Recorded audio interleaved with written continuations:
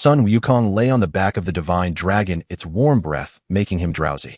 He had defeated the evil dragon, fulfilling his life's purpose, yet one regret lingered. If there is a next life, may I no longer be young and reckless, may I no longer miss what matters. Thump! Son Wukong was jolted awake by a sharp pain, his whole body feeling like it was falling apart. What happened? Was I hit by something? Was that divine dragon drunk before flying? Where is it taking me? Son Wukong opened his eyes drowsily, only to see his forehead rapidly approaching a large tree. What? Son Wukong cried out in shock immediately, trying to control his Bodis energy, but found it felt strange and completely unresponsive. He could only watch helplessly as his forehead made intimate contact with the tree. Bang! Son Wukong's body slammed heavily into the tree, his mind spinning. Oh no, I've hit someone. A delicate cry like pear blossoms in the rain rang out. Bulma, terrified, closed her eyes tightly, hands trembling on the steering wheel. Pain, pain, pain. Son Wukong climbed up, lowered his head, rubbed his little tiger-like head with both hands still shaken. What's going on? That hit almost sent me off. Bulma heard someone speaking, opened her eyes in surprise. Still alive. That voice is so familiar. Could it be? Son Wukong looked up, his eyes filled with disbelief. The young girl sat in the car, leaning out the window, staring at him in disbelief. She had ocean blue hair tied in a braid with a red bow, a purple scarf around her neck, and wore a pink short-sleeved dress. Bulma. Yes, Son Wukong recognized her the moment he heard her voice. But why is Bulma so young, and why does his own body feel so weak? Son Wukong looked at Bulma in confusion, then at a piranha nearby larger than himself. Piranha, young girl Bulma, hit by a car. Could I have been reborn? Little brother, are you okay? Bulma, looking at the bewildered Son Wukong, anxiously opened the door and stepped out. I'm fine, just my head hurts a bit. What? Headache? Could it be a brain hemorrhage? Bulma, who had been relieved that he was okay, felt a jolt of fear at his symptom. There's a rule for car accidents: the milder the symptoms, the greater the damage. Appearing normal after a crash might mean adrenaline is kicking in, a final flash of life. No, I don't want to go to jail. Bulma's legs gave way, and she collapsed on the ground. The adventure had just begun and was already over. Son Wukong was baffled and asked, jail? What did you do? Bulma looked at him worriedly. You're going to die, and I'm done for. Going to die? How come I didn't know? Son Wukong was startled and quickly checked his body, but found nothing wrong. Hey, I'm perfectly fine. Why do you say I'm dying? You were hit so hard your head hurts. It must be a massive brain hemorrhage. You don't have long. Bulma looked at Son Wukong, already considering whether to flee the scene. In this remote place full of beasts, if the boy died here, he would soon be dragged away by wild animals, right? But if she did that, wouldn't she become a villain? You mean that? I thought it was something serious. Just as Bulma was caught in an inner struggle, Son Wukong's casual reply interrupted her thoughts. Son Wukong clenched his right fist, raised his arm, and his muscular biceps bulged. Don't be fooled by my small size. My body is strong as iron. Just being hit by a car is nothing. Really? Bulma stood up, doubtfully circled around Son Wukong's head, examining it left and right, but found no wound. You're not injured at all. What you said is true. Bulma's worry turned to joy, and she looked at the boy in amazement. He wore a blue sleeveless battle suit and had a crab-like hairstyle. Based on appearance alone, his strength was impossible to judge. Bulma secretly rejoiced. Though the boy looked odd, he was strong. She could use his power. Let's go. Do you want to come to my place? I can treat you to the fish I caught. Son Wukong walked toward the piranha, hoisted its tail over his shoulder, dragged it, and strode toward his home. Wait up. Bulma took out the dragon radar from her waist bag and turned it on.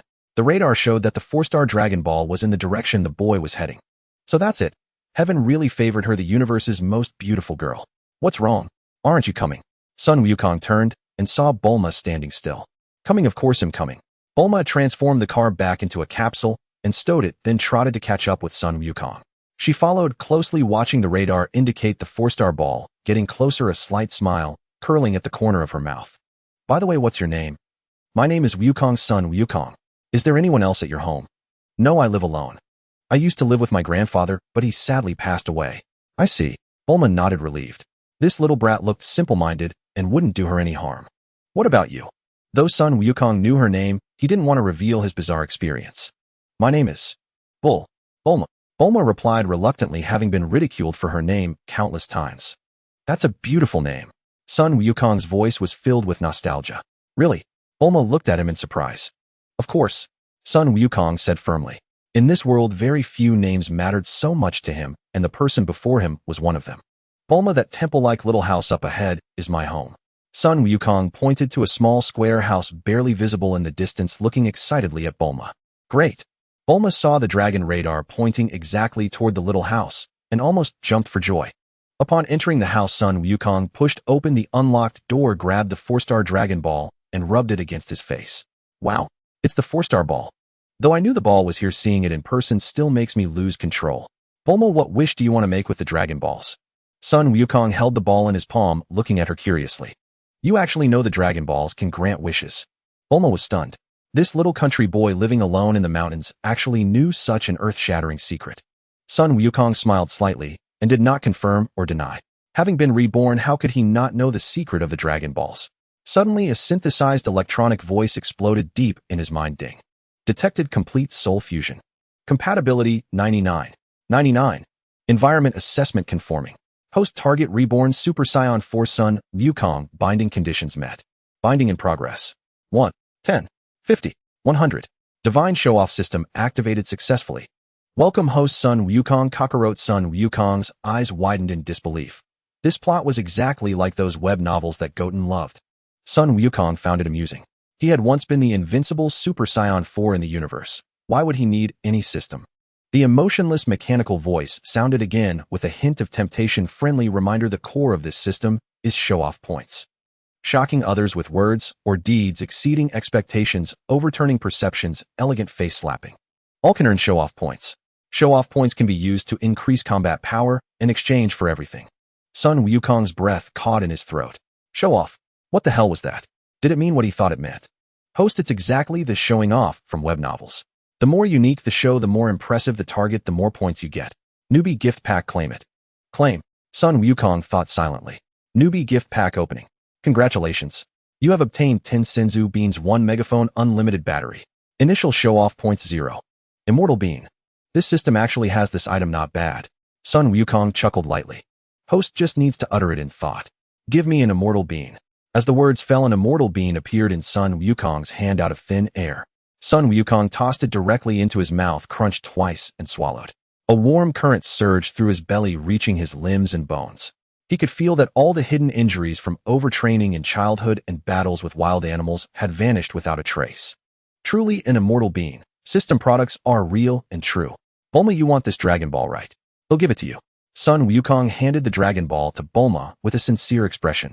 Really, Wukong? Bulma excitedly took the Dragon Ball, examining it closely. Don't you have any wish you want to fulfill? Legend says the last person who made a wish with Shenlong became the current king. He became king through Shenlong's power. Bulma still couldn't understand Sun Wukong's motive. Logically, Dragon Balls should be treasures fought over by countless people. This is a treasure that can grant any wish, yet you just gave it to me. Sun Wukong waved his hand, looking unconcerned. First, I have no wish I need to fulfill. Besides, to make a wish you need all 7 Dragon Balls. Is that so? Bulma put the Dragon Ball into her bag. What a child, giving up the world's most tempting treasure. Looking at the seemingly clueless Sun Wukong, Bulma inwardly rejoiced. So naive, they'll trick him into being my bodyguard. How about this? You come with me to find the Dragon Balls. You live alone in the mountains. Must be boring, right? Indeed. Sun Wukong nodded. The outside world is incredibly wonderful with all sorts of delicious food that'll make your tongue melt. Bulma said vividly, there are countless beautiful sceneries in the outside world. Living here, you must have never seen the sea before.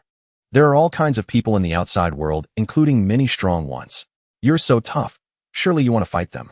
It had to be said. Though Sun Wukong had lived another life, he was still convinced by Bulma. All right, I agree. Only. Sun Wukong hesitated. Only what? My appetite is a bit big.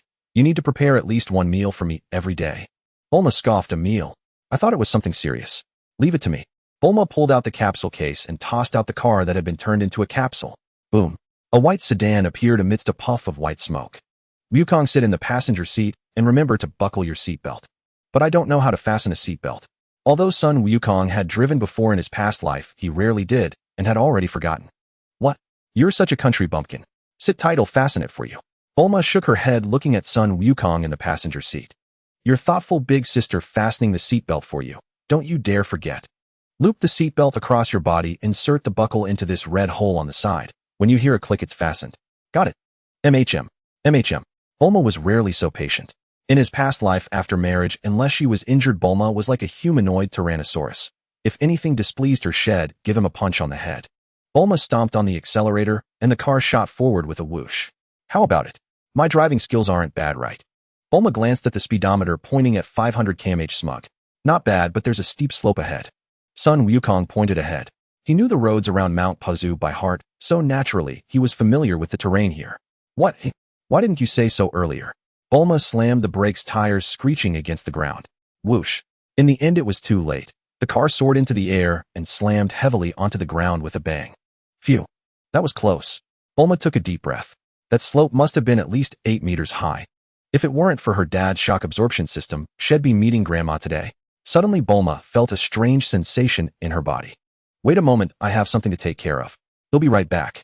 Bulma covered her mouth, looking embarrassed. You're not going to pee, are you? The forest over there is dangerous. Seeing Bulma open the door and rush into the woods, Sun Wukong warned. How can you speak so crudely about going to the bathroom? And in the world's greatest adventurer, I've seen all kinds of dangers. Bulma found a large rock nearby to hide behind and prepared to relieve herself. Alas, no one believes the truth.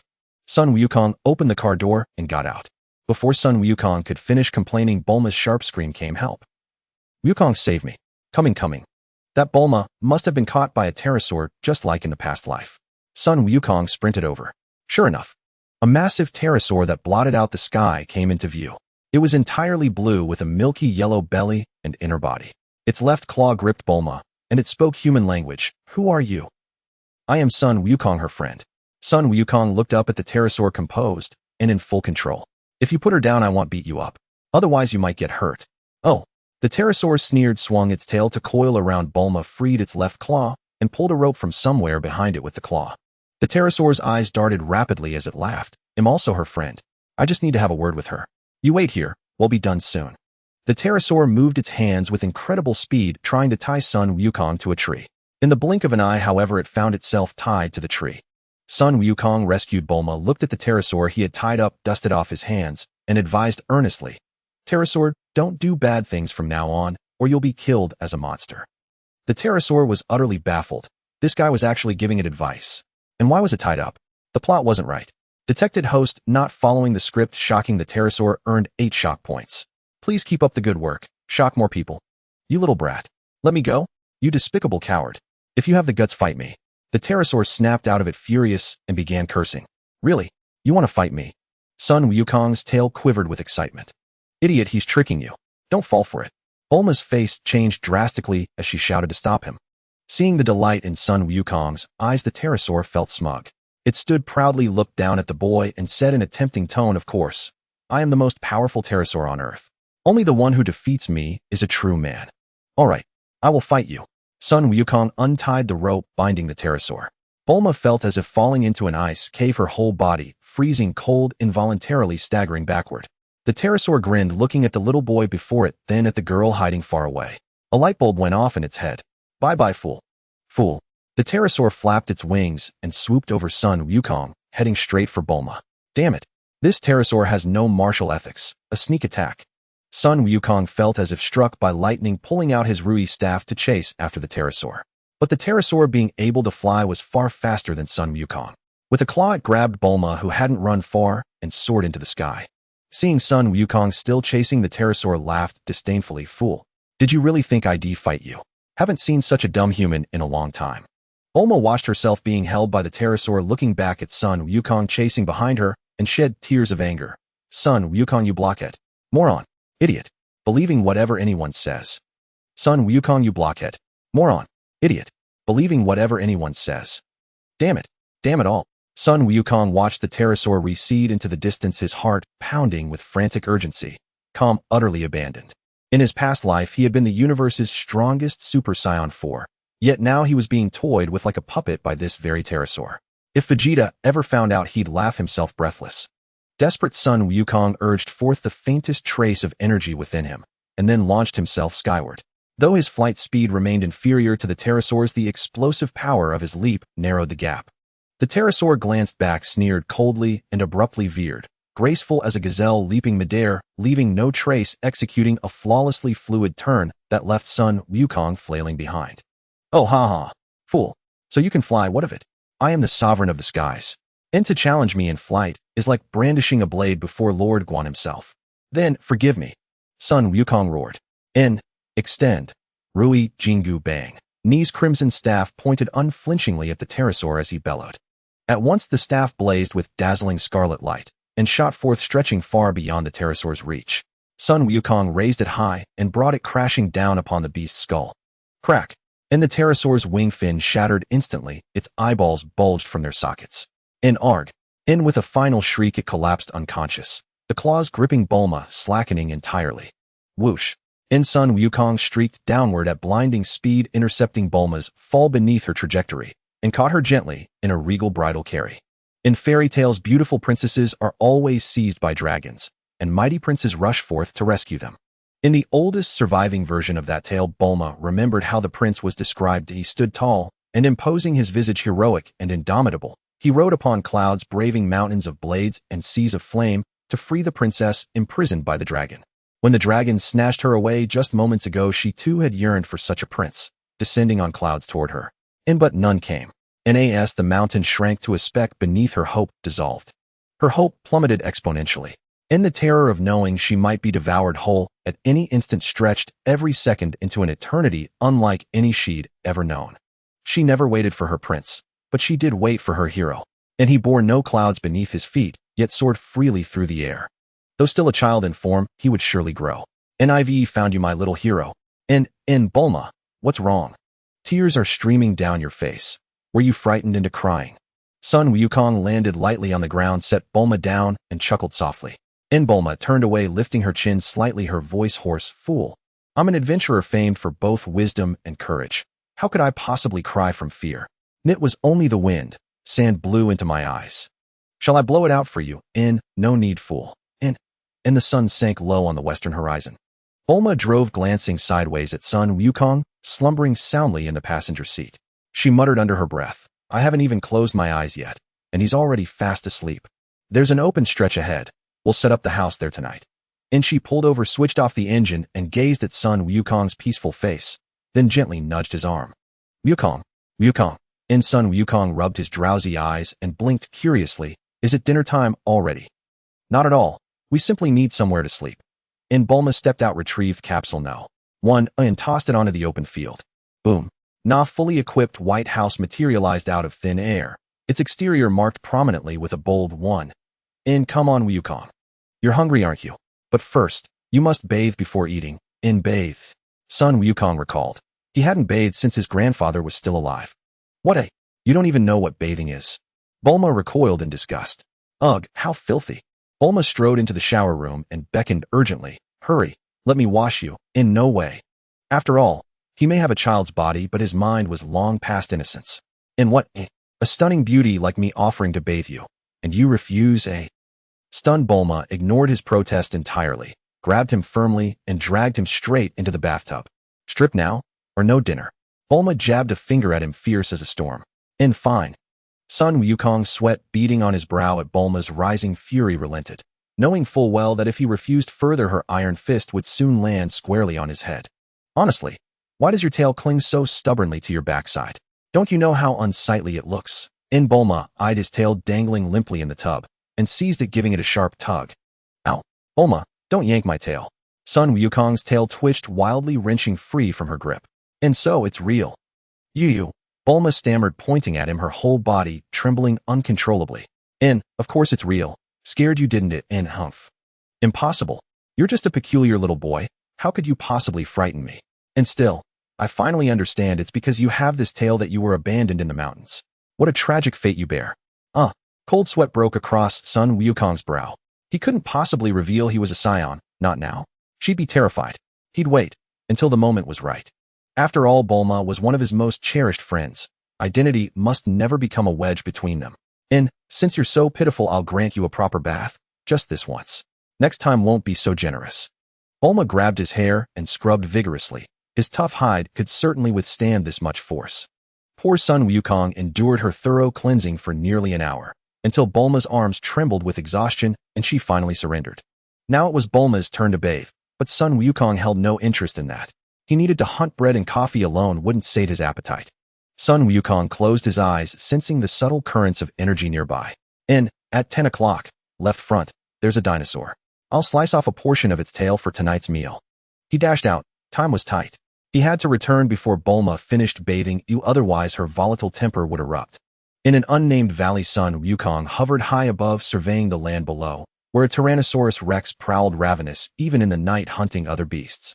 Thom. And the Tyrannosaur loomed like a living mountain, each footfall shaking earth and stone. An energy blade, slash. Son Wukong formed a brilliant blue energy blade in his right hand and dove from the sky, severing half the Tyrannosaur's tail in a single clean strike. Roar! And the Tyrannosaur bellowed in agony, then whirled around to see a monkey-like figure holding its severed tail aloft on a crimson staff, slung casually over one shoulder. Greya! The Tyrannosaur roared again and charged, but Son Wukong sprang skyward, evaded effortlessly, and flew straight back to Bulma's capsule house. The Tyrannosaur froze bewildered, watching the wingless boy vanish into the sky. And less than half an hour had passed, not late at all. Outside the house, Son Wukong erected a simple tripod, skewered the dinosaur tail on a wooden rod, and began roasting it. Yet flavorless meat lacked soul, so he returned indoors. Bulma, do you have barbecue seasoning? I've brought back a dinosaur tail. I'm grilling it. And I've already prepared food. You don't need to hunt. Look, coffee and bread sit right there on the table. And Son Wukong grimaced at the fare. That's barely enough to fill a tooth gap. Are you joking? That's a full adult portion. How can it be insufficient? Bulma asked, puzzled. Yet seeing Son Wukong about to bolt out the door, she relented. Fine, here you go. She marched to the kitchen and handed him several bottles of seasoning. And take this brush. Without oil, the meat will dry out and turn tough. Then it'll taste awful. When it's ready, share some with me, Bulma said, gazing out the window at the flickering fire. That tail was enormous, larger than a grown man.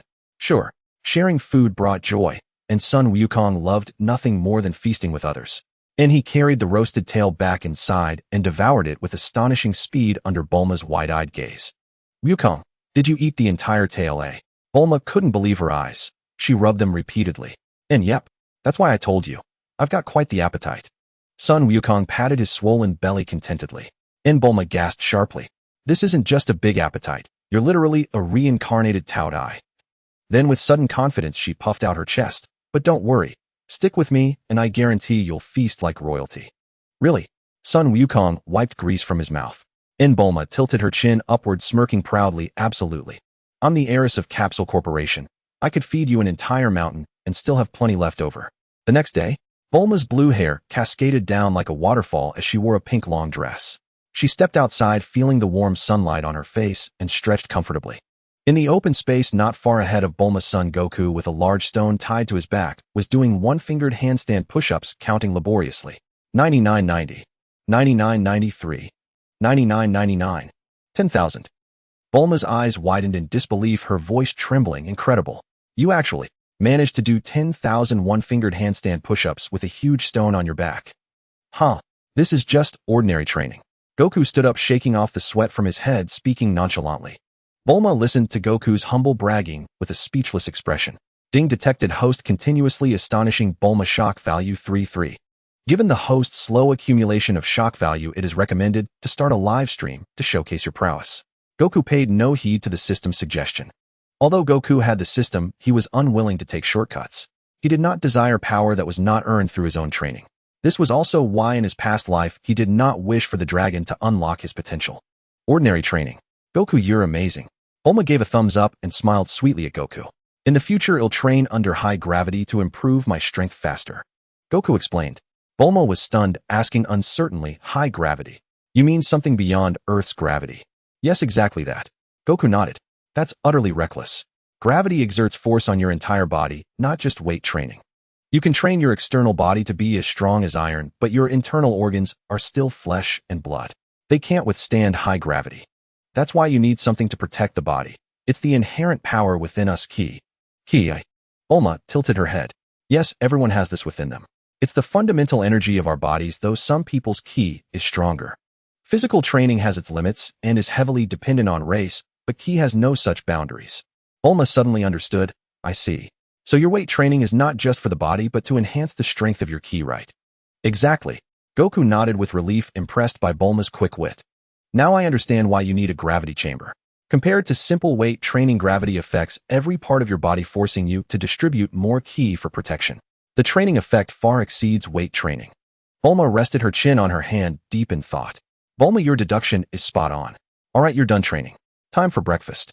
Looking at Goku, who was shorter than her, Bulma remembered the main task.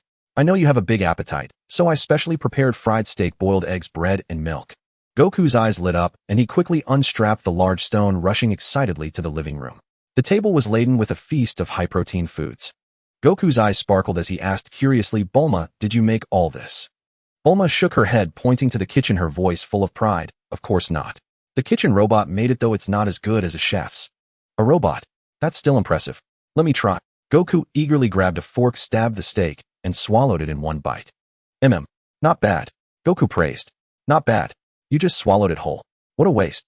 Bulma said, exasperated. Oh. Goku ignored Bulma's disdainful look, nodding repeatedly as he wolfed down the entire meal in a flash. Bulma stared at her own barely touched steak, lost in thought. Looking at Goku, who still seemed unsatisfied, she asked with concern, Goku, are you full? Just about 60% full.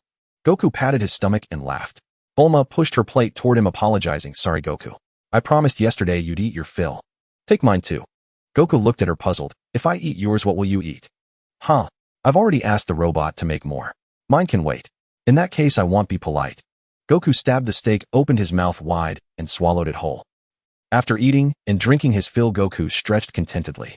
Goku, we should go find the next Dragon Ball. Let me check where it is. Bulma glanced at the dragon radar. Let's head north. There's a Dragon Ball nearby. North? Goku remembered that Kame Sennin was over 100 kilometers to the south. In his past life, he had headed south after returning the sea turtle to the ocean. This time he hadn't seen the sea turtle yet, but it was likely nearby. Goku closed his eyes and sensed it as sure enough Kame Sennin's turtle was about 2 kilometers away. Goku suggested, Bulma, there's a sea turtle about 2 kilometers from here. It's Kame Sennin's pet, and I know Kame Sennin has a Dragon Ball. If we rescue the turtle, we can get the Dragon Ball from Kame Sennin. What do you think? Bulma listened patiently, then stared at Goku for a long moment, giving a knowing look. You're afraid he'll go back on my word and not take you to the sea, so you made this up, right? Huh. Why would you say that? Goku was baffled. You said you've lived in Mount Paozu with your grandfather your whole life and never left. How do you know Kame Sennin has a Dragon Ball? Bulma crossed her arms, her eyes saying, you expect me to believe that nonsense? Goku was startled. Bulma was indeed sharp. He quickly explained, my grandfather was a disciple of Kame Sennin, so I know. Bulma was skeptical, pointing at Goku seriously. Goku, you'd better not lie to me, or he'll never go on adventures with you again. Of course not. I just want you to find the Dragon Balls faster and make your wish sooner. Somehow Goku felt immense pressure and broke into a sweat. In that case, let's set off. The sea turtle was found by Son Wukong and brought onto the car. Sitting in the passenger seat, Son Wukong watched the trees rapidly receding into the distance, lost in thought. Over 100 kilometers. It would be such a waste to simply drive there. Suddenly an idea struck Son Wukong, and he said excitedly, Bulma, just stay in the car. Don't start the engine. What if I pull the car all the way to the sea? What do you think? Bulma stopped the car, an incredulous look on her face. Pull the car to the sea. Are you serious? Of course I'm serious. Only through intense training can I become stronger. Son Wukong unbuckled his seatbelt, wearing an expression of unwavering determination. I want rest until I'm stronger. All right then. He'll sit in the car and guide you. But don't push yourself too hard to get stronger. You're only 12 after all.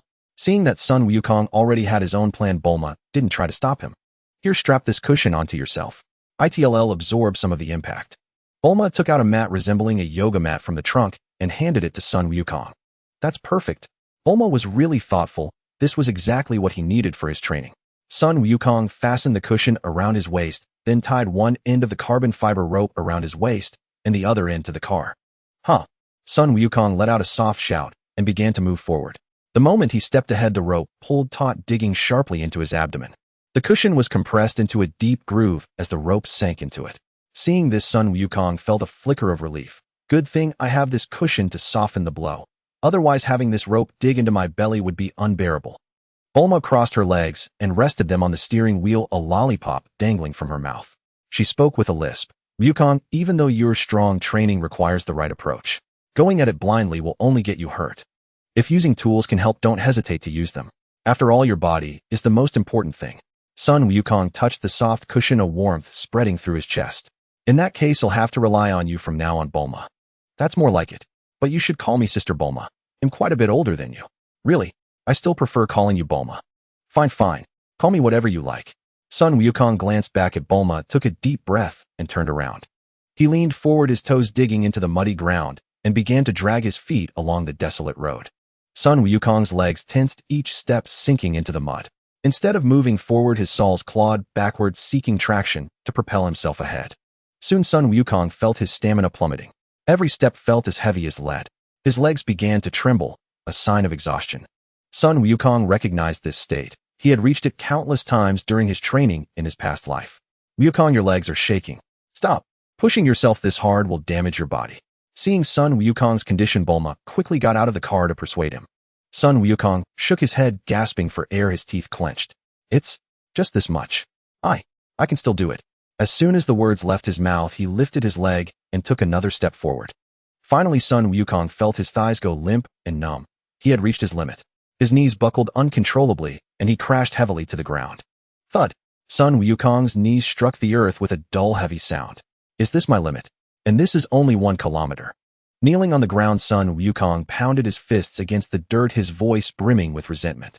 In his past life, he had been the invincible Super Saiyan 4. Now, he couldn't even pull a car a short distance.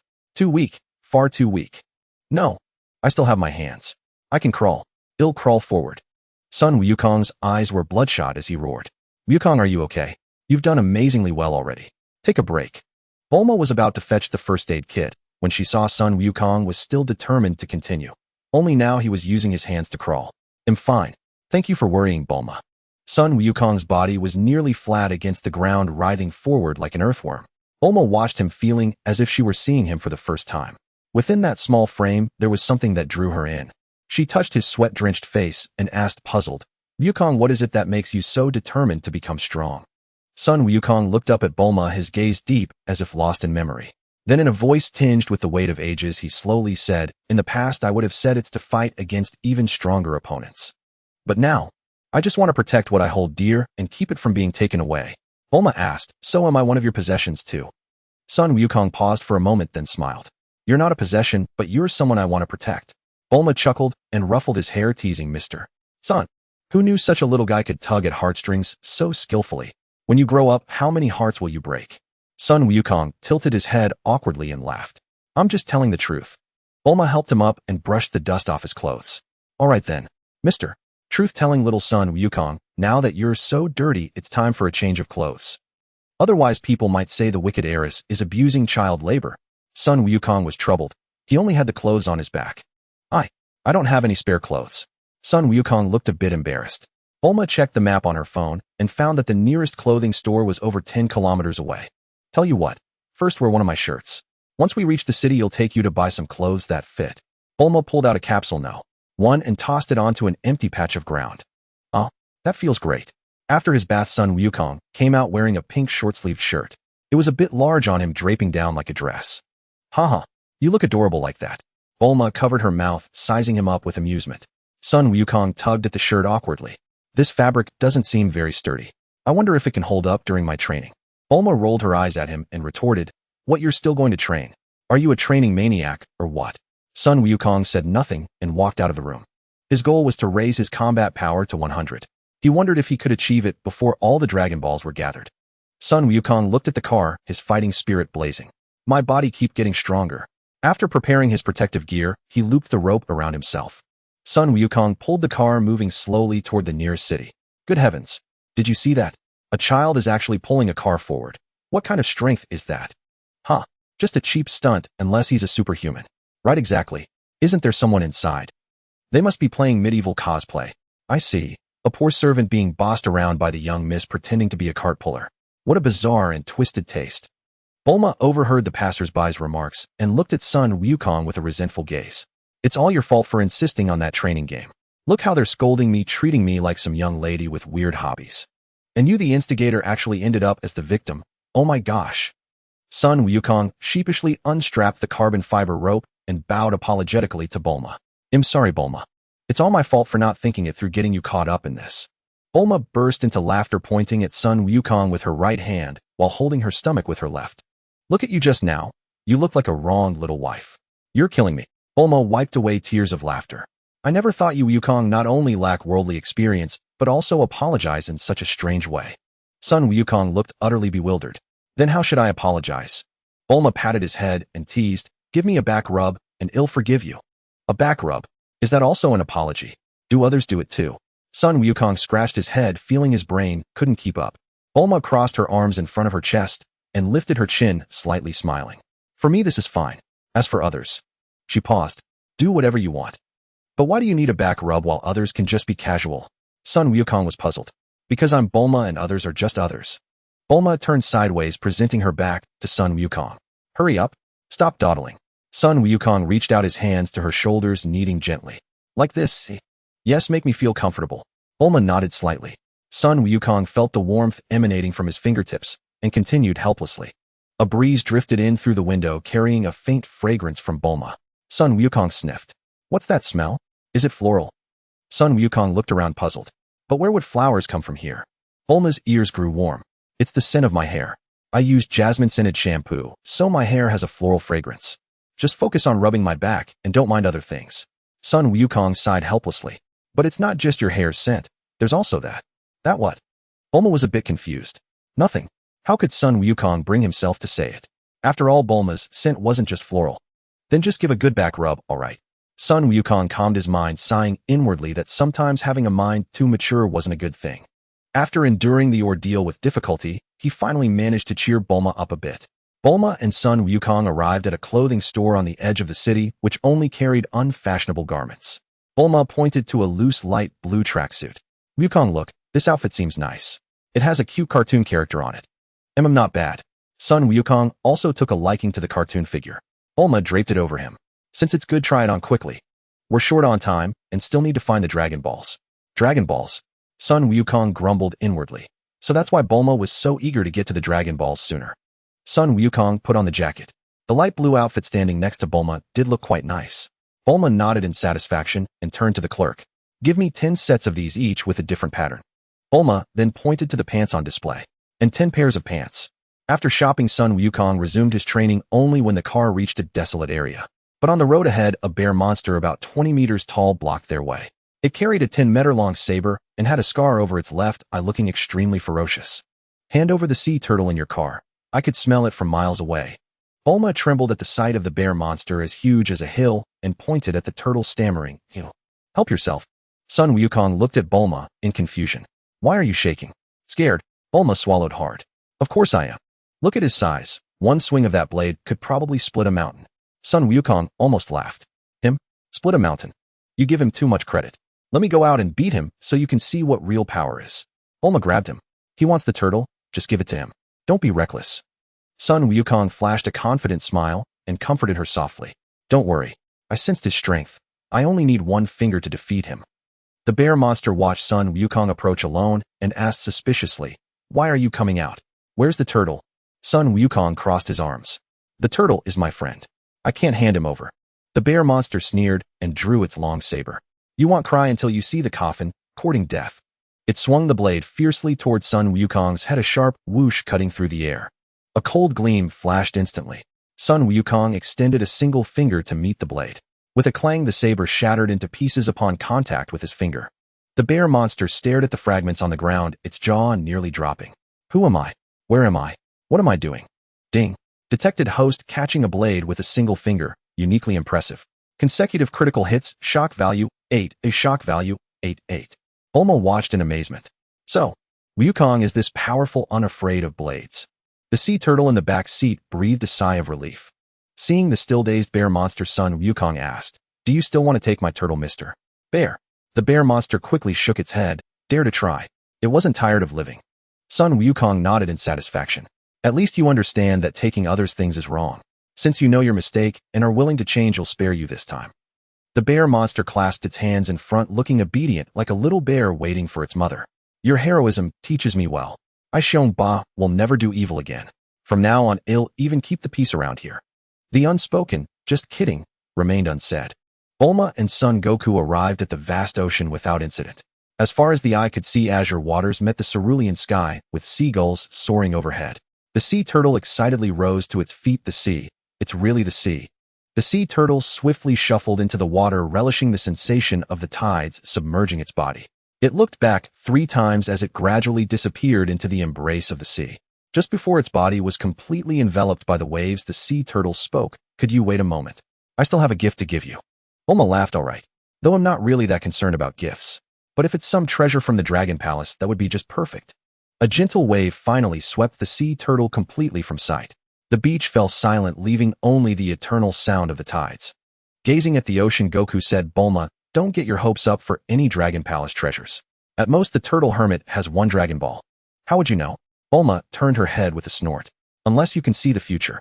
Goku spoke in a gentle tone, of course not, but Grandpa Mutant Rashi isn't exactly wealthy, so he wouldn't have any precious treasures for you. Bulma kicked the fine sand in disappointment. Fine. Since we've come all the way to the sea, we might as well have some fun. I bought a swimsuit at the clothing store so I can go swimming. The thought of swimming lifted Bulma's spirits, and a smile she couldn't suppress spread across her face. A swimsuit. Goku's breath hitched, and his eyes lit up. Feeling his intense gaze, Bulma looked at him with confusion. Why do you seem so excited? Goku's ears turned red. He looked out at the sea and stammered, because the sea is so big. I mean, it's beautiful. Bulma nodded in understanding, looking at the ocean. It really is vast. It makes sense since this is your first time seeing it. She took out a capsule, went into a room, and changed into a swimsuit. Bulma stepped out with a light gait. Her pink bikini radiated youthful vitality under the sun, her curves pronounced and alluring. Goku caught a glimpse and couldn't tear his eyes away. She was simply too beautiful. Bulma ran barefoot across the fine sand, dashing joyfully toward the sea. Bulma turned her head, revealing a brilliant smile. Goku, come join me. Goku took a deep breath, stripped down to his shorts, and ran into the water. A wave crashed over him, nearly submerging his head. Goku spread his arms wide, savoring the moment. Ow! So refreshing. Seeing Goku's pure enjoyment, Bulma giggled. I told you the outside world was wonderful. I wasn't lying, was I? Goku nodded. You didn't lie. The sea really is beautiful. Noticing his reserved demeanor, Bulma flashed a mischievous grin, bent down, scooped up seawater, and splashed it in his face. Goku raised his hands instinctively to block the splash. Once he realized what happened, he looked at her in confusion. Why did you splash me? Bulma covered her mouth, stifling a laugh. You came all the way to the sea and just stood there. Who else would I splash? Seeing his bewildered expression, she grabbed his hand and pulled him under the water. Come on, let's swim. The sun is bright and the water is just right. Okay. Goku followed her, submerging himself in the sea. After several hours of play, a figure approached them. It was the turtle hermit riding on the sea turtle they had helped earlier. Bulma was intrigued. What a flashy old man. His clothes are so stylish. The turtle hermit hopped off the sea turtle, and the moment he saw Bulma, he rushed straight over. Goku stepped in front of Bulma, well aware of his master's tendencies. A bit embarrassed, the turtle hermit coughed into his hand. I heard you saved my sea turtle. I can give you a gift. Goku pointed at the Dragon Ball hanging around the turtle hermit's neck. Just give us that. In his past life, Bulma had paid a heavy price for that Dragon Ball. He wouldn't let history repeat itself. The turtle hermit took off the Dragon Ball and examined it closely. I found this by chance. Is it something valuable? Bulma snatched the Dragon Ball from him. It's nothing precious. I just think this ball looks pretty. The turtle hermit grabbed Goku by the shoulder and pulled him aside, then looked at Bulma with a serious expression. I have the greatest treasure in the world. Do you want it? Bulma's eyes sparkled with eagerness. The greatest treasure. What is it? The turtle hermit gazed at the sky, projecting an air of a sage. It is the immortal phoenix. Bulma's mouth fell open in surprise. The immortal phoenix. The sea turtle tugged at the turtle hermit. That creature died of food poisoning long ago. Bulma tilted her head. Can an immortal phoenix die of food poisoning? The turtle hermit sank into thought. I named it Immortal Phoenix, hoping it would gain eternal life. Suddenly struck by an idea, the turtle hermit pointed his staff at the sky, his face alight with excitement. I have another treasure called the Nimbus Cloud. Bulma looked bewildered. Nimbus Cloud? A cloud that does flips. I can't imagine it. The turtle hermit chuckled. Wait till I call it out, and you'll see. Come forth, Bus, cloud. After a moment, a yellow cloud drifted across the sky, making swooshing and whistling sounds before stopping before Bulma. Still puzzled about the cloud's purpose, Bulma looked at the turtle hermit. What does this cloud do? The turtle hermit puffed up with pride. If you sit on this cloud, you can fly freely through the sky. Bulma touched the Nimbus Cloud, inspecting it from all sides. How amazing. I can't figure out its structure at all. The turtle hermit sidled up to Bulma and whispered, if you take a photo album for me, they'll give you this Nimbus Cloud. Hearing this, Goku was outraged. He stepped in front of Bulma again and shouted, Grandpa Mutant Rashi, don't even think about it. The sea turtle also looked at the turtle hermit with disapproval. Bulma crossed her arms and let out a dry laugh. Seeing that this approach failed, the turtle hermit tried again. How about you let me? No way. Before the turtle hermit could finish, Goku cut him off loudly.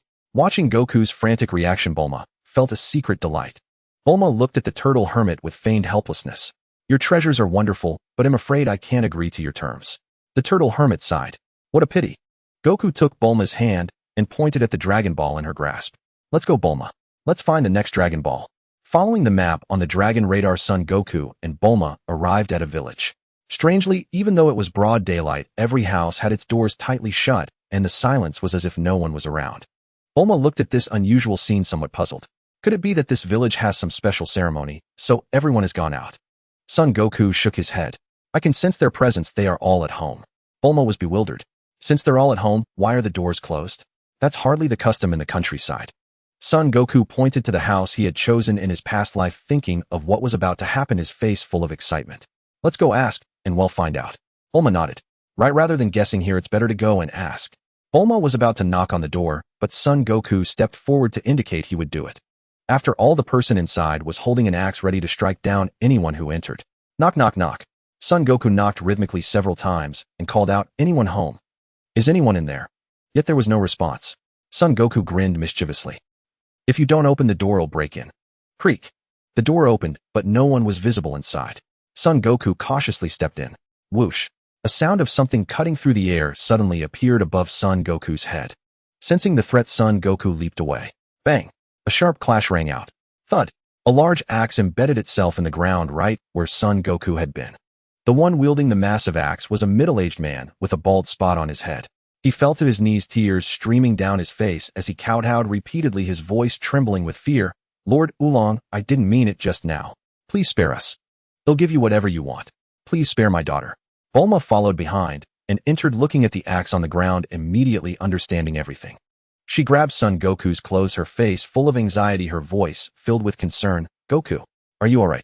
Bulma turned around, glaring angrily at the bald man. What's wrong with you? How can you just swing an axe and hurt someone? Do you know that if it had been me, I'd be dead for sure? The bald man looked ashamed.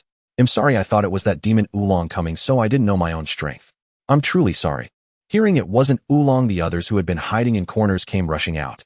A sweet and lovely little girl in a long dress leaned close to the bald man. I'm sorry, my father didn't mean it. I apologize to you on his behalf. Knowing the full story, Son Goku naturally didn't mind. I know your troubles, and I've come to help you. The bald man looked puzzled. There's a demon here called Oolong.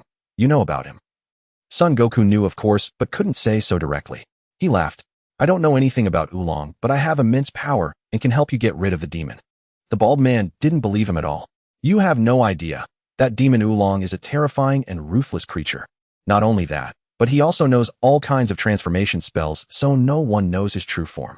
What's worse, that demon is a lecher who especially likes pretty girls. He's kidnapped girls from several villages. The bald man hugged the little girl, his body trembling, his voice filled with despair. Yesterday, Oolong transformed into a demon and came to our village. He took a liking to my daughter and said he'd come to marry her at noon today. Son Goku scoffed and laughed. Oolong is nothing but a lowlife. I can take care of him for you. The bald man shook his head. You're just a child. How could you possibly defeat that demon Oolong? Son Goku was about to explain his abilities, but Bulma pulled him back, a look on her face that said, just watch me. If you stack 10 bricks together, I can show you how powerful Goku really is. The onlookers were skeptical, but willing to try anything. They found 10 bricks and stacked them up. Naturally, Son Goku knew what Bulma was planning. He stepped forward and, under everyone's gaze, extended his index finger and poked. Bang! The 10 bricks shattered instantly like tofu crumbling into a pile of gravel. The crowd fell into dead silence, then erupted into thunderous cheers. We're saved. Finally saved. Heaven has finally sent a hero to rescue us. Ding. Detected host showing off in front of a crowd. Shock value 34233. The host has finally learned how to show off. Keep it up. Bulma scoffed, looking at the crowd with disdain. We weren't sent by heaven. We came here looking for a ball. If you give it to us, we'll help you get rid of that demon called Oolong.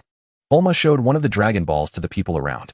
The villagers exchanged glances, all saying they had never seen it before. I have a ball like that. I found it by accident. Is it the one you're looking for? Soon a heavily wrapped old woman emerged from the crowd and pulled out a Dragon Ball from her pocket. Bulma took the Dragon Ball, her face lighting up with excitement. Yes, this is the ball we're looking for. Since you've paid us, we'll help you eliminate the demon. A villager suddenly burst in, looking panicked, shouting, Oh no! Oolong is coming. Bulma looked at Son Goku and made a suggestion. Goku, first disguise yourself as a girl. When Oolong gets close to you, you can take him down in one go. Then force him to reveal his lair and rescue the captured girls. Son Goku wagged a finger. A mere demon like that. Why would I need a disguise? They'll just capture him directly. With my skills he won't be able to escape. Thump, thump, thump.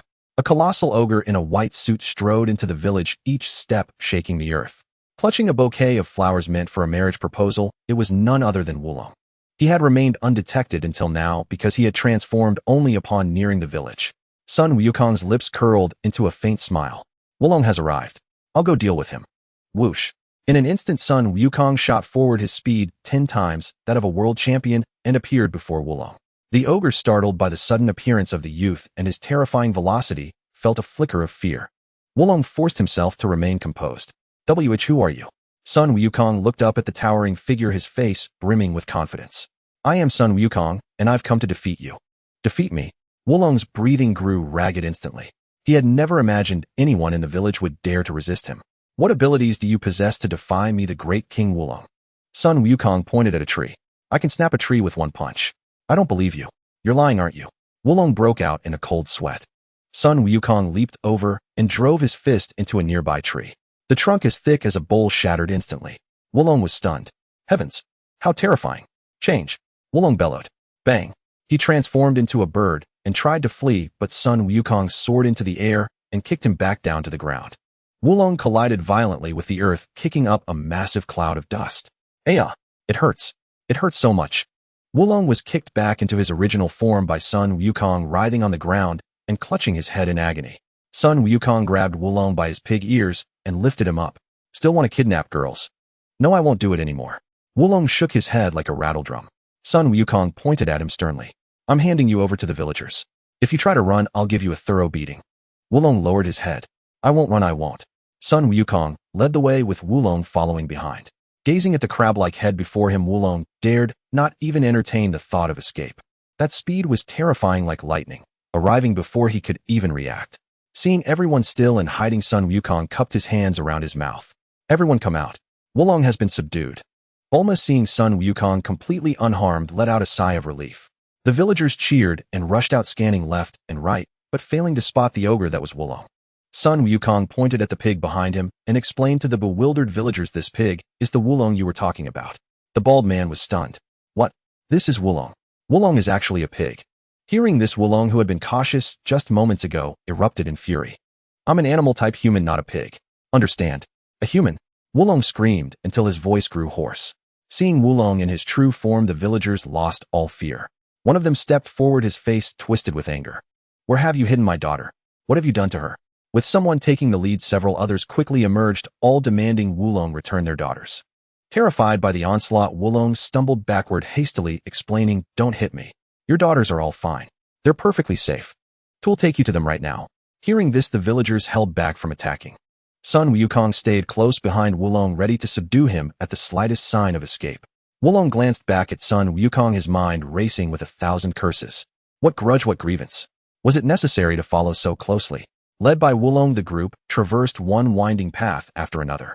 At last, a resplendent palace appeared before their eyes. Bulma stared at the luxurious building in disbelief. Her family was the richest in the world, yet they never flaunted such opulence. This pig dared to be so ostentatious. This is your home. Bulma looked at Wulong with disdain. Wulong hung his head, his last shred of dignity crumbling. Yes, I built it with money I stole. Seeing the villagers on the verge of erupting, Wulong quickly added, I only robbed the corrupt rich, not ordinary people. The villagers chose not to argue with him, and instead rushed into the palace to find their daughters. But once inside, the scene before them left them astounded. The girls Wulong had taken were not imprisoned at all. Instead, they were lounging leisurely on sofas or practicing yoga. Looking at these girls, Wulong sighed helplessly. Take them away. They're just lazy gluttons, not the kind of understanding girls I like.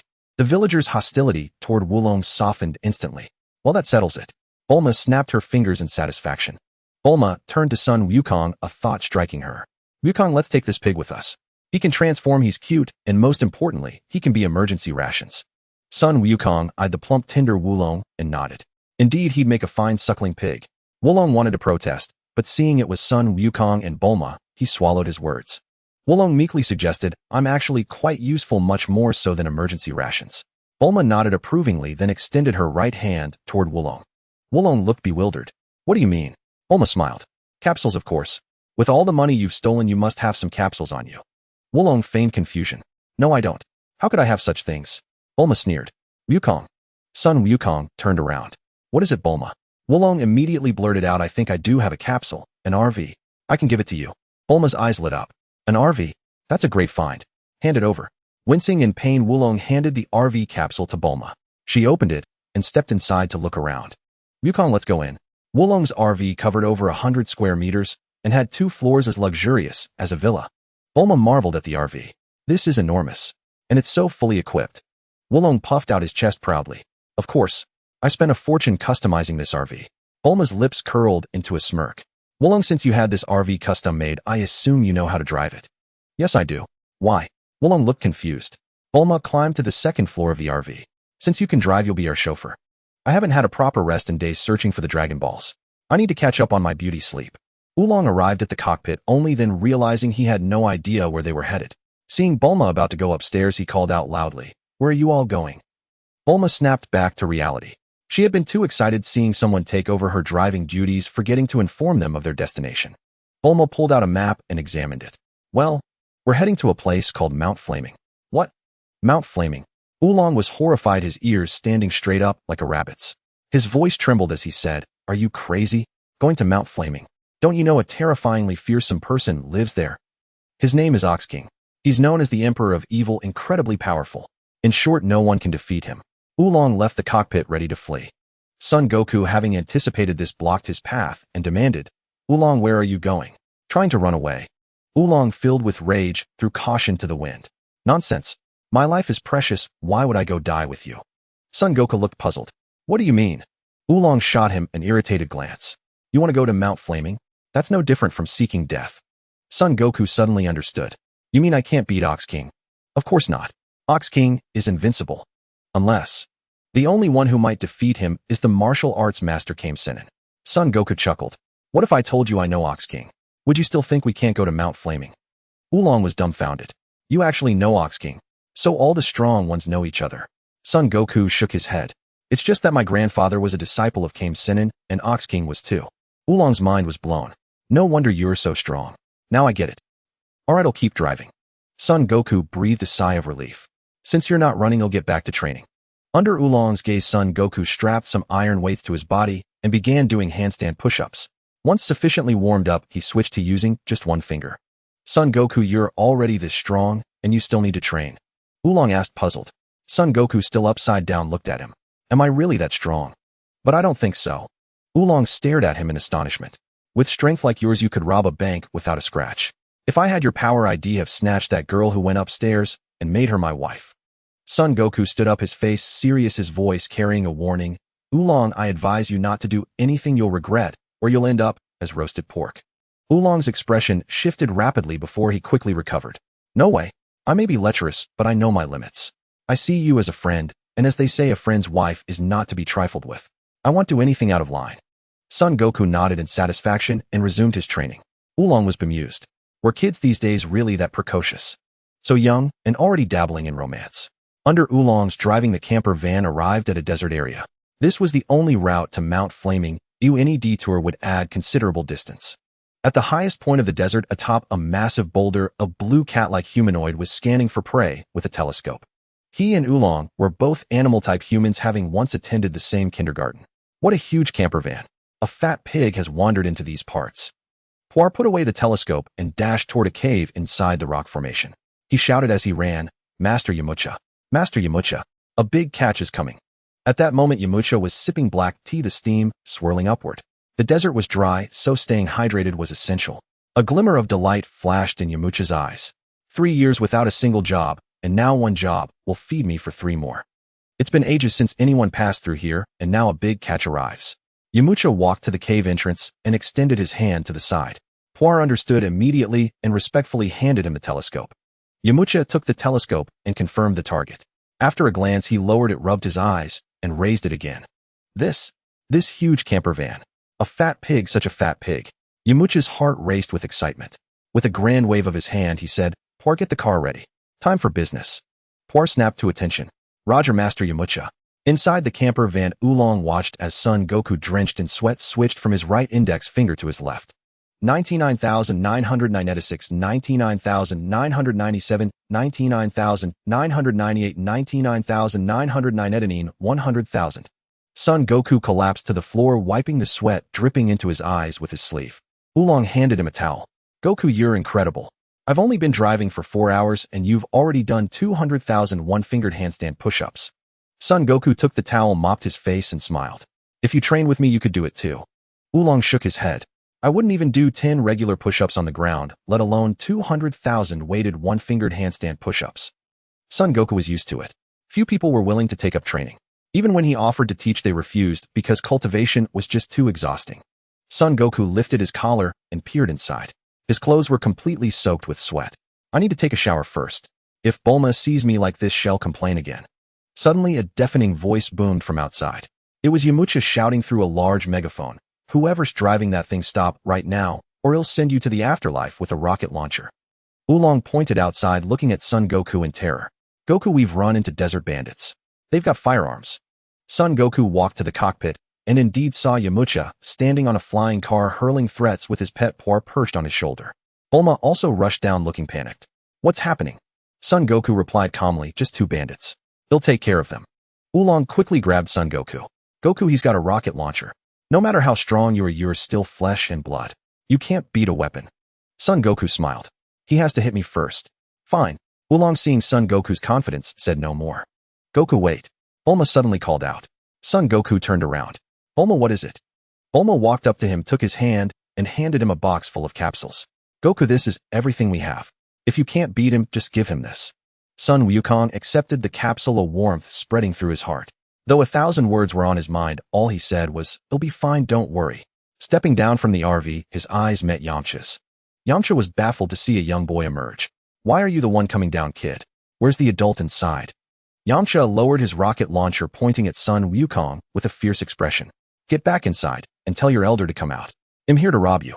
I only want your valuables, not your life. Son Wukong remained unmoved, a faint smile on his face. Yamcha was taken aback. What was going on? Could the boy be deaf? Yamcha flew into a rage, losing all patience. Hey, are you deaf? Didn't you hear me? Tell your elder to come out. They'll count to 3, and if they don't show, I'll fire this rocket launcher. 1, 2. Son Wukong vanished and reappeared before Yamcha, arms crossed, chuckling. 3. Yamcha was dumbfounded. How had the kid moved so fast? And hadn't he just stolen his line? Burning with fury, Yamcha drew a large blade from his side and pointed it at Son Wukong. Kid, since you're so eager to die, Yamcha will send you to the afterlife. With a sharp whoosh, Yamcha gripped the sword with both hands and swung it down at Son Wukong's head. A faint smile played on Son Wukong's lips as he caught the blade with his right hand. What? Catching a blade barehanded? How is this possible? Yamcha's face flushed crimson as he strained with all his might, but the sword wouldn't budge an inch. Ding, detected host, astonishing Yamcha, shock value 9. Son Wukong heard the system's prompt and perked up with interest. He switched to pinching the blade between his thumb and index fingers, speaking in a cheeky tone. There, I'm using just 2 fingers now. Try again. Enraged by Son Wukong's dismissive attitude, Yamcha leaned back and pulled at the sword's hilt with all his strength. But even as his face turned purple, he couldn't move the sword a single fraction. Ding.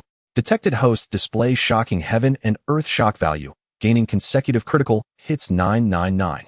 Congratulations, host, you've finally evolved into a qualified show-off. Son Wukong sneered. Since you can't pull it free, I'll help you. He released his grip, stepped forward half a pace, raised his leg, and kicked. Yamcha was sent flying backward, crashing into a natural rock formation like an orange beam of light. With a boom, Yamcha fell to the ground, face down, unconscious. Pure, snapping out of his daze, flew over and shook Yamcha's arm, trying to wake him. Pure looked sorrowful, his voice choked with tears. Young master Yamcha, wake up. Don't die. Well, yet after a long while, Yamcha remained unresponsive. Trembling, Pure extended a finger under Yamcha's nose and sighed in relief. Transform, he shouted. With a puff, Pure transformed into a large hammer, even bigger than Yamcha's body, with 10T written on it. The hammer wore an apologetic expression. Sorry, young master Yamcha, this is for your own good. It struck Yamcha directly on the head. With a thud, a large bump formed on Yamcha's head, but the effect was immediate. He woke up. Dazed, Yamcha opened his eyes and touched the lump. Huh, what happened to me? What's going on? Pure's blow had granted Yamcha a temporary amnesia. Pure threw himself into Yamcha's arms, eyes brimming with tears. Young master Yamcha. Yamcha looked bewildered, gently stroking Pure's blue fur. Pure calmed down and took Yamcha's hand. Young Master Yamcha, I'm so glad you're okay. Yamcha then recalled seeing an RV loaded with easy pickings. A little lamb had come out, kicked him, and then everything went blank. Yamcha forced himself to stand, asking urgently, where did that easy mark go? Pure sniffled. He got away.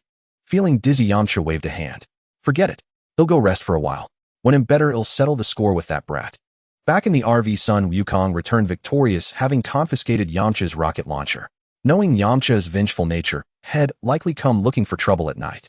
If Yamcha used the weapon in a fit of rage, Son Wukong could handle it, but Bulma, an ordinary human, would be vulnerable. He handed the capsule case back to her. Bulma, thank you for the capsule. Bulma put the case away and ruffled Son Wukong's hair, her voice soft and coaxing. Wukong, have you been training again? Your hair is full of salt crystals. You need a good bath. Son Wukong looked down at his sweat-soaked, still damp clothes. He had been about to shower when Yamcha stopped him. He nodded. He really was filthy.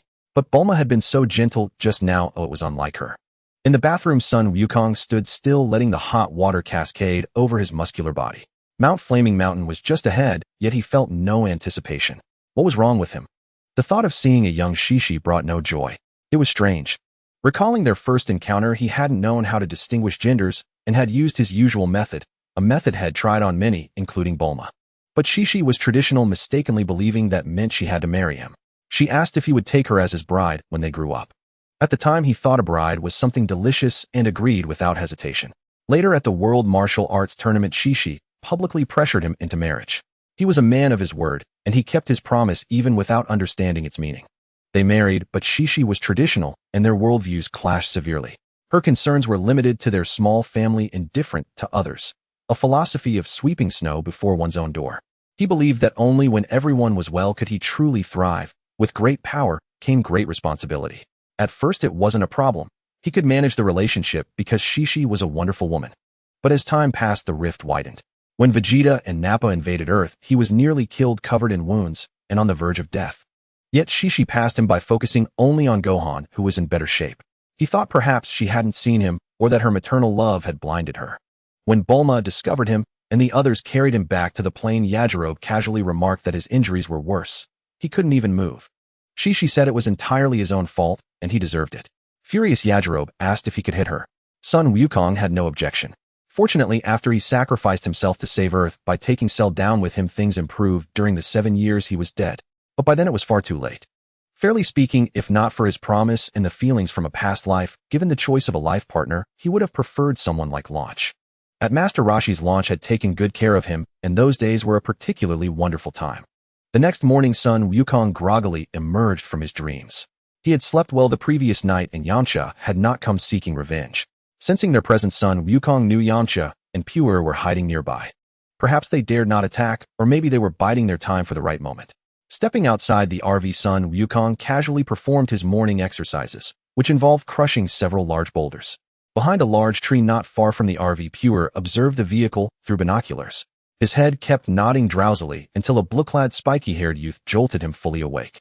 He nudged Yamcha and shouted excitedly, Master Yamcha! Master Yamcha! That monkey-like guy is out. Really?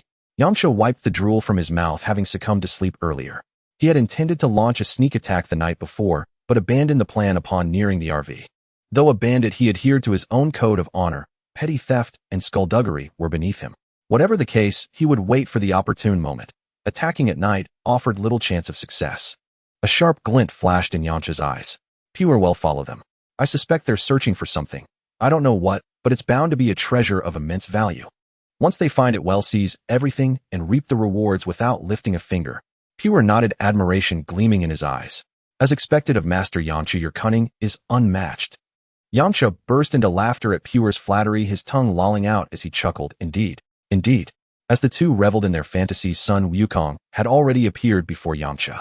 Yamcha continued lost in his own world. Pure, once I defeat that brat and seize their RV, well, live the high life for a good while. Pure quickly nudged Yamcha, snapping him out of his reverie. Seeing Son Wukong, Yamcha's smile faded into an awkward grin. I was just joking. You believe me, right? Son Wukong appeared unfazed. Whether you were joking or not, it doesn't matter.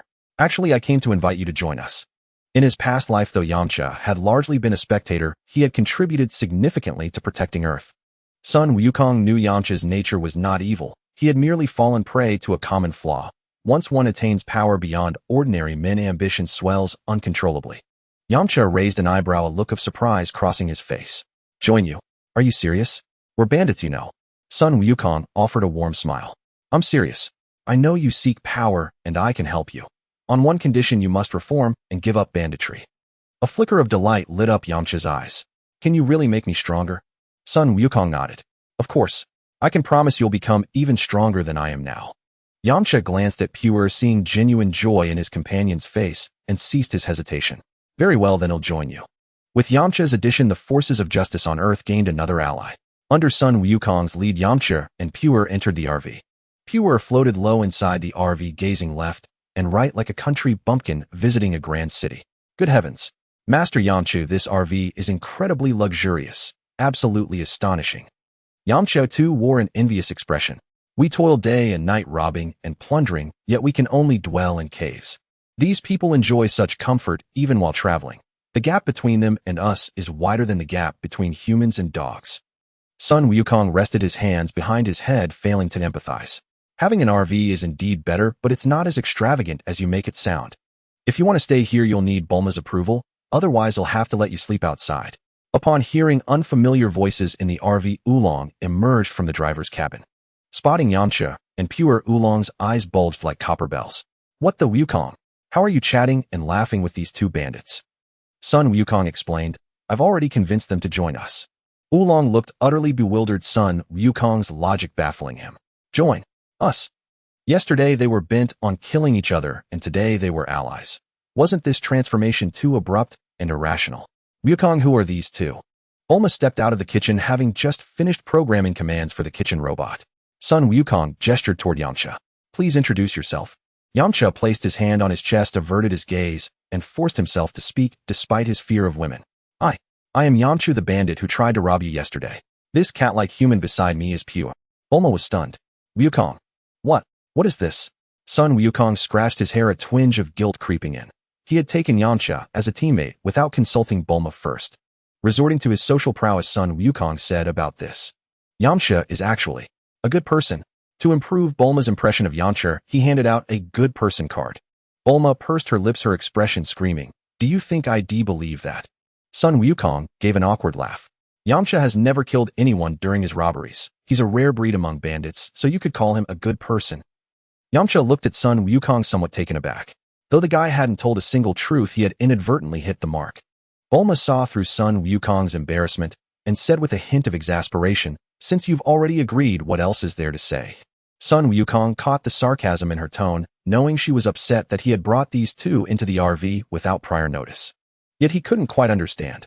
Wasn't Bulma a sucker for good looks? Shouldn't her first reaction to Yamcha have been favorable? Why was there no filter at first sight? Instead, she displayed undisguised aversion. That wasn't like her.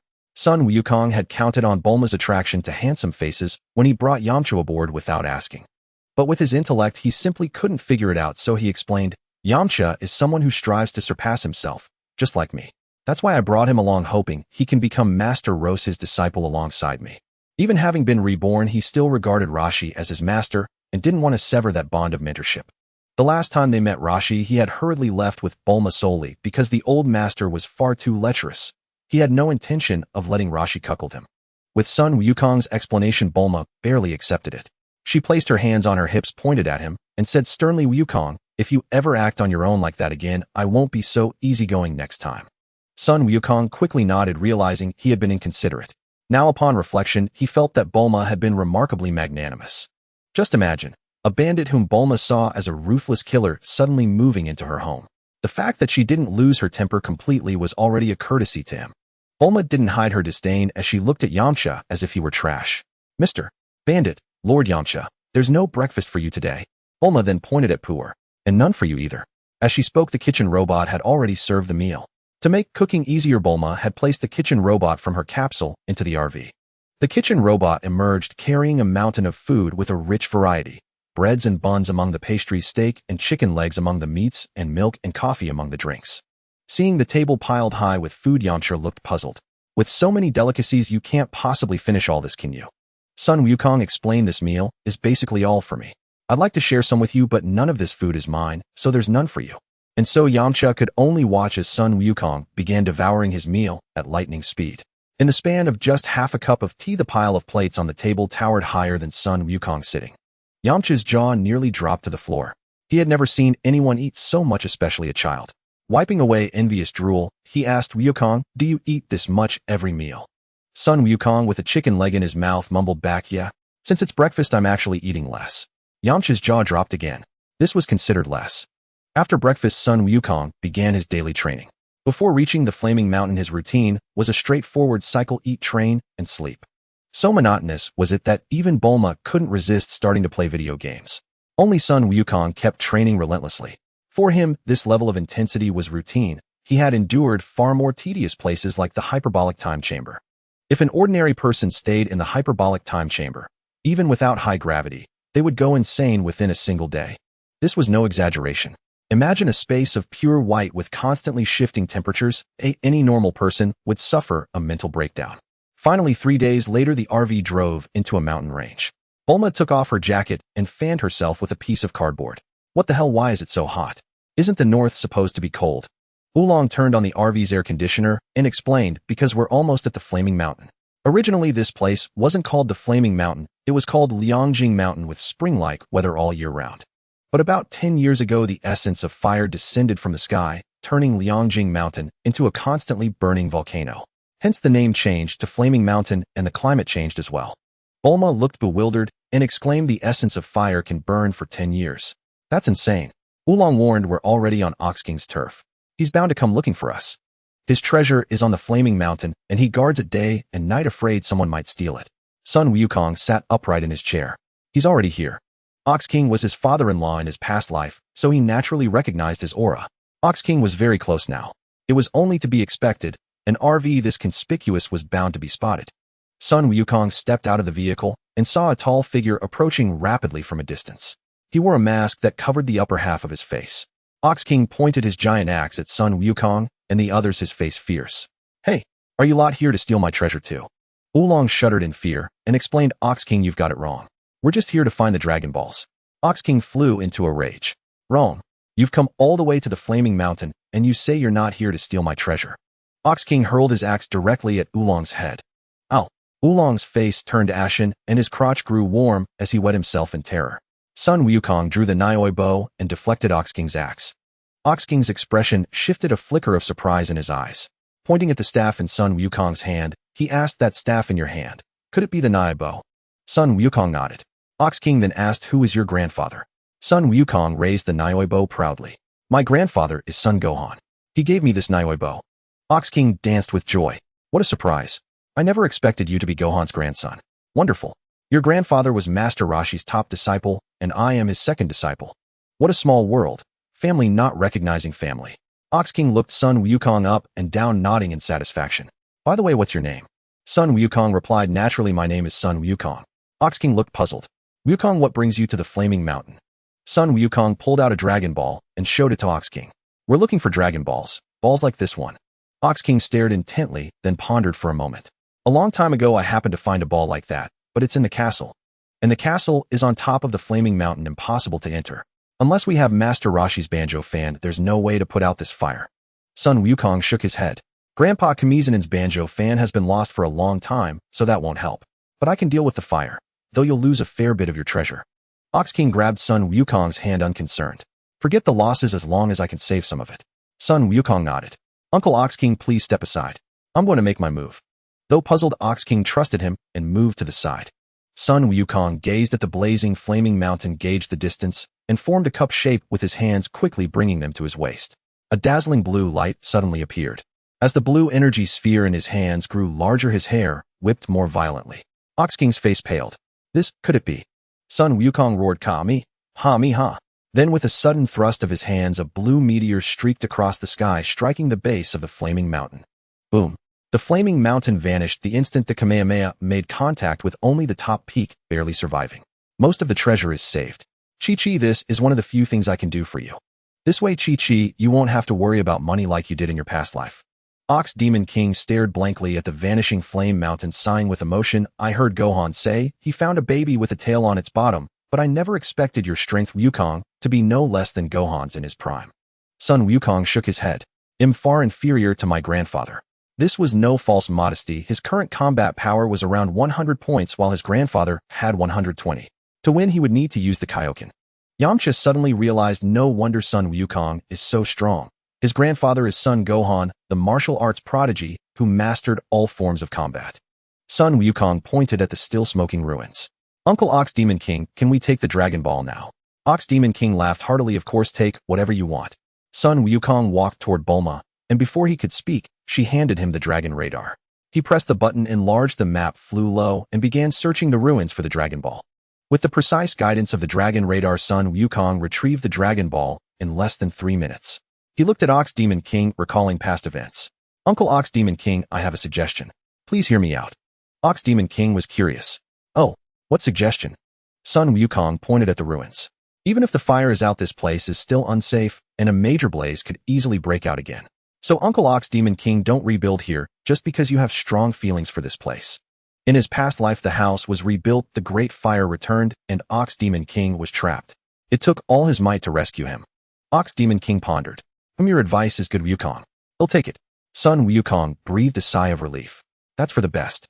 Sun Wukong held the Dragon Ball and prepared to depart. Suddenly Ox Demon King thought of something and shouted, Wukong, wait. Please wait. Sun Wukong turned around puzzled. Uncle Ox Demon King, is there something else? Ox Demon King scratched the back of his head, looking a bit embarrassed. He pulled out a photo and explained, I wanted to borrow the banana palm fan from Master Roshi to extinguish the great fire of Flame Mountain, but I had no suitable person to send, so I had to let my daughter Shishi go. Well, I just wanted you to bring her back. If you like her, I can betroth my daughter to you. She's very cute. Oolong curled his lip. How cute can your daughter be? Probably a little chubby girl. Ox Demon King, seeing Oolong talking nonsense, bellowed, my daughter's photo is right here. She's very cute, alright. Bulma curiously leaned in for a look, her expression turning sour. She quickly said, forget about betrothals. Wukong is still young. Ox Demon King chuckled. He's not young at all. Wukong's age is just right. I have high hopes for him. Besides, he's Gohan's grandson. If he marries Chi-Chi, we'll be doubly connected. Bulma's face turned serious. Marriage requires two people to truly love each other. How can you decide on your own? This is an arranged marriage, an old feudal mindset. Even if Wukong likes your daughter, if your daughter doesn't like Wukong, wouldn't you be harming her? Ox Demon King was baffled by Bulma's scolding. I'm discussing this with Wukong. What? Why are you butting in? Bulma pouted. I'm just speaking the truth. I'm helping Wukong analyze the pros and cons so he won't be deceived. Sun Wukong looked at Ox Demon King and smiled. Bulma is right. Marriage requires compatibility. Shishi and I have no emotional foundation. Talk of marriage is premature. Ox Demon King's expression showed slight regret. Since that's your wish, Wukong, very well. I entrust Shishi to you. Sun Wukong smiled at Bulma. Wait for me, Bulma. He'll be back soon. Sun Wukong sensed Shishi's location, not far, just a few kilometers away. In a few minutes he found her. At that moment, Chi-Chi, with a Saiyan dart in hand, sliced the Tyrannosaurus Rex in half. She closed her eyes in fear. Don't eat me, don't eat me. As she spoke, she pressed the laser weapon switch on her forehead, blasting the bisected Tyrannosaurus into dust. Sun Wukong felt a bit worried. Shishi was too fierce. Would she suddenly attack and kill him? But seeing Shishi constantly wiping away tears, Sun Wukong slowly descended from the sky. He showed a friendly smile. Hello, Shishi. Shishi wiped the tears from her eyes, her hands warily poised over the dart switches on her forehead. Are you calling my name? Sun Wukong nodded. Yes. I was sent by your father, Ox Demon King, to tell you that the fire on Flame Mountain has been extinguished. There's no need for you to go to Kame House to find Grandpa Rashi. Shishi lowered her hands, astonished. Really? Of course. Sun Wukong crouched down. Come on, Shishi. Get on my back. They'll fly you back. Although Sun Wukong had no intention of rekindling a past relationship with Chi-Chi, she had never wronged him, so there was nothing to avoid. Shishi's mouth fell open. You can fly. Even my father can't do that. Sun Wukong looked at her surprised expression and smiled. I can only fly, but your father is far more powerful than I am. Children all have a sense of admiration for their parents, and Sun Wukong didn't want to shatter Shishi's illusion. Shishi said proudly, that's right. My father is the strongest person in the world. He's an all-powerful superhero. Sun Wukong nodded. Indeed, Uncle Ox Demon King is an omnipotent superhero. Hearing Sun Wukong agree with her, Shishi happily climbed onto his back. Sun Wukong reminded her, hold on tight. I'm about to take off. Shishi cheered as she watched the mountains shrink below. Hey, by the way, what's your name? Sun Wukong looked down. My name is Sun Wukong. Shishi read it syllable by syllable. Sun Wukong. What a nice name. How did you meet my father? My friends and I were out searching for Dragon Balls. Your castle had one I needed, so I got to know Uncle Ox Demon King. Shishi was curious. My father has a very hot temper and doesn't like dealing with people. You managed to get along with him, something many adults can't do. Shishi tightened her arms around Son Wukong's neck a little. That means you Son Wukong are also quite a remarkable person. Son Wukong smiled. You could say that. Hey everyone. Son Goku waved both hands as he flew parallel to the ground, greeting Bulma and the others. Ox King's face lit up with surprise. Huh, it's Goku. He found Shishi so quickly. With Ox King spotting him first, the others only belatedly realized. Bulma gazed at Shishi on Goku's back, a flicker of something unusual in her eyes. Son Goku descended slowly to the ground, bringing Shishi back safely. The moment her feet touched the earth, Shishi dashed into Ox King's arms. She nestled against Ox King, looking up at him. That I almost got eaten by a Tyrannosaurus just now. I was so scared. Boo-hoo. Ox King patted Shishi's head, consoling her. Don't be scared, don't be scared. There. Shishi pecked Ox King on his lowered cheek, coaxing. Dad, can you promise not to send me to such faraway places alone anymore, okay? Ox King paused, his nose twitching slightly. Never again. Never again. Son Goku watched Chi-Chi, who looked so adorable, lost in thought. When he first married her, Shishi was just as sweet. It wasn't until their son Gohan was born that her personality completely transformed. To be honest, a large part of that was his fault. He couldn't be a dependable father like Ox King, which forced Shishi to change so drastically. If he could do it all over again, things might be different. But he lacked the courage to start anew. Farewell, Shishi. Seeing that Goku was about to leave, Ox King picked up Shishi and walked toward him. Goku, you've had a hard journey to Flame Mountain. How about I take you all into town for a meal? Son Goku hesitated. Uncle Ox King was a good man, and as his grandfather's junior disciple, it was hard to refuse. Bulma's expression shifted. She grabbed Goku's hand and forced a smile. I'm so sorry, Uncle Ox King, but Goku has important business. We can't stay today. Another day. If we have time, we'll come visit you. How does that sound? Seeing that Goku said nothing, Ox King smiled. In that case, I won't keep you. Safe travels. After leaving Flame Mountain, Bulma lounged on the sofa, legs crossed, grinning like a victorious rooster. Just one more Dragon Ball left. Soon we can summon Shenron and make a wish. Son Goku was curious. Bulma, what wish do you want to make? Bulma pressed a finger to her chin, looking mysterious. A wish no one would ever guess. Recalling her wish from his past life, Goku ventured, could it be something about a Prince Charming? Bulma was slightly taken aback. That had indeed been her original goal, to have Shenron find her a Prince Charming.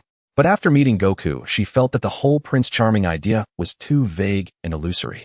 Bulma shook her head, a mischievous look on her face. You guessed wrong. Son Goku raised an eyebrow. Impossible. In his past life, that was exactly what she wanted. Was she lying? But Bulma wasn't the type to play petty tricks. It seemed she had a new wish. Son Goku shook his head. I can't guess. Bulma chuckled. It's only natural you can't guess. Not everyone can read my mind. Meanwhile, in a castle, Pilaf stared at the dragon radar, which showed 6 Dragon Balls clustered together. He stood up, pacing back and forth. Tell me, what should we do to get those 6 Dragon Balls? Mai knelt on one knee, her posture straight. Report, Great King Pilaf.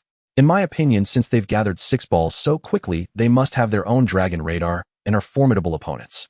A direct confrontation isn't wise. I suggest we set a trap using the Dragon Ball as bait. Pilaf nodded. At this point, there's no better option. He pointed at Mai and Shu. You two set up the trap immediately. I want them to fall for it and hand over the Dragon Balls. Mai and Shu spoke in unison. We will not fail. Mai placed the Dragon Ball in a basement surrounded by several meters of earth. Above the basement, she set up a one-way trap entrance. Once someone fell and they couldn't open it from the inside. Several thin tubes were installed in the walls to release sleeping gas. If the enemy fell into the trap, they'd be knocked out immediately. The passage above the basement was cunningly designed to look like ordinary ground. Everything was ready. All that remained was for Goku and his group to walk into the trap. Bulma looked at the dragon radar. The Dragon Ball was less than 20 meters away.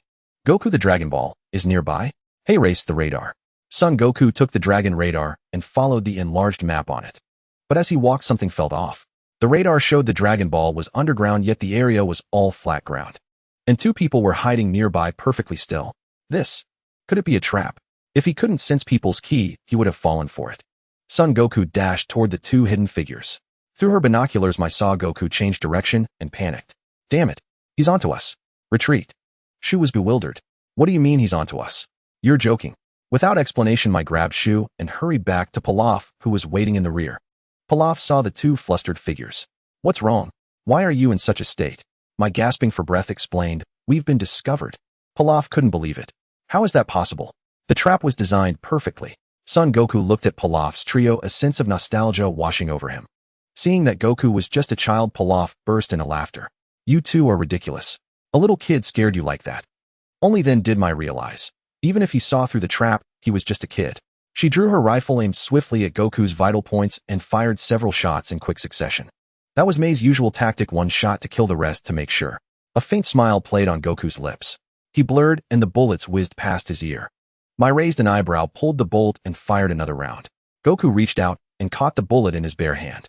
The rifle slipped from Mei's hand and clattered to the ground. She stared in disbelief. How is that possible? Ding. Detected host catching a bullet with bare hands, pulling off an extraordinary stunt. Continuous critical hit. Shock value 666. Son Goku was taken aback. He really hadn't meant to show off. Pilaf's body reacted faster than his mind. He dropped into an impossibly smooth kneeling position. A sycophantic smile plastered across his face. He said ingratiatingly, "Great warrior, we were only joking with you just now. Please don't take offense."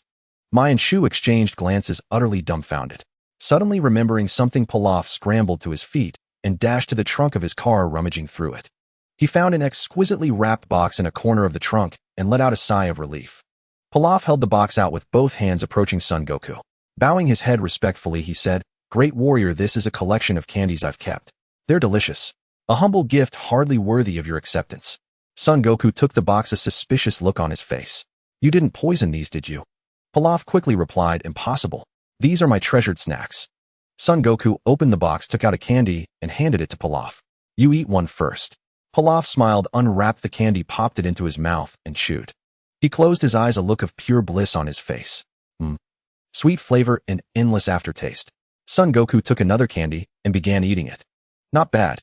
Son Goku looked at Pilaf and the others, asking, "That trap back there was your handiwork, wasn't it?" Pilaf nodded, then quickly shook his head. "Well, we meant no harm. It was just a prank." "Yes, just a prank." Pilaf's expression shifted rapidly, as effortlessly as a chameleon changing colors. Not wanting to waste any more time, Son Goku cut to the chase. "I came for your Dragon Ball. If you want me to forgive you, give it to me. Otherwise, you're going to have a rough time." Pilaf immediately began bowing and scraping. Right away. Pilaf pointed at Mai, his demeanor shifting from the fawning, sycophant head shown Goku. "Mai, go get that Dragon Ball and present it to this warrior." Mai shook her head vehemently, her face a mask of reluctance. "King Pilaf, we worked so hard to get that. How can we just give it away so easily?" Pilaf roared, "Give it away. That Dragon Ball has always belonged to this great warrior. We were merely keeping it safe for him. Just do as you're told. Don't you want to continue serving me, King Pilaf?" Only then did Mai reluctantly go to the trap, retrieve the Dragon Ball, and hand it to Son Goku. Having obtained the Dragon Ball, Son Goku did not pursue the matter with Pilaf's trio. These individuals were among Earth's elite. If they refrained from villainy, they could be a great asset to the world. Upon returning, Son Goku saw that the others were already waiting. Bulma had already deduced the course of events when she saw Mai retrieve the Dragon Ball. Son Goku handed the Dragon Ball to Bulma. "This is the last one. You can make your wish now." Bulma placed all 7 Dragon Balls on the ground. Resonating with each other, they began to emit a dazzling golden light. Bulma raised her hands to the sky, her face alight with excitement. "Come forth, Shenlong. Grant my wish." The moment she uttered the summoning incantation, the clear, cloudless sky was abruptly plunged into night. The converging golden light of the 7 Dragon Balls coalesced into a single golden bolt of lightning that shot into the heavens. As the light faded, a streamlined, green-scaled Eastern dragon materialized high in the sky. Yamcha stared in awe at the divine dragon, unable to suppress his admiration. "So this is the Shenlong who can grant any wish. Magnificent." Oolong could barely contain his excitement. He desperately wished for a pair of panties, but feared Son Goku might turn him into a roasted pig. Shenlong gazed down upon Son Goku and the others, a voice of immense authority echoing forth. "State your wish. Whatever it may be, I have the power to grant it." Bulma stepped forward from the crowd alone. She shouted joyfully, "Shenlong, I wish that Son Goku and I will never fall ill for the rest of our lives." Son Goku's pupils contracted in astonishment. This was a wish he had never anticipated. "Do." A dazzling crimson light blazed from Shenlong's eyes. A wave of cosmic law emanated from the dragon, washing over Son Goku and Bulma. "It is done. Your wish has been granted. And so farewell." With those words, Shenlong dissolved, transforming back into 7 Dragon Balls that scattered in 7 different directions. Son Goku was puzzled. "Bulma, why did you make that wish?" Bulma walked over to Son Goku and ruffled his hair. "Because I know you're terrified of getting sick. One night, when you were sleeping on the floor, I half heard you mumbling in your sleep, "Grandpa, no, I don't want a shot. I don't want a shot." Your body was all curled up, your face full of fear. Bulma gently stroked Son Goku's hair, a nostalgic look in her eyes. "I was afraid you'd keep having nightmares, so I made an exception and let you sleep next to me. But when you woke up, I kicked you right back to the floor." Son Goku felt a bit embarrassed. It was indeed his weakness. He was absolutely terrified of needles. The mere sight of one would make his legs tremble and fill him with the urge to flee. Oolong looked confused. "Since you were making a wish like that, why didn't you include your parents and us?" Bulma turned around and looked up at the sky. "Because my father and mother are the kind of people who believe in letting things take their natural course. They don't like outside interference." Bulma paused, then shot a disdainful look at Oolong. "As for you two, one's a pervert who harasses girls, the other's a bandit who steals from people. The fact that I'm even talking to you is a testament to my kind heart." Son Goku understood Bulma's reasoning. Dr. Brief and his wife were exactly that kind of people. In his past life, Babidi had ordered Majin Buu to attack West City.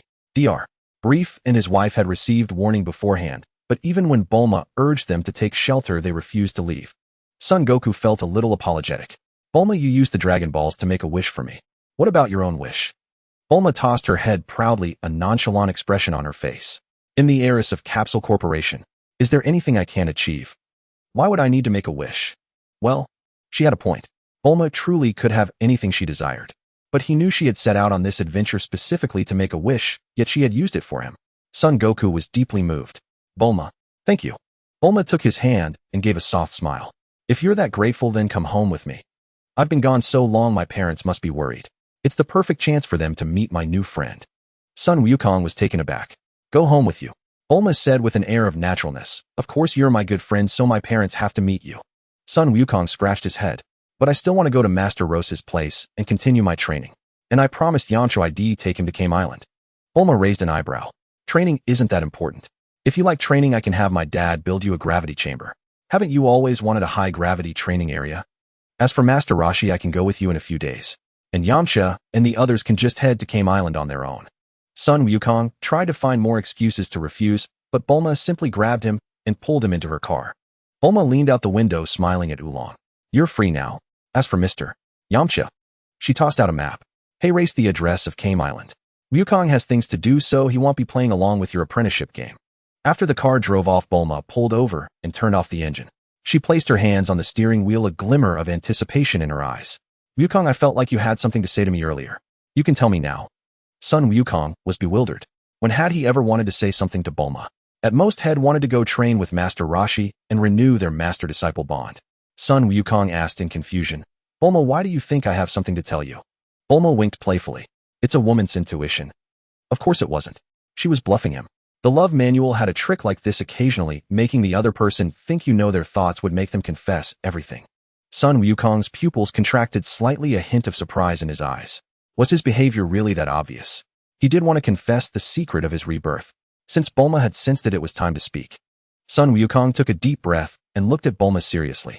"What I'm about to say is a bit unbelievable. Prepare yourself." A flicker of joy flashed in Bulma's eyes, but she quickly suppressed it. "Oh, how unbelievable is it?" Son Wukong said word by word. "Actually, I've been reborn.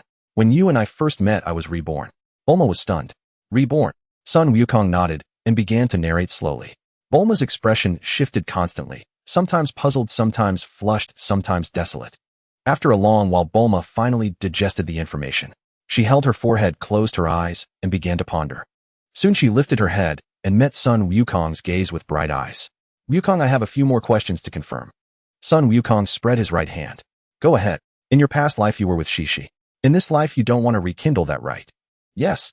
In the past life, I didn't give birth to Trunks until age 766, when I was 33. Is that right?" "Yes. In my past life, I was with Vegeta, but never married. Is that right?" "Yes." Son Wukong was a bit puzzled. "Hey Bulma, why are you asking all these irrelevant questions?" Bulma looked confused. "How is this irrelevant? Every single one affects my future plans, okay?"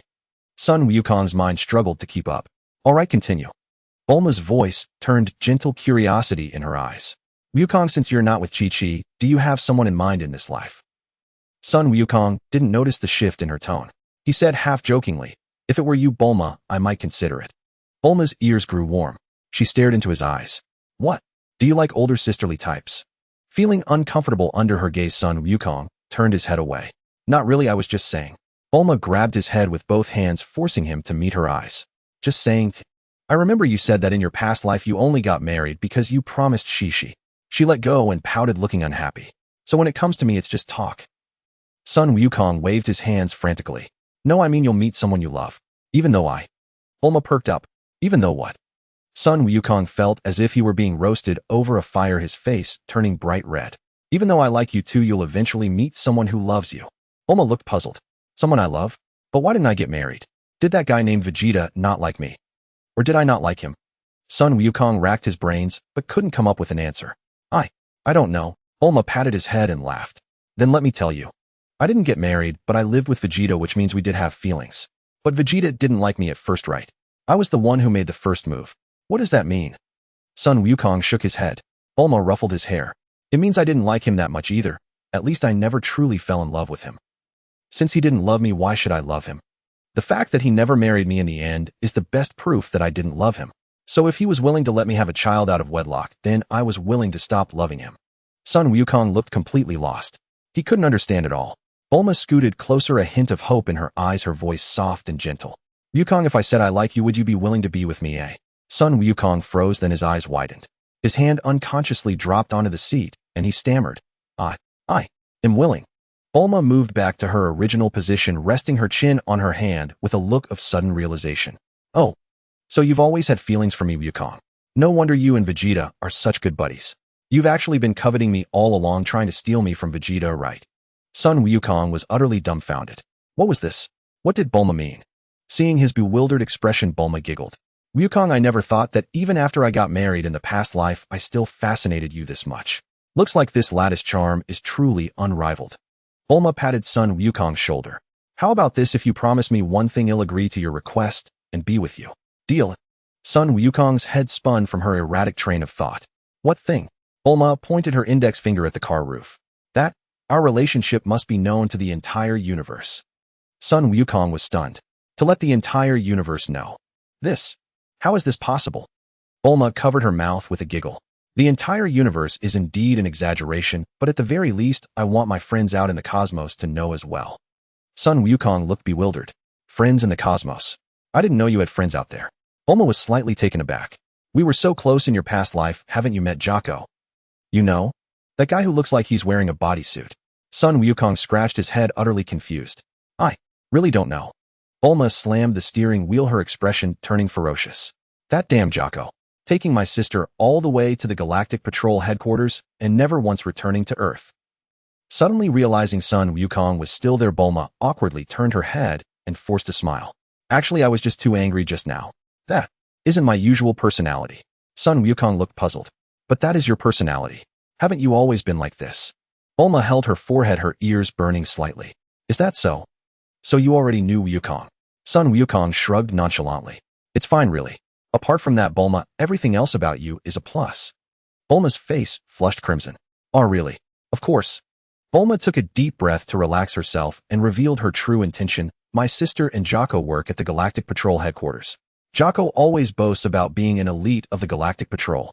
But according to him, he only oversees 3 sectors.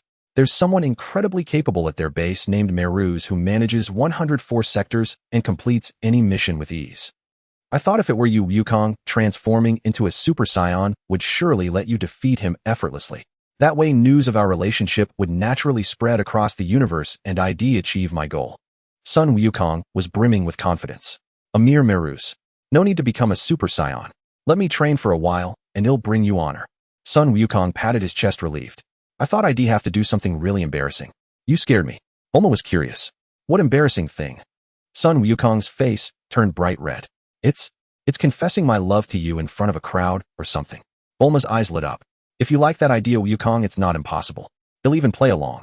Sun Wukong shook his head vigorously. No way. Then a thought struck him and his expression turned troubled. But how are we supposed to get to the Galactic Patrol headquarters? Bulma looked confused. Can't you use instant transmission? I know the location of the Galactic Patrol headquarters. Just teleport us there. Sun Wukong explained, but I can't use instant transmission when I'm a child. It was like that in my past life. Bulma burst out laughing. You say that, but haven't you realized that in your past life you couldn't use instant transmission as a child because of Shenron? Didn't you say instant transmission is all about controlling ki? What does being a child have to do with it? Sun Wukong suddenly understood. Right in his past life, his child form's power wasn't enough to overcome the suppression of Shinran's divine rule, which was why he couldn't use instant transmission. All right then, Bulma, I'll go home with you first. Don't go back on your promise. Bulma feigned confusion, though inwardly she was amused. What promise did I make? I don't recall. Maybe if you say it again, I might just remember. The color had just returned to Sun Wukong's face when it flushed crimson again. It's that. Watching his flustered state, Bulma couldn't help but laugh as she continued to tease him. It's what? You're stammering and saying nothing at all. Suppressing his wildly pounding heart, Sun Wukong took a deep breath and blurted it all out. It's the promise that you'd be with me. Bulma had no intention of letting him off easy. She put on a confused act. Being together can mean many things. Classmates, colleagues, partners. I wonder which one we are. At this point, how could Sun Wukong not realize Bulma was teasing him? Yet he still wanted to go along with her wishes because he truly liked Bulma. Once he understood this, Sun Wukong was no longer nervous. Instead, he leaned his face closer. I want to be your husband for this life and the next. The moment Sun Wukong finished speaking, Bulma's face burned so hot it felt like it was steaming. It took her a long while to come to her senses, and she muttered, "We should head home. Enough talk, enough talk." There was a jewel on Earth called West City. In its most bustling district stood a massive dome-shaped house. It was the Brief's family residence. Sun Wukong followed behind Bulma. He knew her house very well. Aside from his own home, this was the place he was most familiar with. Upon reaching the ground floor courtyard, Sun Wukong saw a woman watering flowers in a circle. She had striking golden waves and squinted eyes. It was Mrs. Brief. Bulma, you're bringing your boyfriend straight home. Mrs. Brief leaned in to examine Sun Wukong closely. And such a little one. Bulma, you have excellent taste. Mrs. Brief directly took Sun Wukong's hand and smiled. Bulma's boyfriend, how about a delightful date with me? Bulma instantly bristled. Mom, what are you doing? Wukong is still just a child. Can't you be a little less casual? Mrs. Brief remained unruffled, her smile unwavering. Oh. Bulma's getting angry. This little one really is your boyfriend. Bulma gritted her teeth in frustration, utterly helpless, and could only drag Sun Wukong upstairs. Dr.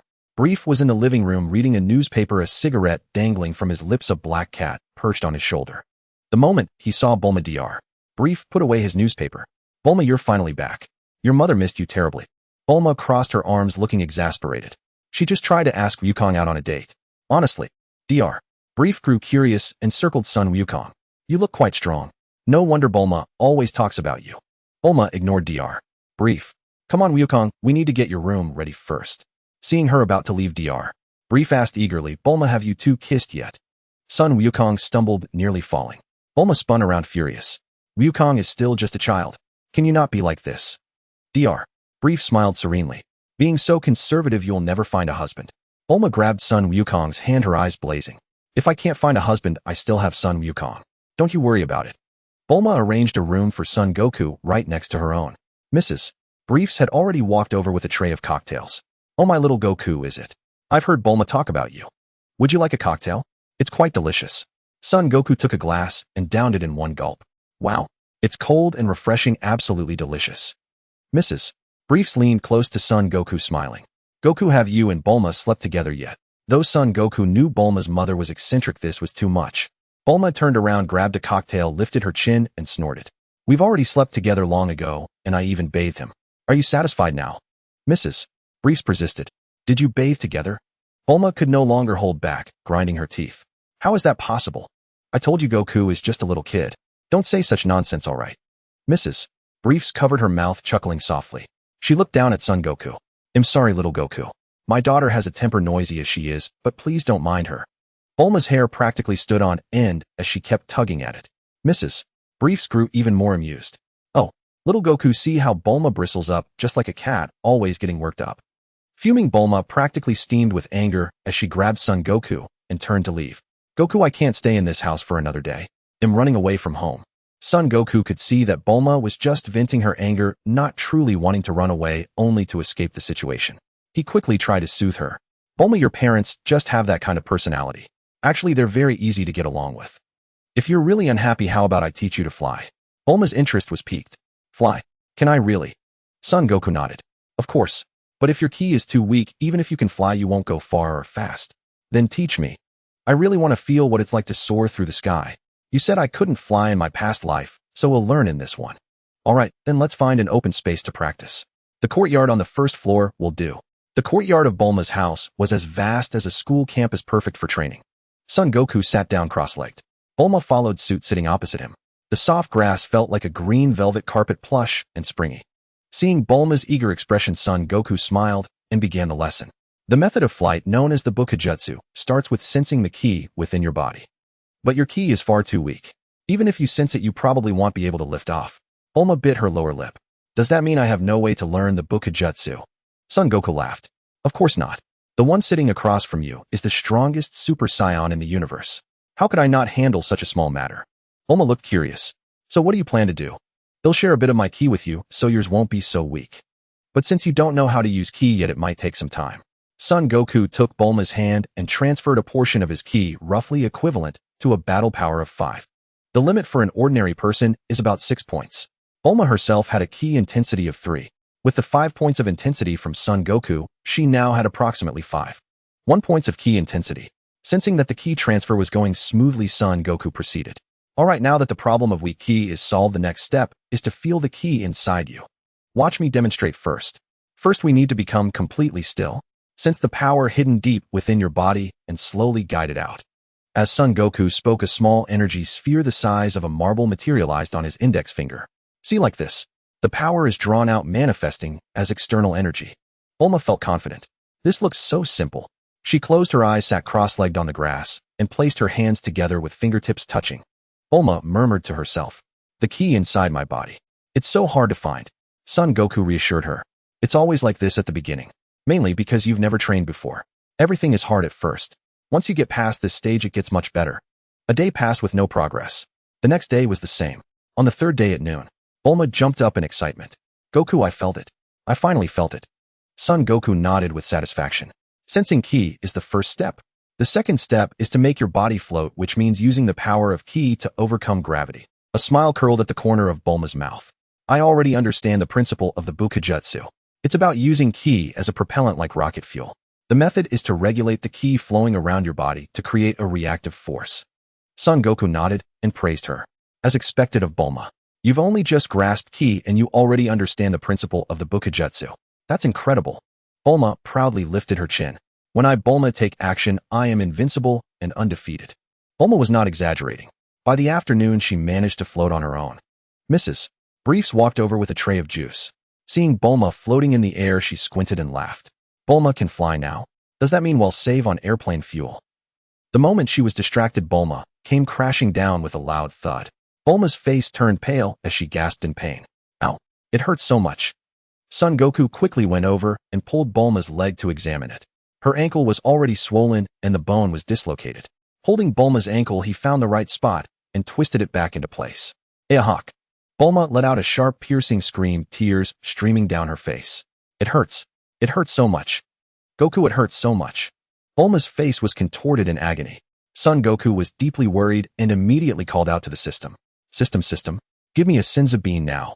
As soon as he spoke, a Senzu Bean appeared in his hand. Son Goku handed the bean to Bulma. Bulma, eat this quickly. Once you eat it, you'll be fine.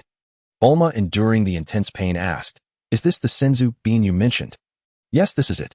Bulma took the bean and swallowed it with a few quick crunches. The moment the Senzu Bean was consumed, a medical miracle occurred. The swelling in Bulma's ankle subsided instantly, and the pain vanished along with it.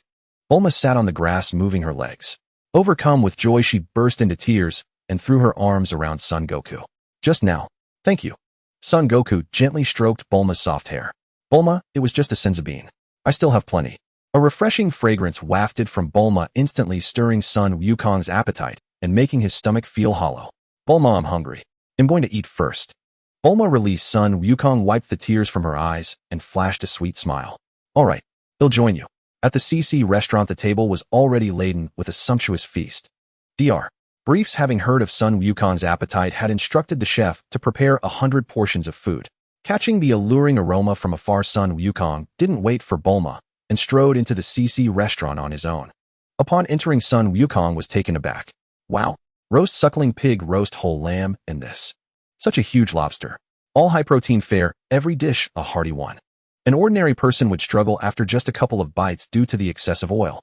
Son Wukong sat down, without ceremony grabbed a knife, and carved a piece of roast suckling pig onto his plate. Disposable blue nitrile gloves lay nearby. Son Wukong put them on, picked up the roast suckling pig with his hands, and began devouring it. He gorged himself, his mouth glistening with grease. Bulma sat beside him, took a napkin, and tucked it into his collar. Then she picked up another napkin to wipe his greasy mouth. Wukong, eat slowly. No one's going to snatch it from you. Dr. Briefs was utterly stunned, his knife and fork clattering onto his plate before he snapped back to reality. What had he just witnessed? His little darling wiping the mouth of some brat. A privilege even he had never enjoyed. That wretched little Wukong had actually laid hands on his precious treasure. Mrs. Briefs, seeing her husband's incredulous expression, covered her mouth and chuckled softly. 2 weeks passed, and Bulma could now fly freely in the sky. Dr. Briefs, watching Bulma soar back and forth in the yard, called out, "Bulma, the thing you asked me to make is ready." Bulma looked puzzled. Was the gravity chamber that hard to build? Dad, you took so long. Dr. Briefs lit a cigarette and said slowly, "Oh, the gravity chamber. I finished that the same day you asked. I've been pondering where to place the speakers." Son Wukong chuckled softly. Dr. Briefs still had that almost obsessive pursuit of perfection. Bulma landed, her face beaming. Now Wukong can train properly. Thank you, Dad. Dr. Briefs walked over to Son Wukong, handed him the capsule, and said earnestly, "Wukong, this gravity chamber can reach 2000 G. Use it with caution." Son Wukong took out his capsule case and placed the gravity chamber capsule inside. Bulma asked, "Dad, what powers the gravity chamber?" Dr. Briefs took a deep drag of his cigarette and looked at Bulma with confusion. "Why are you asking? Don't tell me you're planning to go out again." Bulma nodded. "Of course I'm going on an adventure. I worked so hard to learn the sky dance technique. It would be a waste not to use it." Dr. Briefs furrowed his brows and sighed. After a long pause, he gently advised, "Bulma, don't get too carried away. Come back soon." He pulled out a blueprint and handed it to Bulma. The gravity chamber uses the newly developed Saiyan No. 12 electrofluid. It's still in the experimental stage, so don't let it leak. Bulma took the blueprint and examined it, her pupils contracting. This Saiyan No. 12 electrofluid is incredibly efficient. It's far more powerful than Saiyan No. 11 electrofluid. Dr. Briefs puffed out his chest with pride. Just look at who developed it. The energy in the gravity chamber is enough for Wukong for a month. If it runs out, he can just use instant transmission to come back and get more. Bulma returned the blueprint to Dr. Briefs. "I've already memorized it. I don't need it anymore." Dr. Briefs' jaw dropped. "You memorized it? How is that possible? It's only been a minute at most." Bulma lifted her chin, wiped her nose, and said confidently, "If I hadn't been checking your latest research for safety, I'd have remembered it at a glance." Son Wukong stood there utterly bewildered. Was he still on Earth? How were these two's intellect on a completely different level from his? Dr. Briefs put away the blueprint, approached Son Wukong, and bent down with a kindly expression. "Wukong, I'm entrusting Bulma's safety to you. Don't let me down." Son Wukong thumped his chest confidently. "Don't worry. As long as I'm here, no one can lay a finger on Bulma." Leaving the Briefs' residence, Son Wukong asked curiously, "Bulma, where do you want to go?" Bulma cupped her chin in thought. Let me think." Suddenly her eyes lit up with excitement. "Wukong, let's go to the underworld first to visit your grandfather.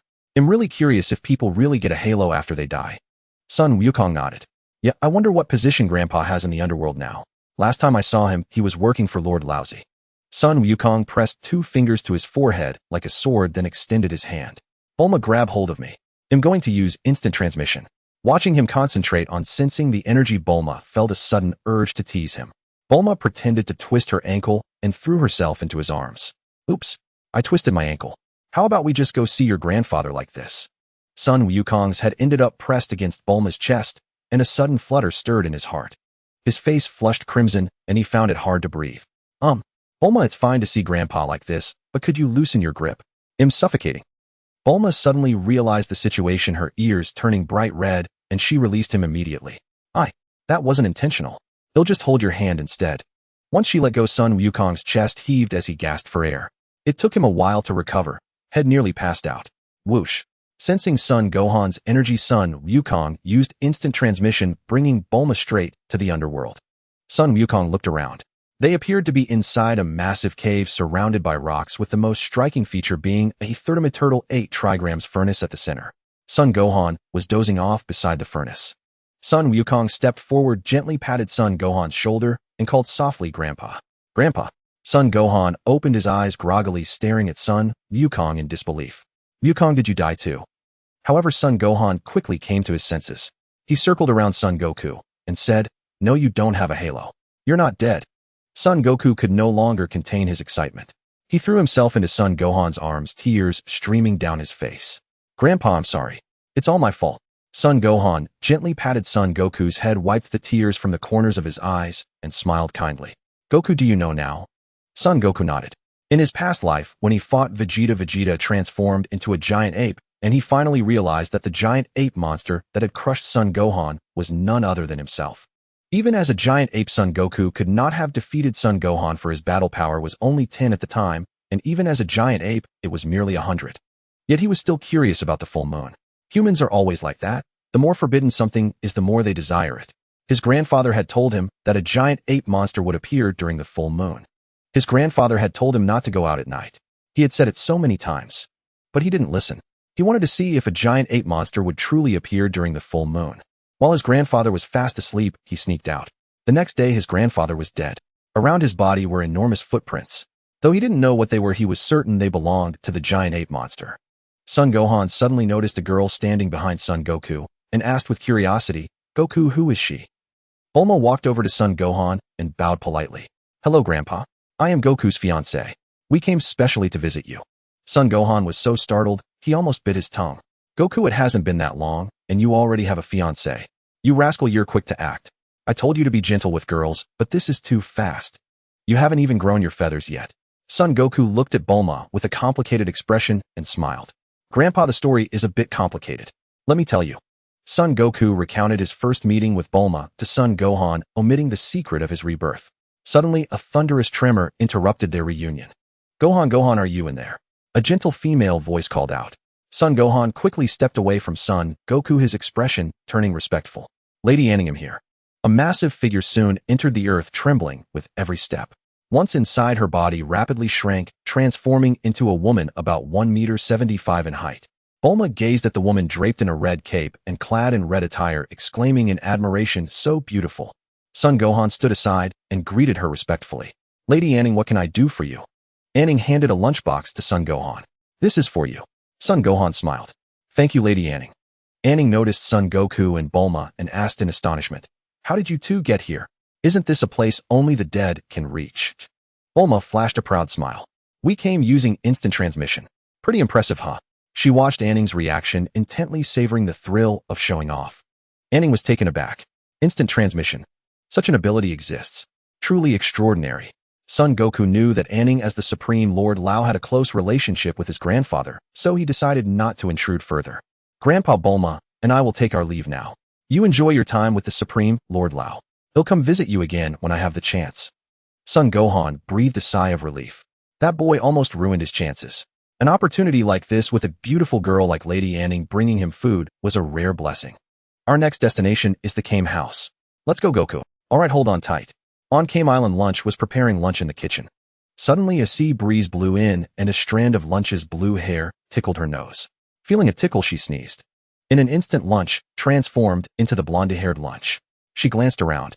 An apron? Why the hell am I wearing this again? And this is the Kame house. Blonde Lunch pulled out a machine gun and stepped outside. Master Roshi was teaching Yamcha and Krillin some academic knowledge. His teaching method was holistic, preferring not to let his disciples become one-sided. The sight of the three men outside infuriated Blonde Lunch. "Damn it, it's you again.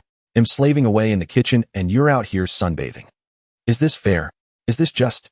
Blonde Lunch pulled the bolt back, and with a click, she opened fire, spraying bullets everywhere. Master Roshi, Krillin, and Yamcha scrambled for cover, begging for mercy. Master Roshi knelt down, his expression respectful. "Lady Lunch, it was my fault. I was blind to make you cook." Blonde Lunch walked over slowly, a smirk on her lips. "Oh really? You old pervert, did you try to cop a feel earlier?" Master Roshi vehemently denied it. Though he had taken a few sexy photos of Lunch, she had agreed to it. Whoosh. A piercing sound cut through the air as Son Goku, holding Bulma's hand, arrived at the Kame house. Bulma looked around surprised. This Kame Island is so small. I thought it would be bigger." Blonde Lunch, seeing the sudden appearance of Son Goku and Bulma, raised her gun and opened fire without a second thought. Son Goku frowned. Lunch in this form had a terrible temper, always quick to draw her gun. He stood in front of Bulma, his hands moving so fast they seemed like 20 seconds later, Blonde Lunch's machine gun ran out of ammo, and Son Goku held a pile of bullets he had just caught. Blonde Lunch was dumbfounded. It was the first time she had seen someone catch bullets with their bare hands, especially from a machine gun. It was utterly absurd. Ding. Detected host catching machine gun bullets barehanded, shocking Lunch pulling off an extraordinary stunt. Shock value 666. Bulma saw the pile of bullets in Son Goku's arms, put her hands on her hips, and began to bluff. Go on. Why did you stop? Blonde Lunch snorted. What did you say? You're asking for death. She smoothly swapped in a new magazine faster than an ordinary person could squat down. Son Goku realized this couldn't go on. The moment Blonde Lunch was about to turn her gun, he dashed forward and snatched the machine gun from her hands. What a... Blonde Lunch couldn't believe her eyes. Son Goku had been nearly 10 meters away a second ago, and now he was right in front of her. Sun Wukong returned the machine gun to Lunch intact, revealing an innocent smile. Lunch, we mean you no harm, so don't worry. Blonde Lunch took back the machine gun, tucked it at her waist, and studied Sun Wukong with some confusion. How do you know my name? Do I know you? Sun Wukong's heart skipped a beat. That's right. In this world, he had never met Lunch before. How was he going to explain this away? Seeing Sun Wukong remain silent for so long, Bulma naturally knew he couldn't come up with a good excuse. She pointed at Lunch with a look of mockery. Lunch, your wanted poster is up there, and I think you're worth 2 million Sony. Blonde Lunch took the machine gun from her waist and sneered. Are you planning to turn me in? Bulma wagged her index finger at Blonde Lunch, a disdainful expression on her face. A mere 2 million Sony isn't even pocket change for me. Blonde Lunch frowned slightly. Then what are you here for? Surely not just to mess with me. A sea breeze blew and her wavy hair tickled her nostrils. Feeling a tickle in her nose, Blonde Lunch thought, damn. I haven't even gotten my answer yet. Ah, shoot. Whoosh. Lunch transformed back, looking around and noticing the scattered bullets. She covered her mouth with a sheepish laugh. Looks like I lost control again, but at least I didn't make a mess of things. The volatile Blonde Lunch had instantly turned into a gentle and charming lady. This stark contrast made Bulma feel a sense of threat. Wasn't this like marrying 2 wives in one? No wonder that Sun Wukong was always so fond of this Lunch, saying that when her hair was blue, she was graceful in the living room and skilled in the kitchen, gentle and virtuous. Suddenly a thought struck Bulma, and a plan began to form in her mind. Lunch, I know of a martial arts school with a particularly strong and handsome man. I could introduce you. Lunch shook her head. I don't care for strong and handsome men. What I like is... She walked over to Sun Wukong, pinched his chubby cheek, and flashed a bright smile. I like someone as cute as this. With that, Lunch puckered up for a kiss. Seeing this, Sun Wukong quickly dodged aside. In his past life, Lunch had always stolen kisses, but that was when he was young and had no fiancée. If he didn't avoid it now, Bulma might never speak to him again. Bulma covered her mouth and chuckled. Our Wukong is quite popular. Good. So that's why you always said you wanted to stay at Kame House for a while. There's such an amazing girl here. If he really stayed here, he'd probably forget all about home. Good thing she came along, or who knows how many romantic debts Sun Wukong would rack up. Seeing that Bulma didn't seem to mind, Sun Wukong thought she was open-minded. Besides, he was still a child, so she probably didn't take it seriously. Master Roshi looked at the familiar faces of Sun Wukong and Bulma, and suddenly remembered. You two are the ones who saved my turtle, aren't you? Sun Wukong walked up to Master Roshi and introduced himself. I'm Wukong's son Wukong. My grandfather is Son Gohan. Master Roshi examined Sun Wukong with surprise. Carrying the Naibo with a tail. Yes, you are indeed Gohan's grandson. But what brings you here? Just as Sun Wukong was about to ask to become Master Rose, his disciple Bulma spoke first.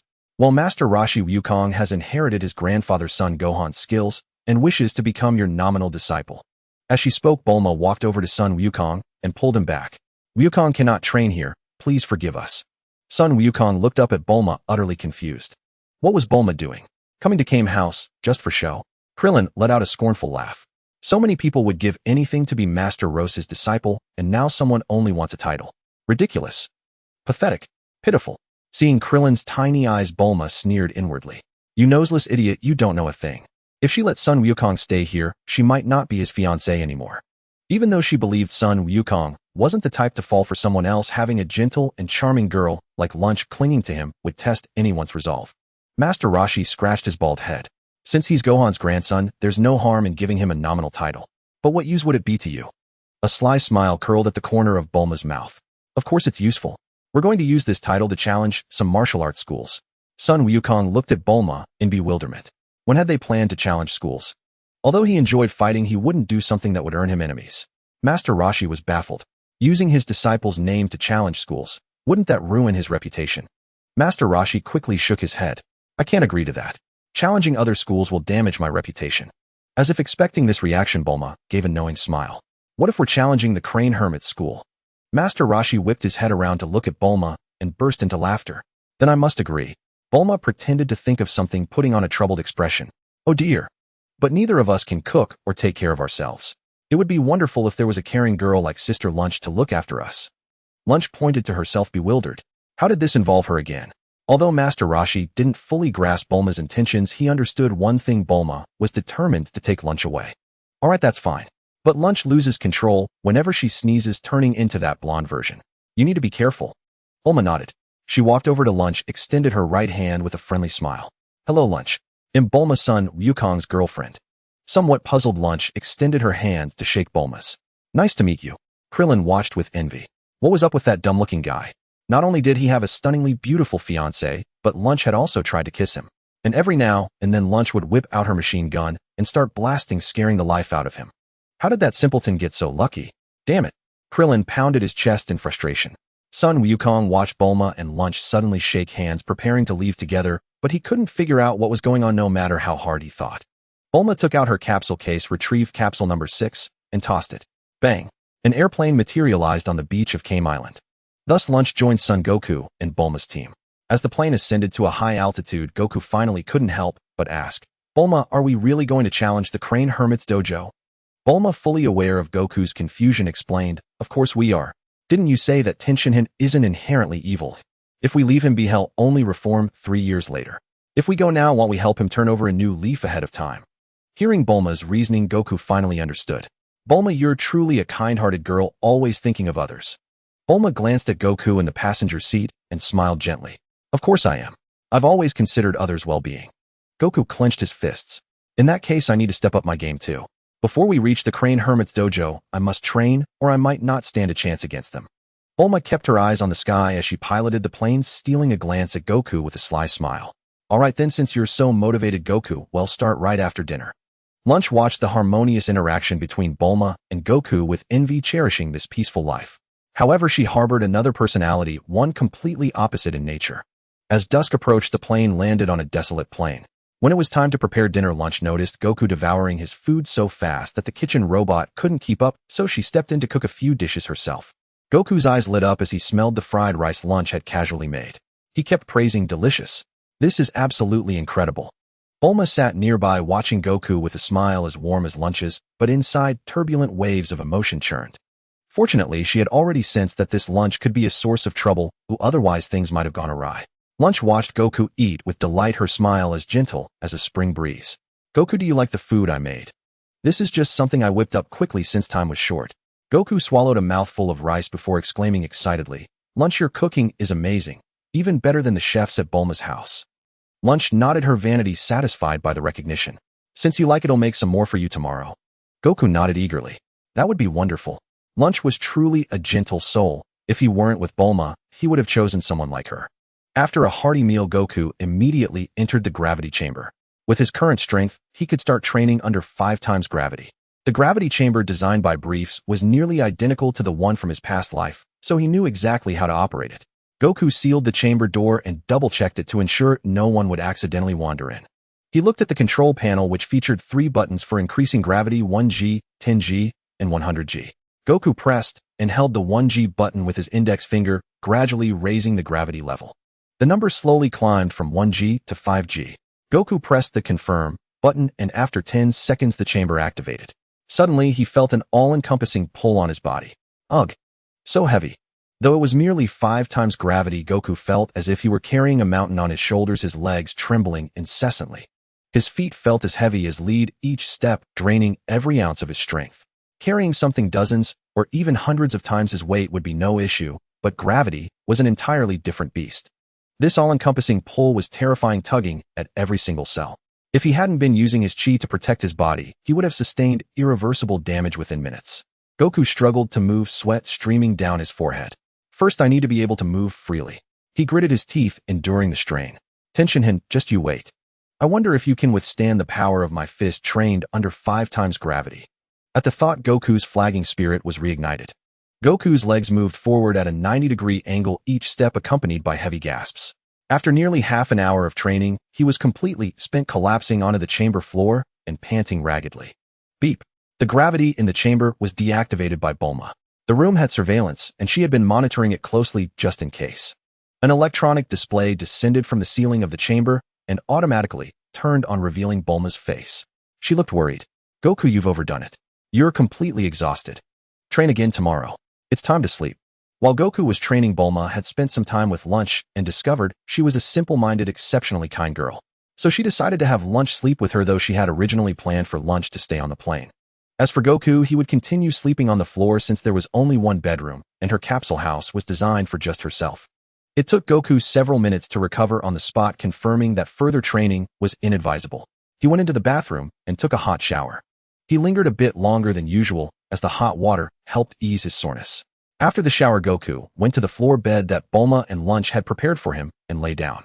The hot water hadn't dispelled the fatigue from his body. He felt like a lump of mud, utterly devoid of energy. Thus, with aches and pains, he drifted into a dazed sleep. Bulma, having run around all day, was also tired and soon fell asleep. Lunch, feeling uneasy in this unfamiliar place, couldn't sleep as quickly. Lunch noticed Goku suddenly turn over, kicking off his blanket and revealing his bare upper body clad only in light blue shorts. She smiled, climbed down from the bed, and carefully tucked the blanket back over Goku. Goku's face still held some baby fat, making him look incredibly cute. During the day, she had wanted to kiss him, but had been dodged. Now that both Goku and Bulma were asleep, she could steal a kiss without anyone noticing, couldn't she? With a quick peck, Lunch returned to her bed satisfied and prepared to sleep. Just then Bulma also turned over, kicking off her blanket. Lunch shook her head helplessly and covered Bulma up again. But no sooner had she covered Bulma than Goku kicked off his blanket again. Lunch went over and realized that due to overtraining, his muscles hadn't recovered, causing him to toss and turn in his sleep. Left with no choice, Lunch lay down beside Goku and draped an arm over him so she would know whenever he stirred. The morning sunlight streamed through the window, illuminating the capsule house. Bulma, still drowsy, rubbed her eyes and reached out a hand beside her. With a languid tone, she called, "Hey, Launch." Feeling nothing in her hand, she looked down and saw that Launch was not in bed. Glancing around, she spotted Launch with her arm resting on Son Goku, neither of them covered by the blanket. "You too. How dare you?" Bulma leaped out of bed, yanked Launch away, and grabbed Goku, shaking him vigorously. She glared at the half-asleep Goku with a ferocious expression, as if she wanted to devour him. Pulled up by Bulma, Goku was still groggy, mumbling, "Can't eat anymore." "Really can't?" Bulma sneered. "Can't eat? I think you've had plenty." She directly grabbed Goku by the ear and lifted him, the pain finally jolting him awake. Goku, bewildered to find his ear in Bulma's grip, whined pitifully, "Bulma, what are you doing? Why are you pulling my ear? It hurts." Awakened by Goku's voice, Launch saw the two who had been friendly yesterday now in complete disarray. Ignoring whether Launch was awake, Bulma twisted Goku's ear half a turn and demanded sternly, "What's going on between you two? Why was Launch sleeping beside you? Confess." Goku looked at Launch beside him, realizing the dire situation, and replied weakly, "Maybe Launch Nichan accidentally rolled off the bed while sleeping. I don't know anything." Bulma didn't believe his explanation and sneered, "I think you're enjoying it, aren't you, Goku?" Finally understanding, Launch spoke gently, "Bulma, don't blame Goku. Last night, I saw him kicking off his blanket while sleeping, so I lay beside him to cover him." Goku suddenly realized that Launch was indeed the type to care for others. Seeing his aggrieved expression and hearing Launch's explanation, Bulma's anger subsided slightly. This only confirmed her suspicion: if she left Goku at Kame House, last night's scene might repeat daily. Fortunately, she had foresight and nipped it in the bud. Launch yawned. She hadn't slept well all night, finally dozing off in the middle of the night. Launch stifled a sneeze, her nose stuffy from catching a cold after not covering herself last night. After a moment, she couldn't hold it in. Achoo! In an instant, her hair turned blonde. The blonde Launch looked at Goku in confusion. Goku raised his right hand in greeting, smiling, "Good morning, Launch." Blonde Launch gritted her teeth and roared, "You little brat, how did you get into my bed?" Goku was taken aback and explained patiently, "This is my bed. No, my floor mat." Blonde Launch pulled out a machine gun from somewhere, her eyes blazing, "Still lying. He'll finish you." Rat-a-tat-tat. Goku's hands moved like an octopus, tentacles intercepting all the bullets. Enraged, Blonde Launch grabbed the blanket, threw it over Goku's head to blind him, and fired wildly. In an instant, cotton flew everywhere, scattering across the floor. Blinded by the blanket, Goku took all the bullets on his body. Though his body was incredibly tough, he still felt pain, as he always lowered his ki to an ordinary person's level when dealing with Bulma. Goku grabbed a corner of the blanket and threw it off. He glared and raised his voice in warning, "If you keep shooting without knowing the facts, I really won't be polite." If it were anyone else, he would have kicked them without regard for gender. But Launch had cooked him a delicious meal yesterday and caught a cold covering him. It would be ungrateful to strike her. Blonde Launch ignored his warning, raised the machine gun, and unleashed a hail of bullets. Goku sighed. This blonde Launch truly had a terrible personality. Force seemed unavoidable. Goku dodged left and right, advancing in a zigzag, moving at high speed. He circled behind Blonde Launch, raised his right hand, leaped, and delivered a chop. Blonde Launch felt a sharp pain in her neck, then the world spun, and she collapsed unconscious. Looking at the unconscious Blonde Launch, Goku pursed his lips, feeling guilty. She had been so kind to him yesterday, and now he had knocked her out. It seemed too harsh. Bulma had been hiding nearby, afraid of being hit, and only approached after Blonde Launch fell unconscious. She checked Launch's breathing worriedly and sighed in relief, her tone reproachful. Goku, you were too rough. Launch is a girl, and you showed no mercy. Goku scratched his head and smiled sheepishly. It was an emergency, and I couldn't think of a better way. I just made her sleep for a while. Bulma crossed her arms, her heart uneasy, and asked with feigned casualness, if I hurt you someday, would you treat me like you did Launch? Goku replied firmly, no, I would never hurt Bulma. Bulma froze her arms, dropping unconsciously. After a long pause, she asked hoarsely, why? Why did you answer so quickly? Goku looked up at the ceiling, his gaze distant as he recalled the past. Bulma, do you know? I actually have a little-known title. Do you know what it is, eh? Bulma shook her head. Goku smiled. It's the one who never dodges Bulma's attacks. Gohan gave me that title.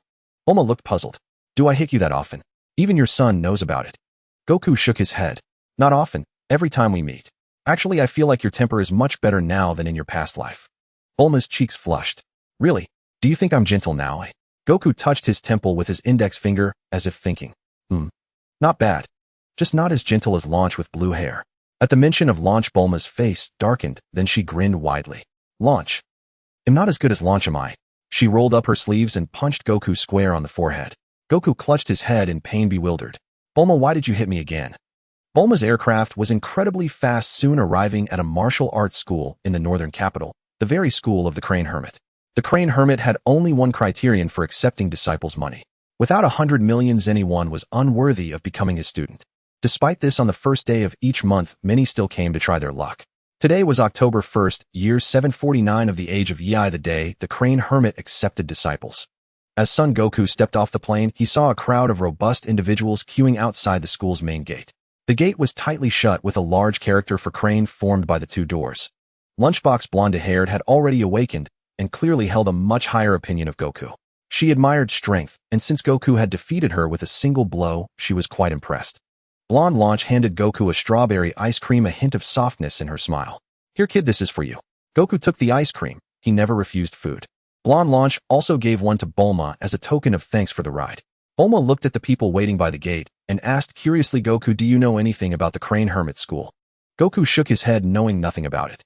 Bulma sat on a large boulder with a look of utter despair, complaining incessantly. If it weren't for wanting to get in fair and square, I'd have had Goku use instant transmission to sneak inside. With all these people outside, who knows how long we'll have to wait. Suddenly a loud creak echoed as the door swung open. Two figures floated out from within, hovering in the air. An uproar erupted from the crowd. Was I just seeing things? They were flying just now, weren't they? You're not mistaken, I saw it too. No wonder it's the legendary #1 school under heaven. A bunch of clueless fools. The air dance technique is the Crane Hermit's signature move. It lets you fly without wings, and you don't even know that, and still come to apprentice. The two wore matching attire, though one was tall and robust while the other looked like a small child. They donned short black circular hats and long sleeveless green outer garments. Their shirts and pants were yellow, and a large crane character adorned the outer coats. Their eyes were icy, exuding an undisguised sense of contempt. The tall one was Tien Shinhan. He rotated the third eye on his forehead, stepped before the crowd, and announced in a booming voice, the registration fee is 10 million zeni.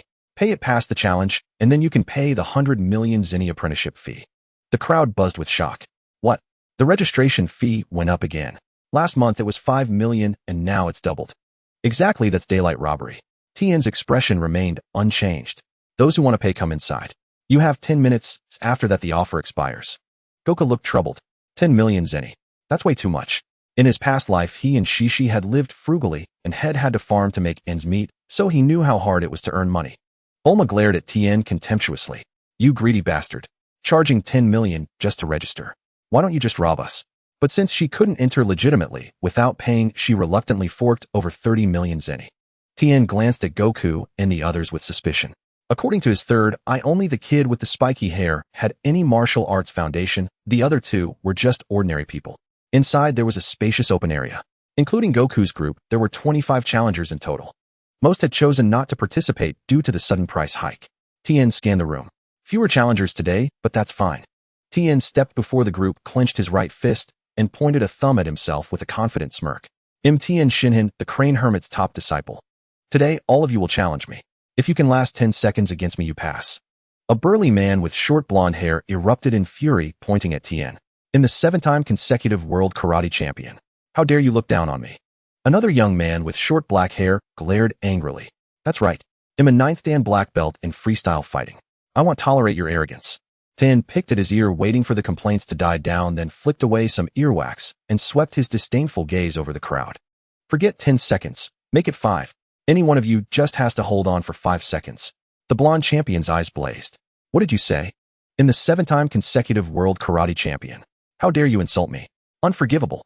He lunged at Tien in a flash, unleashing a rapid assault, each strike carrying 100 pounds of force.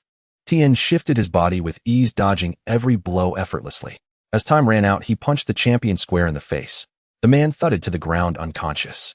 Tien spat on the ground, his face twisted in scorn. So this is the so-called 7-time consecutive world champion.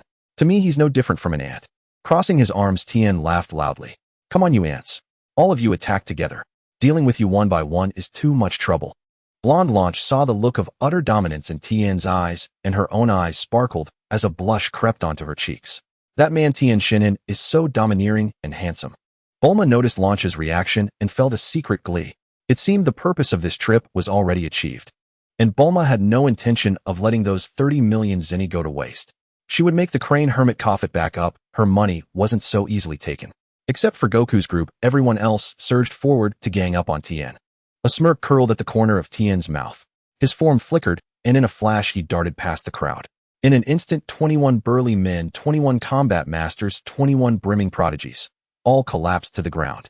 Every single one had been struck at a vital point, the entire ordeal taking less than 5 seconds. Tien looked at the fallen challenger's arms crossed and sneered. So these are the so-called experts in the eyes of ordinary people. They're no different from babies. One touch and they shatter. Kaiatsu chuckled as well. Just a bunch of ants. They don't even know what ki is. How could they compare to you, Tien?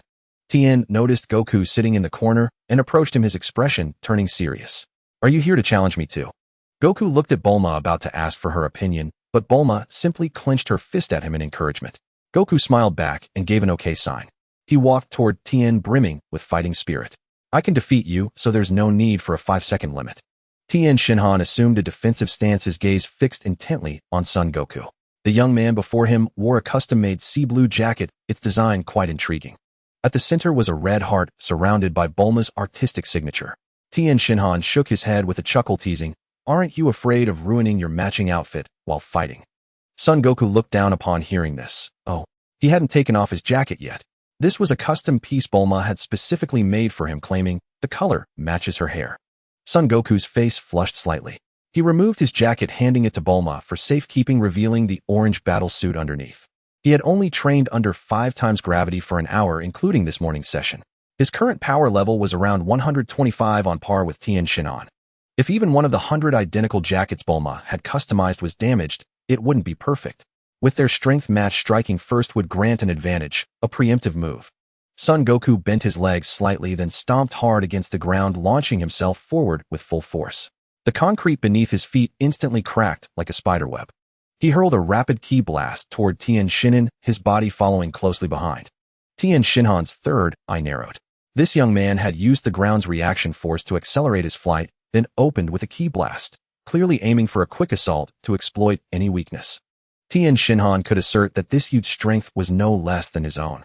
He shattered Son Goku's rapid ki blast with an uppercut, the energy dispersing like fireworks across the sky. A sharp gust of wind rushed in as Tien Shinhan saw Son Goku's side kick heading straight for his face. Cautious, he braced his hands on the ground and executed a bicycle kick, attempting to turn defense into offense. But Son Goku's move was a feint. He had already slowed down during the side kick, wrapping his tail around Tien Shinhan's leg and delivering a swift punch to his groin. Oh, Tien Shinhan collapsed to his knees in agony, curling up his face pale. Blonde Launch gritted her teeth in fury. That little Goku could have hit anywhere, but there. What if had broken something? Bulma watched, covering her mouth with stifled laughter. That Son Goku really knew how to hit where it hurt. Son Goku clapped his hands, deliberately sneering. So much for the Crane Hermit's top disciple. Ignoring the pain, Tien Shinhan scrambled up, glaring fiercely at Son Goku. You bastard, using such dirty tricks. Son Goku spread his hands innocently. You're so tall, and you didn't call it bullying a kid. Now you're lecturing me. Besides, in a fight there's no such thing as dirty or clean. Though Son Goku himself disapproved of such tactics, he knew he had to deal Tien Shinhan a crushing blow to steer him toward the right path. Son Goku laughed heartily, taunting further. I'm just a student of Master Roshi Son Goku, and I can still wipe the floor with you.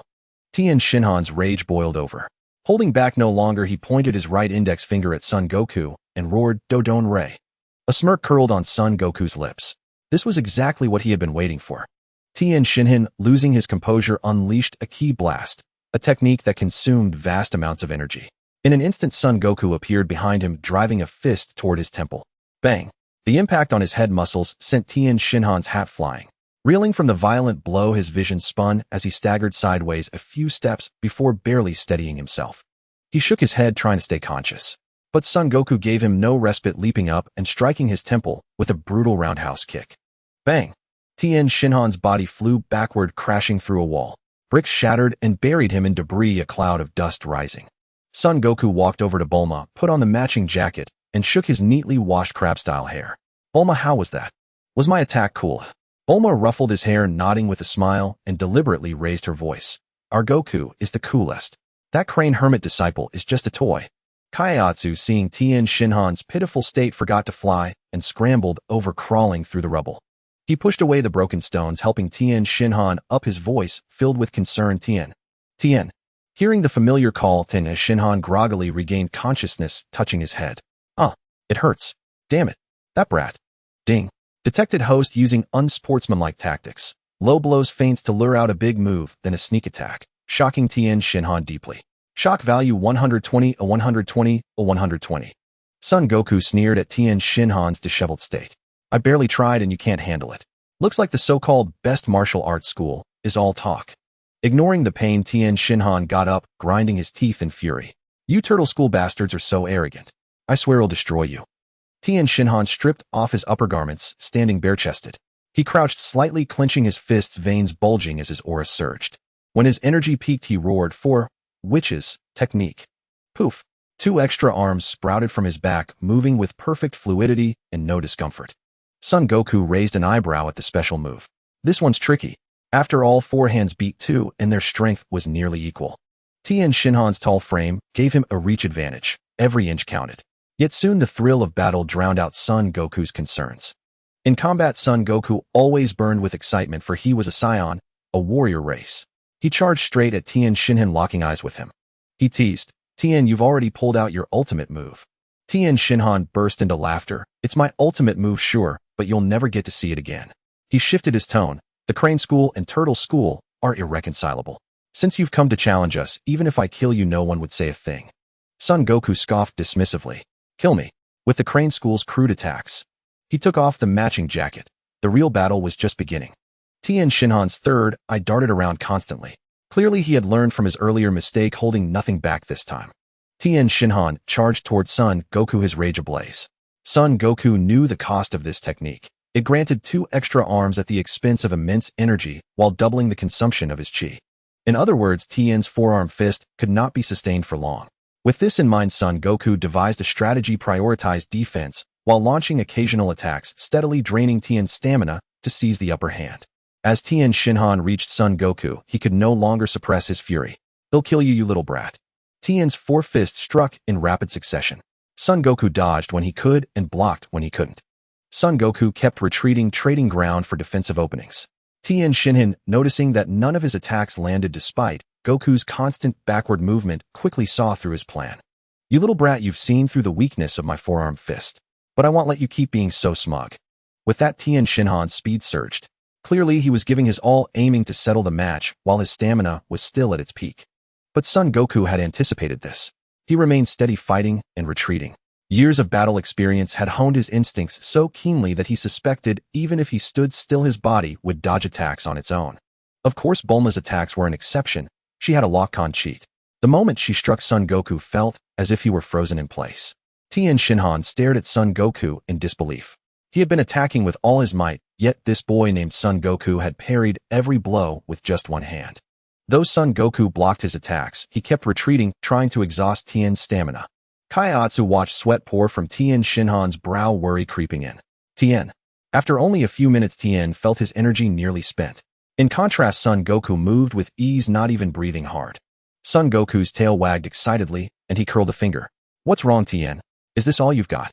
At that moment, Tien Shinhan wanted nothing more than to smash Son Goku's head in, but he couldn't land even a scratch on him. He panted heavily, reluctant to admit he was no match for Son Goku. With a troubled look and a hesitant voice, he asked, "Why did you come to the Crane School dojo?" If Son Goku harbored ill intentions, he might be done for today. Son Goku racked his brain, trying to remember why he was here. Oh right, to challenge the dojo. Son Goku took a deep breath and said casually, "We came to challenge your dojo." "No. To spar." "Yes. To spar." Kaiatsu's face twisted. "Challenge our dojo. They dare come after us. Arrogant fool. Just wait until I teach you a lesson." Tien Shinhan shook his head. Today he would fight to the last for the Crane School's honor. He retracted his forearm fist as it consumed too much energy and had no effect on Son Goku. Son Goku raised an eyebrow as Tien Shinhan withdrew his technique. It seemed Tien was preparing for a final showdown. This was an opportunity. Defeating him now would shatter his blind reverence for the Crane School. Son Goku prepared to finish Tien Shinhan in one decisive blow.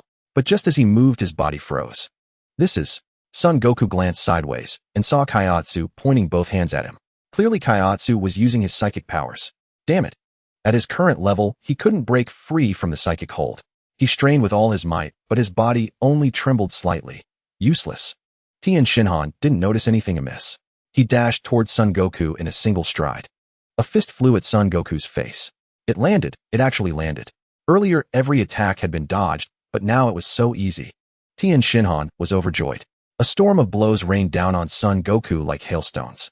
Bulma shot to her feet, incredulous. Tien Shinhan, who had been at a disadvantage moments ago, was now pummeling Son Goku without mercy.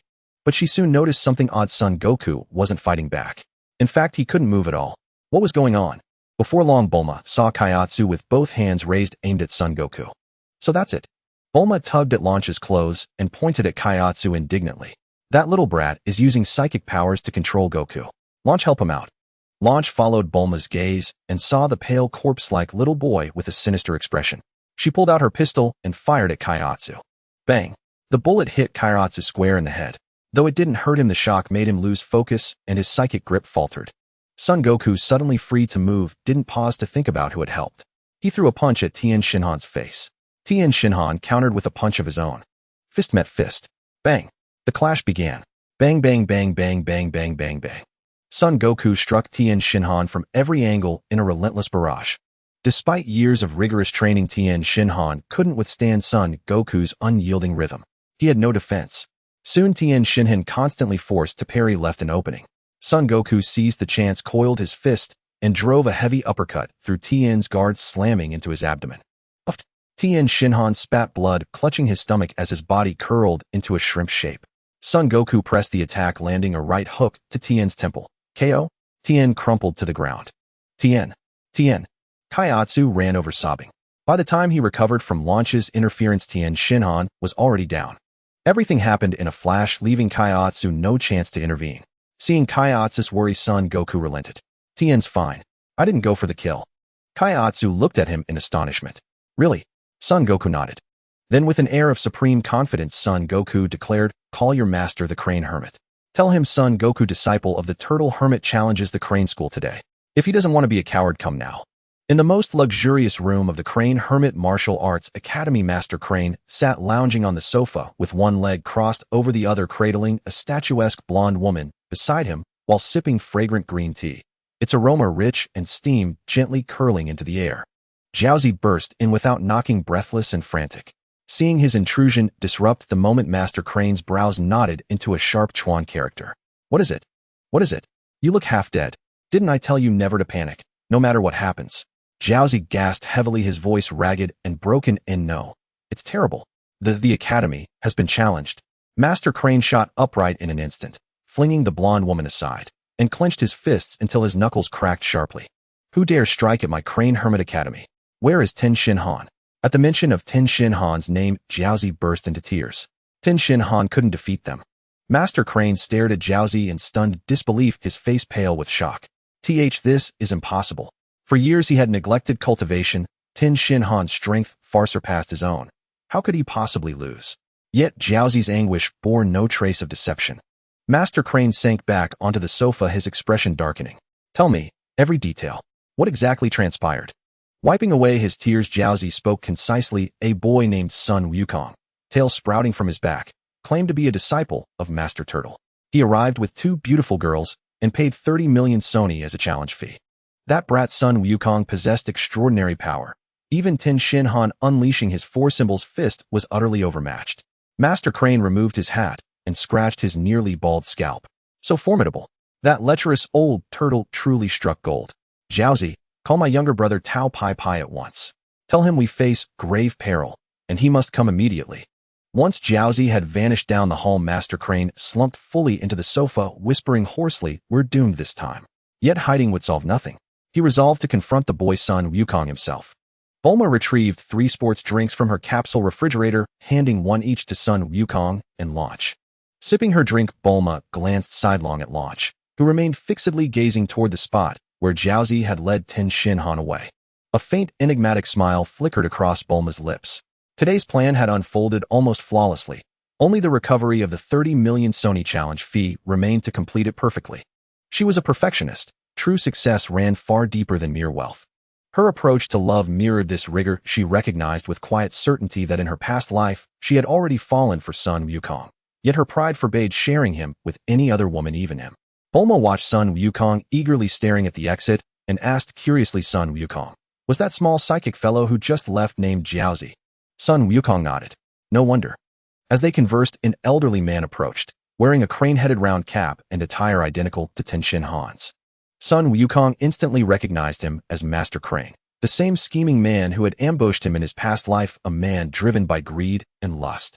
The moment Master Crane laid eyes on the blonde Launch and Bulma, his gaze ignited with predatory light, and in an instant a sinister scheme coalesced in his mind. Bowing deeply before Sun Wukong, Master Crane wore an expression of contrition. Forgive us, young sir. We at the Crane Hermit style are unaware of any offense we may have caused. I shall rectify every grievance personally. Sun Wukong waved his hands hastily. No, not at all. We came only to spar. There's no ill intent. Seeing Sun Wukong's response, Master Crane's understanding deepened. His smile widened, warm and inviting. If it's sparring you seek, then I shall gladly oblige, with restraint of course. Master Crane was intensely curious. What power did this diminutive crab-headed youth wield? Power enough to best Ten Shin Han. Bulma's eyes flickered subtly. She sensed something amiss, though she couldn't yet name it. Launch's eyes gleamed with excitement. She loved watching combat, and participating herself would be even better, though battles of this caliber were far beyond her reach. Master Crane assumed a casual fighting stance, refraining from striking first. It was wholly uncharacteristic. He sought to project the image of a serene, peace-loving master. Even if he lost later, it would carry no consequence. His right fist hovered loosely forward, his left hand curled into a claw behind him. His torso leaned slightly forward, knees bent low. Such positioning enabled devastating strikes from both front and rear, and allowed fluid transitions between techniques. In a clash of equals, every tactical nuance mattered. Sun Wukong, a master of countless combat arts, discerned the strategy instantly, and merely smiled silent. Since Master Crane held back, he would begin. Sun Wukong launched upward, driving a thunderous punch toward Master Crane's face. Crane met it with an open palm, pivoted smoothly backward half a step, and spun, attempting to seize Sun Wukong's arm for a shoulder throw. Sun Wukong's pupils contracted sharply. Though Master Crane's raw power fell slightly short of Ten Shin Han's, his martial artistry was exceptional. Sun Wukong raised his right knee, ready to drive it into Crane's occiput the moment the throw began. Then victory would be sealed. Master Crane clearly perceived the threat, released Sun Wukong's arm, and engaged in earnest combat. Thud, thud, thud, thud. Sun Wukong matched Crane blow for blow, pressing the exchange with equal force and precision. Soon Master Crane called a halt, having realized mid-fight that even at full strength he stood no chance against Sun Wukong.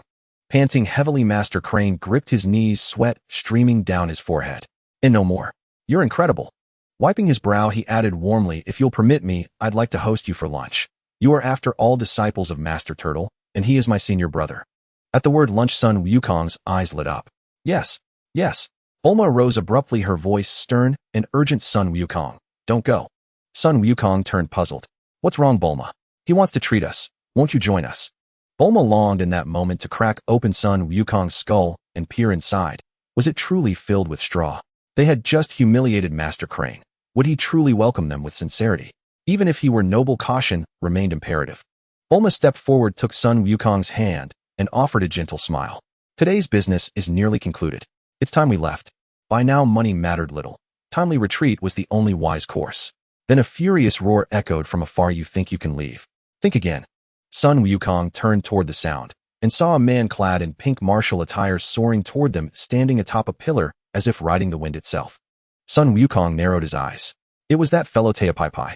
The pillar flew with exceptional speed, heading straight toward him. He quickly scooped up Bulma in a princess carry and leaped aside.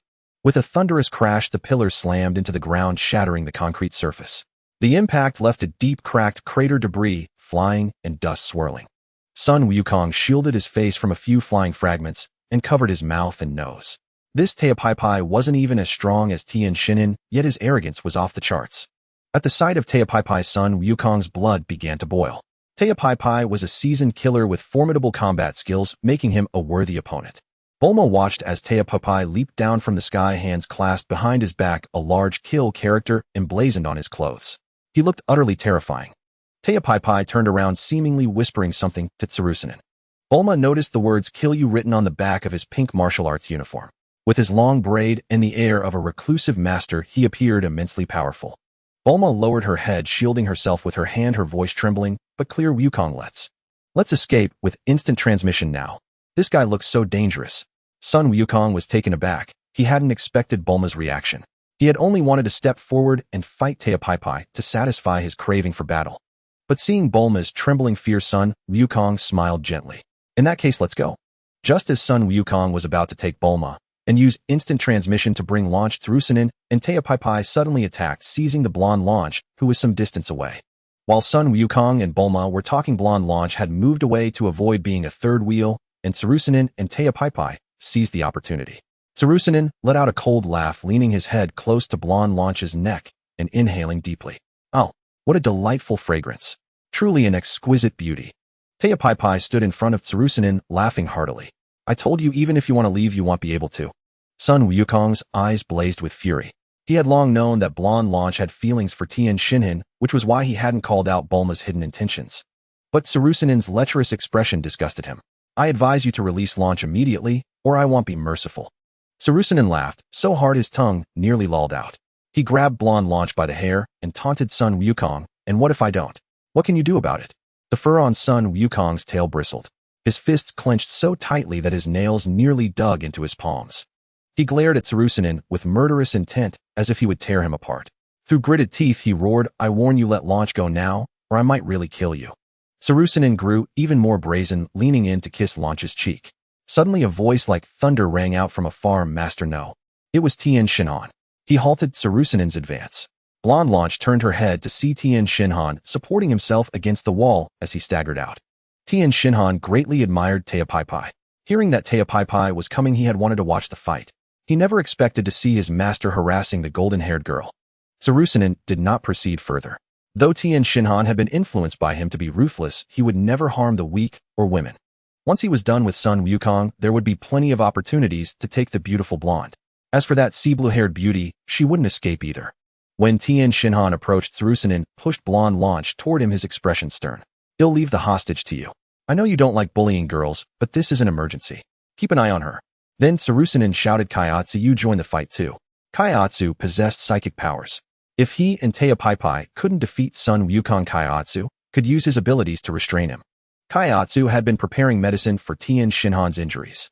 Hearing Tsurusunan's call, he had no choice but to hurry out. Sun Wukong's expression darkened at the sight of Kaiatsu. It seemed he would have to get serious today. Just as Sun Wukong was about to unleash his full power, the system's mechanical chime rang out. Ding! Detected the arrival of the Alpha Chad Teapaipai. Host must quickly show off and outshine Teapaipai to earn the title of Alpha Chad. Sun Wukong was speechless. He couldn't care less about being an alpha Chad and simply ignored the system. The system was devastated. What was wrong with this host? If he didn't show off, wouldn't the system become useless? After much deliberation, the system finally came up with a plan. Ding. Detected that the host's fiancée Bulma has a preference for high-status individuals. Host must quickly obtain the title of Alpha Chad, or else Bulma might be captivated by Teapai's pretentious demeanor. Host, do not make a mistake. What? That damn Teapai was so despicable. In that case, he had no choice but to show off. Son Wukong clenched his right fist, pointed his thumb at himself, and flashed a confident smile. I am Son Wukong, the greatest warrior under heaven. You worthless rabble, come and face your doom. Everyone was dumbfounded. When had Son Wukong become so arrogant? Even Bulma stared blankly at him. This wasn't like his usual style at all. Could it be that he had been acting tough just to impress her? How silly. If he liked her, he should have just confessed instead of playing these pointless games. System, how was my performance? Did Bulma like it? Not bad. But that was just a verbal show-off. Oh, it lacked impact. Host needs to pull off something bigger. Son Wukong scratched his head. Even that wasn't enough. That was Vegeta's signature move, and it still lacked impact. Suddenly an idea struck him, and his eyes lit up. He raised a hand to his mouth, coughed a few times to clear his throat, then pointed at Teapaipai and Tsurusunan. I am Son Wukong. My power level is 125, which means I can defeat both of you losers with just one hand. Teapaipai flew into a rage. He was always the one showing off in front of others. How dare this brat try to upstage him? You little punk, you're asking for death. Teapaipai pointed at Son Wukong and roared Dodon Ray. Son Wukong laughed and flicked his fingers, shattering the Dodon Ray. In that instant, he had activated a twofold Kaioken. Watching his attack dissolve into sparkling light, Teapaipai stood frozen in shock. What kind of power was that? How could he have shattered his ultimate technique? Impossible. Ding detected that the host has pulled off a monumental show-off, shocking everyone present. Obtain rage shocking value 3x multiplier 1338, 1338, 1338 Bulma 5, launch 6, Kaiatsu 90, Teapaipai 110, Rusunin 115, Tien, Shinon 120. Crane Hermit was the first to react. He smiled at Son Wukong, shaking his palms outward. That was all a misunderstanding, just a joke. In fact, I could be considered your uncle. Tao Pai Pai was also drenched in cold sweat, forcing a benevolent smile. I am your uncle's younger brother. We asked you to stay simply to have lunch together. After all, we are family. To add credibility, Tao Pai Pai tugged at his own clothes. This outfit is just for cosplay. I wore it because I liked it. It holds no special meaning. Son Wukong's mouth twitched. If not for his rebirth, he might have believed their lies. However, resolving matters without violence was not a bad thing. After all, Bulma had been frightened earlier. Even if a fight broke out, he was not afraid. Activating the Kaioken twice would render Kaiatsu's psychic powers useless. Son Wukong pointed at Lunch. So can you release my friend? She was very scared just now. Blonde Lunch looked utterly bewildered, pointing at herself. Scared? How could she be scared? She actually felt quite comfortable with Tien Shinon. Seeing the situation reversed, Bulma no longer felt afraid. With her left hand on her hip and right hand pointing at Crane Hermit, she demanded, what about our challenge fee? That was my hard-saved allowance. Bulma was only 16, and Dr. Brief only gave her a small allowance, though she had managed to save quite a bit. The custom couple outfit for Son Wukong had cost her a fortune. If she couldn't get the 30 million Sony back, she would be broke. Crane Hermit revealed a kind smile. The challenge fee is for outsiders. You are disciples of the Turtle Hermit, part of our family. How could we take money from our own? Crane Hermit pointed at Kaiatsu. Return the 30 million Sony to this young lady. Honestly, since you know their family, why accept their challenge fee? Haven't I always taught you to treat your family with kindness? Seeing Kaiatsu return the challenge fee to Bulma, Crane Hermit rubbed his hands together and smiled ingratiatingly at her. Is there anything else we can help you with? Just name it, and your uncle will do his best. Bulma watched as Blonde Lunch returned to her side and shook her head. We still have things to do. It's getting late, we should head back. Tien Shinhan, seeing Son Wukong about to leave, asked urgently, Son Wukong, will you participate in the World Martial Arts Tournament 3 years from now? Son Wukong turned around and shook his head. No, that level of competition is no longer suitable for me. After they had walked a distance, Bulma patted Blonde Lunch on the shoulder. Lunch, you can still see Tien Shinhan another time. For now, let's return to Kame House. Blonde Lunch nodded. Every time she switched, she was at Kame House, indicating her other personality liked it there. So she would stay there. After all, having the Turtle Hermit massage her back every day was quite comfortable. Son Wukong placed 2 fingers on his forehead like a sword, then extended his hand to Bulma. Since we're going to Kame House, Bulma grabbed my hand. Bulma did not take his hand. Instead, she directly hugged him from behind, laughing. We can go like this. Son Wukong froze as if time had stopped. He felt a gentle tightening around his neck as Bulma's slender arms encircled him, tender and irresistible. His back was pressed against a soft, warm fullness. He could clearly feel her hair cascading down as she leaned forward, the cool strands brushing against his ears and neck, causing a delicate tickle. Sun Wukong's height barely reached Bulma's chest, making him feel as if he was wholly and perfectly enveloped in her embrace. Bulma's breath, laced with laughter, brushed over his unchanging spiky hair of 12 years. Sun Wukong did not move. The fingers he had prepared for instant transmission also fell slack. All Sun Wukong could hear was the rustle of their couple outfits as she pressed against him, smell the unique jasmine fragrance emanating from her, and feel the intensity, an almost doting, possessive embrace. The only thing his eyes could see was a strand of her ocean blue hair. Blonde Lunch, seeing Sun Wukong frozen, waved a hand before his eyes, snapping him back to reality. When Bulma suddenly hugged him from behind, he had inexplicably lost himself. Perhaps it was because he liked Bulma so much that even a simple embrace sparked infinite reverie in his heart. For a moment, Sun Wukong felt his face burn completely, but fortunately Bulma did not see it. He looked at Blonde Lunch a bit embarrassed. We should go." Blonde Lunch smiled teasingly at Sun Wukong. "You little rascal enjoyed that, didn't you?"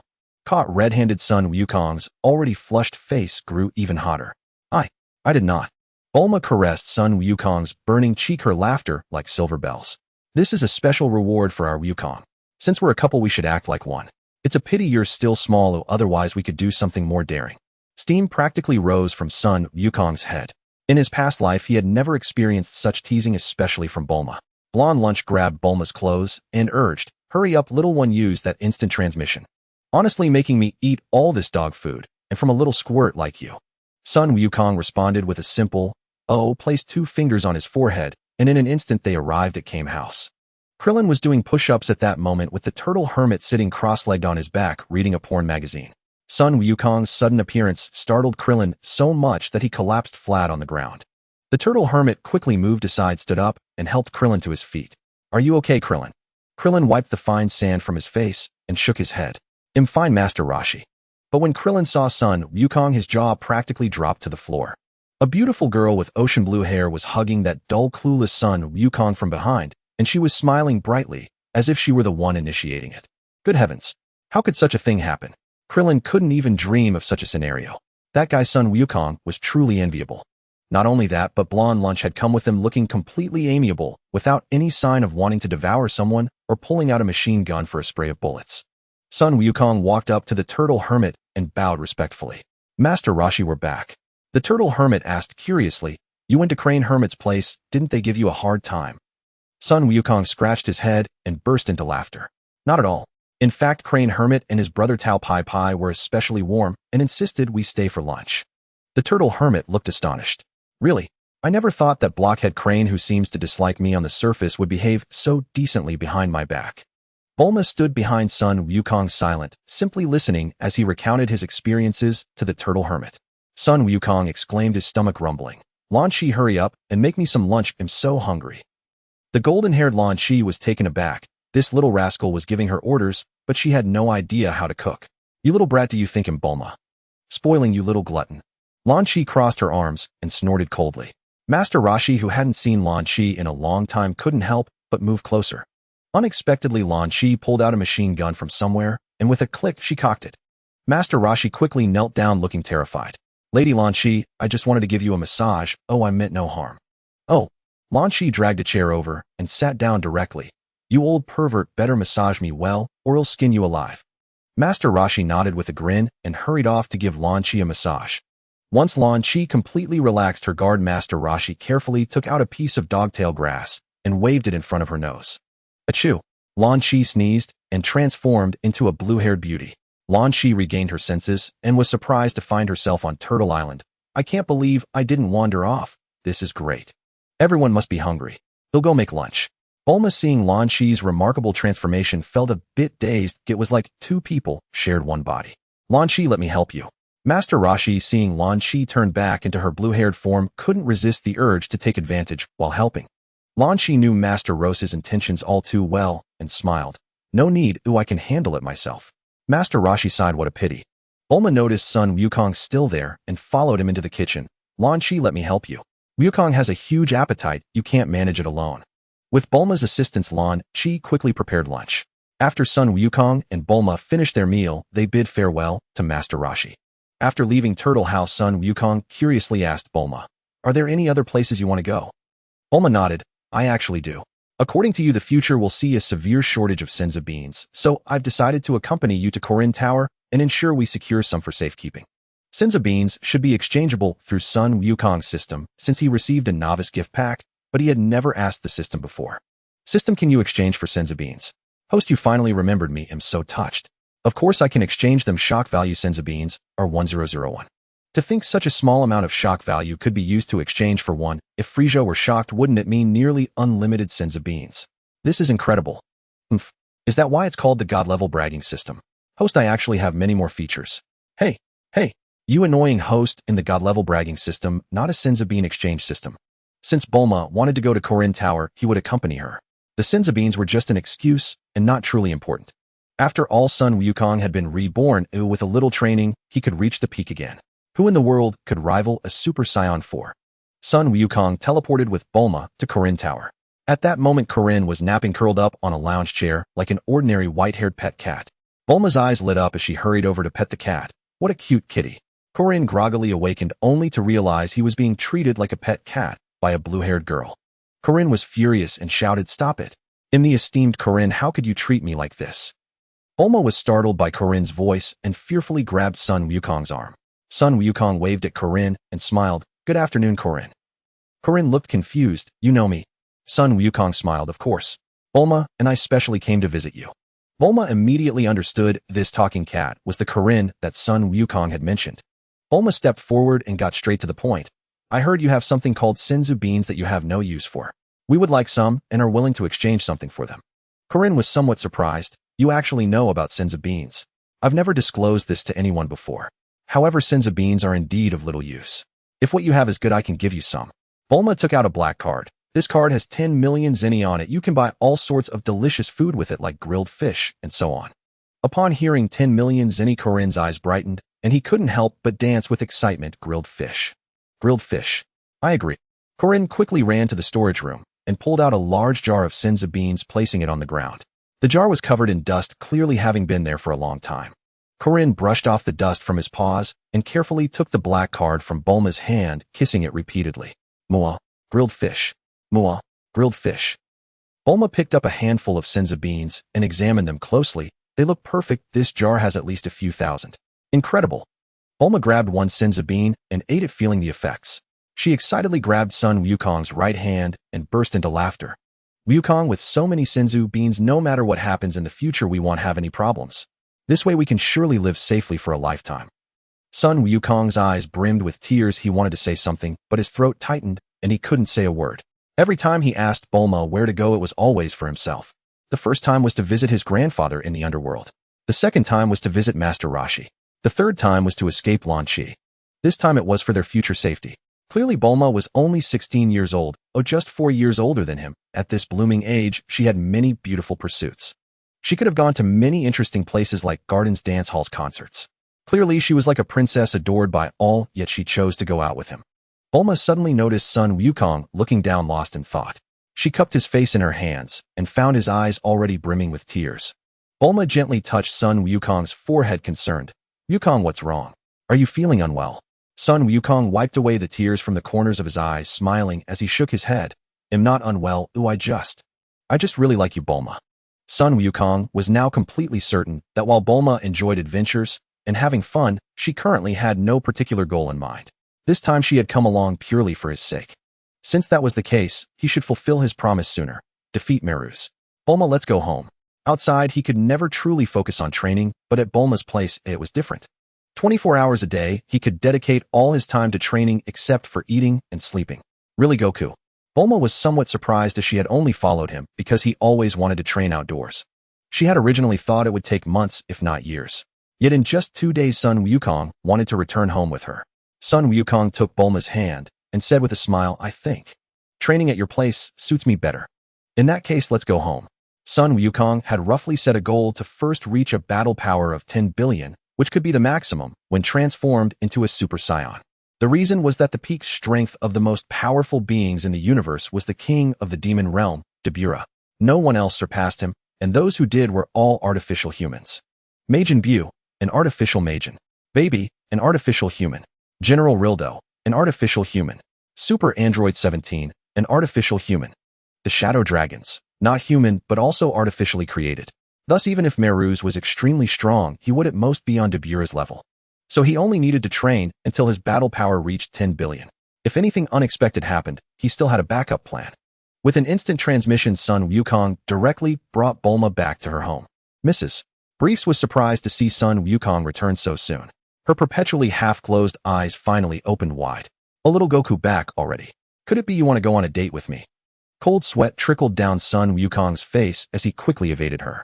Starting today, he was going to train seriously and couldn't afford to waste time on such trivial matters. Stepping into the open courtyard, Son Wukong took out a gravity chamber capsule and tossed it. Poof! The gravity chamber materialized and he walked inside, immediately setting the gravity to 5 times Earth's norm. Removing his jacket, Son Wukong began doing one-handed push-ups. By his standards, being able to do 10,000 one-fingered handstand push-ups without panting meant he had adapted to the current gravity. The downside of this adaptation process was its monotony. Son Wukong preferred adapting to high gravity through combat. However, the gravity chamber was limited in space, preventing more suitable training methods. The greatest advantage of the gravity chamber was that once he adapted to a certain gravity level, he could adjust it to an even higher multiple, something unmatched elsewhere. In the living room, Bulma sat on the sofa, pulled up the gravity chamber monitor, sipped her coffee, and leisurely watched Son Wukong's training. Dr. Briefs observed the monitor as well. Seeing Son Wukong launch into intense training the moment he entered the chamber, he asked Bulma curiously, "Bulma, what's wrong with Goku? Why is he training so furiously the moment he gets back? Did something provoke him?" Bulma took a sip of her coffee, crossed her legs, and said with a smug expression, "It's because I'm so irresistibly charming that Goku has completely fallen for me." Ho ho ho. Dr. Brief scratched his head, somewhat doubtful. "Is that so?" Bulma replied firmly, "Of course. Otherwise, why would Goku, who grew up free in the mountains, be willing to come home with me so soon?" Dr. Briefs shook his head. "A leopard can't change its spots. Who knows if Goku is just acting on a whim? In a few days, he might want to go out training again, and then you'll be the one crying." Bulma downed the rest of her coffee in one gulp, then gazed tenderly at Son Wukong on the monitor. "He won't. I have a feeling that Goku doesn't want to leave me." Dr. Briefs nodded with a smile. "I hope so." On a planet called Alpha Egg, Elite Galactic Patrol member Meruz, along with his team, was capturing a fugitive. Jocko was also among them. This time, they were after a criminal with the same ability as Jinyu. The criminal's name was Lawrence. He had no fixed form, as he would periodically use his body-switching skill to steal someone else's body. Meruz received information that the criminal Lawrence had taken over the body of the king of Alpha Egg and had enacted countless terrifying laws on the planet. According to the investigation, some of the laws enacted by the criminal Lawrence were as follows. 1. Anyone caught spitting in public would have their tongue cut off. 2. Anyone caught urinating or defecating in public would have their offending organ confiscated. 3. Any commoner who failed to address King Lawrence as Your Majesty would be sentenced to death. Upon receiving this information, Meruz was greatly shocked. He had encountered all kinds of criminals, but this was the first time he had seen such an eccentric one. Using his flight propulsion device, Meruz quickly approached the royal palace. Through the radio on his ear, he communicated with the Galactic King. "This is Meruz. I have reached the royal palace and am preparing to infiltrate. Please advise." The Galactic King grabbed the stem of a wine glass with one of his octopus tentacles and downed the champagne inside. "Meruz, I trust your abilities. No need to report, you have full authority." Ending the call, the Galactic King lay back on the sofa. Meruz is always so cautious. He's captured countless far more dangerous criminals, yet he still asks for instructions. He's like a child. Upon receiving the message, Meruz pushed his flight propulsion device to full power, and a white stream of air propelled him onto the palace walls. The night breeze swept by, and his silver hair flowed with a cold silvery luster under the moonlight. Meruz bypassed the palace guards and soon infiltrated the king's bedchamber. Meruz called over the radio, "This is Meruz. I have reached the king's bedchamber. I see a mountainously fat figure lying on a 20-square-meter bed. Confirmed this is the criminal from our intelligence." Upon hearing Meruz's message, the other team members began to cheer. They had been hunting this criminal for a whole month and could finally arrest him. Jocko was also overjoyed. He hadn't expected to coast through and land such a major achievement. Since Meruz was so capable, he could just slack off. Jocko returned to the spaceship, covered himself with a blanket, and fell asleep. Meruz smiled. These team members were all his good friends, and everyone had contributed significantly to this operation. He had merely found his way here thanks to the information they had gathered and taken the lead. He pulled out a tranquilizer gun and infused the dart with angelic power. From what he knew, the criminal Lawrence was quite formidable.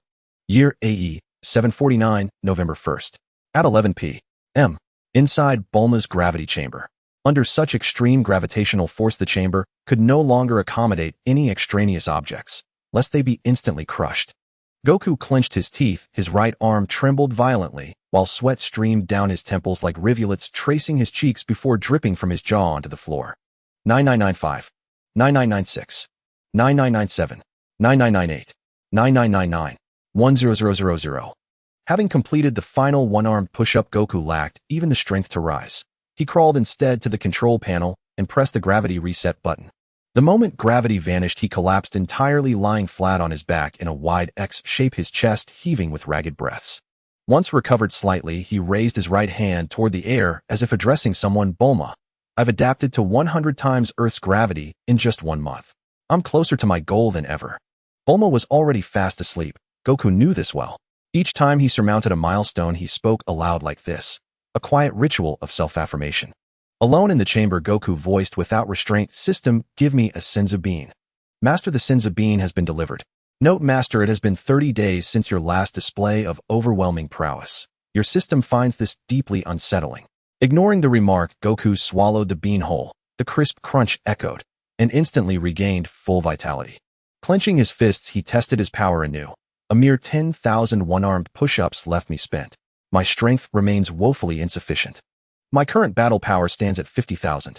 In my past life, full adaptation to 100-fold gravity elevated me to 90,000 by age 25.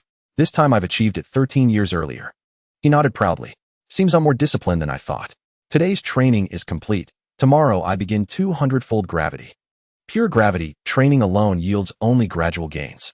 Once under 10-fold gravity on King Kai's planet, he reached 8,000 battle power. Only after mastering 100-fold gravity did he soar to 90,000. By extrapolation, adapting to 2,000-fold gravity should elevate his battle power to roughly 2 million. Though this reflects only his initial acclimation, not sustained cultivation under such conditions. Should he persist in cultivating under 2,000-fold gravity, his growth rate would far surpass that achievable under lower gravities. The next morning, Goku finished breakfast and immediately entered the gravity chamber. His finger hovered over the control panel, then paused. With resolve, he tapped the 100G button and escalated the setting directly to 500-fold gravity. Vegeta, in my past life you trained at triple my intensity. This time I'll leap straight to 5-fold, though my present battle power remains vastly inferior to yours at that stage. The moment the chamber activated, Goku sensed something amiss. His body refused to move. Thud. His knees slammed into the floor with crushing force, flesh and skin torn raw. He braced himself with both hands, straining desperately against the suffocating weight of 500 GS. What is happening? Damn it. How can 500-fold gravity be so overwhelming? I can't even twitch. Could it be? I've overreached. Prostrate on the floor, he strained with every fiber, yet failed utterly to lift himself. Agony erupted from every limb and joint, pain blurred distinctions. Was it his knees screaming or his skull splitting? Soon his very frame felt on the verge of shattering, an indescribable torment lacerating his nerves. It hurts. My bones feel pulverized, my vessels ruptured. Am I dying?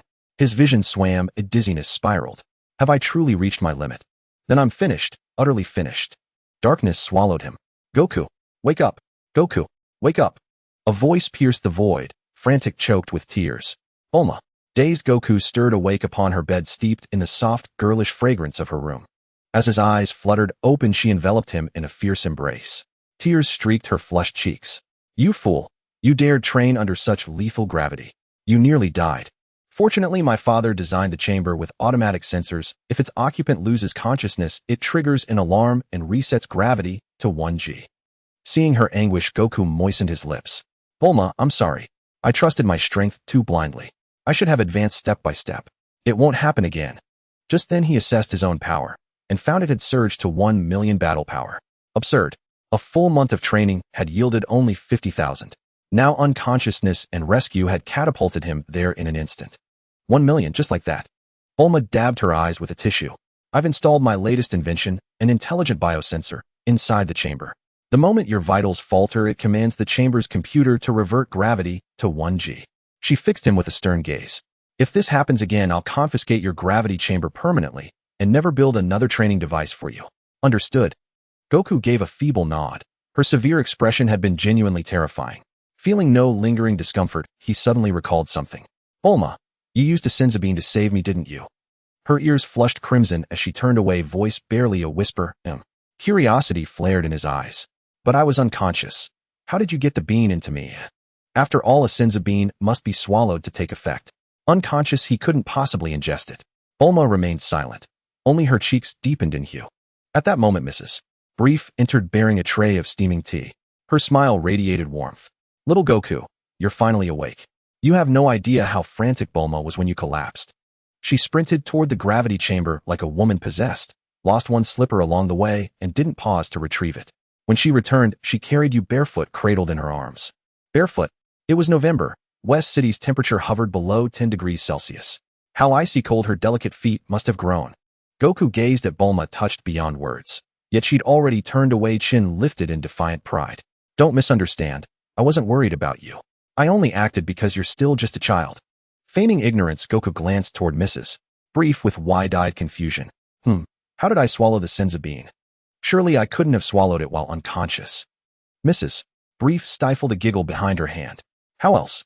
Bulma chewed the bean herself and fed it to you mouth to mouth. Bulma, flushed scarlet, lunged forward and clamped both hands over her mother's mouth. After fully recovering, Son Wukong returned to the gravity room. System, give me a Senzu Bean. There was no way he would play it safe. Son Wukong disliked gradual progress. Breaking through his limits was his true nature. Son Wukong placed the Senzu Bean in his mouth. With the bean secure, he felt invincible. Without hesitation, he activated 500 times gravity and looked up, ready to embrace the overwhelming force. The gravity room's voice began to announce, beep. 500 times gravity selected. In 10 seconds, the gravity will reach 500 G. If this is a mistake, please modify immediately. Countdown begins. 10, 9, 8, 2, 1. Countdown complete. Activating 500 times gravity now. Good luck. The interface displayed 500 G. Unlike last time, he only found it difficult to move. Son Wukong breathed a sigh of relief. I thought I'd get hurt again. I even had the Senzu Bean ready. Son Wukong lay on the ground and immediately began doing one-armed push-ups. As his body gradually adapted to 500 times gravity, a thought struck Son Wukong, filling him with delight. Vegeta, I wonder what you'll look like when you come to Earth thinking yourself a genius. Will you still say, let me show you the chasm that hard work can never cross? Vegeta, I've always remembered those words. That's why I've trained relentlessly, to prove that even without genius, one can gain the power to protect what matters. At that moment, Bulma was watching TV in the living room. The news broadcast, Commander Red of the Red Ribbon Army states that the world will be peaceful, provided he is in control. Commander Red also warns the government not to resist in vain, as it would only lead to self-destruction. All who oppose the Red Ribbon Army will be crushed under the wheels of history. Bulma clenched her fists, grinding her teeth. Damn Red Ribbon Army. How arrogant can they be? That Commander Red is a cancer on this world. Dr. Brief nodded, his face etched with worry. The Red Ribbon Army grows bolder by the day. It won't be long before they clash with the government forces. Mrs. Brief entered the living room and saw Bulma and Dr. Brief discussing the Red Ribbon Army. She looked puzzled. Why not ask Goku for help? His strength is immense. Bulma suddenly realized that's right. If there's anyone who can eliminate the Red Ribbon Army, it's Goku. Without wasting time, Bulma immediately contacted Son Wukong. Goku, stop training for a moment. I need your help. Hearing the speaker in the gravity room, Son Wukong didn't even look up. He continued his one-armed push-ups. Unless the house was on fire, he wouldn't leave. Such was the obsession of a training fanatic. Bulma was taken aback. What was this? Had he not heard her? Bulma had no choice but to call again. Goku, can you hear me? Son Wukong, not wanting to delay important matters, finally responded. Bulma, I can hear you. Bulma frowned. This guy didn't care about her at all. He was still doing push-ups even while replying. A little annoyed, she snorted, fine, since you're so busy, you'll find someone else. She emphasized the word someone else, speaking slowly and deliberately. Son Wukong's focus shattered. He immediately got up and pressed the gravity reset button. Bulma, I have time. I was just at a critical point in my training, which is why I was a bit slow. I'm coming now. Son Wukong trotted all the way to the living room, his heart uneasy. As expected, Bulma's face was dark. Bulma grabbed a pink toy bear and slammed it back and forth in fury. Stupid Goku, bad Goku.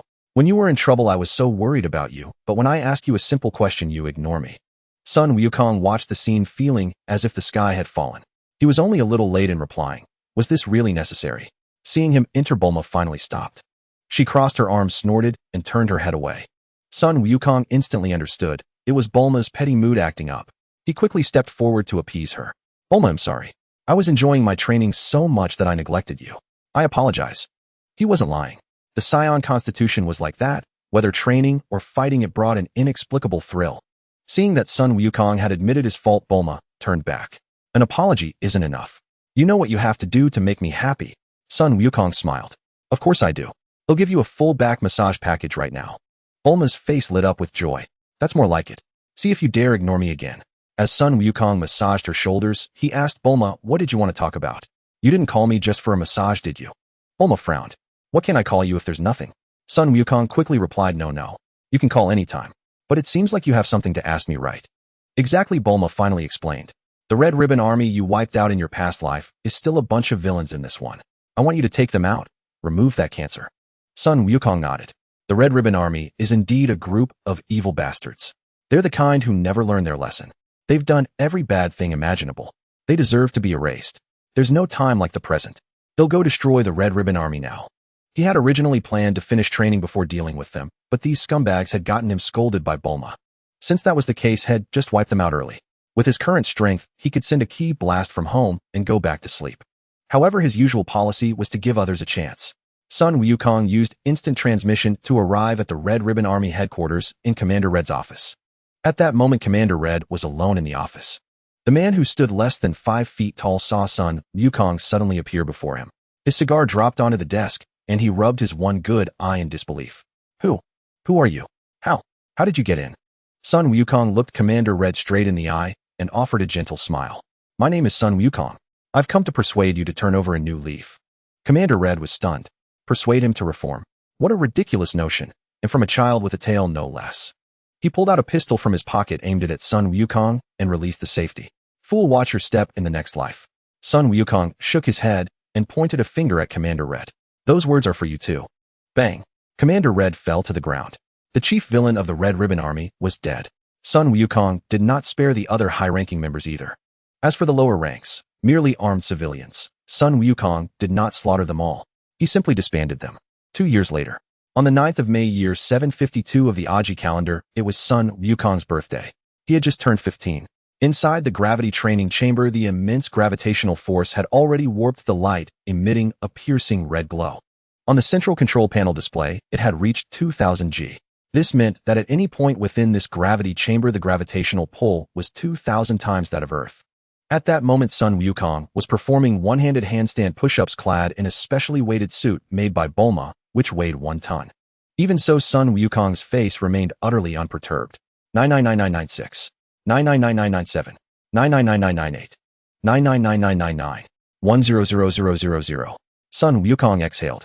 Finally finished 100 one-handed handstand push-ups. Adding the other hand, that makes 2000. After 2 years of training, Sun Wukong's physical strength had already reached its limit. Sun Wukong took off the weighted suit and sighed. Even 2000 times gravity plus a 1-ton suit have no effect. It seems the time has come. Sun Wukong pressed the gravity reset button, restoring the chamber to 1G. He assessed his own strength. Sun Wukong felt somewhat disappointed. Oh, only a battle power of 1 billion. During the Majin Buu era, his base battle power was around 300 million. Even young Trunks as a Super Saiyan could match Android 18 with a power level of about 1 billion. Of course, that was mainly because Android 18 hadn't trained seriously, otherwise young Trunks, even as a Super Saiyan, would have been no match for her. Sun Wukong was perplexed. Why is my battle power increasing so slowly? Is there really such a thing as talent? Still, with a base battle power of 1 billion, transforming into a Super Saiyan would be far too easy. Although he had experienced countless Super Saiyan transformations in his past life, this was the first time in this world. Based on experience, the first transformation required a sacrificial victim. No, that's wrong. It required rage. But how could he become enraged?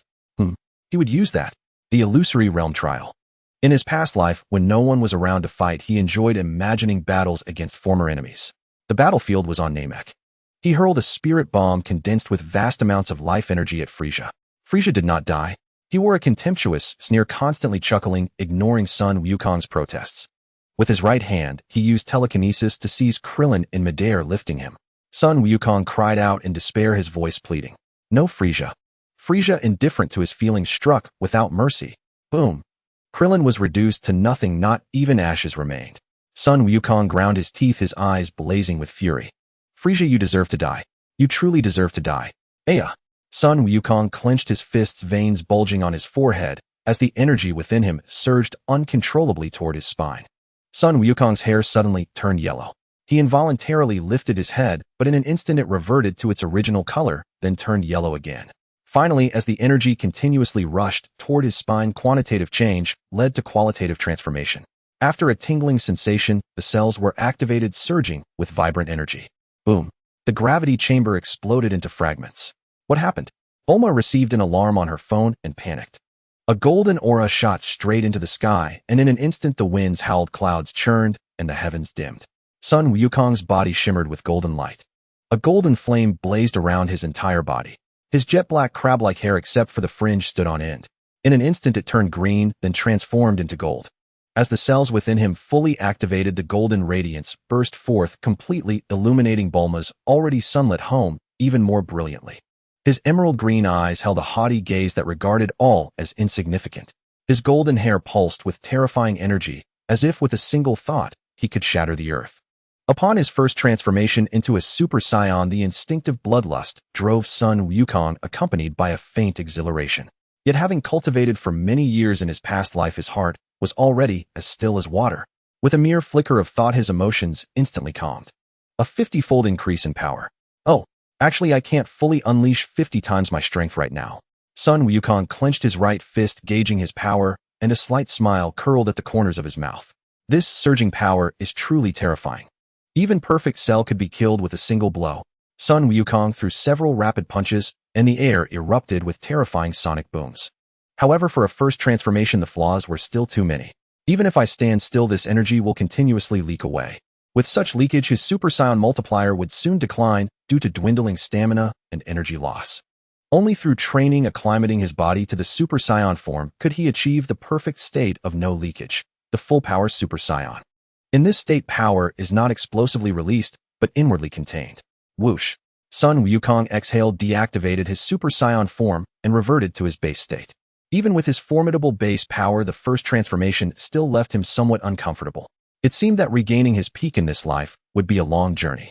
Bulma rushed to the site where the gravity chamber had been, grabbing Son Wukong's hands with concern. Goku, what just happened? Are you okay? Son Wukong pointed at the debris on the ground, looking somewhat embarrassed. I was trying to transform into a Super Saiyan, but I used too much force and ended up destroying the gravity chamber. Bulma patted her chest. I thought you were in danger again. It's just a small matter. Now that I'm an adult and not short on money, I'll build you an even better gravity chamber. On the Kaioshin realm, East Kaioshin Shin was the current Supreme Kai. He was originally an apprentice Supreme Kai along with 3 others named West, North, and South. The Supreme Kai at that time was known as the Grand Supreme Kai. Unfortunately, the Grand Supreme Kai was no match for Majin Buu and was absorbed. Kaioshin Shin was napping with Kibito under a peach blossom tree, sleeping foot to foot. Suddenly, Kaioshin Shin was jolted awake by a powerful force. Kaioshin Shin's face was filled with disbelief, cold sweat streaming down his forehead. What kind of power is this? It's so terrifying. Kibito, also groggily waking up, was utterly astonished. Good heavens! This is the power of a mere mortal from the lower realm. How is that possible? Kaioshin Shin looked grave. It seems we must investigate who possesses such power. Let's hope they are not evil. On planet Yardrat, the Grand Elder gazed at the sky, his expression solemn. Another warrior of unparalleled strength has appeared in this universe. Whether it is a blessing or a curse remains to be seen. Galactic Patrol Headquarters. King Galactic was holding his annual awards ceremony. Clutching the trophy with a beaming smile, King Galactic announced, "Let us welcome the elite member Meruz to receive his award. He is the most outstanding officer in our Galactic Patrol."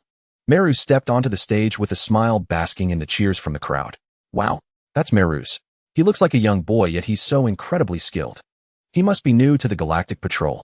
Meruz is a true elite in our base. He can raid a criminal hideout alone using only standard issue equipment. That's amazing. I wish my sister could marry him. Dream on.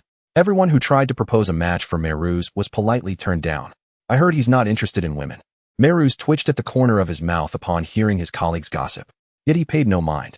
His co-workers were warm and genuine, and being with them felt like a comfort he never experienced with his father. Truth be told, he had no desire to remain a neutral spectator on the cosmic chessboard.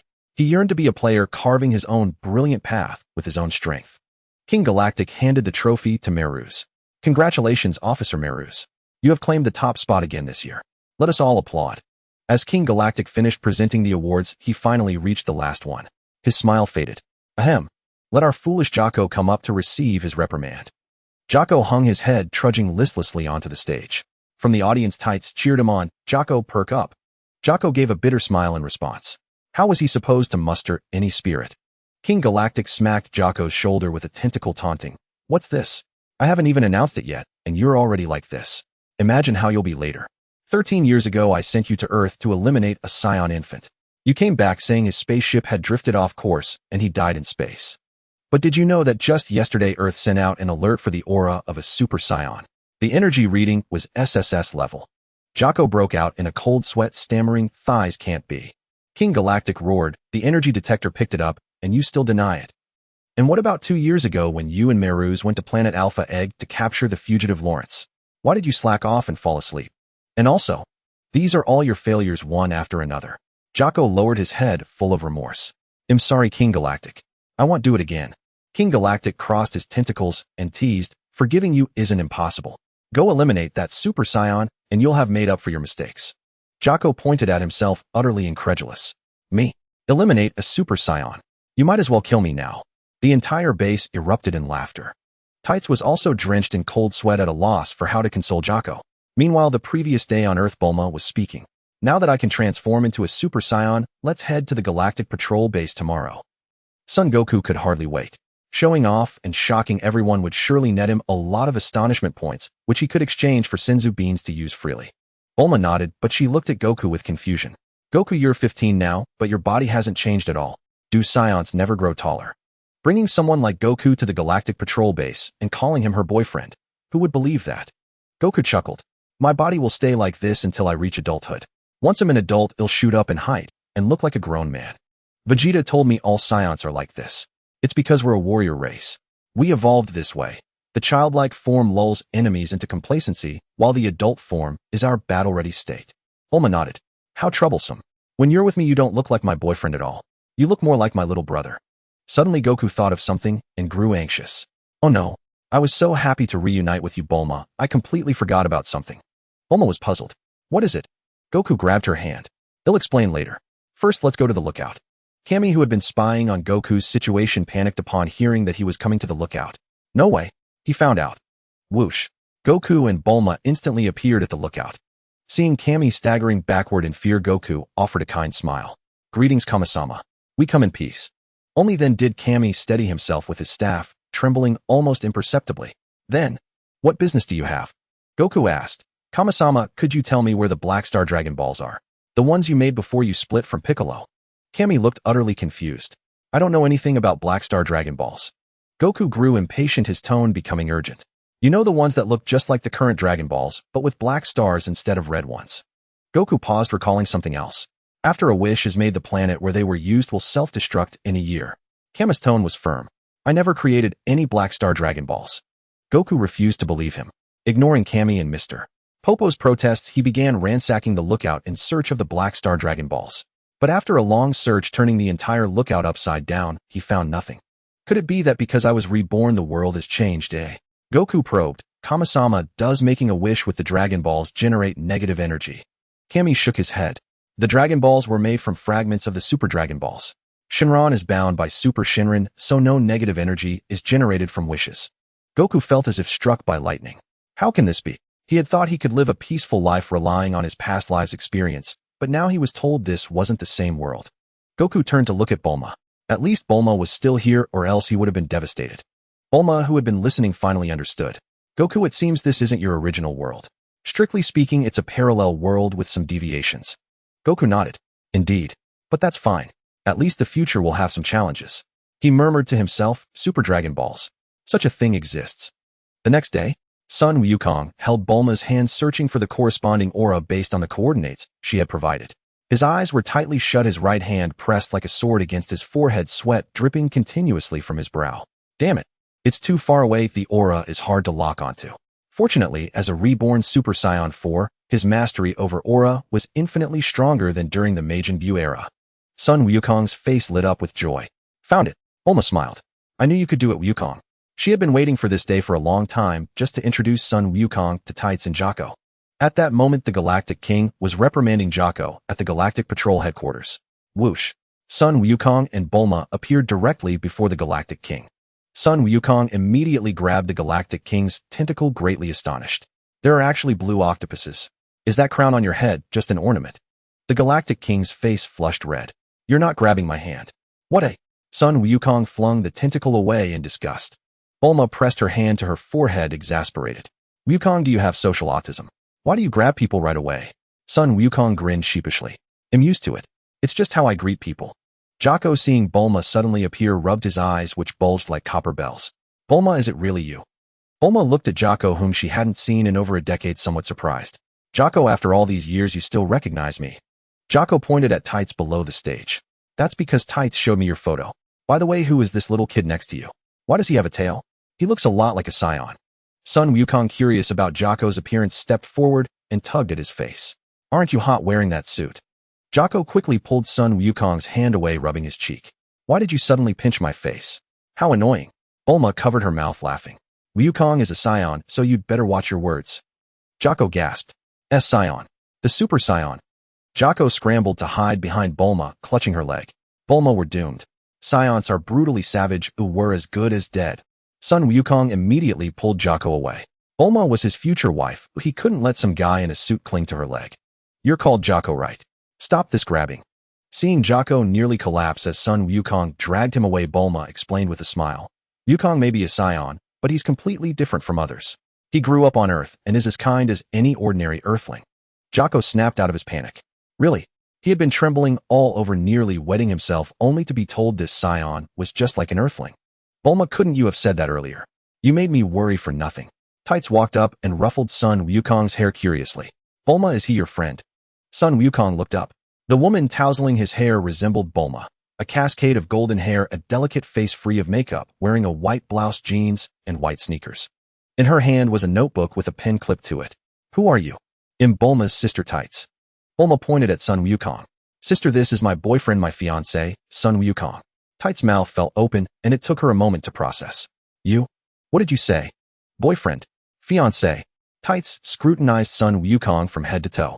This little brat looked perfectly ordinary. He wore a blue jacket with Bulma's artistic signature on it. The fabric was clearly high-quality, custom-made by Bulma.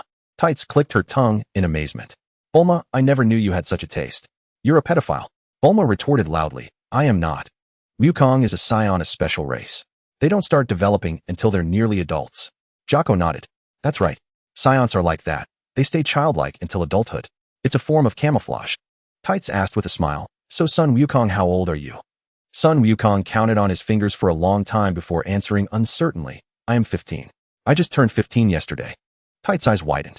Bulma, you're almost 19, and you're going after a kid who just turned 15. Bulma's cheeks flushed slightly.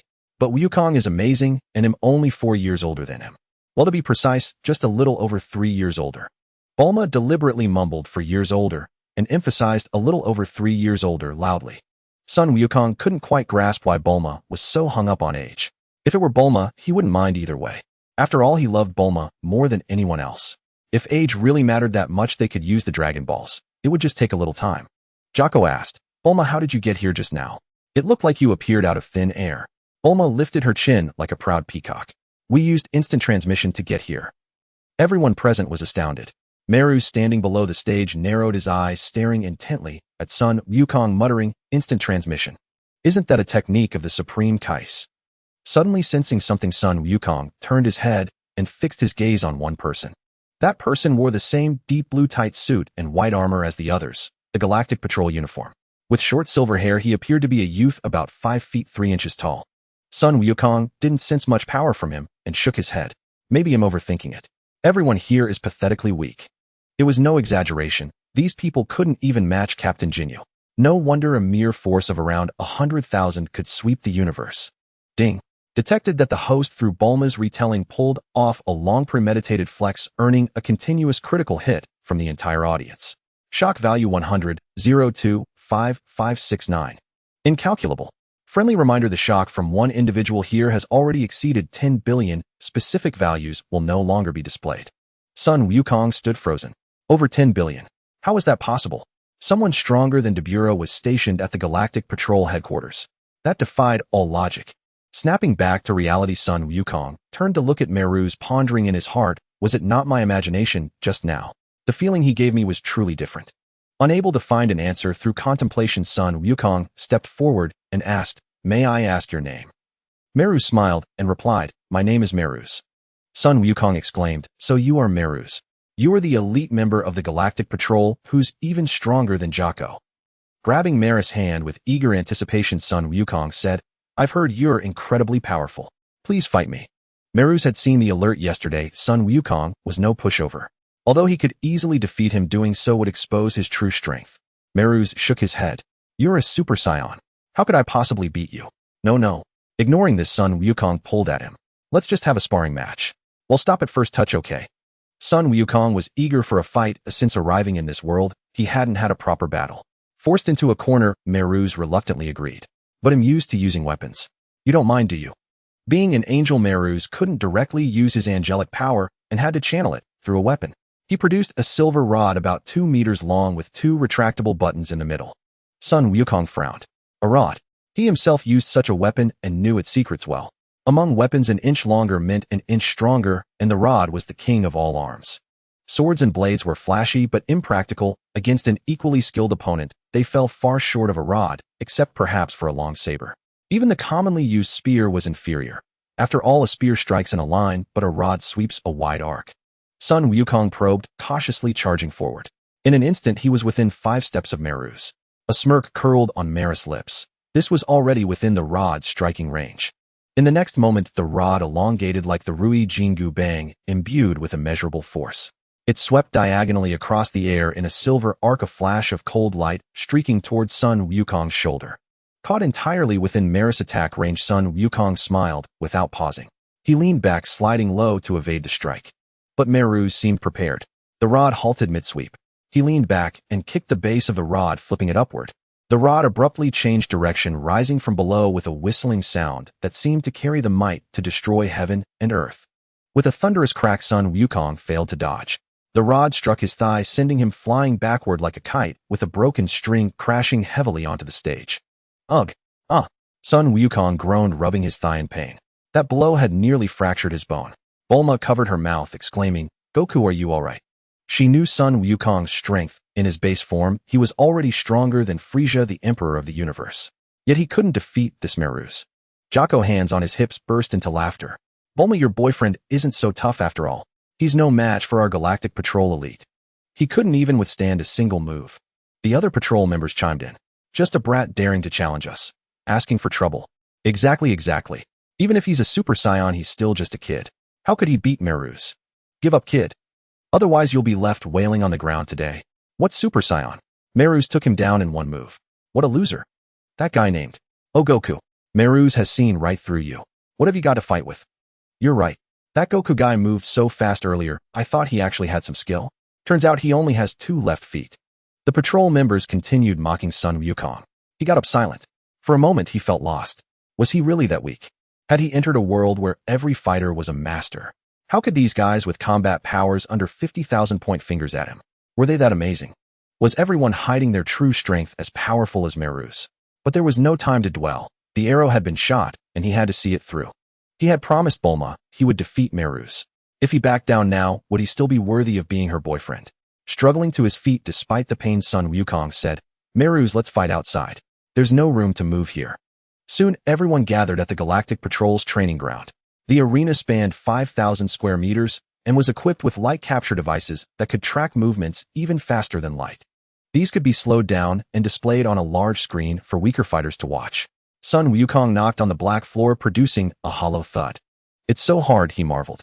Merus explained with a smile. "This floor is made from the universe's hardest metal alloy. It's indestructible." Sun Wukong grew excited. "Then we can fight without holding back." Merus nodded. "You could say that." Sun Wukong grinned. "Your strength just now was formidable. In that case, I'll use Super Saiyan." With that, he let out a grunt. Oh!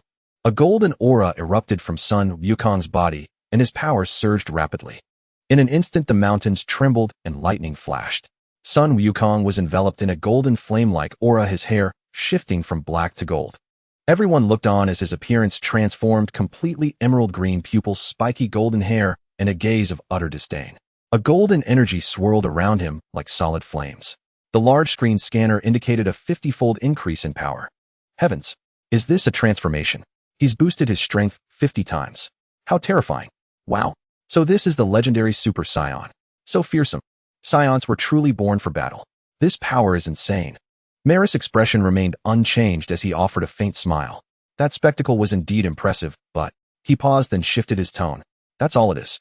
The fact that it affects the environment so much only proves one thing: your Super Saiyan form has severe energy leakage. If there were no leakage, even the dust around you wouldn't stir, let alone make the earth tremble. Sun Wukong squinted. This man named Meruz was indeed no ordinary person. Sun Wukong still couldn't sense much power from Meruz. Anyone can talk big. The question is, can you withstand my attack? Meruz smiled. Never know until you try. Sun Wukong, you must understand that sometimes what you rely on can become your weakness. As they say, what you gain from something can also destroy you. You like to gauge others' strength through their aura, but others might just turn your own ability against you. Sun Wukong was stunned. You mean you've actually been hiding your true strength? That's impossible.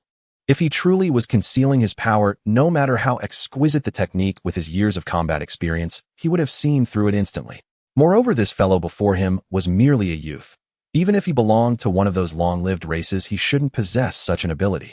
Meruz snapped his fingers and pointed at Sun Wukong.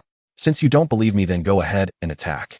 Sun Wukong initially thought to test him with a ki blast, but recalling there were ordinary people nearby, he abandoned the idea. He stomped hard on the ground and charged forward. Meruz made no move, adopting a stance of stillness to counter motion. Sun Wukong moved at high speed, throwing a punch aimed directly at Meruz's face. Meruz, with both hands holding the staff behind his back, merely tilted his body slightly and dodged.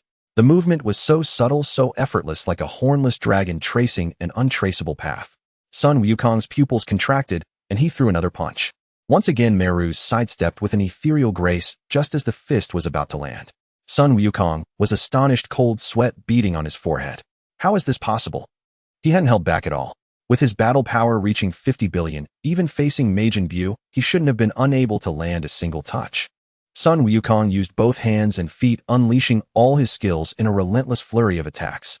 Yet Meruz, sometimes leaning to the side, sometimes leaning back, sometimes tilting his head, always evaded by a hair's breadth. Meruz's movements were utterly devoid of any telltale signs. There was no trace of a changing trajectory. He simply dodged the instant the attack came. Terrifying, utterly terrifying.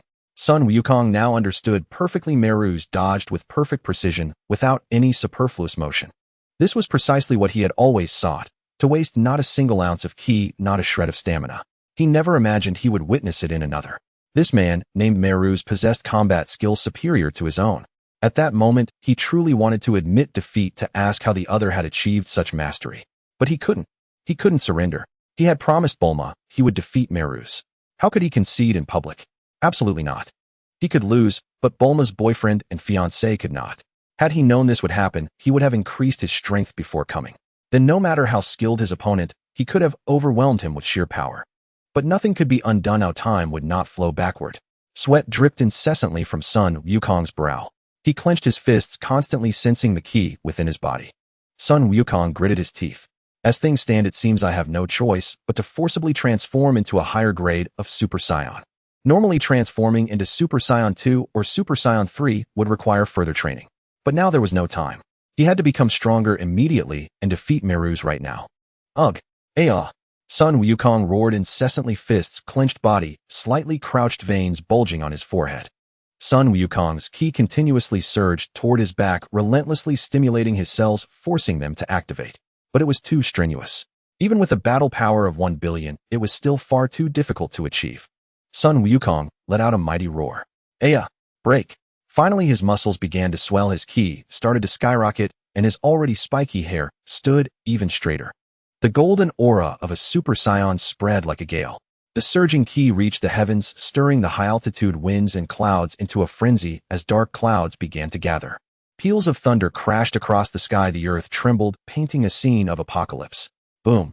Sun Wukong's golden hair was now completely upright, with a single golden fringe hanging over his forehead. His golden aura far surpassed that of the previous Super Saiyan, continuously erupting from his feet and shooting into the sky. Lightning crackled around Son Wukong's body. Crackle pop. Son Wukong finally exhaled. Super Saiyan 2. I've finally achieved it. He clenched his right hand, a hint of uncertainty in his mind. I wonder if doubling my battle power will allow me to land a hit on Meru's. If I still can't even touch him, then transforming into Super Saiyan 3 would be useless. Jocko stared at the display screen, his expression one of utter shock as Son Wukong's power doubled again. A Super Saiyan can still transform further. Thighs. How is this possible? The Galactic King sat to the side, his tentacles crossed over his chest, quietly observing the two on the training ground. I never imagined Meru's was this powerful. Even a Super Saiyan can't touch him. Just what is his origin? Bulma sat in the spectator stands, clutching tights, her face tense. Sis Wukong seemed to be struggling with that transformation just now.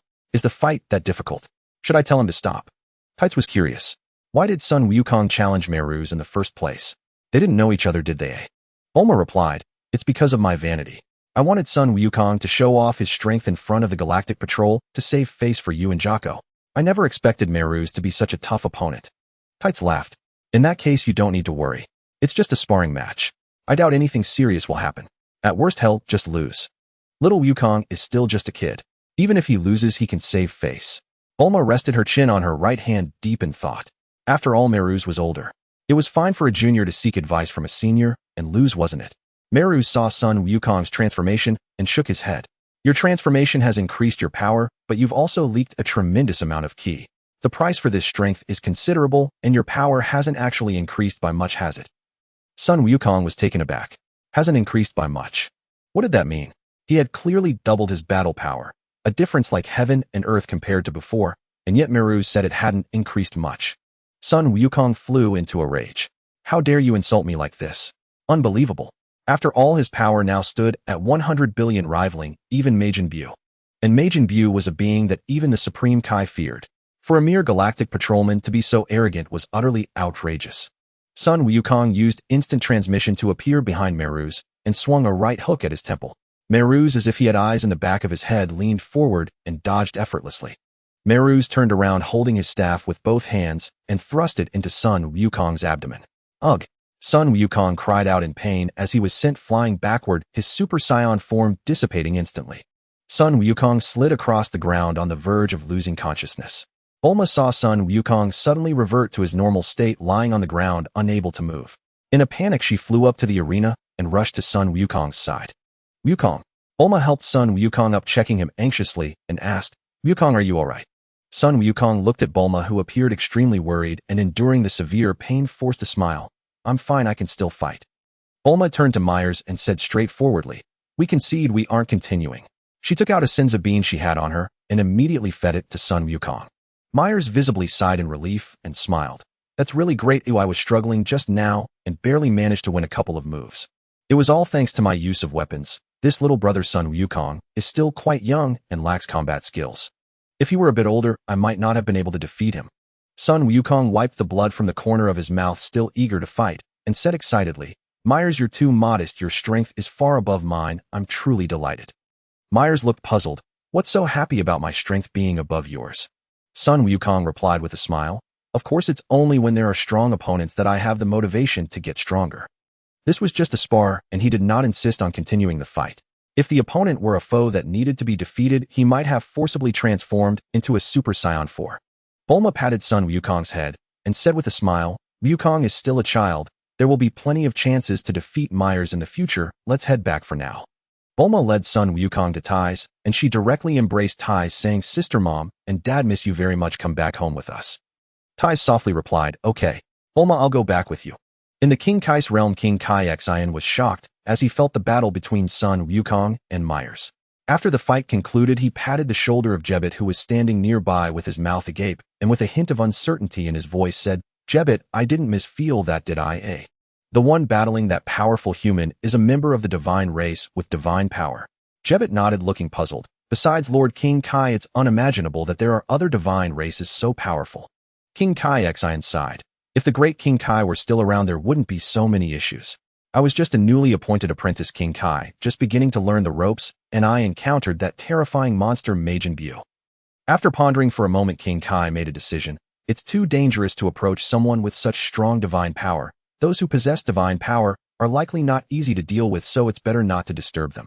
Jebet, you come with me to meet that human with powerful energy. I sense that there are several ordinary people around him, and since he can accept ordinary people nearby, he's likely not a villain. Jebet nodded, and the two instantly teleported to Bulma's home courtyard.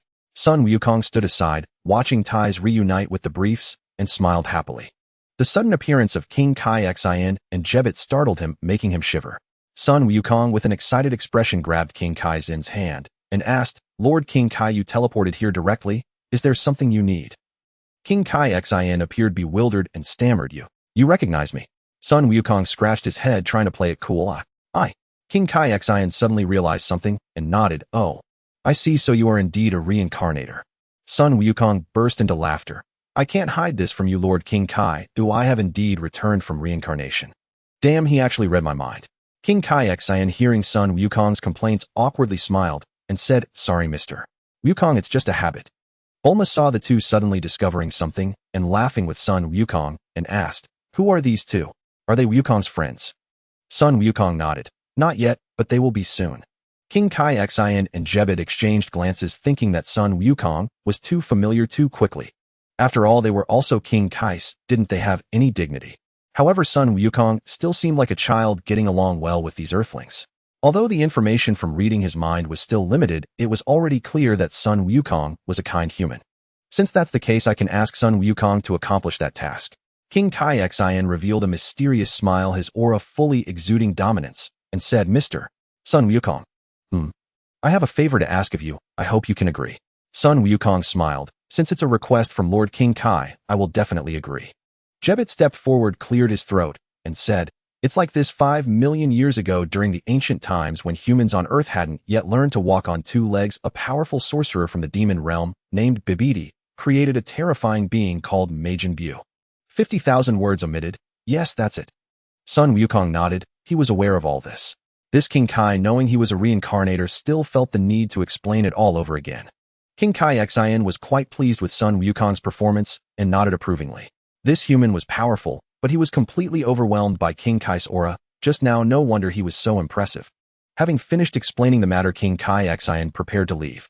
His main purpose was to gauge Sun Wukong's true nature, and since Sun Wukong was not a villain, his mission was already accomplished. "All right, Mr. Sun Wukong, once we find the sorcerer Bibidi, we will contact you to join us in eliminating Majin Buu." Sun Wukong stepped forward and grabbed King Kai Xian's arm, saying, "Lord King Kai, wait a moment, I have something to tell you. Didn't you just read my mind and find out that your ancestor has been sealed?" King Kai Xian looked surprised and said, "As King Kais, we can only know the thoughts of others at that moment. We cannot read memories. To go further, physical contact is needed, and the other party must completely lower their guard." "You say our ancestor has been sealed? I truly did not know that. Please tell me more, Mr. Wukong." Sun Wukong then revealed everything he knew, and even Bulma heard such a detailed account for the first time.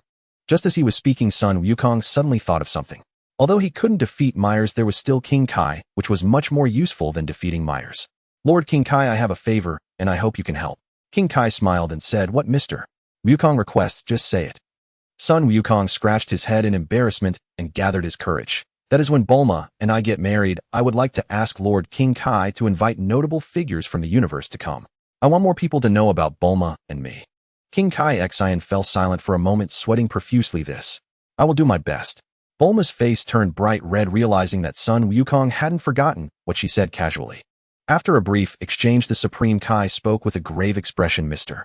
Son Goku, since the Elder Kai is sealed within the Z sword, I implore you to lend your strength to rescue him." Son Goku nodded. "The Elder Kai was kind to me in my past life, who of course will save him from his predicament." Turning to Bulma with a smile, Son Goku said, "Bulma, Lord Supreme Kai and I are going to rescue the Elder Kai. Don't prepare dinner for me tonight." Son Goku followed the Supreme Kai Shin to the realm of the Kais. With his current strength, he effortlessly freed the Elder Kai in no time. The Elder Kai, noticing the broken Z sword beside him, hunched over with his hands behind his back, glared at Supreme Kai Shin with a look of disappointment. "I thought it would be a Kai of a later generation who would rescue me, yet it turns out to be an ordinary human. The Supreme Kais have truly declined with each passing generation." The Elder Kai lifted his head, a nostalgic look in his eyes. In the old days, the Supreme Kai and the God of Destruction stood on equal footing. What a sight that was. Now you can't even pull out the Z-sword. Son Goku was puzzled by the term God of Destruction. Lord Elder Kai, what is a God of Destruction? Is it also a deity? Supreme Kai Shin was equally curious, his face full of anticipation. The Elder Kai stared at him in disbelief, slapping his thigh. Oh dear. For a Supreme Kai to reach your level is truly unparalleled. You don't even know the deities who work alongside us. The Elder Kai explained reluctantly. In this world, just as there are gods who create planets, there are also gods who destroy them. The God of Destruction annihilates those planets deemed unworthy. Supreme Kai Shin seemed to grasp the idea. And what are the criteria for being unworthy? The Elder Kai sighed. There are no criteria. It all depends on the God of Destruction's mood. If he says it's unworthy, then it is. Our universe's God of Destruction has lived for hundreds of millions of years, his temperament capricious. The slightest displeasure leads to the destruction of countless planets. Son Goku clapped his fist into his palm. I get it. The God of Destruction is a villain, right? He destroys planets, just like Frieza. The Elder Kai glanced at him. There is no clear line between good and evil. From the perspective of those on the destroyed planets, the God of Destruction is indeed an irredeemable villain. But for the development of the entire universe, his existence is necessary.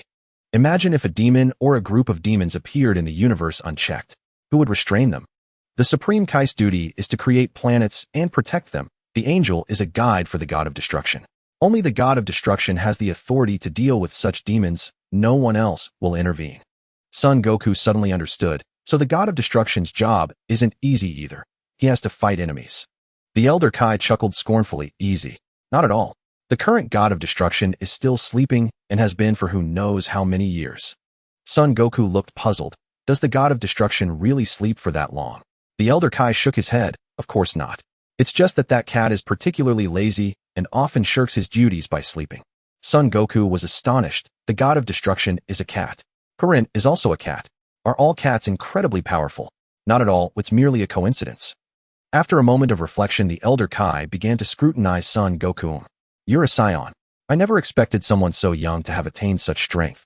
Son Goku, without hiding anything, told him about his rebirth. Since the Supreme Kai could read minds, it was better to confess voluntarily than to be discovered later. The Elder Kai's expression shifted several times. After a moment of thought, he nodded. You're quite straightforward. Despite your immense power, your heart remains virtuous. You have potential. How about this? I'll teach you a new training method that might enable you to defeat that fellow Merus. The Elder Kai gave an enigmatic smile. Otherwise, even 100 years of training wouldn't be enough to beat him. Son Goku's eyes widened. Even 100 years wouldn't be enough. That Merus is that powerful. The Elder Kai sat directly on the grass. Indeed. Merus is an angel after all, even stronger than a God of Destruction. Your training method might reach the level of a God of Destruction at best, but it can never surpass Merus. In other words, your path has been wrong from the start. Even if you grow stronger, your progress will be limited. Son Goku sat beside the Elder Kai, his expression earnest. Lord Elder Kai, please teach me. The Elder Kai nodded with satisfaction, a teachable student. He stretched his body and sighed, I'm old and frail. If I don't teach you, I might not live to see another student. The Elder Kai asked Son Goku, tell me, what is the fundamental source of a person's strength? Without hesitation, Son Goku replied, it's ki. No matter how strong a person's body is, it's still flesh and blood. Even if someone has a body of steel, it's fragile. Only ki is the true source of power. The Elder Kai nodded, you're right. But do you know that there is something very similar to ki? Son Goku looked bewildered. I can't think of anything that could compare to ki. Does such a thing really exist? The Elder Kai stood up. Of course it does. That is divine ki, something far more powerful than ordinary ki. There is also divine power. To put it simply, divine ki can be obtained through specific rituals, such as the Supreme Kai ceremony that directly elevates one to a Supreme Kai. It can also be attained through training, but that is much more difficult and requires great perseverance. As for divine power, that's even more complicated. One must first possess divine ki before even attempting to cultivate it. We'll set that aside for now. Son Goku's face lit up with excitement. That sounds wonderful. Lord Elder Kai, are you planning to make me a Supreme Kai through a special ritual? The Elder Kai shook his head. Impossible. The appointment of a Supreme Kai candidate must be reported to the Grand Minister and Lord Omni King. It can't be decided privately. Son Goku was a little disappointed. Then I suppose I have to cultivate this divine ki through training. I was hoping you could unlock my potential like you did for Gohan in my past life, granting me divine ki directly. The Elder Kai gave Son Goku a tap on the head. At your age, thinking of such shortcuts. A power that isn't yours can't be wielded as you wish. If you want to grow stronger, I have plenty of methods. It doesn't have to be through potential unlocking. My mind is full of ways to increase strength. Son Goku's eyes sparkled. I can't wait. I'm eager to get started. The elder Kaioshin smiled mysteriously. My method is to invite Meru's here to teach you directly. Son Wukong and the others fell flat on their faces with a thud. Son Wukong shot a contemptuous glance. Lord Elder Kaioshin, you boasted so impressively earlier, and this is all you've got. The elder Kaioshin flushed with embarrassment. Though I have some tricks, they are nothing compared to an angel's. At best, I can draw out your potential much like what happened to your son in his past life, though the effect on you might be somewhat diminished. Son Wukong looked troubled. But Meru's is an elite member of the Galactic Patrol. When would he have time to teach me? The elder Kaioshin chuckled. Isn't there the hyperbolic time chamber? You'd only need to borrow Meru's for a day or two. I believe out of respect for me he would agree. Son Wukong nodded. All right then, but I still need to tell Bulma, or shall worry. Training in the hyperbolic time chamber would also allow him to grow up a bit sooner, narrowing the age gap between him and Bulma. That way he and Bulma could get married earlier. The elder Kaioshin found it hard to believe. You're one of the top figures in the universe, yet you still have to heed a woman's opinion. Son Wukong gave a faint smile. Bulma is no ordinary woman. She's the one I most want to protect. She's different. The elder Kaioshin shook his head. Very well then. He'll go contact Meru's first. Kibito can accompany you. On the outskirts of West City, on Earth, a spatial rift close to the ground suddenly tore open. The crimson spatial rift trembled incessantly, rapidly expanding, and then a figure stepped out from within. She was petite, appearing like a young girl with sea blue hair. On her head sat a golden crown engraved with a miniature clock symbol. Her skin was a blue-green hue, and she wore a blue robe paired with a pair of blue patera earrings. Her hands were clad in white gloves, and she wore white high-heeled boots. At this moment her face was pale, her body swaying unsteadily, her strength nearly spent. She clutched her chest, a look of joy spreading across her face. Excellent Lord Super Dragon Shenron. I've finally arrived at the space-time that is the source of all problems. If I can change fate, the world will not be left with only me. Aeos. Aeos stumbled into the city, leaning against a wall, her vision blurring as she neared unconsciousness. A police officer with a white beard noticed her and walked over, his face full of concern. Little girl, are you all right? Aeos shook her head, grabbing the officer's arm. Her expression was earnest, her voice faltering. Please take me. Take me to Dr. Brief's house in West City. Aeos mustered the last of her strength to utter the final words before collapsing unconscious. The officer scratched his head, bewildered. Is this girl a relative of Dr. Brief? Since that's her request, they'll take her to Dr. Brief's house first. It's near the hospital too. If Dr. Brief doesn't take her in, I can still get her to the hospital. The officer placed Aeos on the back seat of his hover scooter and followed the navigation straight to Dr. Brief's house.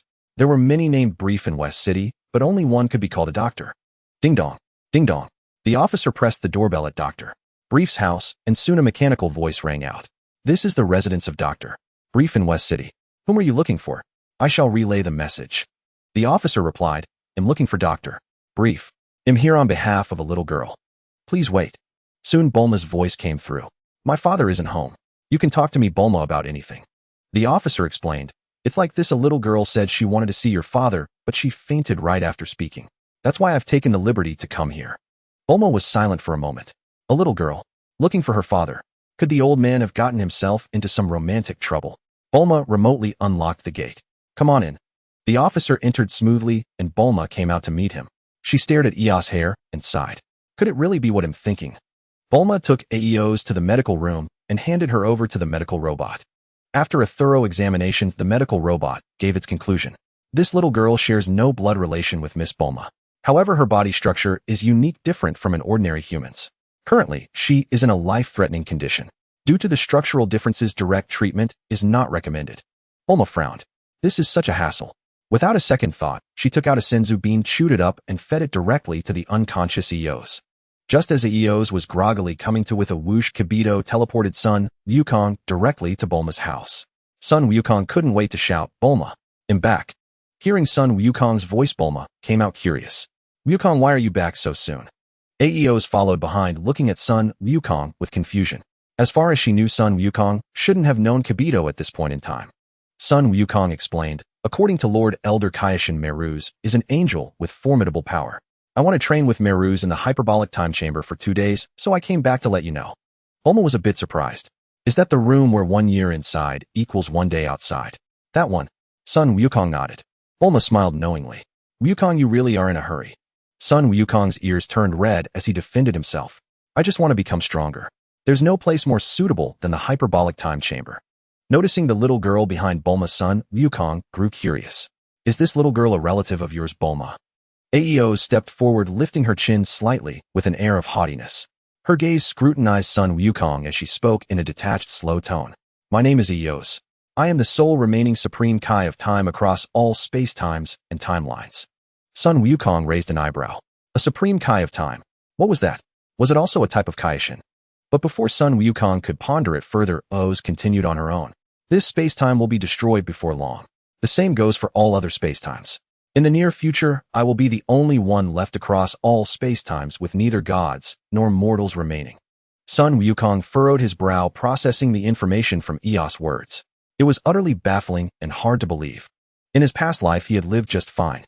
How could this Aeos claim that space-time would be destroyed? Was she perhaps a lunatic speaking nothing but nonsense? Aeos seemed to read Sun Wukong's thoughts and smiled. It's only natural that you don't believe me. Even I haven't fully recovered from the cataclysm that wiped out everything. All I know is that it came suddenly, and then it was the end of the world. Even I don't know the truth behind it. Aeos paused, then looked at Bulma, as if a realization had dawned on her. Super Dragon Shinran sent me to this space-time and told me to find Bulma, saying that everything would become clear then. Now I understand. Aeos extended her hand and smiled at Sun Wukong. Sun Wukong, are you willing to save the world with me? Saving the world? Who could refuse such a demand? Sun Wukong cannot refuse. He must agree, for he is destined to save the world. However, this is merely Aya's word. How can he trust it? Sun Wukong, with a face full of suspicion, said, Indeed, it's hard to refuse saving the world, but how do I know what you're saying is true? Ayos lowered her outstretched hand, slowly rising into the air, shouting, Liberate. Boom. Ayos transformed from a petite girl into a tall, imposing woman, and even her attire underwent a complete change. Her black tight-fitting outfit turned red, and her white gloves and high heels also became red. A powerful force comparable to that of an angel erupted, and a clock-like divine ring with a blue halo materialized behind Ayos. Ayos pointed at Sun Wukong with an icy gaze and a voice void of warmth, Freeze. Suddenly Sun Wukong realized he could not move at all, as if bound tightly by ropes. What is happening? Why can't I move all of a sudden? Sun Wukong could not comprehend why Ayos had transformed from an innocuous little girl into a decisive queen. Aya's form transformed completely, her short hair turned into flowing long hair. She smirked, pointing at Sun Wukong, and lightly stated, Judgment of time. Sun Wukong saw a dazzling energy wave coalescing between Aya's index finger, ready to be unleashed at any moment. He hurriedly said, Lady Ayos, wait. We can talk this over. Ayos revealed a mocking smile. Oh, Sun Wukong, you should know I am not negotiating with you. I am informing you, either come with me to save the world or die. Ayos slowly descended, looking down at Sun Wukong from above, her tone cold as she said, Do not think of resisting. I have acquired the potential development of the dragon god Salama. Besides the high priest, no one can match me. You have no other choice. Sun Wukong, somewhat perplexed, replied, There are many people stronger than me in this world, like the destroyer god and angels. Why choose me? Ayos crossed her arms, her expression now much softer than before. First of all, I am not looking for just you. I will find others to save the world together. Secondly, although those deities are powerful, they are constrained by rules and cannot act freely. Even the destroyer god cannot casually interfere with time and space. Then how can we save the world like this, eh? Hearing that there were others, Sun Wukong became interested. Lady Ayos, who else is there? Ayos did not hold back. You will find out sooner or later. I will just tell you directly. In this time, there are you, Bulma, Vegeta, Frieza, and Majin Buu. In the timeline where Trunks uses the time machine, there are Bulma, Trunks, and Gohan. As for Jiren from Universe 11, although his strength is formidable, his potential is too low. Broly from Universe 7 has great potential, but is hard to control. Quality over quantity, this is enough. Sun Wukong was baffled. Can Frieza also participate? And why does Bulma have to go? Io smiled. Frieza has great potential and can serve as a main combat force. Bulma is crucial. Without her, my plan may not succeed. One is not enough, though I need two. Bulma, standing nearby, finally understood. The little girl she saved was quite extraordinary. Bulma suddenly became agitated, crossing her arms and scoffing. I will not go. Saving the world is too dangerous. One misstep and my life could be lost. Seeing Bulma resist so fiercely, Sun Wukong gently suggested, Bulma is just an ordinary person. Perhaps it's better to let it go. Io sneered, not going. Do you think I am negotiating with you? If you don't go, I will remove Bulma's brain and place it in a robot. After all, I only need her wisdom, the effect will be the same. Bulma's face turned pale instantly, her body trembling, but soon regained its color. She glared at Io's, gritting her teeth. Fine, I'll go. Why must you be so fierce? Bulma regretted her decision deeply, as she should not have saved this cold-hearted individual who even considered removing her brain. How inhumane. Io's, unfazed by Bulma's glare, smiled lightly. It seems I have already gained Bulma's consent. Son Wukong, will you not go? Of course I will go. I can feel this adventure will be incredibly interesting. How could I miss it? Seeing that Bulma was going, Son Wukong could no longer hold back. Son Wukong, curious about Aya's plan, asked, Lady Ios, how do we plan to save the world? Can you share the details with me?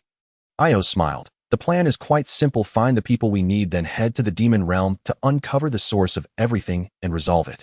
Son Wukong nodded. That sounds simple. Oh, I feel like I could handle it by myself. Ios shook her head. You are too naive. Things are not as simple as you think. How could something that can annihilate all timelines and realities be easily resolved by you? Even I to this day do not know what has happened. Originally, the dragon god Salama had already investigated thoroughly, but he just wouldn't say, insisting that I would understand once I met Bulma in this timeline. Ios retracted her temporal power, transforming back into her little girl form. She walked over to Bulma and tugged at the hem of her pink dress, saying, Bulma, I need to take a bath, but I have no change of clothes. Please help me prepare some. Bulma glared at the now innocuous little girl, her anger rising. This girl had just threatened her, and now she was asking for clothes. How outrageous. Seeing Bulma gritting her teeth and about to explode, Son Wukong hurriedly consoled her. Bulma, don't be angry. Anger is harmful. How about we play some poker? Bulma would occasionally play cards with her family when bored, but Son Wukong always refused, saying it was a waste of time and that training was more important. Now things were different. Bulma had been humiliated in front of Ios multiple times, and if he didn't comfort her, she would likely burst into tears. A hint of a smile appeared on Bulma's lips. All right. Wukong, I was just discussing plans to go out with my parents while playing cards. The game began. Bulma noticed Son Wukong waiting behind Dr. Brief for his turn and gave him a knowing glance. Son Wukong understood in an instant, stealthily swapping Dr. Brief's Joker with Bulma's 3. Dr. Brief rubbed his eyes and counted the cards again, puzzled. What happened? I clearly had a Joker just now. How did it turn into a 3? After 3 rounds of cards, Ios stepped out of the bathroom. Son Wukong quickly approached Ios, clasped his hands together, and wore a restrained smile. Lord Ios, before we depart, I wish to train with Meruz in the hyperbolic time chamber for 2 days. I humbly request your approval. Ios chuckled softly, a hint of teasing in his tone. Son Wukong, in other timelines you've never shown me such deference. You'd even come to blows over a disagreement. Truth be told, I'd rather see your unruly side. Son Wukong gave an awkward smile. Lord Ios, you jest. The me from other timelines is not truly me. Personally, I hold great respect for you, Lord Ios. Ios waved his hand. Son Wukong, we have ample time. At least nothing will happen before your death. Still, the sooner the better. Son Wukong nodded slightly. Then Lord Ios, may I train a few more days? This child's body feels lacking in strength. I fear I might not defeat any villains we encounter, which would be troublesome. Ios snorted coldly. I suspect you're still unconvinced of my superiority.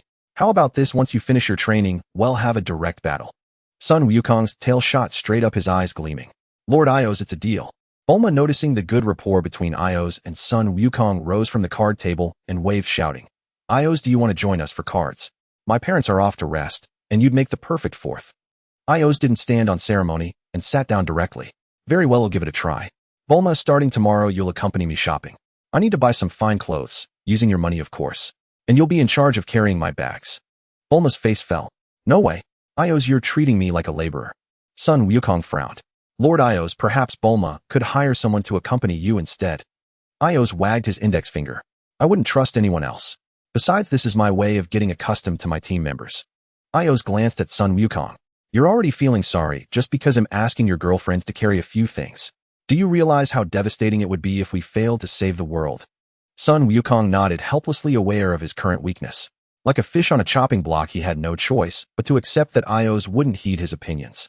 The next morning, Kibito used instant transmission to bring Son Wukong to the realm of the gods. The Elder Kai was very efficient. Meruz had already arrived the day before. Meruz, still dressed in his Galactic Patrol uniform, was admiring the flowers early in the morning. Unlike other parts of the universe, the realm of the gods enjoyed eternal spring with blossoms perpetually in bloom. Son Wukong found Meruz amidst a lush cluster of flowers, lying with his eyes half closed, hands behind his head. Reluctant to disturb him, Son Wukong lay down beside him as well. Ios had said time was plentiful, so there was no need to rush. After a while, Merus finally noticed Son Wukong's presence and offered a smile. Son Wukong, I've heard you wish to train under me. There's no time to waste. Let's begin immediately. Merus led Son Wukong to the training area of the realm of the gods. The hyperbolic time chamber exists here as well, so we won't need to go to Earth. Moreover, the one in the realm of the gods is more advanced with rooms offering various gravity multipliers. Son Wukong matched Merus' pace and got straight to the point. Merus, I want to know how you mastered the technique you used in our last fight. I'm very curious. Please share your wisdom. Merus offered an approachable smile. Son Wukong, that technique is a divine art called Ultra Instinct. It's a state where the body moves on its own, requiring divine power to activate. Son Wukong was taken aback. Requires divine power. That sounds quite formidable. Merus nodded. Indeed. The most basic prerequisite for mastering Ultra Instinct is possessing divine power, meaning you must be a god. Otherwise, no matter how elevated your state of mind, it remains an unattainable mirage. Son Wukong grew intrigued. So Merus, you intend to help me gain divine power? Merus laughed. Precisely. I will use special training methods to awaken divine chi within you. As you learn to harness this divine chi, divine power will gradually emerge. Then through understanding the state of mind, you can manifest Ultra Instinct. Son Wukong looked curious. And how will we train? Merus explained, ordinary ki is released externally to enhance combat power. But divine chi must be cultivated and contained within the body, never leaking out. Thus our training focuses on amplifying power internally. Upon entering the hyperbolic time chamber, Merus waved his angelic staff, and a specially crafted garment materialized. This suit exerts a gravity force of about 10,000 times. I know you've adapted to 2,000 times gravity before making it ideal for your training. Remember, your chi must not leak from your body. Wrapped in the suit like a beige dumpling, Son Wukong gave it a try and grew frustrated. It's extremely difficult. Whenever I move, my chi naturally seeps out to boost my combat power. Merus explained, it's always like this at the start. Son Wukong struggled to shift his steps. This suit is incredibly heavy. With the chamber's tenfold gravity, and this suit, it's like enduring 100,000 times gravity. Yet I can't even enhance my chi as usual. Son Wukong felt a fire in his chest purely from suffocation. He dropped to his hands and knees, panting heavily. So exhausting. My chi keeps threatening to. Just as Son Wukong was complaining, he suddenly noticed a figure standing before him. Looking up, he saw none other than Ios. Son Wukong's eyes widened. Lord Ios, how did you get here? Ios crossed his arms. There's nowhere I can't go. I came to check on your training progress. Ios flashed a mischievous grin. You seem to be struggling. Let me give you a hand. In a flash, he appeared behind Son Wukong and delivered a swift kick to his rear. Bang! Son Wukong shot forward like a beige cannonball, skidding across the ground.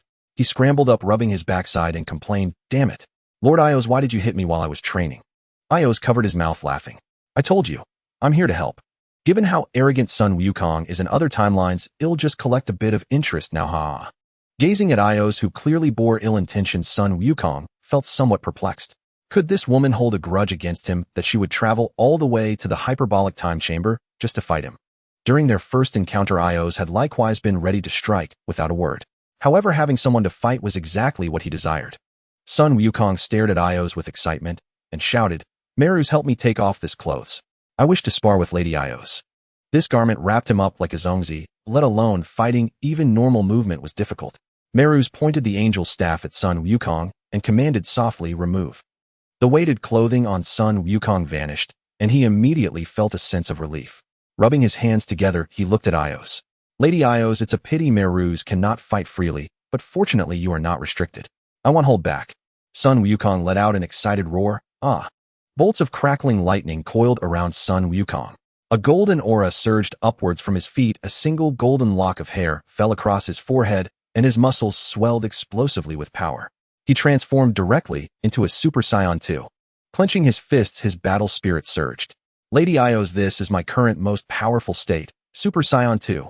Ios' expression remained unchanged. Super Saiyan 2. It looks somewhat intimidating, but I wonder how strong your power truly is. Son Wukong smirked, his wild golden aura shooting into the sky. He crouched slightly, then launched himself like a coiled orange-yellow cannonball, hurtling toward Ios. Humph! Son Wukong well struck. Ios snorted coldly, folding her arms across her chest. She remained still, waiting for Son Wukong's attack. Son Wukong threw a full-powered punch aimed at Ios' face. Io's did not dodge as she extended her right palm and caught the fist. Bang!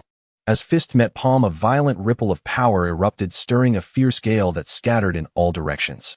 Meru's faced the wind, her silver hair blown back, a look of astonishment on her face. This Son Wukong. He's grasped it so quickly. At this rate, he should master godly ki within half a month. Io's looked at Son Wukong with disdain. Son Wukong, your power is so pitifully weak. I thought you would be stronger.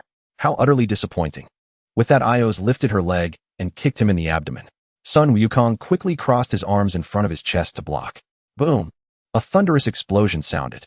The terrifying force shattered Son Wukong's defense.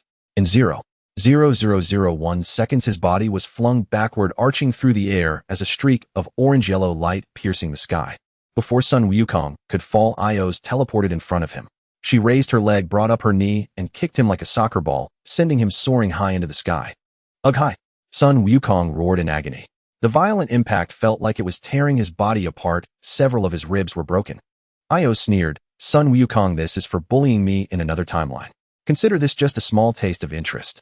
She recalled her battle with Cronoa, where that Son Wukong had used his mastery of Ultra Instinct to fight her. That Son Wukong, with no sense of martial honor, had used a flash step to catch her off guard. If she hadn't been so powerful, she might have been taken out by one of his Kamehameha waves. But now times had changed. Her current strength was second only to the Grand Minister. Even if Son Wukong mastered Ultra Instinct, he would be nothing more than a toy. Moreover, this Son Wukong was just a child who could only transform into a Super Saiyan. Still unsatisfied, Io's teleported above Son Wukong, spun her body half a turn, and swung her right leg 180 degrees, slamming it viciously onto his back. 2. Son Wukong felt as if his spine had snapped. He spat out a mouthful of blood and crashed heavily to the ground. Boom! The ice floor of the hyperbolic time chamber, frozen by the low temperature, caved in and shattered, affecting an area of hundreds of miles. Io's descended and placed her white high heel on Son Wukong's face, looking down upon him from above. Son Wukong, your base strength is about the same as that other version of you who can turn blue. It's far too weak. Saying this, she lifted him up and examined him. Tisk tisk tsk. All your bones are broken. You can't even open your mouth. I wonder if your little girlfriend Bulma would weep if she saw you in this state. Then she tossed him to the ground in disgust and ground her heel into his face. Cough, cough. Son Wukong coughed, bringing up fragments of his internal organs which spilled from the corner of his mouth. This woman showed no mercy in battle, going straight for the kill. Once he recovered his peak strength and mastered godly ki, he would make her pay. Son Wukong couldn't even move now. He could only endure the pain in silence, unable even to groan. Meru's walked over to Son Wukong, locked eyes with Io's, and frowned. Would you please remove your foot? I need to heal Son Wukong. Only then did Io's lift her foot from Son Wukong's face. She conjured a chair, sat down, crossed her legs, and watched Meru's actions with interest. Meru's pointed her divine staff at Son Wukong and commanded softly, heal. In an instant, Son Wukong, who had been on the verge of death, was restored to full vitality. Even his tattered orange battlesuit was restored to its original state. Son Wukong sprang to his feet with a kip up, looking around in amazement.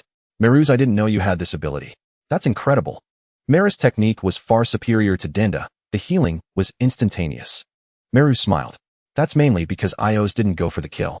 She controlled her aura and didn't let her time power linger in your body. Otherwise, even I would have been powerless.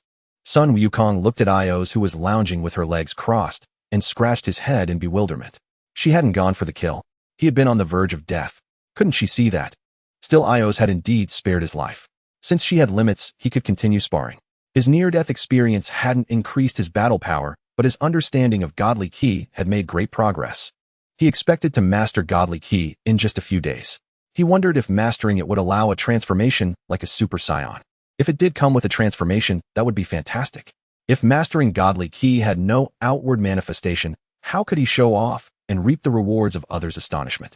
Son Wukong slapped his cheeks, perked up, and assumed a fighting stance. Lady Io's, let's continue our battle.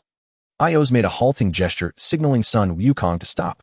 Son Wukong felt as if a bucket of cold water had been poured over him, his entire body crawling with ants. Lord Io's, must you be such a killjoy? I was just getting excited. Io smiled. I merely wish to inform you of something to illustrate the consequences of our actions. Oh, now that I'd like to hear. Son Wukong rested his chin on his right hand, his face full of anticipation. Io's waved her hand, and an image materialized directly in the air. Son Wukong's pupils contracted slightly as he fixed his gaze on the scene. It was the scene of Trunks traversing time in the time machine. Though he hadn't witnessed it personally, he recognized it at a glance, having seen Trunks depart in the time machine with his own eyes. Aya's expression turned serious, her tone heavy as she spoke slowly. In this timeline, before the catastrophe, humans from the 12th universe, possessing highly advanced technology, created a device capable of returning to the past, something the gods believed impossible. The humans of the 12th universe used this device to alter history, giving rise to 3 parallel timelines. Son Wukong's mouth gaped wide enough to fit an egg. There are people as brilliant as Bulma. That's incredible. Io shook her head. The humans of the 12th universe were already technologically advanced. They had the relevant technology long before building the time machine and possessed mature conditions. Creating it was simply standing on the shoulders of giants. But Bulma is different. In the harsh environment of the apocalypse, even collecting the required 15 Saiyan electrolytic fluid took a year just to barely fuel the time machine for a round trip. To create a time machine under such circumstances, what extraordinary intelligence. Son Wukong nodded. Bulma is indeed remarkable. I've never met anyone smarter than her. Ios looked up at the sky as if reminiscing. After a long pause, she continued, due to Trunks' appearance, another parallel timeline was born. In the realm of the Kaioshin, there were now 4 green time rings, meaning 4 parallel timelines. This is just the current timeline. Other timelines naturally have their own parallel worlds. But in a future yet to come, all parallel timelines across the multiverse were destroyed. Even though I was sent back by Super Shinran, the events that had occurred remained utterly unchanged. In other words, the erased timelines are gone forever. It's as if Time Patroller Son Wukong and the others never appeared because of my return. This world now has only me, the sole supreme Kai of time. Son Wukong scratched his head in confusion. So how many parallel timelines are left now? Aya's eyes dimmed with melancholy. Only 4 parallel timelines remain plus 1 main timeline. The distinction between main and parallel is merely a label. There is no actual hierarchy. For instance, we consider our world the main timeline, while another timeline believes they are the main one. Even the color of the time rings changes accordingly. Son Wukong pointed at himself, his face anxious. What about my timeline then? Sigh. Ios let out a sigh. It vanished, of course. It disappeared along with the great apocalyptic crisis. Son Wukong's expression shifted to sudden realization. Does that mean the opponent we face is even more powerful than Super I Ching Long? Ios looked at Son Wukong with disdain. So everything I said was for nothing. Super I Ching Long is beneath my notice. A single breath from me would reduce him to ash. Huh. Son Wukong let out an awkward laugh. So Lord Ios is this powerful. Damn it. Just how strong is this woman? She claims she could blow Super I Ching Long to dust with a single breath. Doesn't that mean she's mightier than Super Saiyan 4 Gogeta? How? Is that possible? If that's the case, even if he regained his peak strength, he would be nothing more than a small fry before Ios. It seemed he would have to tread carefully from now on. This woman was not to be trifled with. Son Wukong's face grew solemn as his gaze fell upon Ios. Although she appeared as a mere little girl, her power surpassed his comprehension. This was a rare opportunity for training. Son Wukong felt his body gradually adapting to the power of Super Saiyan 2. It seemed he now possessed the conditions to transform into Super Saiyan 3. Lord Ios, I've made a small breakthrough. I can now transform into Super Saiyan 3. Please wait a moment. Ios extended her right hand, signaling Son Wukong to proceed. Huh. Son Wukong lowered his stance and let out a mighty roar. The sound was deafening, piercing the heavens. Ios grimaced and covered her ears, startled by the pig-slaughtering scream. Son Wukong clenched his fists tightly, unleashing the full power of Super Saiyan 2 without reservation, beginning to stimulate the cells within his body. Yeah. Veins bulged on Son Wukong's forehead as he roared continuously. Crackling. Lightning sparked around his body, blasting countless craters into the surrounding ice. The golden aura surged and churned violently. Son Wukong's eyebrows began to fade, then vanished. His spiky golden hair visibly lengthened, spreading with a faint sizzling crackle until it reached his waist. Boom. An immense pressure radiated throughout the hyperbolic time chamber, stirring up a tempest of force. The icy floor was swept clean, revealing the pristine white ground beneath. Son Wukong smiled. This is Super Saiyan 3. It's my first time transforming like this in this world. It took some time, so please forgive me, Lord Ios. This transformation was one he had developed over 7 years of training in the other world. It was the ultimate Super Saiyan form, fully realizing the potential of the Super Saiyan state. In other words, this was the original highest form of Super Saiyan. Super Saiyan 4, however, was a different entity altogether. It wasn't achieved through cells, but by combining the power of the great ape. When first transforming into Super Saiyan 3, There was severe energy leakage due to a lack of mastery. The other world and the living world were the same in this regard. The only difference was that one couldn't die there. One still got hungry and needed to eat. There was no infinite energy. When he ran out of ki while flying on Snake Way, he had to run. One also got tired. When he couldn't run any further on Snake Way, he had to crawl and rest. To achieve the full power state of Super Saiyan 3 without energy leakage, there were two methods. One was to train like achieving full power Super Saiyan, and the other was to directly transform into Super Saiyan 4. Since he could now transform into Super Saiyan 3 and possess the conditions for Super Saiyan 4, there was no need to waste time on slow training. AEOs kept applauding, celebrating Son Wukong's transformation. Your Super Saiyan 3 form is quite dashing. You should be ready to fight now. Son Wukong, I can't wait to give you a beating. Cold sweat trickled down Son Wukong's forehead. This woman. Other versions of me in other timelines have been beaten by you, so go beat them back. Why always pick on me? But Son Wukong dared not voice his thoughts lest he receive another thrashing. Lady Eos, please wait. I wish to transform even further. AEOs crossed her arms before her chest, anticipation gleaming in her eyes. You want to become that red-furred ape form, don't you? Go ahead. That form of yours is far more handsome than this eyebrowless hero look. Suddenly, Oz thought of something and looked up at the sky, a hint of regret on her face. Son Wukong, the hyperbolic time chamber has no moon. It seems you'll have to transform outside. Son Wukong flashed a confident smile. No need for that trouble. They'll just create a moon. In my past life, when Vegeta invaded Earth, I saw him make an artificial moon. It's not difficult. Son Wukong reverted to his base form and let out a soft breath. Relying on memory, Son Wukong carefully mixed his ki with the oxygen in the air, achieving the precise ratio he recalled. With a flick of his right hand, he hurled the energy ball tens of thousands of meters into the sky. Son Wukong let out a fierce shout, his right hand open, as if performing a spirit bomb technique. Expand. An artificial full moon materialized in the sky, though it was somewhat pockmarked and unattractive. AEOs looked astonished. I've heard you were classified as a low-class warrior by the Saiyans, but your learning ability is far from inferior. You replicated it just by seeing it once. Impressive. Son Wukong felt a bit embarrassed by the praise and chuckled. It's just a trivial trick not worth mentioning. Please forgive my impertinence, Lady Eos. With that, Son Wukong raised his head to gaze at the sky. Just one look, and he was utterly captivated by the artificial full moon, as if he had seen Bulma. All his attention fixed upon the lunar orb. The Blutz waves of over 17 million zennies from the full moon struck Son Wukong's eyes. His pupils began to redden and his tail started trembling and resonating uncontrollably. Thump, thump, thump, thump. A rhythmic audible sound echoed like the drumming of ancient earth warriors, but it grew ever louder. It was as if a primeval beast dormant for billions of years had awakened and was about to unleash carnage. What is that sound? Could it be Son Wukong's heartbeat? Meruz, who had been observing the battle, felt a tremor of fear at the sound. How can this be? A heartbeat so formidable. It feels as if he's about to defy the heavens. AEO, seated on a conjured chair, watched Son Wukong's transformation and sighed. Indeed, he is about to defy the heavens. Boom. Son Wukong's body suddenly began to swell uncontrollably. His muscles rapidly expanded, turning him into a muscle-bound powerhouse, albeit in a child-sized version. Affected by this violent aura, debris and dust on the ground surged upward. Son Wukong's elongated teeth grew outward, revealing two beast-like fangs. His eyes, already reddened by the full moon, now emitted a fierce blood-red glow. Fur began to cover his entire body as his frame rapidly expanded, his clothes shredding like paper. Roar! A unique great ape's roar erupted from Son Wukong as he fully transformed into an ape. His body grew visibly larger. 5 meters, 10 meters, 20 meters, 50 meters. Son Wukong's body ceased its growth. The giant ape Son Wukong repeatedly beat his chest as if venting some pent-up fury. Boom! A divine energy enveloped the brown giant ape, sacred and solemn. A colossal beam of light shone upon the brown ape's head, and the sky underwent a sudden transformation. Meruz exclaimed, "It's a god.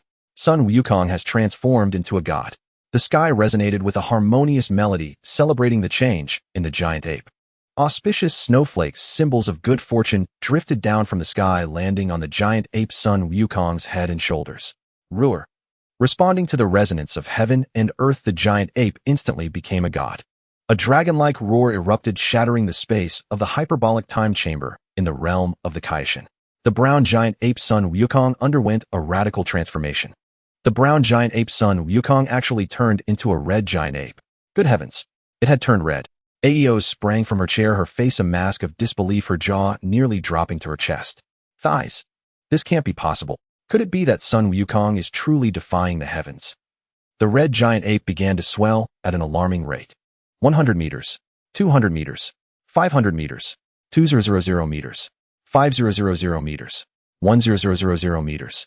Normally, a giant ape formed by an ordinary Saiyan is 50 meters tall, and even Vegeta, a Saiyan of royal blood, reached that height. But Son Wukong's red giant ape was 200 times taller than tragic Vegeta's ape form. It was the first red giant ape in the history of the universe, standing 10,000 meters tall. Sensing the aura of the red giant ape, Son Wukong Maris' face turned ashen. Well, what is this power? It's absolutely terrifying. Huff. Meruz was so frightened that his angel halo materialized, and he let out a long sigh of relief. The red giant ape Son Wukong began to beat his chest repeatedly.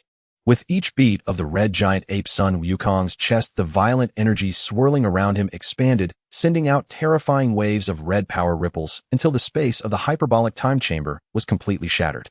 The red giant ape Son Wukong opened his enormous maw, his blood-red eyes blazing with a destructive impulse. A devastating energy sphere began to gather in his mouth. Oh no, Son Wukong has lost control.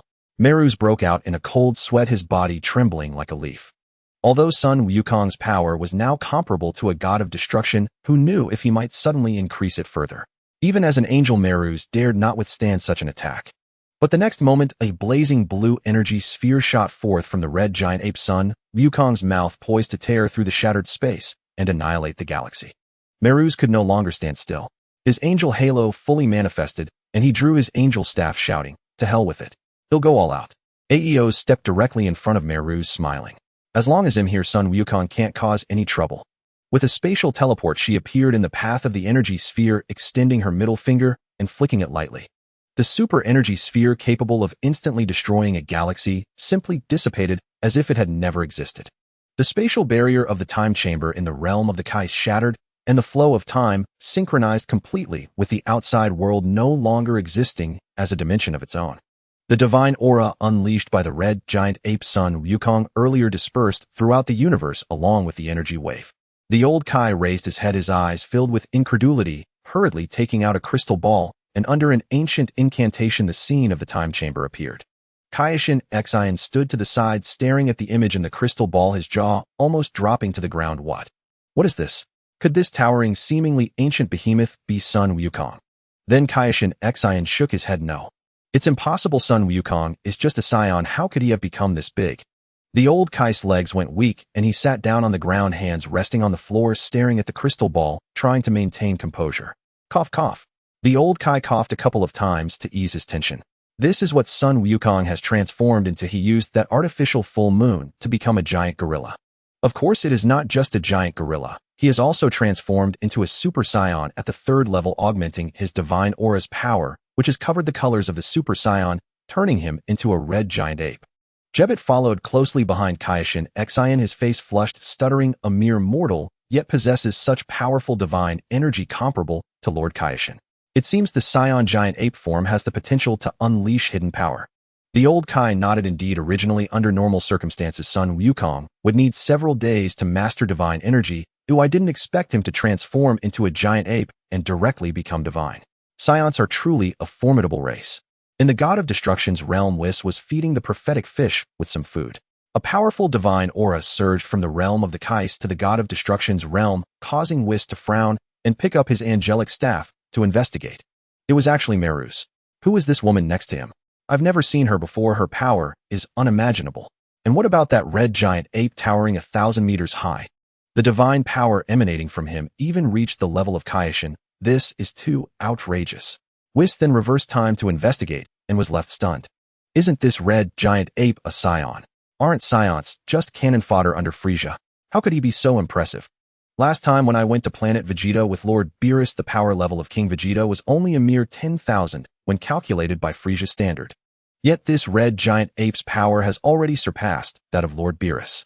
To defeat this red giant ape, one would have to use the techniques of a god of destruction.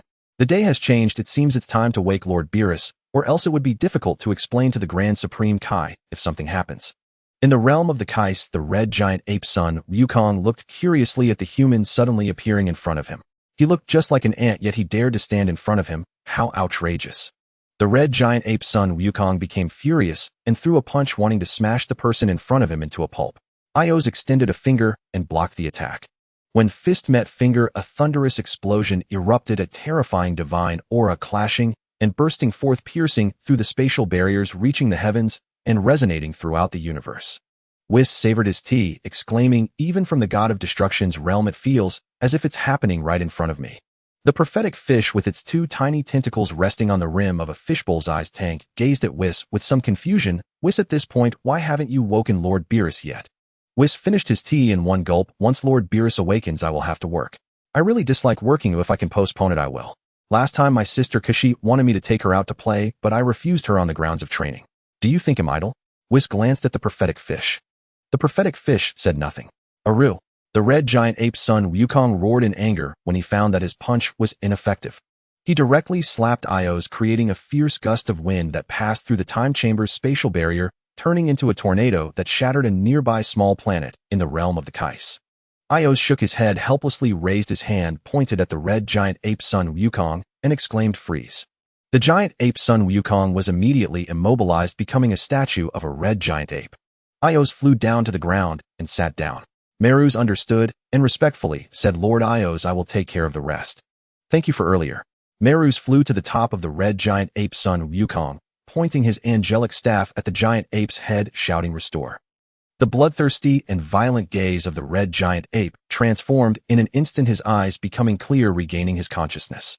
Seeing this, Ios snapped his fingers, allowing the red giant ape Son Wukong to move freely. Merus looked at the red giant ape Son Wukong in fear. "Mr. Son Wukong, you just lost control while transforming into a giant ape. Had it not been for Lord Ios' timely intervention, the entire universe might have ceased to exist." The red giant ape Son Wukong looked at his body in surprise. "What is happening? I didn't transform into a golden giant ape. This red giant ape form is thousands of times stronger than my golden giant ape form. It's amazing." Merus nodded. "Mr. Son Wukong, you have now mastered divine energy. You can revert to your normal form because your body is too massive to train." The red giant ape Son Wukong carefully sensed the divine energy flowing within him, slowly raising his head, squinting his eyes. "Aha!" The red giant ape Son Wukong let out a wild laugh. This explosive surge of power felt indescribably wonderful, every cell in his body filled with a sense of comfort. Ios scoffed and looked at the red giant ape Son Wukong with disdain. "What are you laughing at? Hurry up and transform into Super Saiyan 4 Limit Break." The red giant ape Son Wukong shook his fingers. "Super Saiyan 4 Limit Break sounds good, but there are names with more flair. A Saiyan with divine energy shall be called a Super Saiyan God, and when a Super Saiyan God breaks through to become a Super Saiyan 4. Calling it Super Saiyan God Limit Break is nice, but the name is too long, and it doesn't reflect Super Saiyan 4. Since that's the case, let's compromise and call it Ultra 4 God." Having experienced the transformation into Super Saiyan 4 before, Son Wukong naturally found it familiar. The crimson giant ape Son Wukong clenched his fists, unleashing all his power, and his divine energy burst forth, enveloping the crimson giant ape Son Wukong. The red divine energy transformed into a hurricane that completely engulfed the crimson giant ape Son Wukong, who continuously used it to compress his body, reaching a higher realm. Roar! The crimson giant ape Son Wukong let out a satisfying howl. His body began to shrink, and the surrounding red whirlwind rapidly contracted, converging back into his form. The red divine energy vanished completely, and the figure of the crimson giant ape Son Wukong disappeared, leaving only a small silhouette in its place. It was a robust red-furred humanoid ape with blood-red pupils, long crimson hair reaching his waist, fur as fiery as flames, and perfectly defined muscles. Son Wukong stared at his own palms in astonishment, a hint of disappointment in his voice. "I didn't grow bigger. It must be because my body is still that of a child, and this form feels leaner than Super Saiyan 4. Probably due to the divine energy." Ios clapped her hands incessantly. "This transformation is incredible. It's at least 4,000 times stronger than Super Saiyan 4, utterly incomparable to Ultra Instinct. I feel like one kick could finish off Ultra Instinct." Son Wukong. Merus nodded in agreement. Ultra Instinct is indeed a divine technique, but its evasive speed has limits. It's impossible for someone with a power level of 10,000 to dodge an attack from someone with a power level of 1 million. Son Wukong closed his eyes, sensing the divine energy surging within him. Divine energy is truly unique. My strength has undergone a earth-shattering change. The Elder Kai was right. I couldn't achieve this power, even after 100 years of training. Moreover, compared to an ordinary Super Saiyan, this form's energy consumption was drastically reduced. Even maintaining the transformation constantly caused no discomfort despite it being his first time. Son Wukong threw a few quick punches, staring at his fists in amazement. Good heavens. What speed is this? It feels far beyond light speed. And this power. It seems a single breath could turn Super One-Star Dragon to ash. Ha ha ha. I'm invincible. I am the mightiest in the universe. No one in this cosmos can rival me anymore. Son Wukong turned his gaze to Ios. This woman had beaten him so badly before, it was time to teach her a lesson. Lifting his chin, Son Wukong looked at Ios with arrogance, his tone devoid of its former respect. Ios, let's have a spar. Ios snorted coldly. Son Wukong, you've just obtained a new transformation, and already you're getting carried away. It seems you have no idea how formidable a power just below the Grand Minister truly is. Son Wukong laughed heartily, brimming with confidence. I admit you're incredibly strong. But no matter how powerful, you can't defeat my current form. Remember, after unlocking my potential through the Great Ape transformation, my base strength has soared to at least 10 billion. And then I transform into Super Saiyan 4, and on top of that, Super Saiyan God. In short, I am invincible. Ios ceased arguing with Son Wukong, slowly floating into the air, and bellowed, release. A tall, long-haired battle form of Ios appeared instantly. Her gaze was icy. Son Wukong, I won't stop until I've beaten you half to death this time. Son Wukong sneered. You can only talk big now. With a furious shout, he unleashed all his power. At a speed capable of circling the Earth 10,000 times per second, in less than a 10 millionth of a second, he punched directly at Ios' face. Ios made no move to defend, standing still without any change. The punch landed squarely on her face. Boom! A deafening sound echoed. The fierce energy shattered space itself. A wisp of it spread to the surrounding of the realm of the Kais, shattering countless planets into cosmic dust. What? Son Wukong withdrew his fist, unable to believe what he saw. His full power strike had no effect whatsoever. Refusing to accept it, Son Wukong launched a flurry of punches and kicks around Ios. But she acted as if he didn't exist, pulling out a mirror to tidy her windblown hair. A chill ran down Son Wukong's spine. His body went cold as he staggered backward. Thighs. How is this possible? Ios put away her mirror and sneered, had enough. If not, feel free to continue. Son Wukong swallowed hard, forcing calmness. This must be a trick, an illusion. No one can be this strong. I don't believe it. Kaioken times 10. Son Wukong roared, bringing his hands together at his side. Tenfold Kamehameha. Boom. A blue energy wave capable of instantly annihilating countless galaxies shot toward Ios like a meteor. However, a wall of temporal energy materialized around Ios.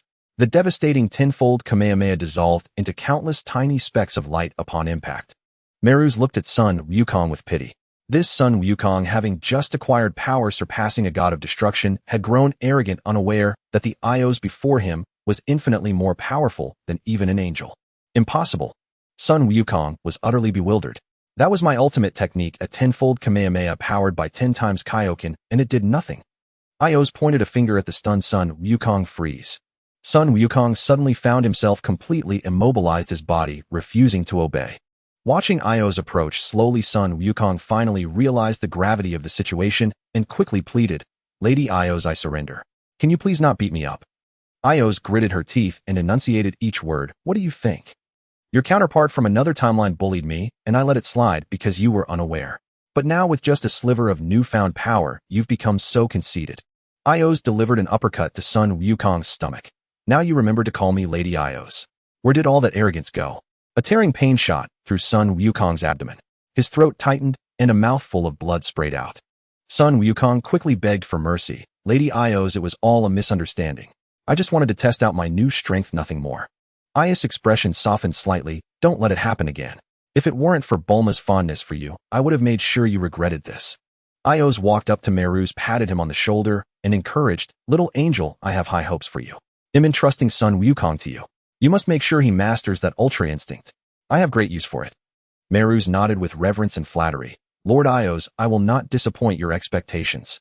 Son Wukong quickly asked, Lord Ios, are you leaving? Ios didn't even turn his head. Of course. Your little girlfriend hasn't picked out clothes for me yet.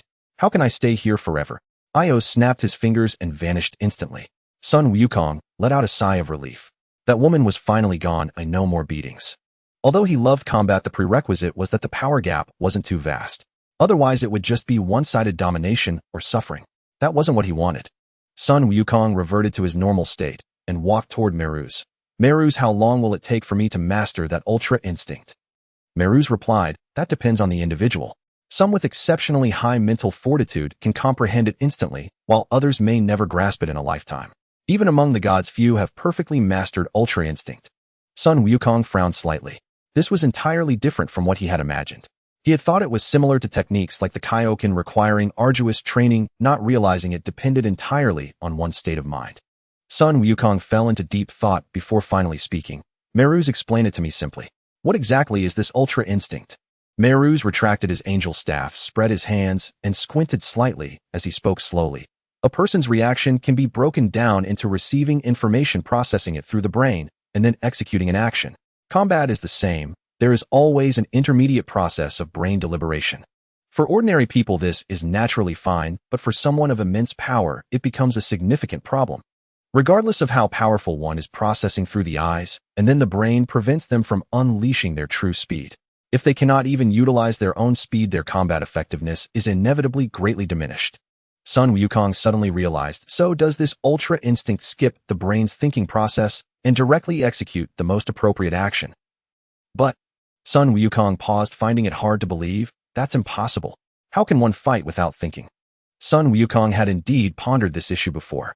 In battles among experts, even the slightest speed advantage could determine the outcome, but he had no idea how to achieve it. Meru shook his head. It's not about skipping the brain's thinking, it's about skipping even the observation. It relies entirely on the Buddhist instinct to move on its own. Son Wukong's eyes widened like copper bells, and his voice stammered. Impossible, right? Without even looking. How is that possible? Meru seemed to have anticipated Son Wukong's reaction and said calmly, nothing is impossible in this world. As long as you can conceive it, you can achieve it. Just like the gods thought it impossible for humans to create a device to travel back in time, yet the humans of Universe 12 succeeded. Son Wukong suddenly recalled something from a very distant training session before his training in sensing ki at the Temple of the Gods. Faster than lightning, quieter than the sky. Wasn't this exactly what Meru's described? Completely relaxing the body and letting it move on its own. So that's it. Although it had been a long time, a bit of practice should suffice. Son Wukong immediately sat cross-legged on the ground and began combat meditation training with his past enemies as opponents. Whenever he made progress, Son Wukong would train this way through combat meditation, as having a constant sparring partner was a luxury. This was also why Son Wukong was particularly close to Vegeta. They were both rivals and friends. Son Wukong began to envision the scene on planet Namek, where he was in his normal state, with his power level suppressed to 20 million. Frieza threw a punch. Son Wukong closed his eyes, stopped thinking, and let his body respond. He was immediately knocked down and brutally beaten. Son Wukong snapped back to reality, panting heavily. Even in combat meditation, training, the taste of failure was unpleasant. Meru's noticed Son Wukong's disheveled state and asked curiously, you were simulating a battle just now, weren't you? Have you done similar training before? Do you already have some insight? Son Wukong nodded. In my previous life, when I was still a child, I tried a method of completely relaxing my body and letting it dodge attacks on its own. Unfortunately, after mastering the ability to sense ki, I completely abandoned it. Meru smiled. It seems Mr. Son Wukong can get into the state ahead of time. I originally thought you would need meditation training to elevate your mental state. Son Wukong frowned deeply. But why can't I still do it? I failed in the combat meditation just now. Meru's chuckled. Ultra instinct itself is about letting the body respond without involving thought. You trying to master ultra instinct through combat meditation training is nothing short of a fantasy. Son Wukong scratched his head, suddenly enlightened. So it was my training method that was wrong. Meru's, you're amazing. You saw the root of the problem immediately. Meru stood with his hands behind his back. Attack me, and I'll demonstrate how it's done. Hearing that a fight was imminent, Son Wukong's tail wagged with excitement. All right, then I'm coming. Meru's nodded, signaling for Son Wukong to begin. Son Wukong restrained his aura, and a burst of red godly ki erupted within him. He transformed into the red-haired Super Saiyan God. Son Wukong controlled his godly ki perfectly, with not a single wisp leaking out, not even stirring the dust beside him. He wiped his nose with his finger. Humph. Meru, since you are an angel and belong to the divine race, will transform into a Super Saiyan God and fight as a god against a god. Meru's raised an eyebrow. Super Saiyan God. Does transforming into a Super Saiyan God change your hair color? Godly ki clearly doesn't have a hair dyeing function. Son Wukong shrugged nonchalantly. Isn't changing hair color better? That way others can tell at a glance that I've transformed. Seeing Mara's calm expression, Son Wukong smiled slightly, and with a whoosh turned into an orange-gold streak of light. This light could no longer be called light, for it was faster and more powerful than light itself. Son Wukong threw a punch. Before the fist arrived, the force of the punch had already stirred up a fierce whirlwind. Seeing Son Wukong's fist coming, Meru's showed no intention of dodging, his expression impassive. Then his body automatically evaded the punch. Son Wukong exerted all his strength, his fists and feet as swift as lightning in a relentless barrage. Yet Meru's, even while yawning, evaded the attacks with ease without even a glance. The more Son Wukong attacked, the more astonished he became that Meru's could have reached such a level. Son Wukong could clearly sense that Meru's had suppressed his angelic power to a level far below his own, precisely to demonstrate the evasive ability of Ultra Instinct. No more fighting. Meru's, you're like an eel, ooh, I can't even touch you. Son Wukong panted heavily, disheartened that his entire series of strikes had hit nothing but air. Meru smiled slightly. This is the beauty of Ultra Instinct. Moreover, Ultra Instinct is not merely about evasion, it can also freely enhance the body's strength, unleashing attacks far beyond one's normal capabilities. It is a holistic enhancement technique. The corners of Son Wukong's mouth involuntarily lifted. Ultra Instinct is so incredible. With this I can set aside my Kaioken. This is practically the Kaioken's plus version. Meru's shook his head, correcting him. You've misunderstood completely. Ultra Instinct does not amplify your energy intensity. Rather, it enables you to unleash the full power you inherently possess. It's like the body automatically responds, eliminating the need for observation and thought. Naturally, the body's speed multiplies, and the more skilled one is, the greater the increase. Because the stronger one's strength, the faster their speed, yet observation and thought severely hinder that speed. Son Wukong rested his chin on his right hand, nodding repeatedly. I see, so that's it. Ultra Instinct allows one to better master their own energy and unleash their full power. Even if others are extremely powerful, they may only utilize a fraction of their strength, and their speed is even more compromised due to observation and thought. In comparison, Ultra Instinct seems to add immense power, and it can even deliver attacks and defenses beyond one's limits. If I master Ultra Instinct, my strength could increase more than tenfold. Meru's nodded. Exactly, but you're mistaken on one point. The increase is not merely tenfold. Speed is crucial in battle. With perfect Ultra Instinct, like an angel's evasive speed is enhanced by at least dozens of times. That is the limit of perfect Ultra Instinct's evasive speed. If Ultra Instinct is imperfect, its precision will quickly decline as stamina wanes, revealing openings. Son Wukong sighed in admiration. This is too amazing. Ultra Instinct is practically tailor-made for battle. Bulma and Ios were walking down the shopping street, heading toward a women's clothing store. Bulma looked at the little loli beside her, who only reached her chest, and voiced the question that had been on her mind. Ios, according to you, you can go anywhere, even to other timelines, and Wukong and the others are the main fighters. I've racked my brain, but I can't figure out what my role is. Could it be that I'm just a cheerleader cheering for Wukong and the others? Ios chuckled. Of course not a cheerleader. Bulma, where did you get that idea? Since you're so curious, I'll tell you plainly. The more fighters, the better. The more people, the greater the chance of victory. But there's also a problem. This mission to save the world is a perilous one, with little chance of survival. No one is foolish enough to seek death, so I could only find warriors who are both powerful and care about the world. Bulma nodded, raising an eyebrow. So you found Wukong. But what does that have to do with me? Ios flashed a mischievous grin. Of course he'll use you as a hostage. Otherwise, why would Son Wukong put in the effort? Bulma was stunned, her voice suddenly rising. Ios, you're joking, right? Ios burst into laughter. Look how worried you are. Of course I'm joking. Though I'm not exactly a good person, I haven't stooped to such a despicable level. Bulma placed a hand on her chest and sighed in relief. Ios, can you stop scaring me like that? I just treated you to a big meal. Can't you just tell me directly? Ios looked serious. I really can't. Telling you in advance would be not only useless, but harmful. Decisions always change based on actual problems. The plans are never set in stone. Seeing Bulma's disappointment, Ios continued. I can tell you one thing, the first person we need to find is another version of you from another timeline. They'll explain everything then. Bulma looked surprised. We're going to find another me so soon. Is it that urgent? Ios crossed her arms and lifted her chin slightly. Of course. Bulma, you are the core figure of this mission. The others are just muscle. Naturally, we must find the other you first. Seeing Ios somewhat sunder a demeanor, treating others as mere tools, Bulma couldn't resist patting her head. Ios, you look really cute when you're not wearing your crown. Ios shook off Bulma's hand, tidied her hair, and bit her lower lip. Bulma, don't push your luck. I am the Supreme Kai of Time, the highest authority across all timelines. How dare you, a mere mortal? Bulma smiled. What's wrong with that? The Supreme Kai of Time is still a person and you really do look adorable. Isn't that just speaking the truth? Ios pointed at Bulma somewhat angry. Bulma, you show me no respect at all.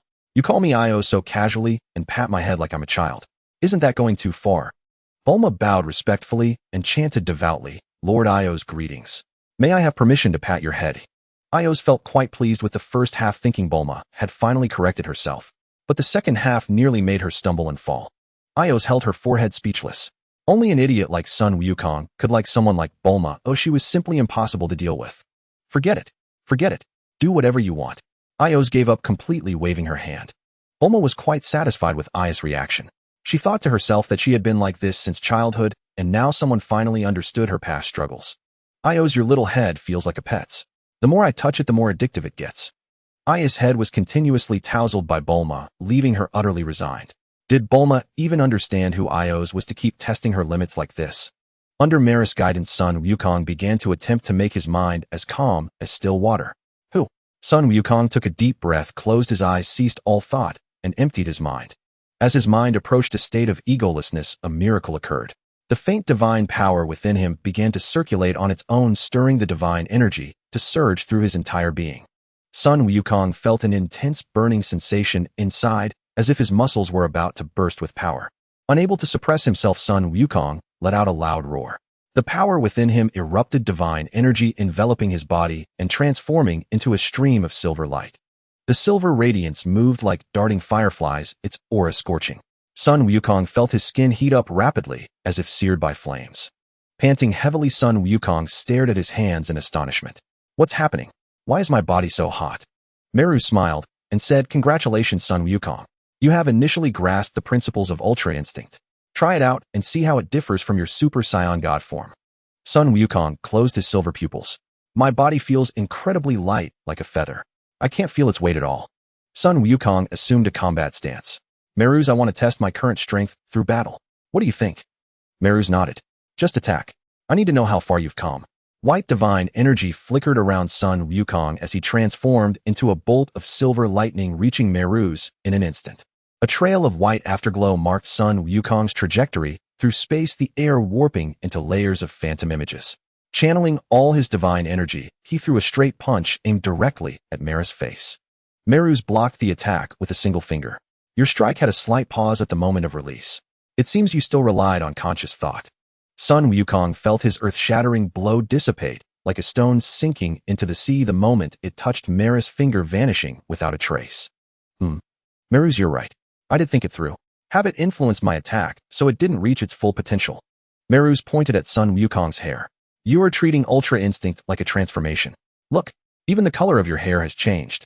Son Wukong observed the obvious changes on his body. The divine energy had not been restrained within, instead it had turned silver and dyed his hair. I don't know why I transformed. I just felt my body become unbearably hot, and it erupted. I didn't expect it to trigger a transformation. Merus frowned. With your divine energy leaking out like this, your stamina will deplete rapidly. It's not suitable for prolonged combat. Remember, Ultra Instinct is a technique, not a transformation. You must learn to maintain it in your base form. Otherwise, like this, you'll exhaust yourself before defeating your enemy. Son Wukong nodded, controlled his emotions, and launched a full-force assault at Merus. In less than a breath, he hurled a punch toward Merus, the air splitting with a piercing sonic boom. With a loud boom, it struck against Merus' finger. Fist met digit, sending ripples through space. Undeterred by the ineffective strike, Son Wukong attacked with both hands and feet, channeling all his strength into a rapid barrage aimed at Merus' weak points. Throughout, Merus blocked every attack with just one hand. Boom, boom, boom, boom, boom, boom. As the battle intensified, Son Wukong closed his eyes, his mind growing ever calmer. Attacking without defense, body and spirit unified, his offense grew fiercer. Powerful strikes rained down on Merus like a storm, each punch carrying the might to shatter heaven and earth. Yet had Merus not intended to train him, Son Wukong could not have touched him at all.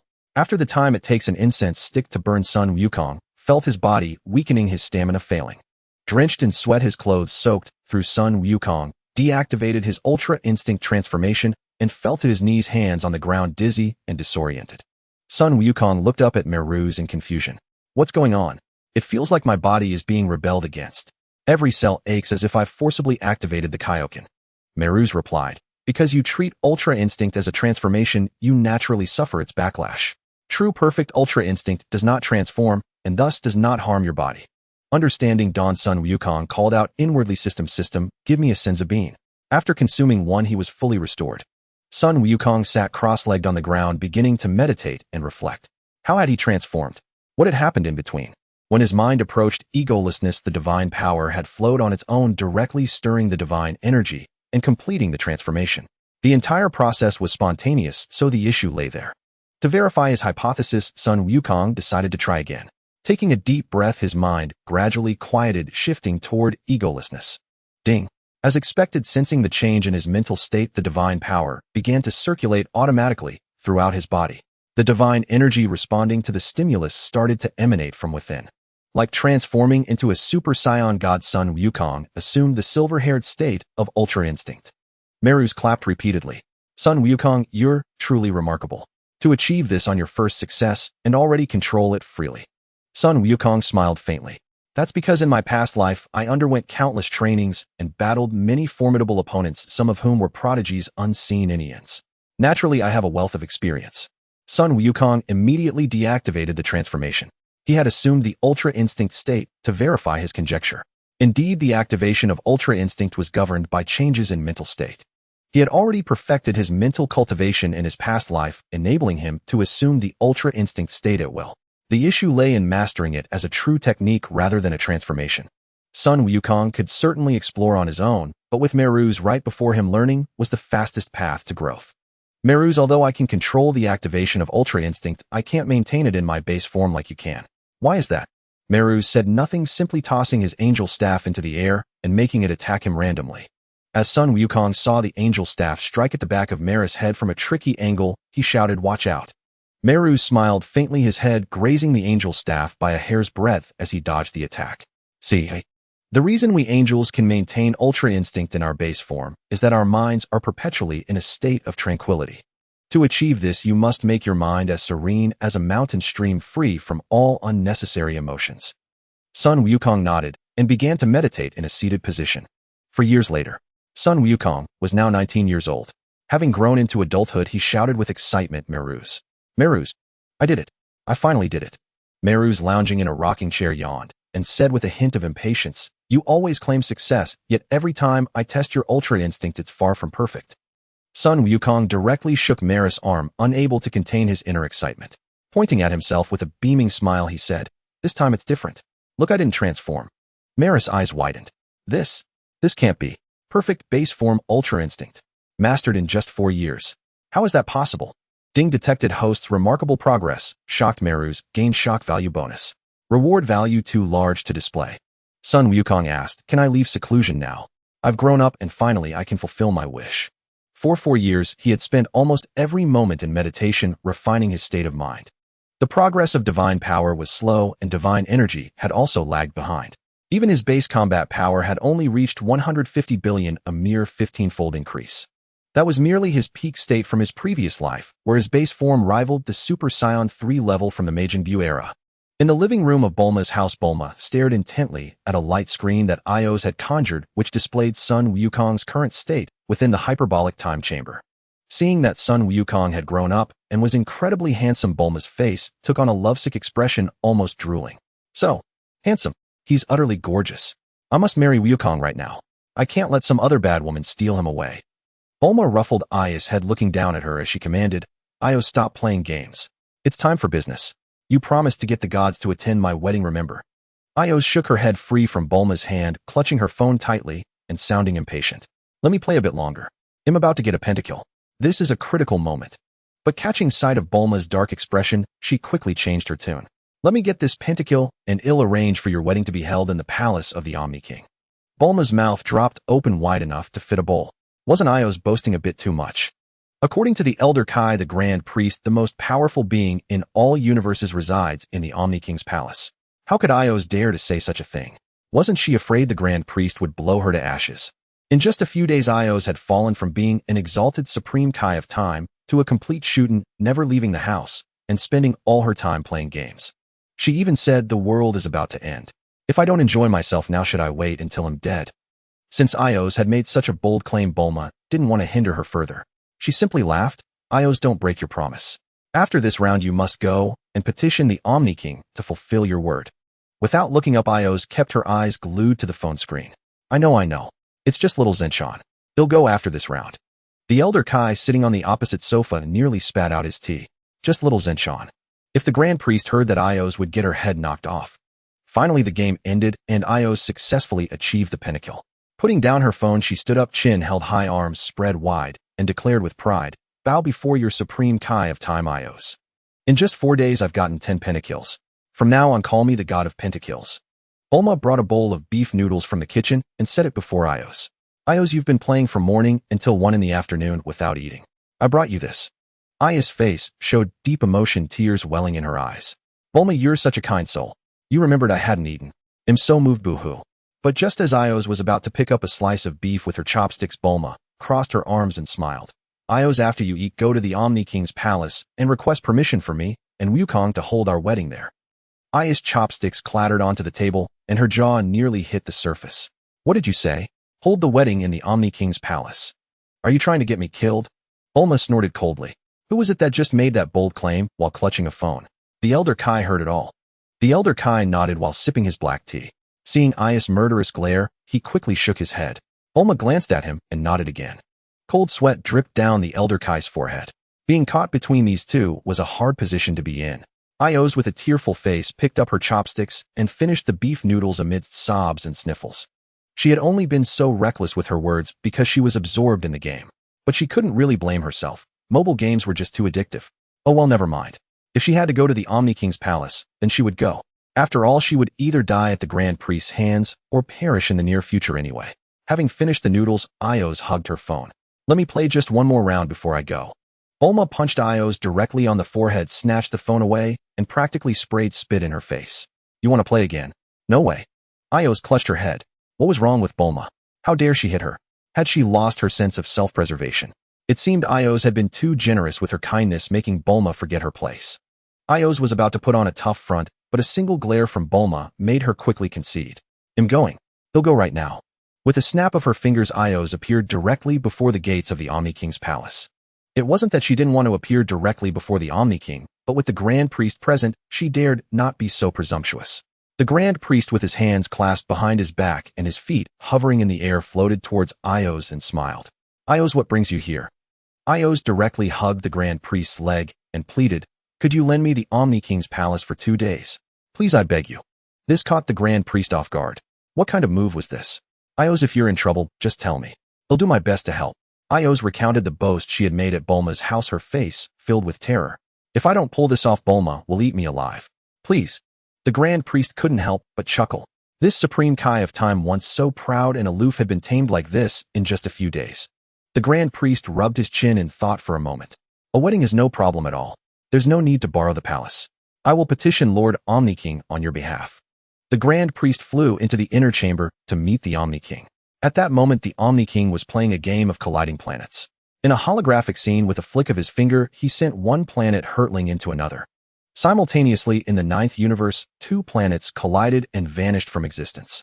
The Grand Priest stood with his hands behind his back, smiling at the Omni King. Lord Omni King, I have an interesting game to propose to you. The Omni King jumped down from his chair, his face alight with excitement. Oh, a new game. I want to play. I want to play. The Grand Priest said, I have been entrusted by the Supreme Kai of Time to request holding a wedding for 2 mortals here in your palace, Lord Omni King. All the gods will be invited to attend. I have heard that some gods of destruction often neglect their duties and fail to fulfill their proper roles, and that the Supreme Kais have not properly guided the mortals of the universes, resulting in low ability levels in many universes. The Omni King nodded innocently. Is that so? It seems there are too many gods. He'll just erase some.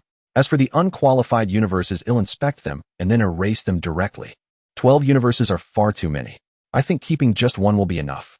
The Grand Minister emerged from the Omni King's palace and, looking at Ios, who was still waiting, said with a smile, Ios, the Omni King has approved your request. However, there are a few minor hiccups before the wedding, but they won't affect the final outcome. Ios asked with some curiosity, what kind of minor hiccups? The Grand Minister spoke in a relaxed tone, as if chatting about everyday matters. The Omni King believes that the level of most universes has considerable issues. Thus, he has decided to test all universes and those that fail will be completely erased. Ios was utterly stunned. This was a minor hiccup. If the seventh universe was erased, and everyone was gone, then Bulma's wedding would be meaningless. Is it because I suddenly petitioned the Omni King, which displeased him? The Grand Minister shook his head. Not at all. The Omni King had this idea long ago. He simply used the wedding of those two humans as a pretext, as he does not wish others to know his true intentions. Ios understood and bowed. If that is the case, I shall take my leave. Ios immediately returned to Bulma's house, where Sun Wukong had already arrived with Meruz. Meruz sat on the sofa, his complexion slightly pale and haggard. The moment he saw Ios, he immediately grabbed her. Lady Ios, I heard from my fath. No. I heard from the Grand Minister that the Omni King has suddenly summoned all the gods to the Omni King's palace for a conference. In about an hour, the Grand Minister will directly teleport all the gods to the Omni King's palace with their consent. Meruz paused, looking at Bulma, who was flirting with Sun Wukong, and then continued, the Grand Minister also said that Mr. Sun Wukong and Ms. Bulma should come to the Omni King's palace as well. Having heard from the Elder Kai about the Omni King's greatness, Sun Wukong was excited. A gathering of the gods. There must be many powerful beings. I really want to fight them. Aya's expression was stern and her tone was grave. Sun Wukong, the Grand Minister, is an existence even I cannot match. I advise you not to seek death, or even I won't be able to save you. Sun Wukong scratched his head, somewhat puzzled. Do I look like someone who would go around causing trouble? Ios looked at Sun Wukong with disdain. I know your character all too well. I've seen you from several different timelines, so don't think I don't know what little schemes you have in that head of yours. Sun Wukong felt a bit embarrassed. Which timeline's version of him was stabbing him in the back, making him a dangerous person before he had even done anything. An hour passed amidst their banter. The Elder Kai, Meruz, and Ios all received an inquiry from the Grand Minister. Upon receiving a signal from Ios, Sun Wukong and Bulma quickly grabbed Aya's hands. With a whoosh, Sun Wukong and Bulma along with Ios were directly transported to the Omni King's palace. Sofas were already prepared in the hall marked with the symbols of their respective universes for the gods to sit. Sun Wukong and Bulma followed Ios to the 7th Universes section, where two people were already seated. One figure was exceptionally tall, half a head taller than Sun Wukong, with blue-green skin and spiky silver hair. A blue halo floated around his neck, and he sat with perfect posture. This was Whis, the mentor, or rather the attendant of the god of destruction. The other figure was a purple, hairless cat-like humanoid wearing the standard attire of a god of destruction, with one leg propped up on the sofa, completely lacking in decorum. This was Beerus. Seeing Sun Wukong and Bulma seated in the 7th Universes section, Beerus, who was sipping a drink, squinted his eyes and looked at Whis. Are these the insolent mortals who want to get married in the Omni King's palace? Whis nodded. Yes, those are the two. Whis leaned towards Beerus' ear, covering his mouth, and whispered, Lord Beerus, that crab-haired one in the blue jacket has already far surpassed you in strength. Beerus sat up straight, his face full of disbelief. What did you say? A mere mortal has surpassed me. Beerus carefully examined the crab-haired man nearby. That unique hairstyle, the tail. Could he be a Saiyan? Beerus tapped the table, producing crisp sounds to get Sun Wukong's attention. Hey, are you a Saiyan? Sun Wukong nodded. Yes, I am a Saiyan. And who might you be? Beerus lifted his chin slightly, revealing a confident smile, his tone filled with pride. I am Beerus, the god of destruction, the supreme deity of the 7th universe. Oh, so you are Lord Beerus. The Lord Kaioshin mentioned you to me. Sun Wukong walked over and extended his hand, wanting to shake Beerus' hand. Beerus' first instinct was to refuse, but since this Saiyan was stronger than him, he was indeed qualified for a handshake. Beerus extended his hand and shook Sun Wukong's. I hear you are very strong. I'm curious, how did you achieve such power? Sun Wukong pointed at Meruz. Meruz taught me. He is incredibly powerful. Beerus raised an eyebrow slightly. I see. So it was Meruz. Noticing Whis, who resembled Meruz in appearance, Sun Wukong asked, You are an angel, right? Whis nodded. I am Whis the angel. Just as Sun Wukong was chatting enthusiastically, the Grand Minister suddenly signaled for silence. The entire hall immediately fell into a hush so profound that a pin drop could be heard. With a snap of the Grand Minister's fingers, all the sofas vanished. The Grand Minister noticed a large figure behind Belmod, the god of destruction of the 11th universe, and asked with some curiosity, Who is that behind you? Belmod gestured with his right hand towards the large figure behind him, who wore a red battle suit. His name is Topo. As I am considering retirement, I am grooming him to be the next candidate for God of Destruction. It just so happened that you summoned all the gods, so I brought him along for some experience. The Grand Minister showed a look of understanding. I see. Then Topo, please continue to work hard and strive to earn the qualification of a God of Destruction. Topo was so nervous, he was sweating cold, feeling flattered. Thank you. Margarita revealed a satisfied smile. Topo had always served her diligently and had a good character. She was very optimistic about him. The Grand Minister floated in the air. Since everyone is present, I shall announce the Omni King's latest directive. The humans from the 7th universe, Son Wukong and Bulma, will hold their wedding in the Omni King's palace, and we have specially invited all the gods to attend. However, the Omni King finds weddings too tedious. Therefore, he has decided to hold a tournament of power before the ceremony. But since it is a battle, there must be stakes. The universes that lose will be completely erased. With a snap of the Grand Minister's fingers, the Omni King's palace was transformed directly into an arena. Each universe's gods had their own designated floating observation platform. The gods were panicked. How could the Grand Minister change the venue without any warning? The Grand Minister looked towards the 7th universe's position and revealed a meaningful smile. Since the Tournament of Power is initiated because of Son Wukong and Bulma, and considering Bulma has no combat ability, it is decided that Son Wukong will step forward first for an exhibition match. This will help me determine the rules.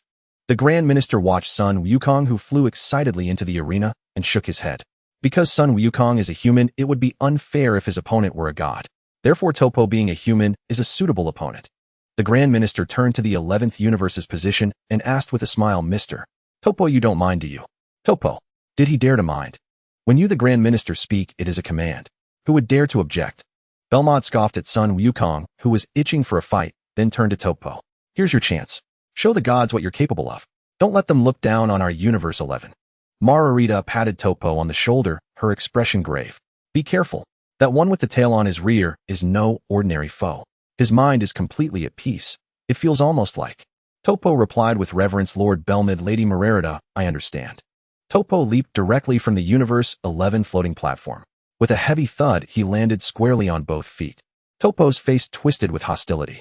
This crab-headed fool had dragged all the universes into this tournament of power, utterly contemptible. Hey, who are you? Why hold a wedding at the palace of the Omni King? Son Wukong was momentarily at a loss. It wasn't his idea to have the wedding there, but now he was in too deep to back out. He couldn't very well let Bulma take the fall herself. After a long pause, Son Wukong finally spoke slowly. My name is Son Wukong. I'm a Saiyan. I'm glad to fight you. I heard from the Grand Minister that you're a candidate for God of Destruction. Pretty impressive, right? Topo immediately assumed a combat stance, his face full of disgust. I have no interest in someone like you. Anyone who doesn't respect the gods is someone I can never acknowledge. Son Wukong grinned. So can I make my move now? Topo replied, you may. Uh-huh.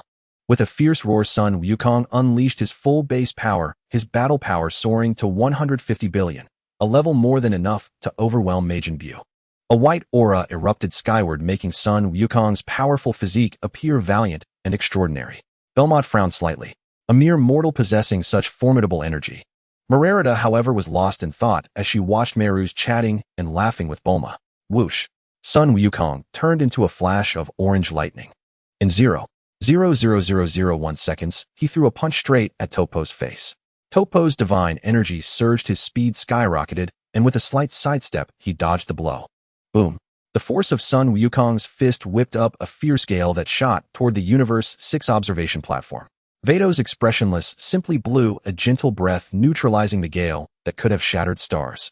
Witnessing this, the Grand Minister snapped his fingers and instantly erected a barrier around the observation platforms, ensuring that no matter how fierce the battle, the spectators would remain safe. Son Wukong's fighting spirit flared. He threw several more punches, but Topo dodged them all with ease. Topo sneered, if this is all you've got, I'm afraid I'm rather disappointed. A sly grin curled at the corner of Son Wukong's mouth. I've been going all out, and I still can't touch you. How interesting. Topo laughed heartily. All out. Just as I thought.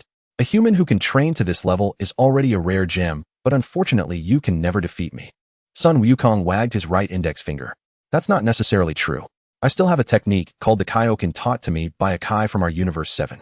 When I use it, my power, defense, and speed all skyrocket instantly. Topo was taken aback, his brow furrowing. A nuisance of a technique like that. It somewhat resembles the divine art of Ultra Instinct.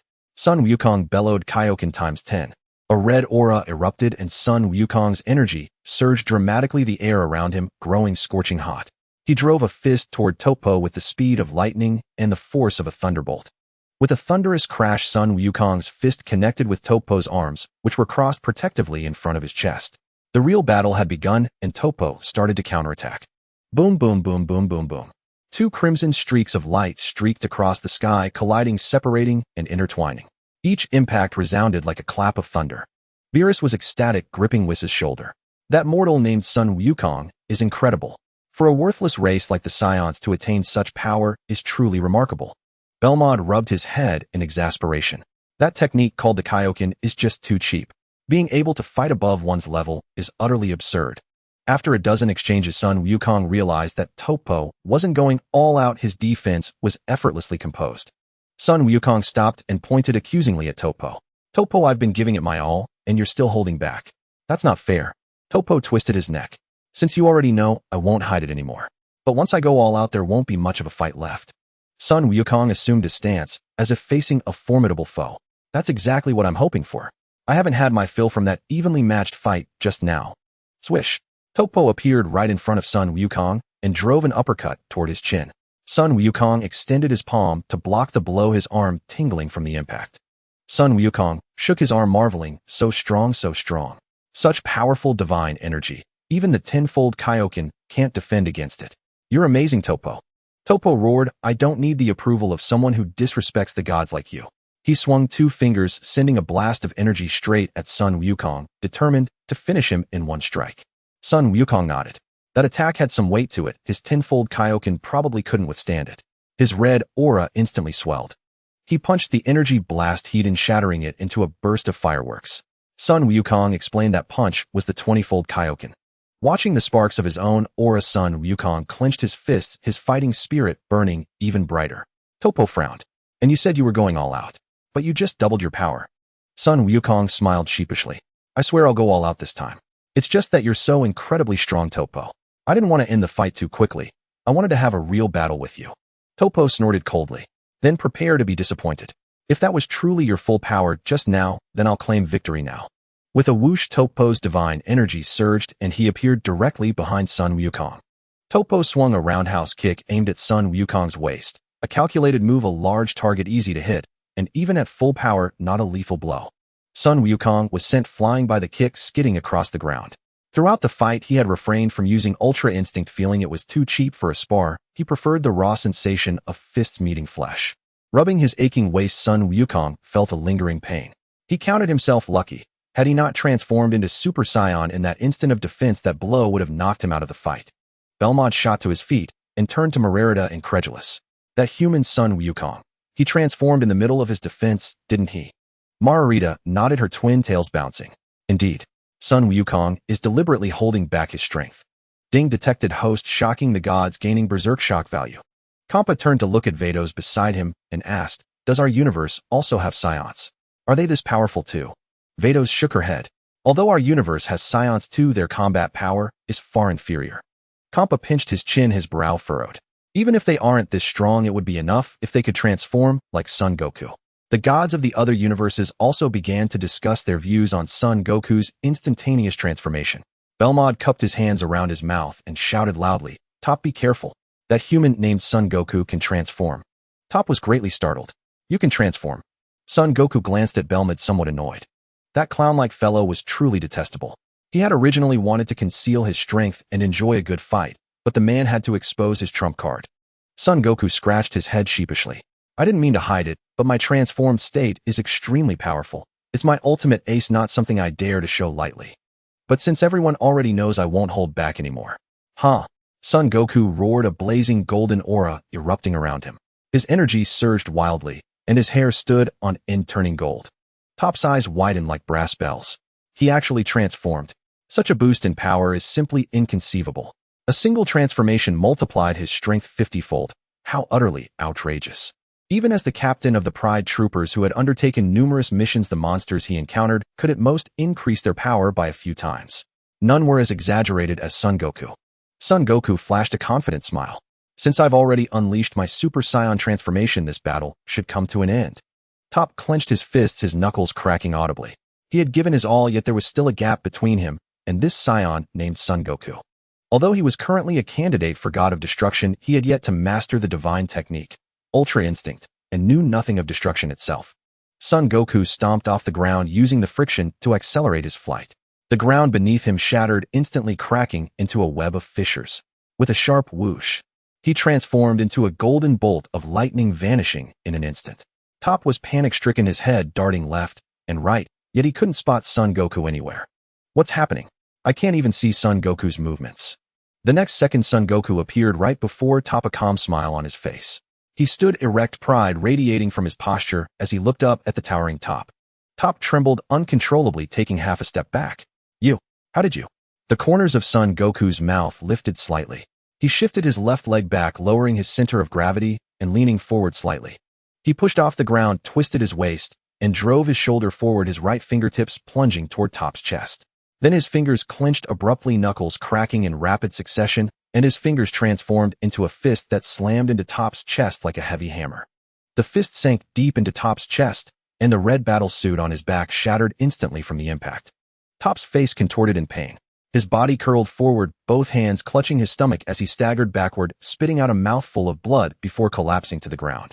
Top's white beard was stained crimson with blood, his face full of disbelief. Thighs. This is impossible. Belmad's jaw nearly dropped to his chest. How is this possible? He took out Top with a single punch. This. Margarita shook her head. Son Goku's inch punch was very impressive. The gap is too vast, dear. Beerus leaped up in excitement, turning to Belmod with a mocking tone. Candidate for God of Destruction. This is your strength. Grand Priest raised an eyebrow slightly. This outcome was somewhat unexpected. Top's strength was undeniable, but this mortal named Son Goku was absurdly powerful. During that inch punch, Son Goku had momentarily transformed into a higher level, doubling his power, but immediately reverted to his previous form after the strike.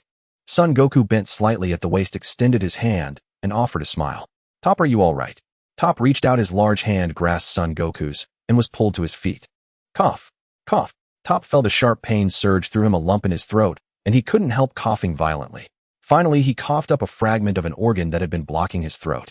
Son Goku frowned slightly. Top had taken such severe damage. He had struck too hard. System, give me a Senzu Bean. Son Goku handed the Senzu Bean to Top. This is a miraculous healing herb called a Senzu Bean. It can instantly restore your injuries. Top clutched his chest. Son Goku, I appreciate your kindness, but I still cannot condone your disrespect toward the gods. You are strong, far stronger than I am. But unfortunately, I am only ranked second in my universe. There is someone named Jiren in our universe who is far more powerful than me. He will surely defeat you. Son Goku looked astonished. There's a human even stronger than you, a candidate for God of Destruction.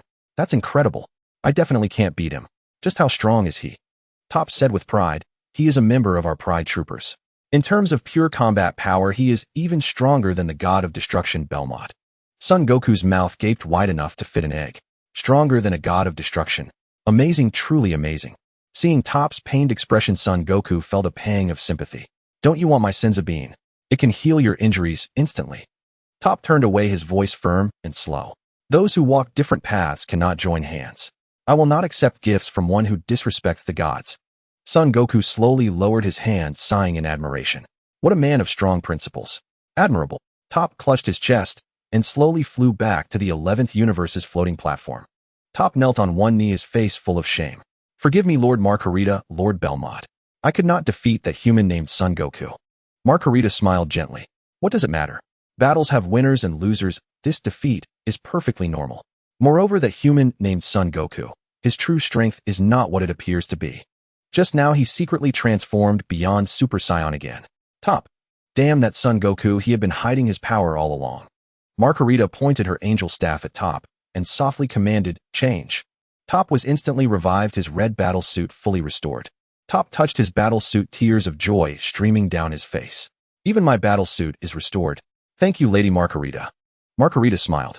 If you truly wish to thank me, then, when you carry out missions on different planets, bring me some local specialty foods. Top looked puzzled. Haven't I been doing that all along? Margarita nodded. So you don't need to thank me for anything, because you've already repaid me, dear. Top. Belmod patted Top on the shoulder. You did very well. Son Goku is an anomaly, don't dwell on it. The great priest approached the Omni King and inquired respectfully, Omni King, how do you find this tournament? The Omni King gestured for the great priest to come closer and whispered into his ear. The gods began to stir, speculating wildly about the Omni King's thoughts. The great priest nodded repeatedly, I understand. The great priest looked at the floating platforms of each universe with a dignified expression and a solemn, resonant voice. The preliminary matches have concluded. Now everyone, Based on the results of this tournament, the Omni King has set the rules. Each universe's fighters must select 10 individuals excluding the gods of destruction and other deities. In the Tournament of Power, the rules are very simple. Victory is achieved by knocking your opponent off the stage. Since everyone knows how to fly, to avoid dragging out the battles, flight is prohibited. Even Son Goku was surprised. It's that simple. I thought there'd be some special competition format. The Great Priest continued, killing is forbidden during the match. Doing so will result in disqualification. The time limit is set at 100 tacks. Son Goku looked at Aeos. How long is 100 tacks? Aeos said 100 tacks converted to Earth's time units is approximately 48 minutes. Son Goku held his forehead. Each universe has 10 people, and each match is 48 minutes. Isn't that too long? Does the fight really need that much time? Beerus directly covered Son Goku's mouth and warned, don't talk nonsense. Do you want to die? Seeing Beerus' tense expression, the Great Priest smiled calmly and explained, Mr. Son Goku, no need to worry. The match time won't be long because there's only one match. In other words, all fighters will compete simultaneously on the same stage. All fighters competing on the same stage. Beerus broke into a cold sweat and his hand covering Son Goku's mouth loosened. The Great Priest continued announcing the rules. If the time expires, the team with the most remaining fighters wins. Of course, if time hasn't run out and only one fighter remains on the stage, that fighter's team is declared the winner. Beerus murmured, so it's a battle royale format. That's a bit troublesome. The Great Priest added, as a reward, the winning fighter will receive the Super Dragon Balls and can make any wish. Son Goku's mouth hung open. Super Dragon Balls. Any wish. Beerus was somewhat curious, already confident of victory. Since we know the prize for the winning fighter, what does the victorious universe get? The Great Priest smiled. Nothing. Beerus looked around, wondering if he had heard correctly. After receiving confirming looks, he suddenly understood. Oh, I get it. It's honor. The victorious universe gains honor. Ha. The Great Priest, like a robot, spoke without any change in tone. Aside from the Super Dragon Balls, nothing else. Nothing will happen to the victorious universe, but the defeated universes will be completely erased by the Omni King. Beerus was drenched in sweat and nearly collapsed. What is this all about? Why is this being done all of a sudden? The Great Priest glanced at the Omni King and received an affirmative nod. The Omni King believes there are still too many universes and has taken the opportunity of Son Goku and Bulma's wedding. Furthermore, the first, 12th, 5th, and 8th universes will also be spared. Beerus looked bewildered. Why is that? The Great Priest said, because these 4 universes have highly advanced technology, with the average human level reaching 7 or above, granting them exemption from participating in this tournament. Upon hearing about the exemption, the gods of those universes immediately breathed a sigh of relief. Although their technological level was high, their combat prowess was severely lacking. Seeing the gods worrying about their own situations, the Great Priest said, no need to fret, because aside from the angels, all gods will disappear along with their universes.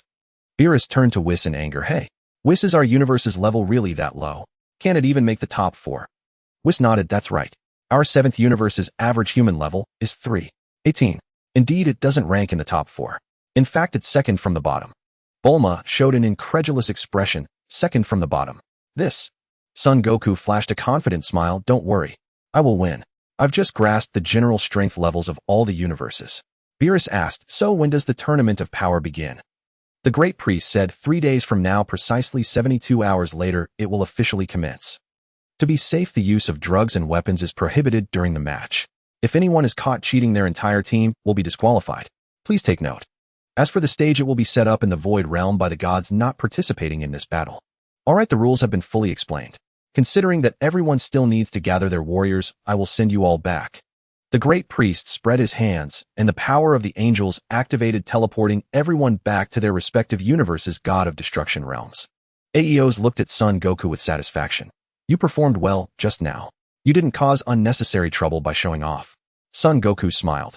Please, Lord Aeos, send us back to Earth. I'm starving. Kaish and Shin exclaimed in surprise. Shouldn't we be trying to find 10 fighters right now? Son Goku showed a confident ease, his tone relaxed. We can just go directly to the Frieza Force. The Jinyu Force are all mutant warriors who have never trained.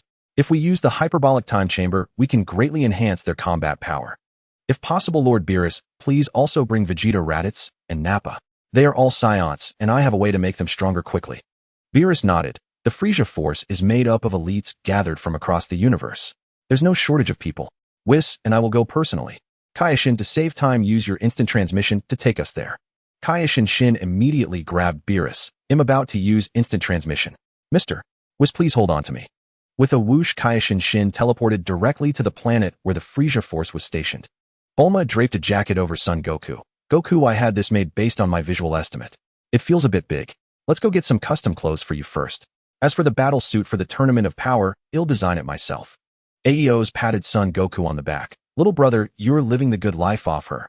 I wonder how you'll handle it when we meet up with Trunks and the others. Son Goku laughed heartily. Bulma from the other timeline and the current Bulma aren't the same person. I think Trunks won't mind. But inwardly Son Goku tensed up. He really didn't know what to do. He felt like he was about to be publicly executed. In the 7th universe, on a certain planet, the Vegeta squad was finishing up their conquest. Vegeta directly placed the corpse of a local native on a simple tripod and began roasting it while Nappa and Raditz stood by drooling. Nappa exclaimed in admiration, Vegeta, your grilling skills have improved. You even know to drain the blood before putting it over the fire. You're a genius. Raditz nodded in agreement. Most of the food on this planet is poisonous. Besides the natives' corpses, there's almost nothing edible. Vegeta tore off an arm from the roast and took a fierce bite, grease dripping from his mouth. Damn it, making me Prince Vegeta fight for so long. This meat is as tough and nasty as these natives. Nappa, looking at Vegeta's battered battle suit and wounds, asked cautiously, Vegeta, do we really have to keep working under Frieza? Vegeta's expression didn't change as he took another big bite. What else can we do? Almost the entire universe is under Frieza's control. Who else would hire us? Raditz lay down to sleep using his hair as long as a Super Saiyan 3's as a pillow, a blade of grass in his mouth. Nappa, don't worry about it. Let's just enjoy the fights. We'll get a good price for conquering this planet. I'm going to have a feast. Nappa rubbed his bald head and sneered. You useless fool. Born a high-class warrior, but you barely move. Your power level isn't even as high as a Cyberman's. All you know is how to enjoy yourself. Raditz spat out the grass, a hint of defiance in his tone. You're a once-in-a-century genius and Nappa's from a prestigious family. How can I compare? If we're talking about useless, no one beats my brother Kakarot. He was born with a power level of 2. He's the disgrace of the Saiyans. Vegeta laughed heartily. A waste like Kakarot. Haven't seen one in thousands of years. Nappa, feeling a sense of superiority, forgot the pain of conquering the planet. Exactly. If Bardock hadn't stolen a spaceship and exiled Kakarot to Earth, he'd have died on planet Vegeta long ago. Even if planet Vegeta hadn't exploded with Kakarot's potential, he'd be nothing more than a punching bag for his whole life. After finishing the native's corpse, Vegeta spat. Tastes terrible. Like eating crap. Just then the scouter received a transmission from Frieza's forces, a message from the rear commander. Vegeta squad, do you copy? Do you copy? Copy. This is Vegeta. Lord Frieza's latest orders. There's a new planet to develop. Return to the base immediately. Vegeta's face darkened. He replied helplessly, we'll be back. About 15 days. After replying, he ripped off his scouter and smashed it under his foot with a bang. Vegeta clenched his right fist, nails digging into his palm, grinding his teeth. Damn you, Frieza. We just finished one planet, and now another mission. Nappa switched off his scouter, veins bulging with rage. That son of a bitch Frieza is a monster. He gives us no rest, just keeps piling on the missions.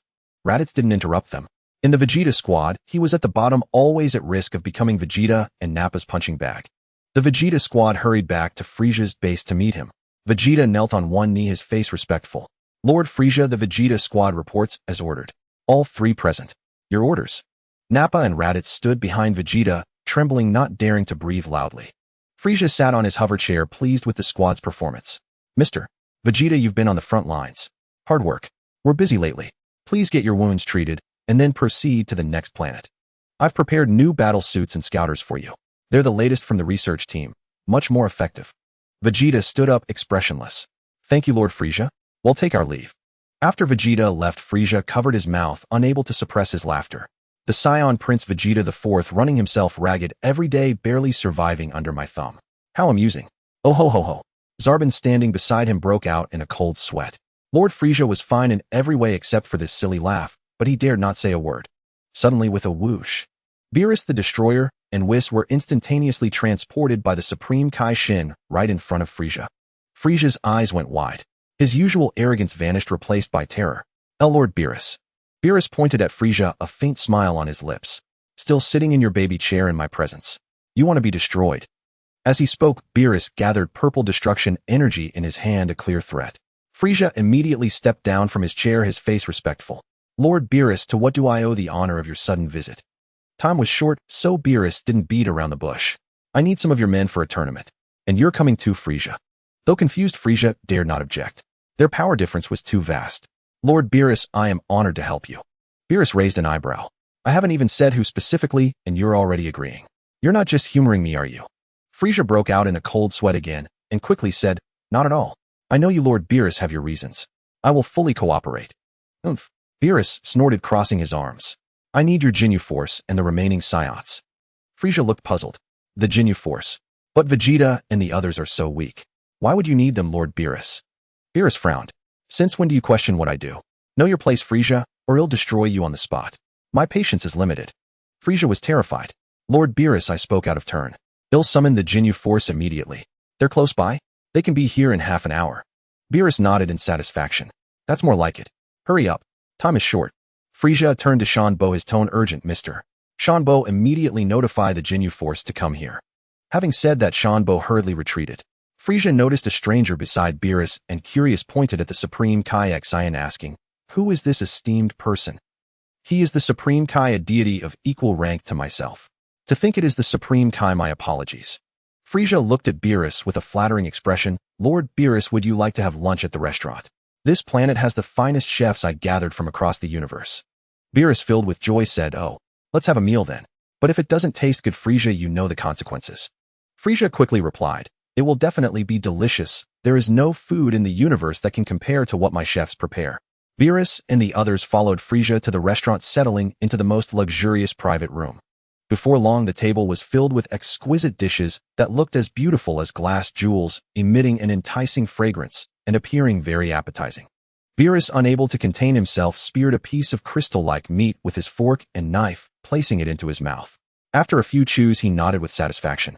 The presentation is perfect, it melts in the mouth, but the flavor, it's acceptable.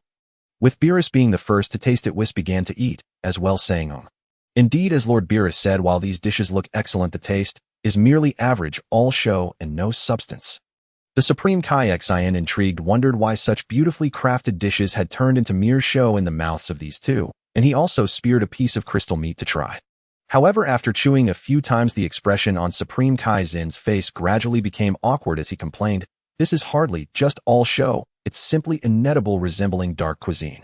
Frieza's expression changed drastically as he also speared a piece of crystal meat to taste, only to find it not just decent, but surprisingly delicious. What is happening? Could it be that this Supreme Kai is deliberately mocking him? Hearing Frieza's thoughts, Supreme Kai Saiyan explained, the food made by Bulma's family on Earth is what true delicacies are. One bite makes you feel like your tongue wants to swallow it whole. Just because Bulma's food is exceptionally delicious, Lord Ios stays at Bulma's house, not stepping out of the front door or the back door. Beerus looked astonished. If that's the case, then why eat at all? If we eat too much now, we won't be able to eat later. Half an hour passed in the blink of an eye. The Ginyu Force had arrived and proceeded to Frieza's military base command center. Ginyu saw Frieza standing tall with his hands behind his back, respectfully saying, Lord Frieza, the Ginyu Force has arrived and is ready to demonstrate the latest combat poses I have researched for you. Upon hearing Captain Jinyu's command, the Ginyu Force immediately began to awkwardly dance, performing a series of battle dances that were hard to watch, ultimately striking an extremely comical battle pose.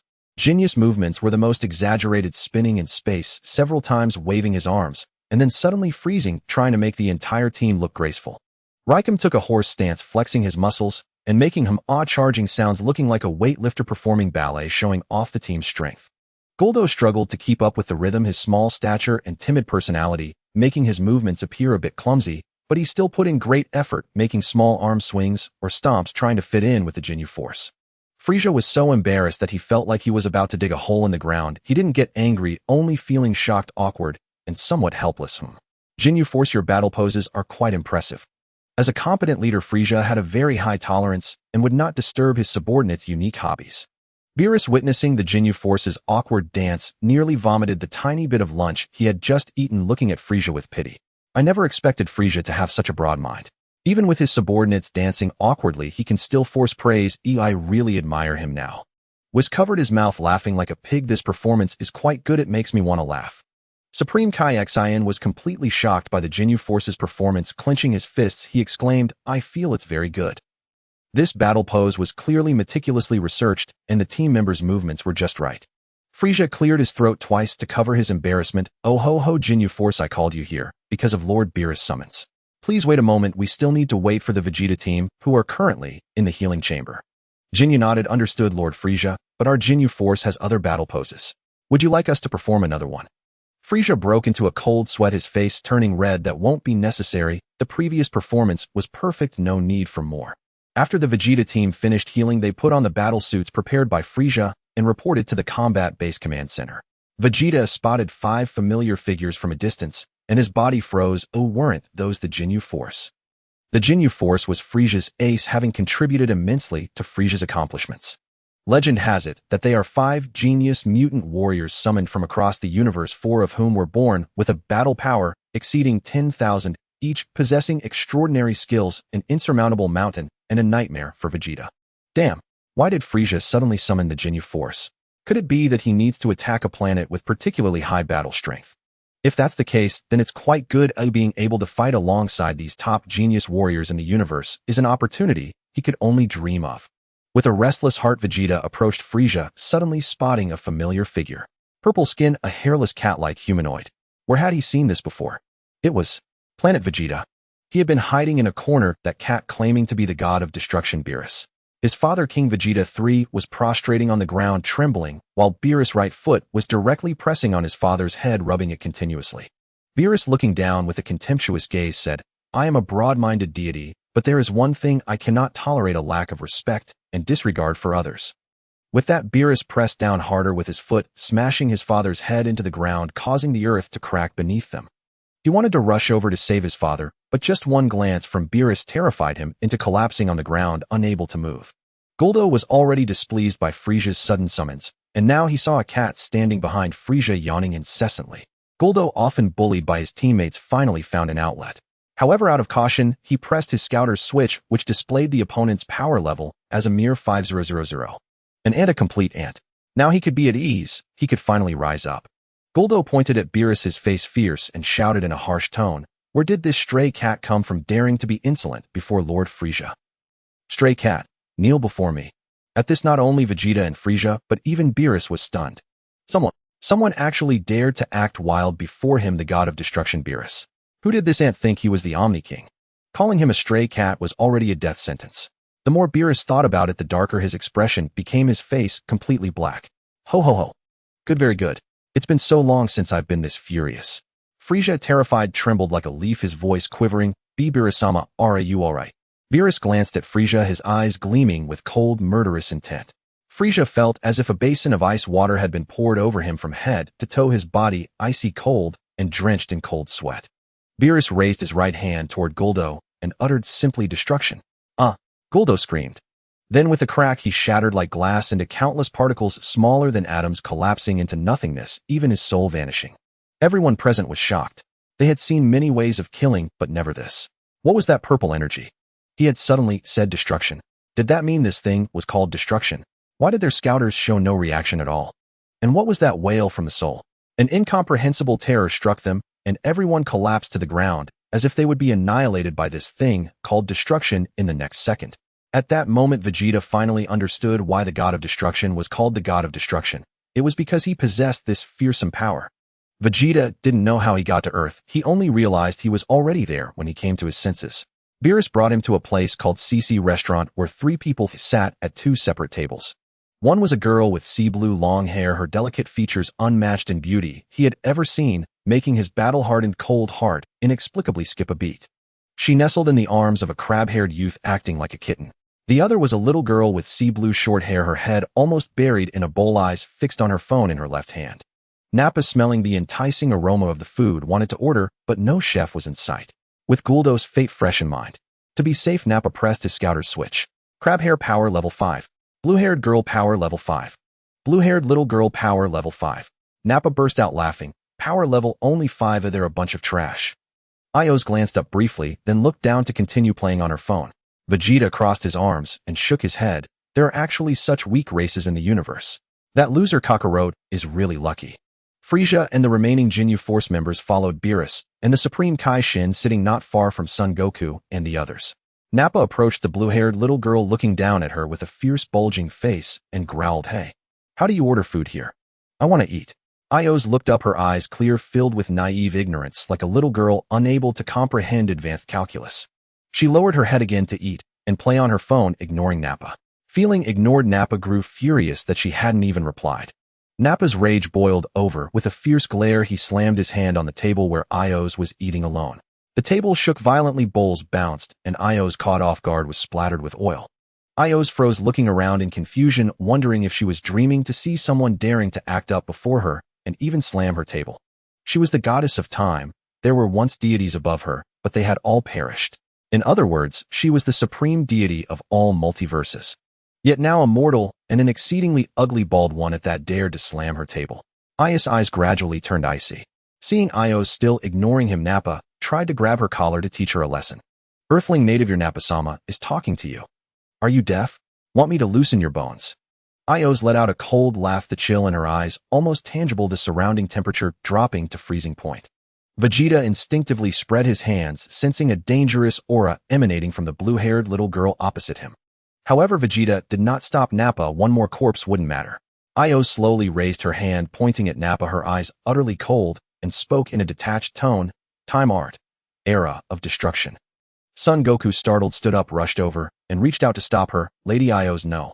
Everyone saw that where Nappa stood, several versions of him suddenly appeared, each of different ages, some clearly much older. But as Ios' time power activated, all the Nappas instantly shattered into fragments, gathered into a ball, rapidly collapsed into a point, and returned to nothingness. Ios snapped her fingers, and the oil stains on her clothes vanished. Afterward, she clapped her hands, sat down, and continued eating. Silence. The scene was engulfed in utter silence. Bulma stared blankly at the harmless-looking Ios. Was this little girl really the crybaby she could bully at will, who always took it meekly? Son Goku's hand hung in midair like a statue. It was his first time witnessing Ios truly in action. What power was this? The time art. Was it this formidable? Those several Nappa figures must have been all the Nappas from every remaining timeline and dimension, and they were all gone. Seeing this, Beerus went weak, sliding off his chair and collapsing to the ground. What power is this so terrifying? Even the Grand Priest couldn't gather all versions of a person from every timeline. Who is this little girl? Sun Wukong finally spotted Vegeta, a surge of joy from their long-awaited reunion washing over him. Vegeta, long time no see. Vegeta was bewildered to see that crab-haired man greeting him. And how did he even know his name? Raditz turned his head to look at Sun Wukong, his face identical to Bardock's, a look of utter shock on his own. Kakarot. But you shouldn't be this grown, should you? Sun Wukong scratched his head.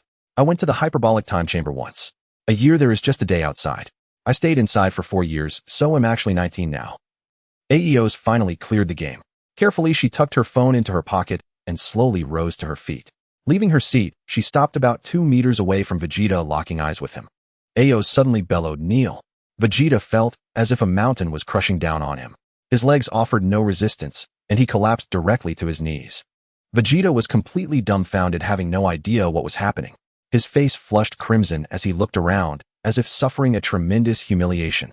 Yet he dared not retaliate. The little girl's earlier display of power had instilled a deep-seated fear in him. Slap. Aeos delivered a resounding slap to Vegeta's face, swift as lightning. Perhaps still unsatisfied, Aeos struck with both hands, her palms flying back and forth at a speed visible to the naked eye. In mere seconds, Vegeta's face swelled up like a pig's head. Aeos flicked a bit of skin debris from under her fingernail and let out a cold snort. Vegeta, you sent Nappa to cause trouble for me. Enjoying the show, weren't you? Vegeta wanted to say, no, absolutely not. But his mouth was so swollen that he couldn't utter a single word. His head, bloated like a pig's, shook wildly from side to side, and fearing Aeos might not understand, he waved his hands frantically. He pointed at his mouth, indicating he couldn't speak. Aeos pointed a finger at the kneeling Vegeta, her face twisted with disgust, and her voice icy. Vegeta, if there's a next time, you'll crawl on your knees for the rest of your life. Vegeta felt as if a pardon had been granted, drenched in cold sweat. Aeos sat down right next to Bulma, looking at her with tearful eyes and a pitiful expression. Bulma, I was just bullied so badly, and you didn't even help me. Boo-hoo. Bulma, are you putting on an act for me? Just moments ago, someone had killed Nappa without a second thought, and even Nappa from another timeline hadn't been spared. Just moments ago, someone had slapped Vegeta around like a dog without any mercy. Now she was crying about being weak. Did she think Bulma was blind? But since Aeos was asking for comfort, Bulma felt she should respond. She directly pushed Sun Wukong aside and beckoned, as if calling a pet. Aeos, come into big sister's arms. Aeos whimpered and threw herself into Bulma's embrace, nuzzling her head like a kitten. Bulma, I didn't use my time power to protect myself just now and my hand is all red from slapping. Aeos extended her right hand in front of Bulma, squeezing out a single tear from the corner of her eye. See, it's all red. Son Wukong's jaw nearly hit the floor. So you didn't use your time power just to set up this little act. Bulma rubbed Eos' little hand and blew on it gently. Is that better, our little Eos? Aeos nodded and nuzzled her head again. Bulma, if someone bullies me in the future, can you ask Son Wukong to beat them up for me? Son Wukong pointed a finger at himself, a bit confused. If someone could bully Eos, would he even be able to beat them? Bulma patted Eos' adorable little head, a curious look on her face. Who would dare to bully our Eos? That's impossible. Aeos wrapped her arms around Bulma's neck like a little girl, whining incessantly. I don't care. I want you to promise me, or I'll never let go. Bulma helplessly tapped Aeos on the nose, her voice full of affection. All right. I promise. Happy now. Aeos pinched her chin, her eyes darting around as if in deep thought. Oh, right, I also want the latest game console. You have to buy it for me. Bulma laughed. Buy it all, buy everything. Can you let go of me now? Aeos just sat right on Bulma's lap, showing no intention of leaving, and began eating the leftovers from Bulma's plate. Bulma. She felt as if she had made a terrible mistake. How had she molded Aeos into this? Her original intention was just to teach Aeos not to resort to violence at the slightest provocation. But now she had an ominous feeling. This little thing had completely latched onto her. It seemed the only solution was to buy Aeos plenty of fun games, so she wouldn't cling to her like this. Son Wukong sat nearby, feeling as if his food had lost all its flavor. What was up with this Aeos? Son Wukong remembered Aeos as being so aloof and superior. With an air of being unrivaled under heaven, how had she in just a few days outside turned into a truly delicate little girl? Aeos had killed Nappa, and Beerus said he had killed Guldo. That was 2 team members lost just like that. How were they going to handle this? Frieza silently observed everything, his mind racing through countless calculations and considerations. As the supreme commander of the Frieza Force, his vision was his most lethal weapon. In that brief moment, he had already deduced the outcome completely. It was that blue-haired girl named Bulma was the boss around here. The little girl was her sister, and that Kakarot was her boyfriend. He already knew the little girl's power. It far surpassed Beerus, or else Beerus wouldn't have slid right under the table. That Kakarot's strength was likely formidable too. The little girl needed him to help beat up others. Frieza was a man who could adapt, believing only in the results he saw. Although Kakarot had a birth power level of only 2, based on his recent performance, this guy was clearly on the level of the god of destruction Beerus. Only that Bulma was a complete enigma to him. Her physique showed no signs of martial training, and her aura was weak. She seemed completely ordinary. Son Wukong felt Frieza's gaze sweeping back and forth. He walked over to Frieza's table and sat down next to Beerus. Lord Beerus, you were very efficient, but the result isn't entirely satisfactory. We're directly down 2 people. Beerus was almost amused by Son Wukong's words. Son Wukong, isn't your strength enough to secure victory? You could probably blow your opponents to bits with just a fart. Frieza remained impassive. Beerus' words only confirmed his suspicion this Saiyan, named Kakarot, was incredibly powerful. Son Wukong tilted his head. Am I really that strong? I still feel like I can't beat Jiren, who's said to be stronger than a god of destruction. Beerus let out a scoff. You're worried about that? Then don't be. Just put your heart at ease.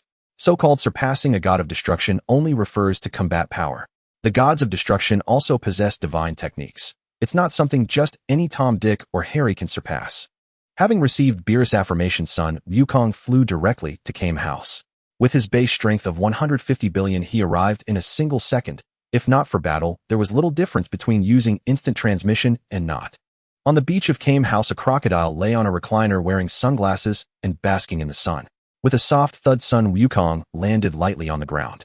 Son Wukong exclaimed, "Whoa! A pool party crocodile, what a sight!" The crocodile took off its sunglasses, looking curious. "Pompadour head, you looking for me?" Son Wukong shook his head and asked, "Is anyone inside Kame House?" The crocodile put its sunglasses back on and chuckled. "If there were, I'd have been turned into crocodile stew by now. Those folks will be back in half an hour, and they'll have to be going too." Son Wukong nodded and sat down on the ground to wait. Suddenly he noticed something and asked with a grin, "Is crocodile stew any good?" The crocodile immediately performed a double roll, splashed into the sea, popped its head out, and taunted wildly, "Crocodile stew is absolutely delicious, but you'll never get the chance to taste it." Son Wukong was almost amused by the crocodile's antics. Don't worry, I won't eat you." The crocodile shot him a look that said, "You expect me to believe that?" and sank its head beneath the water. Sun Wukong propped his chin on his right hand and sighed, so boring. I have to just sit here and wait for half an hour. The clouds in the sky drifted toward the horizon, and only a tiny boat was visible on the curved sea surface. Sun Wukong sprang to his feet, his vision of 100 points, spotting that it was Master Roshi and the others returning. Master Roshi docked the boat on the beach, took out a capsule, and handed it to Lunch. Sun Wukong waved and walked over quickly with a smile. Grandpa Roshi, it's me Goku. Master Rose's eyes widened as he looked Sun Wukong up and down, marveling. I can't believe you've grown so much. It's only been 3 years, but you've changed so dramatically. Sun Wukong explained slowly. That's because I went to the hyperbolic time chamber. Their 1 year passes while only a day goes by outside. I stayed for 4 years, so I'm actually 19 now.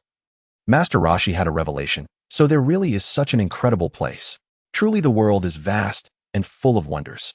Lunch finally caught on, covering her mouth with wide eyes full of surprise. I never thought little Goku would grow up to be so handsome. Didn't Bulma come with you? Sun Wukong said. I came to find Krillin and the others to join a martial arts tournament. I just didn't expect they wouldn't be back with you, Grandpa Roshi. Lunch walked toward the door and took out a key. Krillin and the others won't be back until dinner. Why don't you wait here for a while, Goku? Sun Wukong rubbed his chin, looking troubled, and shook his head. Time is tight, so we'll go get Tien Shinhan first. They'll bring him back with me then. With a whoosh, Sun Wukong sped off toward the crane school. Master Rose's staff clattered to the ground as he stood frozen. Goku. He's become so powerful. Sun Wukong followed Tien Shinhan's energy signature and found him within the crane school, a compound as vast as a plaza. Tien Shinhan, bare-chested, stood in a horse stance on a large rock, throwing punches relentlessly as a 100-meter waterfall cascaded down around him. Sun Wukong sensed that Tien Shinhan's strength had actually reached 200, a level far beyond what he could have achieved in his past life. Sun Wukong spread his arms, feeling the fine mist spraying from the waterfall. The refreshing sensation nearly made him cry out with joy. Tien Shinhan, you sure know how to pick a training spot. Tien Shinhan stopped his movements, curious. Who are you? How did you get in here? Sun Wukong crossed his arms and flashed a confident smile. I'm Sun Wukong, and I walked in through the front door, of course. Tien Shinhan flew out from under the waterfall and circled Sun Wukong, incredulous. It's only been 3 years, but you've changed so much. Sun Wukong had no choice but to repeat what he had said at Kame House. Tien Shinhan nodded repeatedly. Since you need the help, will come. Let me say goodbye to my master first. Seeing Sun Wukong's unfathomable strength, the usually murderous Tao Pai Pai pulled Master Shin aside and remarked, lately I've been really into cosplay, wearing some retro outfits. What do you think of this one? Master Shin chuckled. Not bad, not bad. Sun Wukong waved. Uncle Shin, I'd like to take Tien Shinhan to a big martial arts tournament for a few days. Is that all right? Master Shin put on a benevolent expression, took a sip of tea, and smacked his lips. Ah, Goku. We're all family here. Don't talk about taking time. Go for as many days as you like. Sun Wukong patted Tien Shinhan on the shoulder. Since Master Shin has agreed, let's go meet up with Krillin and the others. Taking Tien Shinhan with him, they flew back to Kame House, though it would take an eternity by ordinary means. Sun Wukong placed 2 fingers on his forehead like a sword and held out his left hand to Tien Shinhan. Tien Shinhan, grab hold of me. I'm going to use instant transmission. Though Tien Shinhan didn't understand what was happening, he followed Sun Wukong's instruction and grasped his left hand. With a whoosh, only 2 stunned old men remained behind. Lunch saw Sun Wukong return so quickly with Tien Shinhan in tow and rubbed her eyes in disbelief. Goku, you guys are way too fast. I just got inside and haven't even warmed the couch yet. Are you staying for dinner, Goku? If you are, I'll start preparing now. Sun Wukong shook his head. No need. We're all going to Bulma's place. We'll just wait for Krillin and the others. The waiting was tedious, so Sun Wukong did 1-finger handstand push-ups while watching Master Roshi and Lunch playing cards with a sea turtle. Master Roshi eyed Lunch, who was dressed lightly with a curvaceous figure, and flashed a lecherous grin. Lunch, playing cards without stakes is no fun. How about we play truth or dare? Sun Wukong could guess Master Rose's intentions without even thinking and just shook his head. Lunch's body had a special protective mechanism. At critical moments, she would always sneeze, and then Grandpa Roshi would have to pay for his actions. Sure enough, after 3 rounds, Master Roshi won a game and demanded a kiss from Lunch.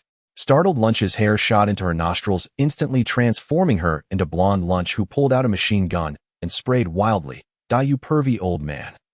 Master Roshi groaned in misery, wondering why she always transformed just when he was about to succeed.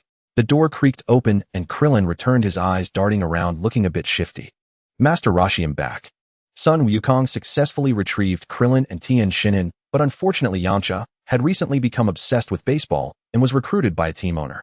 Lunch followed Son Wukong, and upon seeing a blooming garden, lay down directly in the grass to sleep. So comfortable, surrounded by blossoming flowers, truly beautiful.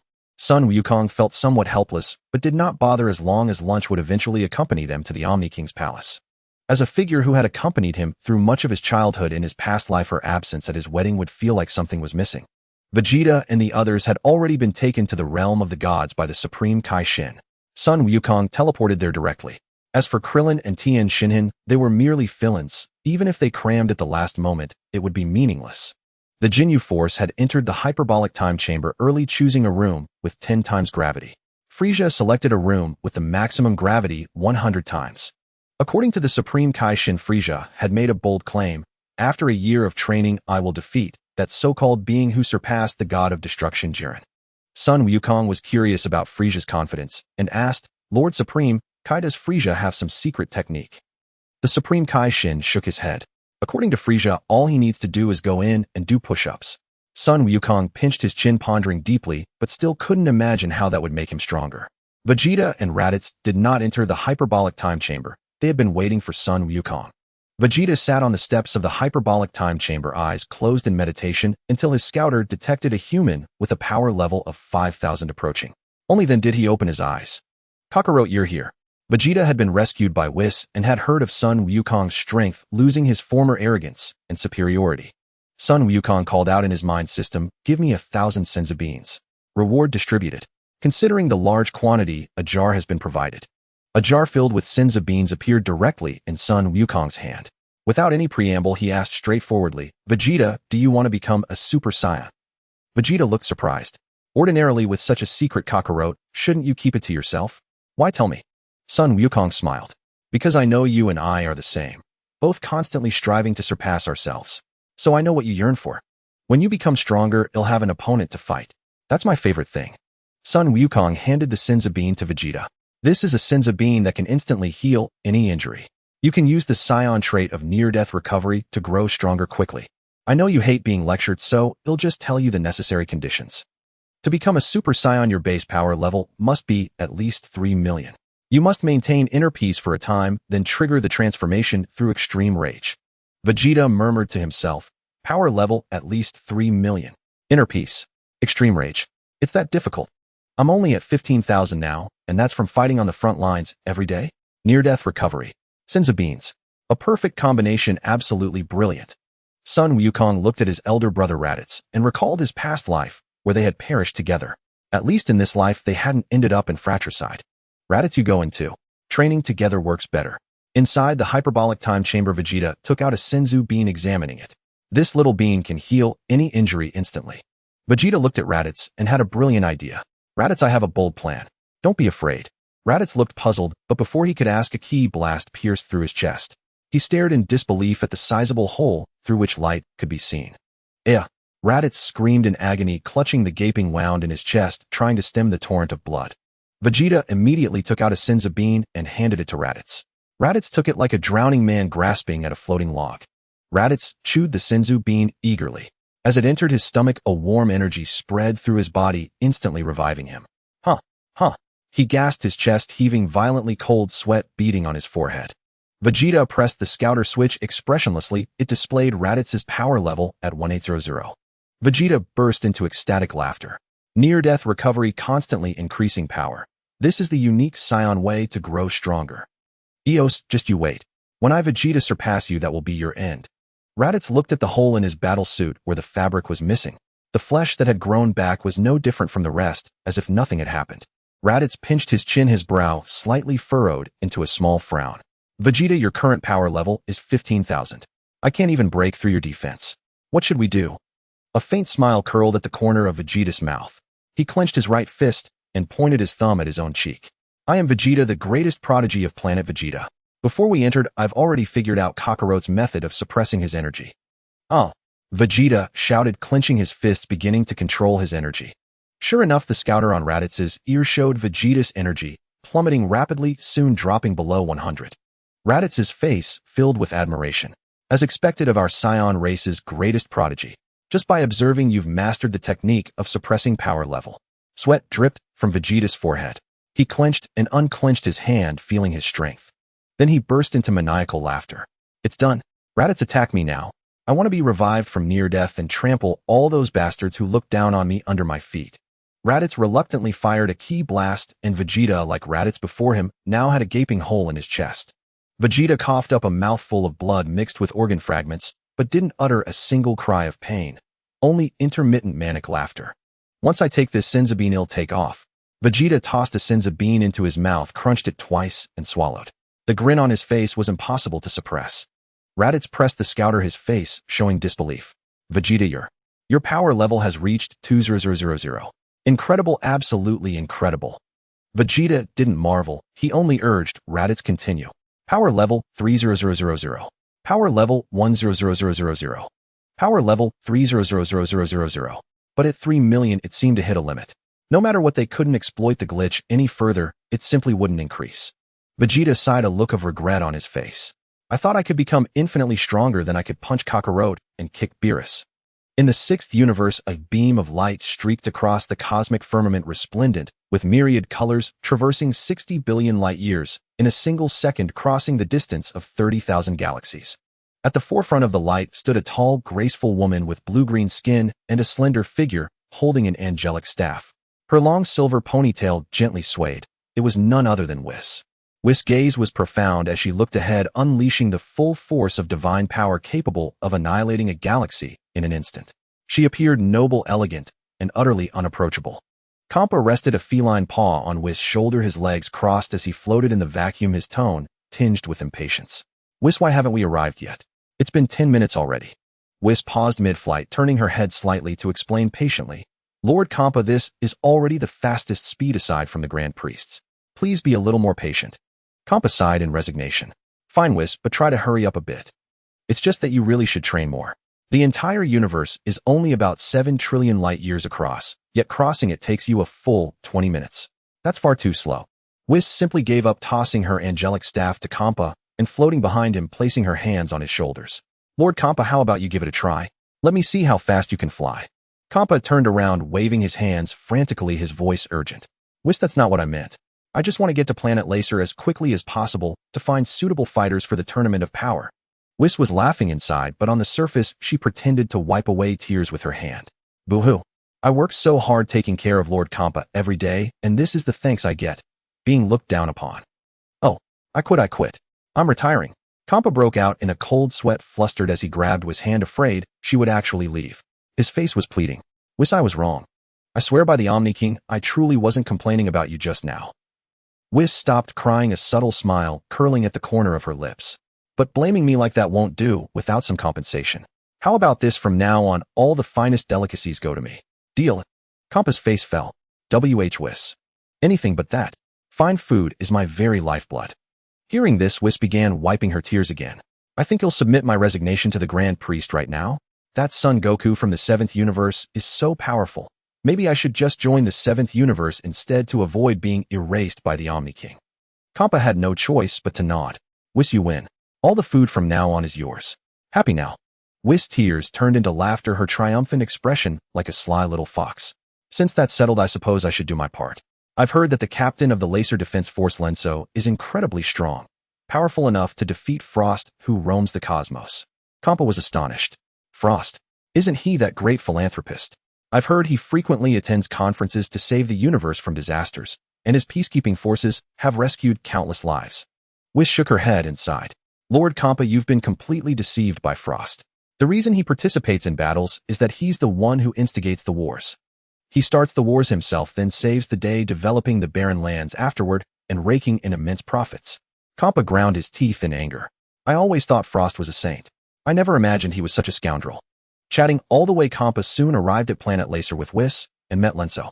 Lenso was a remarkably handsome young man, a prodigy warrior of the Saiyan race. At just 20 years old, he served as the captain of the Laser Defense Force. By the combat power standards of the Frieza Force, Lenso's battle power had already reached 1 billion. Kampa patted Lenso on the shoulder, beaming. Truly worthy of being a genius Saiyan warrior. To achieve such power at only 20 years old, congratulations. I'm wondering if there are any other Saiyans of your caliber. I need you all to participate in the Tournament of Power. Lenso pressed his index finger to his chin, frowning. Aside from my parents, I doubt anyone else is stronger than me. Kampa's face lit up. Your parents? Lenso replied, my father is Bardock and my mother is Jine. They are the most talented warriors on planet Lacer, 10 times stronger than I am. But, Lenso hesitated, his expression darkening. Kampa felt a twinge of curiosity and urged, go on. What happened? Lenso lowered his head, pain etched on his face. They both were severely injured and poisoned during a mission. They barely survived, but now they're just barely holding on. That's why I started working early. My sister Kale is just a baby, so I had to take on my parents' responsibilities. Kampa sighed in relief, crossing his arms and lifting his chin arrogantly. I thought they were dead. It's nothing, a trivial matter. Take me to them, and they'll have your parents back on their feet in no time. Lenso wiped his tears, his eyes red. Really? Of course. I'm a god of destruction. I keep my word. Kampa and Whis followed Lenso to a hospital on planet Lacer, walking down a long corridor to the best ICU ward inside. 2 patients lay there emaciated and unconscious, their lives sustained only by expensive medical equipment. Lenso walked to the space between the beds, grabbed his parents' hands, pressed them to his chin, and knelt on the ground, sobbing uncontrollably as large tears splattered onto the floor. Mom and Dad were once the genius warriors of planet Lacer. They were childhood sweethearts, deeply in love, and lived happily after marriage. But then during a mission, Lenso choked on his tears, coughing repeatedly. Kampa spread his hands, looking helpless. This is the kind of trouble mortals face. Fortunately, I am a god, so I never encounter such problems. Kampa turned around, hands on his hips. Whis, receiving Kampa's call, knew the time had come. Pointing her angelic staff at the 2 patients, she swung it, unleashing a torrent of angelic power. A miracle occurred. Their withered skin instantly restored to its former robust state, and the ICU monitors indicated that the patients had returned to normal vital signs. Bardock slowly opened his eyes, looking around at the unfamiliar surroundings. His lips twitched slightly, and the oxygen mask straps snapped instantly. This is a hospital. Bardock looked around and saw Jine lying on the bed, her brows twitching as if she was about to wake up. Jine, ha ha ha, I'm fine. Jine is fine too. Lenso threw himself into Bardock's arms, wrapping his arms around his father's neck. Dad, it's been so long. Jine opened her eyes groggily and saw the young man embracing Bardock. A faint smile spread across her face. The next day, Son Wukong waited early outside the hyperbolic time chamber. He was extremely curious about what Vegeta would do after his transformation, hoping most of all that he would challenge him to a fight. To be honest, he yearned for a battle with Vegeta. Vegeta struck decisively, leaving no quarter, making him a formidable opponent. The door of the hyperbolic time chamber swung open, but it was not Vegeta's room. It was Frieza's. Frieza lifted his chin slightly, a faint elusive curve gracing his lips. His hands clasped behind his back, and his diminutive white frame had grown noticeably more robust than before he entered. Frieza moved, emitting a series of crisp rhythmic clicks like a prelude heralding the arrival of death. Son Wukong reached out a hand to greet him, but Frieza strode past him as if he were mere air. Son Wukong tilted his head. This Frieza, after training under 100-fold gravity for a year, seems brimming with confidence. Frieza, hearing Son Wukong's words, halted and crossed his arms over his chest. Son Wukong, to be frank, I was born a prodigy, a mutant among the Frieza race. From birth, my battle power was 120 million. I never underwent any training before. Originally, I calculated that even without gravity training, I could defeat that Jiren in 4 months. However, to be safe, I used the 100-fold gravity hyperbolic time chamber, and the results exceeded my expectations. I am invincible now. Anyone, as long as they aren't Beerus, I can defeat. Son Wukong's brow twitched in confusion. You mean you've surpassed me, is that it? Frieza nodded with elegant grace. Precisely, Mr. Son Wukong. Son Wukong raised his right hand, fingers curled into a claw before him. Oh, is that so? Care to spar a little? Frieza did not respond, merely fixing Son Wukong with a calm, steady gaze, his arms still crossed over his chest. Son Wukong frowned slightly. What does this mean? Are you implying you can defeat me without using your hands? Frieza remained non-committal, extending one hand.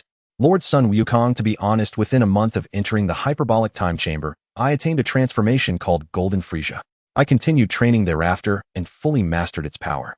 Son Wukong was stunned. Gee, Golden Frieza. How is that possible? Could Frieza still transform? What was happening? Son Wukong felt his mind reeling. Had the times changed? He withdrew his stance and glanced around. Frieza, this is a training ground not suitable for a fight. How about we head to an open area nearby and have a battle? Frieza, true to his nature as a former emperor, exuded elegance in every move. Even as he followed behind Son Wukong, it seemed as though Son Wukong was his bodyguard, clearing the path ahead. Sun Wukong quickly found a plain in the realm of the Kai perfect for battle. The grassland was lush and verdant with scarcely any large creatures in sight. Sun Wukong assumed his customary fighting stance, his body leaning slightly forward, coiled and ready to spring into action at any moment. Seeing that Frieza remained unmoved, Sun Wukong warned, "My current battle power by your scouter's standards has reached 150 billion. I can subdue Majin Buu in just a few moves." Frieza finally lowered his hands slowly upon hearing this. "Oh ho ho, surpassing Majin Buu in your base form. That's something, but you are ultimately no match for me." Sun Wukong grew tired of bantering. "Enough talk. Let's settle this with our fists." His eyes sharpened, and he crouched slightly poised like a tiger about to pounce. With a sudden burst of power from his feet, the ground behind him cracked instantly. In the span of a breath, his fist hurtled toward Frieza. A gale wind only arose after Sun Wukong appeared before Frieza, shredding the half-meter-tall wild grass into fragments. With a thunderous boom, Sun Wukong's fist struck Frieza squarely, sinking deep into his face. The violent impact nearly concussed Frieza. He felt the world spin, blood rushing to his brain, his eyes bulging as if about to burst. Sun Wukong sneered. "Frieza, I thought you were something special. That casual punch nearly sent you packing." Frieza rubbed his face enraged. "Damnable monkey. How dare you strike Lord Frieza? You're asking for death." Frieza leaped and kicked toward Sun Wukong's chest. Sun Wukong smiled faintly and kicked back, but their legs veered past each other. "An inch longer makes it stronger. Your legs are too short, Frieza." With a resounding thud, Frieza, like an ordinary person struck by a truck, was sent flying backward, a white streak tearing across the sky. Sun Wukong gave Frieza no respite, his aura surging as he pursued and closed in behind him. He kicked upward, striking Frieza's nape. The poor Frieza, unable to stop, was sent soaring a kilometer into the sky like a soccer ball. "Aart!"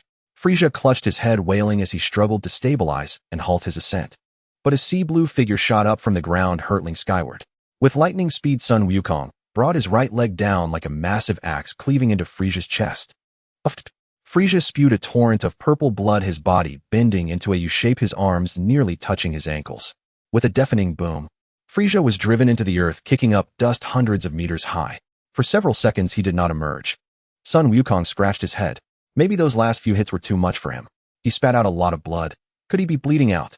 But seconds later, the ground began to tremble violently, and beams of golden light pierced through the earth, erupting outward. Boom! The rubble on the ground flew upward against gravity like the apocalyptic scene before a planet's destruction. Frieza burst from underground and landed back on the ground with a thud. He panted heavily, purple blood seeping from the corners of his mouth. Frieza wiped his mouth, gnashing his teeth, veins bulging. "Damn monkey. You actually drew my blood. You wretched ape." Sun Wukong raised an eyebrow, puzzled. "Getting hurt in a fight is normal, isn't it? Weren't you all elegant and calm just now? Why are you so sore about losing the upper hand?" Frieza took a deep breath, finally regaining his composure and his former confidence. "Sun Wukong, when I transform soon, don't be afraid. Of course fear won't help, because I, Frieza, will thoroughly torment you. Ha ha ha. Ho ho ho." Sun Wukong stood upright, patiently waiting for Frieza's maniacal laughter to cease. He then said, "Frieza, enough talk. Hurry up and transform. My fists have long been eager." Frieza smirked slightly. "Mr. Sun Wukong, you truly are impatient. Very well. Let me show you the power of Golden Frieza. I'm informing you in advance, lest you be frightened out of your wits later." Sun Wukong's lips twitched. This Frieza sure loved to show off. He'd soon make him see why the flowers bloomed so red. Frieza clenched his fists, blood vessels bulging in his eyes from the strain. "Yeah." He let out a heart-wrenching roar, and a burst of golden radiance erupted from within him. In an instant, the ground trembled violently. Cracks split the flat grassland, spreading outward on both sides. Frieza's power skyrocketed. "Huh!" Frieza bellowed. A massive surge of golden energy completely enveloped him, spilling out tens of meters in brilliant light. Dark clouds gathered and lightning streaked across the sky. A fierce gale arose and countless tornadoes swept across the heavens. In the distant sky, a mountain as colossal as Mount Tai was flattened into dust by the raging winds. "Eh." Frieza tilted his head back and continued to roar. This process lasted for over half an hour. Sun Wukong rubbed his forehead, looking exasperated. This Frieza could have transformed instantly, but he insists on putting on this show. Seeing that he had been seen through, Frieza lowered his head with a smile. Since that's the case, he'll just transform directly. With 2 swift motions, he dyed himself golden, becoming the fully golden Frieza. Compared to his miniature base form, Golden Frieza appeared slightly more robust. He lashed his tail against the ground with a bang, shattering the earth into a web of fissures. Sun Wukong frowned deeply. Such immense power. This boost far exceeds that of Super Saiyan 4. Incredible. With his current strength, even using just Super Saiyan 4, Sun Wukong could dispatch Super Yi Xing Long in a few moves. But against Golden Frieza relying solely on Super Saiyan 4, even with a tenfold Kaioken, he would be no match. Moreover, Super Saiyan 4 was a transformation state itself. Though its energy drain was low, it consumed ki rapidly and couldn't be sustained for long. Thus, this Golden Frieza far surpassed Super Yi Xing Long. If he hadn't mastered the power of the gods today, would truly be his end. Sun Wukong drew a sharp breath. No wonder Lord Ios specifically requested him. He's got something. Golden Frieza twisted his neck, producing a crisp crack, and said leisurely, Mr. Sun Wukong, how do you feel? Do you feel like surrendering? Sun Wukong's face was stern, his stance guarded. Surrender? How could that be? A smile crept across Sun Wukong's face. You're so powerful. I couldn't ask for more. Today let you help me train my divine ki. Sun Wukong had found the best path to strength, training his base power and the power of Super Saiyan God. One was ordinary ki, the other divine ki. By alternating their enhancement, he could achieve optimal results. With a slight exertion, Sun Wukong unleashed a surge of red divine energy, dyeing his black spiky hair crimson. Pointing at himself with confidence, Sun Wukong said, "This is my Super Saiyan God transformation. Though my power doesn't match yours, I also possess a divine technique called Ultra Instinct, which makes me far stronger than you." Golden Frieza covered his mouth and laughed heartily. Mr. Sun Wukong, at death's door you still think you can bluff your way out. Unfortunately, your scheme has failed. Sun Wukong lifted his chin slightly, his tone laced with provocation. Then you won't mind if I attack now? With a whoosh, as Golden Frieza looked up, a fist the size of a sandbag hurtled toward his face. Frieza met it with a punch of his own. A thunderous boom echoed through the skies. The collision of their fists sent ripples of force spreading in all directions, growing more destructive with distance. Dead planets near the Kaioshin realm disintegrated instantly under those ripples. Old Kai, who had been lounging leisurely, bolted upright, his face filled with panic. Is this Sun Wukong and Frieza's battle? Beerus, eating a fruit pie, looked at Whis while lounging with his head resting on one hand. Whis put a protective barrier around their battlefield. We don't want the universe destroyed before the tournament of power even starts. Whis nodded. He tapped his angelic staff twice on the ground, and with a flicker of light and shadow he arrived at the battlefield in an instant. Sun Wukong spun around, his face a mask of disbelief. Whis, what kind of power is that? That speed was terrifying. Even with Super Saiyan 4 God using Ultra Instinct, he would be instantly obliterated. It seemed Whis' power far surpassed Maris. Whis smiled calmly. He pointed his angelic staff at the sky, and a blue circular light shield instantly enveloped Sun Wukong and Frieza before turning transparent. Sun Wukong stared blankly at the graceful Whis. The fiery passion for battle within him was doused in an instant. So in this world there were countless beings far stronger than him. How naive he had been to think he was nearing invincibility. Ridiculous.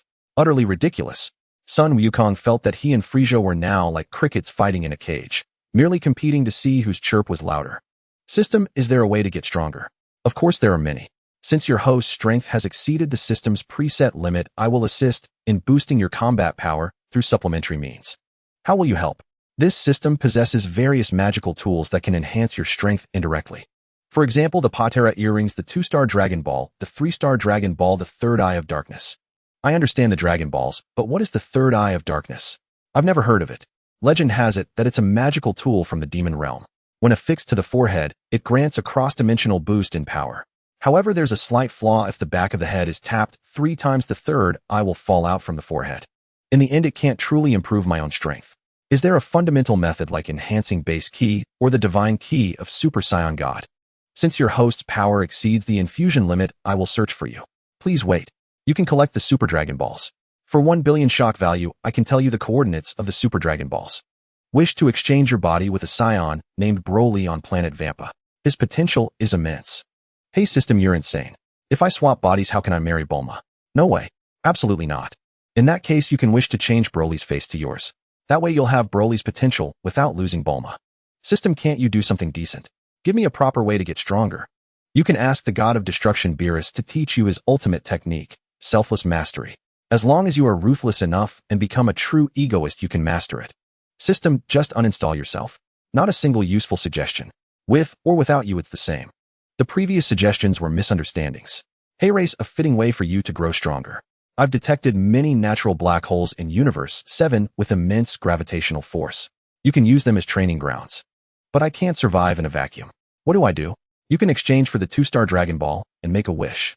Sacrificing 10 years of life will grant you the ability to move freely in a vacuum. Just kidding. With the 3-star Dragon Ball, you can make the wish without any side effects. This 3-star Dragon Ball is from the demon realm with immense magical power. After use, it will be reclaimed by the system. Alright, exchange for the 3-star Dragon Ball. Before making a wish, he had to deal with Golden Frieza first. Son Wukong calmed his mind and faced Golden Frieza directly. Now, no matter what happened, he could maintain a heart as tranquil as still water. Golden Frieza sensed a momentary tremor from Son Wukong. He crossed his arms over his chest and sneered, "Mr. Son Wukong, what's wrong? Could it be that you're intimidated by my power?" Son Wukong did not reply. Instead, he moved at high speed and appeared behind Golden Frieza. Startled, Golden Frieza swung a backward kick, but it hit nothing. Son Wukong had already flashed behind him, standing back-to-back with him. Feeling the touch on his back, Golden Frieza's body stiffened and his eyes widened like brass bells. "What speed is this? How can you move so fast?" Son Wukong replied calmly. "Abandon unnecessary thoughts and let your body respond instinctively. Then you can achieve doubled speed." Golden Frieza's brows furrowed. Feeling mocked, he erupted in fury. He attacked Son Wukong like a madman, using both hands and feet, with speed surpassing lightning, each strike carrying the power to destroy a star. Yet Son Wukong dodged left and right with uncanny, exquisite footwork, always evading attacks by the narrowest margin. He began moving the instant Frieza struck without any hesitation. The more he attacked, the more disheartened Golden Frieza became. Why? Why can I never land a hit? Son Wukong grabbed Golden Frieza's arm and pressed it down. "Frieza, you are a genius, a true genius.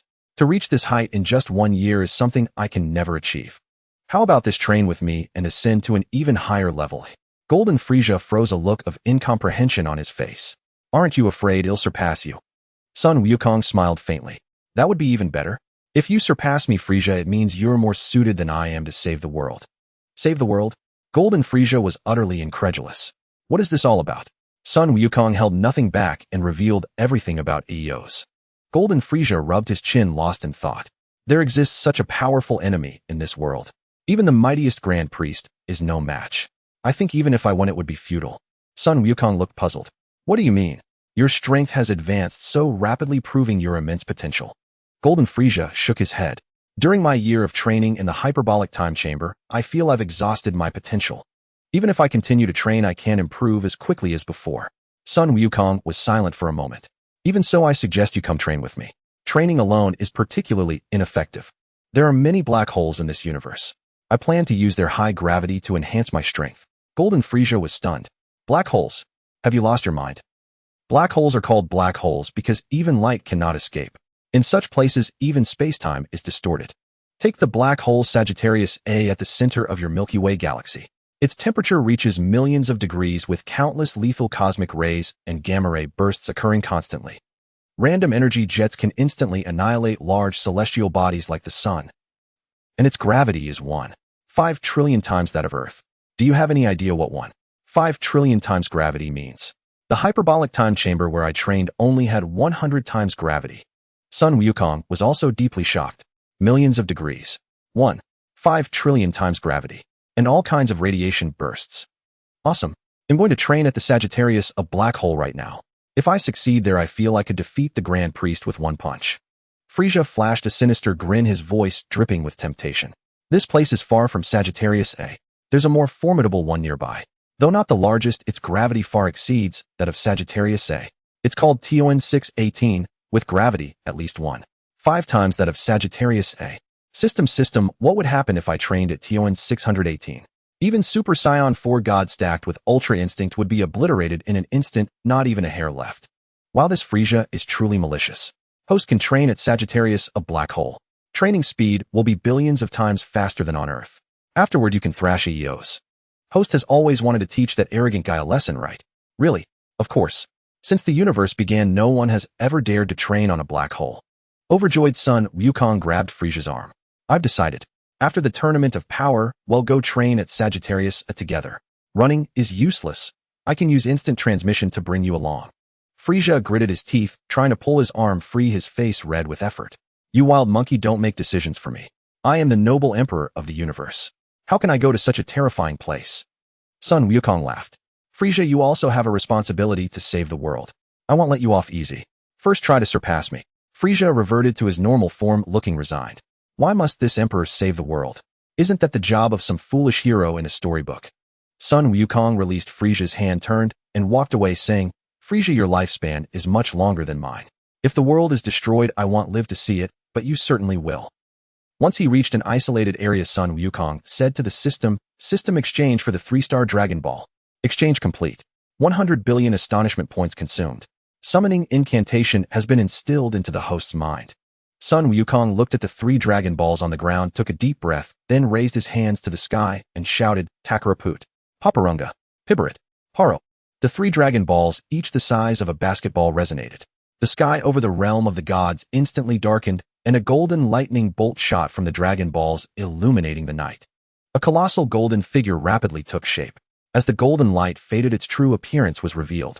It was a dragon that closely resembled the Namekian Purunga, but due to magic it was red like a crimson giant. Purunga opened its massive maw, and a majestic voice resounded, echoing through the skies. You who have gathered the Dragon Balls, courageous one, speak your wish, and I shall grant it. Son Wukong frowned. Any wish? Such arrogance. Can you really grant any wish? Of course. Since I was created, there has been no wish I could not fulfill.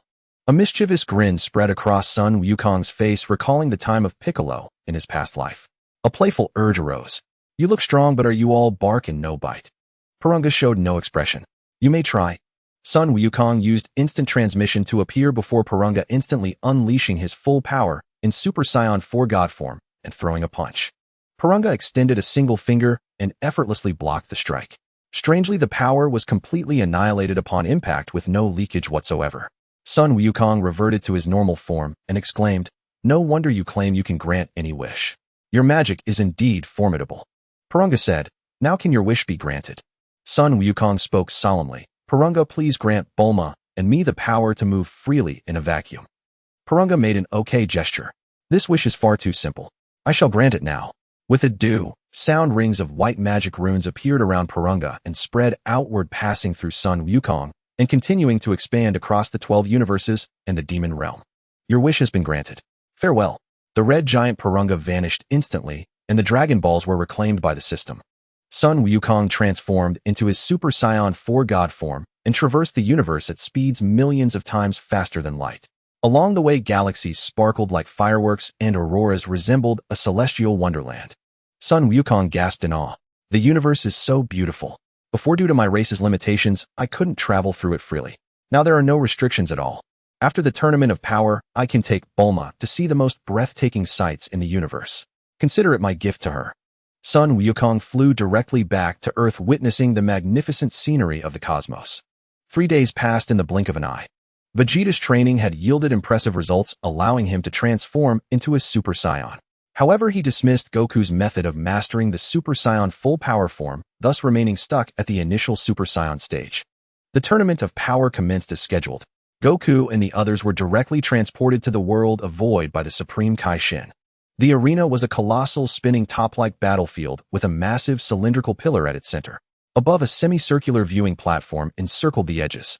Opposite the viewing platform was a smaller top-shaped spectator seat reserved for the Omni King.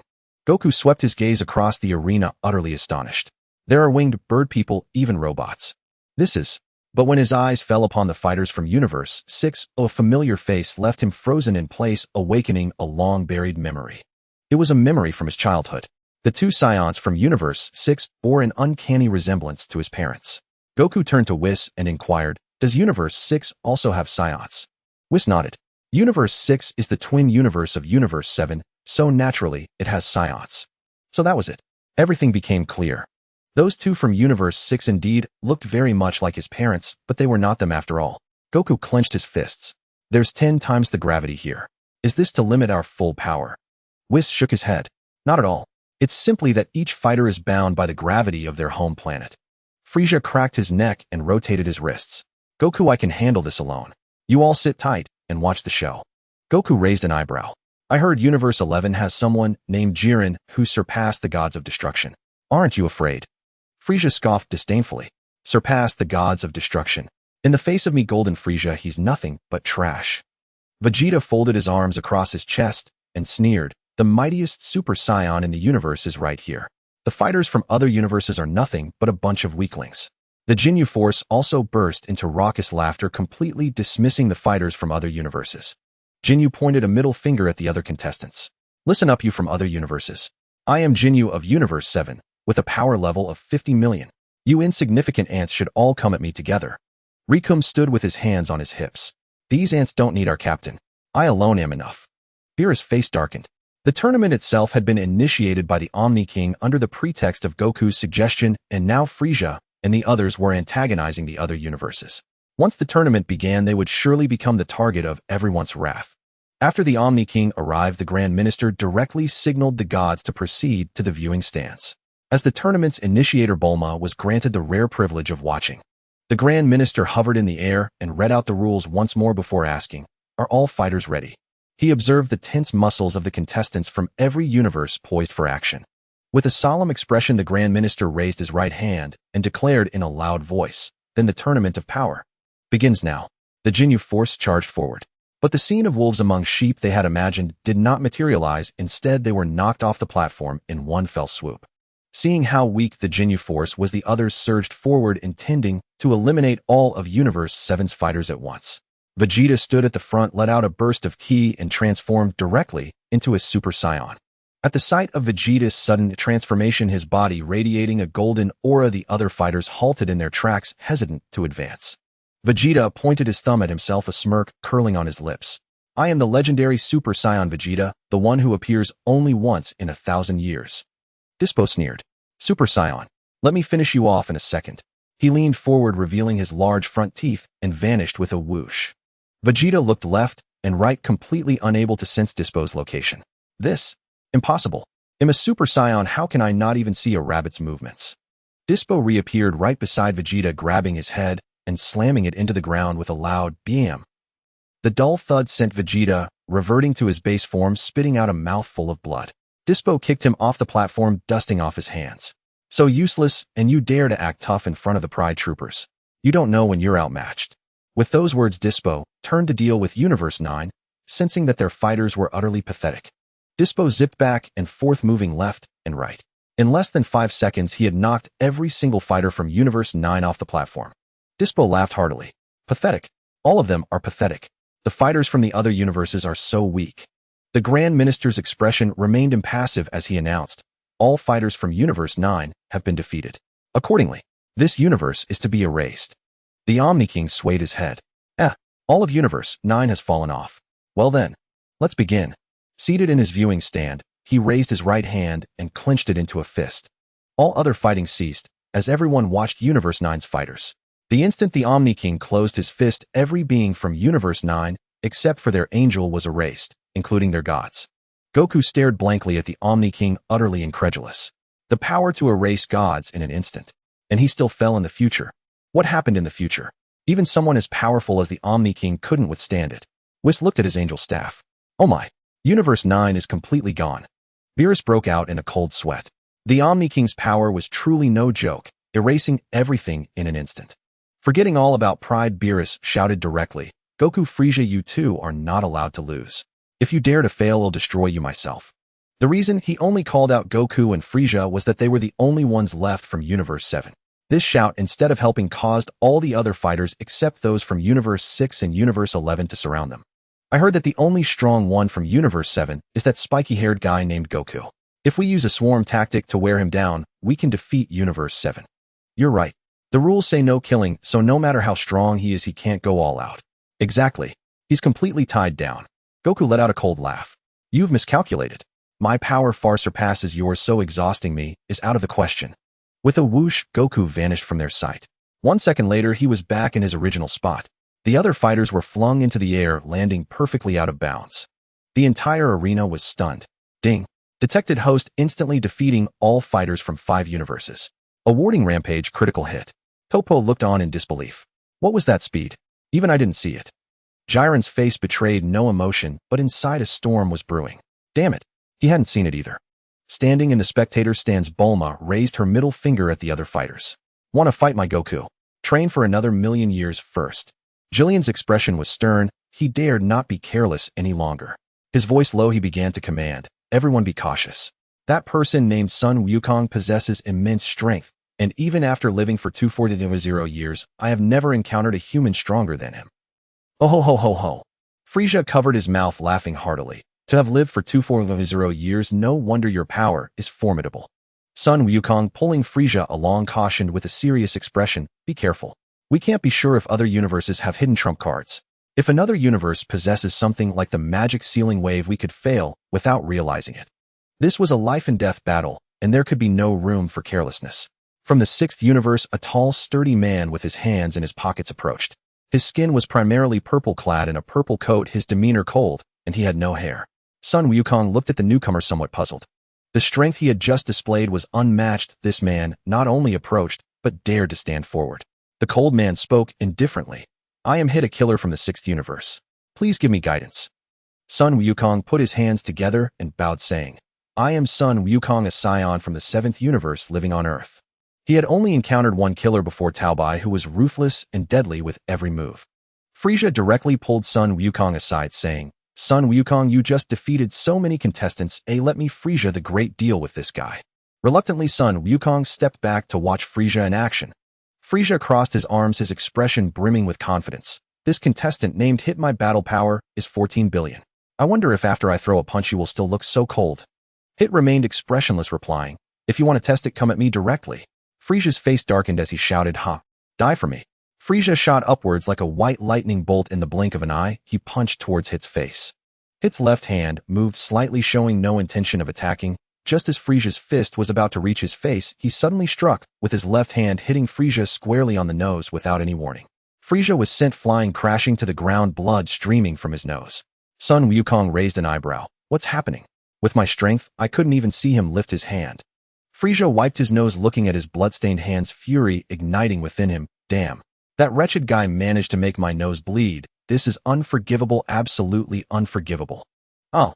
Frieza roared, transforming into Golden Frieza. Golden Frieza twisted his wrist, smirking coldly. Killer Hit, this is my transformation into Golden Frieza. Let's see how you can attack me now. Hit was sweating profusely. His time skip technique only worked against opponents of comparable or lesser strength.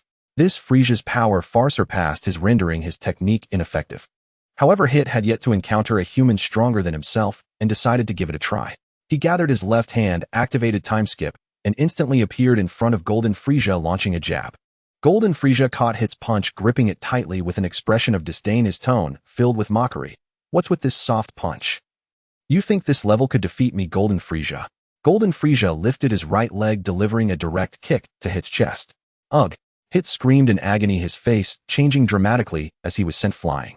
Just as Hit was about to fall off the stage, Bardock leaped up, catching him and spinning several times to dissipate the impact. Bardock lifted Hit's body, smiling. Hit stepped back. You are not a match for Frieza. Conserving your strength is vital. The Grand Priest hovered in the air, stroking his chin, nodding. The contestant named Frieza from the seventh universe is quite formidable, fully capable of standing alone. The Omni King stood up, waving his hands, cheerfully shouting, glorious gold, all over, very beautiful. Golden Frieza bowed to the Omni King, looking respectful. I, Frieza, thank you for your praise, Lord Omni King. Toppo looked troubled, speaking incoherently. I didn't expect that besides Son Wukong there would be such a powerful person. Jillian clenched his right fist. Damn. If only I could master the godly key. I didn't expect that humans from other universes would be this strong. Golden Frieza's tail slammed against the ground. Bang. With a loud crash, the arena split open. Toppo's eyes nearly popped out, staring in disbelief. This arena is made from the hardest metal in the universe. Pillars steel, and even stronger pillars alloy steel. It actually cracked with just a little force. What kind of destructive power is this? Golden Frieza, with an arrogant expression, pointed at the contestants from other universes, his tone filled with disdain. You bunch of ignorant bumpkins, how have you never seen a genius like me? Come at me together, I can take you all with one hand. Son Wukong held his forehead, looking helpless. This Frieza completely disregards my words. Jillian stepped out of the team, approaching Frieza. I am Jillian. You are strong, as since that is the case, let's settle this with a duel. Frieza spread his arms, slightly bowing. So you are the one whose battle power surpasses that of a god of destruction. I shall see just how strong you really are. Frieza leaped up, gathering a golden aura in his right fist, and fiercely punched towards Jillian's face. Jillian, unwilling to show weakness, also threw a punch. The two fists collided, producing a thunderous explosion. Frieza's golden tail wrapped around Jillian's arm like a python, pulling down as his right leg gathered a substantial golden aura and kicked towards Jillian's temple. Jillian ducked to avoid it, a fierce aura whistling past above his head. Seizing the opportunity, he executed a powerful Iron Mountain move towards Frieza's abdomen. Frieza's pupils contracted as he retracted his tail, crossing his arms defensively. Bang! With a loud explosion, a ripple of force radiated out, toppling several weaker contestants from the Proud team.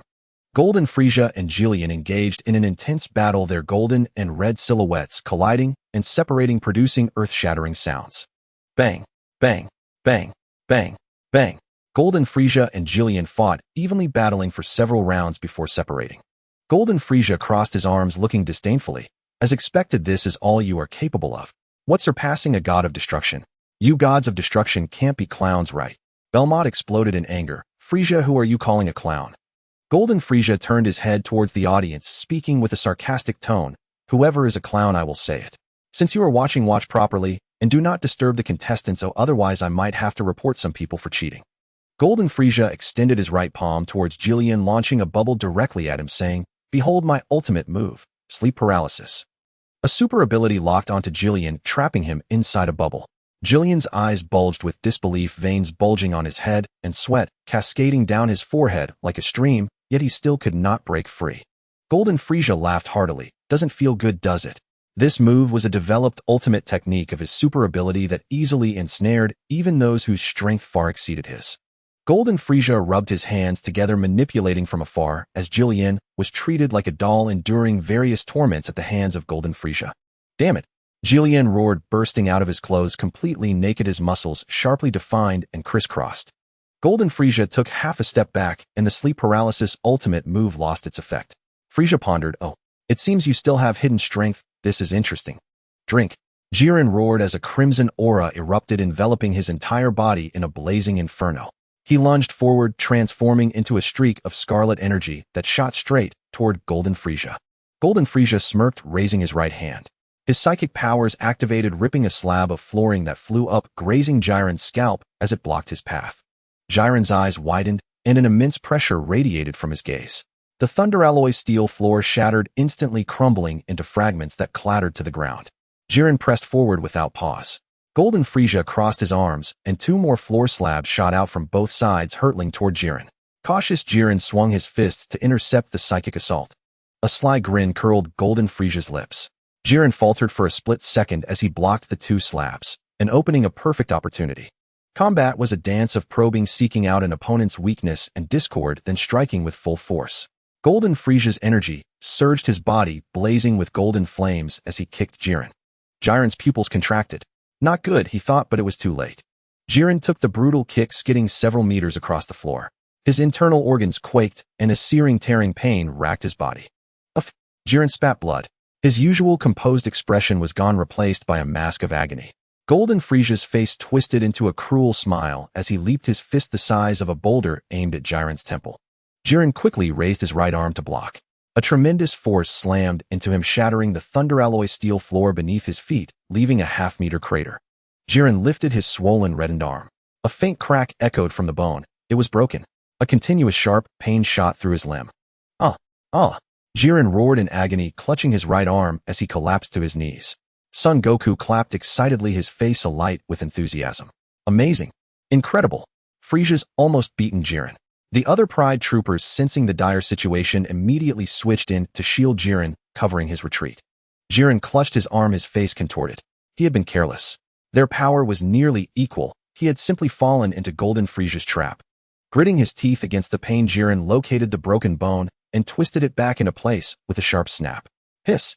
He sucked in a breath, the agony almost unbearable. Golden Frieza laughed heartily at the troops standing before him. So this is the one who surpasses a god of destruction, retreating behind teammates in battle. Jiren's chest tightened.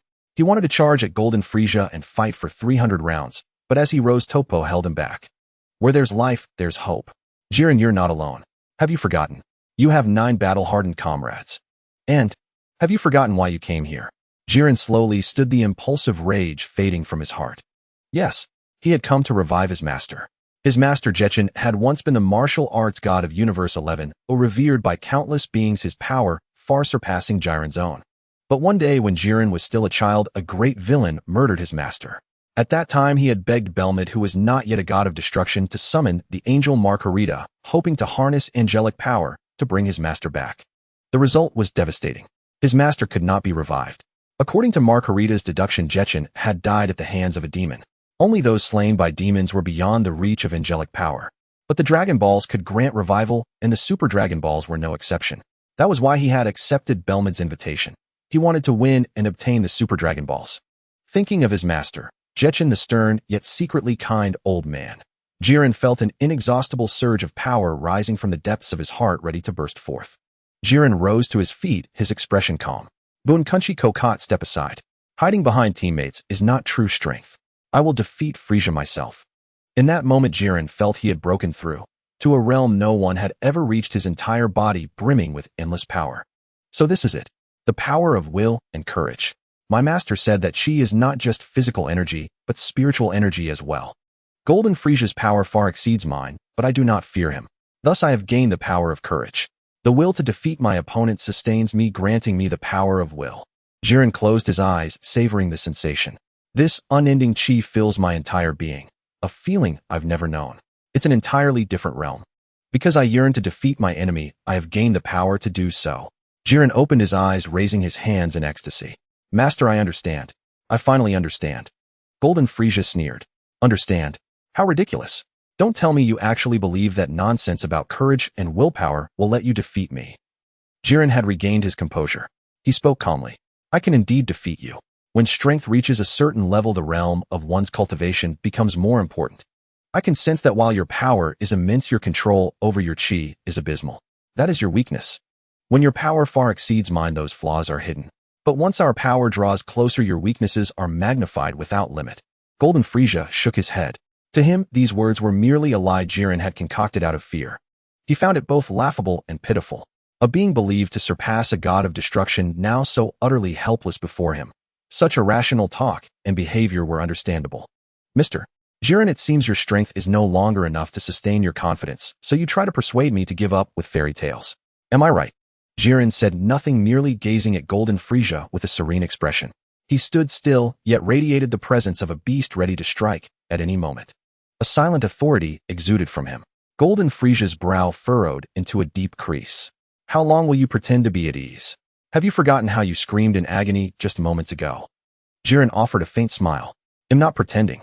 It's just a power within me makes me feel I can overcome any opponent. So I no longer hesitate or worry. When the heart is at peace, one appears relaxed. That's all. Frieza ground his teeth. Is that so? Then let me see the power you've awakened. Heya! The Golden Frieza let out a beastly roar, radiating a dazzling golden light akin to that of a star. A beam of golden light had already surpassed the speed of light, striking Ji Lian's face with a punch in just 0.00001 seconds. The tremendous force tore through the air, creating a violent gale. Ji Lian's teammates behind him were blown to the ground, nearly sliding off the ring, but Tuapa quickly reached out to hold them back, barely keeping them on the platform. Ji Lian's expression remained unchanged as he gracefully sidestepped, evading the Golden Frieza's attack with the elegance of a butterfly. Without even glancing, Ji Lian threw an uppercut. Bang! With a dull thud, a fist the size of a sand pot sank deep into the Golden Frieza's chest. A formless energy surged upwards as if the sky had a sun that would explode and then collapse into a black hole. The Golden Frieza fell to the ground like a kite that had lost its string, rolling several times before finally coming to a stop. His gaze shifted from dominance, disdain, and arrogance to disbelief, pain, and doubt. Impossible. This cannot be happening. The Golden Frieza scrambled to his feet like a gambler who had lost everything, wildly kicking at Ji Lian with no sense of strategy. The wild golden aura was chaotic, like a messy room stirring up a storm of 180 degrees. Ji Lian's weaker teammates could no longer stand and were blown off the ring, leaving only Tiz Pa and Tuapa still steady. Ji Lian made another elegant turn, grabbing the Golden Frieza's ankle with his right hand. Frieza, you possess great power, but don't know how to use it. Let me help you. Ji Lian stepped forward with his left foot, firmly grasping the Golden Frieza with his right hand, and slammed him down onto the ground. Boom! With a loud crash, the platform violently shook, and several weak members of the Sixth Universe fell to the ground. Ack! The Golden Frieza's face changed dramatically, constantly howling in agony. Ji Lian turned again, taking a big step forward, using the same technique to smash him down once more. Ugh hi. The golden Frieza frantically shook his right foot, trying to break free. Ji Lian's expression finally changed, showing only a cruel smile. Frieza, you deserve this. You have power, yet act like a clown. Just as those words fell, Ji Lian slammed down again. The golden Frieza's pupils turned white, baring his teeth. Gritting his teeth against the pain, he released a ki blast towards Ji Lian, who had to let go of the golden Frieza to evade it. The golden Frieza crawled away like a beggar stripped of dignity, cautiously getting up only after distancing himself from Ji Lian. The golden Frieza's chest heaved violently as he gasped for breath, purple blood streaming down his forehead, his body covered in wounds. The golden Frieza clenched his right fist tightly, sharp nails digging into his palm, purple blood dripping down the lines of his palm. The drops fell steadily onto the ground. It must be that my power is still not strong enough. Yes, it has to be that way. The golden Frieza began to doubt himself, roaring in anger. He slightly crouched, fists clenched, and began to unleash his energy. A golden aura rapidly expanded from the surface of the golden Frieza's body, creating a storm akin to the apocalypse, forming whirlwinds. Finally, the golden Frieza's surface flickered continuously, a sign that his aura was fully charged, his entire power erupting. The golden Frieza regained his composure. This is my 100% power. I definitely won't fail this time. As soon as the words left his mouth, he moved rapidly behind Ji Lian, throwing a right hook at Ji Lian's temple. Ji Lian knocked back with his right fist, striking the golden Frieza's nose. The golden Frieza hadn't even had time to react before feeling a warmth in his nostrils, blood gushing out as he fell to the ground. The golden Frieza wiped his nosebleed and threw another punch at the back of Ji Lian's head. Ji Lian quickly turned slightly, tilting his head to evade, letting the powerful aura whiz past his ear. Ji Lian slowly raised his right hand, not gathering energy or releasing an aura, merely looking light and airy, facing Frieza with a simple punch. This punch did not possess any earth-shattering energy fluctuations, nor did it shine. Just as it was about to reach the golden Frieza, he suddenly exerted force with his feet, twisting at the waist, his right arm's muscles swelling, accelerating from slow to fast, and launched it.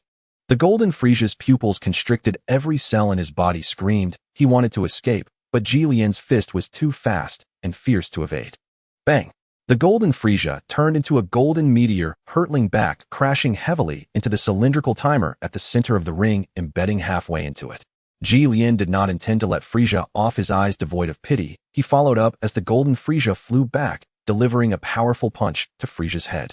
With a dull roar, the golden Frieza's head smashed through the lightning alloy pillar, his entire body collapsing to the ground amidst the debris. The golden Frieza struggled to rise. Fortunately, his physique was quite robust, otherwise anyone else would have collapsed long ago. Cough.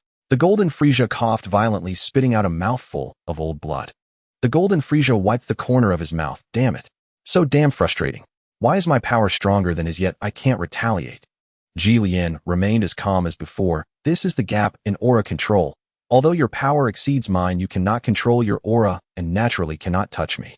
The golden Frieza trembled as he steadied himself, laughing maniacally. Aura control. The great king is a genius. Why would I need such things?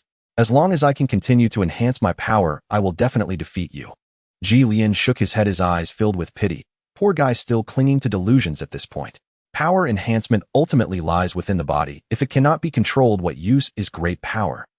If you cannot even unleash 1/10 of your power, what difference is there between you and someone with only 1/10 of your strength? The golden Frieza completely went mad. An ant dares to lecture me, Frieza the Great, you shall die. The golden Frieza tore off the mask of pretense, no longer courteous. The golden Frieza's aura surged again. He transformed his rage into power, making the golden flames even more violent and turbulent. Ji Lian sneered. What must I say for you to understand that someone who cannot even control their power cannot defeat me? Ji Lian transformed into a red lightning bolt, and before the golden Frieza could react, a powerful uppercut slammed directly into Frieza's abdomen. The golden Frieza hugged his stomach, his body curling like a shrimp kneeling on the ground. This is impossible. Golden Frieza, struck by a violent impact, reverted to his original form, utterly deflated and limp on the ground, unable to continue fighting. Jiren prepared to press the attack, raising his right leg to kick Frieza off the stage. Sensing the opportune moment, Goku exerted a slight force, retracted his aura, and erupted with the power of a god, transforming into Super Saiyan God. With a sharp whoosh, he appeared instantly before Frieza. Jiren's pupils contracted as he retreated several steps, his expression turning grave and vigilant. Goku turned around, smiling as he extended a hand to Frieza. Frieza, are you alright? He hadn't intervened earlier to hone Frieza's skills as the latter lacked battle experience and was overly arrogant. A setback would lay a good foundation for future fights. Frieza slapped away Goku's outstretched hand, a look of disdain on his face. Goku, stop pretending. I'm not so weak that I can't get up. With that, Frieza staggered to his feet, his face twisted with stubbornness. Goku smiled faintly and turned to face Jiren. It was only natural for Frieza, who valued his pride, to reject his kindness. Goku had simply done what a teammate should. Seeing Goku now confronting Jiren, Toppo and Dispo immediately flanked Jiren. Toppo clenched his right fist before him, his expression stern. Goku, as a god of destruction candidate, I will never allow myself to lose to a mere mortal. Prepare yourself. Dispo, standing close to Jiren, broke out in a cold sweat. Jiren, to be honest, I lack confidence in this battle. Goku's strength is terrifying. I can only do my best. Jiren glanced at his teammates, then at the warriors from Universe 6. A fierce internal conflict raged within him. Should he ally with Universe 6? Without an alliance, defeat was certain. With one, there was still a chance. Yet his past experiences had taught him that true strength came only from within. Power borrowed from others would inevitably fade when they departed. Bardock, once the captain of the Laser Planet Defense Force in Universe 6, immediately saw through the situation. He exchanged a glance with Jine and approached Jiren. Renzo and the other Universe 6 fighters, naturally heeding Bardock's call, followed his lead. Beerus' face lit up with excitement. The battle is reaching its climax. It seems Universe 6 is preparing to ally with Universe 11 against Goku. Whis nodded. Indeed, Lord Beerus. Goku has just displayed strength surpassing all other fighters, making him a prime target. Naturally, they want to take him down first. Bulma turned to Beerus anxiously. Lord Beerus, can Goku handle a combined assault from Universe 6 and Universe 11? Beerus tilted his head, tapping his chin with a finger. After a few seconds of thought, he said uncertainly, It's hard to say. In battle, things change in an instant. It's not always the strongest who prevails. But I'm still leaning toward Goku winning. After all, he has mastered the divine technique of Ultra Instinct, which mere mortals cannot easily surpass. Belmont laughed heartily. Ultra Instinct is indeed formidable, but it depends on who wields it. I can sense that Goku's divine energy is very scarce, less than a Kaioshin candidate. How long can he sustain it? Margarita also chuckled, covering her mouth. You're right. Goku has only just stepped into the realm of gods. His power doesn't exceed Jiren's by much. We still have a chance. Whis smiled faintly and said nothing. As an angel, he hoped Goku would win. Compared to other universes, Goku was more likely to wish for something neutral from Super Shenron. Goku stood calmly, his chin slightly raised, his muscles relaxed. He appeared transcendent, like an angel, perfectly unified in body and mind. Renzo stepped forward, his fists clenched, muscles bulging and expanding abruptly. A golden aura erupted from within him. The golden aura rose from his feet, crackling with electricity as it shot into the sky. The fierce energy made his hair stand on end, his blue eyes gleaming with icy, killing intent. This is the Super Saiyan who has surpassed the Super Saiyan. Super Saiyan 2. Goku furrowed his brow, his fiery red tail swaying slightly, a hint of confusion in his mind. The phrasing surpassed a Super Saiyan was not his own habit. What a coincidence. Renzo seemed to read Goku's confusion and explained with a smile, this transformation copies your method, so it naturally uses your terminology. If you're curious how we did it, I'll tell you. Nothing is impossible for Lord Vados. Beerus' expression darkened. They use time reversal. How despicable. Goku didn't understand at first, but Beerus' complaint made it clear nothing he did could escape Vados' notice. Universe 6 had likely prepared for this. But even if they could transform into Super Saiyan God, he was unafraid. Goku smiled. My transformation is called Super Saiyan God, on a different level from Super Saiyan. Aren't you afraid? Bardock smirked slightly, arms crossed, unperturbed. Super Saiyan God is nothing special. It can be defeated. Bardock walked to the edge of the stage, bowed to the Omni King, and spoke sincerely. Respected Omni King, the warrior from Universe 7, Goku has received extensive training from the Angel Merus. He has mastered divine energy and Ultra Instinct, making him far superior to ordinary mortals.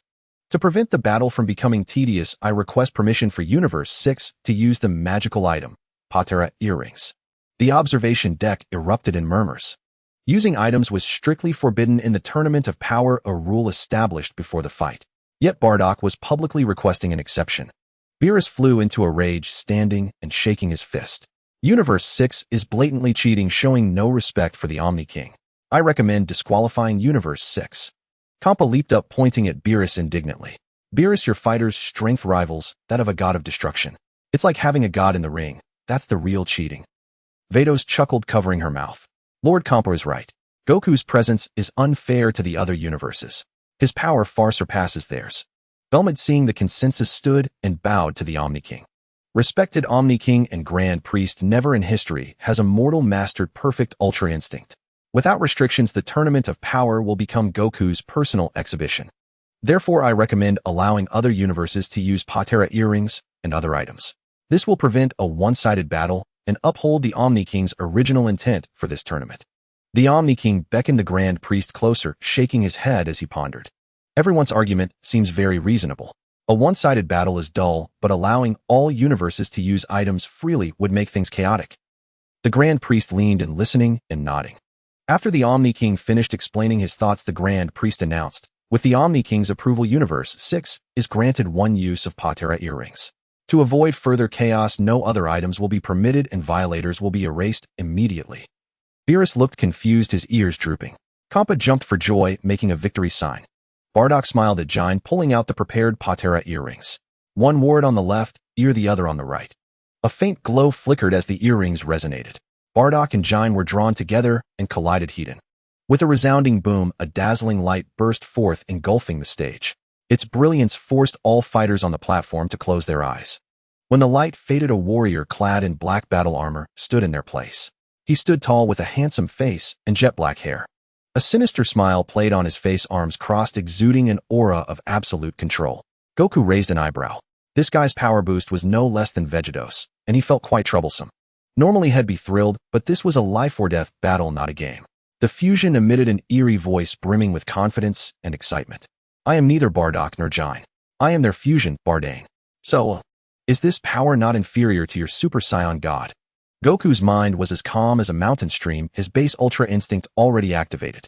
Indeed, it might even surpass it. The Patera earrings are truly powerful. But if this is all you've got, I'm not afraid. Can you transform into a Super Saiyan? Bardane waved his right index finger.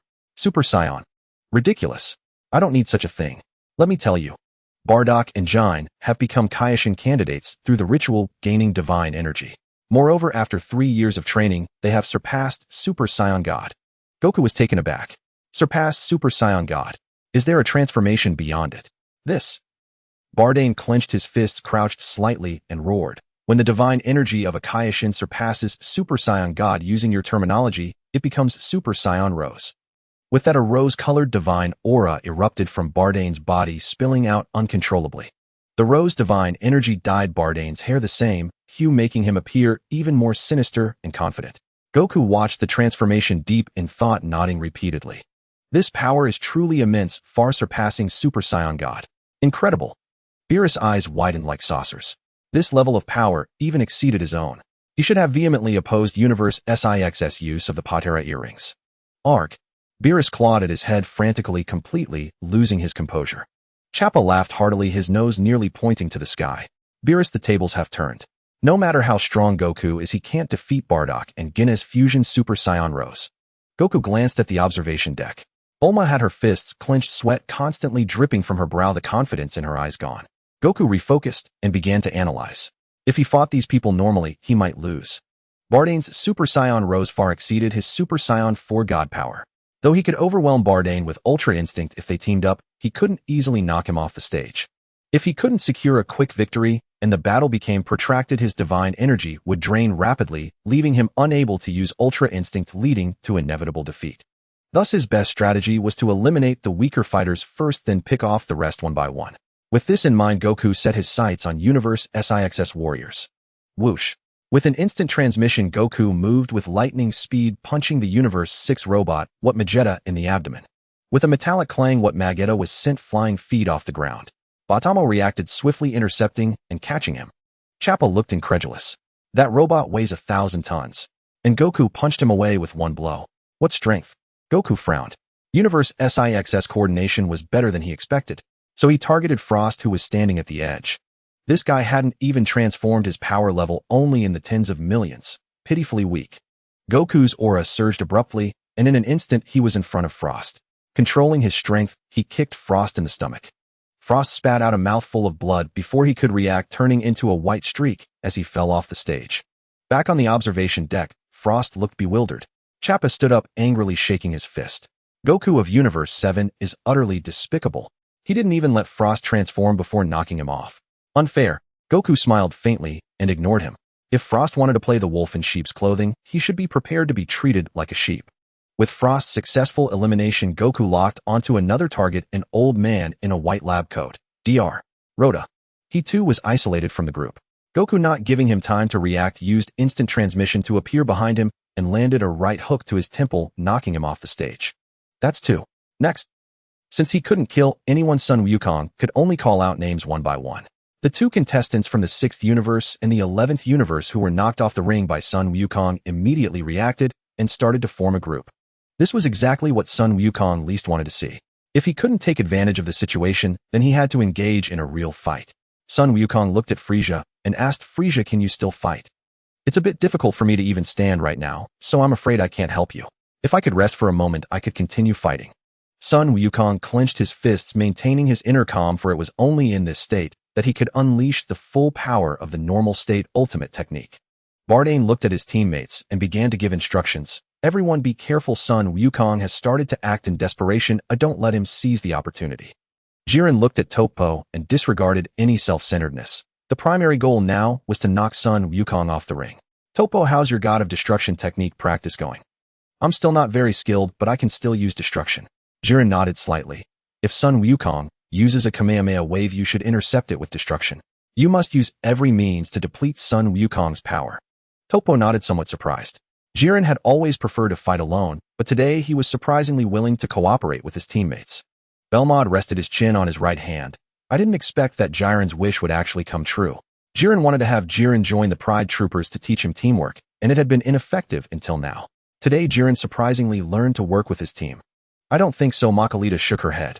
Jiren is acting this way because Son Wukong's strength is too overwhelming. Fighting alone would undoubtedly lead to defeat. Son Wukong surveyed the arena. His opponents had already huddled together, connected to each other, ready to support one another at any moment. Given this, conserving strength was clearly unrealistic. Son Wukong touched the chest area of his battle suit, looking at the design on it with a gentle smile before taking a deep breath. Huh. Son Wukong let out a roar, his muscles instantly swelling, causing the upper part of his battle suit to shatter, revealing fiery red hair.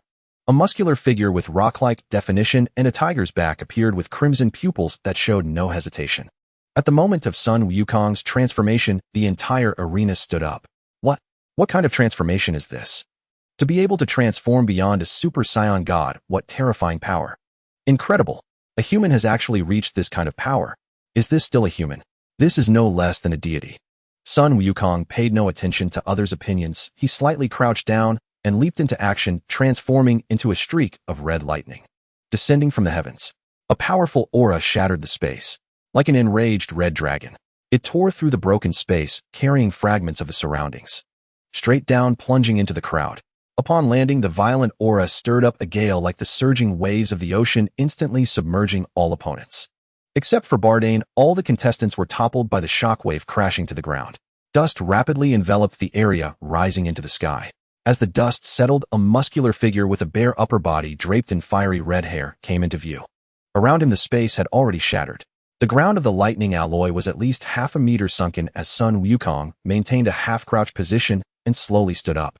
Bulma stood up in disbelief, cupping her hands in a trumpet shape, shouting loudly, Wukong, you look so cool. Go for it. Son Wukong smiled lightly, but did not respond. Unexpectedly, in Bulma's eyes, this was a display of style, and she couldn't help but cheer again. Wow. Wow. Wow.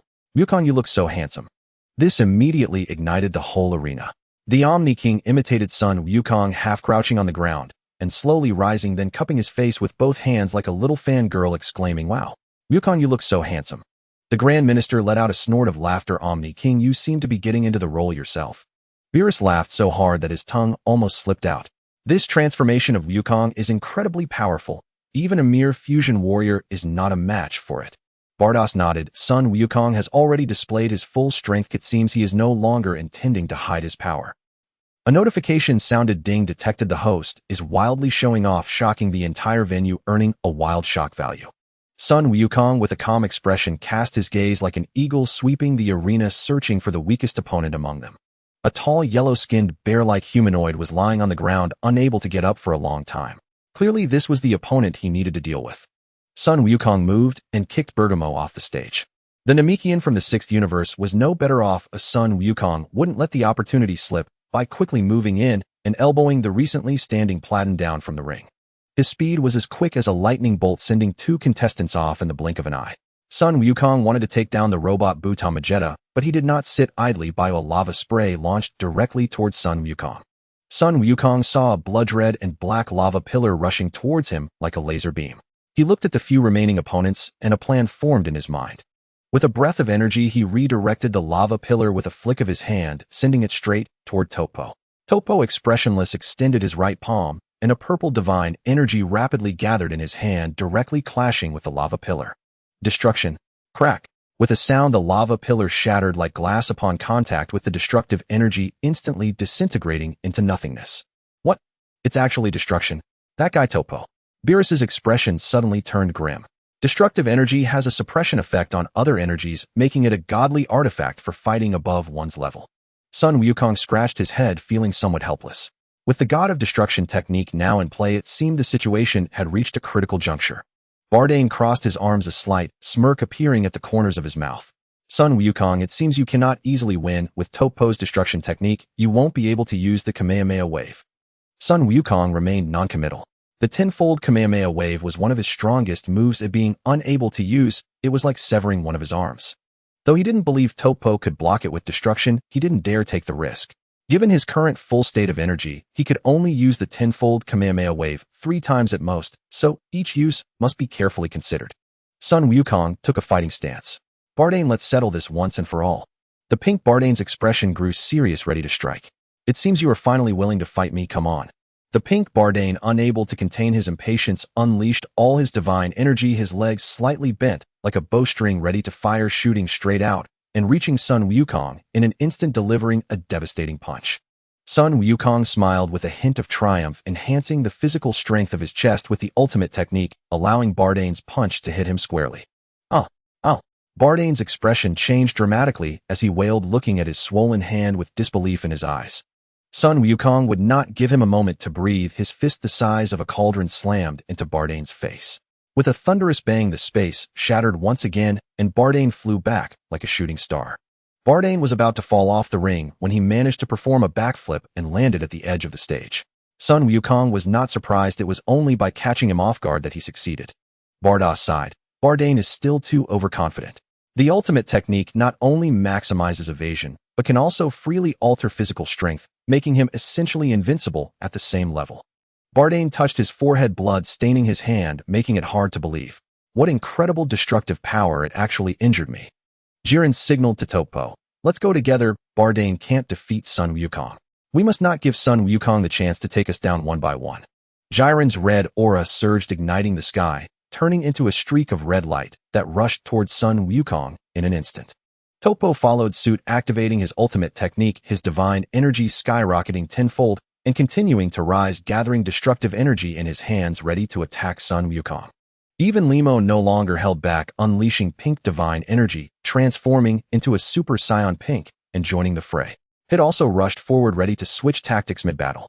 Sun Wukong felt his blood boiling as he saw so many powerful fighters attacking simultaneously. His tail was excitedly trembling. This is awesome. I didn't come to the tournament of power for nothing.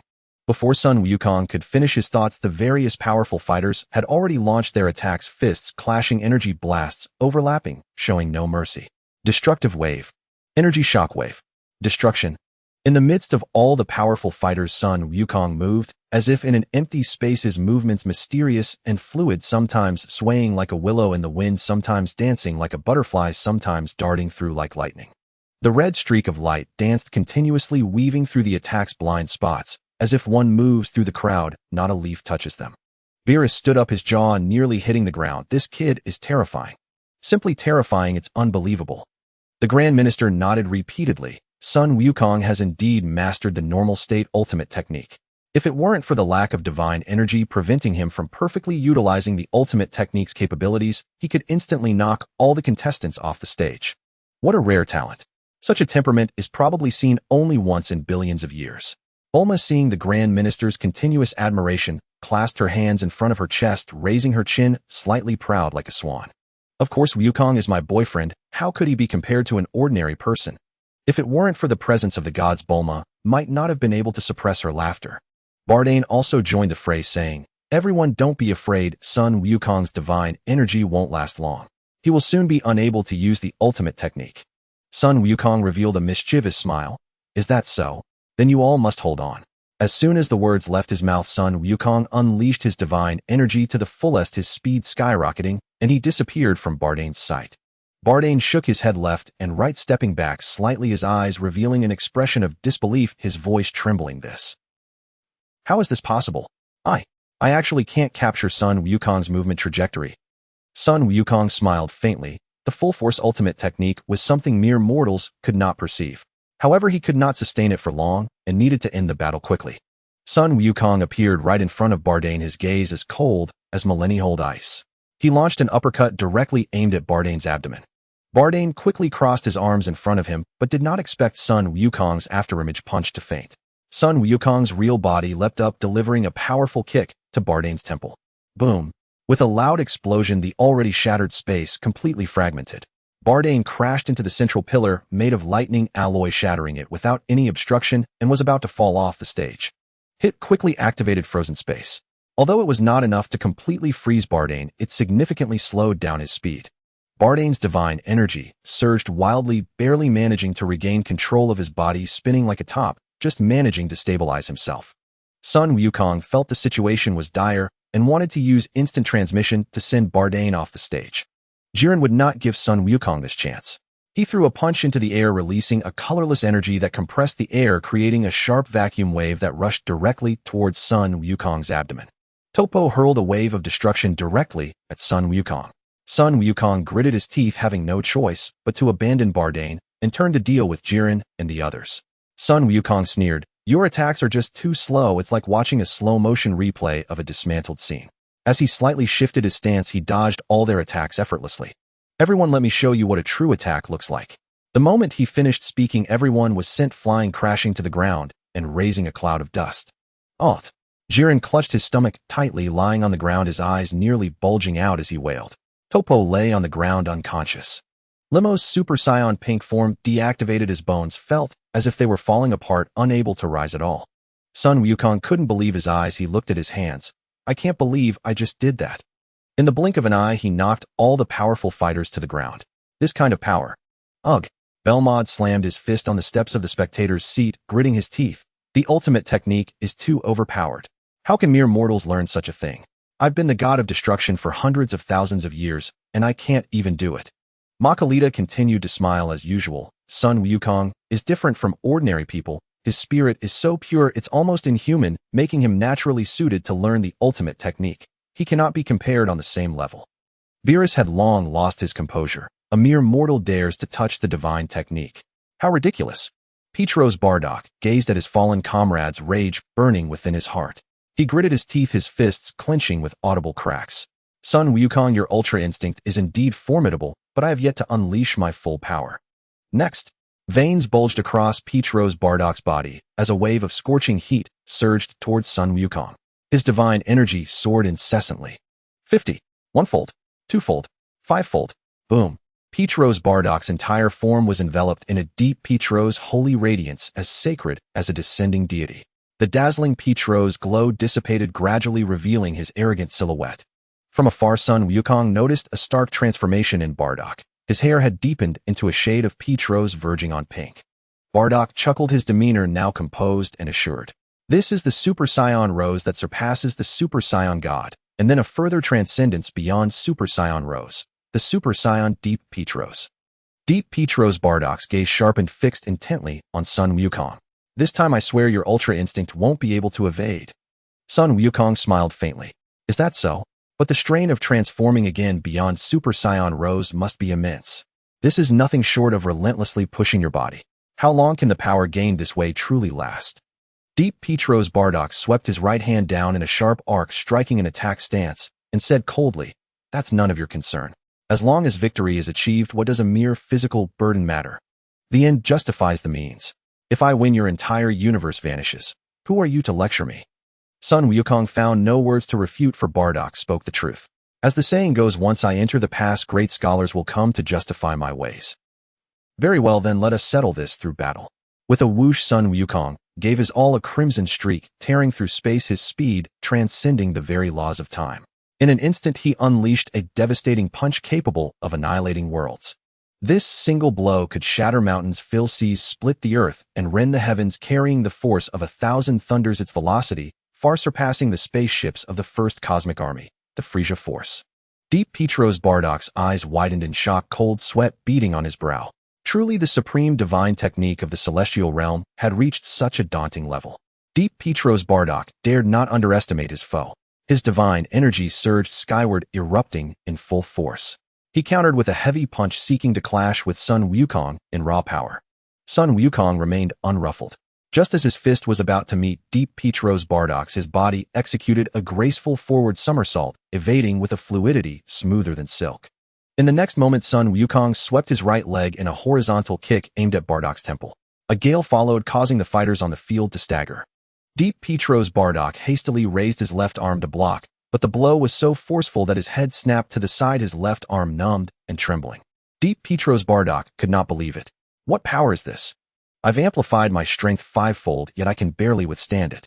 Sun Wukong wasted no words, giving his all, every second precious. His attack speed escalated, his rhythm quickened, and his power surged. Like a phantom, Sun Wukong appeared at angles Deep Petros Bardock least expected, relentlessly striking. Bardock felt dizzy and overwhelmed, struggling to keep up. Deep Petros Bardock cried out in agony. Though he blocked many critical blows, such an unrelenting and airtight assault was beyond anything he had ever witnessed. Soon he became clumsy, exposing weaknesses. Seizing the moment, Sun Wukong drove an uppercut wreathed in crimson light through Bardock's defense, slamming into his abdomen. Irresistible. A deep indentation. His face contorted. Unbelievable. Too. Blood gushed from Deep Petros Bardock's mouth as his body doubled over, his hands clutching his abdomen as if it were about to tear apart. Sun Wukong sneered, channeling power into a skyward kick that struck Deep Petros Bardock's jaw, sending him hurtling into the air. Unable to fly, Sun Wukong used instant transmission to appear above him, then slammed a double hammer blow onto Bardock's waist. Aewa! Deep Petros Bardock screamed in agony, flailing his arms in a futile attempt to regain control. Boom! The thunderbolt alloy steel floor split in two, and Deep Petros Bardock was driven deep into the ground. Dust and smoke billowed, shrouding the entire arena. Sun Wukong's eyes held no pity. His energy swelled rapidly, surging higher. Sorry, Mom and Dad, but I cannot lose this fight. Even if they look just like you, I will show no mercy. Sun Wukong brought his palms together at the base, forming a calyx shape, his gaze turning icy. Me. He moved his hands to his waist, gathering energy. A blue aura expanded swiftly, a dazzling azure light beginning to swirl. Me. The blue energy coalesced into a sphere complete. Sun Wukong thrust his hands forward, roaring 10 times. A beam of blue light tore through the sky, the meteor ahead plunging into the earth, obliterating over half the arena. Boom. A colossal explosion echoed. Sun Wukong glanced at the spectator stands. Hit, and the robot Watai Magetta had already fallen off the stage.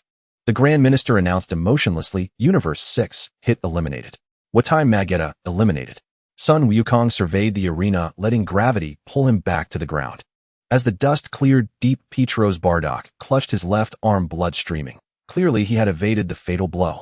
Sun Wukong smiled. Your reflexes are impressive dodging that. But your arm is injured. Aren't you going to surrender? Deep Petros Bardock spat out a mouthful of blood and burst into laughter. Sun Wukong, do you think you've already won? How naive. My transformation hasn't been undone yet. Oh. Sun Wukong raised an eyebrow skeptically. You couldn't beat me when you were uninjured. What makes you think you can now wounded? Deep Petros Bardock clenched his right fist and roared. You underestimate the tenacity of the former planetary defense force of Laser. As long as we draw breath, we will rise again. With a furious cry, Deep Petros Bardock charged, dragging his injured left arm. Sun Wukong, without even looking, punched him square in the face. Watching Deep Petros Bardock collapse to the ground, Sun Wukong felt a pang of pity. Don't you understand yet? You can never defeat me. Sun Wukong turned his back. Walk off the stage yourself. Save some dignity. Deep Petros Bardock rose from the ground and threw another punch at Sun Wukong's face. Having no choice, Sun Wukong unleashed a flurry of blows. Only when Deep Petros Bardock lay motionless, reverting to his base form, did he stop. Sun Wukong crouched down and smiled.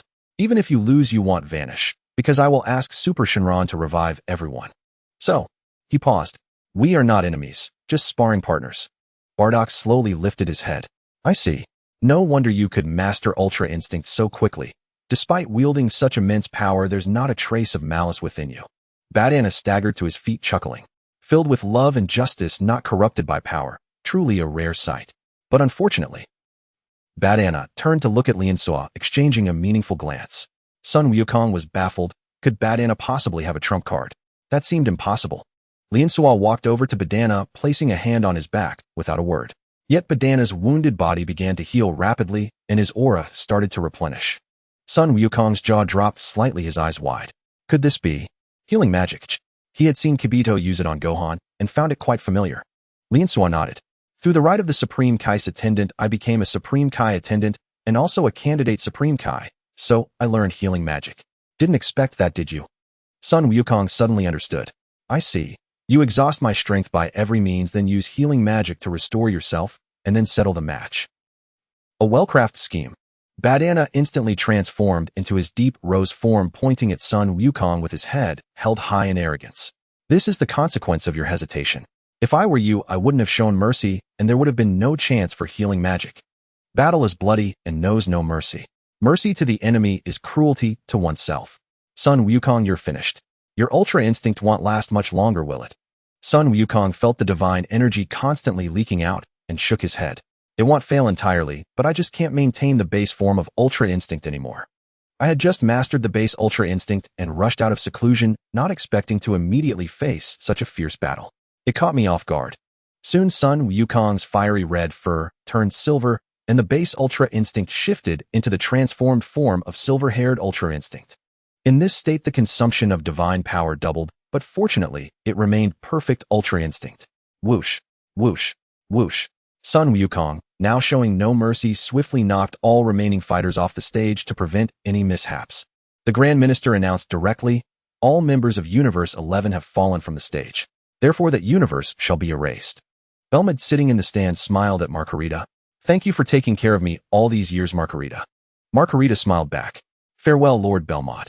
With a simple gesture from Zeno, a white light enveloped everyone from Universe 11, and they vanished instantly. Sun Wukong glanced at Frieza, who was still playing dead, understanding full well that this schemer was waiting for him and Badana to wear each other out before striking for the spoils. But his primary target remained Badana. Sun Wukong steadied himself and prepared for battle. Deep Rose Badana charged at full speed, flicking 5 red energy waves from his fingers. The 5 energy waves converged from all directions, locking onto Sun Wukong. With a subtle shift of his body, he dodged them all, and the blasts exploded beside him. Boom, boom, boom, boom, boom. Failing with his energy attack, Deep Rose Badana resorted to hand-to-hand combat. He aimed a devastating kick while keeping his hands ready to guard his vitals, clearly intending a drawn-out fight. Sun Wukong's body reacted, instinctively dodging and countering with a devastating punch. Deep Rose Badana was prepared, crossing his arms to block. A smirk tugged at Sun Wukong's lips. Badana was obviously trying to conserve strength while draining his divine energy. Intrigued, Sun Wukong used an afterimage technique, splitting into 12 figures. What do you think, Badana? Can you tell which one is the real me? Deep Rose Badana crossed his arms and sneered, a cheap trick, and you dare show it off. He gathered energy in his right hand and flung it instantly, sending hundreds of energy spheres straight toward the real Sun Wukong. Sun Wukong used instant transmission to evade, and then drove an elbow strike into the back of Deep Rose Badana's neck. Caught off guard, Deep Rose Badana took the hit. Having tested the water, Sun Wukong pressed the attack. He concentrated a violent force in his right leg, with red aura solidifying around it like burning flames. The surging energy mixed with overflowing divine power warped the surrounding space, threatening to collapse. Badana, let me see what you're truly made of. As the words left his mouth, a lightning-fast side kick aimed at the turning Deep Rose Badana. The kick landed squarely on Deep Rose Badana's chest. Boom! The clash of pure energy shattered the restored space once more. Deep Rose Badana felt a surge of divine chi mixed with divine power rampaging inside him, searing pain spreading from his chest through his entire body, his blood and chi churning violently. Ack! Deep Rose Badana spat a mouthful of blood into the air and was sent flying backward. Sun Wukong, driving his aura, dashed after him and smashed a fist into his face. Then, placing his hands at his waist, he roared, tenfold, Kami, Hami. Son Wukong unhesitatingly unleashed the tenfold Kamehameha wave toward deep Rose Badana. After that single attack, his ultra instinct could no longer be maintained, and his internal energy was nearly depleted. Boom! A thick cloud of smoke billowed upward. As the dust cleared, Son Wukong saw Badana still on the stage. The upper part of his clothes had been blasted to shreds, but his lower half remained intact.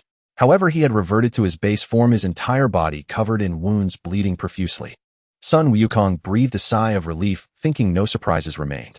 Badana was gasping heavily, clearly at his limit. Son Wukong moved at high speed, and with perfect timing knocked Badana off the stage. Beerus holding Whis hands cheered. We won. Our universe won. Bulma also sighed in relief, realizing that the universe was indeed full of hidden talents, and this battle of all universes' warriors had been breathtaking. Son Wukong canceled his silver-haired Ultra Instinct transformation, letting out a relieved breath. He maintained his Super Saiyan 4 God form mainly to guard against Frieza's potential sneak attack. He looked toward Xeno's viewing platform, bowed respectfully, and said, Lord Xeno, does that mean our universe has won? Xeno nodded. Son Wukong, your performance was outstanding. Overwhelming and unstoppable, highly entertaining to watch. Son Wukong smiled in response. I am honored to have lived up to your expectations, Lord Xeno. Now shall the wish be granted. The Grand Minister smiled silently and waved his hand, causing 7 planet-sized Super Dragon Balls resonating with each other to float high in the sky. Summoning the Super Shinrin, Goku directly wished to revive all universes, thus bringing the tournament of power to an end. Xeno flew over to Goku's side, spinning around him, and asked with curiosity, Hey, Goku is getting married fun. Goku tapped his chin with his finger, his tail swaying gently as he fell into thought. Well, how should I put it? I personally think getting married is quite fun. After all, you get to have a big feast at the wedding and you're with the person you love. It's truly a rare and joyous occasion in life. Xeno extended his hand, his expression as innocent and sincere as a child's. Goku was taken aback for a moment, then reached out to shake Xeno's hand, a bright smile spreading across his face. Lord Xeno, it is truly presumptuous of us to hold our wedding in your palace. If it pleases you, I would like to invite you to join our wedding ceremony. The food on Earth is absolutely delicious. Even the Supreme Kai has praised it endlessly. You should try some. Xeno spun around Goku excitedly. Really? Then I'm going to have a big feast. The Grand Minister approached Goku, hands clasped behind his back, and said with a smile, Since Lord Xeno is so interested in Mr. Goku's wedding, would you mind if all the gods attended as well? Goku laughed heartily. Of course not. The more the merrier. The wedding still required inviting close friends and family, so Goku headed off to Earth with the Supreme Kai Shin. His fellow disciples included Krillin and Yamcha. His comrades in arms included Tien, Shinhan, Kaiatsu, Vegeta, and Frieza. His masters included Master Roshi, Mr. Popo Kami, and King Kai. His close friend was Launch. His family included Gohan and Raditz. As for the Briefs family, the guests included Dr.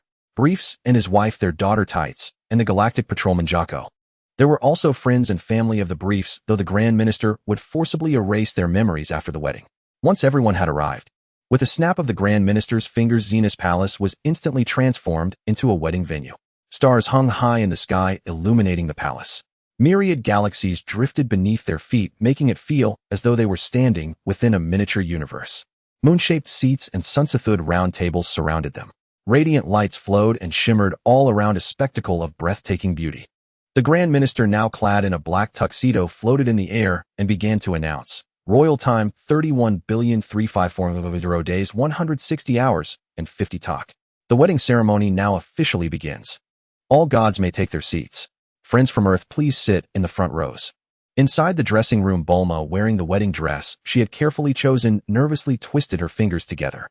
Goku comforted her. The Grand Minister is the pinnacle among the gods. It's only natural that his abilities are unfathomable. We just have to go with the flow. Margarita entered, followed by Vados and Kuz. She flashed a sweet smile. Bulma, your makeup will be done by me, Vados and Sister Kuz. After all, for a wedding, simply shape-shifting lacks all sense of ceremony. Goku waited quietly by the side, watching the 3 goddesses meticulously apply Bulma's makeup. Vados, holding an eyebrow pencil, asked while working, Bulma, is Earth's food really that delicious? Bulma smiled. It truly is incredibly delicious. Everyone who has tried it sings its praises.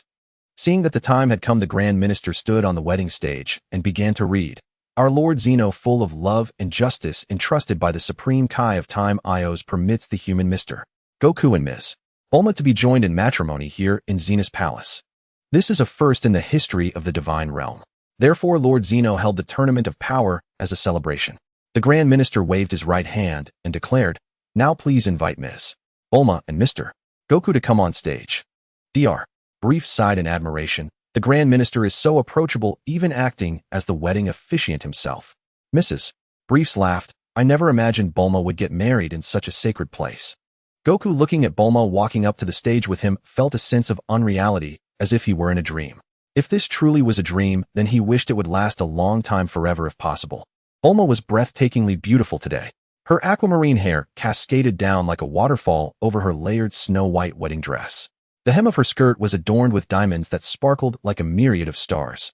Her long hair was embellished with unique divine ornaments, adding a touch of ethereal charm, making her look like a goddess descended to the mortal world. The Grand Minister bowed to Zeno, then turned his right hand towards Bulma. With a solemn expression and a dignified voice, he asked, "Ms. Bulma, please tell us in the name of Lord Zeno, why do you love Goku? If your answer is no, today's wedding will be suspended and cancelled without any consequences. You need not worry." Bulma looked at Goku, lost in memory. Why did she love him? This really required some deep thought. She was a child of destiny, the daughter of the world's richest man, a true princess in every sense. At 16, her scientific research abilities already far surpassed those of her doctoral advisor. She was a genius seen only once in a century. She had always dreamed of a fairy tale Prince Charming, believing that only such an illusory figure could be worthy of a lofty princess like herself. But that was just a fairy tale after all. How could it ever appear in reality? By chance, a spherical orb in her family's warehouse caught her attention. Through her investigation, she learned that this spherical orb was called a Dragon Ball, capable of granting any wish. If she could gather all 7 Dragon Balls and summon the dragon, her Prince Charming would no longer be just a dream. And so she embarked on an adventurous journey to find the Dragon Balls. To this end, she specifically invented a dragon radar to locate them. True to her expectations, she soon found the first Dragon Ball. On her quest for the second Dragon Ball, she followed the dragon radar map to Mount Pozu, a place teeming with countless demons. There she encountered a boy with a tail growing from his rear, who called himself Goku. At first glance, he seemed like a pure country bumpkin, a wild mountain boy. However, this boy displayed extraordinary strength. Knowing the journey to find the Dragon Balls would be fraught with danger, they decided to travel together. But unfortunately, shortly after they set out, she was captured by an evil dragon. It was Goku who saved her. At that moment, Goku's image completely overlapped with the Prince Charming in her heart, even surpassing it. If a perfect score was 100, then Goku was at 70 at that time. In their subsequent journey, Goku displayed superhuman strength. Yet even so, he constantly sought to become stronger. He was seen pulling a car, exhausting himself to the point of collapse. "Goku, why are you so obsessed with getting stronger?" The boy's gaze held a hint of world weariness. "If it were before, I would have said it was to fight against stronger enemies. But now it's to protect the things I want to protect." To protect what he wanted to protect, that was why he worked so hard. Compared to those who couldn't even do 10 push-ups, what incredible perseverance this was. She thought, if she had someone like that to protect her, she would probably be the happiest person forever. So she asked, "Then am I one of your things too?" The boy laughed. "You are not my thing. You are the person I want to protect." Bulma smiled. To possess power, not to dominate others, but to choose to protect. In her eyes, Goku was now at 80 points. Later, Goku confessed to her, telling her he was a reincarnator and that he adored her. To be able to reveal such a secret without reservation, this pure-hearted boy was now at 90 points in her heart. Goku possessed the power to not eat beef, yet in his past life, he had only one wife. Being so exceptional, he was a perfect score in her heart. If it were not so, he would be 0 points no matter who it was, because she did not like fickle people. Bulma looked at the Grand Minister with a firm gaze and smiled. "It's because Goku protects me when I'm in danger. That's why I love him. I want him to protect me and cherish me for the rest of my life." The Grand Minister turned to Goku and asked, "And you, Goku?" Goku replied without hesitation, "I am a reincarnator. I suppose it's no secret before the gods who can read minds, so I'll speak frankly. In my past life, Bulma took me out of the mountains. I was young and ignorant, not understanding love. Even so, Bulma and I grew up together like childhood friends, and our bond was deep. But fate played a cruel trick. Through a twist of circumstances, I ended up marrying someone else, so my relationship with Bulma could only remain at the level of friendship. By the time I understood my true feelings, everything had changed, and it was too late. Fortunately, heaven gave me a chance to start over free from past ties. Naturally, I would seek out the one I truly love." The Grand Minister smiled gently. "In that case, congratulations to you both. May you have a happy marriage. May your hearts be forever united as one." The wedding concluded. Sun Wukong took Bulma's hand and pointed towards the starry sky. Bulma, how about we go for a journey through the cosmos? The scenery out there is like paradise, stirring a longing in one's heart. Bulma cupped her chin, a hint of doubt in her eyes. Do you have a spaceship, Wukong? A slight smile curled at the corner of Son Wukong's mouth, and he couldn't help but chuckle. Of course not, but I can fly. My speed is even faster than a spaceship, so we can experience the universe up close. Bulma's mouth formed an O shape. She wrapped her arms around Son Wukong's, her expression turning into that of an adoring fan. Wukong, you're incredible, but we can't survive in a vacuum. What do we do about that? Son Wukong replied, as luck would have it, I have a system. It bound itself to me at the moment of my rebirth. If I show off and accumulate shock value, I can exchange it for items. I used it to trade for the Dragon Balls and wished for us to be able to survive in the vacuum of space. Bulma looked utterly incredulous. A system? Isn't that something that only exists in novels? She paused, then poked Son Wukong's shoulder with a teasing tone. And aren't they the standard gear for protagonists? Could it be that you're the main character, Wukong? Son Wukong scratched his head, a bit embarrassed. A protagonist? How could that be possible? But the system is quite useful. It can even exchange for Dragon Balls. That's truly impressive. Rebirth, a binding system, a world crisis. I feel like there must be some connection between all these things. Are you suggesting, Bulma, that my rebirth and the system were orchestrated by someone else? How could such a being exist in this world? I doubt even the Grand Priest could do that. Maybe I'm overthinking it. But having a system certainly makes things easier. When we get older, we can occasionally wish to be young again. Wouldn't that grant us an eternal lifespan like the gods? Son Wukong was speechless. It was a good thing this world didn't have the shadow dragons, otherwise with Bulma's approach he would surely meet his end at their hands one day. Son Wukong crouched down. Bulma, hop on. He'll carry you into space. Bulma looped her arms around his neck, her wrists resting in the hollow of his collarbone, bringing a touch of coolness. Am I heavy? Bulma rested her chin in the crook of his neck, her breath gently brushing against his ear. Son Wukong's muscles were firm and his back was exceptionally warm, providing a profound sense of security. You're as light as a feather. Son Wukong supported her legs and warned, hold on tight. I'm about to take off. In truth, carrying her or not made little difference. Even a single hand on his shoulder would have kept her secure. But he wouldn't easily pass up this chance for open intimacy. Bulma carried a subtle fragrance. The closer he was, the more intoxicating it became. This was a secret he would never confess, one far more precious than even his system. Whoosh. Transforming into Super Saiyan 4 God, Son Wukong shot directly into the depths of the cosmos with Bulma. Bulma pressed her cheek against his back, marveling, wow. Your fur is so soft and comfortable, Wukong. It feels as good as petting a cat. Son Wukong gradually steadied his flight, so Bulma no longer needed to cling to his neck. Son Wukong pointed towards a galaxy ahead. It resembled a titanic, tilted windmill. A bright spindle-shaped nucleus gathered billions of stars, while faint blue spiral arms loosely wrapped around it dotted with dark red nebular dust. Look at that, Bulma. What do you think? Bulma released her grip around his neck, sat upright on his back, raised her arms high and shouted, it's beautiful. It's absolutely magnificent. A galaxy just like a giant pinwheel. Wukong, get closer. Closer. Bulma pulled out her capsule case, took out capsule number 5, and tossed it aside. Poof. A high-definition professional camera and a tripod materialized, floating in the void. Bulma stepped off. Son Wukong floated in space, grabbed the camera, and began snapping furiously. The click of the shutter was incessant, and the bright flash strobed continuously. Wow. Amazing. Spectacular. Once I post these pictures on my account, it'll be worshipped by so many people. Bulma closed her eyes, lost in a fantasy, and began to narcissize. They'll say, Lady Bulma, my goddess, you are the brightest star in the night sky, the lighthouse, guiding the lost, the mountain, the river, the embodiment of all that is beautiful. Oh ho ho ho ho ho. Bulma laughed heartily, hands on her hips, not even noticing the camera slipping from her grasp. Son Wukong was puzzled. Bulma, are a few photos really worth this much excitement? Bulma placed one hand on her hip and wagged a finger of the other. You just don't get it. Close-up shots like this aren't something you can just have whenever you want. They can't be bought with money, which makes them all the more precious. An idea struck Bulma. She pointed at a planet. Wukong, let's land near the atmosphere of that planet. I need to take some amazing shots that will make everyone green with envy. Son Wukong was a bit speechless. He had brought Bulma to see the cosmic scenery, but it had turned into a photography session. Bulma, you need to hurry up. We still have many places to visit. Bulma gave an okay sign. Her finger on the shutter became a blur as she captured every direction and angle, leaving nothing untouched. These photos are simply miraculous. Growling.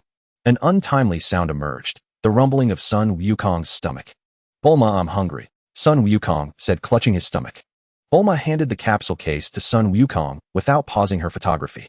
Capsule number 3 has the lunchbox I prepared. You can eat it right here in space. Sun Wukong took out the capsule. The sight of the various delicious foods astonished him. Why did you prepare so many good things? And they're all my favorites. Bulma chuckled. I know you too well. You eat like a starving ghost. If I hadn't prepared a feast, would have to turn back before long. Sun Wukong quickly laid out the lunchbox and began to devour the food. This steak is tender and juicy. This braised dinosaur leg has a kick. This takoyaki has a great chew. Bulma turned around and pointed at the lunchbox. Remember to save some for me. Don't eat it all. I want to eat too after I'm done taking pictures. The two of them continuously zipped through the cosmos. Sun Wukong pointed ahead. Look at that. It's absolutely stunning. Bulma's face lit up with joy. She patted his shoulder and urged, quick. Hurry. I want to see it up close. Sun Wukong's inner energy surged, and in an instant, he traversed millions of light years, drawing them directly next to the scene before them. It was a galaxy filled with black holes.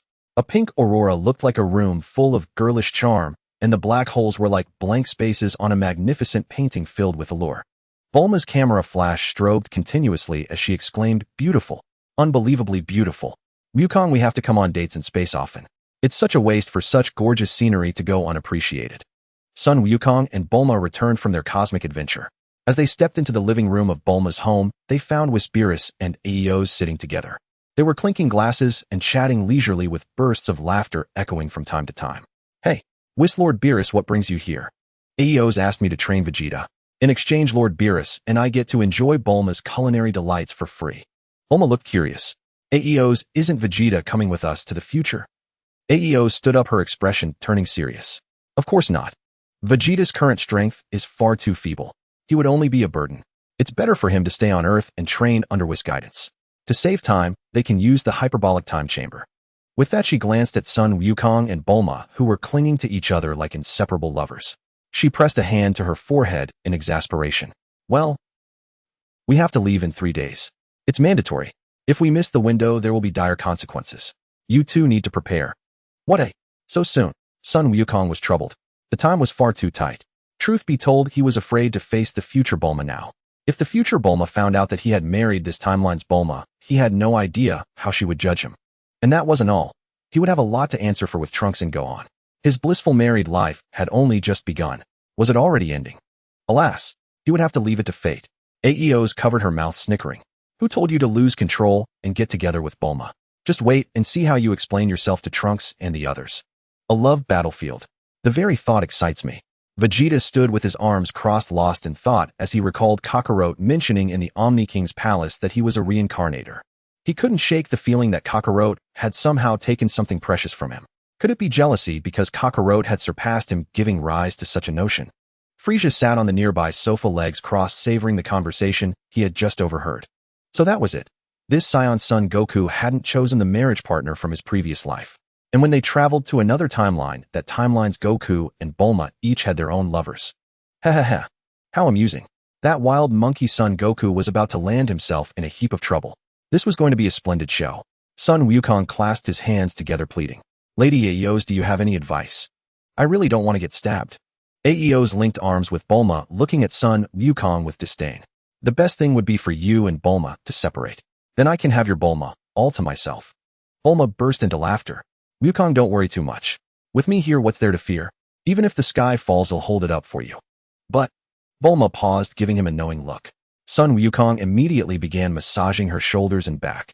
Is this enough? Bulma nodded. That's more like it. Since you're being sensible, I'll handle the future me. You should know when I take charge, failure is not an option. Sun Wukong nodded vigorously, flattering her. Our Bulma is the greatest, the wisest goddess in all the world. Vegeta scoffed, turning his head away in frustration. The strongest Super Saiyan in the universe massaging a lowly Earth woman's back. You've disgraced all Saiyans. Aeos laughed. Sun Wukong is living off her wealth. What's wrong with a back rub? If he doesn't keep Bulma happy, let him face future Gohan and Trunks alone. Let's see what he does then.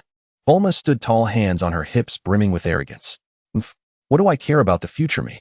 I'm marrying Sun Wukong. If she doesn't want him, that's her problem. I'm not afraid of her. Sun Wukong cheered inwardly. Well done, Bulma. With you here, I'm at ease. Beerus cracked his neck, growing tired of the scene, and stood up. Hey, Son Goku, I hear you're off to save some world. But with your strength, it's hopeless. I saw your fight in the Tournament of Power. It was pathetically weak-like.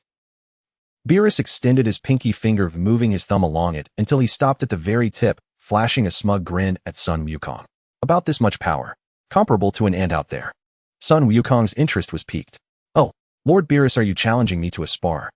Beerus lifted his chin slightly. A spar is too grand a word. I'm just helping you see reality. How utterly insignificant your power truly is. Son Wukong's eyes lit up. Lord Beerus, let's have a go out in space. Huh. I was hoping you'd say that. I haven't stretched my limbs in ages. You'll make a fine warm-up. The group followed the two out to the courtyard to watch the battle. Son Wukong and Beerus locked eyes before swiftly blasting off from Earth. Whis looked up and frowned. Lord Beerus and Son Goku are fighting in space. We can't see a thing. Whis raised his angelic staff, pointing it at the sky. The dark orb on the staff projected the figures of Son Wukong and Beerus. Vegeta clenched his right fist, his face alight with excitement. That Kakarot is about to fight the god of destruction, Beerus. A great battle is about to unfold. I'm so envious of that bastard. Elsewhere in space, Son Wukong eyed Beerus warily. He could sense that Beerus' divine power was fathomless, seemingly without end. Son Wukong steadied his mind, preparing to take the fight seriously. Beerus was just a god of destruction. If he couldn't even defeat a god of destruction, then forget about saving the world.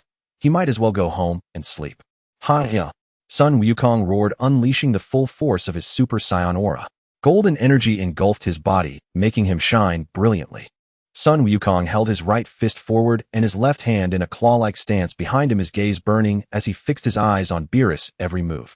Lord Beerus, let me show you the true power of a Super Saiyan. A flash of gold streaked across the void, reaching Beerus in less than a millionth of a second. Son Wukong's right fist trailed behind him, gathering momentum. The fist the size of a sandbag coalesced a world-shattering golden energy and slammed directly toward Beerus' face. Yet, Beerus yawned casually, catching Son Wukong's fist with his right hand as easily as catching an infant's punch. So this is the invincible Super Saiyan. Pathetic. With strength like that, what world are you going to save? You'd better go home and babysit. Son Wukong grinned, revealing his gleaming white teeth. Lord Beerus, there's no need to rush. I haven't even unveiled my true power yet. With a sharp exhalation, the golden aura receded, his energy drawn inward, and a crimson divine aura erupted from his core as he transformed into a Super Saiyan God. Behold, the Super Saiyan God. What do you think? Does this divine aura match your own, Lord Beerus? Beerus nodded. Indeed impressive. This power could dominate the cosmos, but against a deity like myself, it still falls short. Beerus hovered effortlessly in the vacuum of space, arms crossed over his chest, a playful smirk curling at the corners of his lips. Seizing an opening, Son Wukong feinted with a lightning-fast left jab toward Beerus's face, then followed instantly with a devastating full-force uppercut aimed at his abdomen. Boom!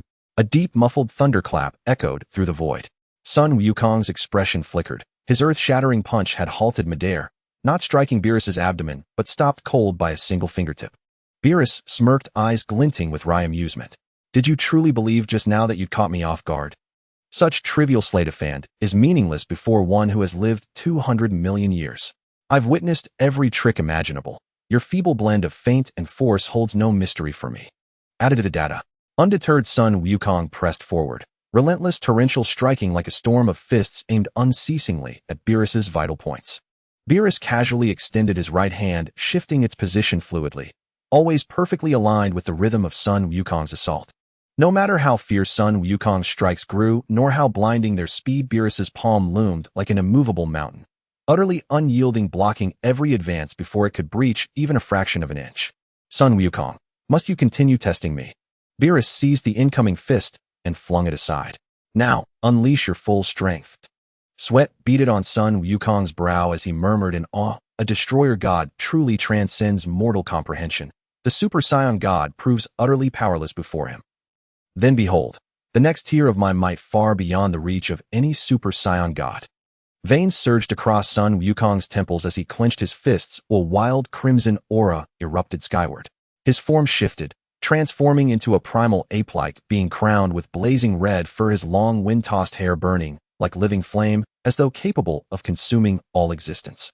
Son Wukong tightened his right fist until his knuckles cracked sharply, and a sinister, confident smile spread across his face. This is the ultimate evolution, the Super Saiyan 4 forged upon the foundation of the Super Saiyan God, the Ultra Super Saiyan 4. He lifted his chin slightly. This transformation surpasses the Super Saiyan God by 4,000-fold. Well, what do you say? Beerus nodded slowly and began applauding with deliberate measured claps. Your power has even eclipsed mine. Truly extraordinary, yet. He paused, silence hanging like a blade. Son Wukong's breath caught.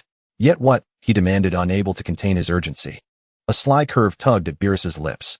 I am the soul destroyer god who commands dual intent, a divine art unknown to all others. Moreover, a god's combat philosophy bears no resemblance to mortal technique. Should I deem it necessary, I may seal your divine power at will, rendering your ultra instinct utterly inaccessible. Son Wukong's self-assured grin vanished, replaced by stunned disbelief. Thighs can't be real. Such an ability, it defies all logic. Beerus pointed directly at him, not with casual disdain, but with solemn gravity, his voice dropping low and resonant. Son Wukong, you still fail to grasp the truth. You shall soon confront a foe infinitely more terrifying than I, a demon who devours not only universes, but all time and space itself. Do you truly believe such a being would abide by rules, or care for fairness? Ultimately, your divine power remains too frail, hence this very limitation. But I shall not seal your divinity, nor shall I wield divine arts reserved for gods alone. I will defeat you, openly, honorably, so that you may finally comprehend your own insignificance. Son Wukong clasped his hands together and bowed deeply. Then, Lord Beerus, I humbly ask for your guidance. The words had barely left his lips when a sharp whoosh split the silence. Son Wukong teleported directly above Beerus and delivered a crushing, gravity-defying hammer fist straight toward his face. As if sensing the blow before it came, Beerus tilted his head aside. The shockwave cleaved the void, shattering a distant planet tens of thousands of light-years away into cosmic dust. Whoosh!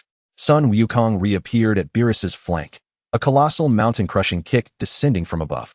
Beerus raised both arms overhead, bracing to absorb the cataclysmic impact. Boom!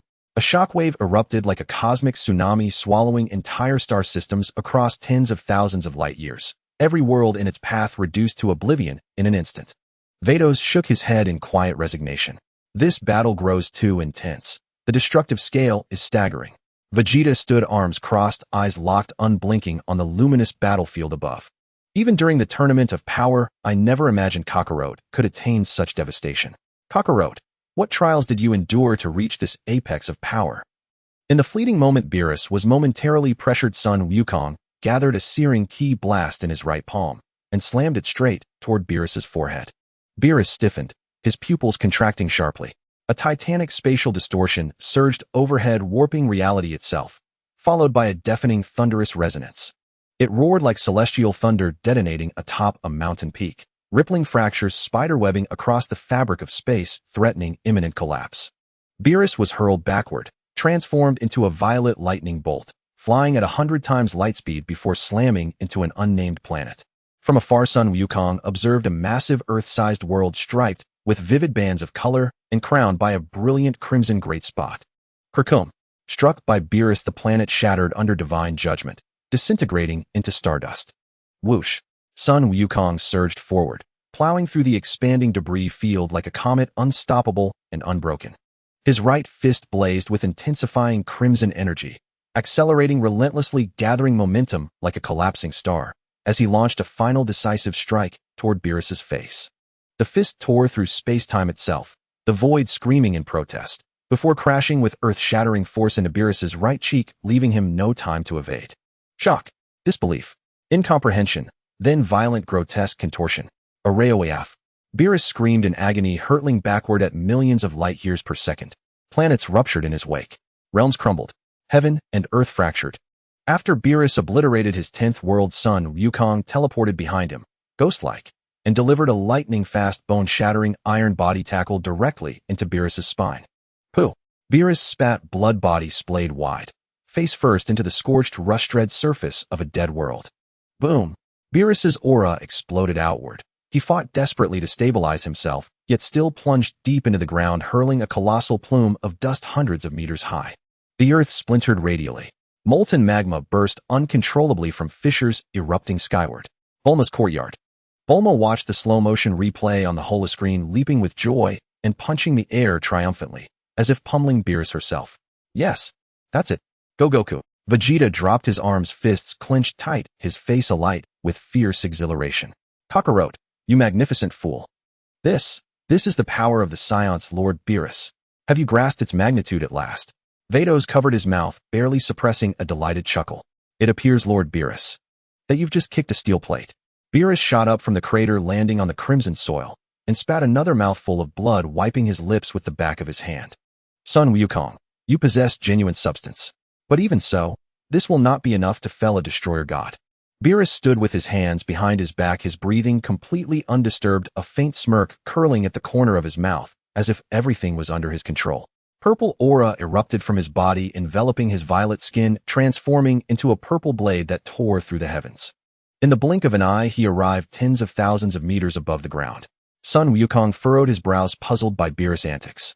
He followed suit, ascending to the same altitude, hovering hundreds of meters apart, locking eyes with Beerus from a distance.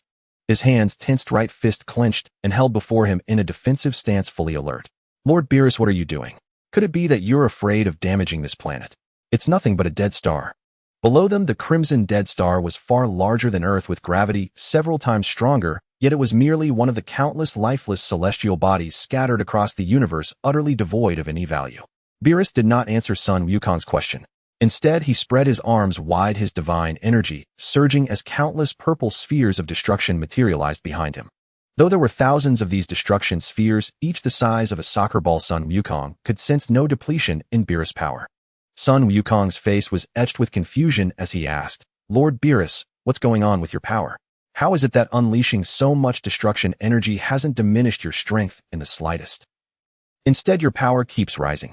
A grin spread across Beerus' face as a soccer ball-sized destruction sphere formed in his hand.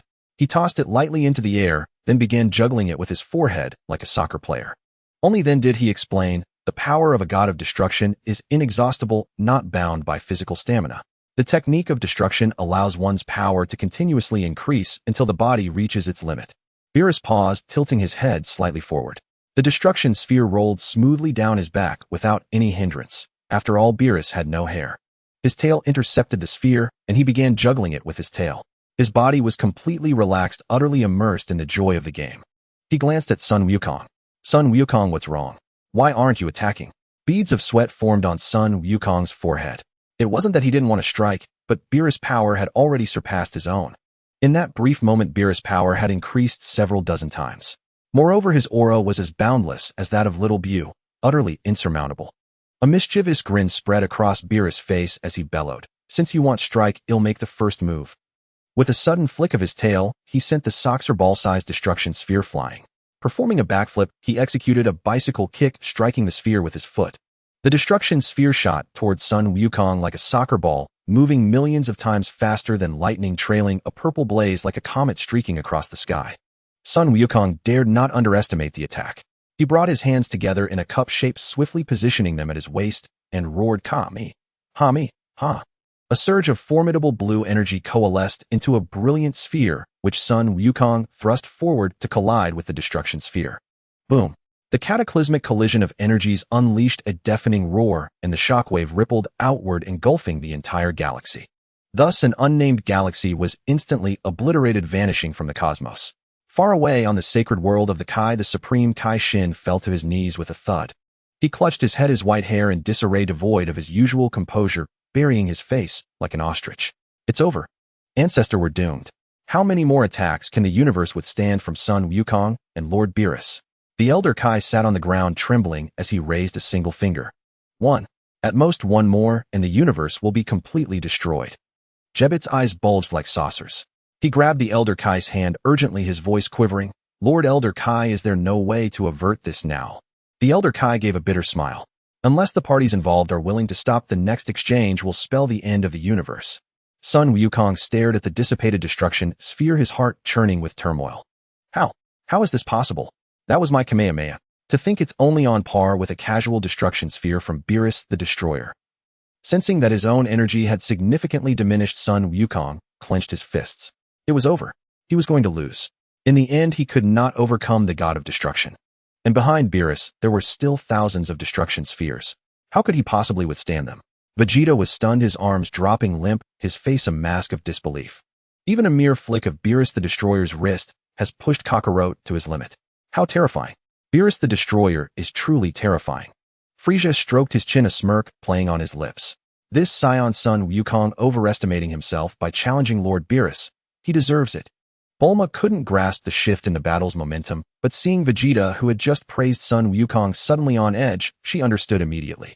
She grabbed Aya's arm, shaking her slender limb, and pleaded in a coquettish tone, "Lady Ios, could you please help Wukong? I don't want him to get hurt. Please, won't you?" Ios remained unmoved, turning her head away. There's no room for negotiation. Son Wukong's power is crucial, and every battle is a learning experience for him. Don't waste your breath. Bulma pouted, releasing Aya's arm. Ios, you're no fun at all. You just want to see my Wukong get hurt. Vegeta clicked his tongue in annoyance, folding his arms across his chest, looking as though he had seen through Kakarot's predicament. Saiyans aren't as weak as you Earthlings. We are a warrior race. Even if it means death in battle, we would never accept interference, especially from a woman. Bulma, as if stung by a scorpion, instantly jumped to her feet, pointing at Vegeta and unleashing a torrent of fury. Easy for you to say. Go fight Beerus yourself, and then see if you'd rather die than back down. Vegeta, red-faced with rage, stammered, You. Whis smiled calmly, stepping in front of Bulma and gently lowering her hand. Madam Bulma, your husband Son Wukong is thoroughly enjoying this battle. I can sense his fighting spirit soaring. To stop now would be to waste this rare opportunity. You see, Saiyans are battle maniacs. Forcing Son Wukong to stop now would be like tearing apart two lovers in the throes of passion. Quite cruel. Bulma lowered her head, still anxious. But Wukong might get hurt, or even face mortal danger. Whis chuckled. Rest assured, I will intervene if necessary. I won't let your son Wukong come to harm. Son Wukong took a deep breath. At this point, he could only pray that his base form of Ultra Instinct would prove effective. Lord Beerus, I won't hold back any longer. I believe you of all people can withstand my attacks. Beerus sneered, saying, You still need to withstand my destruction. He waved his right hand gently forward, and thousands of destruction orbs descended upon Son Wukong like a meteor shower, emitting a dazzling purple light that illuminated Son Wukong's forehead, which was furrowed in tension. With so many destruction orbs, no matter how adept he was at the ultimate instinct technique, there was no way to evade them. The reason was simple. Son Wukong was tall and muscular, while the destruction orbs were densely packed, leaving no gaps to escape. Even with his normal ultimate instinct technique, it would be of no use. Lord Beerus is truly not giving me any chance. It seems I must use that technique. Son Wukong moved his hands to his waist, his eyes fixed on the trajectory of the destruction orbs, calculating the best moment. Just as the destruction orbs were about to collide, Son Wukong teleported right in front of Beerus. His face was serious, and the blue orb between his hands illuminated Beerus' astonished face. Son Wukong did not speak, only relentlessly launched the Kamehameha. Impossible a teleportation. Beerus hurriedly crossed his arms in front of him. He had no time to gather destruction energy for this sudden Kamehameha. Boom! A violent explosion erupted, flames soared into the sky, and thick smoke billowed. As the smoke cleared, Beerus slowly lowered his arms. His God of Destruction attire had some tears, and his skin had slight abrasions barely noticeable unless looked at closely. Son Wukong performed several backflips to distance himself. Beerus' expression darkened. He felt a bit fearful. Just now he had succeeded entirely by surprise. In his past life, he had used this very technique to catch Cell off guard. However, Beerus' situation was much better. He had hardly suffered any injuries, while he himself had exhausted quite a bit of energy. Using two Kamehamehas in quick succession while in the highest transformation state was no small consumption of energy. Beerus twisted his neck, feeling somewhat aggrieved. Clearly he had come to guide Son Wukong, yet it felt as if he had been beaten up. This cannot stand. He was a dignified God of Destruction, the supreme deity of the universe. How could he be beaten by a mere human? Son Wukong, your good luck has come to an end. My warm-up is over. Now you shall understand the gap between mortals and a God of Destruction. Then I await your demonstration. Am quite curious about what means a God of Destruction possesses. Son Wukong cracked his knuckles, eager to try.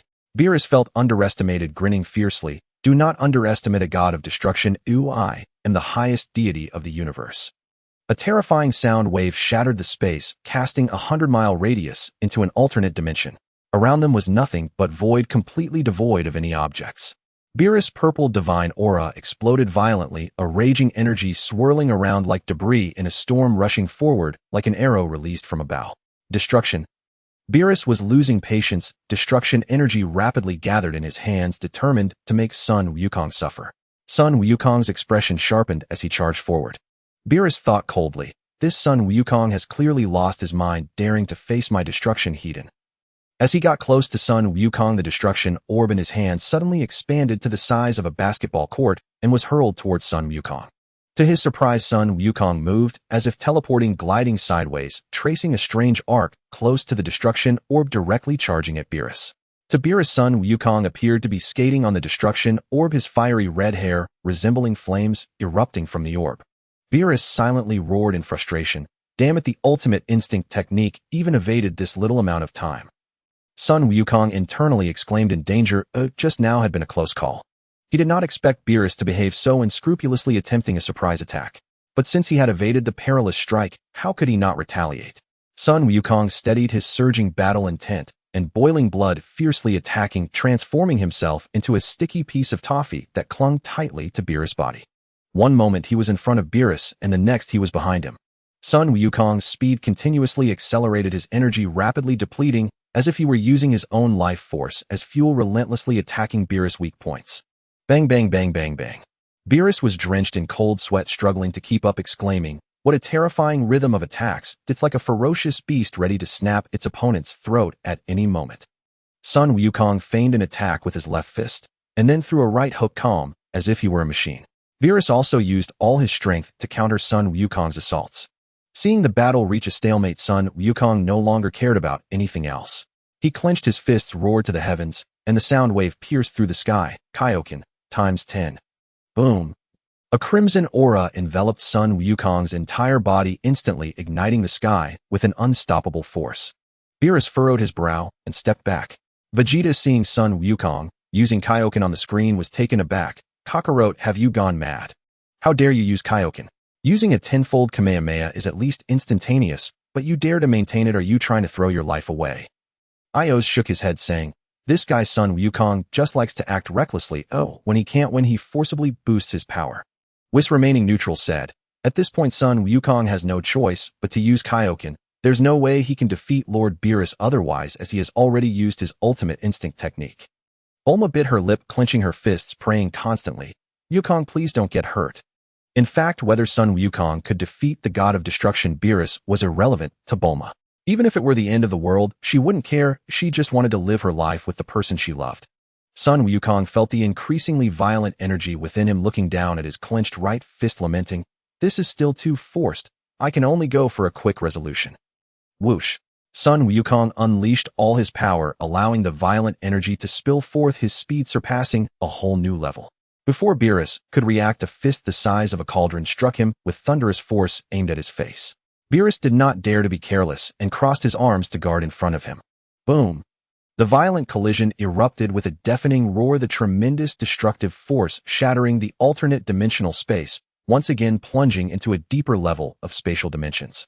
Beerus' arms could not withstand it. His body glided through the air for several million meters before finally stabilizing, his head tilted back and his arms numb.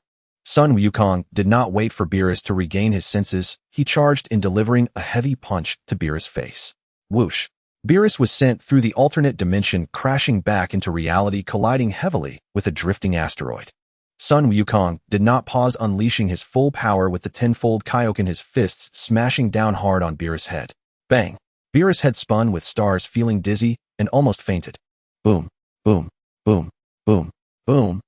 Beerus' body crashed into an unknown planet, which disintegrated like tofu upon impact before continuing to collide with the next planet.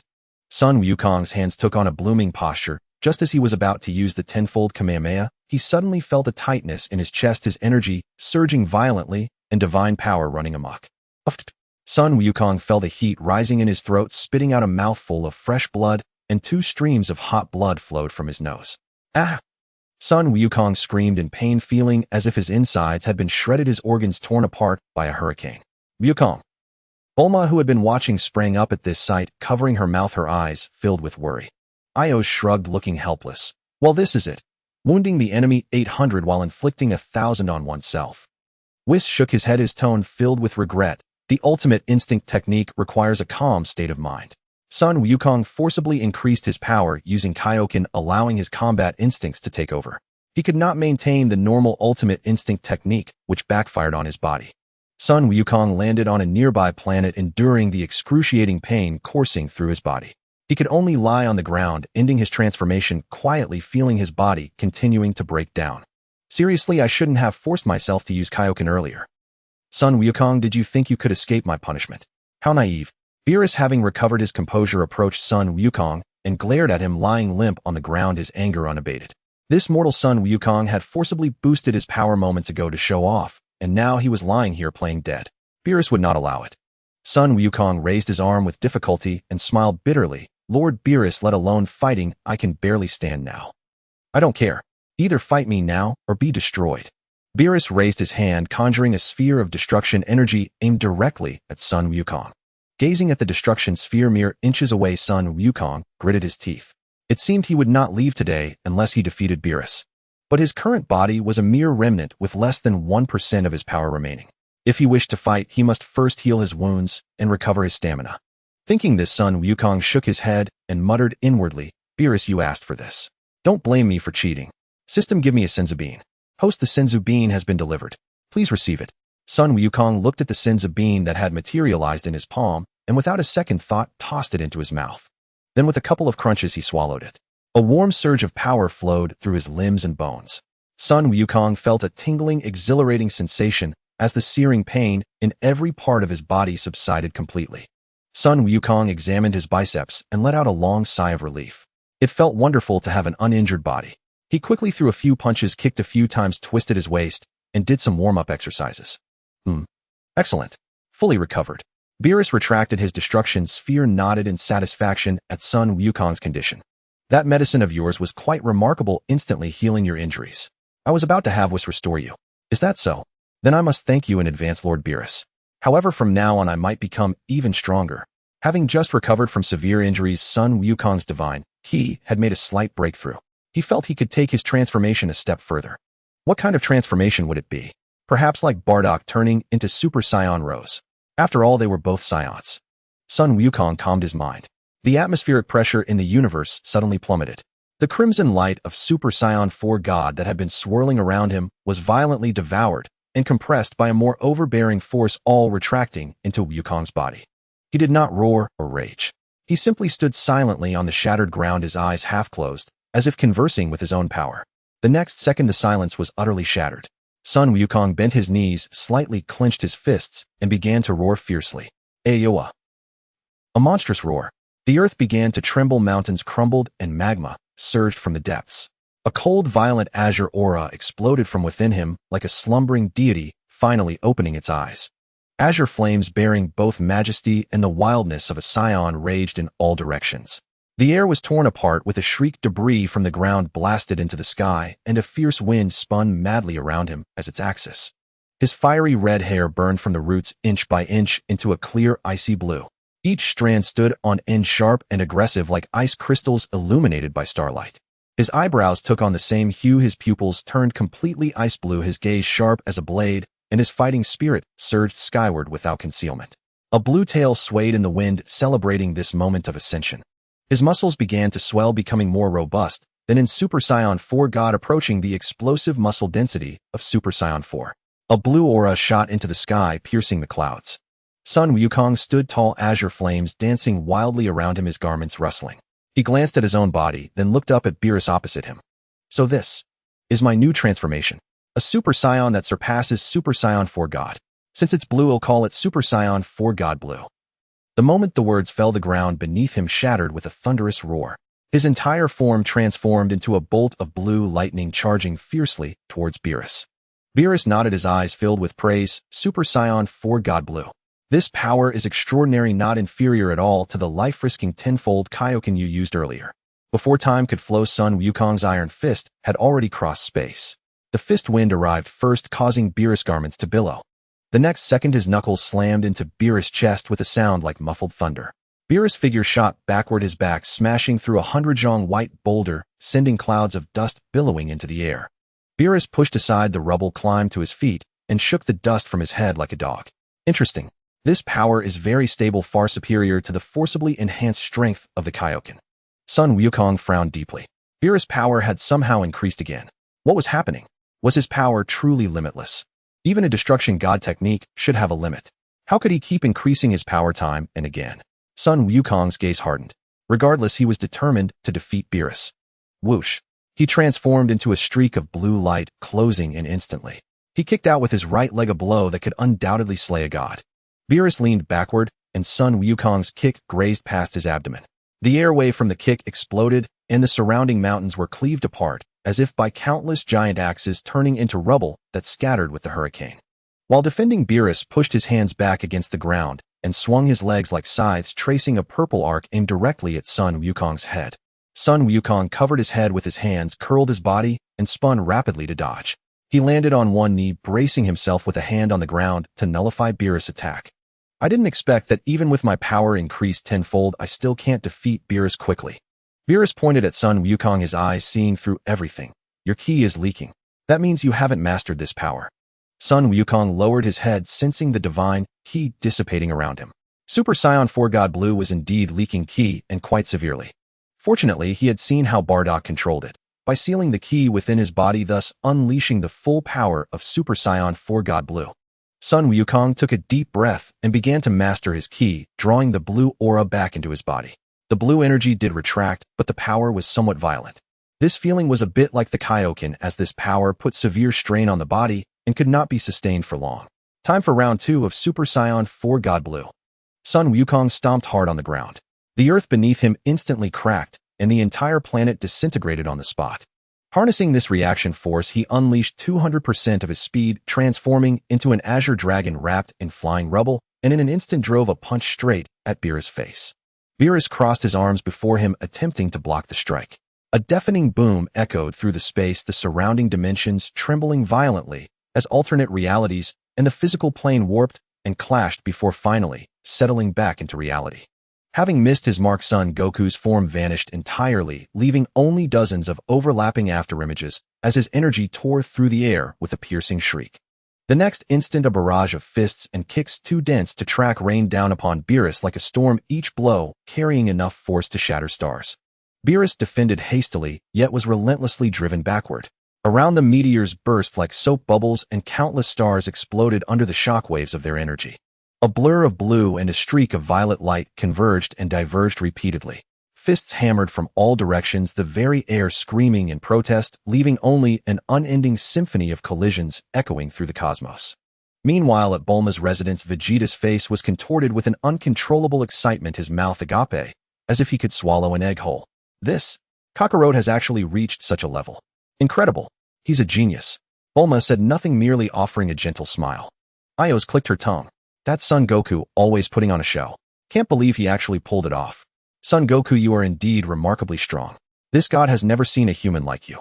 Beerus clenched his fists and roared, then witness my ultimate power. His form blurred, and an uppercut slammed into Son Goku's chin. A searing pain shot through Son Goku's jaw, his teeth chattering violently as stars exploded before his eyes. The immense force hurled him toward a soft, creamy yellow planet with a faint golden hue encircled by a peculiar white ring. The planet nearly disintegrated on impact, but Son Goku's body absorbed most of the shock. Beerus instantly gave chase, stomping hard on Son Goku's chest. Beerus plunged vertically like a blazing meteor wreathed in flames and purple lightning. The moment he struck the ground, 100-mile expanse of Earth collapsed, the annular shockwave leveling entire mountain ranges, sending dust and smoke soaring 10,000 meters into the sky. Coughing from the dust, Son Goku struggled to breathe. Beerus sneered, ascending high to harness gravity's acceleration for a devastating blow. Before Son Goku could rise, Beerus descended from the heavens, his knee driving downward with crushing force. The ground split, anew, magma erupting from the fissures as the land was shattered into fragments. An instant before impact, Son Goku's form vanished, only to reappear behind Beerus, delivering a heavy, unannounced punch to his back. Beerus winced and spun around, lashing out a whip-like kick aimed at Son Goku's head. But the attack missed as Son Goku teleported to his left, landing a kick on Beerus' midsection. With a cry of pain, Beerus threw a wild hook at Son Goku's temple. Son Goku evaded with another instant transmission and repeated the tactic. Son Goku's teleportation and strikes were utterly unpredictable, launching assaults from the sky, the ground, beneath the earth, and from behind, each blow finding the gaps in Beerus' defense. Energy exploded with each teleport, riddling the earth with countless wounds. The clouds were torn to shreds, leaving only the flickering forms and relentless detonations across the sky. Gasping for breath, Beerus panted heavily, the damage inflicted by Son Goku taking its toll. Son Goku was no better, his body bruised and battered. With a fierce yell, he charged at Beerus' fist aimed straight at him. Beerus met the challenge, their fists colliding. Fist against fist. Beyond the crumbling earth, the gushing magma, and cyclones of hundreds of levels, nothing else occurred. A deadlock. Son Goku attempted a knee strike to Beerus' abdomen, but Beerus countered instantly. Foot against foot. A ripple of uncontrollable power leaked outward. The planet beneath them could no longer withstand the strain and exploded. Son Goku seized an opening, throwing a right hook that slammed into Beerus' face. The punch connected with Beerus' soft cheek, sinking in. The immense force snapped Beerus' head to the side, tilting his body backward. Before Son Goku could relish his success, Beerus recovered in an instant and drove a fist into Son Goku's stomach. A tearing agony racked Son Goku's gut, a metallic taste rising in his throat as he cried out in pain. Wiping the blood from his lips, he grinned with excitement. Lord Beerus, your reflexes are incredible. This fight has my blood boiling. Beerus rubbed his cheek and smiled. Not bad yourself. No one has ever made this god go all out. Come, Son Goku. Let the music play on. On the sacred world of the Kai. Supreme Kai Shin looked at old Kai with confusion and a hint of naive bewilderment. Ancestor, didn't you say the universe could only withstand one more attack from Son Goku and Lord Beerus? Why hasn't it exploded after all these exchanges? Kibito nodded, looking at old Kai with the same question in his eyes. Old Kai gave Supreme Kai Shin a sharp rap on the head, frustrated. You're a Supreme Kai, yet so foolish. That was an exaggeration.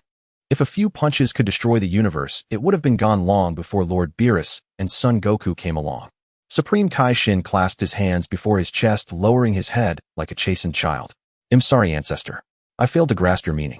Old Kai rolled his eyes at Supreme Kai Shin, put away the crystal ball, and prepared to return to sleep. Supreme Kai Shin asked timidly, Ancestor, aren't you watching anymore? This battle is incredibly intense and spectacular. A unseen-a-million-years event. Old Kai looked at Supreme Kai Shin with utter exasperation, sighing deeply. You're hopeless. Tell me, how long have Lord Beerus and Son Goku been fighting? Supreme Kai Shin finally caught on. Oh, you mean that? No wonder. No wonder. He followed old Kai, ready to turn in for the night. Kibito looked left and right, scratching his head. What do Lord Old Kai and Lord Supreme Kai mean? I don't understand at all. Seeing Beerus still eager for more, Son Goku grew even more excited. Lord Beerus, since you're so fired up, I'll keep going. Bring it on. With a fierce shout, Son Goku threw a full-powered punch. Beerus' purple divine energy peaked as he met it with his own fist. Son Goku's eyes blazed with passion. The sensation of every punch landing was exhilarating, like the satisfaction of a hearty feast. He could anticipate the collision's ecstasy, a numbing, aching thrill that ignited his fighting spirit, as comforting as lying in a meadow under a starry sky. Love you, Beerus. This battle is magnificent. But the anticipated clash never came. A single finger halted Son Goku's assault, immovable as Mount Tai. The owner of that finger appeared without Son Goku's notice. Whis, you're such a killjoy. Beerus pouted, glaring at Whis with resentment. Whis smiled gently. Lord Beerus, your 3 minutes are up. It's my turn now. Beerus scratched his head in resignation. Already? What a pity. What do you mean by time's up? I don't understand. Son Wukong scratched his head, utterly baffled by Whis' words. Whis twirled his angelic staff, spinning it into a pale white afterimage with exquisite grace. You'll know soon enough, mister. Son Wukong. Whis lightly tapped the void twice with his staff. Son Wukong blinked, and the planets that had vanished moments ago instantly restored themselves, as if his battle with Beerus had never begun. So that's it. Seeing was believing. The dense fog of confusion that had shrouded him lifted in an instant. Time reversal. How terrifyingly formidable. Whis covered his mouth with a soft chuckle. Just a little trick. It takes a long while before I can use it again. It seemed the fight could not continue any longer.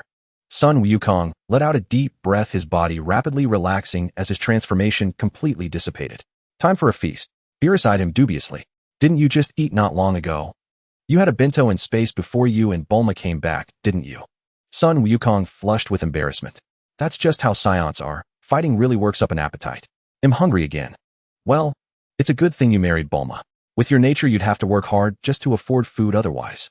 Son Wukong didn't argue, knowing Beerus was right. In his past life, he had married Shishi and lived off the land, surviving only on the animals and wild fruits of Mount Pazu to stave off starvation. Later, to improve their meals, he had cultivated a large field on the mountain with farming equipment gifted by Bulma. He had been a burden to Shishi back then, but in this life he hadn't dragged her down and had even saved her family's treasure. Just as Son Wukong was about to return to Earth, 3 figures suddenly blocked his path. 2 were tall and slender like pencils floating on either side. The other was Zeno, who looked like a child still wearing his robe emblazoned with the character all. As Sun Wukong pondered why Zeno had appeared, Beerus dropped to the ground, his body trembling violently, too afraid to speak. Zeno's expression remained blank as he looked around. It seems you had quite a fight. Was cleaned up after you, didn't he? Yes. Lord Zeno. Beerus' voice quivered, his head bowed even lower. Zeno held the power of life and death over all deities, and Beerus felt only fear, daring no disrespect. Sun Wukong initially wanted to greet him, but seeing Beerus' reaction, he held back, fearing he might cause trouble for the god of destruction.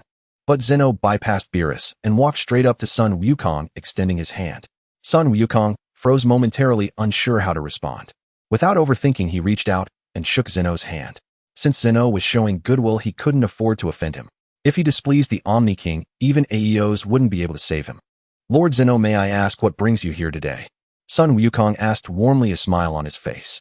Well, yesterday at your and Bulma's wedding I had a meal, and I've been craving more. So I thought I'd come to Bulma's place for a big feast. What do you think? That would be wonderful. I'm sure Bulma will be delighted too. Sun Wukong breathed a sigh of relief. It was just a visit for a meal. Whis remained composed, showing no panic except for a flicker of surprise at Zeno's wish to dine at Bulma's. To him, Zeno was merely an elder akin to the reverence he held for his father, the Grand Minister. Bulma broke out in a cold sweat at the sight of Zeno, forcing a smile. Lord Zeno gracing my home. What an honor. It's a blessing thrice over.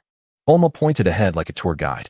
This open area is my courtyard, perfect for afternoon tea and nap, or enjoying the flowers and moonlight. She guided Zeno and his attendants cautiously to the CC restaurant. This is where we usually dine. It's spacious enough to seat hundreds. If you need anything, Lord Zeno, I can have the chefs deliver it to wherever you wish. Sun Wukong, hands behind his head, watched Bulma speak with calm confidence, a swell of pride rising in his heart. This was his wife, so bold, facing Zeno without flinching, while even his own heart was in his throat. But on closer inspection, Bulma's body trembled slightly, though she hid it well. Only Sun Wukong's sharp eyes could detect it. A pang of bitterness struck Sun Wukong.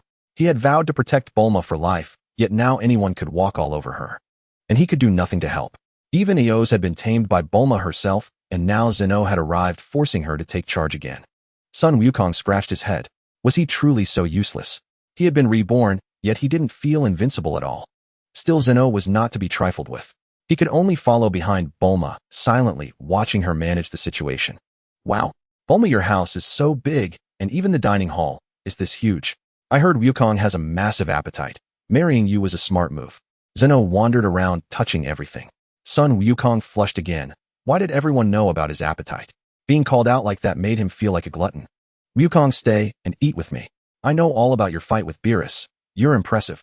Zeno spoke innocently like a child. That's perfect. I'm hungry too.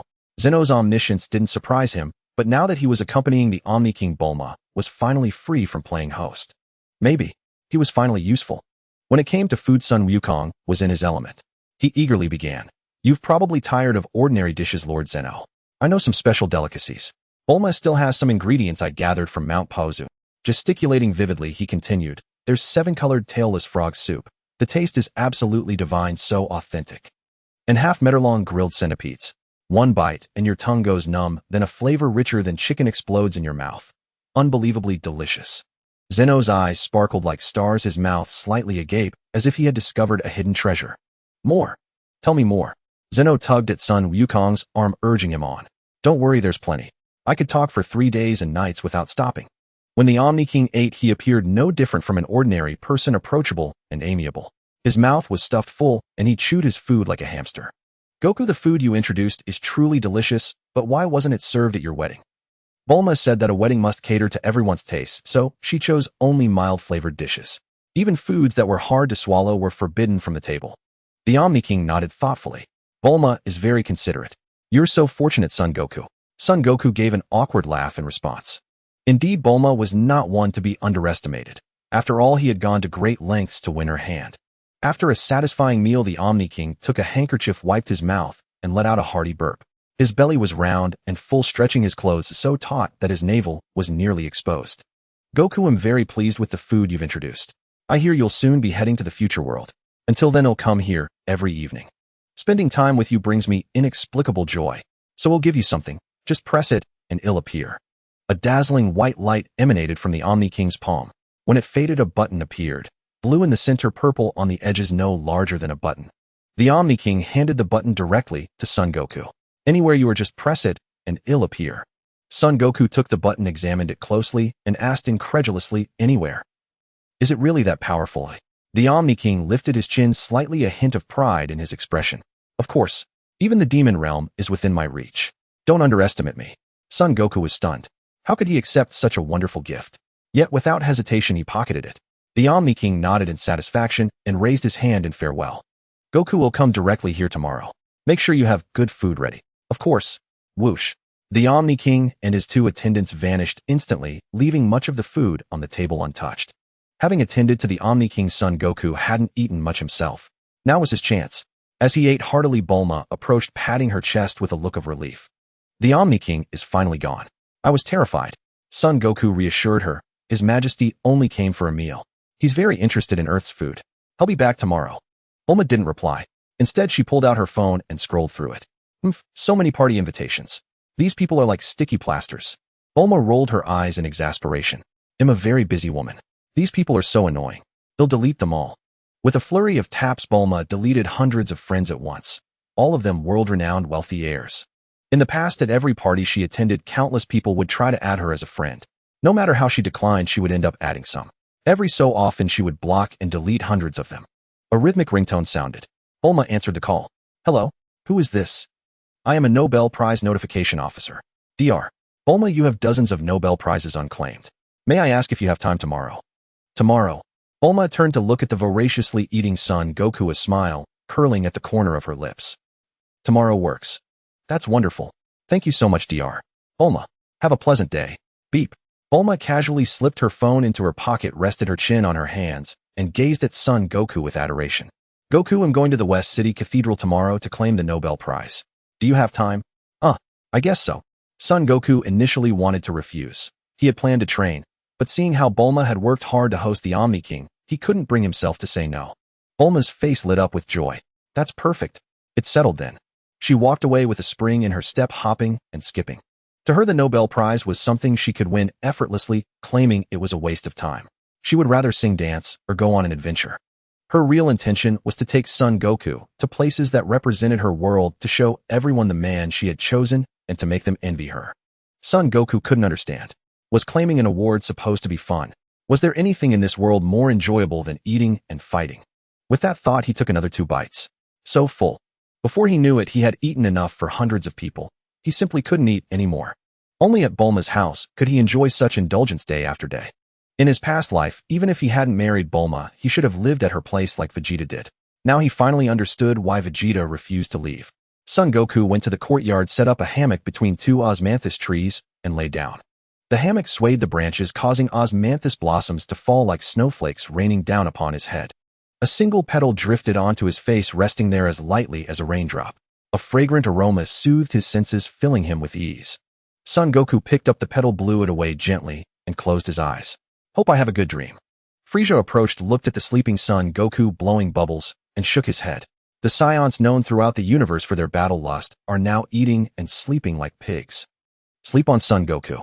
I, the great Lord Frieza, am off to the hyperbolic time chamber to train. When I emerge, you'll knock your socks off.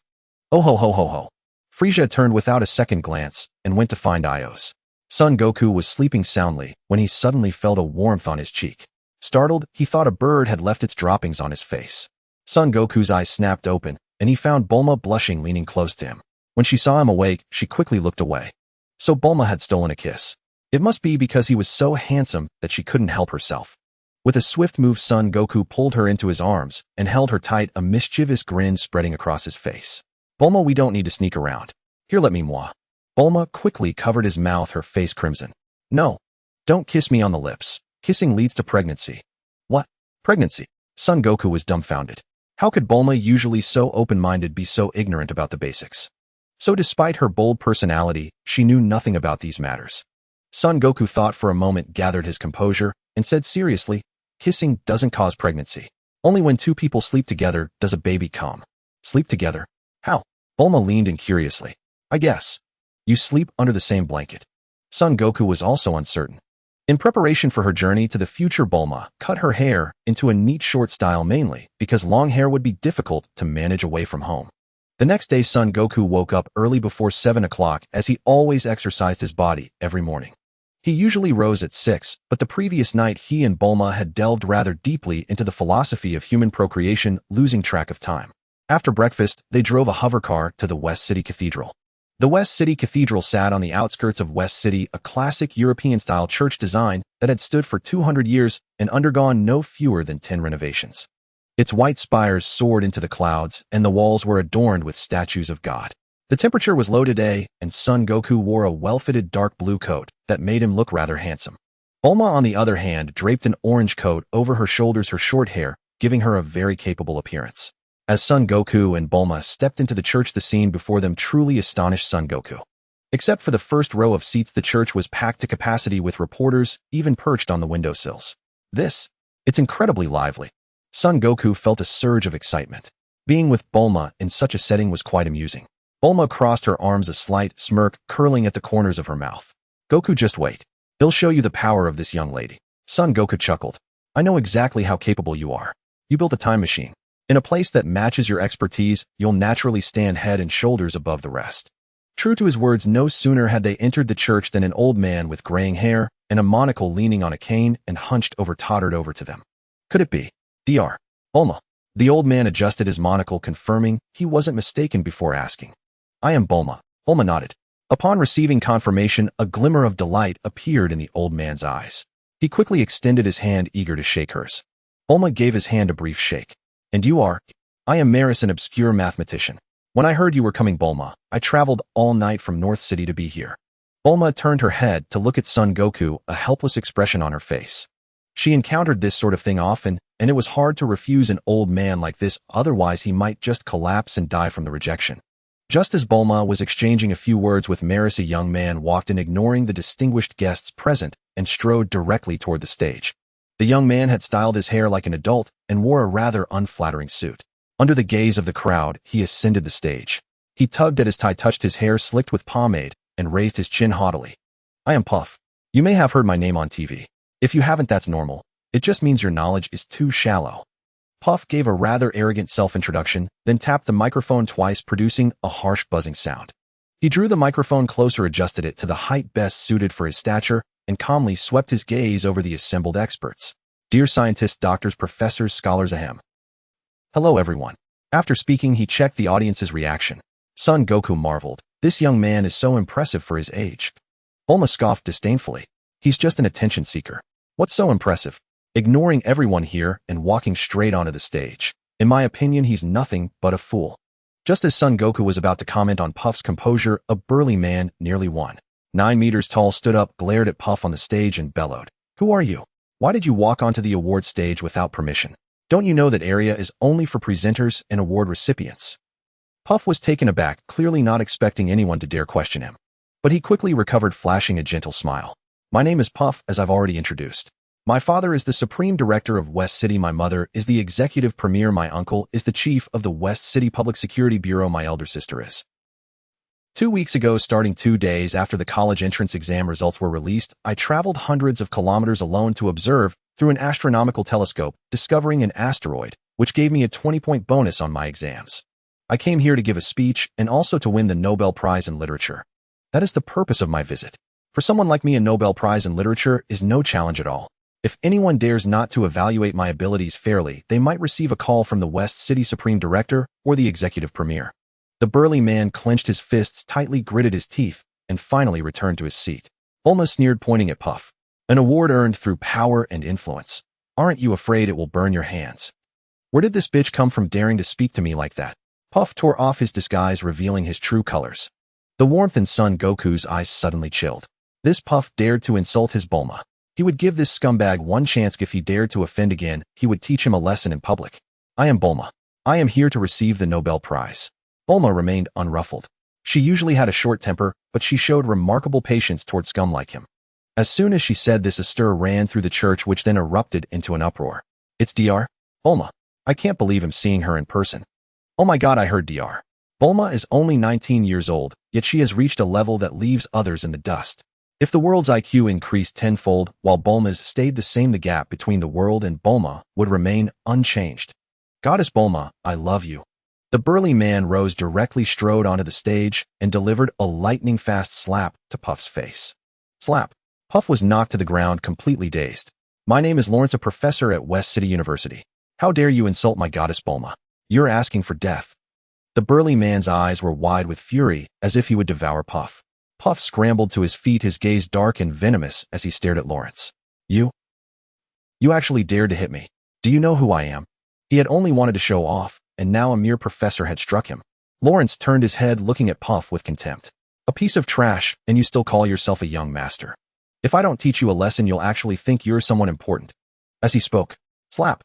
Before Puff's incredulous and furious gaze, Lawrence delivered another backhand. Puff was utterly enraged, seething with fury. He had always been the one slapping others, never the one being slapped. His eyes blazing with rage, he completely lost his composure, screaming hoarsely, "Do you know that I am a celestial dragon? Do you know my status?" The moment he finished speaking, "How dare you?" Slap. Lawrence didn't bother arguing with Puff. He just delivered another slap. Erg. Puff looked utterly incredulous, his body uncontrollably tilting backward. With a thud, he landed in a clumsy heap on the floor. Puff entered a state of agony, covering his face as he stood up. You bunch of scum, daring to provoke a celestial dragon like me. You deserve to die. Lawrence was now furious. A piece of trash dared to provoke him again and again, showing no respect for Dr. Bulma. This was sheer suicide. Lawrence grabbed Puff by the collar, lifting him like a chick, and roared, "You garbage, daring to insult Dr. Bulma. You're nothing but a piece of shit." Lawrence delivered a heavy slap to Puff's face with his right hand. The immense force sent Puff's head snapping to the left, leaving a bright red palm print on his cheek. Slap. This slap is for your disrespect for insulting Dr. Bulma.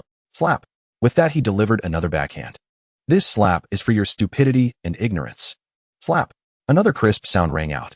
This slap is for your arrogance and insolence. Slap, slap, slap, slap, slap. These slaps are for the common people. Scum like you who call yourselves celestial dragons deserve to be hit. I could hit you again and again and never get tired of it. Puff was completely dazed. How could his proudly held celestial dragon identity lead to being beaten? This professor must be jealous of him. That had to be it. Holding his swollen red face, Puff swore silently, "You bunch of scum, just wait. He'll make sure you're all dead." This intense desire unconsciously formed a murderous aura. While it couldn't cause physical harm, it was undeniably real. Of course, this did not escape Son Goku's perception. He paid it no mind. Mediocrity invites no jealousy, and being resented was perfectly normal. If Puff chose not to retaliate, all would be well. If he did, if he came after Son Goku, he would simply teach him a lesson.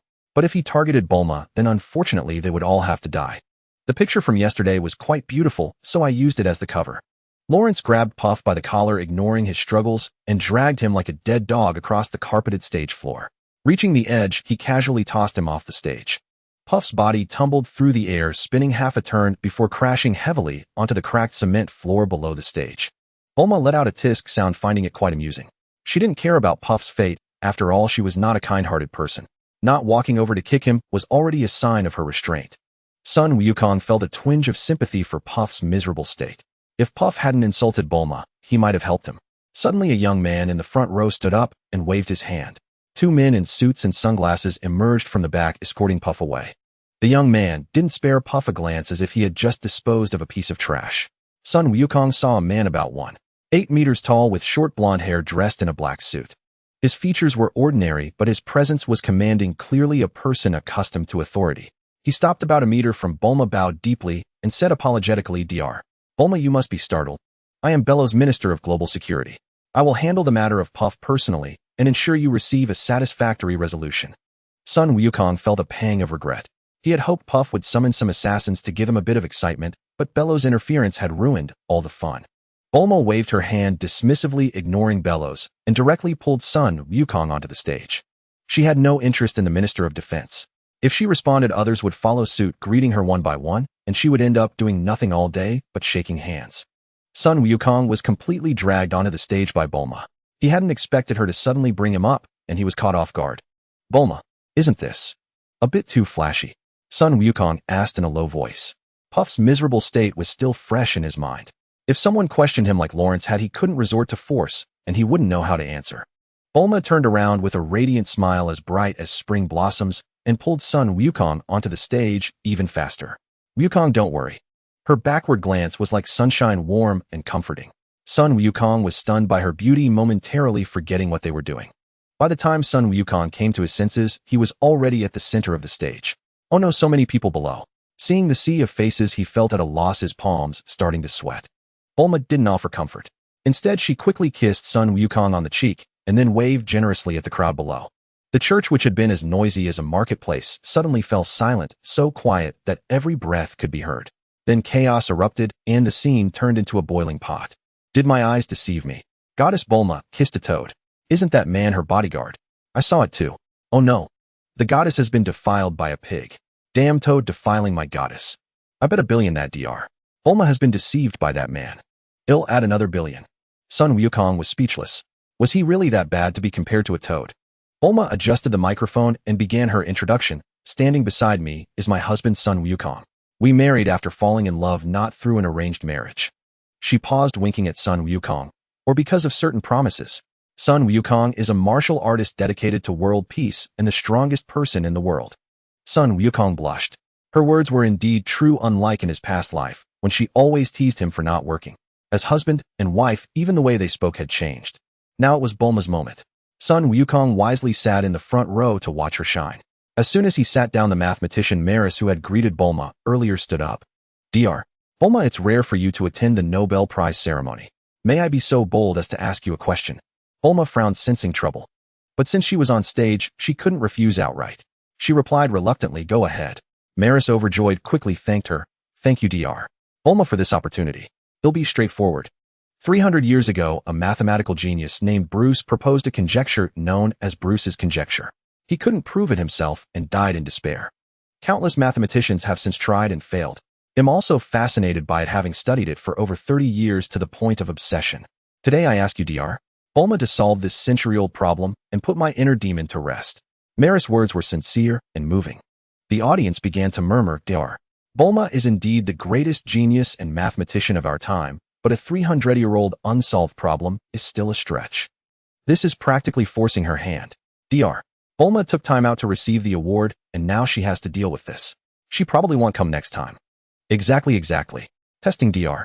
Bulma, with a century-old problem. Why not test me with your wife? Bulma smiled calmly, but inside she was cursing Maris. She had only come to introduce Sun Wukong and collect her award. Who would have thought Maris would travel all the way from the northern capital just to ask her to prove a century-old problem? Bruce's conjecture. I haven't studied it yet. Give me a moment. There was no choice but to prove it on the spot and then leave.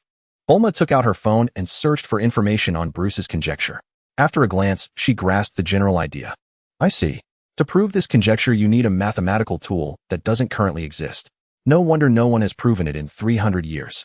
Maris sighed, deflated. No mathematical tool. Does that mean I'll never see Bruce's conjecture proven? The audience also expressed regret. Alas, a true century-old problem. Even Dr. Bulma can't solve it. Dr. Bulma is still impressive. She saw the crux immediately. Bulma interrupted everyone, startling them with her words, no mathematical tool. I'll just derive one. What? Deriving a mathematical tool? Dr. Bulma is so formidable, even more incredible than the rumors. Without a mathematical tool, she just derives one. How can she say that so casually? Absolutely brilliant. From now on, Dr. Bulma is my goddess too. Bulma remained utterly unruffled. She had encountered such flattery far too many times that had long lost its effect on her. Compared to a direct proof, creating a mathematical tool was far more arduous. It required a complete understanding of all the conjecture's threads to determine what tool was necessary. Give me 2 hours. The proof steps are quite numerous. This was also a headache for Bulma. The proof process was extremely complex. Merely demonstrating the new mathematical tool required 2,000 steps, and proving the Bruce conjecture on top of that would likely take another 500 steps. Bulma swore to herself, next time I'm never coming to a place like this to show off. It's better to go to balls or go on adventures. Composing herself, Bulma pulled out a capsule, retrieved her laptop, and decided to upload the proof directly to the official website once it was done. Bulma's fingers moved so fast they left after images, pausing only occasionally to take a sip of water to moisten her throat.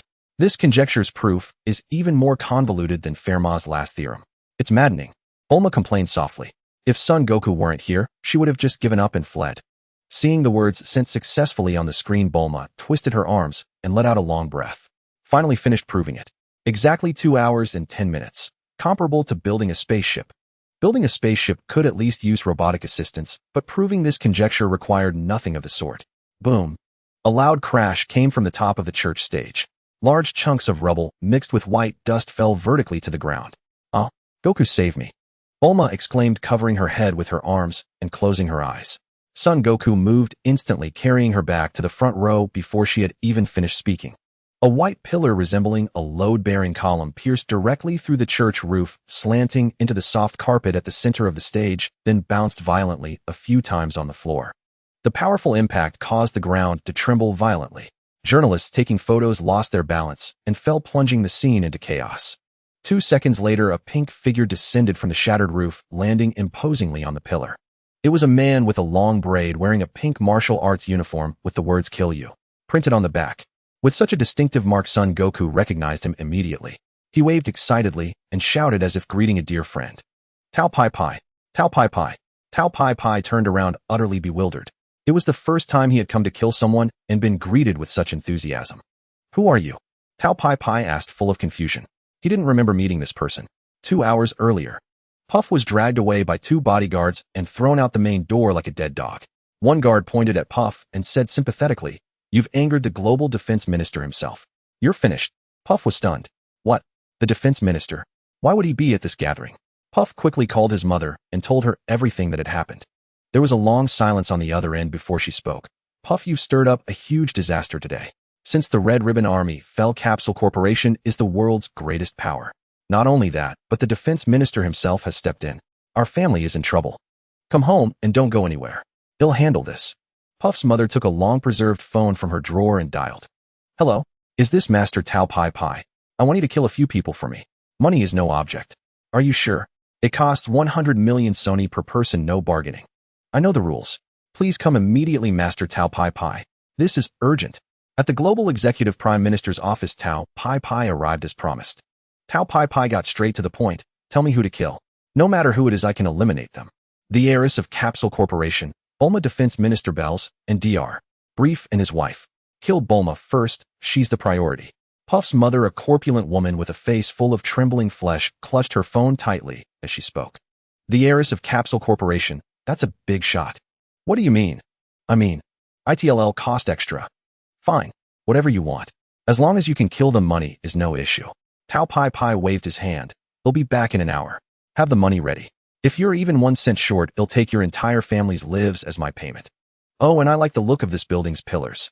Mind if I borrow one?" The fat woman's face twitched, confused, but she didn't refuse. Sure." Tao Pai Pai selected a white load-bearing pillar, knocked on it, listened to the sound, and nodded in satisfaction. He jumped 3 meters high, lightly poked the top of the pillar with his finger, then kicked the bottom after landing. He then picked up the pillar and pulled it out effortlessly. The fat woman beamed with flattery, as expected of Master Tao Pai Pai. "This pillar is made of reinforced concrete, yet you removed it with such ease." Tao Pai Pai hurled the pillar toward the distant West City Cathedral, shouting, 1,500 kilometers ahead. "He'll be back soon." With that, Tao Pai Pai leaped onto the speeding pillar, which was flying at 4500 km/h, and rode it through the air. The fat woman shielded her eyes from the sun with her right hand, watching him disappear into the distance, finally relieved. With Master Tao Pai Pai here, it's foolproof. And so Tao Pai Pai flew on his pillar straight to West City Cathedral. "So it's Bulma, the heiress of Capsule Corporation. What a pity. Her company's capsules are quite handy. But you've offended someone and am paid to do a job. Don't blame me when you reach heaven." With a sigh, Tao Pai Pai arrived at West City Cathedral. He controlled the pillar to crash directly through the roof, then leaped down with a practiced, elegant motion he had perfected over 10,000 repetitions. Just then, a boy with a spiky haircut wearing a deep blue jacket suddenly greeted him. Who was this? Had he seen him somewhere before? Sun Wukong pointed at himself and chuckled. Or wa Goku Son Goku da. Son Goku. Tao Pai Pai's legs gave way and he nearly fell to the ground. "What brings you here?" "My wife Bulma and I are here for a gathering." "But Tao Pai Pai, what are you doing here? You wouldn't be here to kill someone, would you?" Son Goku circled around Tao Pai Pai, asking with suspicion. "How could that be? I'm a law-abiding citizen now.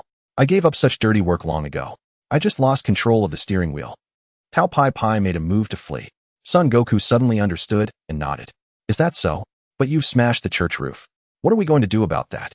Tao Pai Pai dug into his pocket, pulled out a card, and handed it to Son Goku with a smile. "There's 100 million zenny in here. Consider the extra a gift from me." With that, Tao Pai Pai grabbed a support pillar, hurled it into the sky, and leaped up. Son Goku, until we meet again. That damned hag actually wanted me to kill Son Goku's wife. She was trying to get me killed. The mere trace of aura Son Goku released just now was terrifying. I almost pissed myself. Even though I didn't kill anyone, I can't make this trip for nothing. Hag, you're not getting a single zenny less. You'll compensate me for the 100 million I paid out. Days earlier, the Pilaf trio arrived at the ocean fiddling with a detector. Pilaf was scanning the sea the entire time. Great King Pilaf, is King Piccolo really at the bottom of the sea? Mai asked, looking at the submarine beside them, finally voicing her question. They had been there for 3 days. Pilaf, following a legend, was searching for an electric rice cooker that supposedly sealed King Piccolo. The ocean stretched endlessly. This search was no less than looking for a needle in a haystack. Of course, Great King Pilaf spent ages digging up this secret. How could it be wrong? After a few more days, just as Pilaf was dozing off, the detector finally sounded an alarm. Heavens! Found it! The legend is real. Pilaf wept tears of joy. Over a week of effort had finally paid off. Mai, Shu, you two immediately follow the detector's coordinates and bring back the electric rice cooker. This is our ultimate weapon to rule the world. Mai and Shu nodded in unison. Great King Pilaf, we guarantee the mission will be accomplished. An hour later, an electric rice cooker sealed with a great demon king's sealing talisman was brought ashore. The material of the cooker was extraordinary. Even after all this time, there was no sign of corrosion. King Piccolo, I will free you now. Help me rule the world. Pilaf's fingers trembled with excitement as he tore off the seal and opened the cooker. A puff of black smoke emerged. The cooker was empty and fell to the ground with a thud. The black smoke coalesced outside, forming a figure. It was a green humanoid creature with 2 antennae on its head, wearing a robe with a large character for demon. This was undoubtedly King Piccolo himself. No earthling looked like that. Pilaf stood nearby, rubbing his hands nervously. King Piccolo, I am the one who freed you. I hope you can help me rule the world. Help you rule the world? King Piccolo sneered. This fellow knew his name, yet still failed to grasp the situation. You've got it wrong. I will rule the world, but not to help you. You are all my underlings. No, but we saved you. Pilaf panicked. They had gone to great lengths to free King Piccolo, not to become his lackeys. King Piccolo casually fired a blast to the side. A massive crater appeared on the beach, 100 times larger than a bomb blast, as a mushroom cloud rose.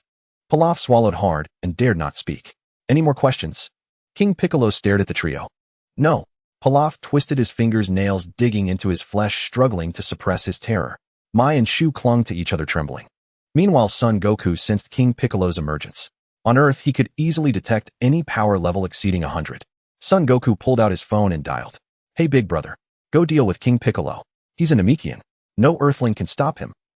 King Piccolo's power was only a little over 200. It would be a waste of time to handle him personally.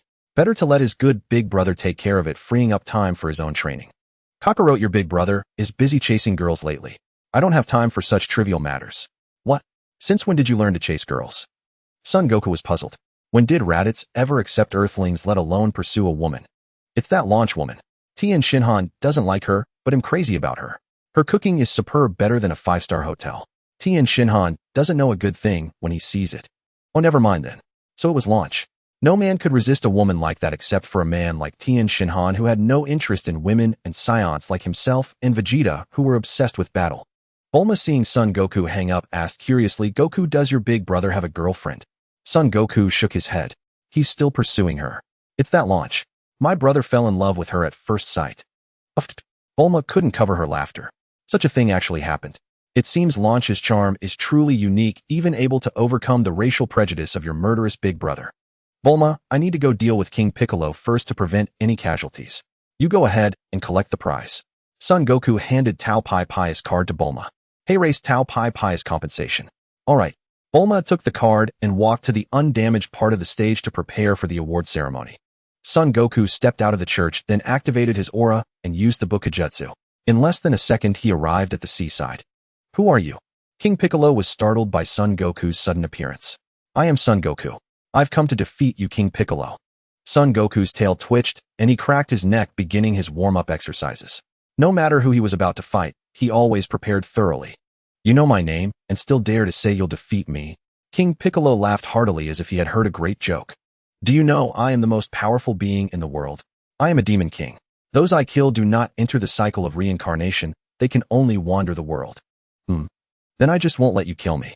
Son Goku crooked his index finger and said provocatively, Alright, just attack me directly. Since you wish for death, King Piccolo will grant it. King Piccolo laughed. What an arrogant fool. Son Wukong took a deep breath, his aura plummeting as he forcibly suppressed his power to a level 1/3 lower than that of Demon King Piccolo. This was not because he wished to be beaten, rather defeating Piccolo outright would be far too dull. More importantly, only by allowing the Demon King to believe victory was within his grasp would he, upon his eventual defeat, surely cry out for Demon Son to avenge him. Demon King Piccolo unfastened his crimson cloak, letting the sea breeze whip it noisily. He released his right hand, and the red cape drifted away like a kite into the distance. He stomped the ground with his toes, his aura surging around him. The fine sand beneath his feet instantly collapsed into a large pit, and his entire being charged at Son Wukong like a war god bearing down upon him. Die! Roared Demon King Piccolo.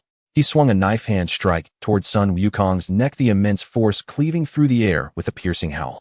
Son Wukong felt his skin sting from the fierce gale, his ears filled with the sharp shriek of the hand cutting through the air. In the instant his pupils contracted, his heart clenched, and countless possibilities for evading flashed through his mind like lightning. Instead of retreating, Son Wukong advanced. His toes touched the grains of sand on the beach, and in that fleeting moment of sand scattering, his form slid out, like an arrow precisely dodging the lethal knife hand. Then he seized Demon King Piccolo's arm, gripped tight, twisted his body, and spun around. Ahaya! Son Wukong exerted force from his waist, rotating his arm, and swung the Demon King off the ground. His body spun rapidly, and Demon King Piccolo was whipped around like a top, twirling so fast he resembled a high-speed fan. A fierce gale raged around them, and the fine sand of the beach flew up, defying gravity, filling the air with choking particles. Damn it! Let me go, you wretched creature! Demon King Piccolo roared in agony, his pupils nearly rolling back. Haha, can't take it anymore. Fine, let me sober you up. Son Wukong released his iron-like grip on the Demon King. Piccolo was flung away like a green cannonball, the immense impact stirring up a colossal wave 100 meters high across the sea surface. The seawater drenched Demon King Piccolo's clothes, sending a chill through him. Damn it! A mere human possessing such power. The earlier move caused little injury, but was supremely insulting. For a human to even touch him was an affront, let alone to fling him away. Demon King Piccolo let out a furious roar, lunging forward like an arrow from a bow. The airwaves from his flight split the sea surface as if a massive blade were cleaving the water. Nearby seagulls fled in panic, their wings flapping frantically, leaving a few feathers forever adrift on the sea. A fist the size of a cauldron hurtled towards Son Wukong's head, growing larger and larger before his eyes. Just as the fist was about to strike, Son Wukong leaned back with ease, dodging it. He propped his left hand on the ground and lashed out with a whip kick. Bang! The blow landed squarely on Demon King Piccolo's temple, causing his body to lurch to one side on the verge of falling. Struck and enraged, Demon King Piccolo threw a straight punch aimed directly at Son Wukong's face. However, this was exactly what Son Wukong had anticipated. It was why he dared to suppress his power below Piccolo's. The gap in combat experience was simply too vast. Son Wukong bent slightly, and the fist brushed past his crab-like head, a chill breeze sweeping over his scalp. He shifted his stance, kicked off the ground with his left leg, and rotated his waist half a turn to the right. Harnessing the rotational force, he drove an uppercut fiercely into Demon King Piccolo's abdomen. Demon King Piccolo's eyes bulged like brass bells, bloodshot, veins bursting. He clutched his stomach with both hands, his body curling like a shrimp with a trickle of blood oozing from the corner of his mouth. Demon King Piccolo staggered back 2 steps, his eyes filled with disbelief, his voice trembling. This is impossible. Such a thing cannot be. He paused, staring at Son Wukong in terror. Clearly your power is lower than mine. Son Wukong crossed his arms over his chest and explained, it's not the one with greater power who always wins. Battle isn't about comparing strength, it's about who can land a hit and inflict damage. Land a hit. Inflict damage. Demon King Piccolo wiped the blood from his lips, revealing a triumphant smile. I see. You are an excellent martial artist with vast combat experience. But there is one thing that is your fatal flaw. And that is, your power is far too weak. Demon King Piccolo clenched his fists, crouching slightly. He roared wildly, relentlessly squeezing out his hidden strength. Veins bulged on his forehead, and his biceps swelled a full size. The ground trembled, and the fine sand on the beach quaked. With a crack, the earth split open, slowly parting. The Pilaf trio lay flat on the ground, burying their heads in the sand like ostriches. Finally, Demon King Piccolo panted heavily. He was aged, and unleashing his full power was a struggle. He ceased, his aura burst, having fully exerted his strength. Son Wukong, you will soon learn that being a hero is not so easy. Playing the hero can get you killed. Demon King Piccolo's face showed no trace of panic, as if everything was under his control. Son Wukong smiled faintly, assuming a defensive stance. You've got one thing wrong.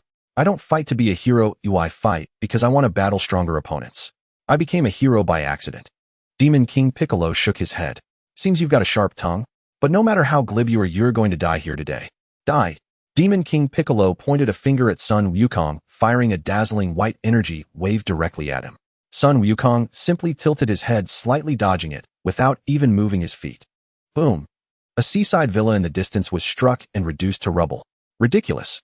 Firing energy waves recklessly only wastes your aura. A mere human dares to lecture me, Demon King Piccolo? Enraged beyond reason, Piccolo fired energy wave after energy wave. Son Wukong shook his head helplessly. This Demon King Piccolo was truly beyond redemption. He had already suppressed his power so low, yet Piccolo couldn't even land a scratch on him. Not only that, but he was also wasting energy with reckless blasts. Son Wukong performed a few somersaults, easily evading the energy waves Piccolo fired. Damn it, he's way too agile. Demon King Piccolo stared in disbelief, realizing not a single one of his energy waves had hit. Demon King Piccolo soared into the sky, blotting out the blazing sun, his figure descending from the heavens. His velocity accelerated under the force of gravity as he gathered an immense energy sphere in his hand, growing ever more radiant. Die, he roared, hurling the energy sphere. Like a shooting star, the blast hurtled straight towards Son Goku. Son Goku's pupils contracted sharply. Demon King Piccolo had actually used gravitational acceleration to increase the speed of his energy sphere, amassing power to unleash an even larger blast. It seemed Demon King Piccolo was staking everything on a final gamble. Son Goku did not boost his power to dodge. He had no desire to overpower his foe. Yet he certainly could not remain stationary, as his current strength could not withstand the attack. Given his speed, evading this strike was impossible, and Ultra Instinct would only tap into divine power. That left but one technique. Son Goku unleashed a Kamehameha in an instant, using its recoil to narrowly evade the blow. What? Demon King Piccolo's mouth fell open, revealing his sharp fangs. Yet he quickly regained his composure. Son Goku's combat experience was truly beyond compare, even managing to dodge that attack. Demon King Piccolo, if this is the extent of your power, you still dream of conquering the world. Take my advice, give up. The depths of this world are far beyond your imagination. Demon King Piccolo paused, then burst into laughter. I see. You're frightened by the sheer might of my energy sphere. How utterly foolish. Why don't you step aside and let your son take over? Son Goku had lost patience, unwilling to argue further with Demon King Piccolo. Indeed, fists spoke the loudest. Demon King Piccolo lunged with incredible speed, leveraging gravity to drive a kick towards Son Goku's chest. Son Goku stood motionless, allowing the attack to land. Boom! Demon King Piccolo's thunderous strike slammed into Son Goku's chest. The moment he absorbed the blow, Son Goku's power suddenly doubled.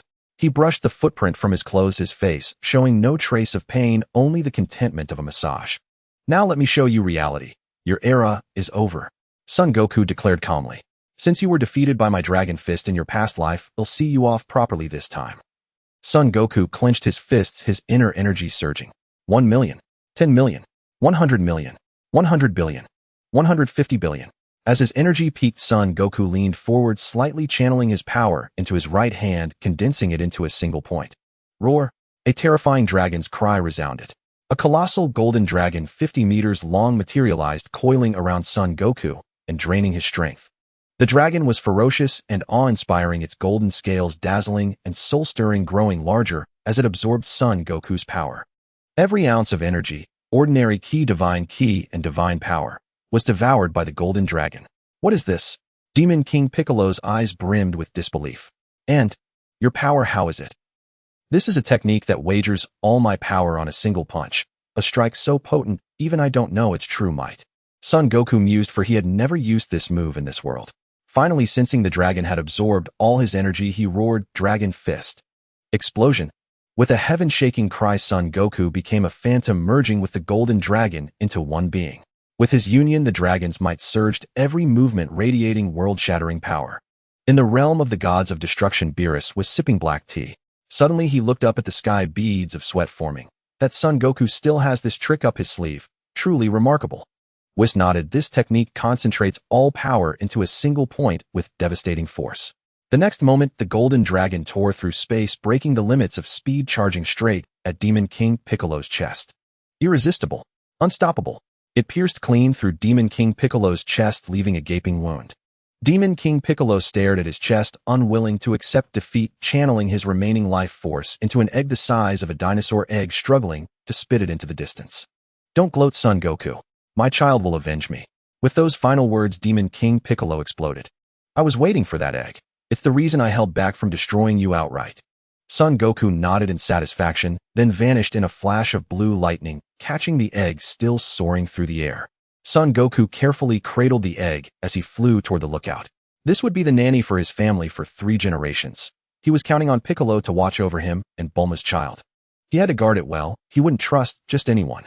He and Bulma were about to leave this timeline with no time to care for Piccolo. His brother Raditz was too busy chasing women to look after Piccolo. Master Roshi and the others were too weak. They'd only end up as prey. Kami and Piccolo shared a life force, so Kami would never let Piccolo die. It was the perfect arrangement. What are you doing? Kami stammered, flustered, as Son Goku approached with Demon King Piccolo's egg. Don't pretend. I know you and Demon King Piccolo were once a single Namekian. You split off your evil to become the Guardian, and that evil became Demon King Piccolo. Son Goku thrust the egg into Kami's hands and strode off. At the edge of the lookout, he added, Guardian, take good care of Piccolo as he grows. I trust you can teach Piccolo to be a good person. Kami's lip twitched as he looked at the egg in his arms, cold sweat dripping. Teach Piccolo. If I could have done that, why would I have separated him in the first place, say? Son Goku left the lookout, flew out of Earth, and headed toward the galactic center. Frieza had gone to the hyperbolic time chamber to continue training, and Son Goku couldn't afford to fall behind. As he watched the flowing river of stars and the silent void of space, a wave of comfort washed over him. There's something about growing stronger alone. It reminds me of my childhood days living by myself on Mount Pozu. But flying at base form wouldn't suffice. System, give me a Senzu Bean. Senzu Bean delivered. Please check host. After consuming the bean, Son Goku transformed into Super Saiyan 4 God Blue, shooting toward the depths of the galaxy at a speed 1,000,000 times greater. Centaurus, a black hole, here I come. The black hole of Centaurus loomed across the cosmos, its accretion disk churning with flames, the abyssal darkness swallowing all light and shadow. Super Saiyan 4 God Blue radiated a cerulean aura, appearing as small as a speck of dust before that abyss. He hovered in the void, facing the boundless black hole, his blue figure shrinking to a mere point, nearly engulfed by the darkness. That glimmer of blue gradually merged into the cosmic backdrop, ultimately consumed entirely by the black hole's immense mass. What kind of power is this? Even from this far, I feel an irresistible gravitational pull. Sun Wukong halted, his body instinctively recoiling. Though still a light year away from the Centaurus, a black hole, an indescribable sense of pressure, had already descended upon him. Sun Wukong had a feeling that if he ventured into that black hole, he might die. System, am I really not going to die in that black hole? Sun Wukong pointed at the Centaurus, a black hole ahead, his legs trembling slightly. Rest assured, host. Before you go in, just put a Senzu Bean in your mouth and keep chewing them. It should be enough to keep you alive. In that case, he'll trust you. Sun Wukong placed a Senzu Bean in his mouth, steeled his resolve, and directly plunged through the accretion disk of Centaurus A. It was a colossal flattened disk composed of superheated gas at millions of degrees, rotating near the speed of light around the central region of darkness. The gas, heated to millions of degrees, emitted intense X-rays and gamma rays. The entire accretion disk displayed a breathtaking beauty, a searing white radiance. Sun Wukong felt as if his body was being scorched by raging flames, all the moisture within him threatening to evaporate. Is it possible that even my Super Saiyan 4 God Blue form can't withstand this heat? It feels like I'm dying. Host, no need to worry. According to my calculations, you can barely survive within Centaurus A, though it will be extremely dangerous. Before the system could finish, Sun Wukong felt an overwhelming force dragging him toward the black hole's center. What is this sensation? It's like being at the center of a rapidly spinning tornado, endlessly rotating. Completely unable to control his body, he was crushed by the supergravity of Centaurus A1, 5 trillion times that of Earth. Rip. His clothes were torn to shreds, and even his underwear was incinerated by the million soft degrees temperature. Damn it. My power can't protect my clothes at all, and even my body. Before he could finish, a hurricane force wind struck. Sun Wukong's ultra instinct instinctively tried to dodge, but his body couldn't move an inch. A stream of warm blood slid down Sun Wukong's cheek, flowing to his jaw and dripping continuously. System, I feel like I'm dying. Didn't you say I could survive? Sun Wukong resisted with all his might, but another hurricane, unimaginably powerful, struck like a blade. Unable to move, his right arm was severed instantly. Erg! Sun Wukong screamed in agony as his severed arm was reduced to ash by the million-degree heat in an instant. Blood splattered and evaporated in the same moment. Staring at his vanished right arm, a deep terror spread through Sun Wukong's heart. What kind of hellish place is this? Why did I come here? This place is impossible to train in. My initial instinct was right. This place will kill me. Host, swallow the Senzu Bean now. It'll guide you. The system's cold electronic voice interrupted Sun Wukong's thoughts. He quickly chewed the Senzu Bean and swallowed it. Exchange for a fruit of the tree of might immediately. The first fruit can boost your combat power 50-fold. I know you can't move, so we'll teleport it directly into your mouth. What? 50-fold? That's amazing. Exchange it. Sun Wukong was elated. With something like this, who needs slow training? Just eat and get stronger. Sun Wukong felt a fruit appear in his mouth. Without hesitation, he bit into it. Tastes like an apple. Delicious. After one bite, his body could barely move. Sun Wukong grabbed the fruit of the tree of might and devoured it entirely. Man, with something this good, why didn't you introduce it sooner? Host, you never asked. I wouldn't have mentioned it if you weren't about to die. Never mind. Let's continue. He gorged himself, feeling as if he had consumed hundreds of fruits of the tree of might. With each fruit, the effect diminished rapidly. Eventually, they tasted no different from ordinary fruit. System, you're falsely advertising. This thing didn't even increase my power by 50 times at the start, at most 5 times. And the effects got worse and worse. Sun Wukong belched and tossed aside the fruit in his hand. Perhaps your potential has already been developed to such an extent that even the fruit of the tree of might can't enhance you much. I'll forget it. I never planned to rely on you to boost my power anyway. This is just a pleasant surprise. A searing flame interrupted Sun Wukong's thoughts. The depths of the Centaurus, a black hole, were illuminated by a blinding white light hurtling toward him at tremendous speed. Sun Wukong's body instinctively dodged, but it was too slow. The flame grazed his left arm as it shot outward, its diameter at least tens of thousands of square meters. Aya! Sun Wukong roared in pain. The system, understanding the situation, immediately exchanged a Senzu Bean and placed it in his mouth. His lost left arm regenerated instantly. Sun Wukong's face was pale, and he panted heavily. That thing, just a graze and it was gone, was truly terrifying. Moreover, its area was so vast. If he had taken a direct hit, he would have been finished. Yet this also ignited Sun Wukong's competitive spirit. Danger makes things interesting. Host, that was a relatively small energy jet common in black holes. You need to be careful. What? A small one was that huge? What about a big one? Before Sun Wukong could marvel, a gamma ray burst shot directly at him. His ultra instinct reacted instinctively again, but he only managed to dodge a fatal hit. His lower body was obliterated. The system had already prepared, automatically exchanging a Senzu Bean. Man, what was that? I didn't even see it. Just an invisible energy passing through, no aura, undetectable. If it weren't for Ultra Instinct, I'd be dead tens of thousands of times. Sun Wukong, still shaken, immediately asked the system. That was just an ordinary gamma ray burst, the most basic kind. Here it comes again. Sun Wukong. This time his right hand was gone. He hadn't even begun training yet, he had nearly died countless times. Can this be training? One wrong move, and I'm dead. Even my Ultra Instinct can't dodge this. And this is after I ate the spirit tree fruit. Sun Wukong began to doubt his life. Was the system deliberately trying to harm him? It had been less than a minute since he arrived, and yet how many waves had already come? This accursed place was constantly emitting gamma ray bursts, X-rays, beta rays, and that terrifying, irresistible energy jet stream. Host, you can cheat. This system can exchange for the demon's third eye. Your power will continuously increase and injuries will heal instantly, allowing you to train with peace of mind. Exchange. I want to cheat right now. Sun Wukong had already endured enough pain. Since there was a cheat to use, he would use it. All right, host. The demon's third eye has been delivered. Sun Wukong glanced at the so-called demon's third eye. This thing was alive, its eyeball constantly rotating. This thing won't possess me, will it? I feel a bit scared. Host, rest assured. Since the system said so, there must be no problem. Sun Wukong directly attached the demon's third eye to his forehead. A scorching sensation spread from his forehead, and then his body began to expand rapidly, soon reaching 15 meters in height. This is almost as big as a giant ape. This thing can even make him grow. He felt an endless surge of power within his body, and his aura was automatically strengthening. So, such a thing exists. Roar, roar, roar. With this thing, I no longer have to worry about sudden attacks. Come at me if you dare. I have the demon's third eye. With the demon's third eye, Sun Wukong became emboldened. This was the confidence that came from cheating. Others might have at most one cheat, but sorry. His system was full of cheats. Any one he pulled out was an overpowered ability. Cheating once felt good, cheating forever felt even better. Son Wukong arrived at the ground of the Centaurus, a black hole. It was pitch black there with nothing visible, entirely reliant on instinct. But he was not afraid at all, for he was now one who possessed the demon's third eye. Let's start with 10,000 push-ups to test the waters, then head back. Son Wukong placed his hands on the ground, bent his arms until his abdomen nearly touched the surface, then pushed up. After just one, his arms began to tremble, his biceps aching as if he were completely drained. This demon's third eye, do your job.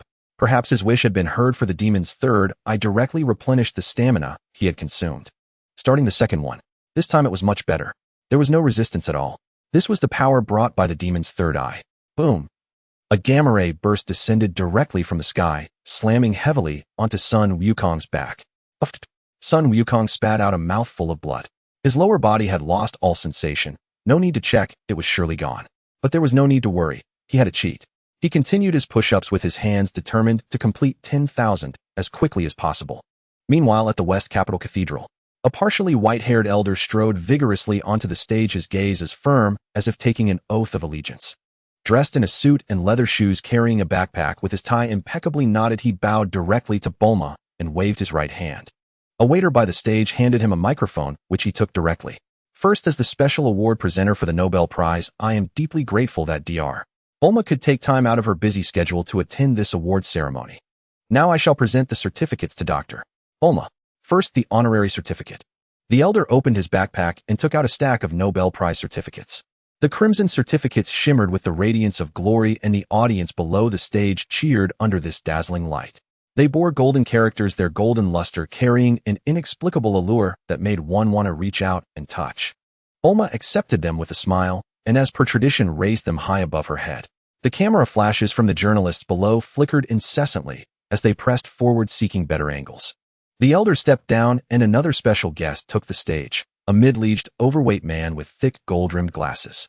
As a special guest, I will skip the self-introduction. I now present the medals to Dr. Bulma. The medals were brought up on a tray by a waiter. The gleaming medals were made of 99 pure gold, resting on a red velvet cushion. Dr. Bulma, there are too many medals to put on one by one, the middle-aged man explained. Bulma nodded. Indeed, so many medals were not suitable for wearing. She directly placed the medals into her backpack next to the dragon radar. The middle-aged man stepped down, and another special guest, a middle-aged woman, came up. Dr. Bulma, I am here to present you with the trophy. And so it took Bulma quite some time to receive all the awards. As for the prize money, Bulma donated it all to national organizations to help those in need. Why hasn't Wukong returned yet? Given his strength, he shouldn't have been gone this long. The award ceremony had already ended and 4 hours had passed. Bulma took out her phone to check the time, raising an eyebrow. Maybe I should call him. Wukong does have his phone with him. Bulma found Son Wukong's number in her contacts, but her finger hovered in the air, hesitating for a long time without pressing. Wukong only left a few hours ago. If I call, will he find it annoying? Never mind, I won't call. He'll ask Ios instead. Back home, Bulma contacted Ios directly by phone, her expression anxious. Ios, can you check where Wukong went? He said he was going to deal with Demon King Piccolo, but it's been a long time and he hasn't returned. Ios set down his phone, which was still displaying a mobile game. Don't you have Son Wukong's number? Just call him. I am afraid Wukong will think I'm too clingy. He's only been gone a short while, and I'm already calling him. Bulma voiced her concern. Son Wukong was someone who loved freedom and disliked being restrained. If she constantly checked up on him like others did, it would surely annoy him. Actually, you still want to know what Son Wukong is doing, don't you? That's why you came to me. Ios glanced helplessly at Bulma with a hint of disappointment. What's so good about that blockhead Son Wukong? He's useless except for fighting. You're the only one who treasures him like a gem. If it were me, I'd have slapped him twice long ago. Don't say that. Wukong is wonderful. Except for being a bit dull, sometimes he's excellent in every other way. Bulma was displeased and quickly retorted. Ios sighed, helplessly waved his hand, and a light screen appeared in the air, showing Son Wukong's figure. Bulma watched the scene of Son Wukong doing push-ups, her face flushing bright red. She quickly grabbed Aya's hand and said, "Turn it off. Turn it off." Son Wukong was actually training, and that place looked like a black hole. As expected of the Sagittarius, a black hole. It took me this long just to finish 10,000 push-ups. Son Wukong had no way to check the time, but he was certain at least several hours had passed. He flew directly away from the Sagittarius, a black hole. At this moment, his base form's battle power had already reached 100 trillion. Most of this was thanks to the fruit of the spirit tree. Without the fruit of the spirit tree he had exchanged from the system, he wouldn't have been able to move at all inside the Sagittarius of black hole. This power. It's unimaginably strong. Awesome. They'll keep it tomorrow. Returning home, he found that Grand Zeno had already arrived early in the courtyard. Grand Zeno was swinging on a swing with two attendants carefully watching over him, afraid that even the slightest accident might occur. Goku. Goku. Grand Zeno spotted Son Wukong descending from the sky, waved happily, let go of the swing, and jumped off directly. Huh. Son Wukong scratched his head, somewhat bewildered. This Grand Zeno acted just like a child. But that was for the best. At least he didn't have to worry about Grand Zeno casually erasing universes. Just then Son Wukong sensed an astonishing aura emanating from the direction of the Kaioshin realm. This energy was Frieza. This level of power had already reached at least 100 trillion. The golden Frieza form must be even stronger than this. That would mean Frieza's base form had already surpassed 100 trillion. He was actually stronger than him.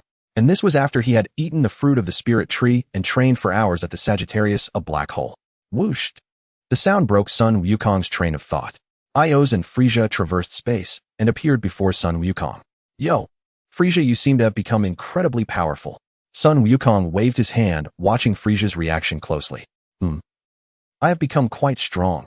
Frieza narrowed his eyes slightly, his arms crossed over his chest, as if he were meditating. Hey, Frieza, how about a fight? Just using our base forms. Seeing Frieza putting on an eye and the master act, Son Wukong felt the urge to fight. Now that his power was so immense, he felt an itch to show off a little in front of someone. The others were either not strong enough or existed in a different dimension. Frieza's battle power was close to his own, making him the perfect opponent. Oh ho ho ho. Frieza covered his mouth, letting out a series of maniacal laughs. Mr. Son Goku seems quite confident in his own strength, daring to challenge my base form power. Very well, you shall have your wish. Son Wukong pointed a finger at the sky. How about we go somewhere else to fight? If this place gets wrecked, Bulma will throw a fit. Fine, but let's stay on Earth. The universe is too far. Son Wukong flew off into the distance, scanning the ground below until he found a rocky area bordering a forest. Below, red rocks stood in clusters and animals were scarce. This spot will do. Son Wukong descended directly, landing on the ground. Thud. Frieza landed in a half-crouch, making a soft sound as a faint cloud of dust was stirred up. Son Wukong's pupils contracted. Despite Frieza's incredibly fast descent, he had caused only the slightest impact on the environment. It seemed Frieza's mastery over his ki was far greater than before he entered the hyperbolic time chamber. Son Wukong, you seem surprised by my power. There's no need for that. Because I have mastered something even greater, a form that surpasses Golden Frieza, Black Frieza. As he spoke, Frieza slowly rose to his full height, looking smugly at Son Wukong. Black Frieza. This was beyond Son Wukong's imagination. He never thought Frieza could still transform. Frieza's base form had already grown this much stronger. Adding a new transformation on top of that was unthinkable. Having a battle partner like you gives me hope for the future. Son Wukong leaned forward slightly, bending his knees with his right hand clawed in front and his left hand clawed behind, assuming a classic defensive stance. Hiya! Frieza roared and charged directly at Son Wukong. He had been impatient for this. A pillar of black flames shot into the sky, whipping up a fierce gale. The red rocks rapidly disintegrated in the violent wind, and the ground where Frieza had stood cracked open. A world-shattering fist hurtled directly towards Son Wukong's face. A confident smile played on Frieza's lips. This was a fist honed by special training, a fist containing the power of 200 years of training in the hyperbolic time chamber. Son Wukong's pupils shrank. His perception was correct. Frieza's base form had indeed surpassed 100 trillion. He tracked Frieza's attack trajectory and tilted his head slightly to dodge. Frieza's terrifying power tore through the air, and a piercing air blast roared in Son Wukong's ears. Missing his punch, Frieza swung his arm horizontally, aiming for Son Wukong's temple, pressing the attack. Son Wukong could only lean back to evade, spreading his arms to maintain balance. Simultaneously, he planted his hands on the ground and kicked upward like a scorpion, aiming for Frieza's chin. Frieza crossed his arms to block the kick. Son Wukong landed, dug his toes into the ground, and using the force of the rebound, launched a punch straight at Frieza's face. Frieza braced for the block, but the anticipated attack never came. It was Son Wukong's afterimage technique, designed precisely for opponents like Frieza, who hadn't fully mastered ki control. The real Son Wukong had already crouched low and swept Frieza's legs out from under him with a low kick. Then he followed up with an uppercut that blasted into Frieza's defenseless abdomen, his fist almost completely buried in Frieza's stomach. Gaia! Frieza screamed in agony, releasing his grip on his head to clutch his throbbing stomach. Son Wukong spun around using the rotational force to deliver a roundhouse kick that smashed into Frieza's temple. Boom! Frieza hurtled like a white cannonball into the rock pile. Crash! The rock pile was blasted through, leaving a human-shaped hole. Before Frieza could stabilize himself, he crashed through 3 thick trees in the nearby forest before finally coming to a stop. That damn monkey. How did he get so much stronger so fast? He wasn't this powerful when he fought Beerus. Frieza rubbed his head where he had been brutally kicked, questioning his own existence. He was a mutant of the Frieza race, an unprecedented genius who should have been second only to the gods. But then there was Son Wukong, this freak who could transform multiple times to rival Beerus. Yet how could a Saiyan like Son Wukong, who had a battle power of just over 100 billion in the morning, reach 100 trillion by evening? Was he cheating? Damn monkey, even if you're cheating, you still have no advantage in base form. After all, his base power was still slightly greater than Son Wukong's. He could easily continue the fight. In a future timeline aged 784, 17 years had passed since the emergence of androids 17 and 18. Son Goku, struck by a viral heart disease months before the android's arrival, had perished without ever entering battle. Every Z-fighter save for Son Goku had fallen in battle without exception. The ruins of a domed building in West City. To evade the androids, Bulma had relocated with Trunks multiple times, finally settling in a suburban area on the outskirts of West City. After over a decade of relentless effort, Bulma finally completed the time machine. Just recharging the energy took 8 months, and I never had a chance to test it. Bulma took a drag from her cigarette, the nicotine bringing a wave of relief.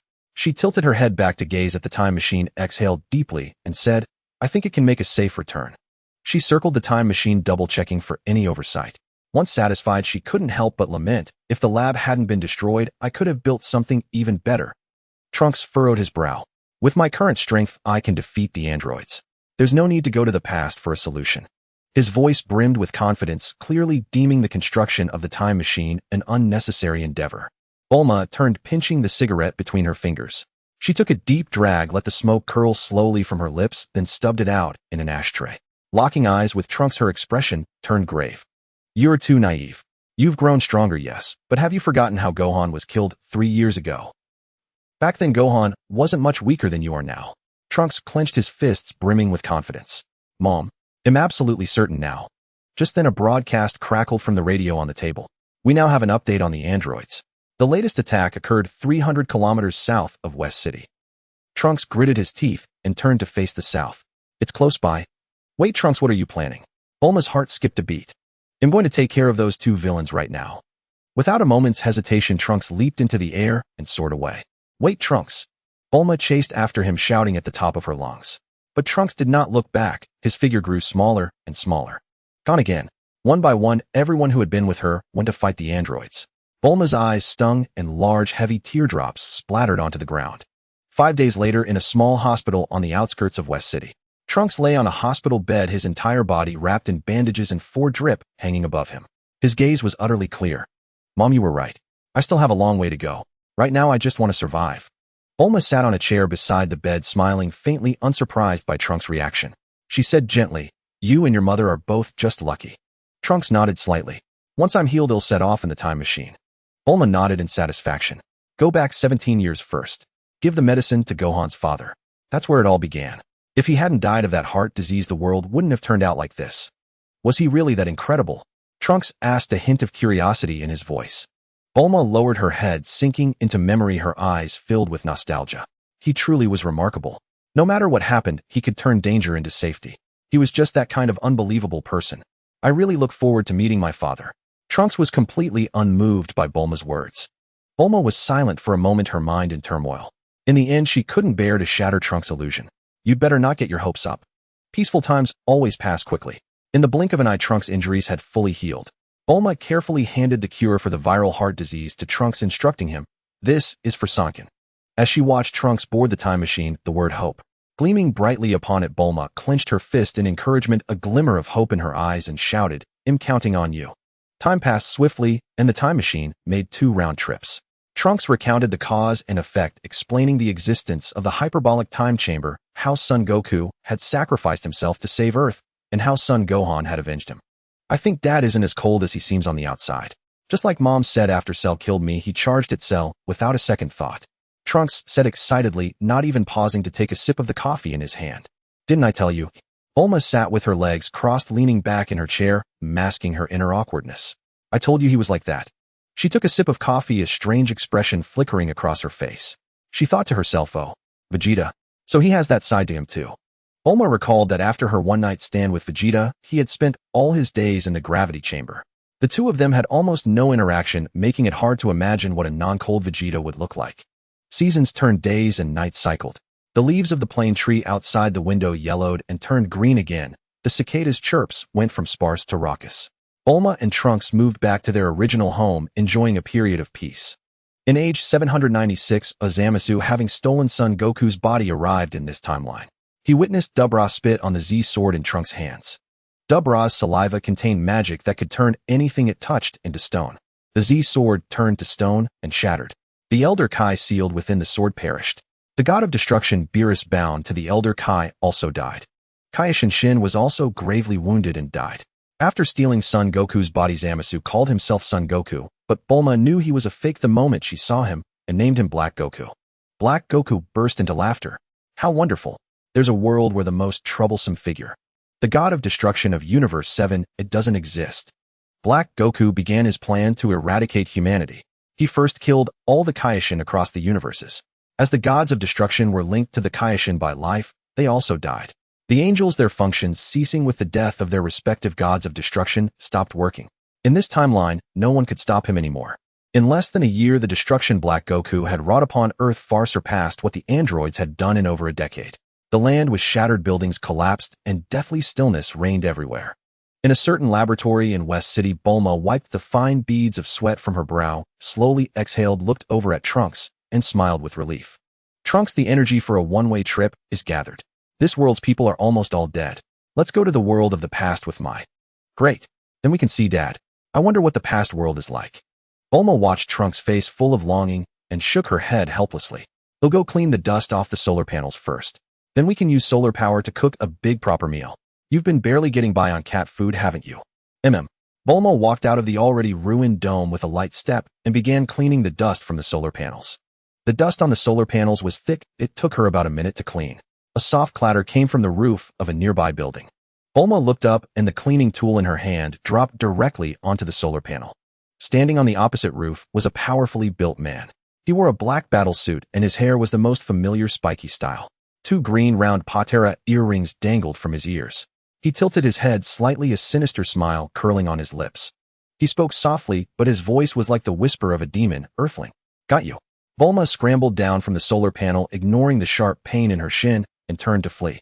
The figure across from her vanished in an instant, reappearing directly before her. He reached out a large hand, grabbed her by the collar, and lifted her into the air. Sensing Black Goku's energy, Trunks flew out from the ruined dome. Witnessing the scene, his eyes burned with fury as he charged forward, roaring, Black Goku, let my mother go. Hearing Trunks roar, Bulma twisted her neck with difficulty. As her chest tightened, almost suffocating, she bellowed, run, Trunks. Forget about me. Run. Two streams of hot tears flowed down Trunks' face. With a heart-wrenching turn, he fled with all his might. Run. Trunks, you think you can escape? Black Goku sneered, already gathering power in his hand. Looking at the familiar face before her, Bulma's eyes blurred with tears.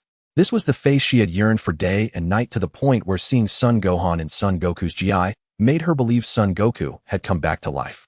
But this time he hadn't come to protect her. He had come to kill her. Scenes from the past began to flash before her eyes, racing by. She remembered their first meeting. Son Goku, treating her like an older sister, had followed her around, and she had merely used his strength. Later, as she spent time with Son Goku, her appreciation for him gradually grew into trust. After Son Goku defeated Piccolo Daimao at the 23rd World Martial Arts Tournament, she realized that the little boy had transformed into a man as reliable as a mountain. At that time, Son Goku was strong, handsome, and gentle. Undoubtedly the Prince Charming of her dreams. But Son Goku and Shishi eloped. The feelings of her youth slowly turned into love, growing deeper and deeper. When Yamcha cheated on her again, that love erupted completely, and she broke up with Yamcha for good. The excruciating pain of unrequited love drove her to make a crazy decision. She seduced Vegeta and had a one-night stand. The moment Trunks was born, she rushed to Son Goku, wanting to show off, to prove that without him, she could find a man as strong as he was.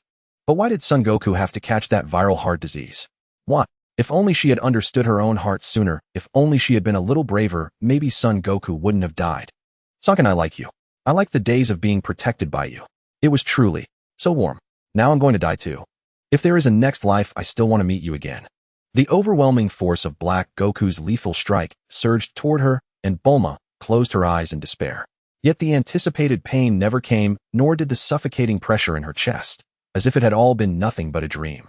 Instead, a peculiar sensation enveloped her, as if she were being held with her legs and neck gently cradled. This was... Bulma couldn't help but open her eyes only to find herself lying in the arms of a young man who held her in a princess carry. Seeing her eyes open, the young man gently set her down. Bulma, are you all right? His warm voice reached her ears. That familiar tone, that gentle cadence, the face she had yearned for day and night, and the unforgettable spiky hairstyle that had never changed. Are you, son? Bulma's eyes widened in disbelief at the sight before her. She rubbed her eyes only to confirm she wasn't mistaken. It's me, Bulma. Son Goku replied with a gentle smile, his voice as soft as a spring breeze.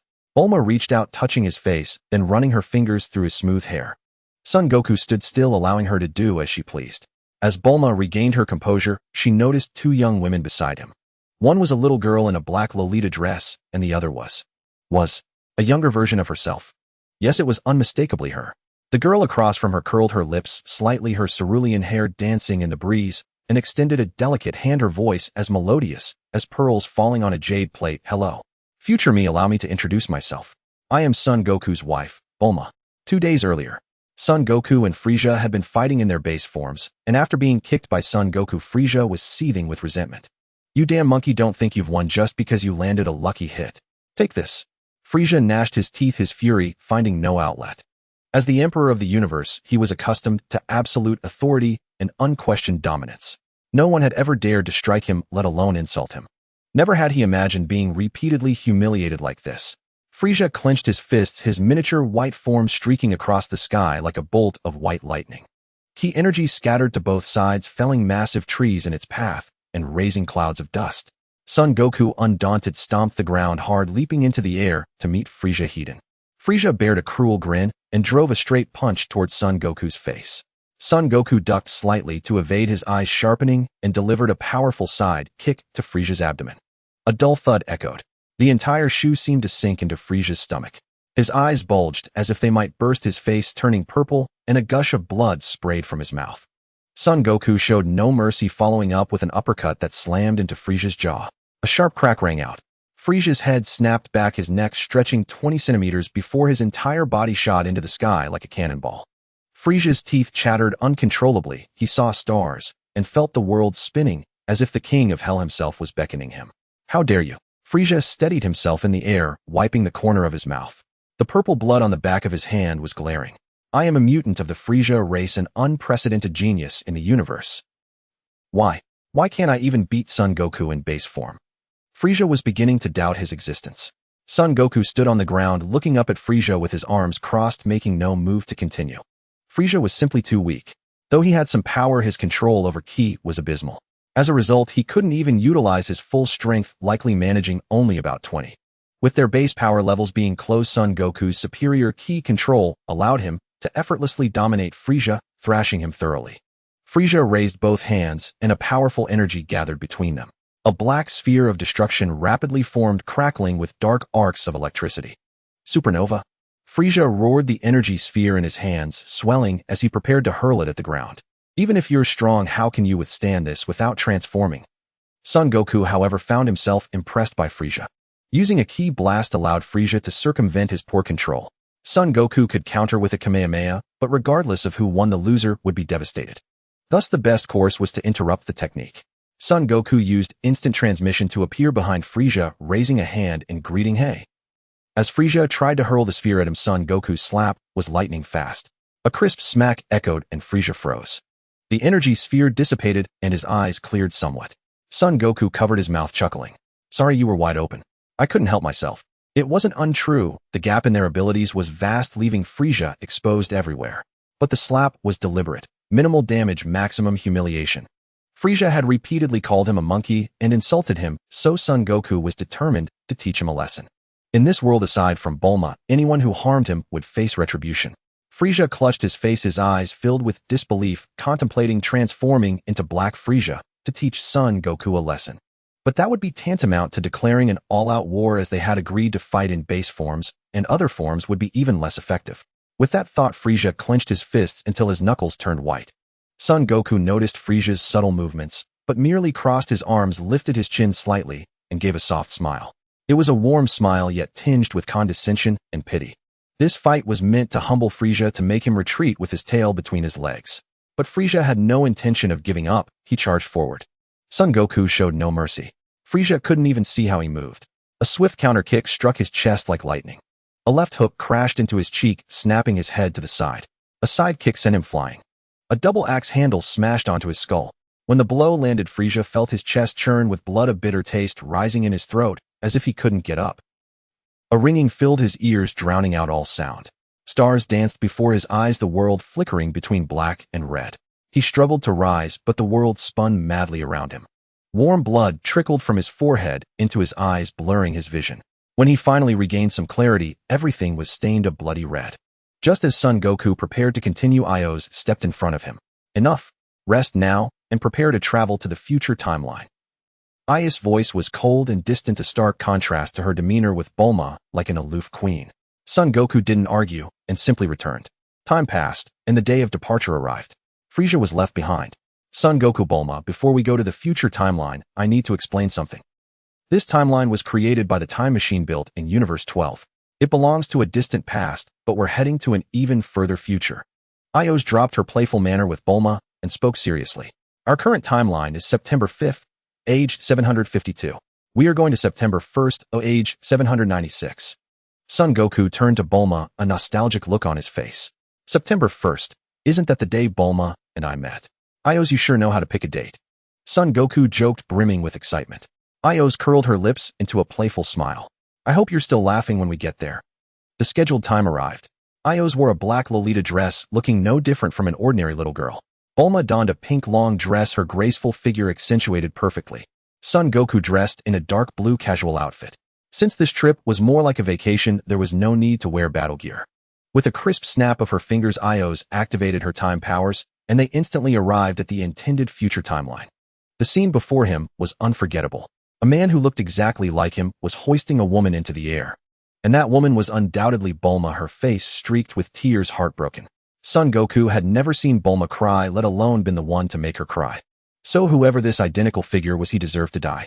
With a wave of his hand, Son Goku rescued Bulma. Black Goku was bewildered. What just happened? Did I attack? Where did she go? Had he killed so many people that he was now hallucinating, thinking he hadn't killed someone he actually had? Black Goku quickly realized he had misjudged the situation. The auras of several individuals were nearby, and the Earthling from earlier was among them. Before Black Goku could strike, a young man stepped before him, hands in his pockets, a mocking grin on his face. Trunks noticed the shift in the battle and turned back to observe. It's Uncle Goku. And Mother has been rescued. Was it Uncle Goku who saved her? Trunks spotted his mother and murmured to himself. He flew swiftly toward her, tears welling in his eyes. Trunks. Older Bulma embraced Trunks tightly. In the aftermath of their narrow escape, her greatest concern was for her son. Bulma watched the two, chin resting on her hand, lost in thought. Goku wasn't lying. In another timeline, I really do have a son named Trunks. He seems like a decent kid. Trunks studied Bulma, noting her resemblance to his own mother. Hesitant, he stepped forward and asked, May I ask who you are? My name is Bulma, but I'm not your mother. I'm married to Son Goku, Bulma replied honestly. There was no awkwardness. Goku had been upfront with her, and this was her own choice. Trunks frowned. In his view, his mother should be with his father. How could she marry another man, even if it was Uncle Goku? What's going on? Mother, shouldn't you be married to father? I mean Vegeta. Older Bulma remained unfazed.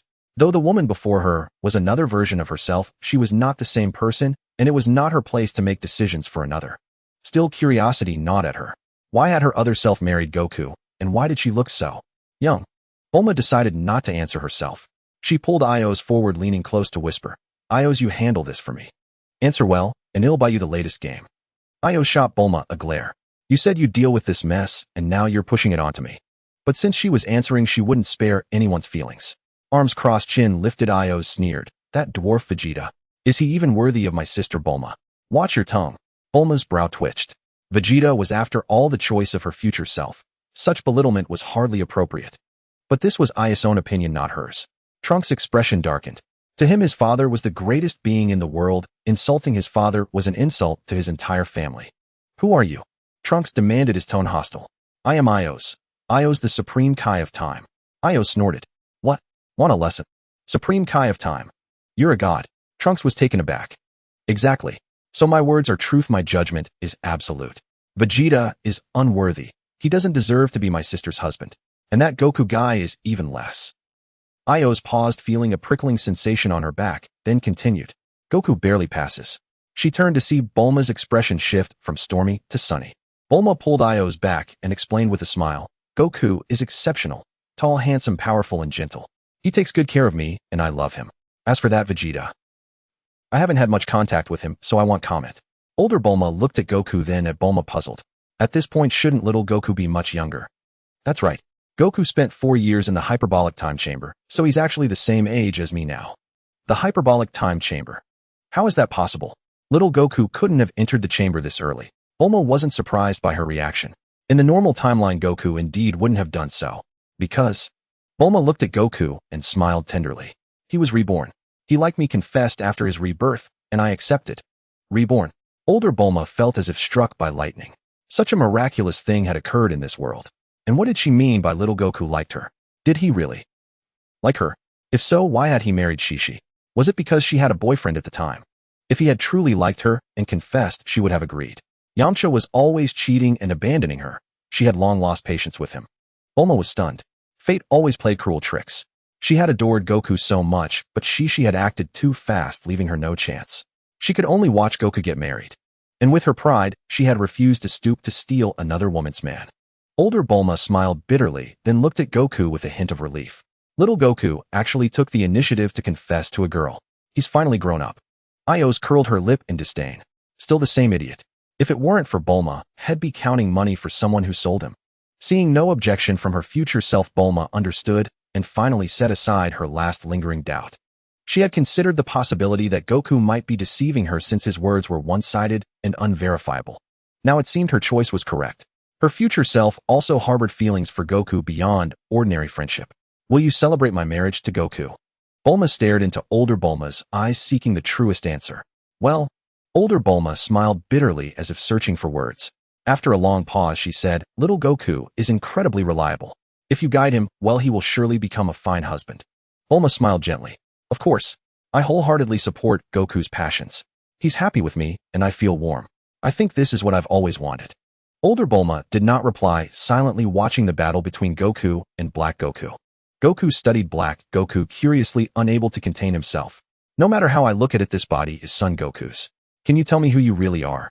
Black Goku let out a sinister laugh, initially restrained, then erupting into wild cackling.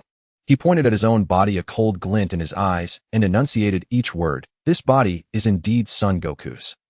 A smirk curled at the corner of Black Goku's mouth.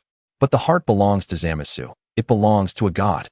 Vile wretch, to have seized Uncle Goku's body. No wonder you're so formidable. Trunks gnashed his teeth, wishing he could devour Black Goku alive. Bulma remained unruffled, as if everything unfolded according to her expectations. Goku crooked his finger, twisted his neck, and said, in that case, come at me. Let me see what you're truly capable of. Seeing Goku so nonchalant, Trunks hastily warned, Uncle Goku, you must be careful. That Dark One in his base form is already stronger than me as a Super Saiyan too. Oh, so formidable indeed. Interesting. Goku remained impassive, still taunting Black Goku with his gaze. Black Goku's power hovered around 200 billion. In the past, Goku would have been no match, but now Black Goku was nothing more than a buffoon. Black Goku sneered, conjuring a dagger-like purple energy blade in his right hand and slashing directly at Goku's neck. Goku tilted his head, exposing his throat, and met Black Goku's attack head-on. What? Trunks couldn't believe his eyes. Why would Uncle Goku take the attack with his neck? This went beyond mere confidence. Crack. The moment the energy blade struck Goku's neck, it shattered, as if colliding with an indestructible wall of bronze and iron. Trunks' eyes bulged like copper bells, unable to accept the sight before him. Was this still the invincible Dark One? In his base form, he could toy with Trunks' Super Saiyan form. How could a young Uncle Goku be this powerful, while human to possess such strength? Black Goku's face was ashen, his entire body trembling. Goku sneered, what's this? All out already? Where's your Super Saiyan form? Bring it out. Black Goku snapped back to reality. Right, he still had Super Saiyan. Confidence flooded back into him. Oh! Black Goku roared, and a golden aura erupted from within, sending ripples of power cascading outward. His hair stood on end, gleaming gold with a single golden fringe hanging over his forehead. Azure pupils glinted with cold light. Crackle! High-voltage arcs danced around his body. Goku nodded. Super Saiyan 2, quite impressive. Son Goku, enjoy your posturing while you can. Soon he'll show you the true might of a Super Saiyan. Black Goku had transformed, and the surging power within fueled his confidence. Die! Black Goku declared victory, stomping the ground and charging forth. The earth beneath his feet shattered, instantly cracking and crumbling. Black Goku rapidly gathered a ki blast in his hand and hurled it at Goku. Boom! The blast struck Goku, the violent explosion drowning out all sound. Smoke and dust billowed, obscuring Goku's form. Black Goku burst into laughter. No matter how tough you are, taking a ki blast heat and can't leave you unscathed. As the smoke cleared, Goku stood with his hands in his pockets, his posture unchanged. Aside from a bit of dust, he was completely unharmed. He lightly brushed off the dust with his right hand and chuckled, Super Saiyan, is that all? Trunks trembled with excitement. Uncle Goku's power was so immense it was almost unbelievable. He glanced at his mother and saw a flicker of secret delight on her face. In truth, Uncle Goku and his young mother seemed quite compatible. He sensed a vibrant upward energy from Goku, something he had never felt in the other timeline. Now he understood why the Goku from the other timeline refused to be revived after death. It wasn't because he feared attracting enemies, it was simply that Goku was running away.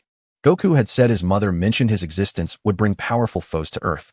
It had seemed like a casual complaint, but Uncle Goku had taken it to heart. At first he hadn't noticed, but now he knew Uncle Goku truly cared about his mother's opinion, even if it was just a passing remark. He shouldn't have held a prejudice against Goku. Goku had met his mother long ago, they just hadn't realized their true feelings for each other. In contrast, his father was a terrible husband. In the other timeline, when Dr. Gero's androids attacked his mother and his younger self, his father had simply stood by and watched. If he hadn't rushed to rescue them, his mother from the other timeline would have been dead long ago. He had never told his mother this because he didn't want to shatter the image she had of his father. She always said that despite his cold exterior, his father was gentle at heart. There was no gentleness. His father was cold to the point of being inhuman. If he hadn't made such an effort to connect, his father would still be a block of eternal ice. Black Goku stared at Goku in disbelief, stammering thighs. How is this possible? You can't be this strong. Black Goku went berserk, charging at Goku and attacking furiously.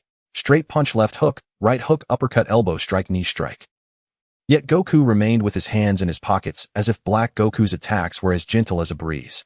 Black Goku attacked for a full minute until he was panting heavily, then finally stopped. What's this? Goku grinned. Had your fill. Any other tricks up your sleeve? If not, I'll have to kill you. Goku's tone was mild, but his words were steeped in murderous intent. No. You can't kill me, I am a god. Black Goku panicked, backing away. Yes, I am a god. A god, eh?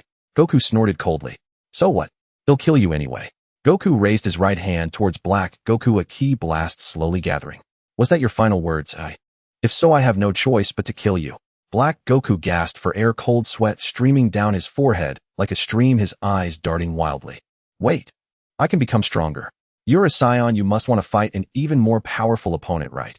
Black Goku stared intently at Goku, clasping and rubbing his hands together, as tense as a death row inmate awaiting judgment.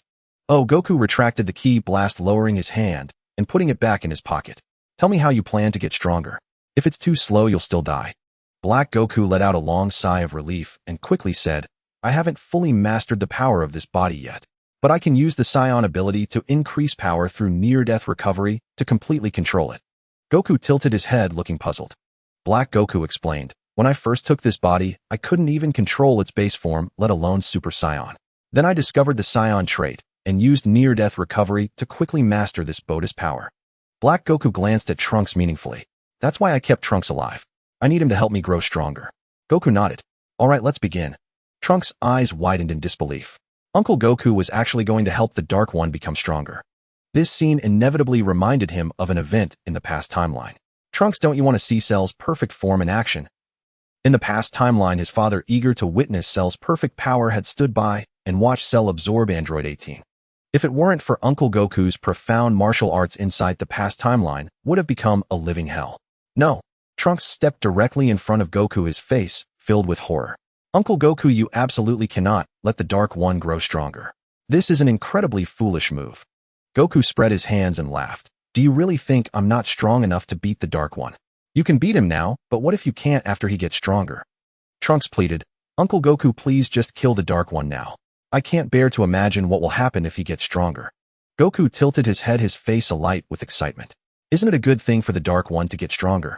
Don't you want to see what he looks like at full power? Trunks' face contorted and turned pale. Uncle Goku's expression was exactly like his father's when he wanted to see Cell reach his perfect form. No. Trunks was completely overwhelmed by rage, veins bulging on his forehead as he transformed into a Super Saiyan 2. He drew his sword with his right hand and slashed directly at Black Goku, who had already reverted to his base form. Black Goku sneered and caught the blade with one hand. With a knee strike to the gut, the sword flew from Trunks' hand. His body curled up, and he flew backward, crashing to the ground like a kite, with a broken string reverting to his base form. Bulma rushed over upon seeing Trunks' dire condition, and her future self also hurried over, though she was closer to Trunks and arrived first. Trunks, are you all right? Bulma gently asked as she helped him up. Mom, can you please talk to Uncle Goku? We absolutely cannot let Black grow any stronger. Trunks gripped Bulma's right arm, a glimmer of hope flashing in his eyes. I know Uncle Goku listens to you the most. If you ask him, he'll kill Black right away. Bulma smiled gently and shook her head. You may not realize just how powerful Goku is. Even if that Black were 10,000 times stronger, he'd still be no match for Goku. Seeing Trunks still worried, Bulma gestured toward Eos and added, and Eos is here too. Her power is immense. Even in the worst case, she can protect us. Really? Trunks came to his senses and looked at Bulma. Seeing her nod, he finally breathed a sigh of relief. Bulma pulled a Senzu Bean from her backpack and handed it to Trunks. Here, this is a Senzu Bean. Senzu Bean. Trunks took it carefully, tears welling up in his eyes. In this world, Senzu Beans had long ceased to exist. If they still did, Gohan wouldn't have died. After Aunt Shishi passed away, Gohan lived with him while his mother took care of them and worked on the time machine. Those days were a rare happiness, but they were all destroyed by the androids. He had thought defeating the androids would bring eternal peace, but he never expected a monster like Black to appear. Trunks swallowed the Senzu Bean in one gulp, a warm sensation spreading through his limbs and healing even his internal injuries. Thank you, Mom. Bulma ruffled Trunks' hair and smiled. No need to thank me. Calling me Mom is enough. The elder Bulma watched this scene with a gratified smile. Goku asked curiously, how do you plan to recover from near death? Do you have something like a Senzu Bean? Of course not. You'll see soon enough. Black Goku communicated telepathically, making no effort to hide it from Goku. Zamasu, come quickly. Goku raised an eyebrow. Zamasu. He had called himself Zamasu earlier, and now he was calling for Zamasu. What was going on? A subtle spatial distortion emanated around Black Goku. Goku's pupils contracted as he focused on the source. With a whoosh, a young man with a white mohawk appeared. He had green skin, wore the attire of a Supreme Kai, and sported Patera earrings. This was Zamasu, the apprentice Supreme Kai of Universe 10. Supreme Kai. Goku's pupils shrank sharply. Trunks' eyes widened in disbelief. Black has an accomplice. Black Goku paid no attention to their shock and simply explained his plan. Goku beat me half to death first. Zamasu will heal me. Zamasu, what is the meaning of this? Zamasu demanded, his tone displeased. Zamasu, it's just a minor issue. Nothing to worry about. Everything is going according to plan. Black Goku walked toward Goku without any hesitation. Alright, let's begin. Just make sure you don't kill me. Goku aimed a ki blast at Black's chest, and a blue beam pierced straight through it. Black coughed up a mouthful of blood mixed with organ fragments, collapsed to his knees, and then fell to the ground, blood pooling beneath him. Zamasu placed his hand over Black's wound and began healing. In mere seconds, Black was fully recovered. Black clenched his fist in disbelief, feeling the surging power within him, far greater than he had imagined. Trunks was stunned, his voice trembling. Heavens! Black's power has increased 20-fold in an instant. How? How is this possible? Goku's mouth twitched. This body had some hidden depths concealing such immense power. Black's Super Saiyan 2 form was already on par with Super Saiyan 3, and Trunks was the same. With this power boost, he could rival a Super Saiyan god. Black looked up, closed his eyes, and spread his hands, savoring the power within. Soon he opened his eyes and laughed heartily. I have fully seized Goku's power. This body now belongs entirely to me. The base filthy Saiyans are unworthy of such might. Only a god deserves to wield this power. Goku scratched his cheek, a bit puzzled. You've certainly become much stronger, but is it really that big a deal? What do you know? Black roared angrily. You are merely a human. How dare you possess power greater than the gods? This is an insult to divinity. And I. Black pointed at himself and continued, I will rectify the mistakes of those worthless gods. I will rid this world of filthy humans. I will return every planet to its pristine original state. Goku scratched his head, his brain nearly overheating. That sounds so profound and complicated. You mean you want to wipe out humanity? Exactly. Oh, I get it now. Goku nodded and continued, but you can only transform into a Super Saiyan. How can you defeat me? Hep. Black snorted coldly. Who says I can only become a Super Saiyan? Having fully mastered Goku's body, I can now transform into a Super Saiyan God. Super Saiyan God. Trunks was baffled. What's that? Aya. Black clenched his fists and let out a fierce roar, unleashing a pink divine energy from within. In an instant, Black's hair changed to a pink hue and his pupils shifted accordingly. When a Supreme Kai surpasses the Super Saiyan God, the transformation is not blue, but a more divine rose pink. Black reveled in the divine energy flooding his body, his confidence fully restored as he explained to Goku. In keeping with you Saiyan's naming convention, I shall call this form Super Saiyan Rose.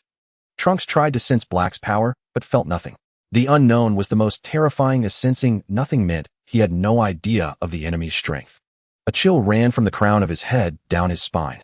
Trunks staggered backward, his mouth agape, gasping for breath. It's over. Black has not only grown dozens of times stronger, but has also transformed into Super Saiyan Rose. Goku applauded and nodded. Now you're finally looking somewhat impressive. Black grinned. All bluster. Do all Saiyans like to put on airs? In a millionth of a second, Black threw a punch at Goku's face. With a loud crack, the punch landed squarely, yet Goku hadn't even moved, his hands still in his pockets. Black stared in disbelief at his own knuckles, which were red and felt as if they had fractured. How is this possible? You haven't even transformed. Trunks' mouth hung open wide enough to hold a salted duck egg. He was equally bewildered. Because I've mastered Ultra Instinct, a divine technique. The only pity is that combining it with Super Saiyan God results in additive rather than multiplicative power. Goku stretched and continued. You can think of it as me being able to use divine energy even in my base form, but Ultra Instinct requires divine power to activate. A divine technique. Damn it. Black's body nearly went limp. Although he didn't know what it was, it sounded incredibly prestigious. It was also clear that Goku wasn't even trying. A wave of helplessness washed over Black. You've already lost your will to fight. Goku shook his head in resignation. Very well, I'll send you on your way. Don't be a villain in your next life. Goku aimed his palm at Black and fired a blue ki blast. A thunderous roar echoed across the area, billowing smoke. When the dust cleared, not even a trace of Black remained on the ground. Seeing this, Trunks laughed so hard tears nearly streamed down his face. He threw himself into the elder Bulma's arms, pointing at the spot where Black had died and shouting, "Mom, did you see that? Black is dead. Uncle Goku killed him with one shot." "Yes, I saw it. Mr. Son is truly amazing." The elder Bulma patted Trunks' head, beaming. "I knew that as long as Mr. Son is here, there's nothing he can't solve." Goku turned to Zamasu with a cruel smile.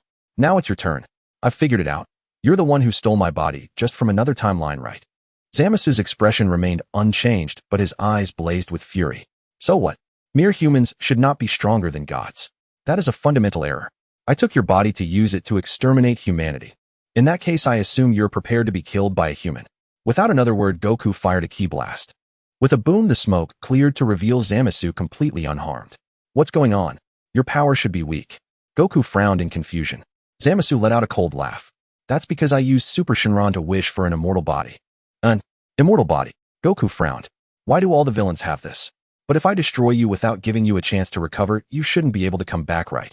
Goku conjured a blue energy blade and sliced Zamasu into pieces in an instant.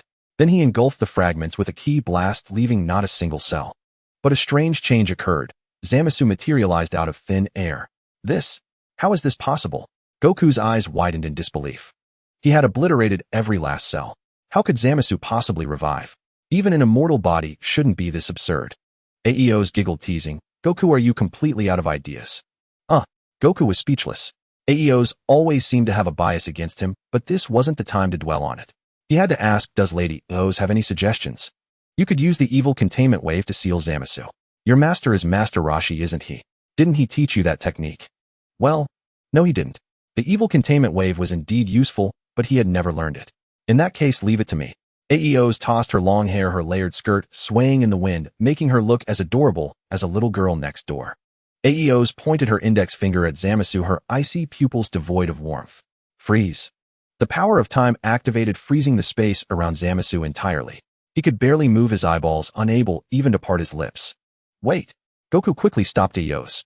Zamasu's crimes cannot end like this. Since he wants to destroy humanity, a human should be the one to finish him. Then what do you propose? It'll make him realize that an immortal body is a burden, not a boon, when one is weak. Goku's eyes turned cold, a chilling, murderous intent seeping out.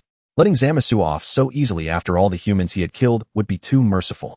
Goku grabbed Zamasu by the throat and asked coldly, "When you were killing humans, did you ever think you'd end up at someone's mercy? A base mortal dares to look a god in the eye. Human, are you trying to instruct a deity? You're nothing but a mere human." Even with a hand around his neck, Zamasu's hatred for humanity was palpable. "Is that so? Then die." With a loud bang, Goku's left fist smashed Zamasu's head like a melon, spraying red and white matter. In the next instant, a new head grew back. "Human, it's useless. I am immortal. No matter how many times you kill me, I will revive." "Shut up." Another punch and Zamasu's head exploded again. It regrew, his face twisted with disdain. "Human, how many times must you try? Ignorant creature. Even with power surpassing a god, you remain foolish." Another punch cut him off. "Ridiculous humans. It's because of your ignorance that I must exterminate you all." Another punch. Though humans bear heads resembling a god's, their core is stubborn. After so many attempts, you still stray further down the wrong path. The 1000th punch. "Human, how many times must I say it? How many times will you defy the will of the gods? Ignorant creature." The 10th punch. "Pitiful humans. You only resort to violence, solving everything with your fists. I feel nothing but sorrow." The 100,000th punch. "Foolish mortals, forever repeating the same mistakes. Creating you was the gods' greatest failure." The 1,000,000th punch. "Ugly Saiyans, the ugliest of all races, always choosing to solve everything with their fists." The 10,000,000th punch. "How many times must I say it? Humans, filthy, despicable, shameless humans who only know how to swing their fists." Zamasu's face was completely distorted. The endless cycle of death, revival, and excruciating pain had shattered his composure. Goku threw Zamasu to the ground and sneered, "Pitiful god. What good is an immortal body? I can kill you as many times as I please. That is the tragedy of weakness." Zamasu slumped to the ground, his divine arrogance gone. Goku was right. Even with immortality, the repeated torment had inflicted a devastating toll on his mind. Even sitting on the ground, recalling the ordeal, made him sweat profusely and turn pale. Yet that alone could not make him abandon his ideals. How could he break this deadlock? A weak god was even more helpless than a human. Power. He needed power. Zamasu lowered his head, his eyes darting as he searched for a solution. Soon his gaze fell upon the ring on the ring finger of his right hand, a white time ring. "Human, keep your neck clean and wait. When we meet again, this god will return the pain 1,000-fold, 10,000-fold." A faint smile curled at the corner of Zamasu's lips. With a thought, he activated the time ring and vanished into a distant future. "Son Wukong, did you intentionally let Zamasu escape?" Aeos directly questioned. "You can't handle an immortal body. What exactly are you planning?" Seeing his thoughts exposed, Son Wukong smiled sheepishly. "Sorry, Lord Eos. I saw that Zamasu would stop at nothing for power, so I thought if he left in pain, maybe next time we meet there'd be a surprise." TCH. Aeos shot a contemptuous glare at Son Wukong. "You're such a battle maniac, completely enslaved by the thrill of combat."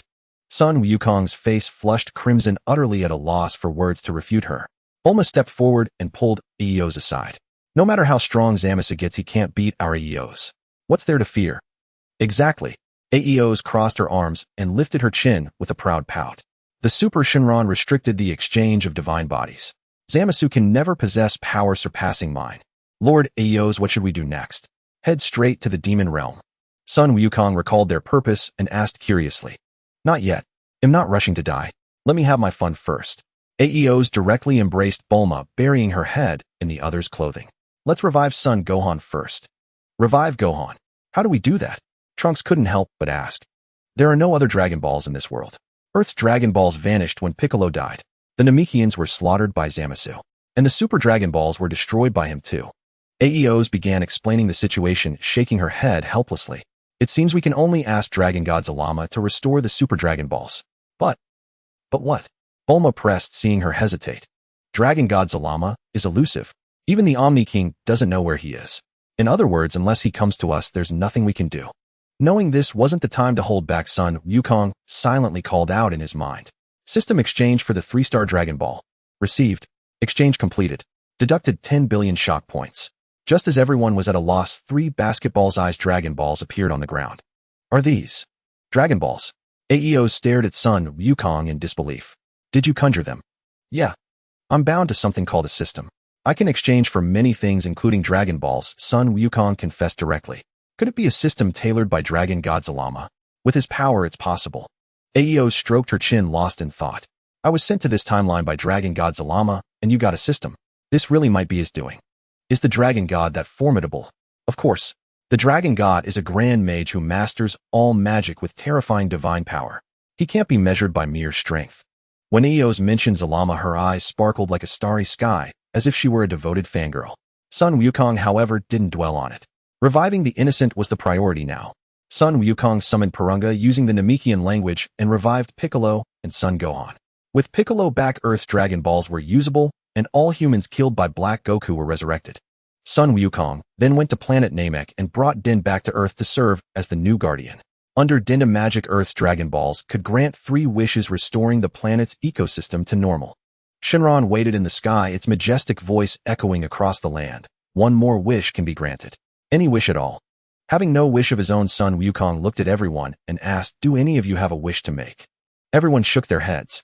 Seeing no one had wishes, the older Bulma stepped forward. "Can I make a wish?" "Of course." Without hesitation, she began, "Shenron, restore my body to the age of 30. Shenron's rule-based power activated, and the older Bulma visibly grew younger. "I'm really young again." She touched her cheeks, pulled out a mirror to admire herself, and started preening. "Oh my, I was truly beautiful in my youth." No wonder little Son was so mesmerized. Bulma also appraised her. "I'm indeed beautiful. Looks like I can become this gorgeous too." After his death, Son Gohan had been training in the other world. The moment he revived, he spotted Son Wukong. His eyes widened and he charged into Son Wukong's arms like a cannonball, tears streaming uncontrollably. "Dad, it was so hard without you.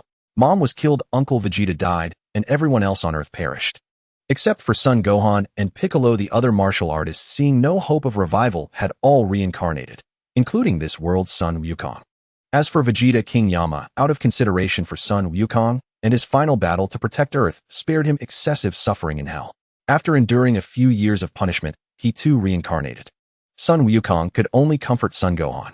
With Piccolo around, Son Gohan soon recovered. "Brother Gohan." Trunks threw himself into Son Gohan's arms, already sobbing uncontrollably. Once everyone calmed down, Son Gohan finally noticed Bulma's presence. Are you Aunt Bulma?" he asked in astonishment. Bulma directly linked her arm with Son Wukong's, laughing from the heart. Her lips curled into a crescent, revealing neat white teeth radiating an infectious charm. "Yes, and I'm Goku's wife. We're not from this timeline, we came from the past." Son Gohan's jaw nearly dropped. After crying so much in Son Wukong's arms, it turned out this wasn't even his real father. How strange. Dad marrying Aunt Bulma. I never saw that coming. Son Gohan looked at the two, so deeply attached, with a peculiar expression. "Moi." Bulma planted a kiss on Son Wukong's lips right in front of Son Gohan, then shot him a lingering, meaningful glance. Son Gohan was left speechless by Bulma's antics. Did she have to flaunt their affection deliberately in front of him? He had never had a girlfriend, and seeing Bulma and Son Wukong like this, he was suddenly at a loss. His face flushed crimson. Seeing Son Gohan embarrassed, Son Wukong suggested, "Bulma, maybe we should stop. Who was it that said they liked me? Now you're afraid in front of Gohan." Bulma pouted, snorted defiantly, and challenged, "Kiss me." Son Wukong turned away, doubting his ears. "What did you just say?" "I said kiss me. What's scared?" Bulma leaned close to Son Wukong's ear, her breath fragrant as an orchid. Unable to resist her teasing, Son Wukong pulled her in and kissed her on the lips. Indeed, Bulma's lips were incredibly soft. As he leaned in, the gardenia-scented fragrance of her body enveloped him, lingering at the tip of his nose, as tempting as a delicacy waiting to be savored. Watching the two in a passionate kiss, Son Gohan and Trunks both turned away, unable to look. When their lips parted, Bulma complained, "Why kiss so hard? It's not like we've never done this before. You're acting like a virgin." "Well, it's because you're so irresistible, Bulma. I can never get enough." Son Wukong wrapped his arms around her, ready for another round. "TCH. Aeos," mocked the pair with a shake of her head. The older Bulma watched, her face burning hot. Though she liked Son Wukong, she had never imagined such an intimate scene with him. Seeing her younger self kissing Son Wukong so passionately, she inadvertently got drawn into the fantasy. Helplessly, the older Bulma also turned her back to them, afraid of entertaining improper thoughts. "All right, you two." Aeos, having been force-fed a mouthful of lovey-dovey display, could not help but interrupt. "Son Wukong, there is something I must entrust to you." "What is it?" Son Wukong asked with a serious expression. "I want you to disguise yourself as a villain and cause a massive ruckus in another timeline. Your primary target is to thoroughly thrash that timeline's Son Wukong to vent the resentment in my heart.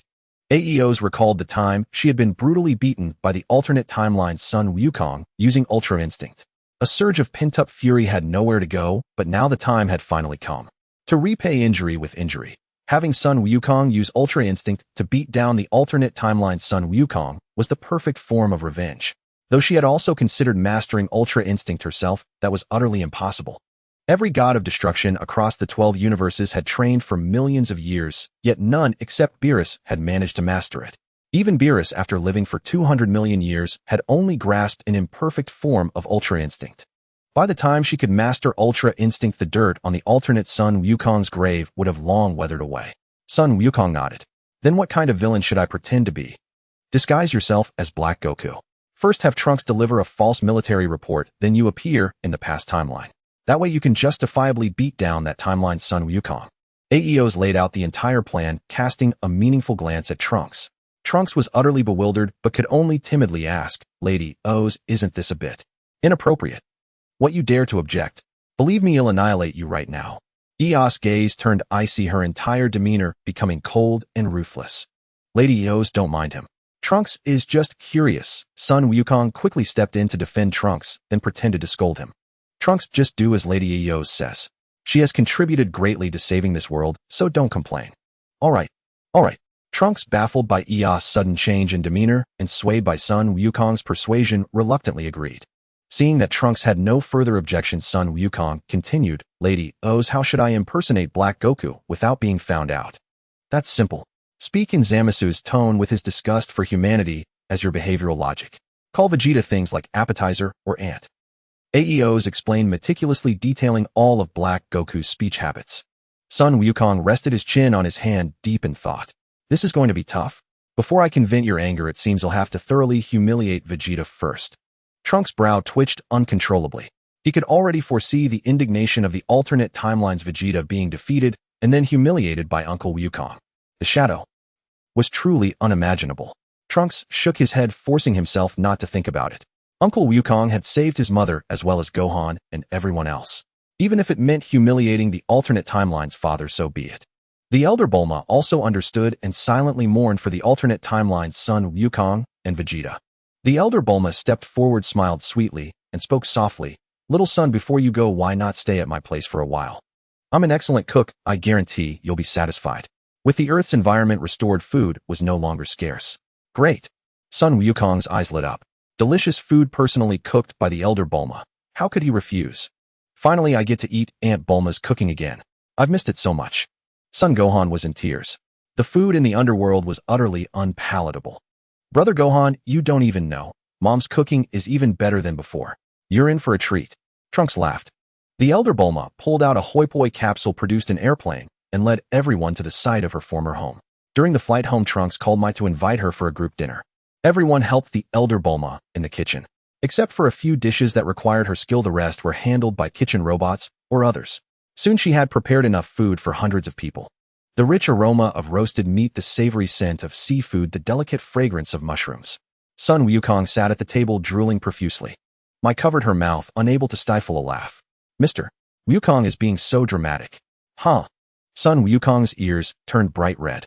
Embarrassing himself in front of everyone was one thing, but losing face in front of Trunks' girlfriend was another. The Elder Bulma placed a large platter of roasted meat in front of Son Wukong and began to introduce it. This is my latest creation, roasted venison from a young deer. Tell me what you think. Son Wukong stared at the roasted venison coated in sauce. The steaming heat mingled with the intense meaty aroma, making his mouth water. He eagerly reached out to grab it and take a bite, but noticing Mai was present, he picked up a knife and fork, pretending to cut a piece of venison and savor it. But this did not escape the Elder Bulma's keen eye. She immediately took several pairs of disposable gloves from the table and handed one pair to Son Wukong. Afraid he might be too restrained, the Elder Bulma specifically explained, Little son, make yourself at home.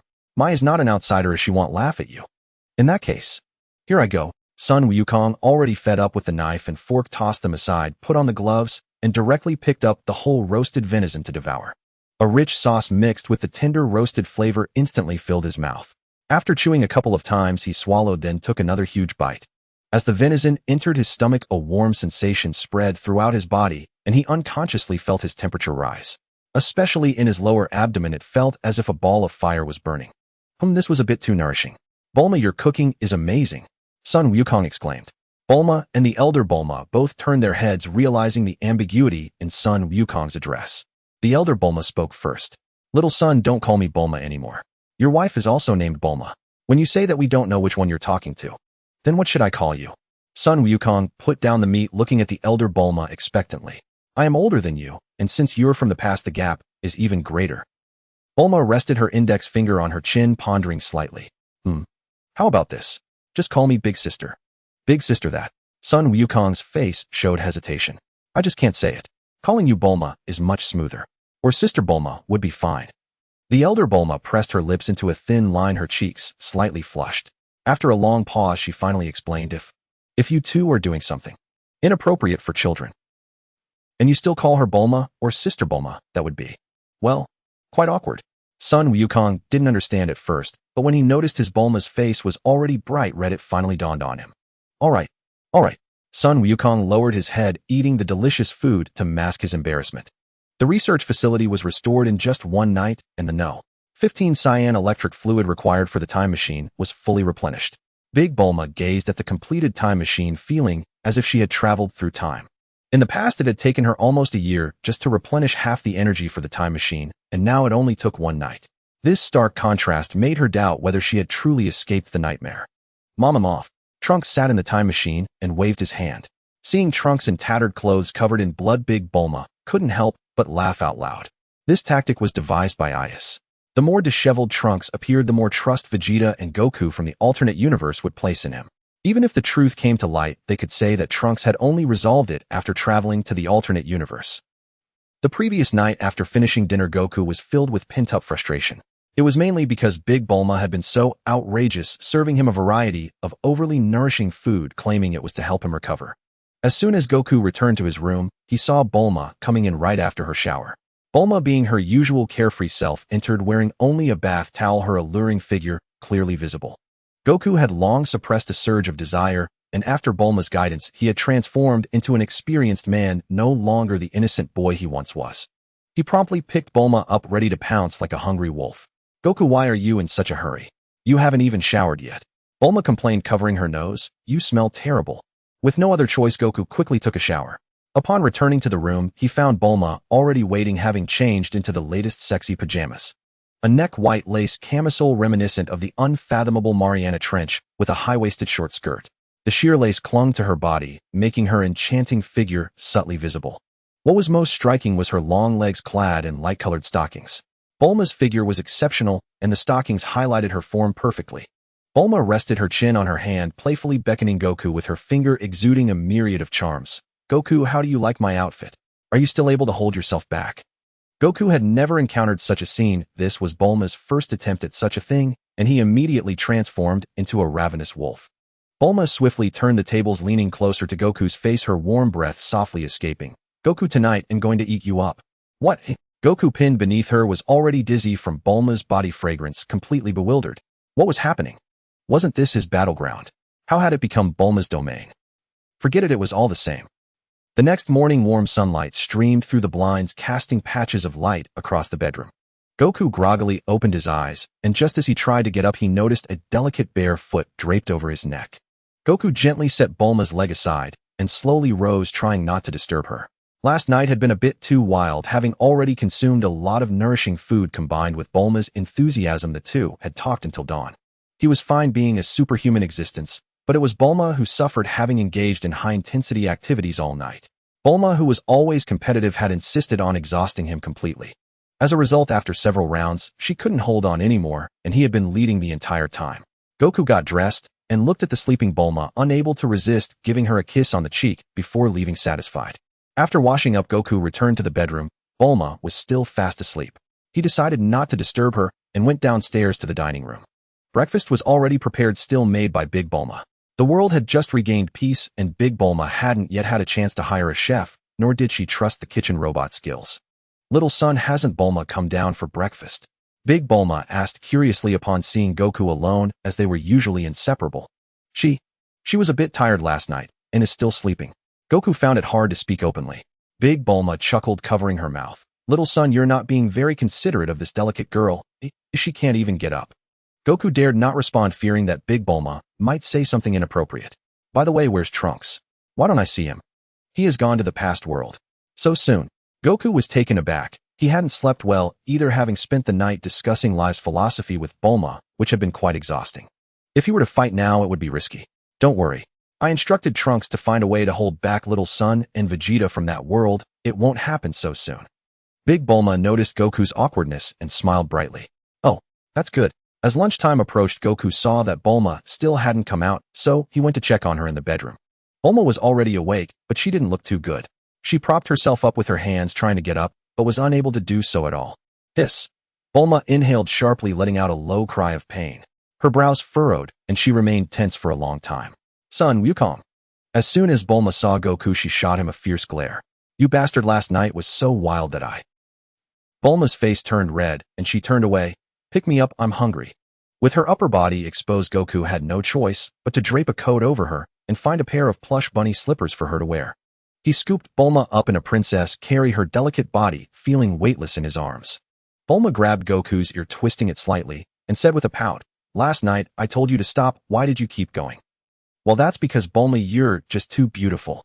Goku pretended to be in pain, continuously crying out for mercy. Bulma released her grip, wrapped her arms around Goku's neck, and huffed lightly. Smooth talker, do you often trick other girls like this? How could that be? Goku raised 3 fingers, swearing, Bulma, before I met you, I hadn't even kissed anyone. How could I possibly deceive? Call me wife. Before Goku could finish his explanation, Bulma interrupted him directly, leaving him speechless. What kind of change was this? Hadn't he always called Bulma properly? Seeing that Goku was slow to respond, Bulma sulkily puckered her lips, getting closer to his ear, and murmured, Call me wife. Goku's ears turned red and his heart raced. He turned his head, trying not to look at Bulma to gain some breathing space. This action only irritated Bulma. She cupped Goku's face with her hands and turned it towards her.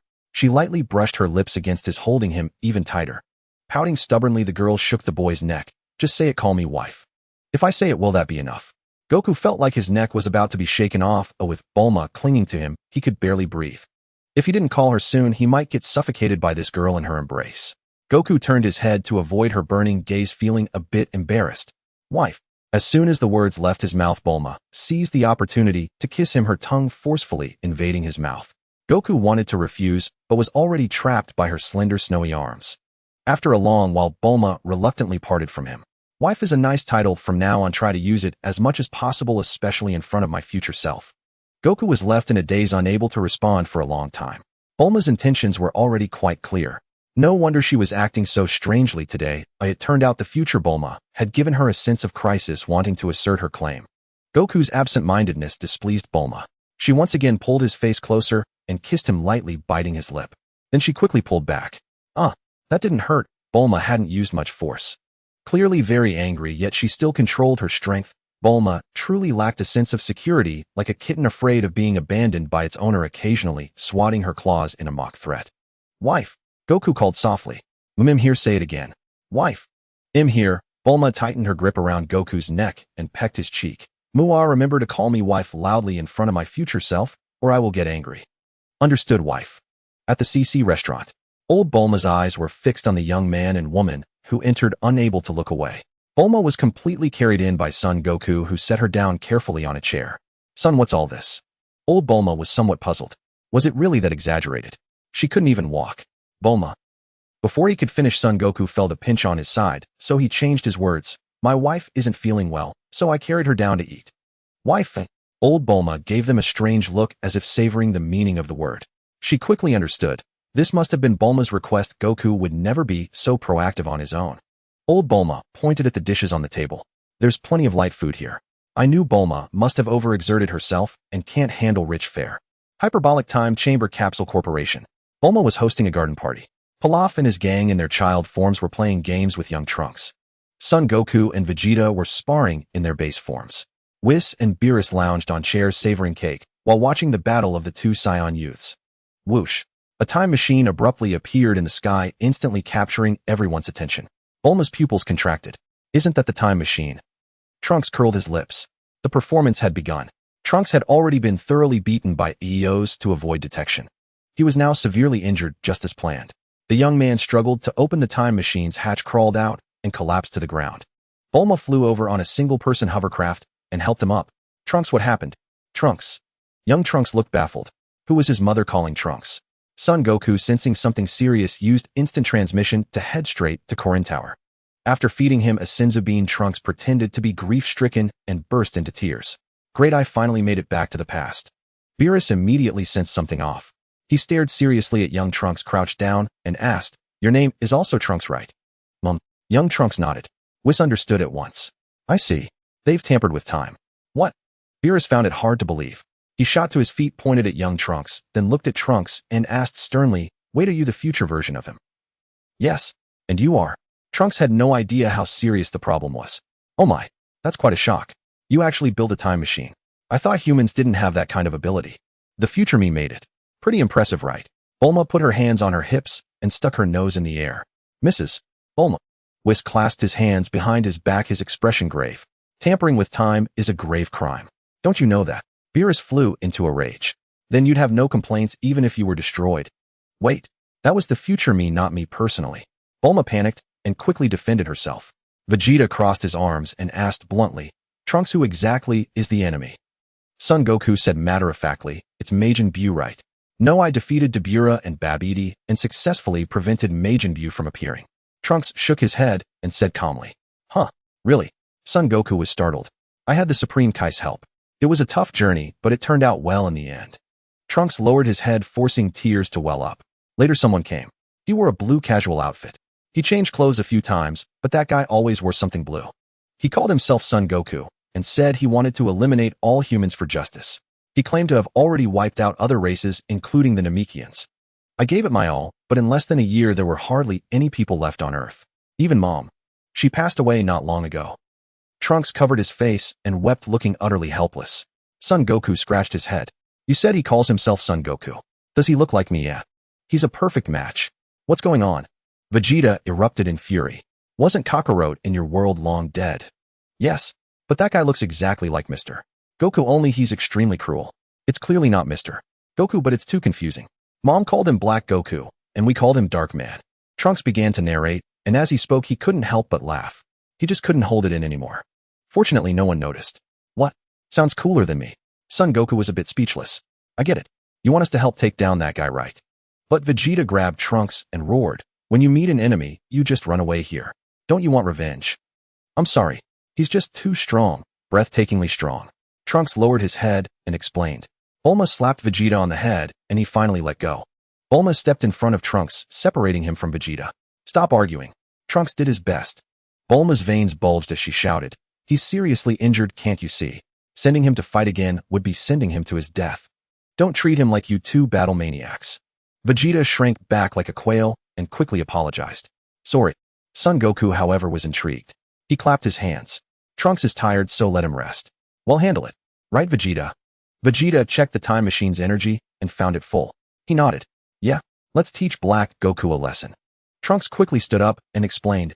You have no idea how strong the Dark Man is. Even when I transform into a Super Saiyan, I can't beat him. Is that so? He must be really strong. How about we have a sparring match? Trunks immediately transformed into Super Saiyan 2, arcs of electricity crackling around him. His Super Saiyan form had the same power boost as Super Saiyan 3. The last time he couldn't beat Black Goku's base form as a Super Saiyan, it was because he was already severely injured. Trunks drew his sword and slashed directly at Son Goku. Son Goku also transformed into Super Saiyan 2 and blocked the sword attack with a single finger. No matter how Trunks struck, Son Goku deflected it effortlessly. After some probing, Son Goku transformed into Super Saiyan God and knocked Trunks back to his base form with one blow. Trunks sheathed his sword, sat on the ground, and shook his head. So this was all the Goku of this timeline could do. Mr. Goku, your strength is impressive, but I don't think you can defeat the Dark Man. Still not enough to beat Black Goku. Son Goku's expression grew serious. Right? Maybe you and Dad could train in the hyperbolic time chamber for a few years. That might improve your odds. Trunks suggested. What are you saying? Vegeta wanted to leap over Bulma and punch Trunks. Training in the time chamber for a fake. Are you looking down on me? Trunks waved his hands and laughed. No, I just want everyone to be fully prepared before we go. I actually want to fight too, so just give me 2 more days. Oomph. Vegeta snorted coldly. Afraid to die, and you tell others to train. Ridiculous. Trunks had to make up an excuse. He had promised his mother to keep his father and Goku occupied. He could only hope Uncle Goku would arrive soon, otherwise he'd have to think of another plan. Having lingered in the future timeline for nearly 2 days, Son Wukong, seeing that Bulma had rested sufficiently, used Aya's assistance to travel to the super timeline. Son Wukong, be careful not to die from recklessness. Io, still uneasy, cautioned him before he left. Your current identity is Black Goku. No one will hold back. If you die, I won't be able to answer to Bulma. Son Wukong nodded. He raised his hand like a sword to his forehead, carefully sensing the highest power levels on Earth. Currently, the beings with power levels exceeding 1,000 were mostly at Capsule Corporation, while Son Gohan and Son Goten were on Mount Pozu. Moreover, Whis and Beerus were also present. It seemed this provocation could easily escalate into a battle with Beerus. Unfortunately, to take care of Bulma, he hadn't trained. The youth sighed, then instantly elevated his energy. In a mere moment, he arrived above Capsule Corporation. Son Wukong looked down from his vantage point, his gaze sharp and piercing as he surveyed the scene below. Beerus, lounging in a chair and sipping a drink, glanced up at him. The other warriors, having also sensed Son Wukong's arrival, began to gather. Son Wukong folded his arms, flashed a grin, and landed slowly. Yo, everyone's here. That's good, saves me the trouble of hunting you all down one by one. The youth twisted his neck, acting as if the assembled experts were beneath his notice. Vegeta let out a slight grunt of surprise. How did you get here? Aren't you supposed to be in the future world? Son Wukong shrugged his shoulders slightly, letting out a series of cold sneers that soon erupted into manic laughter. The prince of all Saiyans, Vegeta? A mere ant like you is unworthy of knowing my secrets. You? Vegeta's fists clenched with audible cracks, veins bulging on his forehead. You bastard. Oh. With a furious roar, Vegeta instantly transformed into a Super Saiyan. A golden aura erupted from his feet, shooting straight into the sky. The ground trembled and various objects defied gravity, floating suspended in the air. Like a hunting leopard, Vegeta charged decisively at Son Wukong. In 0.0001 seconds, he drove a fist straight towards Son Wukong's face. Son Wukong made no move to defend, letting Vegeta's heavy punch land. Bang! The blow was capable of obliterating the world, yet striking Son Wukong's face felt no different from a gentle breeze. The corner of Son Wukong's mouth curled up slightly as he looked at Vegeta with disdain. He chuckled lightly. A mere piece of trash like you. How dare you raise your fist against a god? Undeterred by his failed strike, Vegeta launched a relentless barrage of lightning-fast punches and kicks. Son Wukong evaded each one with unhurried grace.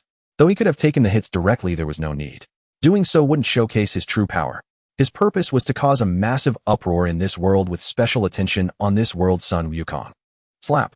Growing impatient with dodging, Son Wukong delivered a resounding, open-handed slap across Vegeta's face. The force sent Vegeta spinning several times before he collapsed to the ground. Son Wukong lashed out with a kick. Its fierce momentum whipped up a gale, distorting Vegeta's face even before the attack landed. Boom! Vegeta was sent flying by the kick, landing like a dead dog about 3 meters from Bulma. Bulma froze, not daring to go help him. Son Wukong leaped into the air, landing beside Vegeta. He planted a foot on Vegeta's face, grinding it back and forth. Isn't this the prince of all Saiyans? How? Is this the extent of your strength? Don't get cocky, Black Goku. Vegeta exploded, transforming directly into Super Saiyan Blue. The blue divine energy radiated uncontrollably outward like ocean ripples, destroying everything around it. Son Wukong frowned slightly and subtly positioned himself in front of Bulma to shield her from harm. This Vegeta, in his rage, had even forgotten his own wife. If not for him blocking the blast, Bulma would have been sent flying instantly, likely killed on the spot. A leaky Super Saiyan Blue using such power in front of a mere mortal. How foolish. Bulma shielded her eyes with her arm, her clothes rustling violently in the howling gale that nearly swept her away. Staring at the tall back before her, Bulma felt a mix of emotions. If not for this Black Goku before her, she would have been caught in a life-or-death situation just now. But it was also Black Goku who had killed her future self. Boom. Vegeta, as Super Saiyan Blue, unleashed his full power. Blue divine energy swirled around him, and his overwhelming aura generated a terrifying torrent of air that instantly annihilated everything nearby. Black Goku will kill you. Vegeta's fist, wreathed in blue divine energy, hurtled towards Son Wukong's face. Recalling Bulma's recent ordeal, Son Wukong's eyes hardened. He crouched slightly and drove an uppercut into Vegeta's abdomen. Ugh! Vegeta let out a pained roar, his body doubling over as his hands instinctively clutched his stomach. Son Wukong gave Vegeta no time to recover. He slammed a brutal right hook into Vegeta's cheek, his fist sinking deep into the flesh. Vegeta's face visibly contorted. A tooth was sent flying and a spray of blood erupted from his mouth as his head snapped to the side. Still unsatisfied, Son Wukong pushed off the ground, with his left toes channeling rotational force into a straight left punch aimed at Vegeta's nose. Ignoring the searing pain in his abdomen, Vegeta hastily crossed his arms in a defensive X in front of his face. Wham! A terrifying explosion of sound erupted. The immense force shattered Vegeta's defense, sending him staggering backward before he fell hard on his rear. This. Impossible. Vegeta stammered, his face a mask of disbelief. The super-temporal Son Wukong's eyes were wide as saucers watching the battle. His jaw dropped so low it nearly touched his chest. Trunks snickered from the sidelines. Bulma, hid behind, was casting a glance at Trunks. She watched Son Wukong, thinking back to how he had shielded her, lost in thought. Beerus lounged in his chair, thoughtfully observing the fight. Whis, that Black Goku transformed just now, didn't he? Whis nodded, taking a sip of his drink. Yes, Lord Beerus. Black Goku transformed into a Super Saiyan for a split second during his attack, then reverted to his base form immediately after. Beerus rubbed his temples, trying to soothe his growing irritation. This Black Goku's power is formidable. Vegeta is like a baby before him. Vegeta wiped the corner of his mouth with his right hand. The bloodstain on his white glove was stark and shocking. Blood. Am a Super Saiyan blue yet? Am bleeding from a fight with Black Goku in his base form. This is impossible. Vegeta's mind churned, his worldview violently shaken. The Black Goku before him was clearly a youth, a cockroach from his boyhood, yet he possessed such power. What was going on? The harsh truth lay before him, and Vegeta was deeply shaken. His strength had always been his pride, the source of his confidence. Now his power had long surpassed its former self. Even without transforming into a Super Saiyan, he could defeat Majin Buu. Vegeta stood up shakily, his face stripped of past confidence, replaced only by the dejection of a crushing blow. Vegeta? Bulma's heart ached at the sight of him like this. In her eyes, he was an exceptionally proud man, and she had never seen him so dejected except perhaps before Beerus. Son Goku had no intention of letting Vegeta off so easily. If his initial goal was merely to display his power now, it was purely to teach him a lesson. In his youthful ignorance, he had known nothing of love and had missed his chance with Bulma. By the time he realized it, the opportunity was long gone. Seeing Bulma give birth to Trunks, he was genuinely happy for her, believing she had finally found her true love. Even after his death, when he briefly attended the World Martial Arts Tournament and Vegeta sought him out for a fight, he held back his strength. Otherwise, with his power at Super Saiyan 2, he could have easily crushed Vegeta rather than exchanging blows evenly. This was merely to preserve Vegeta's dignity. After all, he was already dead and had been for 7 years. He had no intention of being revived. After teaching Trunks and Goten the fusion technique, he returned to the afterlife. He never expected Majin Buu to be so powerful, forcing him to revive to prevent the world's destruction. Later, when OOB participated in the tournament, he seized the excuse to train him and once again evaded his responsibilities. But seeing how Vegeta now protected Bulma infuriated him. If he had known Vegeta would be like this, he should have given him a thorough beating back then. Fortunately, he was playing the role of Black Goku, and it wasn't too late to unleash a merciless beating on Vegeta. With a high-speed movement, Son Goku appeared before Vegeta. A cold smirk curled on his lips as he sent Vegeta flying hundreds of thousands of meters away with a single blast of energy, then swiftly followed. As they passed over a desolate mountain range, Son Goku drove an elbow into Vegeta's back. Gah! Vegeta spewed a mouthful of blood. A golden energy blast pierced through his body, instantly leveling the mountain peak below him. The forest on the mountain disintegrated into dust. In an instant, rocks exploded and dust billowed. Struck by the heavy blow, Vegeta plummeted like a blue cannonball, crashing into the earth. The iron-hard ground yielded like tofu under the immense impact, easily pierced through. From above, a human-shaped hole gaped in the earth. 4 or 5 cracks radiated from the hole, spreading rapidly for thousands of meters. Vegeta flew out from the ground and landed with a thud. His eyes bloodshot, he stumbled backward, gazing up at Son Goku in the sky, his face filled with sheer terror. Impossible. Such a thing cannot be. Vegeta straightened his back despite the searing pain, determined to retain his dignity no matter the agony. Arf! A deafening roar erupted from Vegeta's throat as a blue aura surged around him. In the midst of his power-up, his strength seemed to edge even higher. Son Goku scratched his cheek, a hint of concern in his voice. Was I too rough? Vegeta looks like he's in pain. Whis lounged on a chair in Bulma's yard. With a wave of his angelic staff, a clear screen materialized before everyone, a 3D image as vivid as reality. Vegeta so utterly humiliated. The future Trunks frowned. Trunks pursed his lips and remained silent. Bulma stared at the screen, a nagging sense of wrongness creeping in. Why had this Black Goku chosen a deserted area? Was it a coincidence? Is Super Saiyan Blue's power this pathetic? Son Goku smiled, faintly remaining in his base form. He only transformed at the moment of attack, his purpose being to humiliate Vegeta. That smile deeply stung Vegeta's pride. To him, it was pure contempt. He, the proud prince of the Saiyans, was being looked down upon by a low-class warrior. It was utterly outrageous. A wave of intense shame flooded his mind.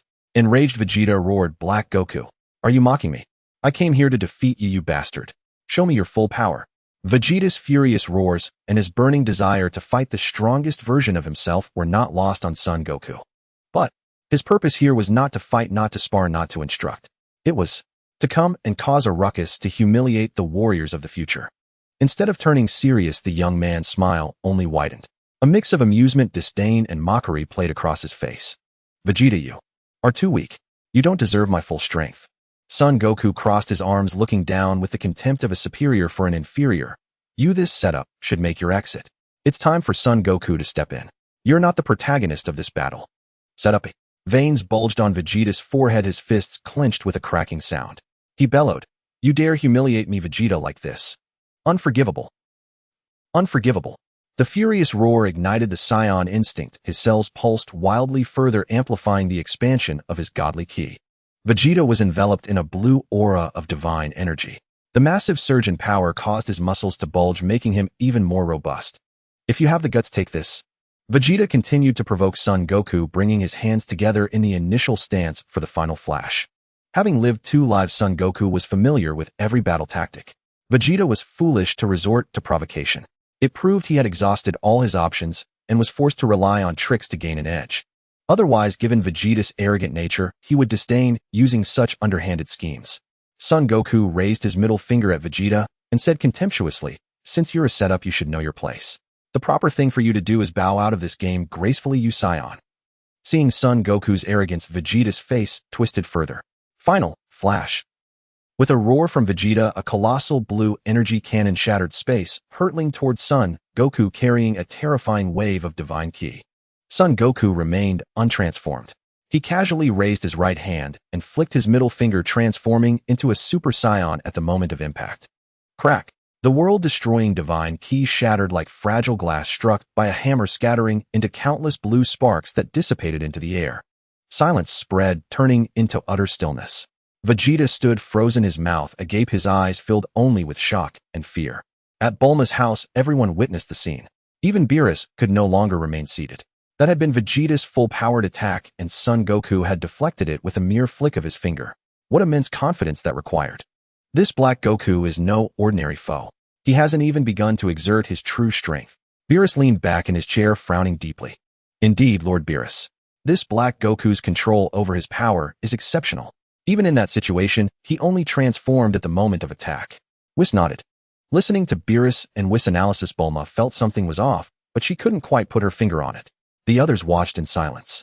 Shaken to his core, Vegeta finally reacted. "No. Impossible. This is my final flash.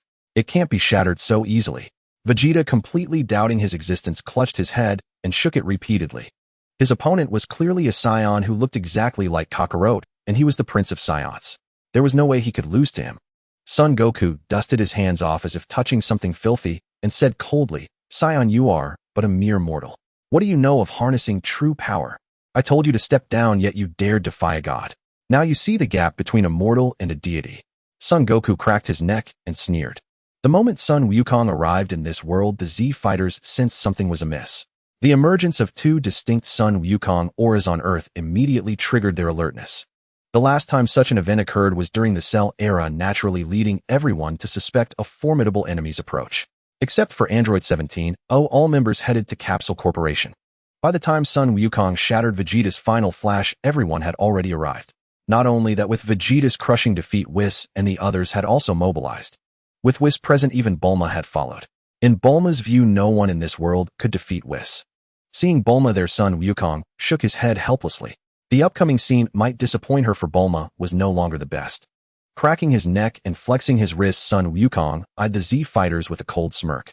"Everyone come at me together." The Z fighters charged as one. The weaker ones like Android 18 and Krillin were the first to attack, having not witnessed the battle between Son Wukong and Vegeta. With swift, high-speed movements, Son Wukong struck each one with a single blow. Except for the few Saiyans who held back, all the Z fighters fell to the ground.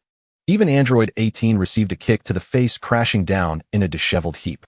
Son Wukong showed no mercy toward anyone, though he refrained from fatal strikes.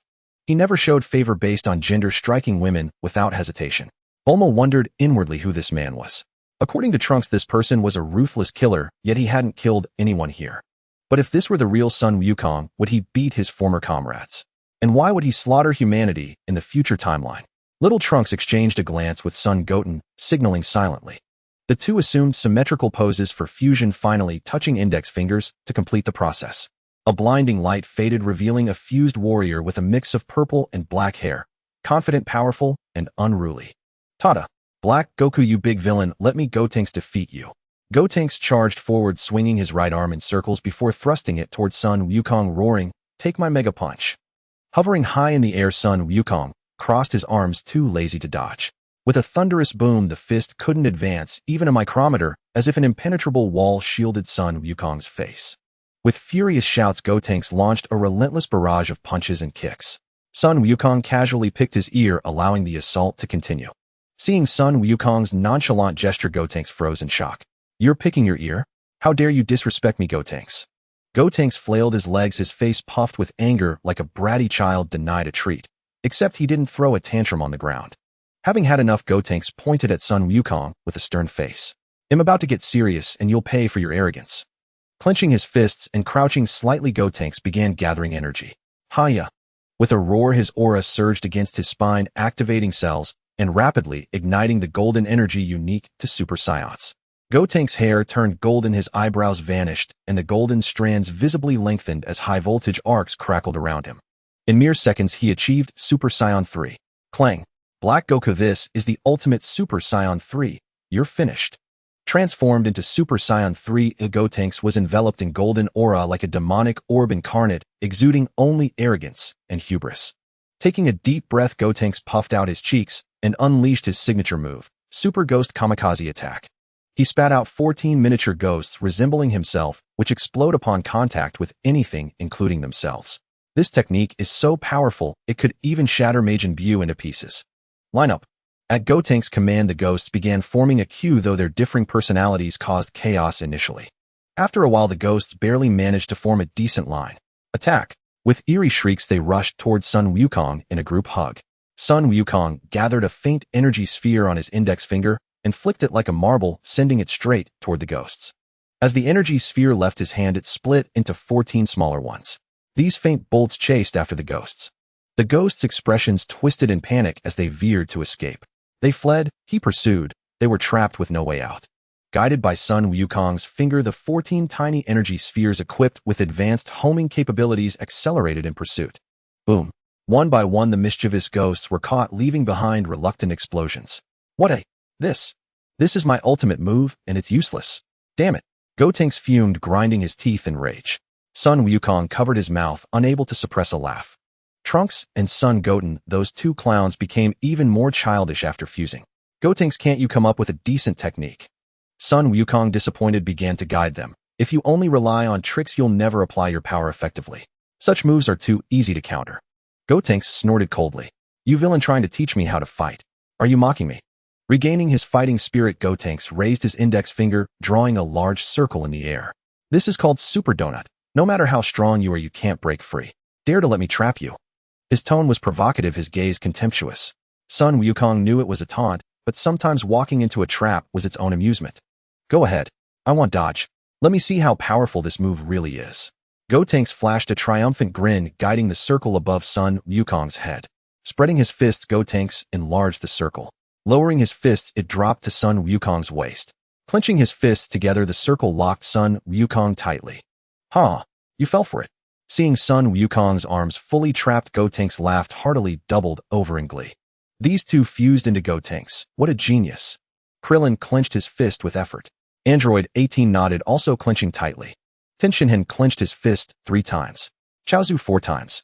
Piccolo 5 times. Son Gohan removed his glasses, wiped them, and couldn't see clearly. The others in the know remained silent. Sun Wukong's face twisted in pain, veins bulging on his forehead. He strained with all his might, but no matter how he struggled, he couldn't break free.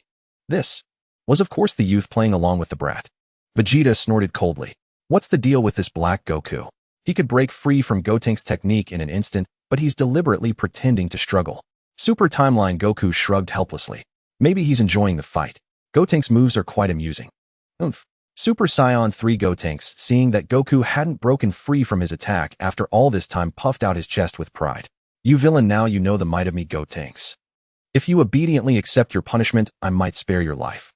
Goku narrowed his eyes, feigning repentance, and said devoutly, Great Lord Gotenks, this humble Goku knows his wrongs. Please forgive me. I promise never to do evil again. Whis was laughing uncontrollably. This Black Goku is quite amusing. Super Saiyan 3 Gotenks picked his ear and asked in confusion, What did you say? I didn't hear you. I said I was wrong, let me off. Goku continued his act. Super Saiyan 3 Gotenks stuck out his tongue and laughed heartily like a dog. You actually believe that? Goku was speechless, staring helplessly at Super Saiyan 3 Gotenks, who was nearly in hysterics. This brat was way too carried away.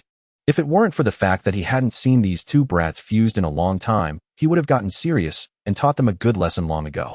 Goku flashed a relaxed smile and exerted a slight force with his arm.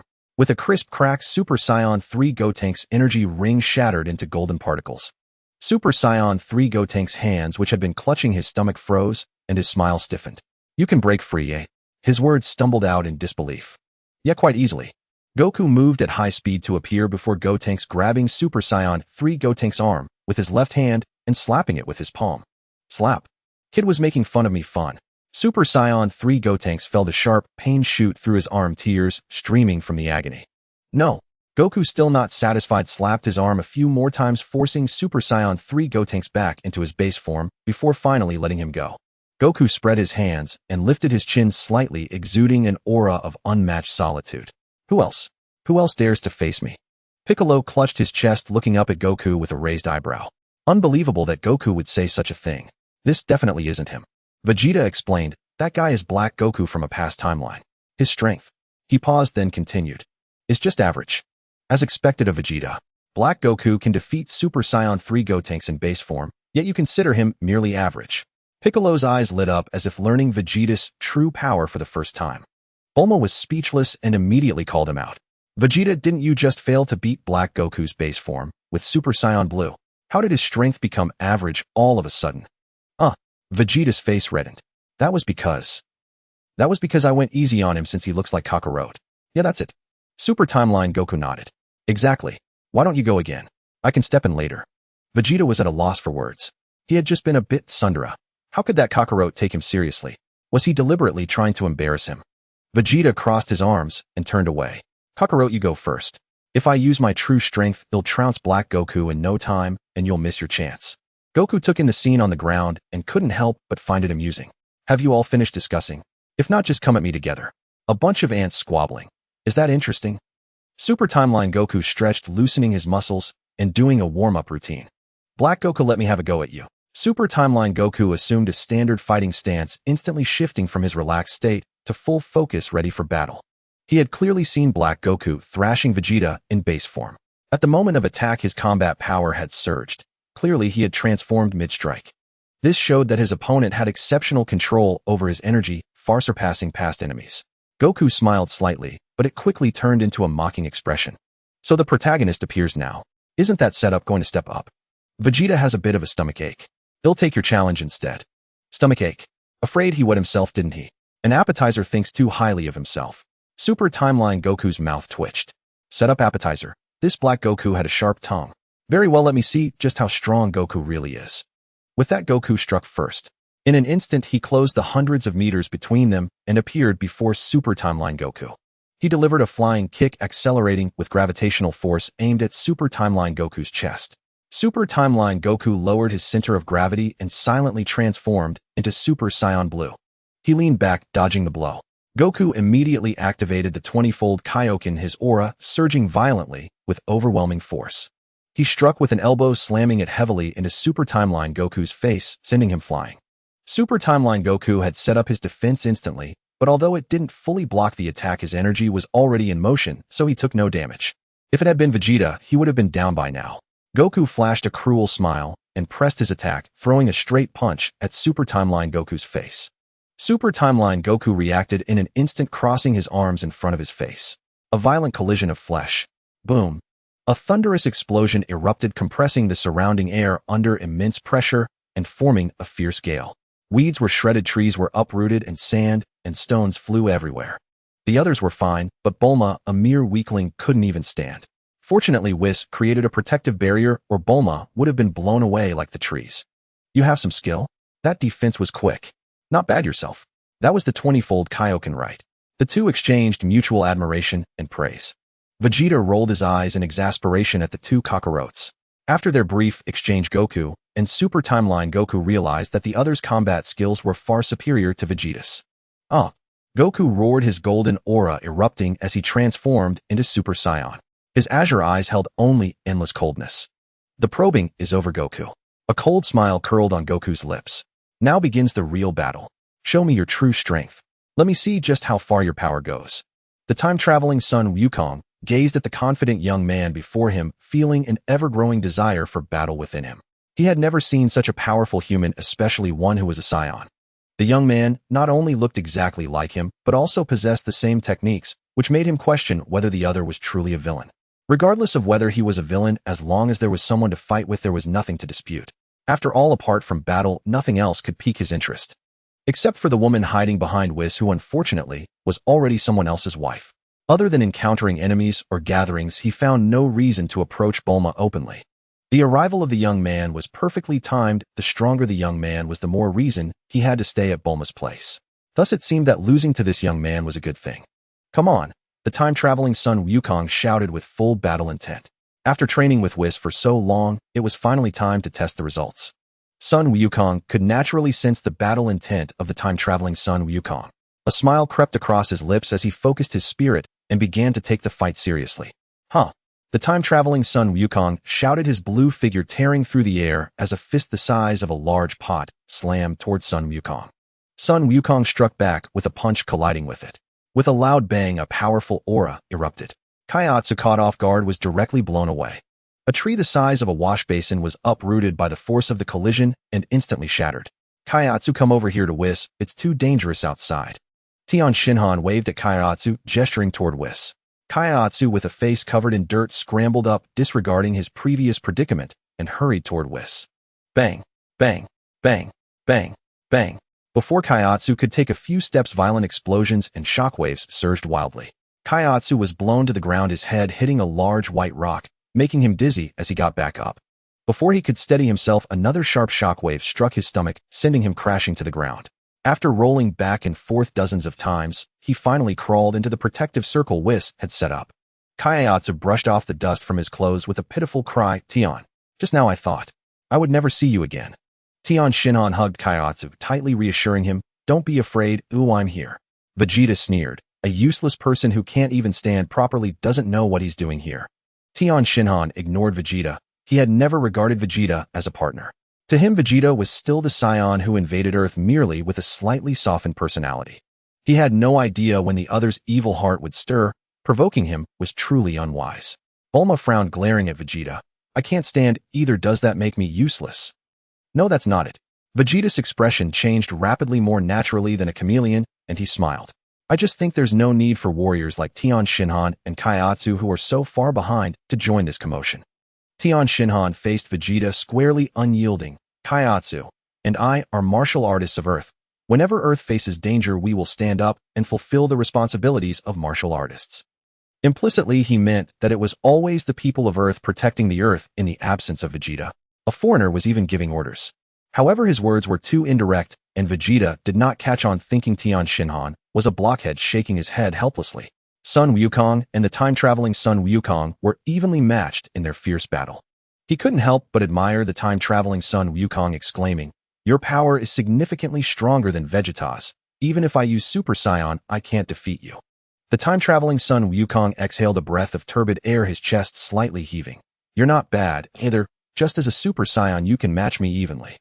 To be honest, Son Wukong did not want to dampen the spirits of the time-traveling Son Wukong, as fighting a strong opponent was currently his only joy. The young man did not want to ruin this joy. He saw his past self in the other. Therefore, he decided to prolong the battle a bit more. Let's make things a little bigger. By the time things spiraled out of control, it would be time for the young man to leave.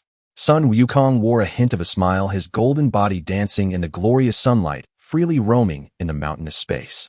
This is the taste of freedom, and I hope you can understand future self. Sun Wukong charged forward again, throwing a punch at the face of the time-traveling Sun Wukong. The time-traveling Sun Wukong caught it with his right hand, retreating backward, while harnessing Sun Wukong's power, grabbing Sun Wukong's arm with his left hand. Turning around, he used Sun Wukong's strength to execute a shoulder throw. Sun Wukong was caught off guard, his own strength was used against him, and he watched helplessly as his body leaned forward, crashing heavily onto the ground.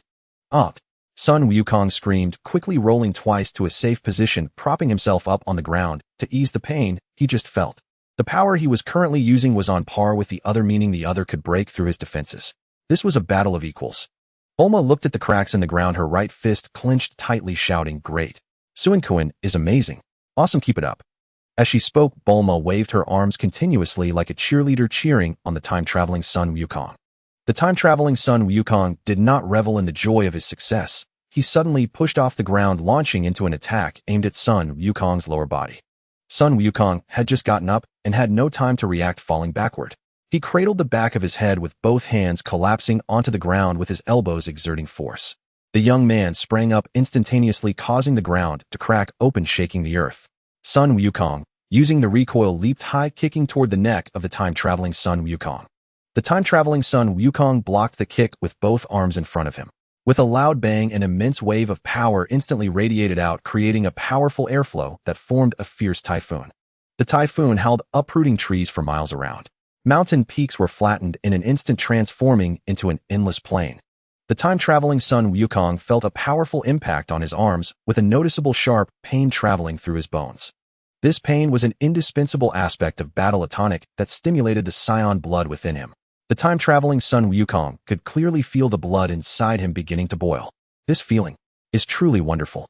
Bulma, did you see that? This is my battle against the Dark Ones. I did not lose. You know, no matter who the enemy is, I will not lose.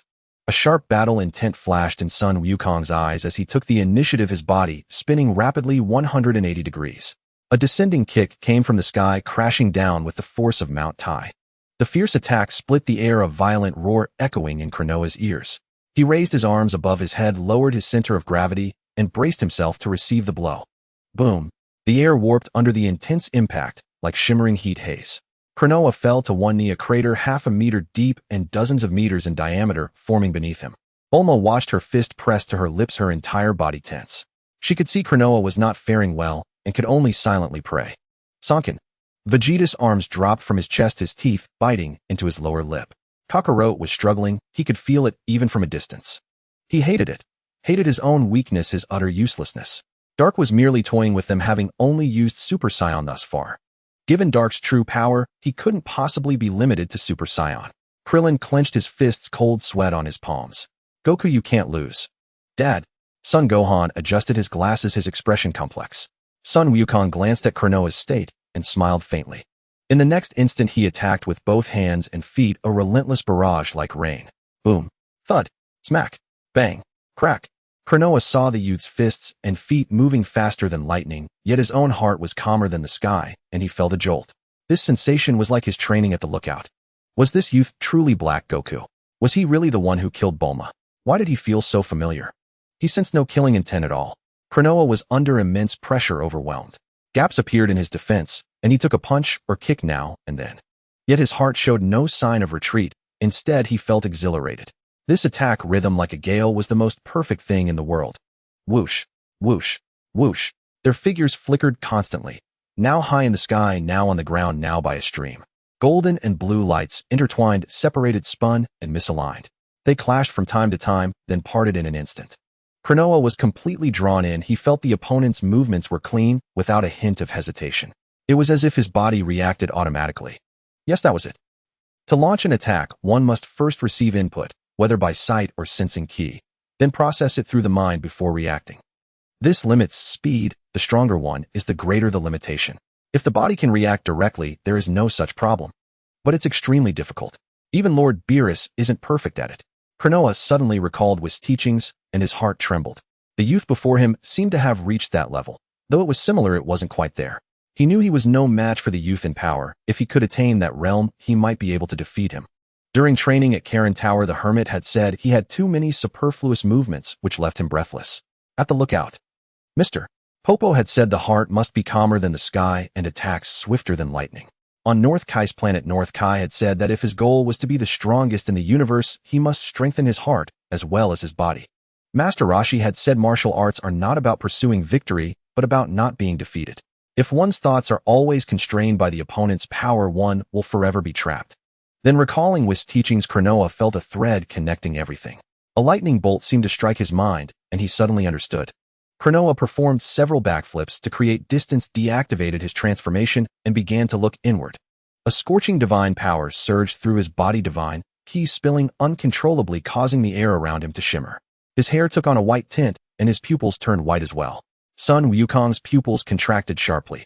This was Ultra Instinct, but only its initial stage. Ultra Instinct sign, not the complete form. What was this? He had come to teach his opponent a lesson with Ultra Instinct, yet he had helped him comprehend it instead. The youth shook his head helplessly and smiled bitterly. Son Wukong, congratulations. You've attained a higher level of martial arts. Kranoa remained silent. He needed to maintain his inner calm, as speaking would disturb it. Whis nodded approvingly and clapped. Goku has finally reached that step. This battle is no longer a one-sided massacre. Beerus nodded in satisfaction. That Son Wukong always brings surprises. Vegeta snorted. Kakarot always manages to stay one step ahead of me. Damn it. Hearing the praise from Beerus and Whis, Bulma's heart, which had been in her throat, eased a little. If even two gods acknowledged it, it must be something incredibly powerful. That Black Goku might be strong, but he couldn't be more powerful than a god of destruction. Son Wukong stretched, then crouched to loosen his muscles. Now came the real fight, and he had to be fully focused. Kranoa did not stop him. He waited for Son Wukong to finish warming up. After warming up, Son Wukong assumed a stance, as if facing a great enemy. With a whoosh, Kranoa appeared behind him. His speed was nearly 10 times faster than before. Kranoa unleashed an uppercut, but at the moment of attack the power was somewhat diminished, far less than the speed increase. It was as if Son Wukong had eyes in the back of his head. He ducked and dodged. Not only that, but he leaned forward, spun half a turn with his hand on the ground, and retreated dozens of meters facing Kranoa. Kranoa knew his new realm was unstable and dared not delay. He wanted a quick resolution. He went all out, moving at extreme speed and throwing a punch at Son Wukong's face. The scorching aura heated the air around Son Wukong. The moment the fist shot out, an invisible air shockwave hurtled toward his head.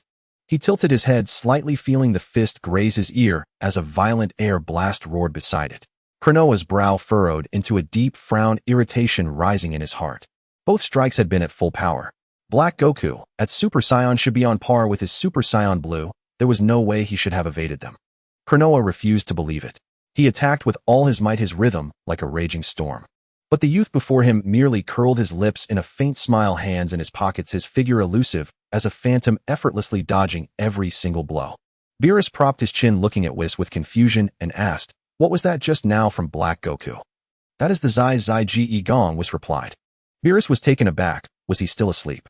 How could these mere mortals grasp the Zai Zai Ji Gong as easily as drinking water, while he, a god of destruction, had lived for 200 million years and still hadn't mastered it perfectly? Are we truly living in the same world? The hope that the Z fighters had just risen was completely shattered in less than half a minute, turning into panic. That Black Goku has surprisingly reached such a profound realm of Zai Zai Ji Gong. Time-traveling Son Goku naturally realized something was amiss, stopped his attack, and tentatively asked, "What was that just now?" "Like you, this is called Zai Zai Ji Gong, but mine is the perfect version," Son Goku replied nonchalantly. To settle this little jealousy, he even prepared a meal of dumplings. To vent for AIOC, he used the Zai Zai Ji Gong. However, he only utilized the standard version of Zai Zai Ji Gong, which was inadequate. The young man would soon correct this. The purpose of the lesson was to let the opponent know what he was using, but the standard version of Zai Zai Ji Gong clearly did not fulfill this. To make it immediately obvious, Son Goku decided to transform into the silver-haired Zai Zai Ji Gong, ensuring that everyone would recognize he was using Zai Zai Ji Gong. Son Goku released the tension from his back. The aura of the Super Saiyan instantly dissipated as he let out a gentle sigh. Even though his current strength was formidable, being a Super Saiyan still carried a certain burden that could not simply be erased through training. Son Goku raised his head, closed his eyes, and controlled the change in his mindset. His black hair visibly transformed into silver, and his pupils also changed. He had entered the silver-haired state of Zai Gong, which consumed divine energy faster than the standard version. However, the benefit was that he looked cooler than in the standard form. Son Goku silently mourned for the opponent. After all, the upcoming battle would be somewhat brutal, a one-sided massacre. I can't believe this. You have also reached this realm. It's unbelievable. Time-traveling Son Goku sensed the young man's powerful divine energy and forced a bitter smile. The young man was not only stronger than him in the standard form, but his divine energy was also greater.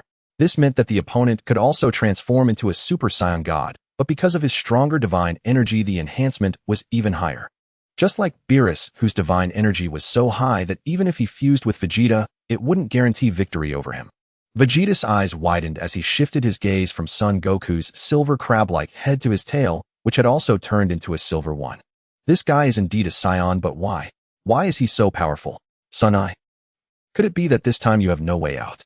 Bulma clasped her hands together, fingers crossed, silently praying for time-traveling Son Goku. A drop of cold sweat from time-traveling Son Goku fell to the ground, and the sweat on his back had already soaked through his undershirt. This time he truly had no way out. He couldn't defeat the opponent. This was a battle without suspense.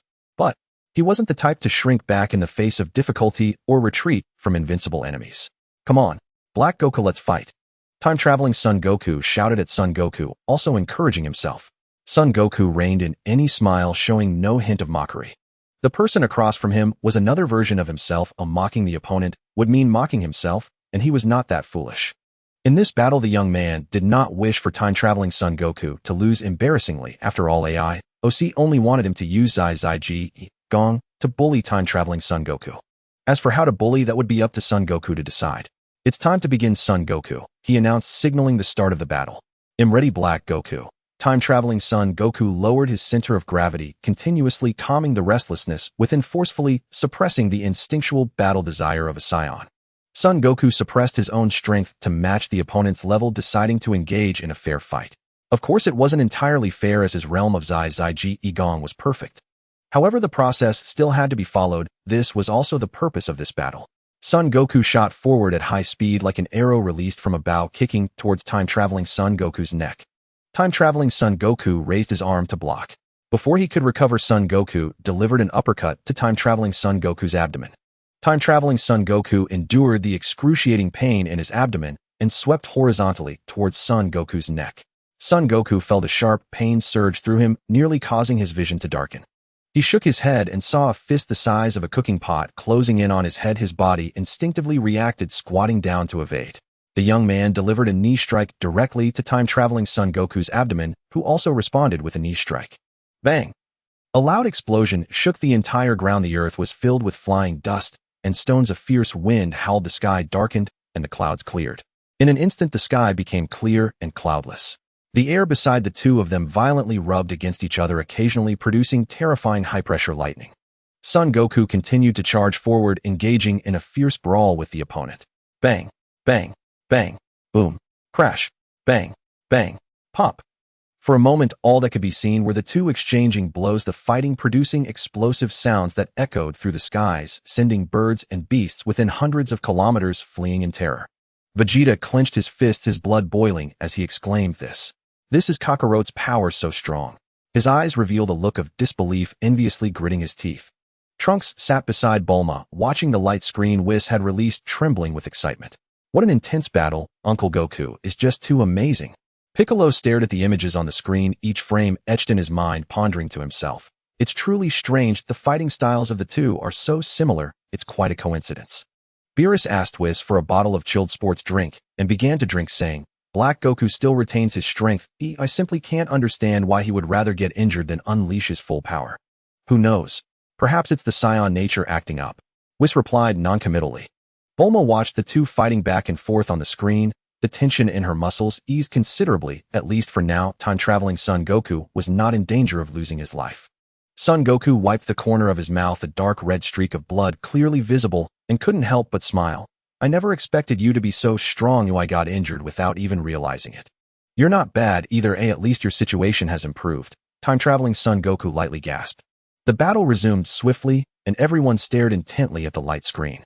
For them, the slowed-down combat footage was their only means to understand the battle's progression.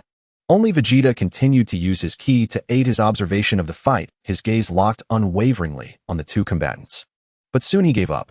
Their movements were too fast, relying solely on sensing ki was utterly incapable of capturing the true traces of their actions. Vegeta had no choice but to join the spectators sitting cross-legged beside Bulma, a habit long since formed.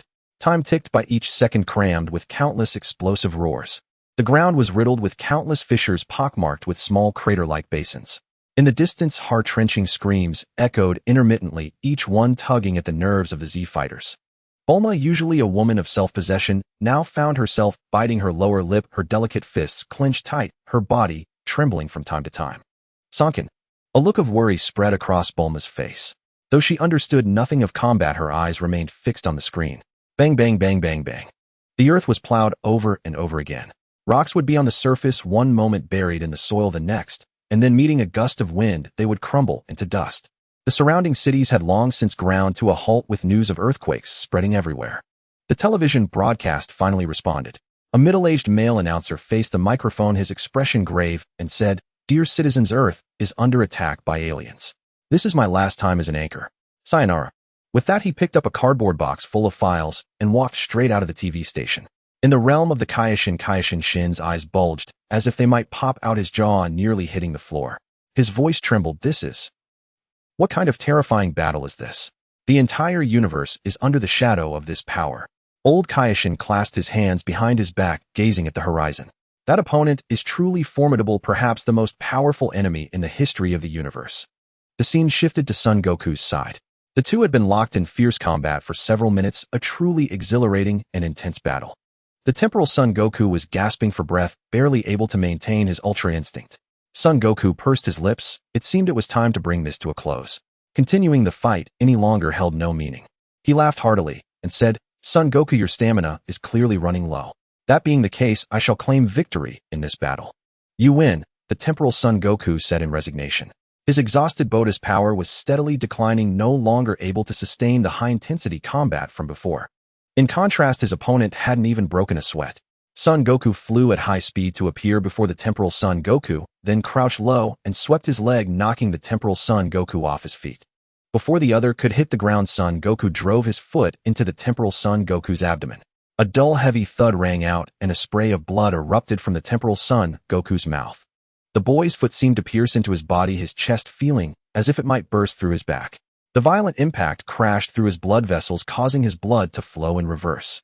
Before the temporal Son Goku could react to the searing, tearing pain in his gut, an uppercut slammed into his jaw, cutting off any response.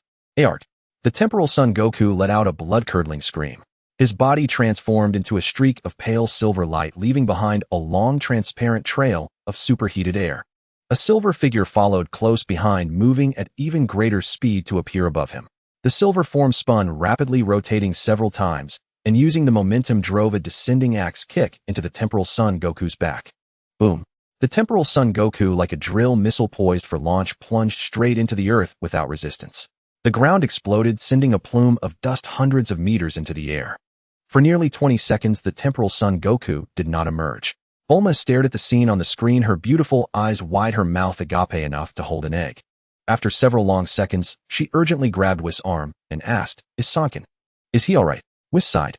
"He's fine, but his condition is rather poor. He might not be able to climb out." "Climb? Can't climb out." Bulma felt as if her spine had suddenly lost all support, and she collapsed limply to the ground. "This can't be. Sanken, how could he possibly lose? This isn't real. He can definitely overcome. He can defeat Black Goku. He definitely can." Bulma began to mutter to herself as if in a trance. Soon she snapped out of it and clung to Whis' arm. "Whis, hurry and save Goku. He's buried in the ground. He'll suffocate." Whis was about to move, but an orange-clad figure had already crawled out of the earth. The upper half of his clothes was tattered and torn, his entire body covered in blood and grime. His black crab-like hair was caked with dust, and his face was obscured by mud. He lay on his back, spread-eagled, his chest heaving violently as he gasped for air, occasionally spitting out bits of fine dirt from his mouth. Bulma stared at the image on the screen, frozen. She seemed to see the Son Goku of old, the one who had defeated the Saiyans who invaded Earth, lying battered and bruised on a rock. When she had gone over to check on him, he kept apologizing. "Sorry, the Saiyans still got away. Fool. You did your absolute best to defeat the enemy, oh why apologize? And even if you hadn't won, so what? You gave it everything you had. Now Son Goku was not far away. Bulma pulled out her capsule case, retrieved a plane, and while everyone was still in shock, she had already boarded and taken off. When she reached that familiar figure, the temporal Son Goku was on the verge of losing consciousness. Bulma quickly took out a Senzu Bean and fed it to him. Bulma, I'm sorry. I couldn't beat Dark Goku, couldn't avenge you, the temporal Son Goku said, not swallowing the bean immediately, but instead offering an apology. It's all right, Sonkin. Bulma lifted his head and rested it on her lap, her voice gentle. I'm more worried about your safety. Eat the Senzu Bean now. Okay. The temporal Son Goku forced a smile. With 2 crisp crunches, he chewed the Senzu Bean and swallowed it. Bulma wiped the dirt from his face and laughed.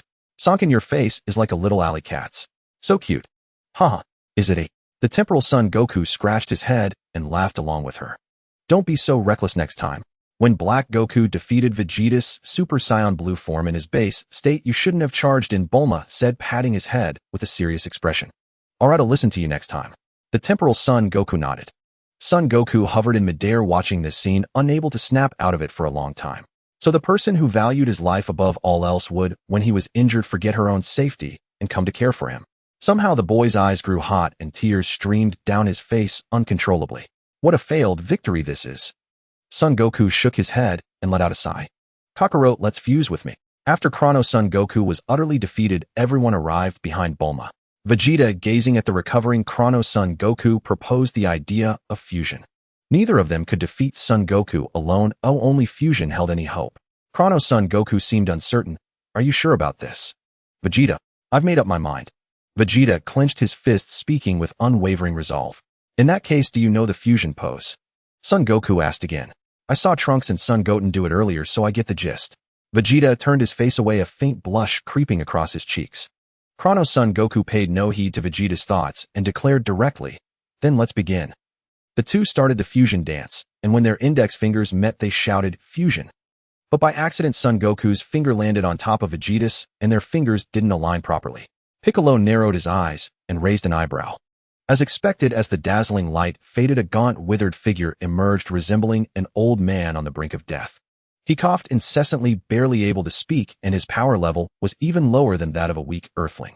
Piccolo clutched his forehead and cried out in despair, we're doomed. The other Z-fighters also stared in despair at the fused being before them. They turned to face Son Goku, assuming their battle stances, ready to fight to the death. Son Goku waved his hand, dismissively, a look of disdain on his face.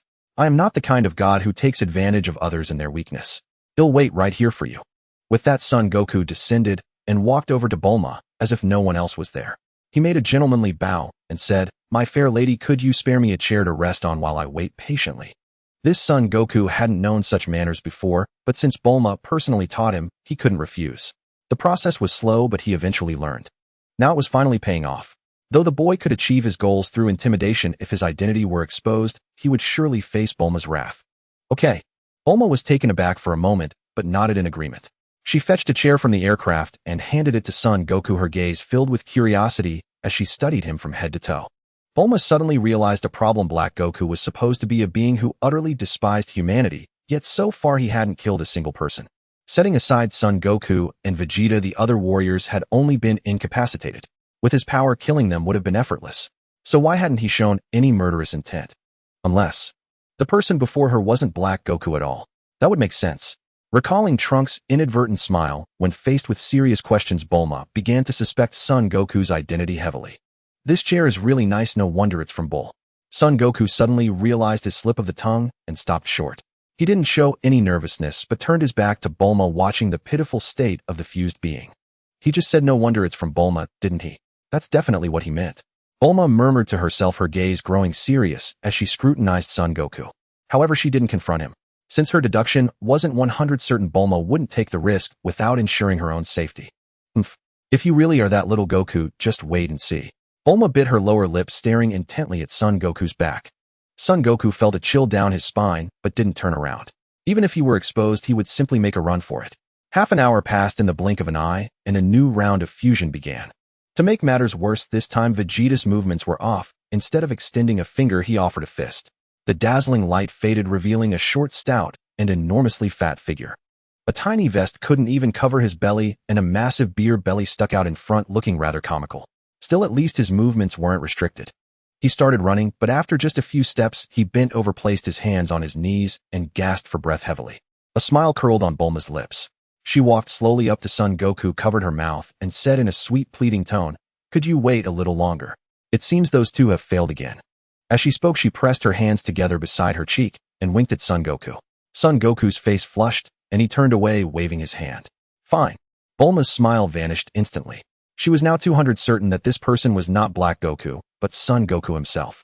She clenched her fists, wanting nothing more than to give the boy a sharp rap on the head, but she held back.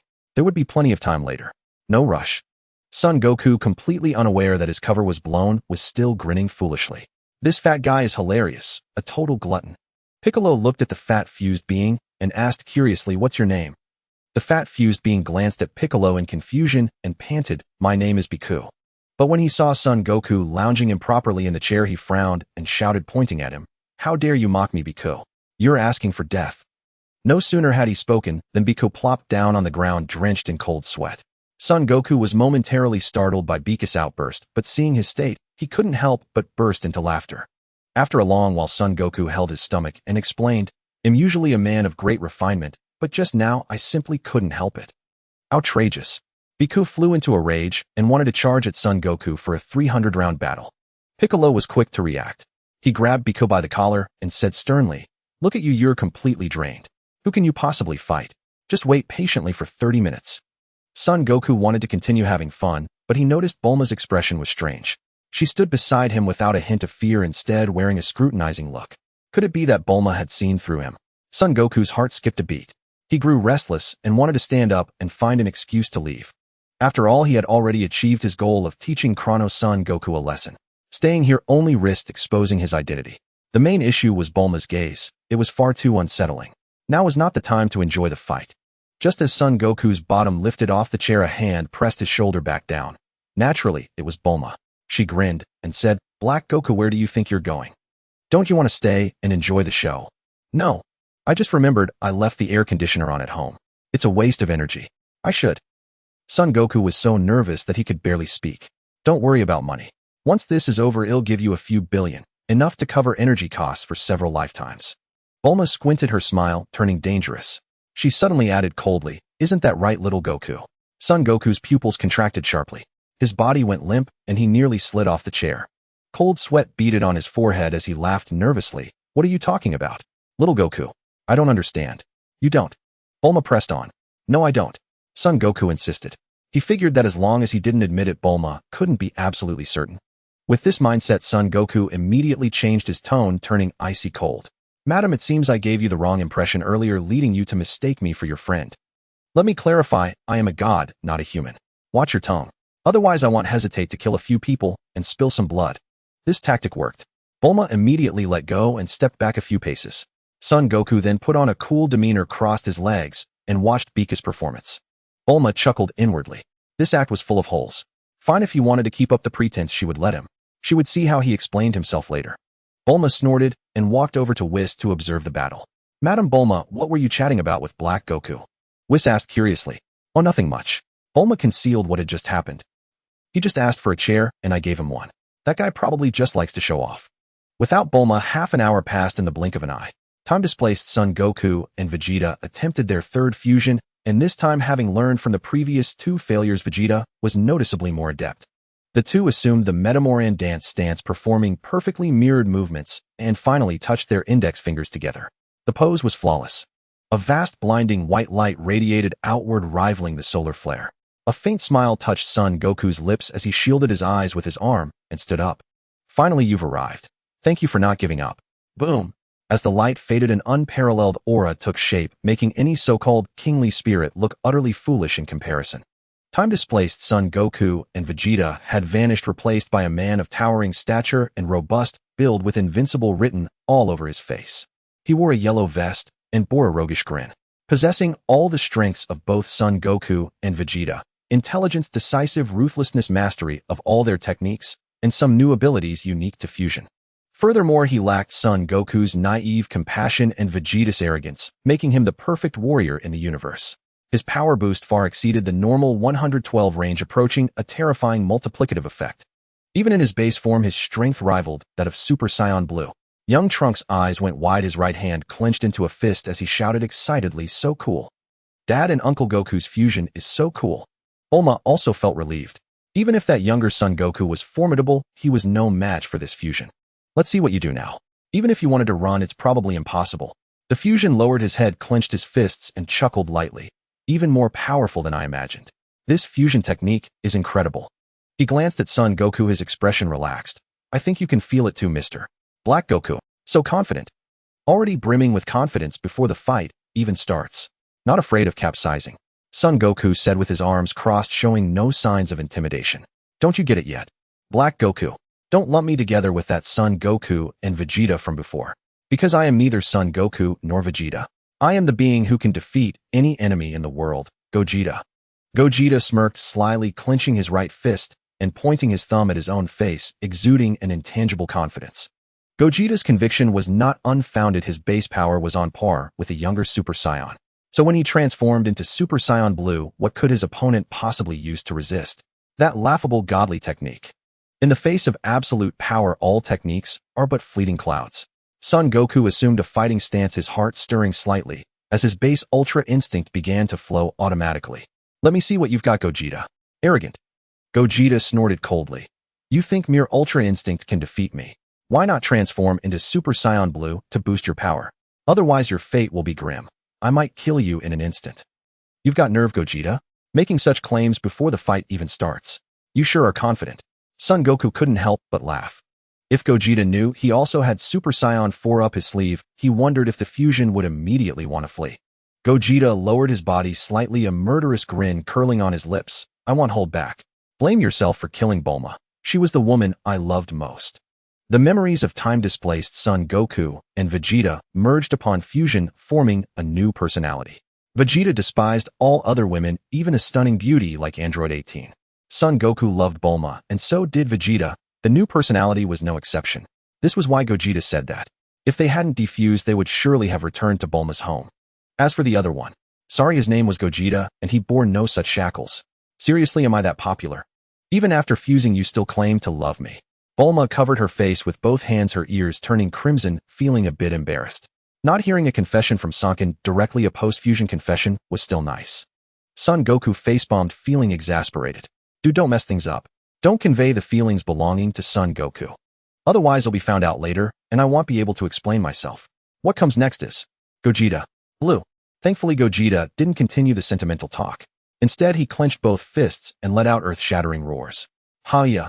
A vast ocean-like divine ki erupted from within Gogeta, a cerulean aura rising from his feet, shooting straight into the sky, instantly piercing the atmosphere. Just leaking a sliver of divine ki was enough to break through the 9 heavens and spread across the entire universe. Having transformed into Super Saiyan Blue, Gogeta's gaze was fixed unwaveringly on Son Goku. "Black Goku, your time is up." Without further ado, a surge of blue energy rushed forth, heading straight for Son Goku. Gogeta followed close behind. That initial energy wave enveloped Son Goku, aiming to restrict his movement. The moment the youth made any move, Gogeta's iron fist would strike him down. Every one of Gogeta's attacks was relentless, decisive, and merciless, an enhanced version of future Trunks. Son Goku used Ultra Instinct to alter his right fist's physical density, achieving a terrifying state in an instant, and punched the divine ki encirclement created by Gogeta. Crack! The encirclement was shattered, blasted open by Son Goku. Gogeta stopped mid-charge, his face a mask of disbelief, his tone laced with confusion. "What's going on? Your power shouldn't have been able to break through that move of mine." "That's because you underestimate Ultra Instinct. It's not just about dodging, it can also freely alter the bodhi's density to unleash power far beyond one's normal limits." Son Goku explained generously. "I see." Gogeta pursed his lips, his expression complex. "So this is your trump card. No wonder you're so cocky. Ultra Instinct is indeed quite troublesome." Knowing the reason, Gogeta began to take the fight seriously. He transformed into a streak of blue lightning, crashing towards Son Goku, and launched a straight punch at his face. Whoosh! The fist had already been thrown before the sound of tearing air belatedly reached Son Goku's ears. His body reacted automatically to Gogeta's rhythm, tilting his head to the side to dodge with ease. Failing to land his blow, Gogeta turned his fist into a palm, focusing a blue energy blade that slashed directly at Son Goku's neck. Son Goku leaned back, dodging once more. The azure energy blade cut through the air, and the resulting shockwave cleanly severed a mountain thousands of kilometers away.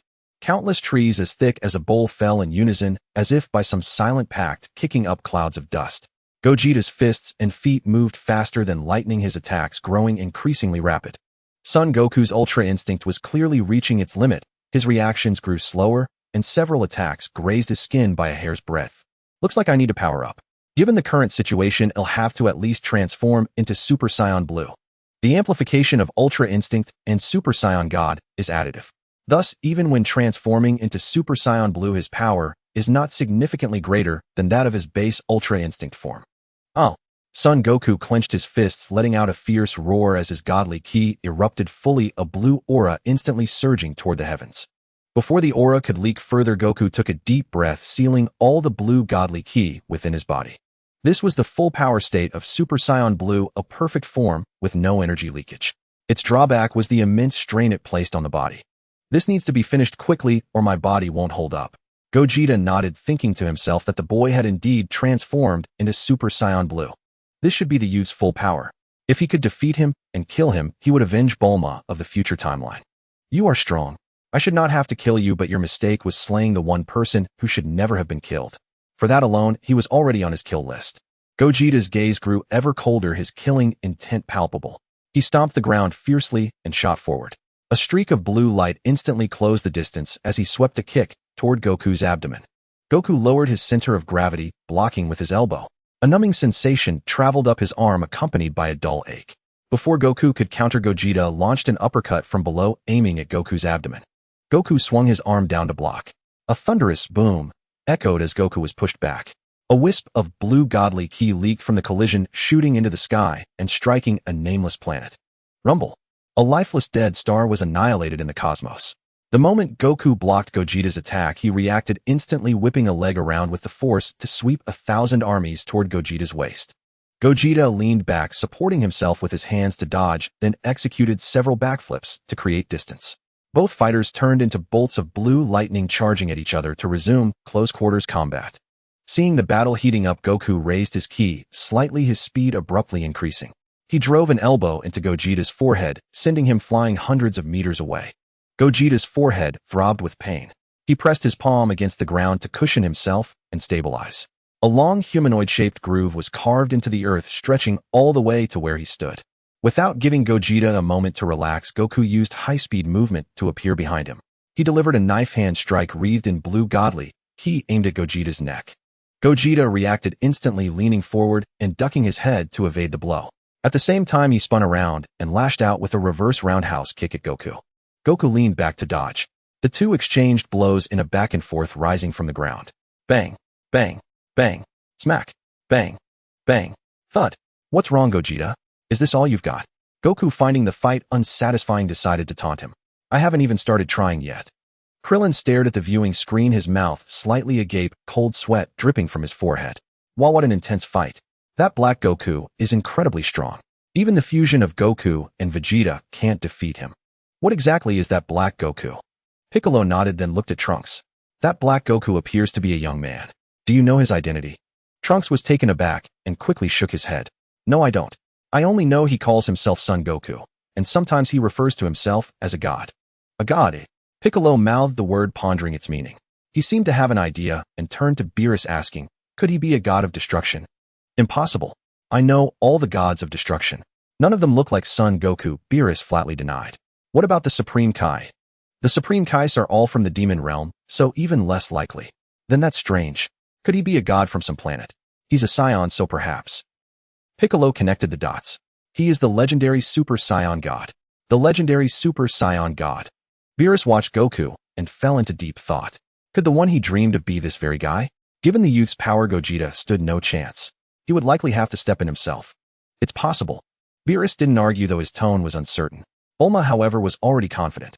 She knew information that no one else did and had fully determined the true identity of Black.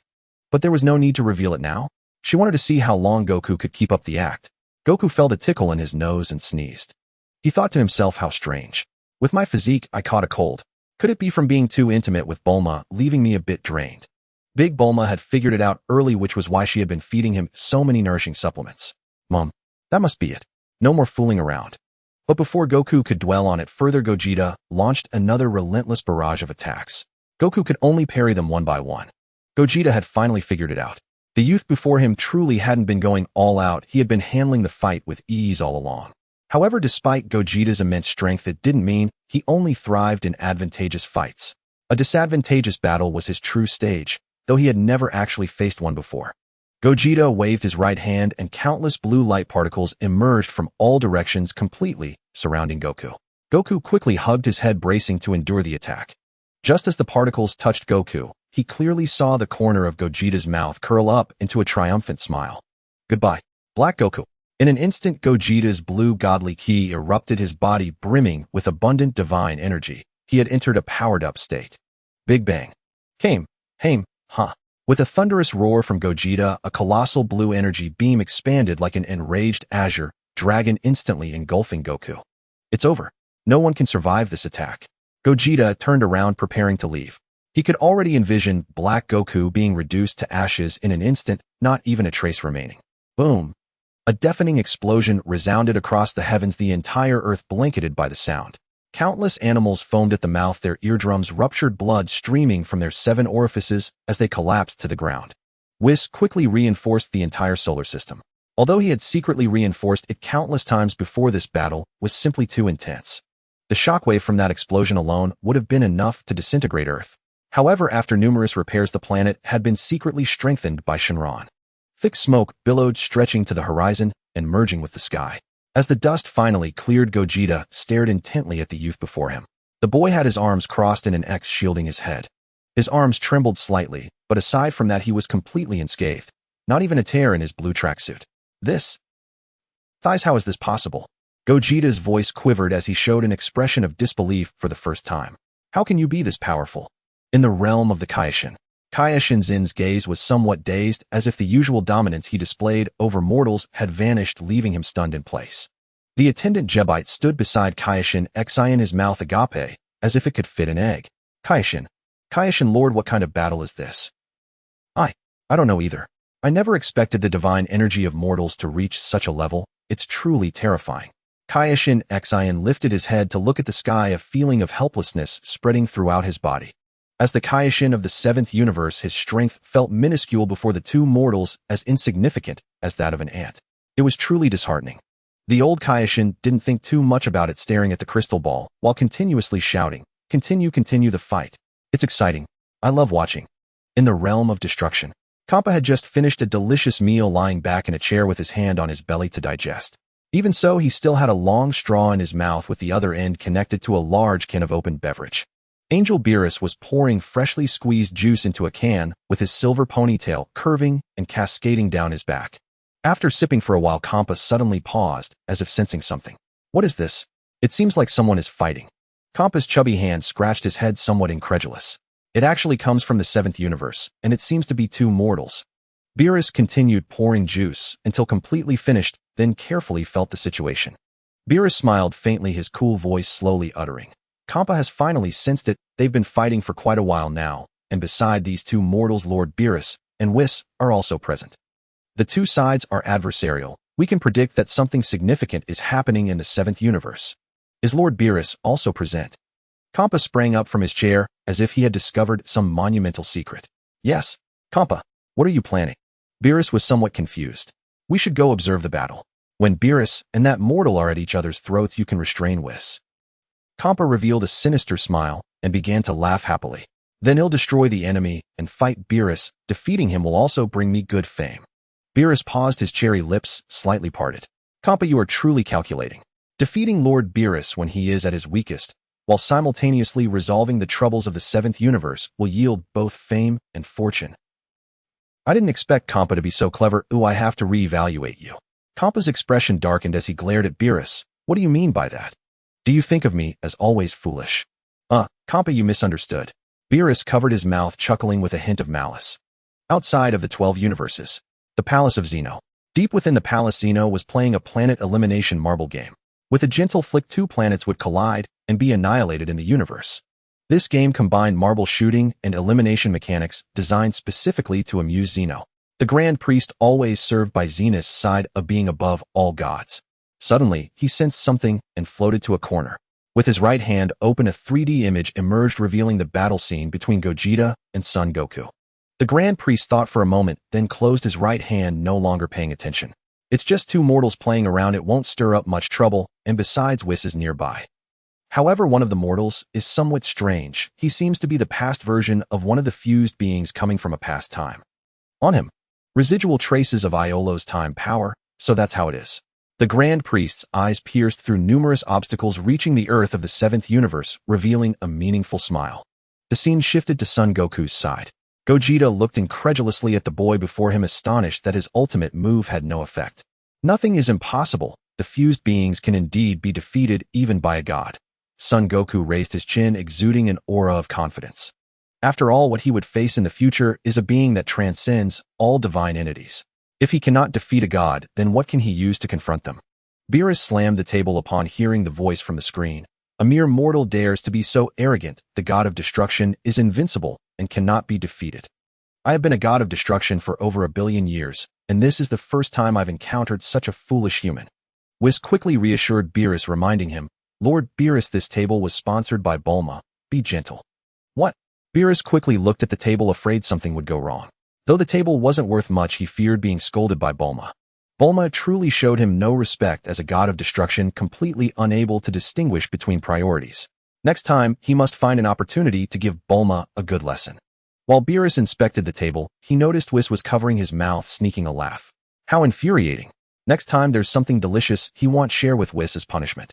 Gogeta felt Son Goku's formidable divine energy and exclaimed, You truly have the right to be arrogant. Your power is indeed astonishing, especially since you are so young. Does this mean you admit defeat? How could that be? A Saiyan never gives up until the last moment of battle. Gogeta felt the blood within him boiling, filled with power. His fighting spirit surged, eager to engage in 300 rounds immediately. Black Goku, let me see just how strong you are. Gogeta raised his right hand, gathering rainbow-colored star energy, and unleashed a multicolored energy ball.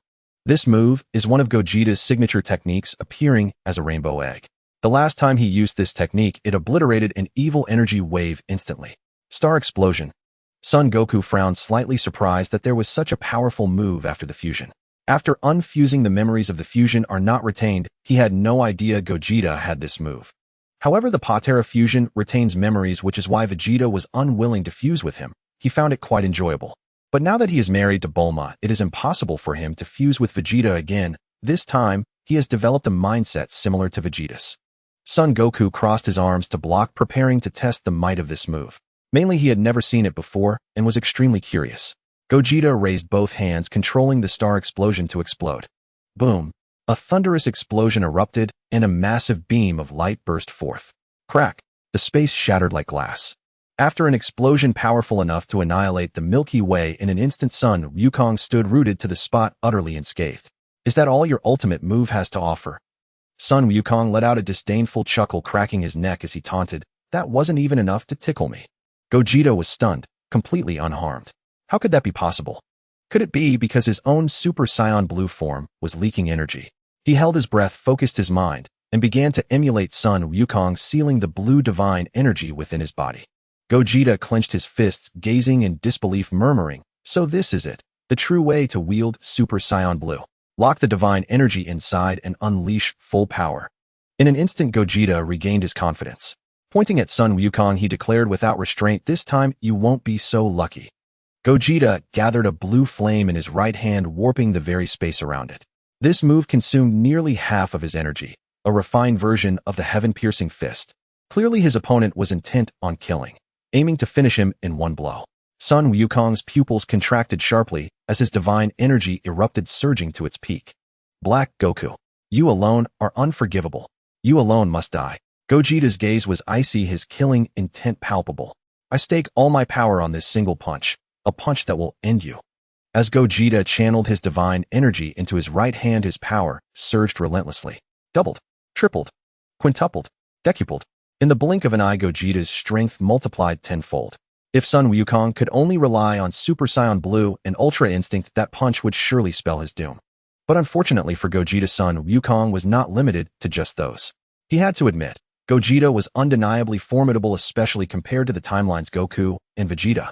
With a sharp whoosh, Gogeta transformed into a streak of blue divine light, moving tens of thousands of times faster than light itself. Countless afterimages of Gogeta overlapped as he lunged at Son Wukong. At the moment of his strike, Gogeta also employed the afterimage technique to create distractions, seeking an opening for his ultimate attack. Against a foe like Frieza it would have worked, but he was facing Son Wukong. Using the afterimage technique before him was as good as not using it at all. That was the advantage of mastering one's energy signature to such a degree. Swoosh. Gogeta appeared behind Son Wukong, unleashing a punch packed with half his power straight at his back. All the earlier moves were merely to divert Son Wukong's attention. The instant transmission was the true killing stroke. Battle was no polite dinner. It was a web of lethal traps. As for notions of honor or dishonor, Gogeta couldn't care less. Wasn't Black Goku's murder of Bulma dishonorable? Wasn't Black Goku's slaughter of countless beings across countless planets dishonorable? If it meant killing Black Goku, what did it matter if he became a despicable villain? Die! As Gogeta's fist shot forward, his face twisted in fury and he let out a thunderous roar. His power surpassed Black Goku's, overwhelming all techniques with raw strength. First advantage. The afterimage technique lured Black Goku's attention, leaving his back unguarded. Second advantage. Using instant transmission to strike without warning. Third advantage. With these three advantages, Black Goku was as good as dead. Yet that fist, capable of obliterating the entire galaxy, stopped blocked by a single finger. Yes, a single finger. In an instant, Son Wukong transformed into Super Saiyan 4 Divine Blue, discarding Ultra Instinct as it was no longer necessary. He merely extended one finger and effortlessly deflected the fatal blow. This? How could?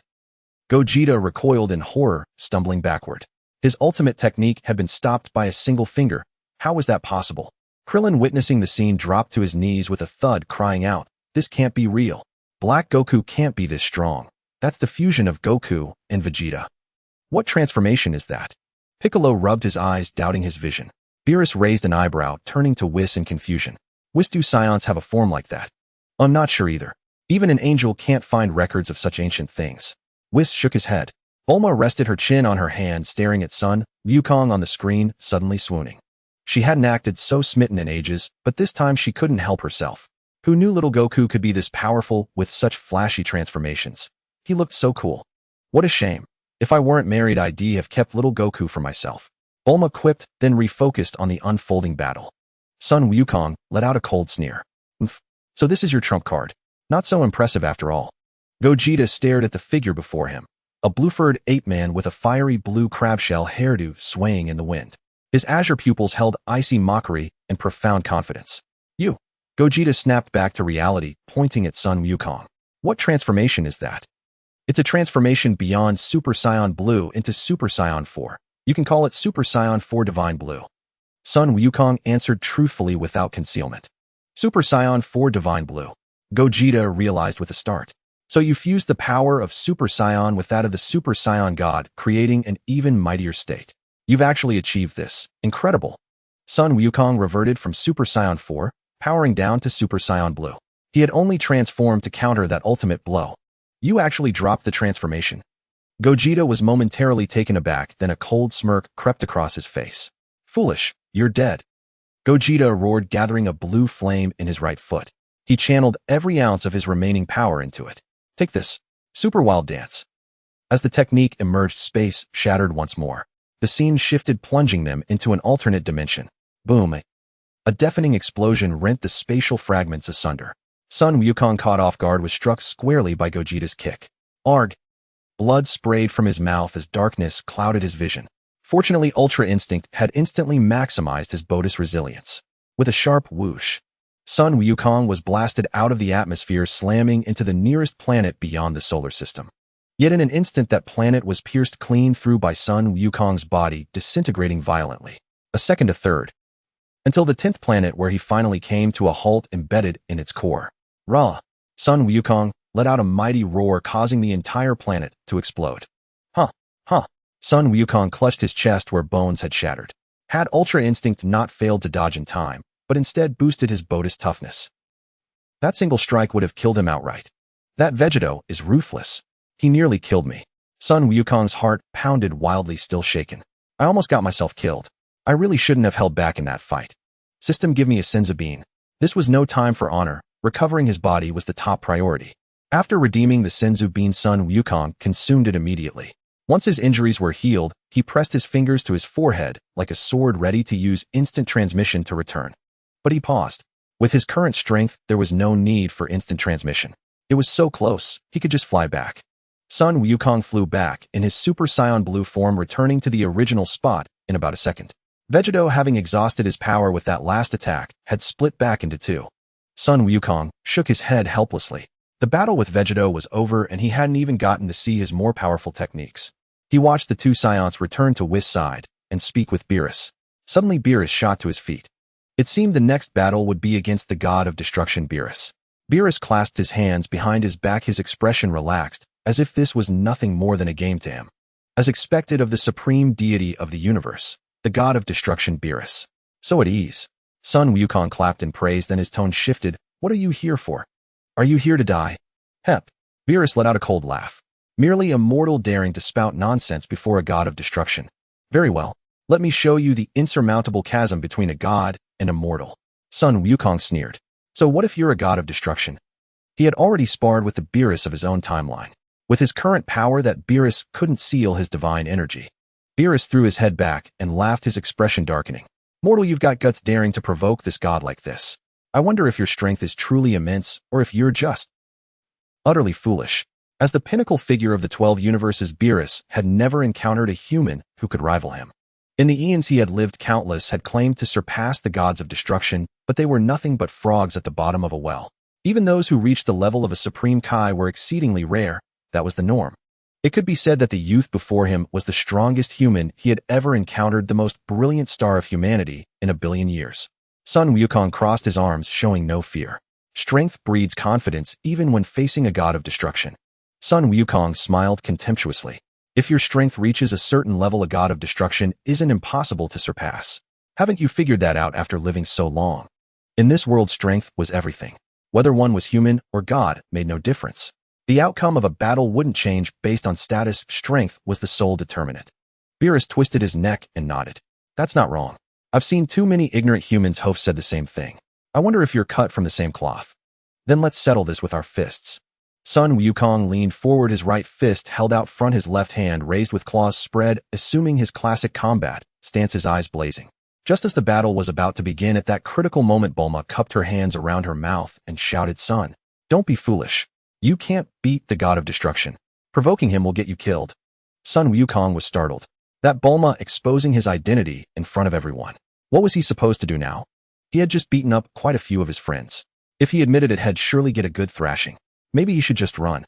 But fleeing would confirm he was Sun Wukong, which wasn't a wise choice. If he didn't admit it, he could still fight Beerus and enjoy the thrill of battle. Opportunities like this were rare.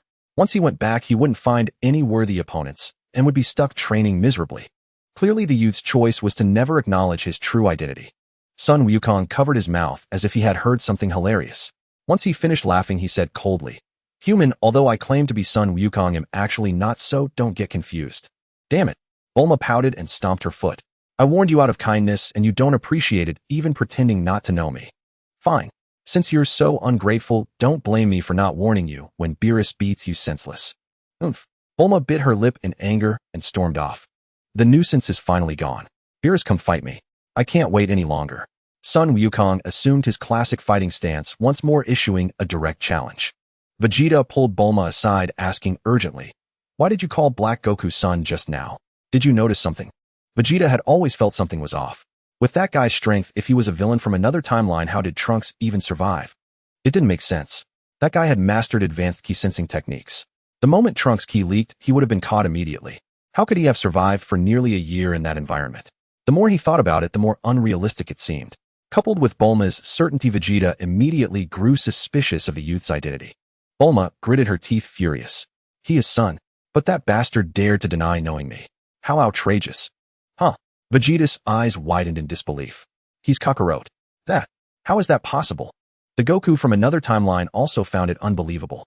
Even though he looks just like me, there's no way I could be that strong. I don't know how he got that strong, but everything about him is too strange. He hasn't killed a single person since arriving in this world, even though he's supposed to be a brutal killer who slaughters everyone. Bulma stated her reasoning and began to analyze. Most importantly, I tested him. His reaction told me clearly he is Son Wukong. Right now, it's probably his battle maniac instincts kicking in. He wants a good fight, so he won't admit it. Trunks, sitting beside Bulma, was startled. His mother was incredible. She had figured out Uncle Goku's identity so quickly. Uncle Goku's act had seemed so perfect, but in his mother's eyes it was full of holes. It seemed she knew Uncle Goku far too well. Oh my, is that so? Whis began to scrutinize Son Wukong, more closely recalling the earlier battle. Bulma's analysis is spot on. Black Goku's strength alone proves his identity is suspicious.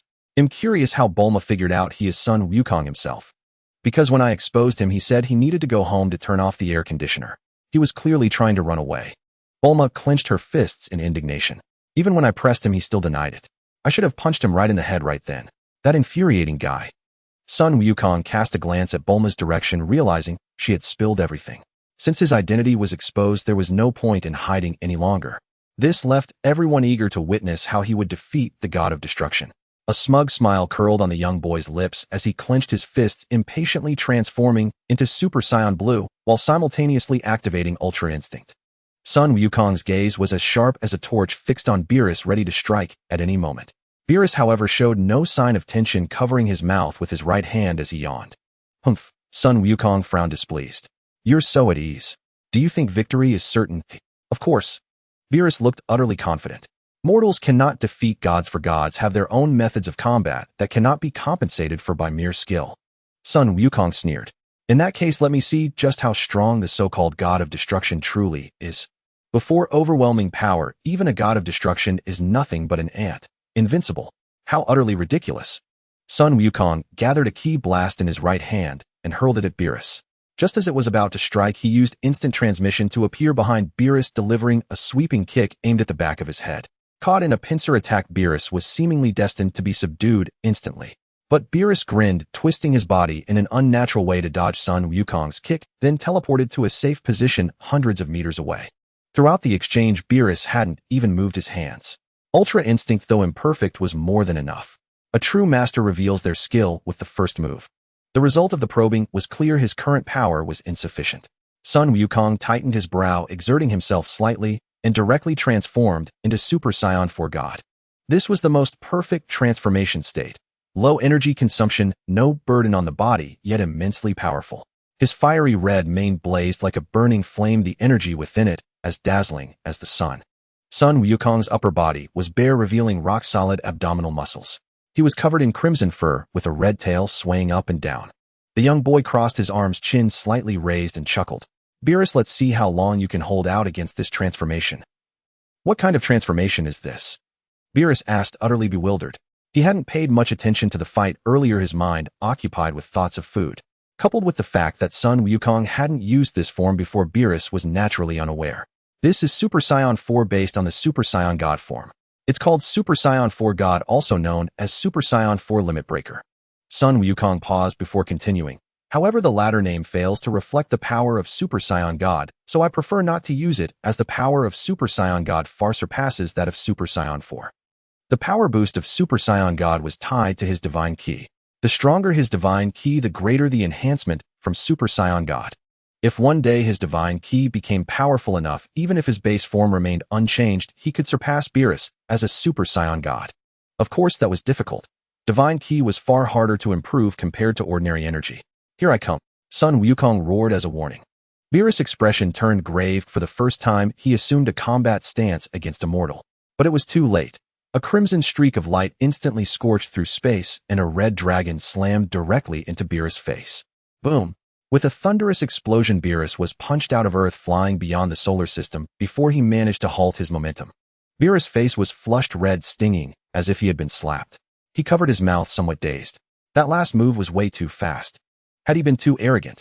It felt like he might be in trouble. While Beerus was still reeling, Son Wukong appeared before him. Beerus, fighting on Earth restricts our power. How about we settle this in space? Fine. With no way to back down, Beerus nodded in agreement. The two were of one mind, deciding to turn the entire universe into their battlefield. Stay down. Son Wukong moved at lightning speed, shattering space with a streak of red light as he drove his leg down toward Beerus' neck. Beerus' pupils contracted sharply as he raised his arm to block. Ag! He let out a series of agonized screams, clutching his arm in pain. Son Wukong showed no mercy, driving an uppercut into Beerus' abdomen. Ugh! Beerus' face turned pale, his eyes bulging as he wrapped his arms around his stomach, his body curling like a boiled shrimp. A surge of energy rampaged through Beerus' body, tearing pain, spreading rapidly, as if it would cleave him into pieces. Son Wukong executed a rear-spinning kick like a dragon, whipping its tail, striking Beerus across the face and sending him flying. Beerus turned into a purple meteor, crashing into a red dead star larger than Earth. Boom! A deafening roar erupted as lava spewed across the entire planet, flames shooting into the sky. In an instant, the blaze soared into the atmosphere, blotting out the heavens. Before a second had passed, the planet was pierced through, its core shattered, and it exploded into a brilliant firework, scattering into cosmic dust. Another planet faced the same fate, but Beerus managed to stop himself in time, sparing it. He wiped the corner of his mouth, finding crimson blood on the back of his hand. He was momentarily stunned. How many years had it been since he last encountered a mortal with such immense power capable of actually injuring him? Fascinating. Absolutely fascinating. Beerus unleashed his destructive power, freely amplifying his strength. If there were a device capable of measuring all combat power in the universe, it would be showing numbers skyrocketing at this very moment. Beerus' combat power in the next second was worlds apart from the previous one. Such was the might of the God of Destruction's technique. Completely attuned to his will, as long as his body could endure, his power would keep rising. Black Goku, you should feel honored, for not everyone is worthy of dying at the hands of a God of Destruction. Beerus possessed an inexplicable confidence in his power, forged over 100 million years of unchecked dominance. It was a confidence built on countless victories, each one reinforcing the next. Those who frequently succeed exude a certain self-assurance, and he was no different. Only with eons behind him, it had become ingrained in his very bones. Beerus, I want died. Son Wukong retorted directly, then turned the tables. And I will defeat you, proving that even a mortal can overcome a god. Generally, God referred to the God of Destruction as they were the martial deities among the divine. As for the Supreme Kais, they were essentially civil officials. Surpassing them was hardly noteworthy. Throughout cosmic history, those who surpassed Supreme Kais were as numerous as fish in a river, but those who surpassed gods of destruction were as rare as phoenix feathers and unicorn horns. Beerus had lived for over 100 million years without encountering a human who could rival him. How is Little Son so formidable, even gaining the upper hand for a moment? Bulma gazed at the scene within the light screen, finding it almost surreal. Son Wukong was facing a god of destruction after all, an entity that had lived for 200 million years. And how old was Son Wukong? What right did he have? At the core of the battle, space shattered repeatedly, only to mend itself over and over. Ripples of power spread outward, layer by layer, shimmering in a kaleidoscope of colors, illuminating Son Wukong's resolute face, determined to claim victory. Son Wukong and Beerus had been locked in combat for quite some time. Son Wukong had been holding back, keeping his strength just slightly above Beerus' level. In this battle, he intended to shatter everyone's illusions about the God of Destruction. To achieve this, he wouldn't rely on overwhelming power to crush his opponent. Instead, he would render every attack from the God of Destruction, Beerus, utterly ineffective. Beerus' fist slammed towards Son Wukong, only to be caught once again. The youth flashed a mocking smile, his tone dripping with contempt. What's the matter? Is the power of a God of Destruction so pitiful? Beerus froze at these words, momentarily doubting if he had heard correctly. But seeing the smirk on the young man's face, he knew he hadn't. Damn you. To show such disrespect to a God of Destruction is a capital offense. Beerus' face darkened, his expression turning grim. As the God of Destruction, his word was law throughout the universe. For a mere human to provoke him so brazenly was nothing short of a death sentence. Now, no matter who tried to intervene, this insolent fool was doomed. Destruction. Beerus raised his right hand, index finger pointing upward. A purple orb of destruction rapidly gathered, swelling until it grew to the size of a basketball court. Such a massive destructive energy was enough to annihilate the entire Milky Way. Even if you beg for mercy, now it's too late. Beerus sneered. Bulma trembled uncontrollably as she watched the light screen. She hurriedly tugged at Whis, pleading. Whis, please save Little Son. Beerus will kill him.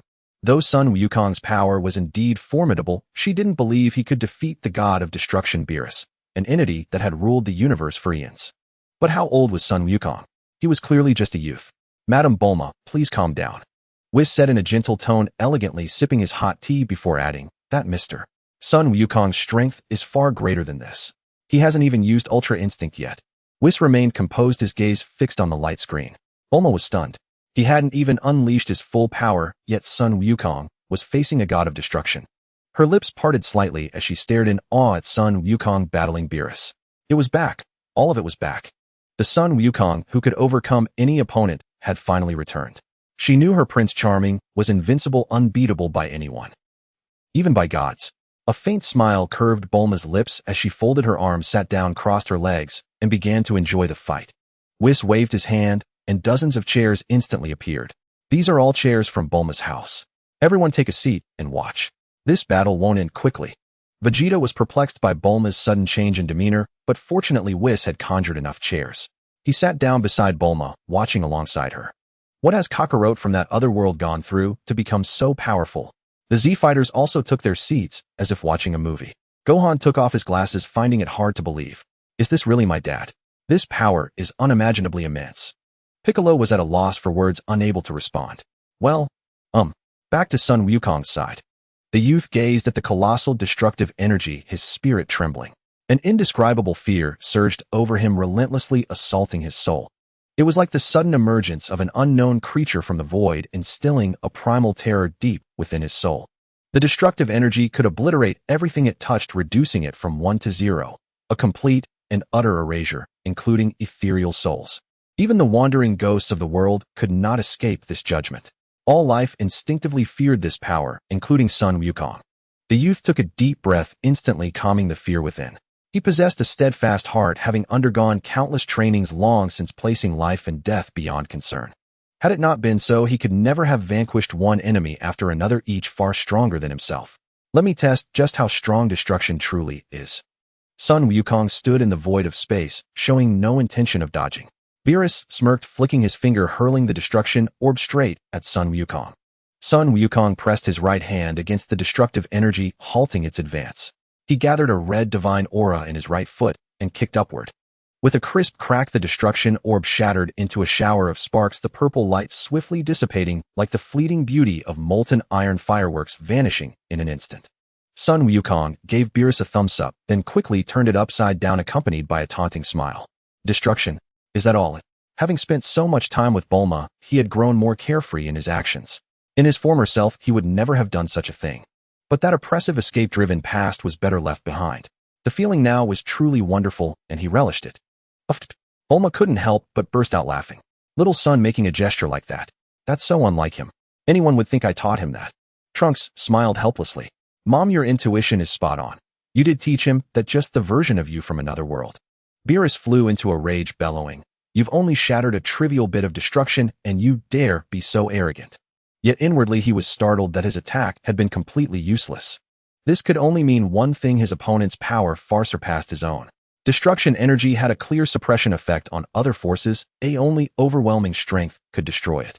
On the other side of the universe, the sixth universe's god of destruction, Kampa, and his angel Vados had long arrived in the seventh universe, silently observing the battle. They couldn't have arrived so quickly without contacting the sixth universe's Supreme Kai Fua. The Supreme Kai used instant transmission to bring Kampa and Vados to the seventh universe. Supreme Kai Fua stared at the image transmitted by the angel's staff, finding it hard to believe. His pale green round face turned a deep shade of green, and his stout body trembled.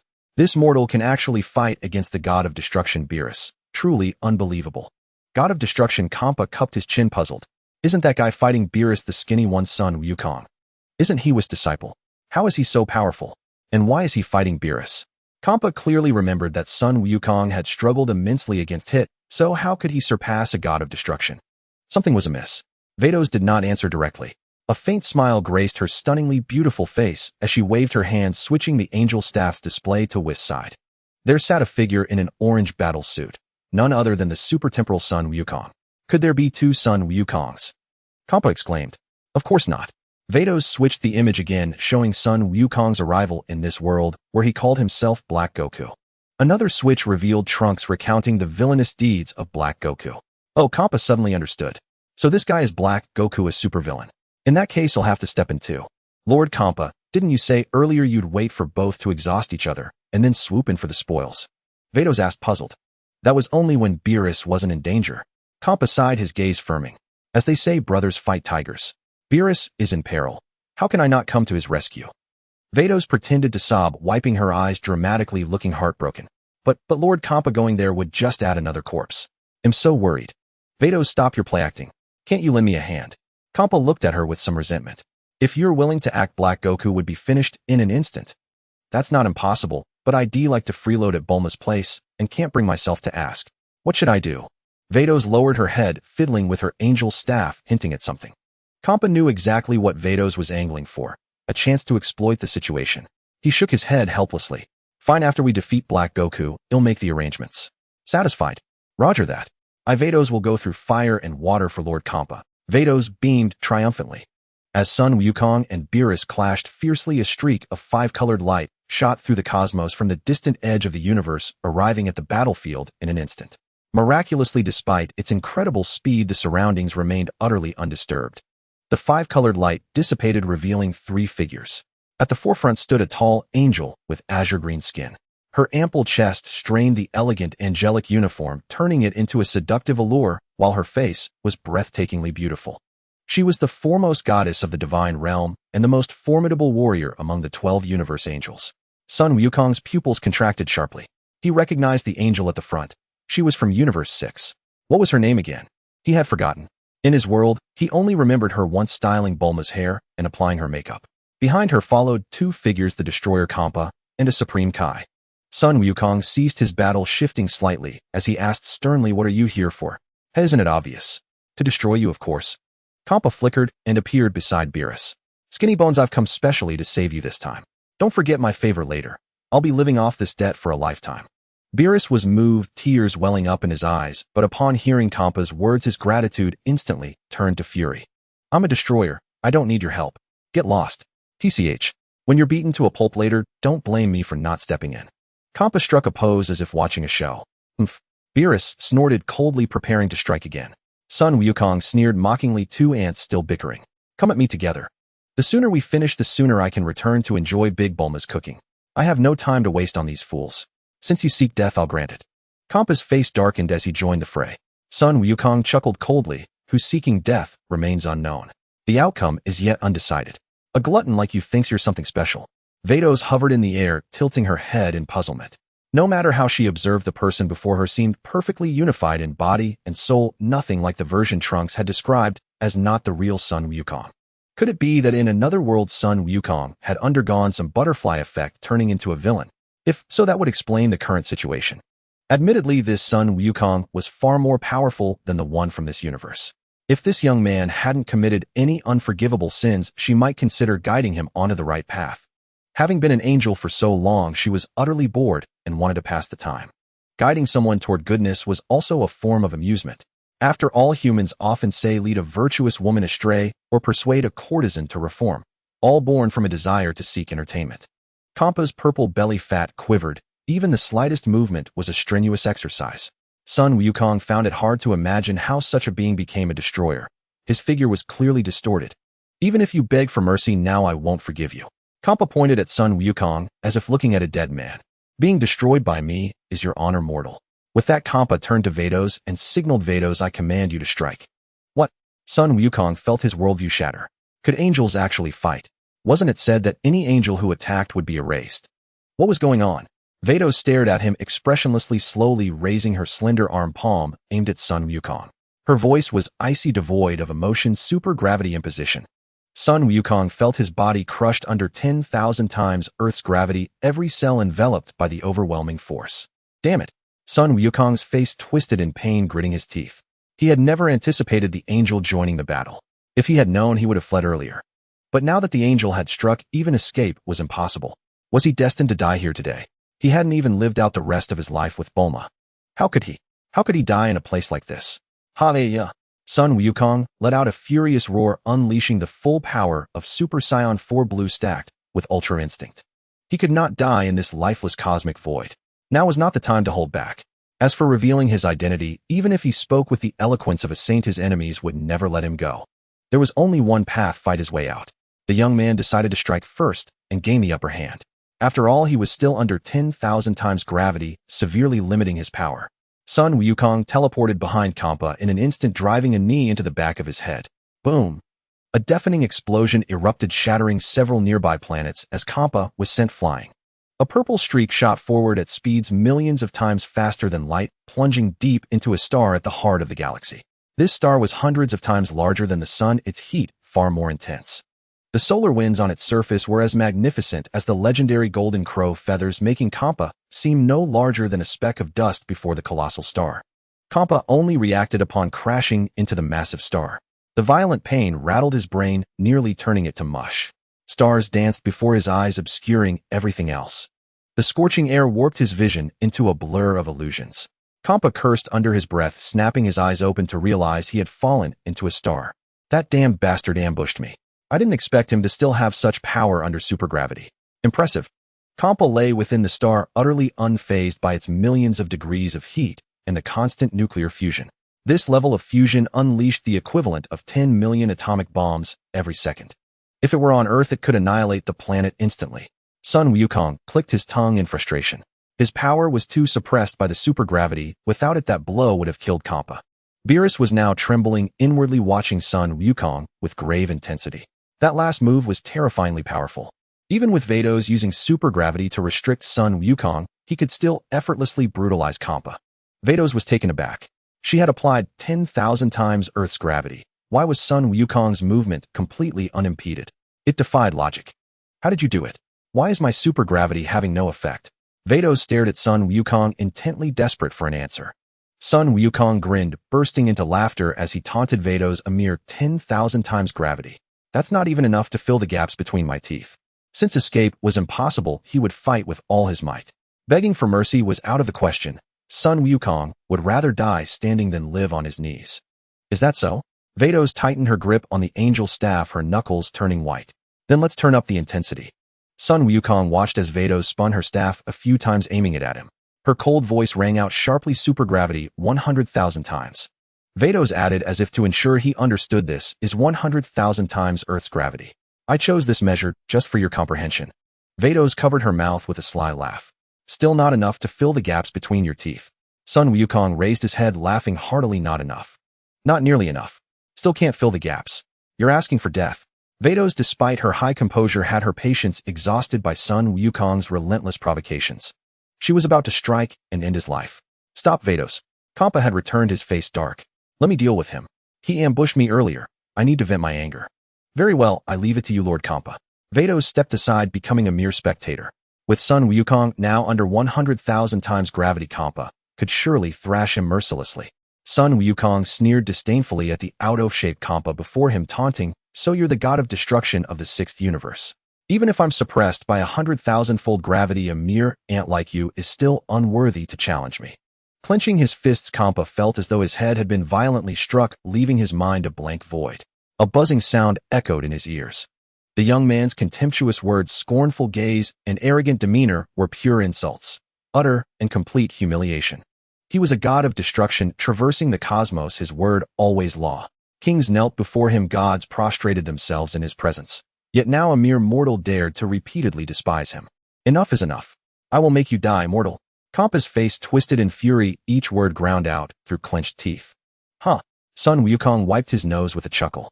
How adorable. A loser should know their place. Don't you yet understand the gap between us from that last blow? What? A gap? Kampa's ears roared as his vision blurred, as if thousands of voices were speaking, all mocking him. Nonsense. A mere mortal dares to claim a gap between himself and a god of destruction. This is outrageous. You still don't get it. Son Wukong looked at him as if he were a fool. I struck you under 10,000-fold gravity. Doesn't that prove the gap? Now suppressed by 100,000-fold, I can still defeat you. That is the gap. Whis, watching the scene transmitted through his angelic staff, was left speechless. Has Mr. Son Wukong always been this arrogant? Lord Kampa seems about to burst with rage. The alternate timeline. Son Wukong scratched his head, equally baffled. What's gotten into him? Provoking Lord Kampa like this is hardly wise. Vegeta remained silent, his eyes fixed intently on the scene. Trunks was somewhat exasperated. How had his mother turned Uncle Wukong into this? He used to be so humble, but after being with her he had become like this. This is great. Don't you all think he looks incredibly cool? The strong should humiliate the weak. That's the only way to truly savor victory. Bulma, however, saw nothing wrong and immediately defended Son Wukong. If it were me, I'd at least raise my middle finger to really rub it in. Trunks nearly fell over. He had suspected that Uncle Wukong's behavior was influenced by his mother, and now it was confirmed. The strong should humiliate the weak. Was that something his mother ought to say? Krillin stared at the light screen, his mind struggling to keep up. Tien Shin'en's mouth twitched. He glanced at Kairatsu, and both saw sheer disbelief in each other's eyes. Piccolo finally managed to utter, "Old son, you finally learned to act tough. I was getting sick of you always playing the good guy." Gohan shot Piccolo a puzzled look, but said nothing. Seeing Kampa grinding his teeth in fury, Son Wukong felt a surge of satisfaction and decided to stoke the flames. Gods of destruction only know how to fight with despicable means running rampant while limiting their opponent's power. Once they encounter a true powerhouse like me, they can only shrink back like a turtle too afraid to make a move for ages. Kampa felt as if he were standing on a stage with a crowd of onlookers murmuring and buzzing below. A ringing sound filled his ears. A buzzing sound. Another buzzing sound. Winning only through underhanded means. Is that the way of a god of destruction? In the divine realm, is such foul play permissible? Is it a common occurrence? Is it so common? Son Wukong's eyes blazed with fury as he continued his assault. This has to be the first time in the history of combat. In a world that upholds the spirit of martial arts, there exist shameless beings like you, gods of destruction, who rely on angels to cheat their way to victory. This is nothing but a trampling of fair combat. A buzzing sound. Another buzzing sound. Kampa involuntarily stepped back half a pace, his entire body, from his fingers to his toes, turning ice cold as thunderous roars echoed in his ears. For the first time he faced such malicious verbal attacks, yet he found himself utterly unable to refute them. This was absolute psychological bullying, and he could not resist. Vados. Kampa bit his lip hard, his eyes nearly spitting fire before finally forcing out the words, "Lift the supergravity suppression on Son Wukong. I want a fair duel with him." But Vados cast a meaningful glance at Son Wukong. "That man is stronger than you. You will lose. So what if I lose? It's better than having people say that Kampa needed an angel's help to win through despicable means. I cannot accept such an outcome." Kampa understood, finally understood. The young man had deliberately provoked him, his goal being to prevent the angel from intervening. A clever tactic precisely exploiting his prideful nature. Of course, even if he weren't so prideful, such insults would be unbearable. Very well. Vados waved her angelic staff, and the restriction on Son Wukong was lifted. Son Wukong felt as if he were dreaming. Moments ago, he had been walking the razor's edge of life and death. Now the tables had turned. The angel had withdrawn her power. Should he seize the chance to flee, there would be no second opportunity. Once he defeated Kampa, Vados would intervene, and he would surely lose. The angel possessed far too many tricks. That supergravity technique alone still made his heart race. Who knew what other trump cards the angel held? Though fleeing might tarnish his reputation was nothing compared to his life. Besides, Bulma was waiting for him at home. He couldn't be so selfish as to indulge in battle for the thrill of it. At the thought of his beloved wife, the fighting spirit that had just surged within him dissipated like smoke. Without a change in expression, Son Wukong sensed a distant aura in the cosmos, transforming his own being into that energy ready to traverse the space. Bang! A dull sound echoed as his head struck something hard. The young man looked up stunned. Vados's angelic staff was pressed against his forehead, her exquisite face wearing a mocking smile. "What? You think you can just act tough and then run away? Don't you wish?" It was over. Son Wukong retreated slightly, a chill shooting from the crown of his head through his entire body. His instant transmission had been countered. This meant she could also control space itself. He had thought the angel was merely powerful, but never imagined she would be this formidable. Damn it! Son Wukong roared, clenching his fist and driving a punch straight at Vados's beautiful face. Vados gripped her angelic staff, clasping her hands behind her back as she stood with an air of ease.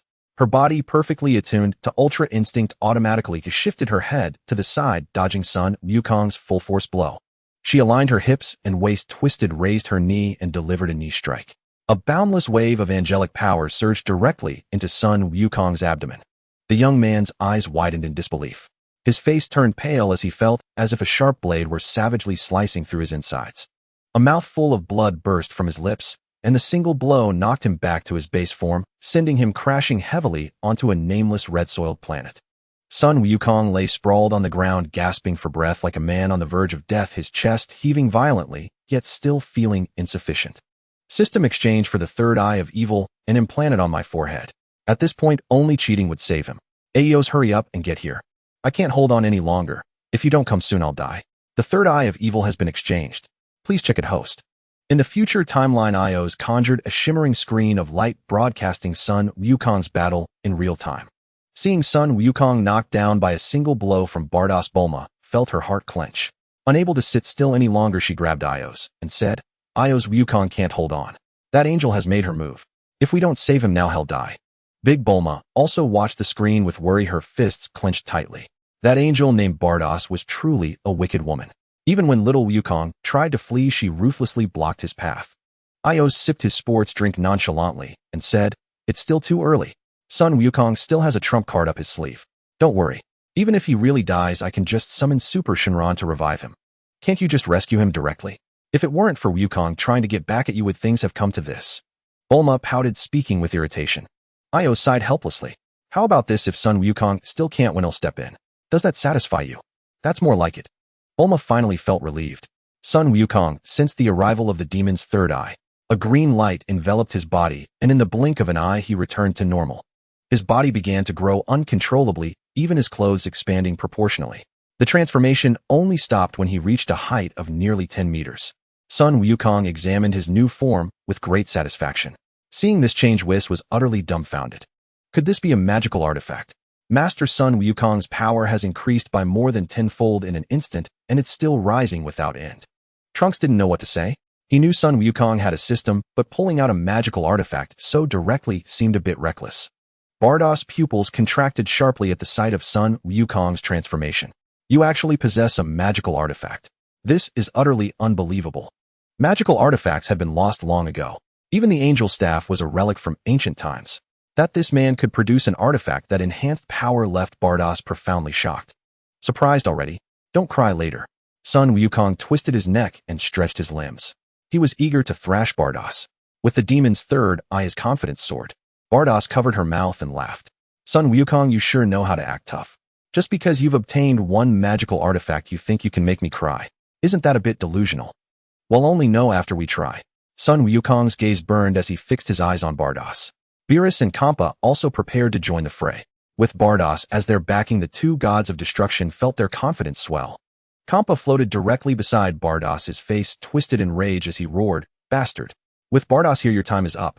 Son Wukong laughed scornfully. "Anyone would think Bardos is your mother. What a joke.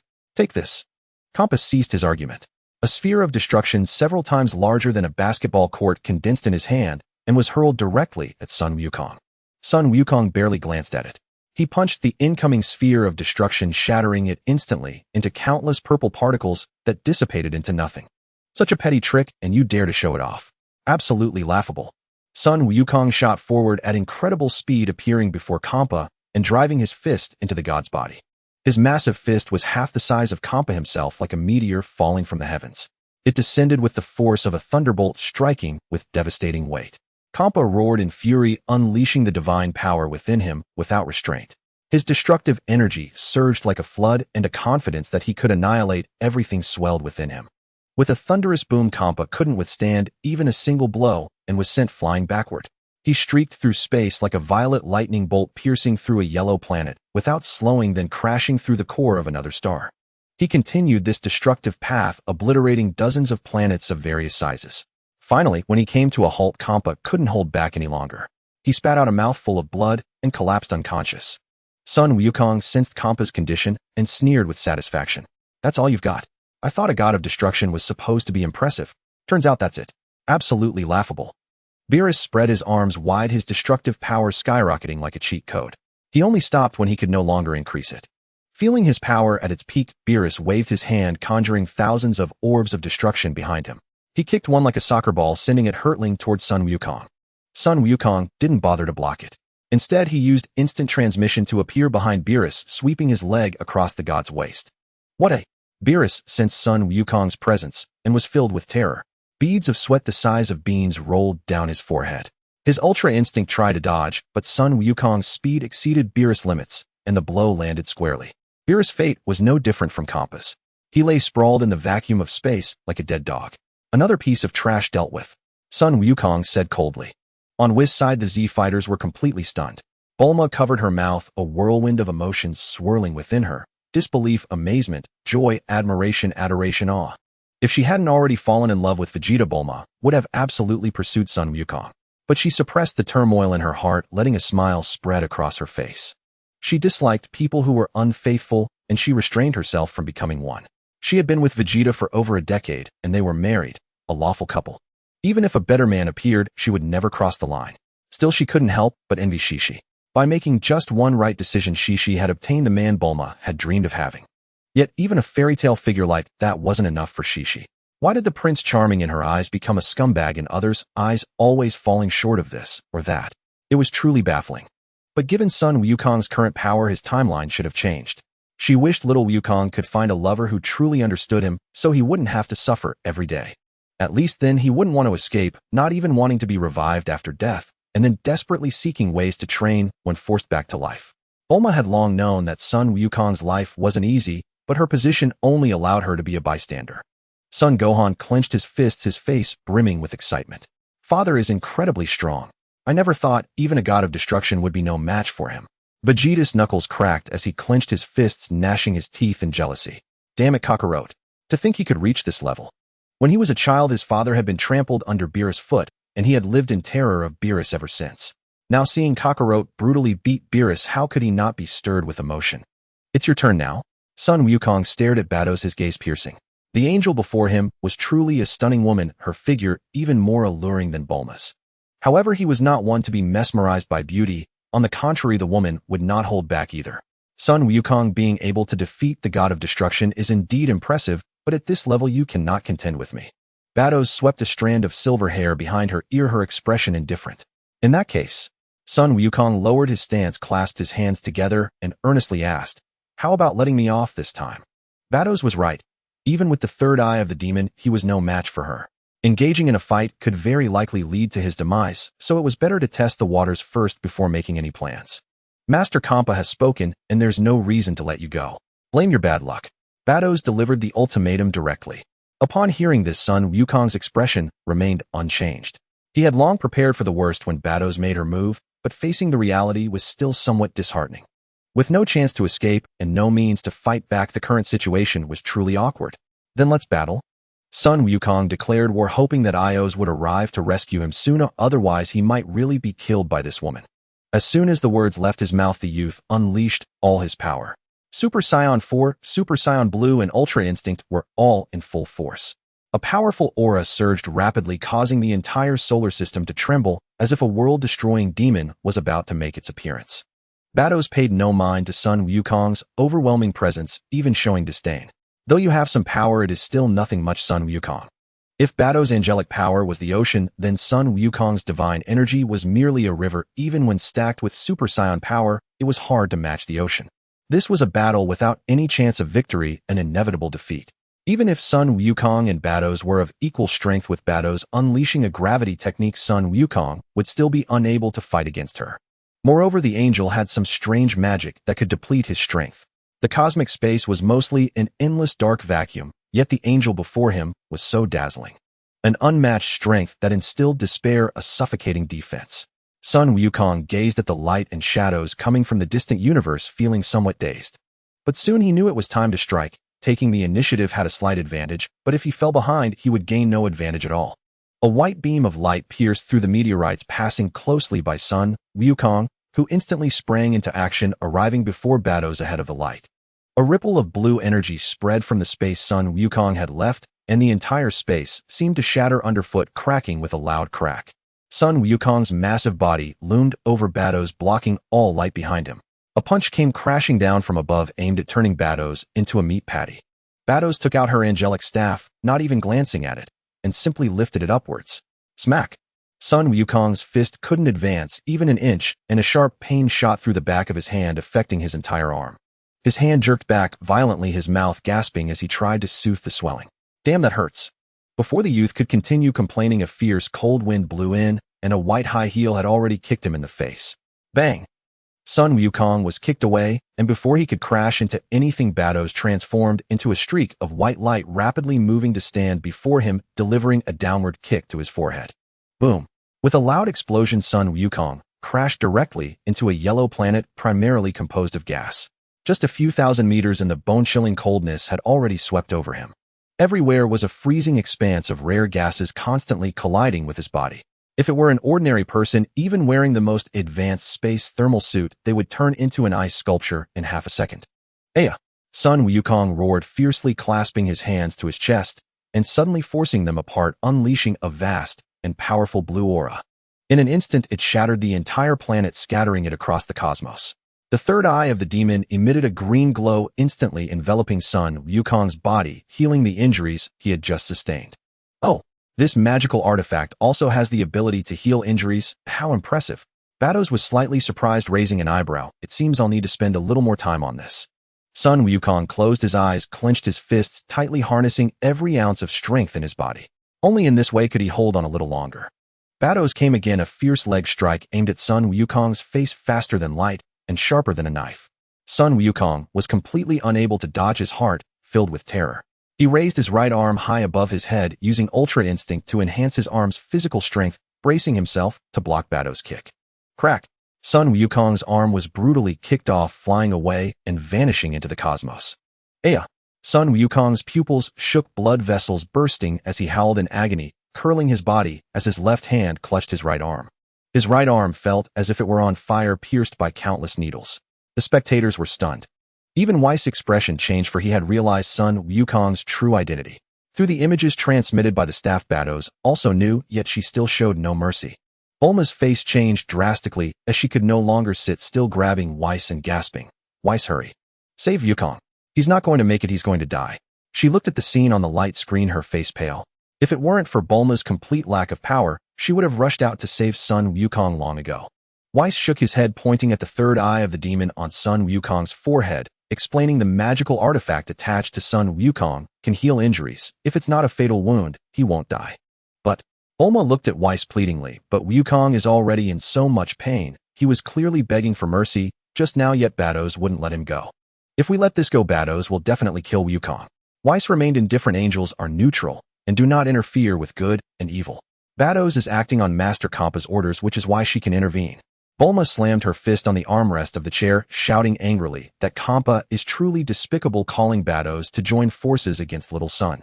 In the future timeline, Bulma gritted her teeth in anger. This Battles looks so beautiful, yet she has a heart as venomous as a snake.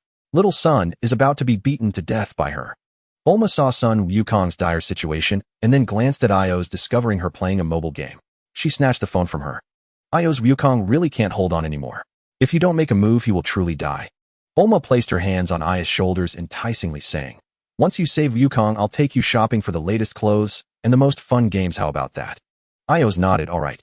It seems Wukong has truly reached his limit. I'll go save him right now. Not long after Son Wukong's arm was severed, the third demonic eye emitted a healing green light, and his arm miraculously regenerated. Not only that, but his power also surged dramatically. Huh. Son Wukong panted heavily, still reeling from the pain that had yet to subside. Now he could only rely on the third demonic eye to stall Bardock's awaiting rescue from Eos. Although the third demonic eye had boosted his strength, it was still a mere drop in the bucket. For now, he had to avoid being instantly killed, letting the third demonic eye heal his wounds and buying as much time as possible. Bardock's, I am actually Son Wukong, not a villain. I think there's a misunderstanding between us. Can we stop and talk it out? Son Wukong had no choice but to plead for mercy again. This was not the time for pride. If Bardock's killed him, his hard-won marriage to Bulma would vanish in an instant. A wise man knows when to yield. Submission was not foolish. Son Wukong, do you think begging is of any use now? Bardock sneered coldly. When an angel acts, blood must be spilled, or it would be a waste of effort. Bardock was unmoved, indifferent to whatever Son Wukong said.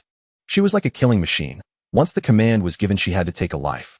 Bardock struck again, leaping forward with a front kick, a motion both graceful and explosively powerful, an attack that was also a defense. She left no room for escape. Son Wukong could only watch helplessly as the alluring curve charged at him. Even before the attack landed, a fierce gust of wind slammed into his face. Though his power was enough to obliterate a god of destruction, the flesh on his face still twisted and trembled under the wind, his eyes barely able to stay open. It felt like an ordinary man facing a tornado, a sense of utter helplessness with the same outcome no matter how he fled. Son Wukong lowered his head, bent his knees, and arched his body backward. Bardock's front kick grazed past his abdomen, barely allowing him to dodge the blow. But before he could rise, a knee strike slammed into the back of his head. Son Wukong's skull felt as if it had been shattered, his massive body hurtling straight toward a nearby planet. His vision went dark, overwhelming pain flooded his mind, and his eyes could not open. With a thunderous roar, Son Wukong plummeted into a small black hole, sucked directly inside. Everywhere was pitch black. Even if light shone in, there was no escape. Even a small black hole had gravity billions of times stronger than Earth's. Son Wukong stayed inside with no intention of leaving. Going out would only mean another beating, so he might as well stay here. Perhaps Bardock's would back off. But he soon realized he had underestimated her resolve. Bardock's entered the black hole as well. Son Wukong, did you think hiding in a black hole would keep you safe? Bardock spoke coldly, her voice as icy as a block of frost. Son Wukong's mind was in chaos. His thoughts raced as he searched for a plan. How to escape from Bardock's was now a matter of survival philosophy. Instant transmission had failed. Bardock's could intercept it. That left only. Son Wukong dashed out of the black hole, pressing his index and middle fingers to his temples, eyes shut tight. Tian Xinhan, lend me your technique. Solar flare. A blinding white light flooded the entire space, turning the dark cosmos into a sea of white. Son Wukong placed his fingers on his forehead like a sword, sensing the strongest nearby aura. It was Whis. Desperate, he took advantage of Bardock's blinded eyes and teleported directly to Whis' side. The youth had the system recall the third demonic eye, returning to his normal form. Without any pleasantries, he came clean. Whis, I am the real Son Wukong. I only came here to spar with everyone in this timeline with no ill intent. Save me. Bardock's has gone mad and wants to kill me. Whis spread his hands helplessly. Angels are neutral. We do not take sides in good or evil, or we would cease to exist. Bardock's acts on Lord Kampa's orders, and I cannot stop her. Damn it. Son Wukong clenched his fists, knuckles cracking, his expression turning grim. Was heaven determined to destroy him? What was he to do? Just as he was at his wits' end, Tian Xinhan stepped before him, his gaze resolute. Goku, don't give up. There is still a way. What way? I can't beat her, I can't escape. That crazy woman just wants me dead. Son Wukong held his head, completely lost. Even if he fled to another planet and suppressed his aura, an angel could instantly locate him. Goku, have you forgotten? The Turtle School has a secret technique invented by Master Matedo, the evil containment wave. Tian Xinhan's eyes were firm, his right hand clenched into a fist. They'll teach you now, Goku. Don't give up. A spark of hope lit up Son Wukong's eyes. That's right. The evil containment wave. How could he have forgotten?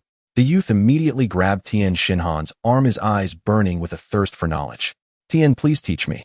Bulma watched the scene, the corner of her mouth twitching. When had Son Wukong become so smooth and worldly? Where was the Goku who would rather fight to the death? She did not confront him, for his situation was dire. Once he survived this crisis, she would surely make him pay. Tian Xinhan pulled out a capsule case, took a capsule, pressed the button, and tossed it to the ground. A pottery jar appeared before them with a talisman reading Seal the Great Demon affixed to its center. Tian Xinhan pointed at a cat by the roadside. Goku, let's use that cat for practice. You need to master this quickly. Young Trunks, furious, quickly said, that's Mom's favorite stray cat, a purebred. Before he could finish, Bulma grabbed him and pushed him into a chair, her expression stern. Don't interrupt, Goku. What's a cat? It's an honor to be used for the experiment. Bulma watched Tian Xinhan's every move intently, trying to memorize the steps of the evil containment wave. Tian Xinhan pressed his palms together and shouted, Evil containment wave.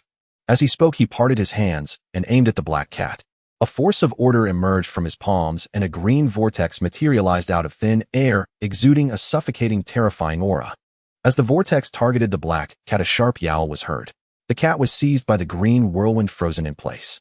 Amid futile struggles and agonized wails, it shrank rapidly. Tian Xinhan guided the green vortex toward the jar, and the cat was sealed inside. Tian Xinhan wiped the sweat from his brow and explained, once the target is sealed, just put the lid on and stick the talisman. It's foolproof. Son Wukong nodded and began practicing immediately. The steps of the evil containment wave were simple, he understood them at a glance. But actual training proved far more difficult. He tried to imitate the technique. Initially it worked well, but his aim was off, often dropping the target beside the jar. After several attempts, he finally grasped some skill and succeeded once. A cool, mature female voice rang out. Pleasant to hear, yet like a demon's summons. Son Wukong, are you ready to die? Die. Son Wukong snorted coldly. You're the one who's going to die. He opened the lid of the clay pot and carefully placed it on the ground. This fragile clay pot was his only means of turning the tide. Now cornered with no way out, he had to fight with his back against the wall. Success or death? The young man stared grimly at Baduo. The vast and overwhelming power of an angel. If she hadn't been holding back, a single strike would have been enough to kill him. Yet during the battle, Baduo didn't use her full strength. As for why, Son Wukong had no idea, nor did he wish to know. All he knew was that he had to survive. In the past, dying wouldn't have mattered. He could still fight strong opponents in the afterlife. But now everything was different. He had someone he loved, and that person loved him back. So even for the sake of his beloved, he absolutely could not die. Ba Duo Si, it's over. Sun Wukong aimed both palms at Ba Duo Si and roared Mafuba. A massive green vortex erupted from his palms, shooting straight toward Ba Duo Si. An overwhelmingly terrifying aura changed the color of the entire sky, turning it into a green backdrop. Seeing this, Ba Duo Si curled her lips into a playful smile and murmured, "The power of rules. Sealing. Interesting." She raised her angelic staff, and just as Sun Wukong's Mafuba was about to seal her, infused a trace of angelic power into the clay pot. Then she gave up resistance and let the Mafuba take hold. But Ba Duo Si's movements were subtle and swift, far beyond Sun Wukong's ability to detect. Everything went as smoothly as practice. Ba Duo Si shrank under the Mafuba's effect, and under Sun Wukong's control was directly sealed inside the clay pot. Sun Wukong acted swiftly. Without a moment to celebrate, he rushed forward in 3 steps and slammed the lid onto the pot.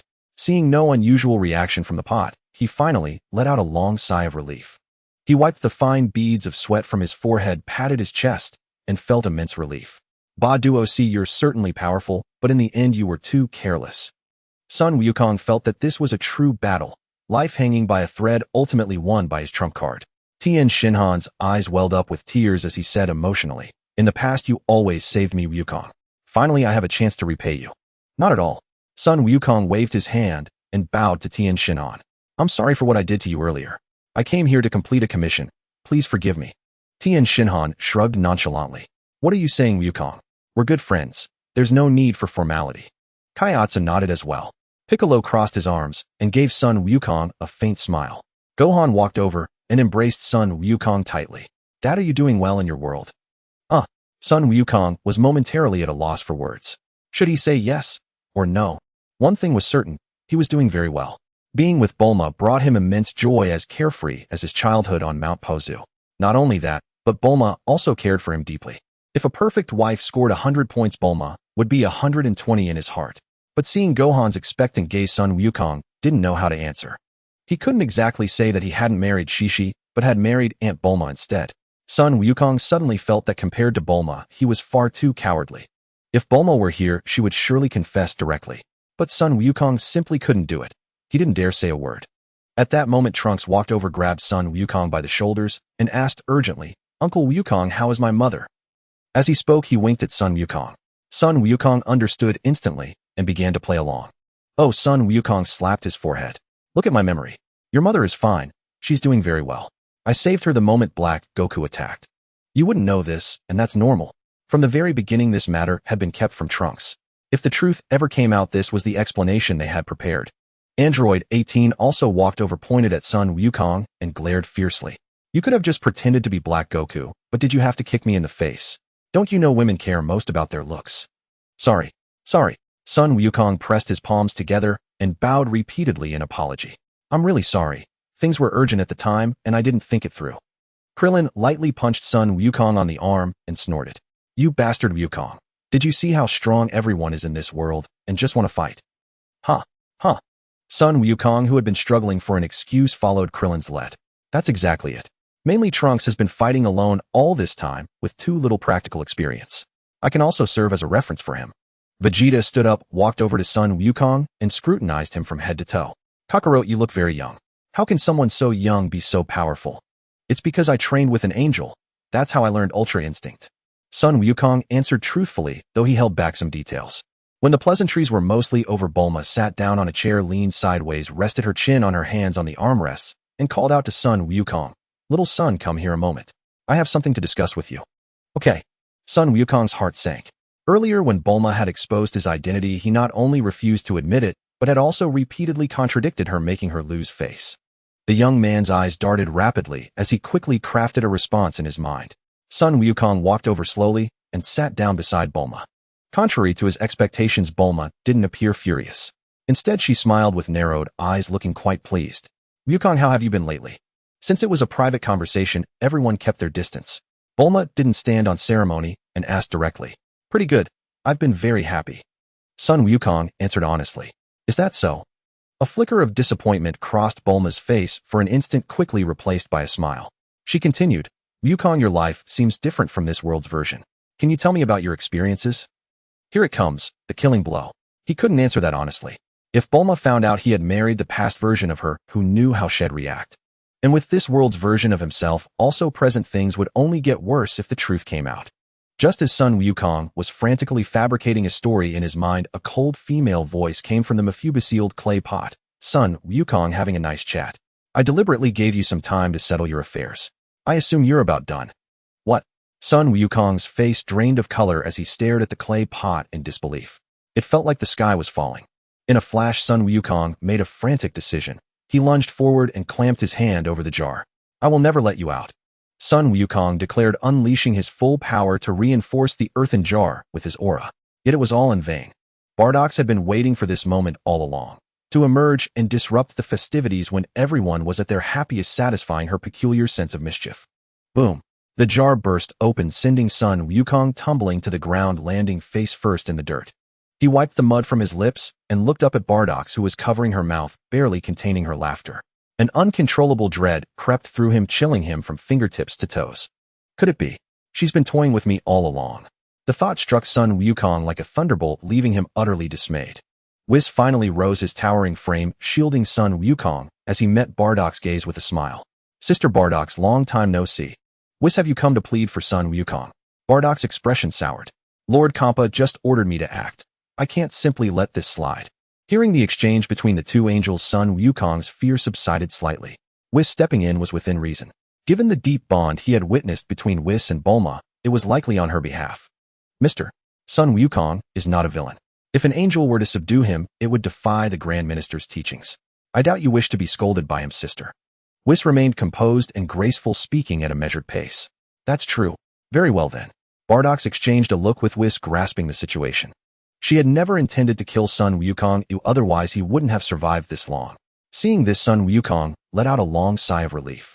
Whis' personal intervention proved remarkably effective. With just a few words, Bardock's attitude shifted. Seeing Bardock's relent, Bulma rose and approached her with a warm smile. Bardock's, we're having a gathering at my place today with plenty of food. Would you like to join us? Bardock's chuckled, covering her mouth. Since Ms. Bulma is so kind, I'll join. It's been ages since I attended a human gathering. I'm sure it'll be delightful. Bulma nodded with a smile, then turned to the other warriors who had come to fight. Everyone come along. It's rare to have so many of us together. It would be a shame to miss out. Sun Wukong nodded as well. Usually everyone was busy with their own affairs and would find excuses to skip gatherings. Now that they were finally reunited, how could they not share a good drink? On the other side of the universe, Ios watched all this unfold, a playful idea forming in her mind. She didn't stop Sun Wukong from attending the party, but simply returned to the future timeline. Seeing Ios return alone, Bulma tilted her head. Ios, why didn't Goku come back with you? He's having the time of his life and has forgotten all about home. Ios said with a sarcastic tone. What? Bulma bit her lower lip. Has Goku been lured away by some wicked woman? She had always feared this. Sun Wukong was good in every way, but a bit gullible, easily deceived. If some other woman tricked him into bed, what would she do? No, nothing like that. But the misunderstanding in that world has been resolved, and Sun Wukong is attending the party hosted by your counterpart there. They're getting along quite warmly, and I'm afraid. As Ios spoke, she gestured animatedly, all but spelling out that they were exchanging flirtatious glances. Bulma slammed her fist on the table, fuming. That wretched Goku. He said he only loved me, and now he dares to ogle other women. He's asking for death. Ios chimed in. Exactly. I've always said that Sun Wukong is unreliable, a playboy. Which man isn't eyeing the next dish while eating from his own plate? If you ask me, you should just stay with me forever. With that, Ios flung herself into Bulma's arms, nuzzling her like a kitten. Initially, Bulma was furious, but as soon as Ios started badmouthing Sun Wukong, she sensed something was off. Ios had always harbored a bias against Sun Wukong. This time, she was likely viewing him through tinted glasses. Still, whether Ios was exaggerating or not, Bulma decided to go and see for herself. Ios, take me to the world where Goku is. I want to see if he dares to make eyes at other women. Bulma spoke through gritted teeth, clearly at her limit. Her sister Tights had graduated from university at 16 and traveled the universe with Jocko working at the Galactic Patrol headquarters. Bulma herself had also graduated at 16 and was invited to be a special lecturer. During summer break, she set out to find the Dragon Balls, hoping for a Prince Charming. The reason was simple. Bulma had been a genius since childhood, and she found no one her age worthy of her attention. Even those older than her seemed like idiots with human heads in her eyes. So men of high intelligence didn't impress Bulma. None were as smart as her. Wealthy men didn't sway her either. She was richer than them all. The only thing that could move her was handsomeness. The more handsome, the weaker her resistance. But looks alone weren't enough. He also had to be powerful, or he couldn't protect her. If he couldn't even withstand a bullet, she might as well carry a gun for self-defense. Son Wukong was the only man who had ever made Bulma's heart flutter. Seeing her future self only confirmed that she had made the right choice. Bulma had always believed Son Wukong to be a man devoted to love. Now being told he was flirting with other women, how could she bear it? Even if it was another version of herself, she couldn't accept it. She would never allow Son Wukong to have another woman. The older Bulma's lips twitched. She held the younger Bulma back and comforted her. Don't be angry. I know little Goku. He would never do anything to betray you. Hearing this, Bulma finally calmed down and sat on the sofa. Seeing the effect, the older Bulma continued, think about it. Even in his past life, when little Goku understood his own feelings, he never crossed the line. That alone speaks volumes about his character. Bulma nodded. That analysis made sense. Still, it didn't stop her from checking on Son Wukong's current situation. After all, the past didn't guarantee the present. If nothing was wrong, all the better. But if there was, she didn't know what she might do. Perhaps she would lose her mind on the spot.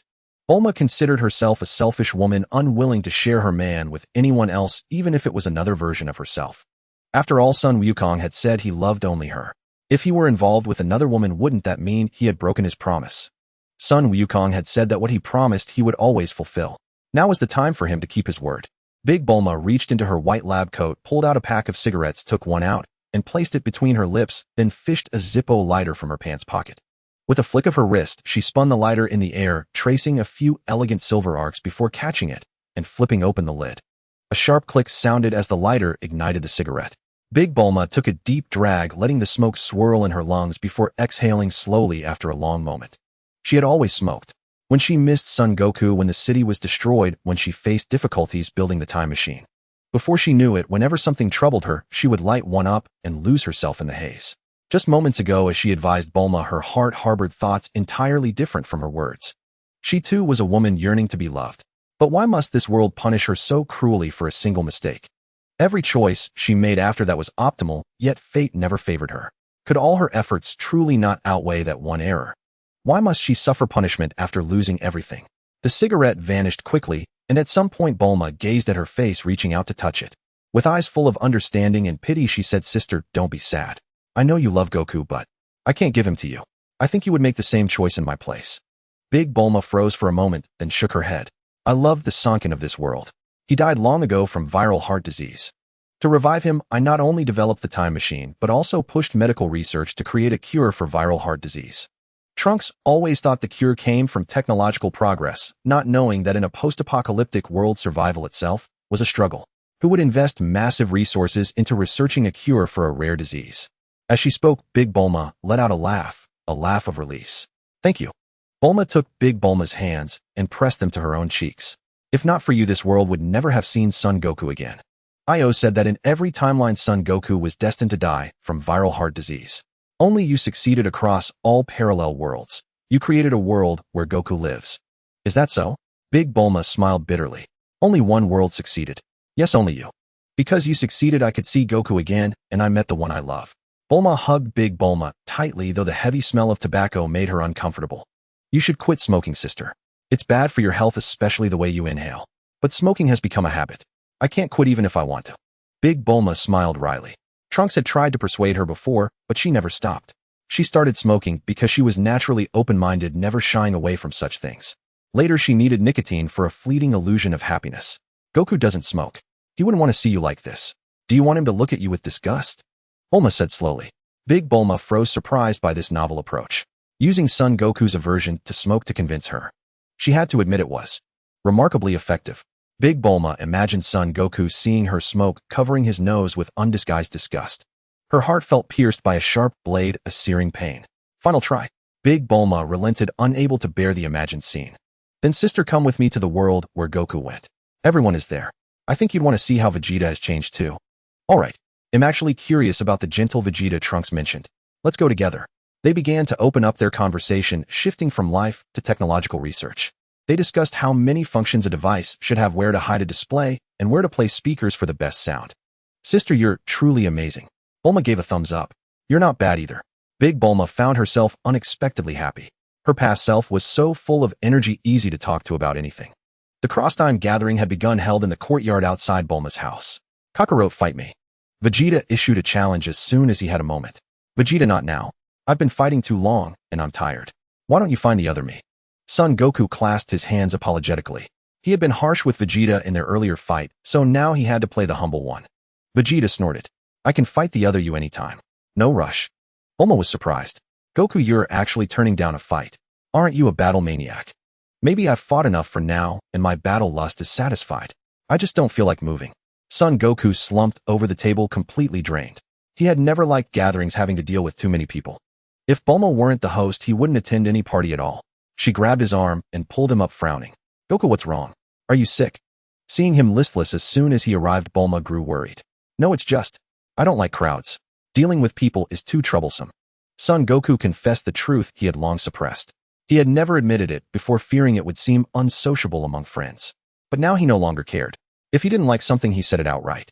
Just as he loved Bulma, he would confess his feelings without hesitation after being reborn. It's okay, Goku. Bulma ruffled his hair affectionately. In my house you can do whatever you want. No strict rules here. A cold melodic voice shattered the warm atmosphere. Whatever you want. What game are you two playing? Son Goku turned sharply toward the voice and saw a girl in a pink dress standing there, cheeks puffed in anger, arms crossed, eyes blazing. Beside her, big Bulma was covering her mouth, laughing as if watching a show. Ios stood expressionless as if it had nothing to do with her. Honey, what? What are you doing here? Son Goku hurried over. You asked me that while flirting with another woman. Do I even matter to you? The girl turned away with a cold snort. The scene fell dead silent. Heavy breaths were audible. Everyone's gaze shifted to the girl and Son Goku. Even Bulma's jaw dropped. Honey, Son Goku called his past self's wife that. What flirting? I haven't done anything. Son Wukong felt deeply wronged, insisting he had merely attended a gathering. You say you've done nothing, but I don't even want to mention how intimate you two were just now. Bulma snorted coldly, turning her head away, her tone clearly laced with displeasure. Aos was right. You were flirting with another woman in this world. I didn't believe it at first, but now that I've caught you red-handed, you're still making excuses. Son Wukong instantly realized why Bulma was acting this way. It was all because of that wretched woman, O's, stirring trouble behind his back. She had been hostile toward him from the start, and given her formidable strength, he had never dared to disrespect her. He hadn't expected that right after he helped Aos vent her anger, she would stab him in the back. Understanding the situation, Son Wukong quickly strode over to Bulma and pulled her into his arms. His eyes were filled with nothing but the young woman before him as he gently soothed her. Don't you know me by now? I've always loved only you. How could I ever flirt with another woman? You've truly misunderstood me. Really? Bulma lay in the young man's embrace, looking up at him with a hint of doubt. Of course. The woman I, Son Wukong, love most is Bulma. Summoning his courage, Son Wukong braced himself for utter humiliation and shouted loudly. Bulma glanced at the petrified crowd around them, a mischievous smile curling at her lips. Since that's the case, kiss me in front of everyone, and... The young woman broke free from Son Wukong's embrace, pinched her chin, and swept her gaze across the onlookers, finally fixing her eyes on the alternate timeline Bulma. Pointing at her own rosy lips, she enunciated each word loudly, with a tongue kiss. Okay, Wukong. Son Wukong's ears instantly burned and his face flushed crimson. He lowered his head, overwhelmed by a sudden urge to flee. Honey, maybe we shouldn't do this. The young man was so embarrassed he wished the ground would swallow him whole. Kissing Bulma in front of his friends was something he simply couldn't bring himself to do. Moreover, in this world, Bulma was already with Vegeta. If he dared to do such a thing, who knew what turmoil it would stir? Are you scared? Bulma wrapped her arms around Son Wukong's neck, pulling his head down. The young man sensed what was about to happen and was completely at a loss. Son Wukong was both eager and fearful. Yet the young woman's cheeks were tinged with a soft blush, her gaze tender as water, her eyes filled only with him. The young man knew he could no longer evade. As a man, he couldn't let the woman always take the initiative. Son Wukong bent down and gently kissed Bulma's soft lips. A gentle breeze carried a crimson rose petal from the courtyard, which landed on Bulma's head, adding a unique adornment. As the young man kissed her, his love erupted fully, and his tongue actually extended, engaging in a passionate kiss with Bulma. Bulma's eyes widened, then slowly closed, her lashes trembling slightly. Her body grew limp as she leaned completely against Son Wukong. The scent of gardenias wafted from her, making the kiss feel like being immersed in a sea of flowers. Her lips were so soft and tender, kissing them felt as comfortable as lying on a grassy meadow. The young woman's lips were sweet, as if drenched in honey, leaving an endless aftertaste. After a long while, they finally parted. Bulma nodded in satisfaction, speaking as if no one else was around. Yukong, your kissing technique is a bit rusty. Let's take a bath together tonight and practice a bit. Son Wukong now only wanted to bang his head against a wall. In a moment of passion, he had kissed her in public. But after Bulma's remarks, he felt like dying. Fortunately, no one knew his true situation, so Son Wukong decided to pull off a last-ditch maneuver. He mustered his courage and walked over to the alternate timeline Bulma, forcing a smile. The one just now is my wife Bulma. We got married long ago. I assume the me in this world is also married to you, right? This preemptive strike was calculated by Son Wukong. As long as he insisted that he and Bulma were in a normal relationship and marriage, no one could say otherwise. After all, just because things were one way in this world didn't mean they had to be the same in another parallel world. The alternate timeline Bulma was visibly taken aback, never expecting Son Wukong to say such a thing. She gave an awkward smile and explained, well, in this world, I didn't end up with Mr. Son. He got married at the 23rd World Martial Arts Tournament, and I found another love. Vegeta glared at Son Wukong with a dark expression, still shaken by the scene he had just witnessed. He never expected that Kakarot would marry Bulma. No wonder Kakarot had beaten him so thoroughly. There was clearly some personal grudge involved. Son Wukong chuckled inwardly but outwardly feigned regret, beating his chest and stamping his feet in mock sorrow. What a pity. The me in this world truly has no discernment to miss out on such an outstanding woman as you, Bulma. Huh. The alternate timeline Son Wukong scratched his head, forcing a strained laugh. She is pretty good too. She cooks delicious meals. The alternate timeline Son Wukong quickly stepped in to smooth things over and stayed his position. What was done, and it was no longer something he could easily change. Trunks pretended to see Bulma for the first time, wearing a stunned expression. Uncle Wukong is actually with Mom. Truly, there's nothing strange under the sun. The older Bulma chimed in, the world is full of diversity. Even a single parallel world can be vastly different. Aeos, seeing Son Wukong slip through the cracks with ease, felt a bit displeased. A mischievous idea struck her. The corners of her lips curled into a sly smile. Son Wukong, your performance is truly remarkable. I'm almost in awe. Aeos clapped, incessantly showering praise on Son Wukong's act. Son Wukong's heart sank. This wretched woman was about to expose him again. The young man felt an urge to rush forward and cover Eos' mouth, silencing that megaphone of hers. But Eos' strength was far too great. If he actually did that, it would be no different from courting death. Helpless Son Wukong had no choice but to feign ignorance. What are you talking about, Lady Eos? I don't understand a word. You don't understand? Aeos sneered. I don't understand. Son Wukong was undeterred, confident that Aeos wouldn't dare reveal his reincarnation. Son Wukong, you think too highly of yourself. You're not the protagonist of this world, nor the center of the universe. No one revolves around you. Aeos showed no mercy, laying it all bare. This Son Wukong here is actually a reincarnated version. His past life's trajectory is almost identical to this world's Son Wukong. Her words stirred 1,000 ripples, sending shockwaves through the crowd. Damn it. Son Wukong clutched his face in agony, completely transforming into a mask of pain. What could have been forgotten has now turned into utter disaster. If there were a hole in the ground right now, Son Wukong would undoubtedly dive into it without hesitation. Ah, that despicable Kakarot dares to steal my wife.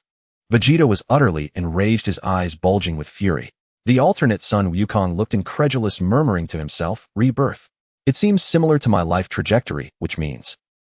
The alternate Son Wukong's pupils widened as he glanced at Son Wukong, then at the alternate Bulma, and finally at Vegeta. That person is me, yet not me. He scratched his head awkwardly, giving an embarrassed smile to the furious Vegeta, saying, Vegeta, I swear I have absolutely no improper thoughts towards Bulma. Son Gohan stepped in to mediate, stating, whether that person is telling the truth or not is still uncertain. Even if it is true, it shouldn't affect Uncle Vegeta's current situation, right? After speaking, Son Gohan cast a glance at Vegeta and began to laugh, just like the alternate Son Wukong. Vegeta charged over, grabbing Son Gohan by the collar, roaring, that guy Kakarot has been reborn, which means he clearly knows how everything unfolds and still chooses to marry Bulma. Isn't that intentional? Son Gohan was seized by Vegeta, the force of the pull exceeding a typical playful scuffle. His glasses were askew, dangling at an angle on his frustrated face. Son Gohan hurriedly replied, perhaps something happened in between that led to them being together. He spoke somewhat ambiguously, hoping to placate Vegeta's rage. The great Bulma, seeing the commotion escalating, decided to intervene, saying, oh dear. Everyone please stop arguing. Isn't it just that little son married the me from the past timeline? As an unmarried man and an unmarried woman, what's the problem?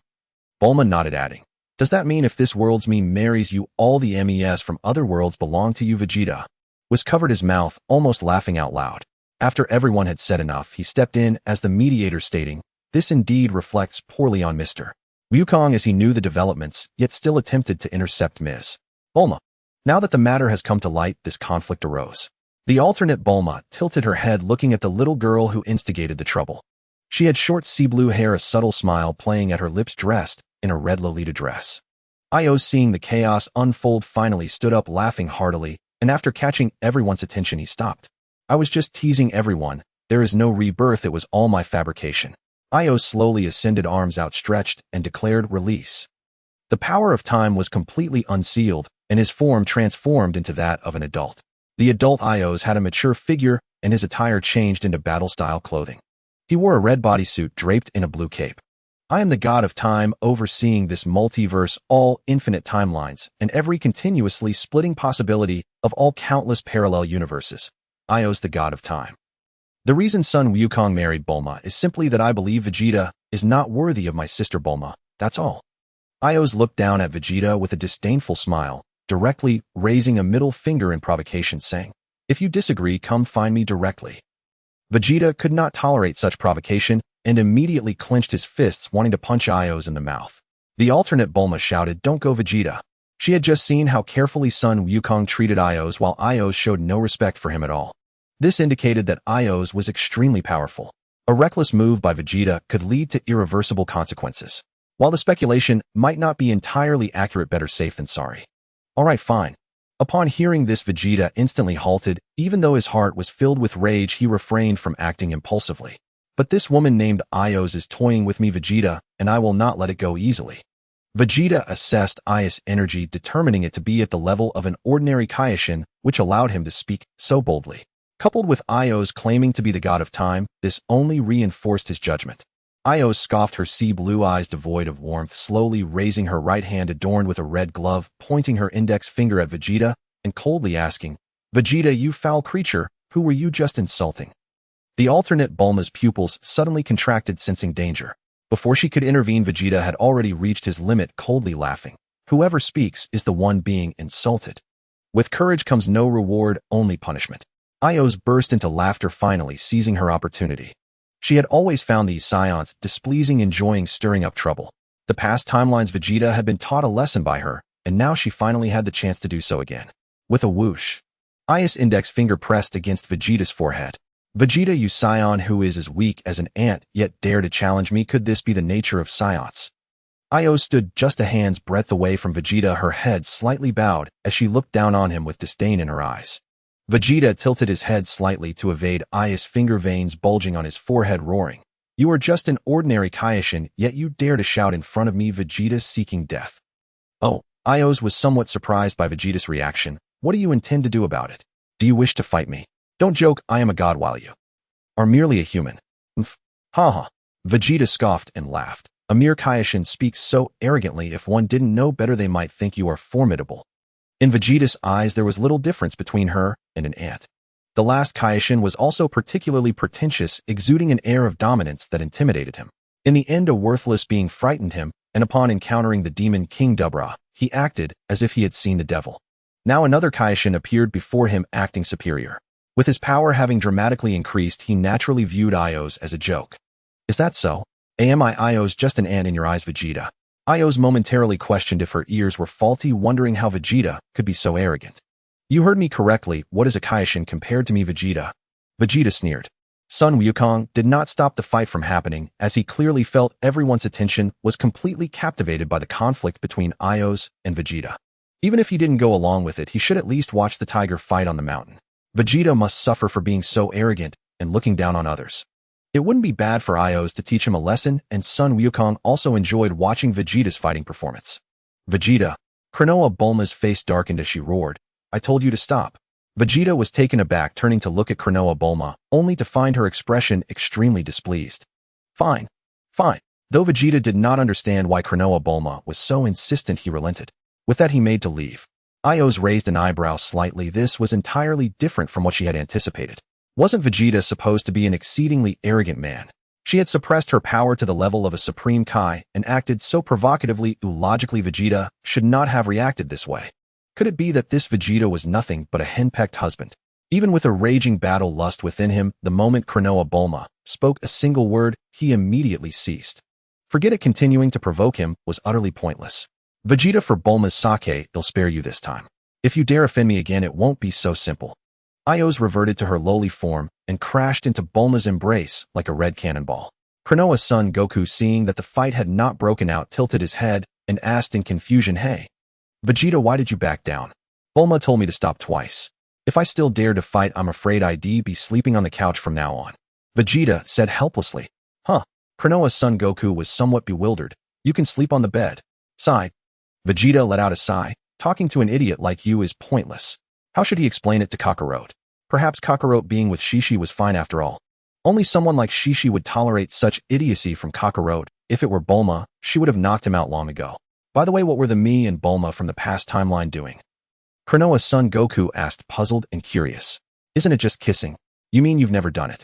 Vegeta looked utterly incredulous, as if he had discovered a new continent. Kranoa's son Goku scratched his head. Well, actually no. Vegeta almost stumbled and fell. Don't you even have kids? And you've never even kissed? Shishi never taught me, so of course I don't know. Kranoa's son Goku replied honestly. It wasn't his fault. As a child, besides Bulma teaching him some basics and Master Roshi imparting some cultural knowledge, he only learned to fight. No one had ever taught him about matters between men and women. Shishi had never taken the initiative to teach him either. Perhaps she was just as innocent as he was. Even now, he remained a blank slate. Upon hearing this, Kranoa Bulma was also at a loss. If I had known you hadn't even learned this, I should have taught you properly back then. When Goku first came to her house, Dr. Briefs had asked, have you two kissed? At the time, she only saw Goku as a child and immediately bristled, saying no. She explained, Goku is just a little kid and I am a pure young maiden. How could I possibly do such a thing with a child? Goku asked her, what is kissing? She replied impatiently, children don't need to know. She never expected that impatience would leave Goku a blank slate. Now, as a middle-aged couple with Chi-Chi, he still didn't know what a kiss was. Kranoa's son Goku's face flushed red as he finally realized how foolish he was, leaving even Kranoa Bulma speechless. Witnessing all this, son Goku's own face reddened with embarrassment, for he was not much better. If not for Bulma teaching him, he would be just like Kranoa's son Goku. With that thought, the young man pulled Bulma even tighter into his arms. Goku, what's wrong? Bulma, leaning against Goku's chest, felt his embrace tighten and looked up with a puzzled expression. I'm just a bit grateful. It feels surreal that I'm actually with you. Goku looked at Kranoa's son Goku, feeling as though he were in a dream. Merely by changing one person, the course of his life had altered so drastically, something he had never anticipated. Initially, he had only wanted to confess his feelings. As for being with Bulma, he had no expectations, since in his past life they had not ended up together. But reality far exceeded son Goku's expectations. Not only had he successfully expressed his feelings, but Bulma had also agreed to be with him. This was simply too fortunate. Since that's the case, you must never make me sad. Bulma seized the opportunity to make her request. She found it amusing that son Goku was so dependent on her. If she had known, she wouldn't have been so forward. Instead, she should have guided him to pursue her. A miscalculation. Of course, I will never make my Bulma cry. Somehow, son Goku suddenly recalled the image of an older Bulma weeping, and his heart felt as if it were being wrenched. What was this? Why did he suddenly think of that? Could it be unease over Zamaz's escape? Oomph. You better. If you dare make me angry, I'll never speak to you again, and you'll be sleeping on the couch for the rest of your life. Bulma stated matter-of-factly. Yes, yes, yes. Son Goku pursed his lips and slowly leaned toward Bulma's cherry lips. Mwah. Bulma, surprised by the sudden kiss, pushed him away and glared. You letcher, don't sneak attack me. Fine. Son Goku pulled Bulma back into his arms. Whatever you say. Always listening to me, can't you have a mind of your own? Bulma rolled her eyes at son Goku. You're a grown man, aren't you ashamed? All right then, from now on you listen to me. Son Goku's face reddened as he turned the tables. In your dreams. Bulma pinched the soft flesh at son Goku's waist, annoyed. How dare you make demands of me? Are you rebelling? I'm wrong. I'm wrong. Son Goku begged for mercy repeatedly. You told me to have my own opinions, but when I do, you get angry. Oomph. Bulma snorted coldly. I told you not to blindly obey me, not to develop a domineering personality. Honestly, it seems I need to give you a proper lesson. You know, lessons from the genius beauty Bulma are something countless youths yearn for but can't have. Lessons? Son Goku's eyes widened instantly. He let go of Bulma and shook his head like a rattle drum. No, I don't want lessons. No way. In his past life training under Master Roshi, he had hated studying. How could he still have to take lessons after getting married? What, you're turning your nose up at me teaching you personally? Bulma couldn't believe it. Her lessons were something even the greatest scientists and masters coveted, yet Goku was rejecting them. I hate studying the most. Son Goku admitted honestly. It's not studying. Bulma stepped forward and patted Son Goku's head comfortingly. It's just to make our Goku a little smarter. You don't want others to call you an idiot, do you? Well, fine. Remembering how Vegeta had just insulted Kranoa's son Goku, the young man immediately understood Bulma's intention. Indeed, Bulma was the best to him. Even if being with her meant social death, it didn't matter anymore. The alternate timeline Bulma, curious upon seeing the older Bulma, stepped forward and waved her hand, saying, "I wonder which world's version of me you are." The older Bulma wore a white lab coat, loose white trousers, and blue flat shoes. Her long cerulean hair was tied into a high ponytail, and her face bore no makeup. She appeared remarkably relaxed, devoid of the sharp edge that the other Bulma possessed, instead radiating a gentle, sisterly affability. The older Bulma smiled, her voice light and tender. "I am the you from the world where the time machine was created. The reason I look younger is that I made a wish with the Dragon Balls." "I see." The alternate timeline Bulma circled around her, a look of disbelief on her face. "I never thought that I, who love to dress up, wouldn't even be wearing a single piece of jewelry in the future." Not only that, but she wasn't wearing any perfume or skincare products either. It was utterly astonishing. That's because circumstances can change a person's habits. When someone has lived in a hellish apocalyptic environment for over a decade, they stop caring about appearances, the older Bulma said with a faint smile. In the future world, mere survival was a stroke of luck, let alone dressing up. Especially during the time of Black Goku's destruction, food supplies had been cut off entirely. She, Trunks, and Mai had survived on cat food, the very food meant for the stray cats she had once taken in. So that's how it was. The alternate timeline Bulma was momentarily at a loss for words. The future me really went through a lot. By the way, what exactly is Black Goku? And what is Son Goku's purpose in pretending to be him? The fact that Goku had disguised himself as Black Goku and beaten up everyone in this world left the alternate timeline Bulma feeling rather annoyed. Forget everyone else, but little Trunks was her son and Vegeta was her husband. Having them beaten up for no reason meant she wanted to settle the score. Huh, didn't Son explain it? The older Bulma was taken aback. Black Goku's true identity is Zamasu, the apprentice Supreme Kai of Universe 10. He used the Super Dragon Balls to wish for an exchange of bodies with the future Son Goku. At the same time, he allied with Zamasu from another timeline. The two of them enacted a Human Zero plan and began a massive slaughter of humanity in my world. The alternate timeline Bulma was stunned. I never imagined Black Goku was actually an apprentice Supreme Kai. It's terrifying when gods turn to evil. This revelation caught her completely off guard. If what the future version of herself said was true, then the Zamasu of this world was also extremely dangerous. If they didn't deal with this threat quickly, who knew what might happen? The older Bulma bent slightly and bowed to the alternate timeline Bulma, her face full of apology. "I'm sorry for the trouble Trunks has caused you by coming to this world. I apologize to you here and now. As for Son disguising himself as Black Goku, it was because, well, I asked him to help train Trunks. I just didn't expect it to cause so much trouble for everyone. Of course, that wasn't the real reason. If she said Goku had deliberately come to provoke them to fulfill Eos' request, it would reflect poorly on everyone. The older Bulma didn't want Goku to bear the blame, even if no one would really mind. Haha. The alternate timeline Bulma laughed and nodded. It wasn't any trouble at all. Vegeta and Son haven't had a fight at this level in a long time. They actually enjoyed it. The older Bulma smiled gently. That's perfect then. She let out a long sigh of relief. This outcome was ideal. At that moment, two purple figures rapidly approached Earth, Beerus and Kampa. Whis and Vados, eager to attend the party, had forgotten about the two gods of destruction. The two had only managed to return by using their destruction energy to quickly heal their injuries. However, given the short time, their faces were still grotesquely swollen. Beerus clutched his waist and glared at Whis, fury blazing in his eyes. "Whis, you left me stranded out there while you enjoyed yourself here alone. That's a complete dereliction of an angel's duty." Whis covered his mouth with a laugh. "My deepest apologies, Lord Beerus. Lady Bulma invited me for a delicious meal, and I simply forgot about you." As Whis spoke, he swayed back and forth. Kampa, having just reached Vados, immediately threw himself onto the ground, rolling around and throwing a tantrum.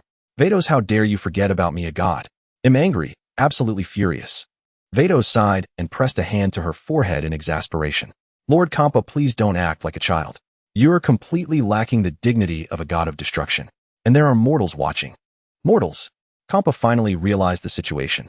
He scrambled to his feet, glanced around at the gathered Piccolo and the others, and cleared his throat twice, pretending to cough to hide his embarrassment. "Ahem. That was just a performance for me. No need to be surprised. After all, with your human intellect, you could never grasp my sense of humor." Bulma, lying in Goku's arms, couldn't help but burst out laughing at the sight. She playfully pounded her fists against his chest. Pointing at Kampa's ridiculous behavior, she laughed heartily. Goku, look. That guy is hilarious. How can there be such a funny big cat? Cold sweat dripped down Goku's forehead. He dared not say a word. That was a god of destruction. If he mocked him, the god might summon an angel. How could he handle that? Still, the young man didn't want to dampen Bulma's spirits. After a long silence, he finally said, yeah. It is a bit funny. What's with that reaction, eh? Bulma pulled a face, looking a bit annoyed. Your reaction time in battle is faster than light, but when you're with me, your reflex arc seems to go around the whole universe. You're just brushing me off. Well, Goku lowered his head and said softly, I'm afraid of angering the gods of destruction. They might have Whis and Vados come beat me up. I can't beat them right now. Bulma planted a kiss on Goku's cheek and praised him. I didn't know my Goku was so clever, thinking so far ahead. That kiss was a reward, so don't let it go to your head. Goku's nose lifted by a mere 0.0000001 centimeters. He inwardly rejoiced at his own control. Even if he had really lifted his nose, how could Bulma possibly have noticed? Ow! Goku yelped as a pinch found his waist. Before he could ask why Bulma had suddenly pinched him, her angry voice rang out. I told you not to let it go to your head. Don't think you can fool me by controlling the degree. The smugness in your eyes is impossible to hide. Damn, I miscalculated. I didn't expect her to catch that. Whis, seeing Beerus' incessant complaints, looked somewhat resigned. He raised his angelic staff and waved it over Beerus. In less than a single breath, Beerus miraculously returned to normal, and even his tattered god of destruction robes were restored to their original state. Kampa, witnessing Beerus' recovery, refused to fall behind. He grabbed Vados' thigh, looked up at her with tearful eyes, and said not a word. Vados pursed her lips, somewhat helpless, and could only point her angelic staff at Kampa, restoring him as well. Hooray! Kampa leaped with joy, his body recovered, and his spirits lifted. Beerus and Kampa, now restored, rubbed their fists and eager hands, ready to seek revenge on Son Goku. Super Timeline Bulma, sensing trouble, immediately blocked Beerus. Seeing his puzzled expression, she quickly explained, the one you fought just now was Son Goku himself. Black Goku has already been defeated by him. He only disguised himself as Black Goku to fight in this world. What a... Beerus exclaimed in shock. He's that idiot Goku. Beerus sensed Goku's presence and looked over, only to find him embracing a younger version of Bulma, leaving him even more bewildered. Super Timeline Bulma laughed awkwardly. Well, little son got together with the past version of me, and they're married. Super Timeline Bulma shrugged, looking resigned. That's Son Goku. If he liked her so much, why did he agree to Shishi's demands in the first place? Otherwise, why would she have waited until her 30s to have children with Vegeta? Even after 3 years with her, Vegeta was still like a block of ice, always scowling, as if someone owed him billions. During the 3 years together in the android era, Vegeta was barely better than a stranger to her. Even after 10 years by the Majin Buu era, she never expected Vegeta to kill people deliberately for the sake of battle. At that time, she fainted from anger, her heart ashen. Fortunately, Vegeta underwent a complete transformation in that battle, though she never knew the details. After more than a decade together, they finally became the loving couple they are now. But who knew that at 16 she had dreamed of finding a Prince Charming? The journey had been full of bumps and hardships. Beerus drooped his ears, looking listless. So who is Black Goku? Black Goku is Zamasu, the apprentice Supreme Kai from Universe 10. He used the Super Dragon Balls to wish for and steal future Sankan's body. Before Super Timeline Bulma could finish, Beerus' eyes lit up. He exclaimed, this is great. This is great. Finally something fun. Zamasu, apprentice Supreme Kai, stealing Son Goku's body. Beerus smirked. Whis, come with me to Universe 10. I have a small matter to discuss with the Supreme Kai of Universe 10 Gawasu. Yes, Lord Beerus. Whis rose without delay. A divine crime had enormous repercussions and needed to be dealt with swiftly. Super Timeline Son Goku, seeing Beerus about to leave, dashed over and asked, Lord Beerus, something this fun, can I come along? I want to go too. Vegeta raised his hand. Both battle maniacs always wanted to join any commotion. Beerus grinned. You can all come. Isn't that Son Goku over there coming? As he spoke, Beerus glanced at Son Goku. He'll pass. I'd rather stay with Bulma. Son Goku declined with a smile. How strange. Beerus found it hard to believe. Is this Son Goku even a Saiyan? Son Goku naturally caught Beerus' reaction. Of course he wanted to go. His whole body itched with desire. But the young man held back. He could fight anytime he wanted, but the eternal regret of his past life made him want to cherish every moment in this one. Otherwise, if he spent all his time fighting, what was the point of being reborn? In that case, Beerus seemed to see through something and smiled knowingly. Son Goku, I wish you eternal happiness, just like now. Super Timeline Son Goku was taken aback. We're about to fight and Lord Beerus is blessing me. Is the upcoming battle that dangerous? It's very dangerous. You might die in the next second. Beerus said crossly. Really? Super Timeline Son Goku's eyes sparkled with anticipation. That's even better. Such a powerful enemy is rare. If he could truly die, it would be wonderful. Then he could fight alongside the warriors of the other world forever, living every day in the joy of battle. Maybe then there wouldn't be so many troubles. He longed so much to return to those carefree days. If possible, he would even be a fish in the river of Mount Pozu swimming freely. I can't stand you. Are you really the same person as that one over there? Beerus glanced at Son Goku again, incredulous. He must be the same as me, but he's so happy with Bulma. Super Timeline Son Goku looked at Son Goku and accidentally spoke his true thoughts. Kakarot. Vegeta's forehead bulged with veins. Didn't you say you had no improper feelings for Bulma? What did you mean by that? What? Super Timeline Son Goku was confused. Isn't it normal to be happy with Bulma? When did I say I had improper feelings for her? Vegeta grabbed Goku by the collar, furious. Still playing dumb, huh? I always knew something was off about you and Bulma. I thought you were just too familiar, but now that situation over there tells me your intentions aren't pure. I'm innocent. Super Timeline Son Goku cried out in grievance. What does that guy being with Bulma have to do with me? Why are you dragging me into this? Super Timeline Son Goku paused, then added, if I really had feelings for Bulma, do you think you could stop me? Oh, Vegeta's interest was piqued. Are you challenging me? Super Timeline Son Goku quickly waved his hands. No. I'm just saying I really don't have any feelings for Bulma. Otherwise, why would I marry Shishi? Shishi and I got married because of true love. Yeah, right. If I hadn't been so stupid back then, it wouldn't be your turn.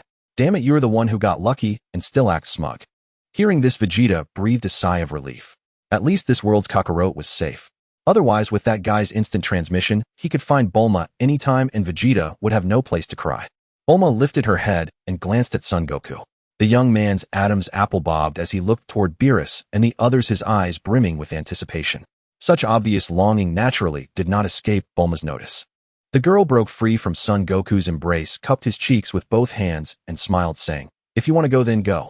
If you delay, you might miss the chance. Son Goku was taken aback. How did Bulma know what was on his mind? The words caught in his throat, unable to come out for a long time. It's all right, Bulma said, wrapping her arms around Son Goku's neck, rising on her tiptoes to lightly peck his cheek. They'll wait for you. If you truly can't bear to leave me, I can go with you as well. Upon hearing this, Son Goku's thoughts came to a sudden halt. A surging warmth rose from the depths of his heart, and the emotions he had long suppressed were instantly stirred. His fingertips trembled slightly, his throat choked with emotion. He couldn't tell if it was bitterness or warmth, only feeling that his entire heart was filled with something called gratitude. Bulma, Son Goku called out in a choked voice, pulling her into his arms. Tears streamed down, drop by drop, falling onto Bulma's neck. The girl's hands were caught between their bodies. At a loss for how to respond to Son Goku's reaction, she hesitated for a moment before embracing his broad back. Don't cry. Bulma patted Son Goku's back and comforted him. You're a grown man, why are you acting like a child? Thank you, Bulma. Son Goku released the girl and wiped his reddened eyes with the back of his hand. What's wrong? Why did you suddenly cry, eh? Bulma asked with a faint smile, her gaze tender. Is it just because I agreed to let you go with Beerus, eh? Son Goku nodded. It's been so long since anyone agreed with what I wanted. I don't know why, but... Bulma paused. So that's how it is. This was something she had never anticipated. She had only done something utterly ordinary. Why was Son Goku's reaction so intense? Her parents had always raised her with a free hand, supporting whatever she did. Naturally, she treated Son Goku the same way, the only difference being that she was more clingy toward him. Son Goku wrapped his arms around Bulma's waist and spun her around. Taking off. Oh. Bulma let out a startled cry as she was suddenly lifted, but soon burst into laughter. You idiot, one moment you're crying, the next you're overjoyed. You're like a child who never grew up. The spinning finally stopped. Bulma shot Son Goku a glare, a hint of exasperation in her eyes. Uncharacteristically, Son Goku didn't feel embarrassed. Instead, he met her azure pupils, took a deep breath, and after a long pause finally said, Boo. Ma, I love you. Every word burst forth from his chest, shouted loudly and clearly. Bulma couldn't hold it in any longer and covered her mouth, laughing. Goku, are you losing your mind? Why are you suddenly confessing to me? Have you forgotten that we're already married? I'm not losing my mind. Son Goku placed his hands on the girl's shoulders, staring directly into her amber-like eyes. I mean it. I love you, and I love you more with every passing second. Upon hearing this, Bulma was momentarily stunned. Son Goku was being serious. You? The girl couldn't utter a single word for a long time, her face flushed bright red. Son Goku's direct attack left Bulma utterly defenseless. Beerus had been watching all of this from the sidelines, his lips twitching incessantly. He had been force-fed a mouthful of romantic fodder, and even his eons-old heart was pounding. That's Son Goku when he's with Bulma. He almost seems human. Indeed, Lord Beerus. Whis nodded. Son Goku from the past truly loves Lady Bulma. Vegeta stood with his arms crossed, staring intently at Son Goku, his gaze distant, lost in thought. The alternate timeline, Son Goku squatted on the ground playing with mud. The happier Son Goku was, the more painful it was for him. He hated himself for not meeting Ios. Perhaps then she could have helped him be with Bulma. Ios, a curse upon you. Goku, let's catch up. Bulma reminded him. Beerus and the others have been waiting for a long time. Her fingertips gently brushed across Son Goku's face, a faint smile on her lips, her eyes full of tenderness. Son Goku nodded. The girl wrapped her arm around his, resting her head on his arm, her face beaming with a smile. Whis looked at the couple embracing, then glanced at the two Bulmas in the distance, both wearing broad smiles, and let out a helpless chuckle. Bulma, Mr. Goku, please wait a moment. I'm going to use the travel cube. The travel cube was a divine means of transport as fast as Whis flight speed, allowing one to traverse the universe with ease. Even mortals could ride it. It was because of this item that Hit had agreed to become Kampa's enforcer, but unfortunately his wish was never fulfilled. Whis gently waved his angelic staff, and a square transparent object materialized. At first it appeared ethereal, then flickered in and out of visibility, finally revealing its true form. It was a hollow, transparent rectangular box with clear sides. Only the bottom was a solid floor supported by 4 sharp stands. One might mistake it for a glass box. Bulma tilted her head and looked at Whis in confusion. Whis, is this the travel cube? It doesn't look particularly special. Lady Bulma, don't underestimate it. With this, even a mortal can travel to other universes. Whis explained calmly. Amazing. Son Goku's eyes widened as he began to scrutinize the glass box carefully. But the moment his hand touched the transparent wall at the edge, it passed right through. Son Goku had been leaning forward, intending to test the wall's sturdiness. Unexpectedly, he stumbled forward several steps before catching himself from falling. Phew. Son Goku patted his chest and let out a long sigh. That was close. Roar, roar, roar. Whis covered his mouth, snickering on the side. Mr. Goku, my apologies for not explaining beforehand and startling you. The travel cube has entrances on all sides. You can enter from any point. When it takes off, the passage is close until it stops. Wow, Bulma exclaimed. Such an intelligent device. Despite having no visible features, it possesses so many functions out of thin air. Whis leaped up, landing atop the traversing cube, and pulled a red flag from her angelic staff, raising it high. Everyone listen to my command. Like a tour guide, Whis shouted. Everyone line up in an orderly fashion. Do not push or shove each other, and absolutely no roughhousing. You can enter through any of the 4 sides of the traversing cube. Just walk straight and no need to worry. Beerus and Kampa were the first to walk into the traversing cube. Beerus waved at Bulma and said, Bulma, you see. It's that simple. The others have already gone through, so I won't explain further. Bulma cautiously approached the traversing cube, slowly extending her hand as if testing something. Seeing this, Son Goku quickly walked over to assist her. Seeing Son Goku approaching her, Bulma suddenly leaped into his arms like a pink cannonball, crashing straight into his embrace. Her face was full of smiles as she wrapped her arms around Son Goku's waist, saying cheerfully, Goku, what do you think? Isn't it a pleasant surprise? Son Goku nodded. Bulma always brings me surprises in everything she does. Beerus looked at the affectionate couple and was speechless. You two, this is inside the traversing cube, not your own home. Mind your manners. Oomph. Bulma pouted disdainfully. What use are manners? Nothing is as comfortable as being in Goku's arms. Damn it. Vegeta cursed under his breath as he watched them. That damned Aeos had deliberately brought Kakarot and Bulma together, and now seeing them made his heart ache as if cut by a knife, his breath almost failing him. The alternate Son Goku turned away, sighing deeply. Why must he suffer such torment? If he had never possessed it, he would not have longed for it. But now seeing them like this, his heart felt as if it was being trampled repeatedly. Son Goku secretly rejoiced when he saw the second son of Saiyan nearly driven mad with jealousy. Indeed, the strong must thoroughly humiliate the weak. Having such a wonderful wife as Bulma, he would flaunt her before them, driving them to the point of vomiting blood from envy. Ha ha ha. Son Goku could no longer contain himself and burst into loud laughter. Bulma raised her head, looking bewildered. Goku, what are you laughing at? Bulma, it's nothing. I just thought of something amusing. Son Goku quickly stifled his laughter and replied vaguely. What is it? Bulma pressed him. It's just nothing important. How could Son Goku dare reveal his true thoughts? Unable to find an excuse, he resorted to more vague answers. Then what is it? Bulma persisted. Don't try to fob me off with nonsense or else. Son Goku's forehead was slick with nervous sweat. Well, it's just seeing the reactions of another version of me and Vegeta, it makes me happy. Oh, I see. Bulma wrapped her arms around Son Goku's neck and pecked him on the lips, smiling. In that case, let's make them even more envious. This time, even Vegeta clenched his fists and turned his back. Son Goku, sensing the second son of Saiyan's twisted jealousy, felt his heart as sweet as honey. Bulma, let's do it a few more times. Son Goku had finally tasted the magic of love and wanted to sour these men to the core. In your dreams. Bulma pouted and pretended to turn away angrily. Son Goku pulled her back into his arms, laughing. Then no more kisses. Can't you be a little more proactive? Bulma raised an eyebrow.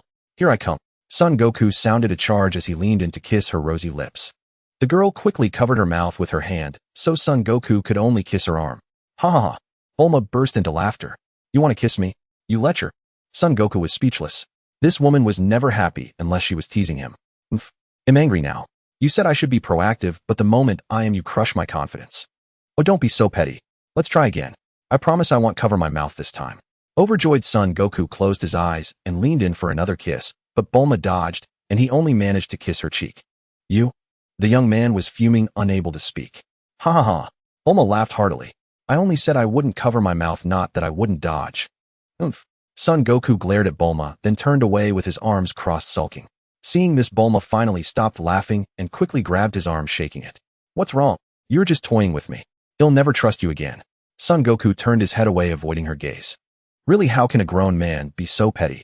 If it weren't for an active girl like me with your attitude, you'd never get a girlfriend. Bulma cupped Son Goku's face in her hands and gently turned it toward herself. You need to be more patient with girls. I can't always be the one making the first move. After all, I'm a girl too, and I have my pride. Hearing this, Son Goku was taken aback, a pang of guilt rising in his chest. I'm sorry. It's my fault. Bulma chuckled lightly. They'll forgive you this time. Now you know what to do, right? Son Goku leaned in and kissed Bulma's lips directly. This time the girl didn't dodge, but closed her eyes, her lashes trembling slightly.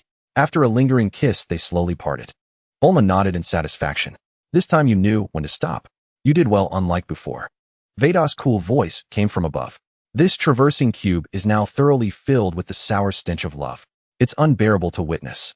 Sister Vados, they're just a young couple going about their daily life. Why say such things? Whis remained elegant, speaking unhurriedly. Son Goku and Bulma exchanged smiles and refrained from further intimate acts.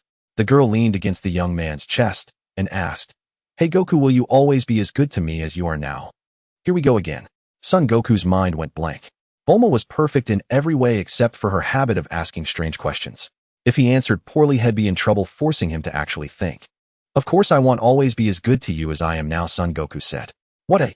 Bulma pushed him away in shock, staring at him with her brows knitted into a frown. What did you just say? Say it again. Bulma's voice shot up, all tenderness gone. I said I won't always be as good to you as I am now. Son Goku looked at the nearly furious girl and continued. Because he'll definitely love you even more in the future, so naturally he'll treat you even better. Hearing this, the girl's clenched fists slowly relaxed. She rolled her eyes at Son Goku and said grumpily, You've learned to be sly, haven't you? Playing tricks on me now. Bulma snorted. Since that's the case, I won't bathe with you tonight. That's your punishment. No. I'm sorry, honey. That's more like it. If you dare to toy with me again, I won't be so easy to appease. Bulma, you're the best. Super Dimension 10th Universe. The Realm of the Supreme Kais. Zamasu, the apprentice Supreme Kai, accompanied Supreme Kai Gawasu to the observation room of the Realm of the Supreme Kais. In the vast space, magic crystal balls floated everywhere, displaying the real-time conditions of planets with mortal life. They were currently observing a planet where mortals had just been born, everything still in its most primitive state. The crystal ball displayed two figures with dinosaur-like heads who had already learned to use tools, one holding a wooden mallet. Yet they used it not for more convenient labor, but for battle. Within seconds, a frail dinosaur man collapsed to the ground. Zamasu, look at this planet called Babari. Gawasu pointed at the two dinosaur men locked in combat. Mortals have only recently appeared on this planet, but they are somewhat excessively brutal. What do you think we should do about it? Zamasu replied matter-of-factly. Naturally, we should eradicate them. Gawasu furrowed his brow. Zamasu, the duty of a Supreme Kai is to create and protect. What you just described is the work of a god of destruction. Then what should I do, Lord Supreme Kai? Zamasu clenched his fists. Do you truly believe such savage beings will change because of our guidance? Let us continue to watch over them. Gaosu took a deep breath and said calmly, perhaps watch over them for another 1,000 years. I truly doubt they can nurture order. Zamasu looked up at the barbarians, his eyes filled with disappointment. That is difficult to say. I can see it clearly. I have witnessed countless examples across the universe. Mortals always repeat the same mistakes. Gaosu closed his eyes, pondering deeply, and finally made a decision. Very well. Since you insist, let us go and see for ourselves. See? Zamasu was utterly bewildered. Gaosu extended his left hand, and with a mere thought, a brocade box materialized out of thin air. Zamasu's pupils dilated as he stared fixedly at the sudden appearance of the brocade box. Gaosu opened it, revealing its contents directly to Zamasu. Behold, these are the time rings capable of freely traversing time. Inside lay 5 time rings, 1 white and 4 green. Gaosu looked down, greatly astonished. Why are there more than when I last checked? Has someone created another time machine recently? Years ago, the highly advanced technological civilization of the 12th universe had created a time machine resulting in 3 parallel universes. This was eventually discovered by the Omni King, and the mortals of the 12th universe faced severe punishment. Gaosu frowned deeply, but ultimately chose not to investigate further. As time rings required a supreme Kai to use, Gaosu removed one and gave it to Zamasu, explaining its usage. The 2 deities closed their eyes, touching their fists together, and silently thought of 1,000 years. In an instant, light and shadow swirled, space-time shifted, and they truly arrived 1,000 years later. Not only that, but they also arrived on the planet Babari. Gaosu pointed excitedly at a stone cave in the distance. Look, they have indeed formed something akin to a civilization. But as they drew closer, they saw corpses strewn across the battlefield. A war had just occurred here, and it was still raging. Thighs. What happened? Gaosu clenched his fists in fury. It has only worsened. Zamasu's brow twisted. Such ugly beings. This universe truly should not have mortals. Just as Gaosu wanted to observe further, a barbarian as massive as a mountain silently crept up behind the 2 deities, raised a wooden mallet, and struck Gaosu heavily on the back of the head. This, of course, did not escape Zamasu's notice. Everything was under his control. Zamasu stepped back, raised his hand, and with a light wave of his divine energy, the attacker was sent flying, crashing into a stone mountain 100 meters away. With a resounding boom, the stone mountain instantly exploded and massive boulders cascaded down, heavily crushing the barbarian. The barbarian pushed aside the rocks, stood up, drenched in blood, uttered strange sounds from his mouth, a fierce glint in his eyes as he gazed at the wooden mallet that had fallen before him. Staggering towards the mallet, he picked it up and glared viciously at the 2 deities. Zamasu's eyes blazed with killing intent. He conjured a blade of energy in his left hand and slowly advanced towards the barbarian. Hey, what are you doing? Gaosu was horrified, unable to believe his eyes. But before Zamasu could explain, the barbarian raised his mallet and charged at him, his gaping maw wide open, saliva flying. Zamasu raised his left hand high, his face dark and grim. With a cold smirk, he aimed at the barbarian and brought his hand straight down. With a sharp swoosh, the barbarian was cleaved in 2 like a piece of tofu. He didn't even have time to cry out. The look of disbelief in his eyes was frozen forever. With a thunderous crash, the barbarian's robust body hit the ground, kicking up a cloud of dust. Look at what you have done. Gaosu roared in fury. We're going back, Zamasu. The moment they returned, Gaosu extended his hand, his expression displeased. Give me back my patera earring.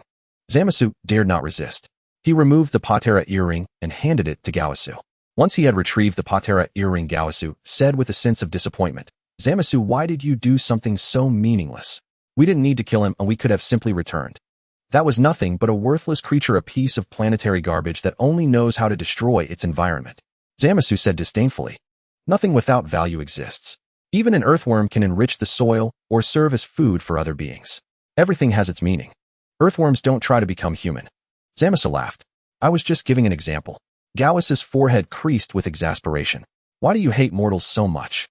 Gaosu began to counsel Zamasu, earnestly, continuously guiding him towards the proper mindset of a supreme Kai. Finally, Zamasu lowered his head and bowed. I understand. I am truly sorry. Zamasu, you have finally come to your senses. You truly are the worthy successor I have carefully cultivated. That leap of 1,000 years has worn out these old bones of mine. Gaosu nodded with satisfaction, turned around, hunched his back, and clasped his hands behind him. I am thirsty. Go brew me a pot of tea, Zamasu.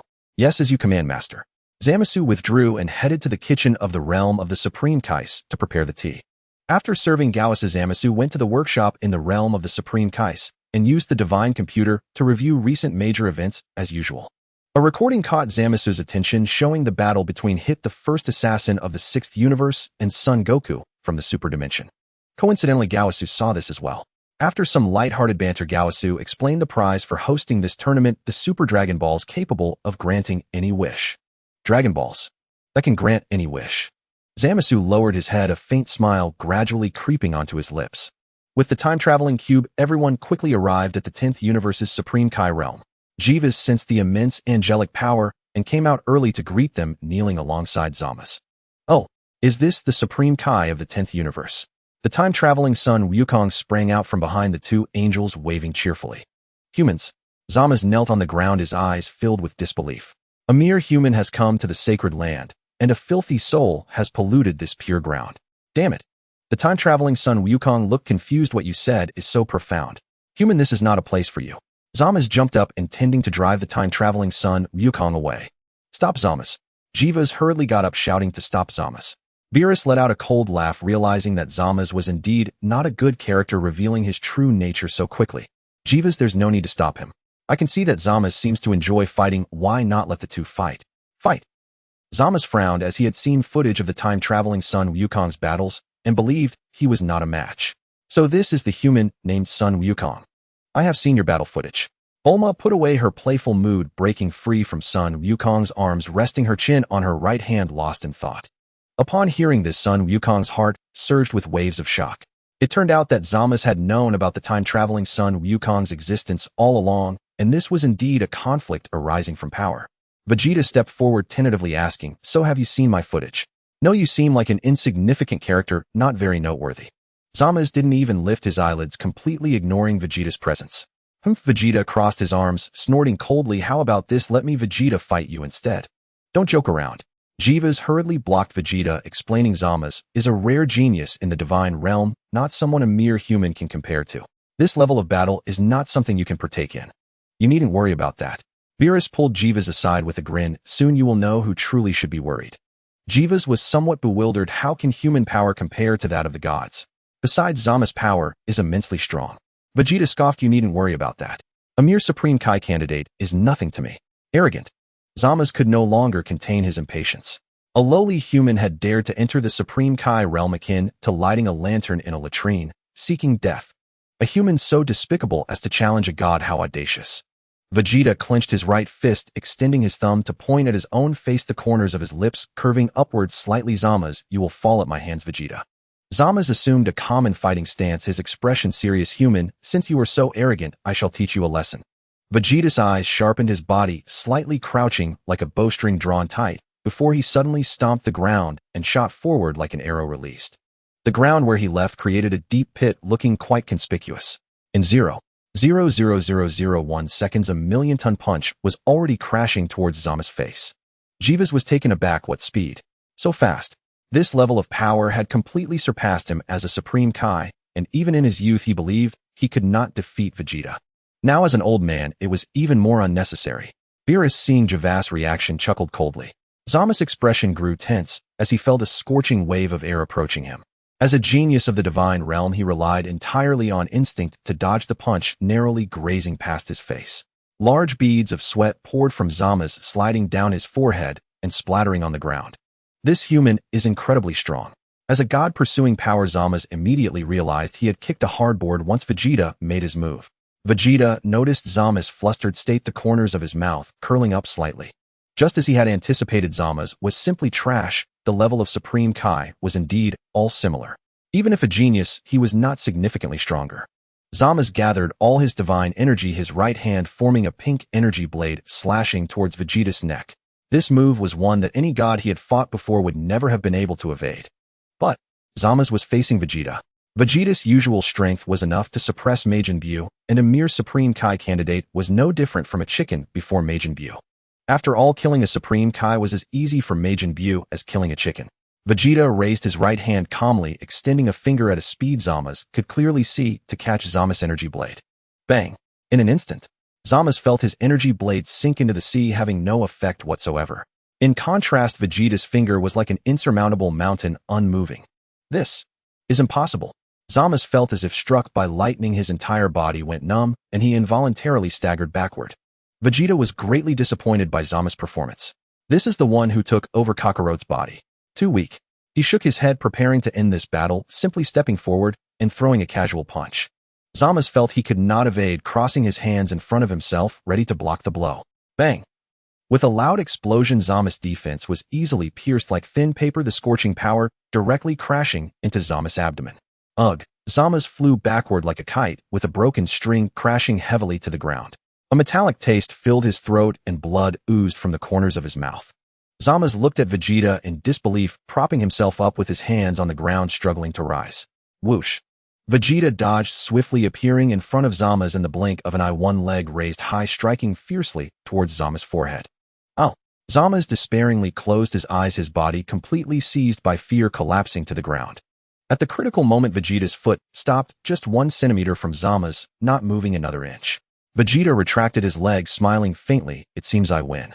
Jiva's finally closed his gaping mouth, taking some time to react. In this battle, I declare Mr. Vegeta as a human the victor.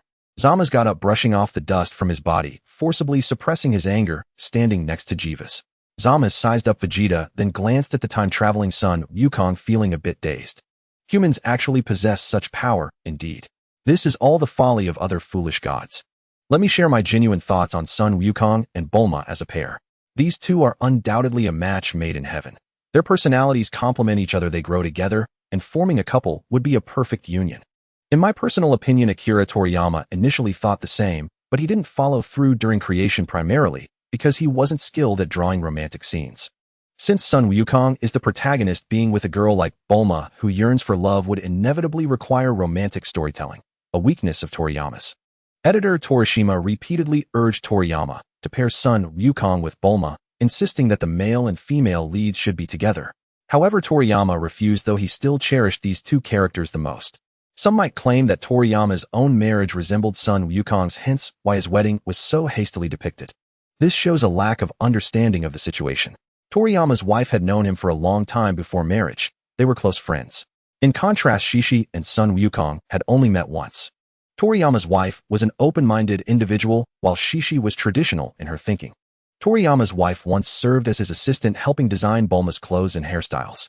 Her favorite female character in Dragon Ball was Bulma. Shishi didn't support Son Wukong's martial arts training and hoped he would earn money instead. If we must draw parallels to real life, only Bulma comes closest. Life is life and fiction is fiction, they don't overlap.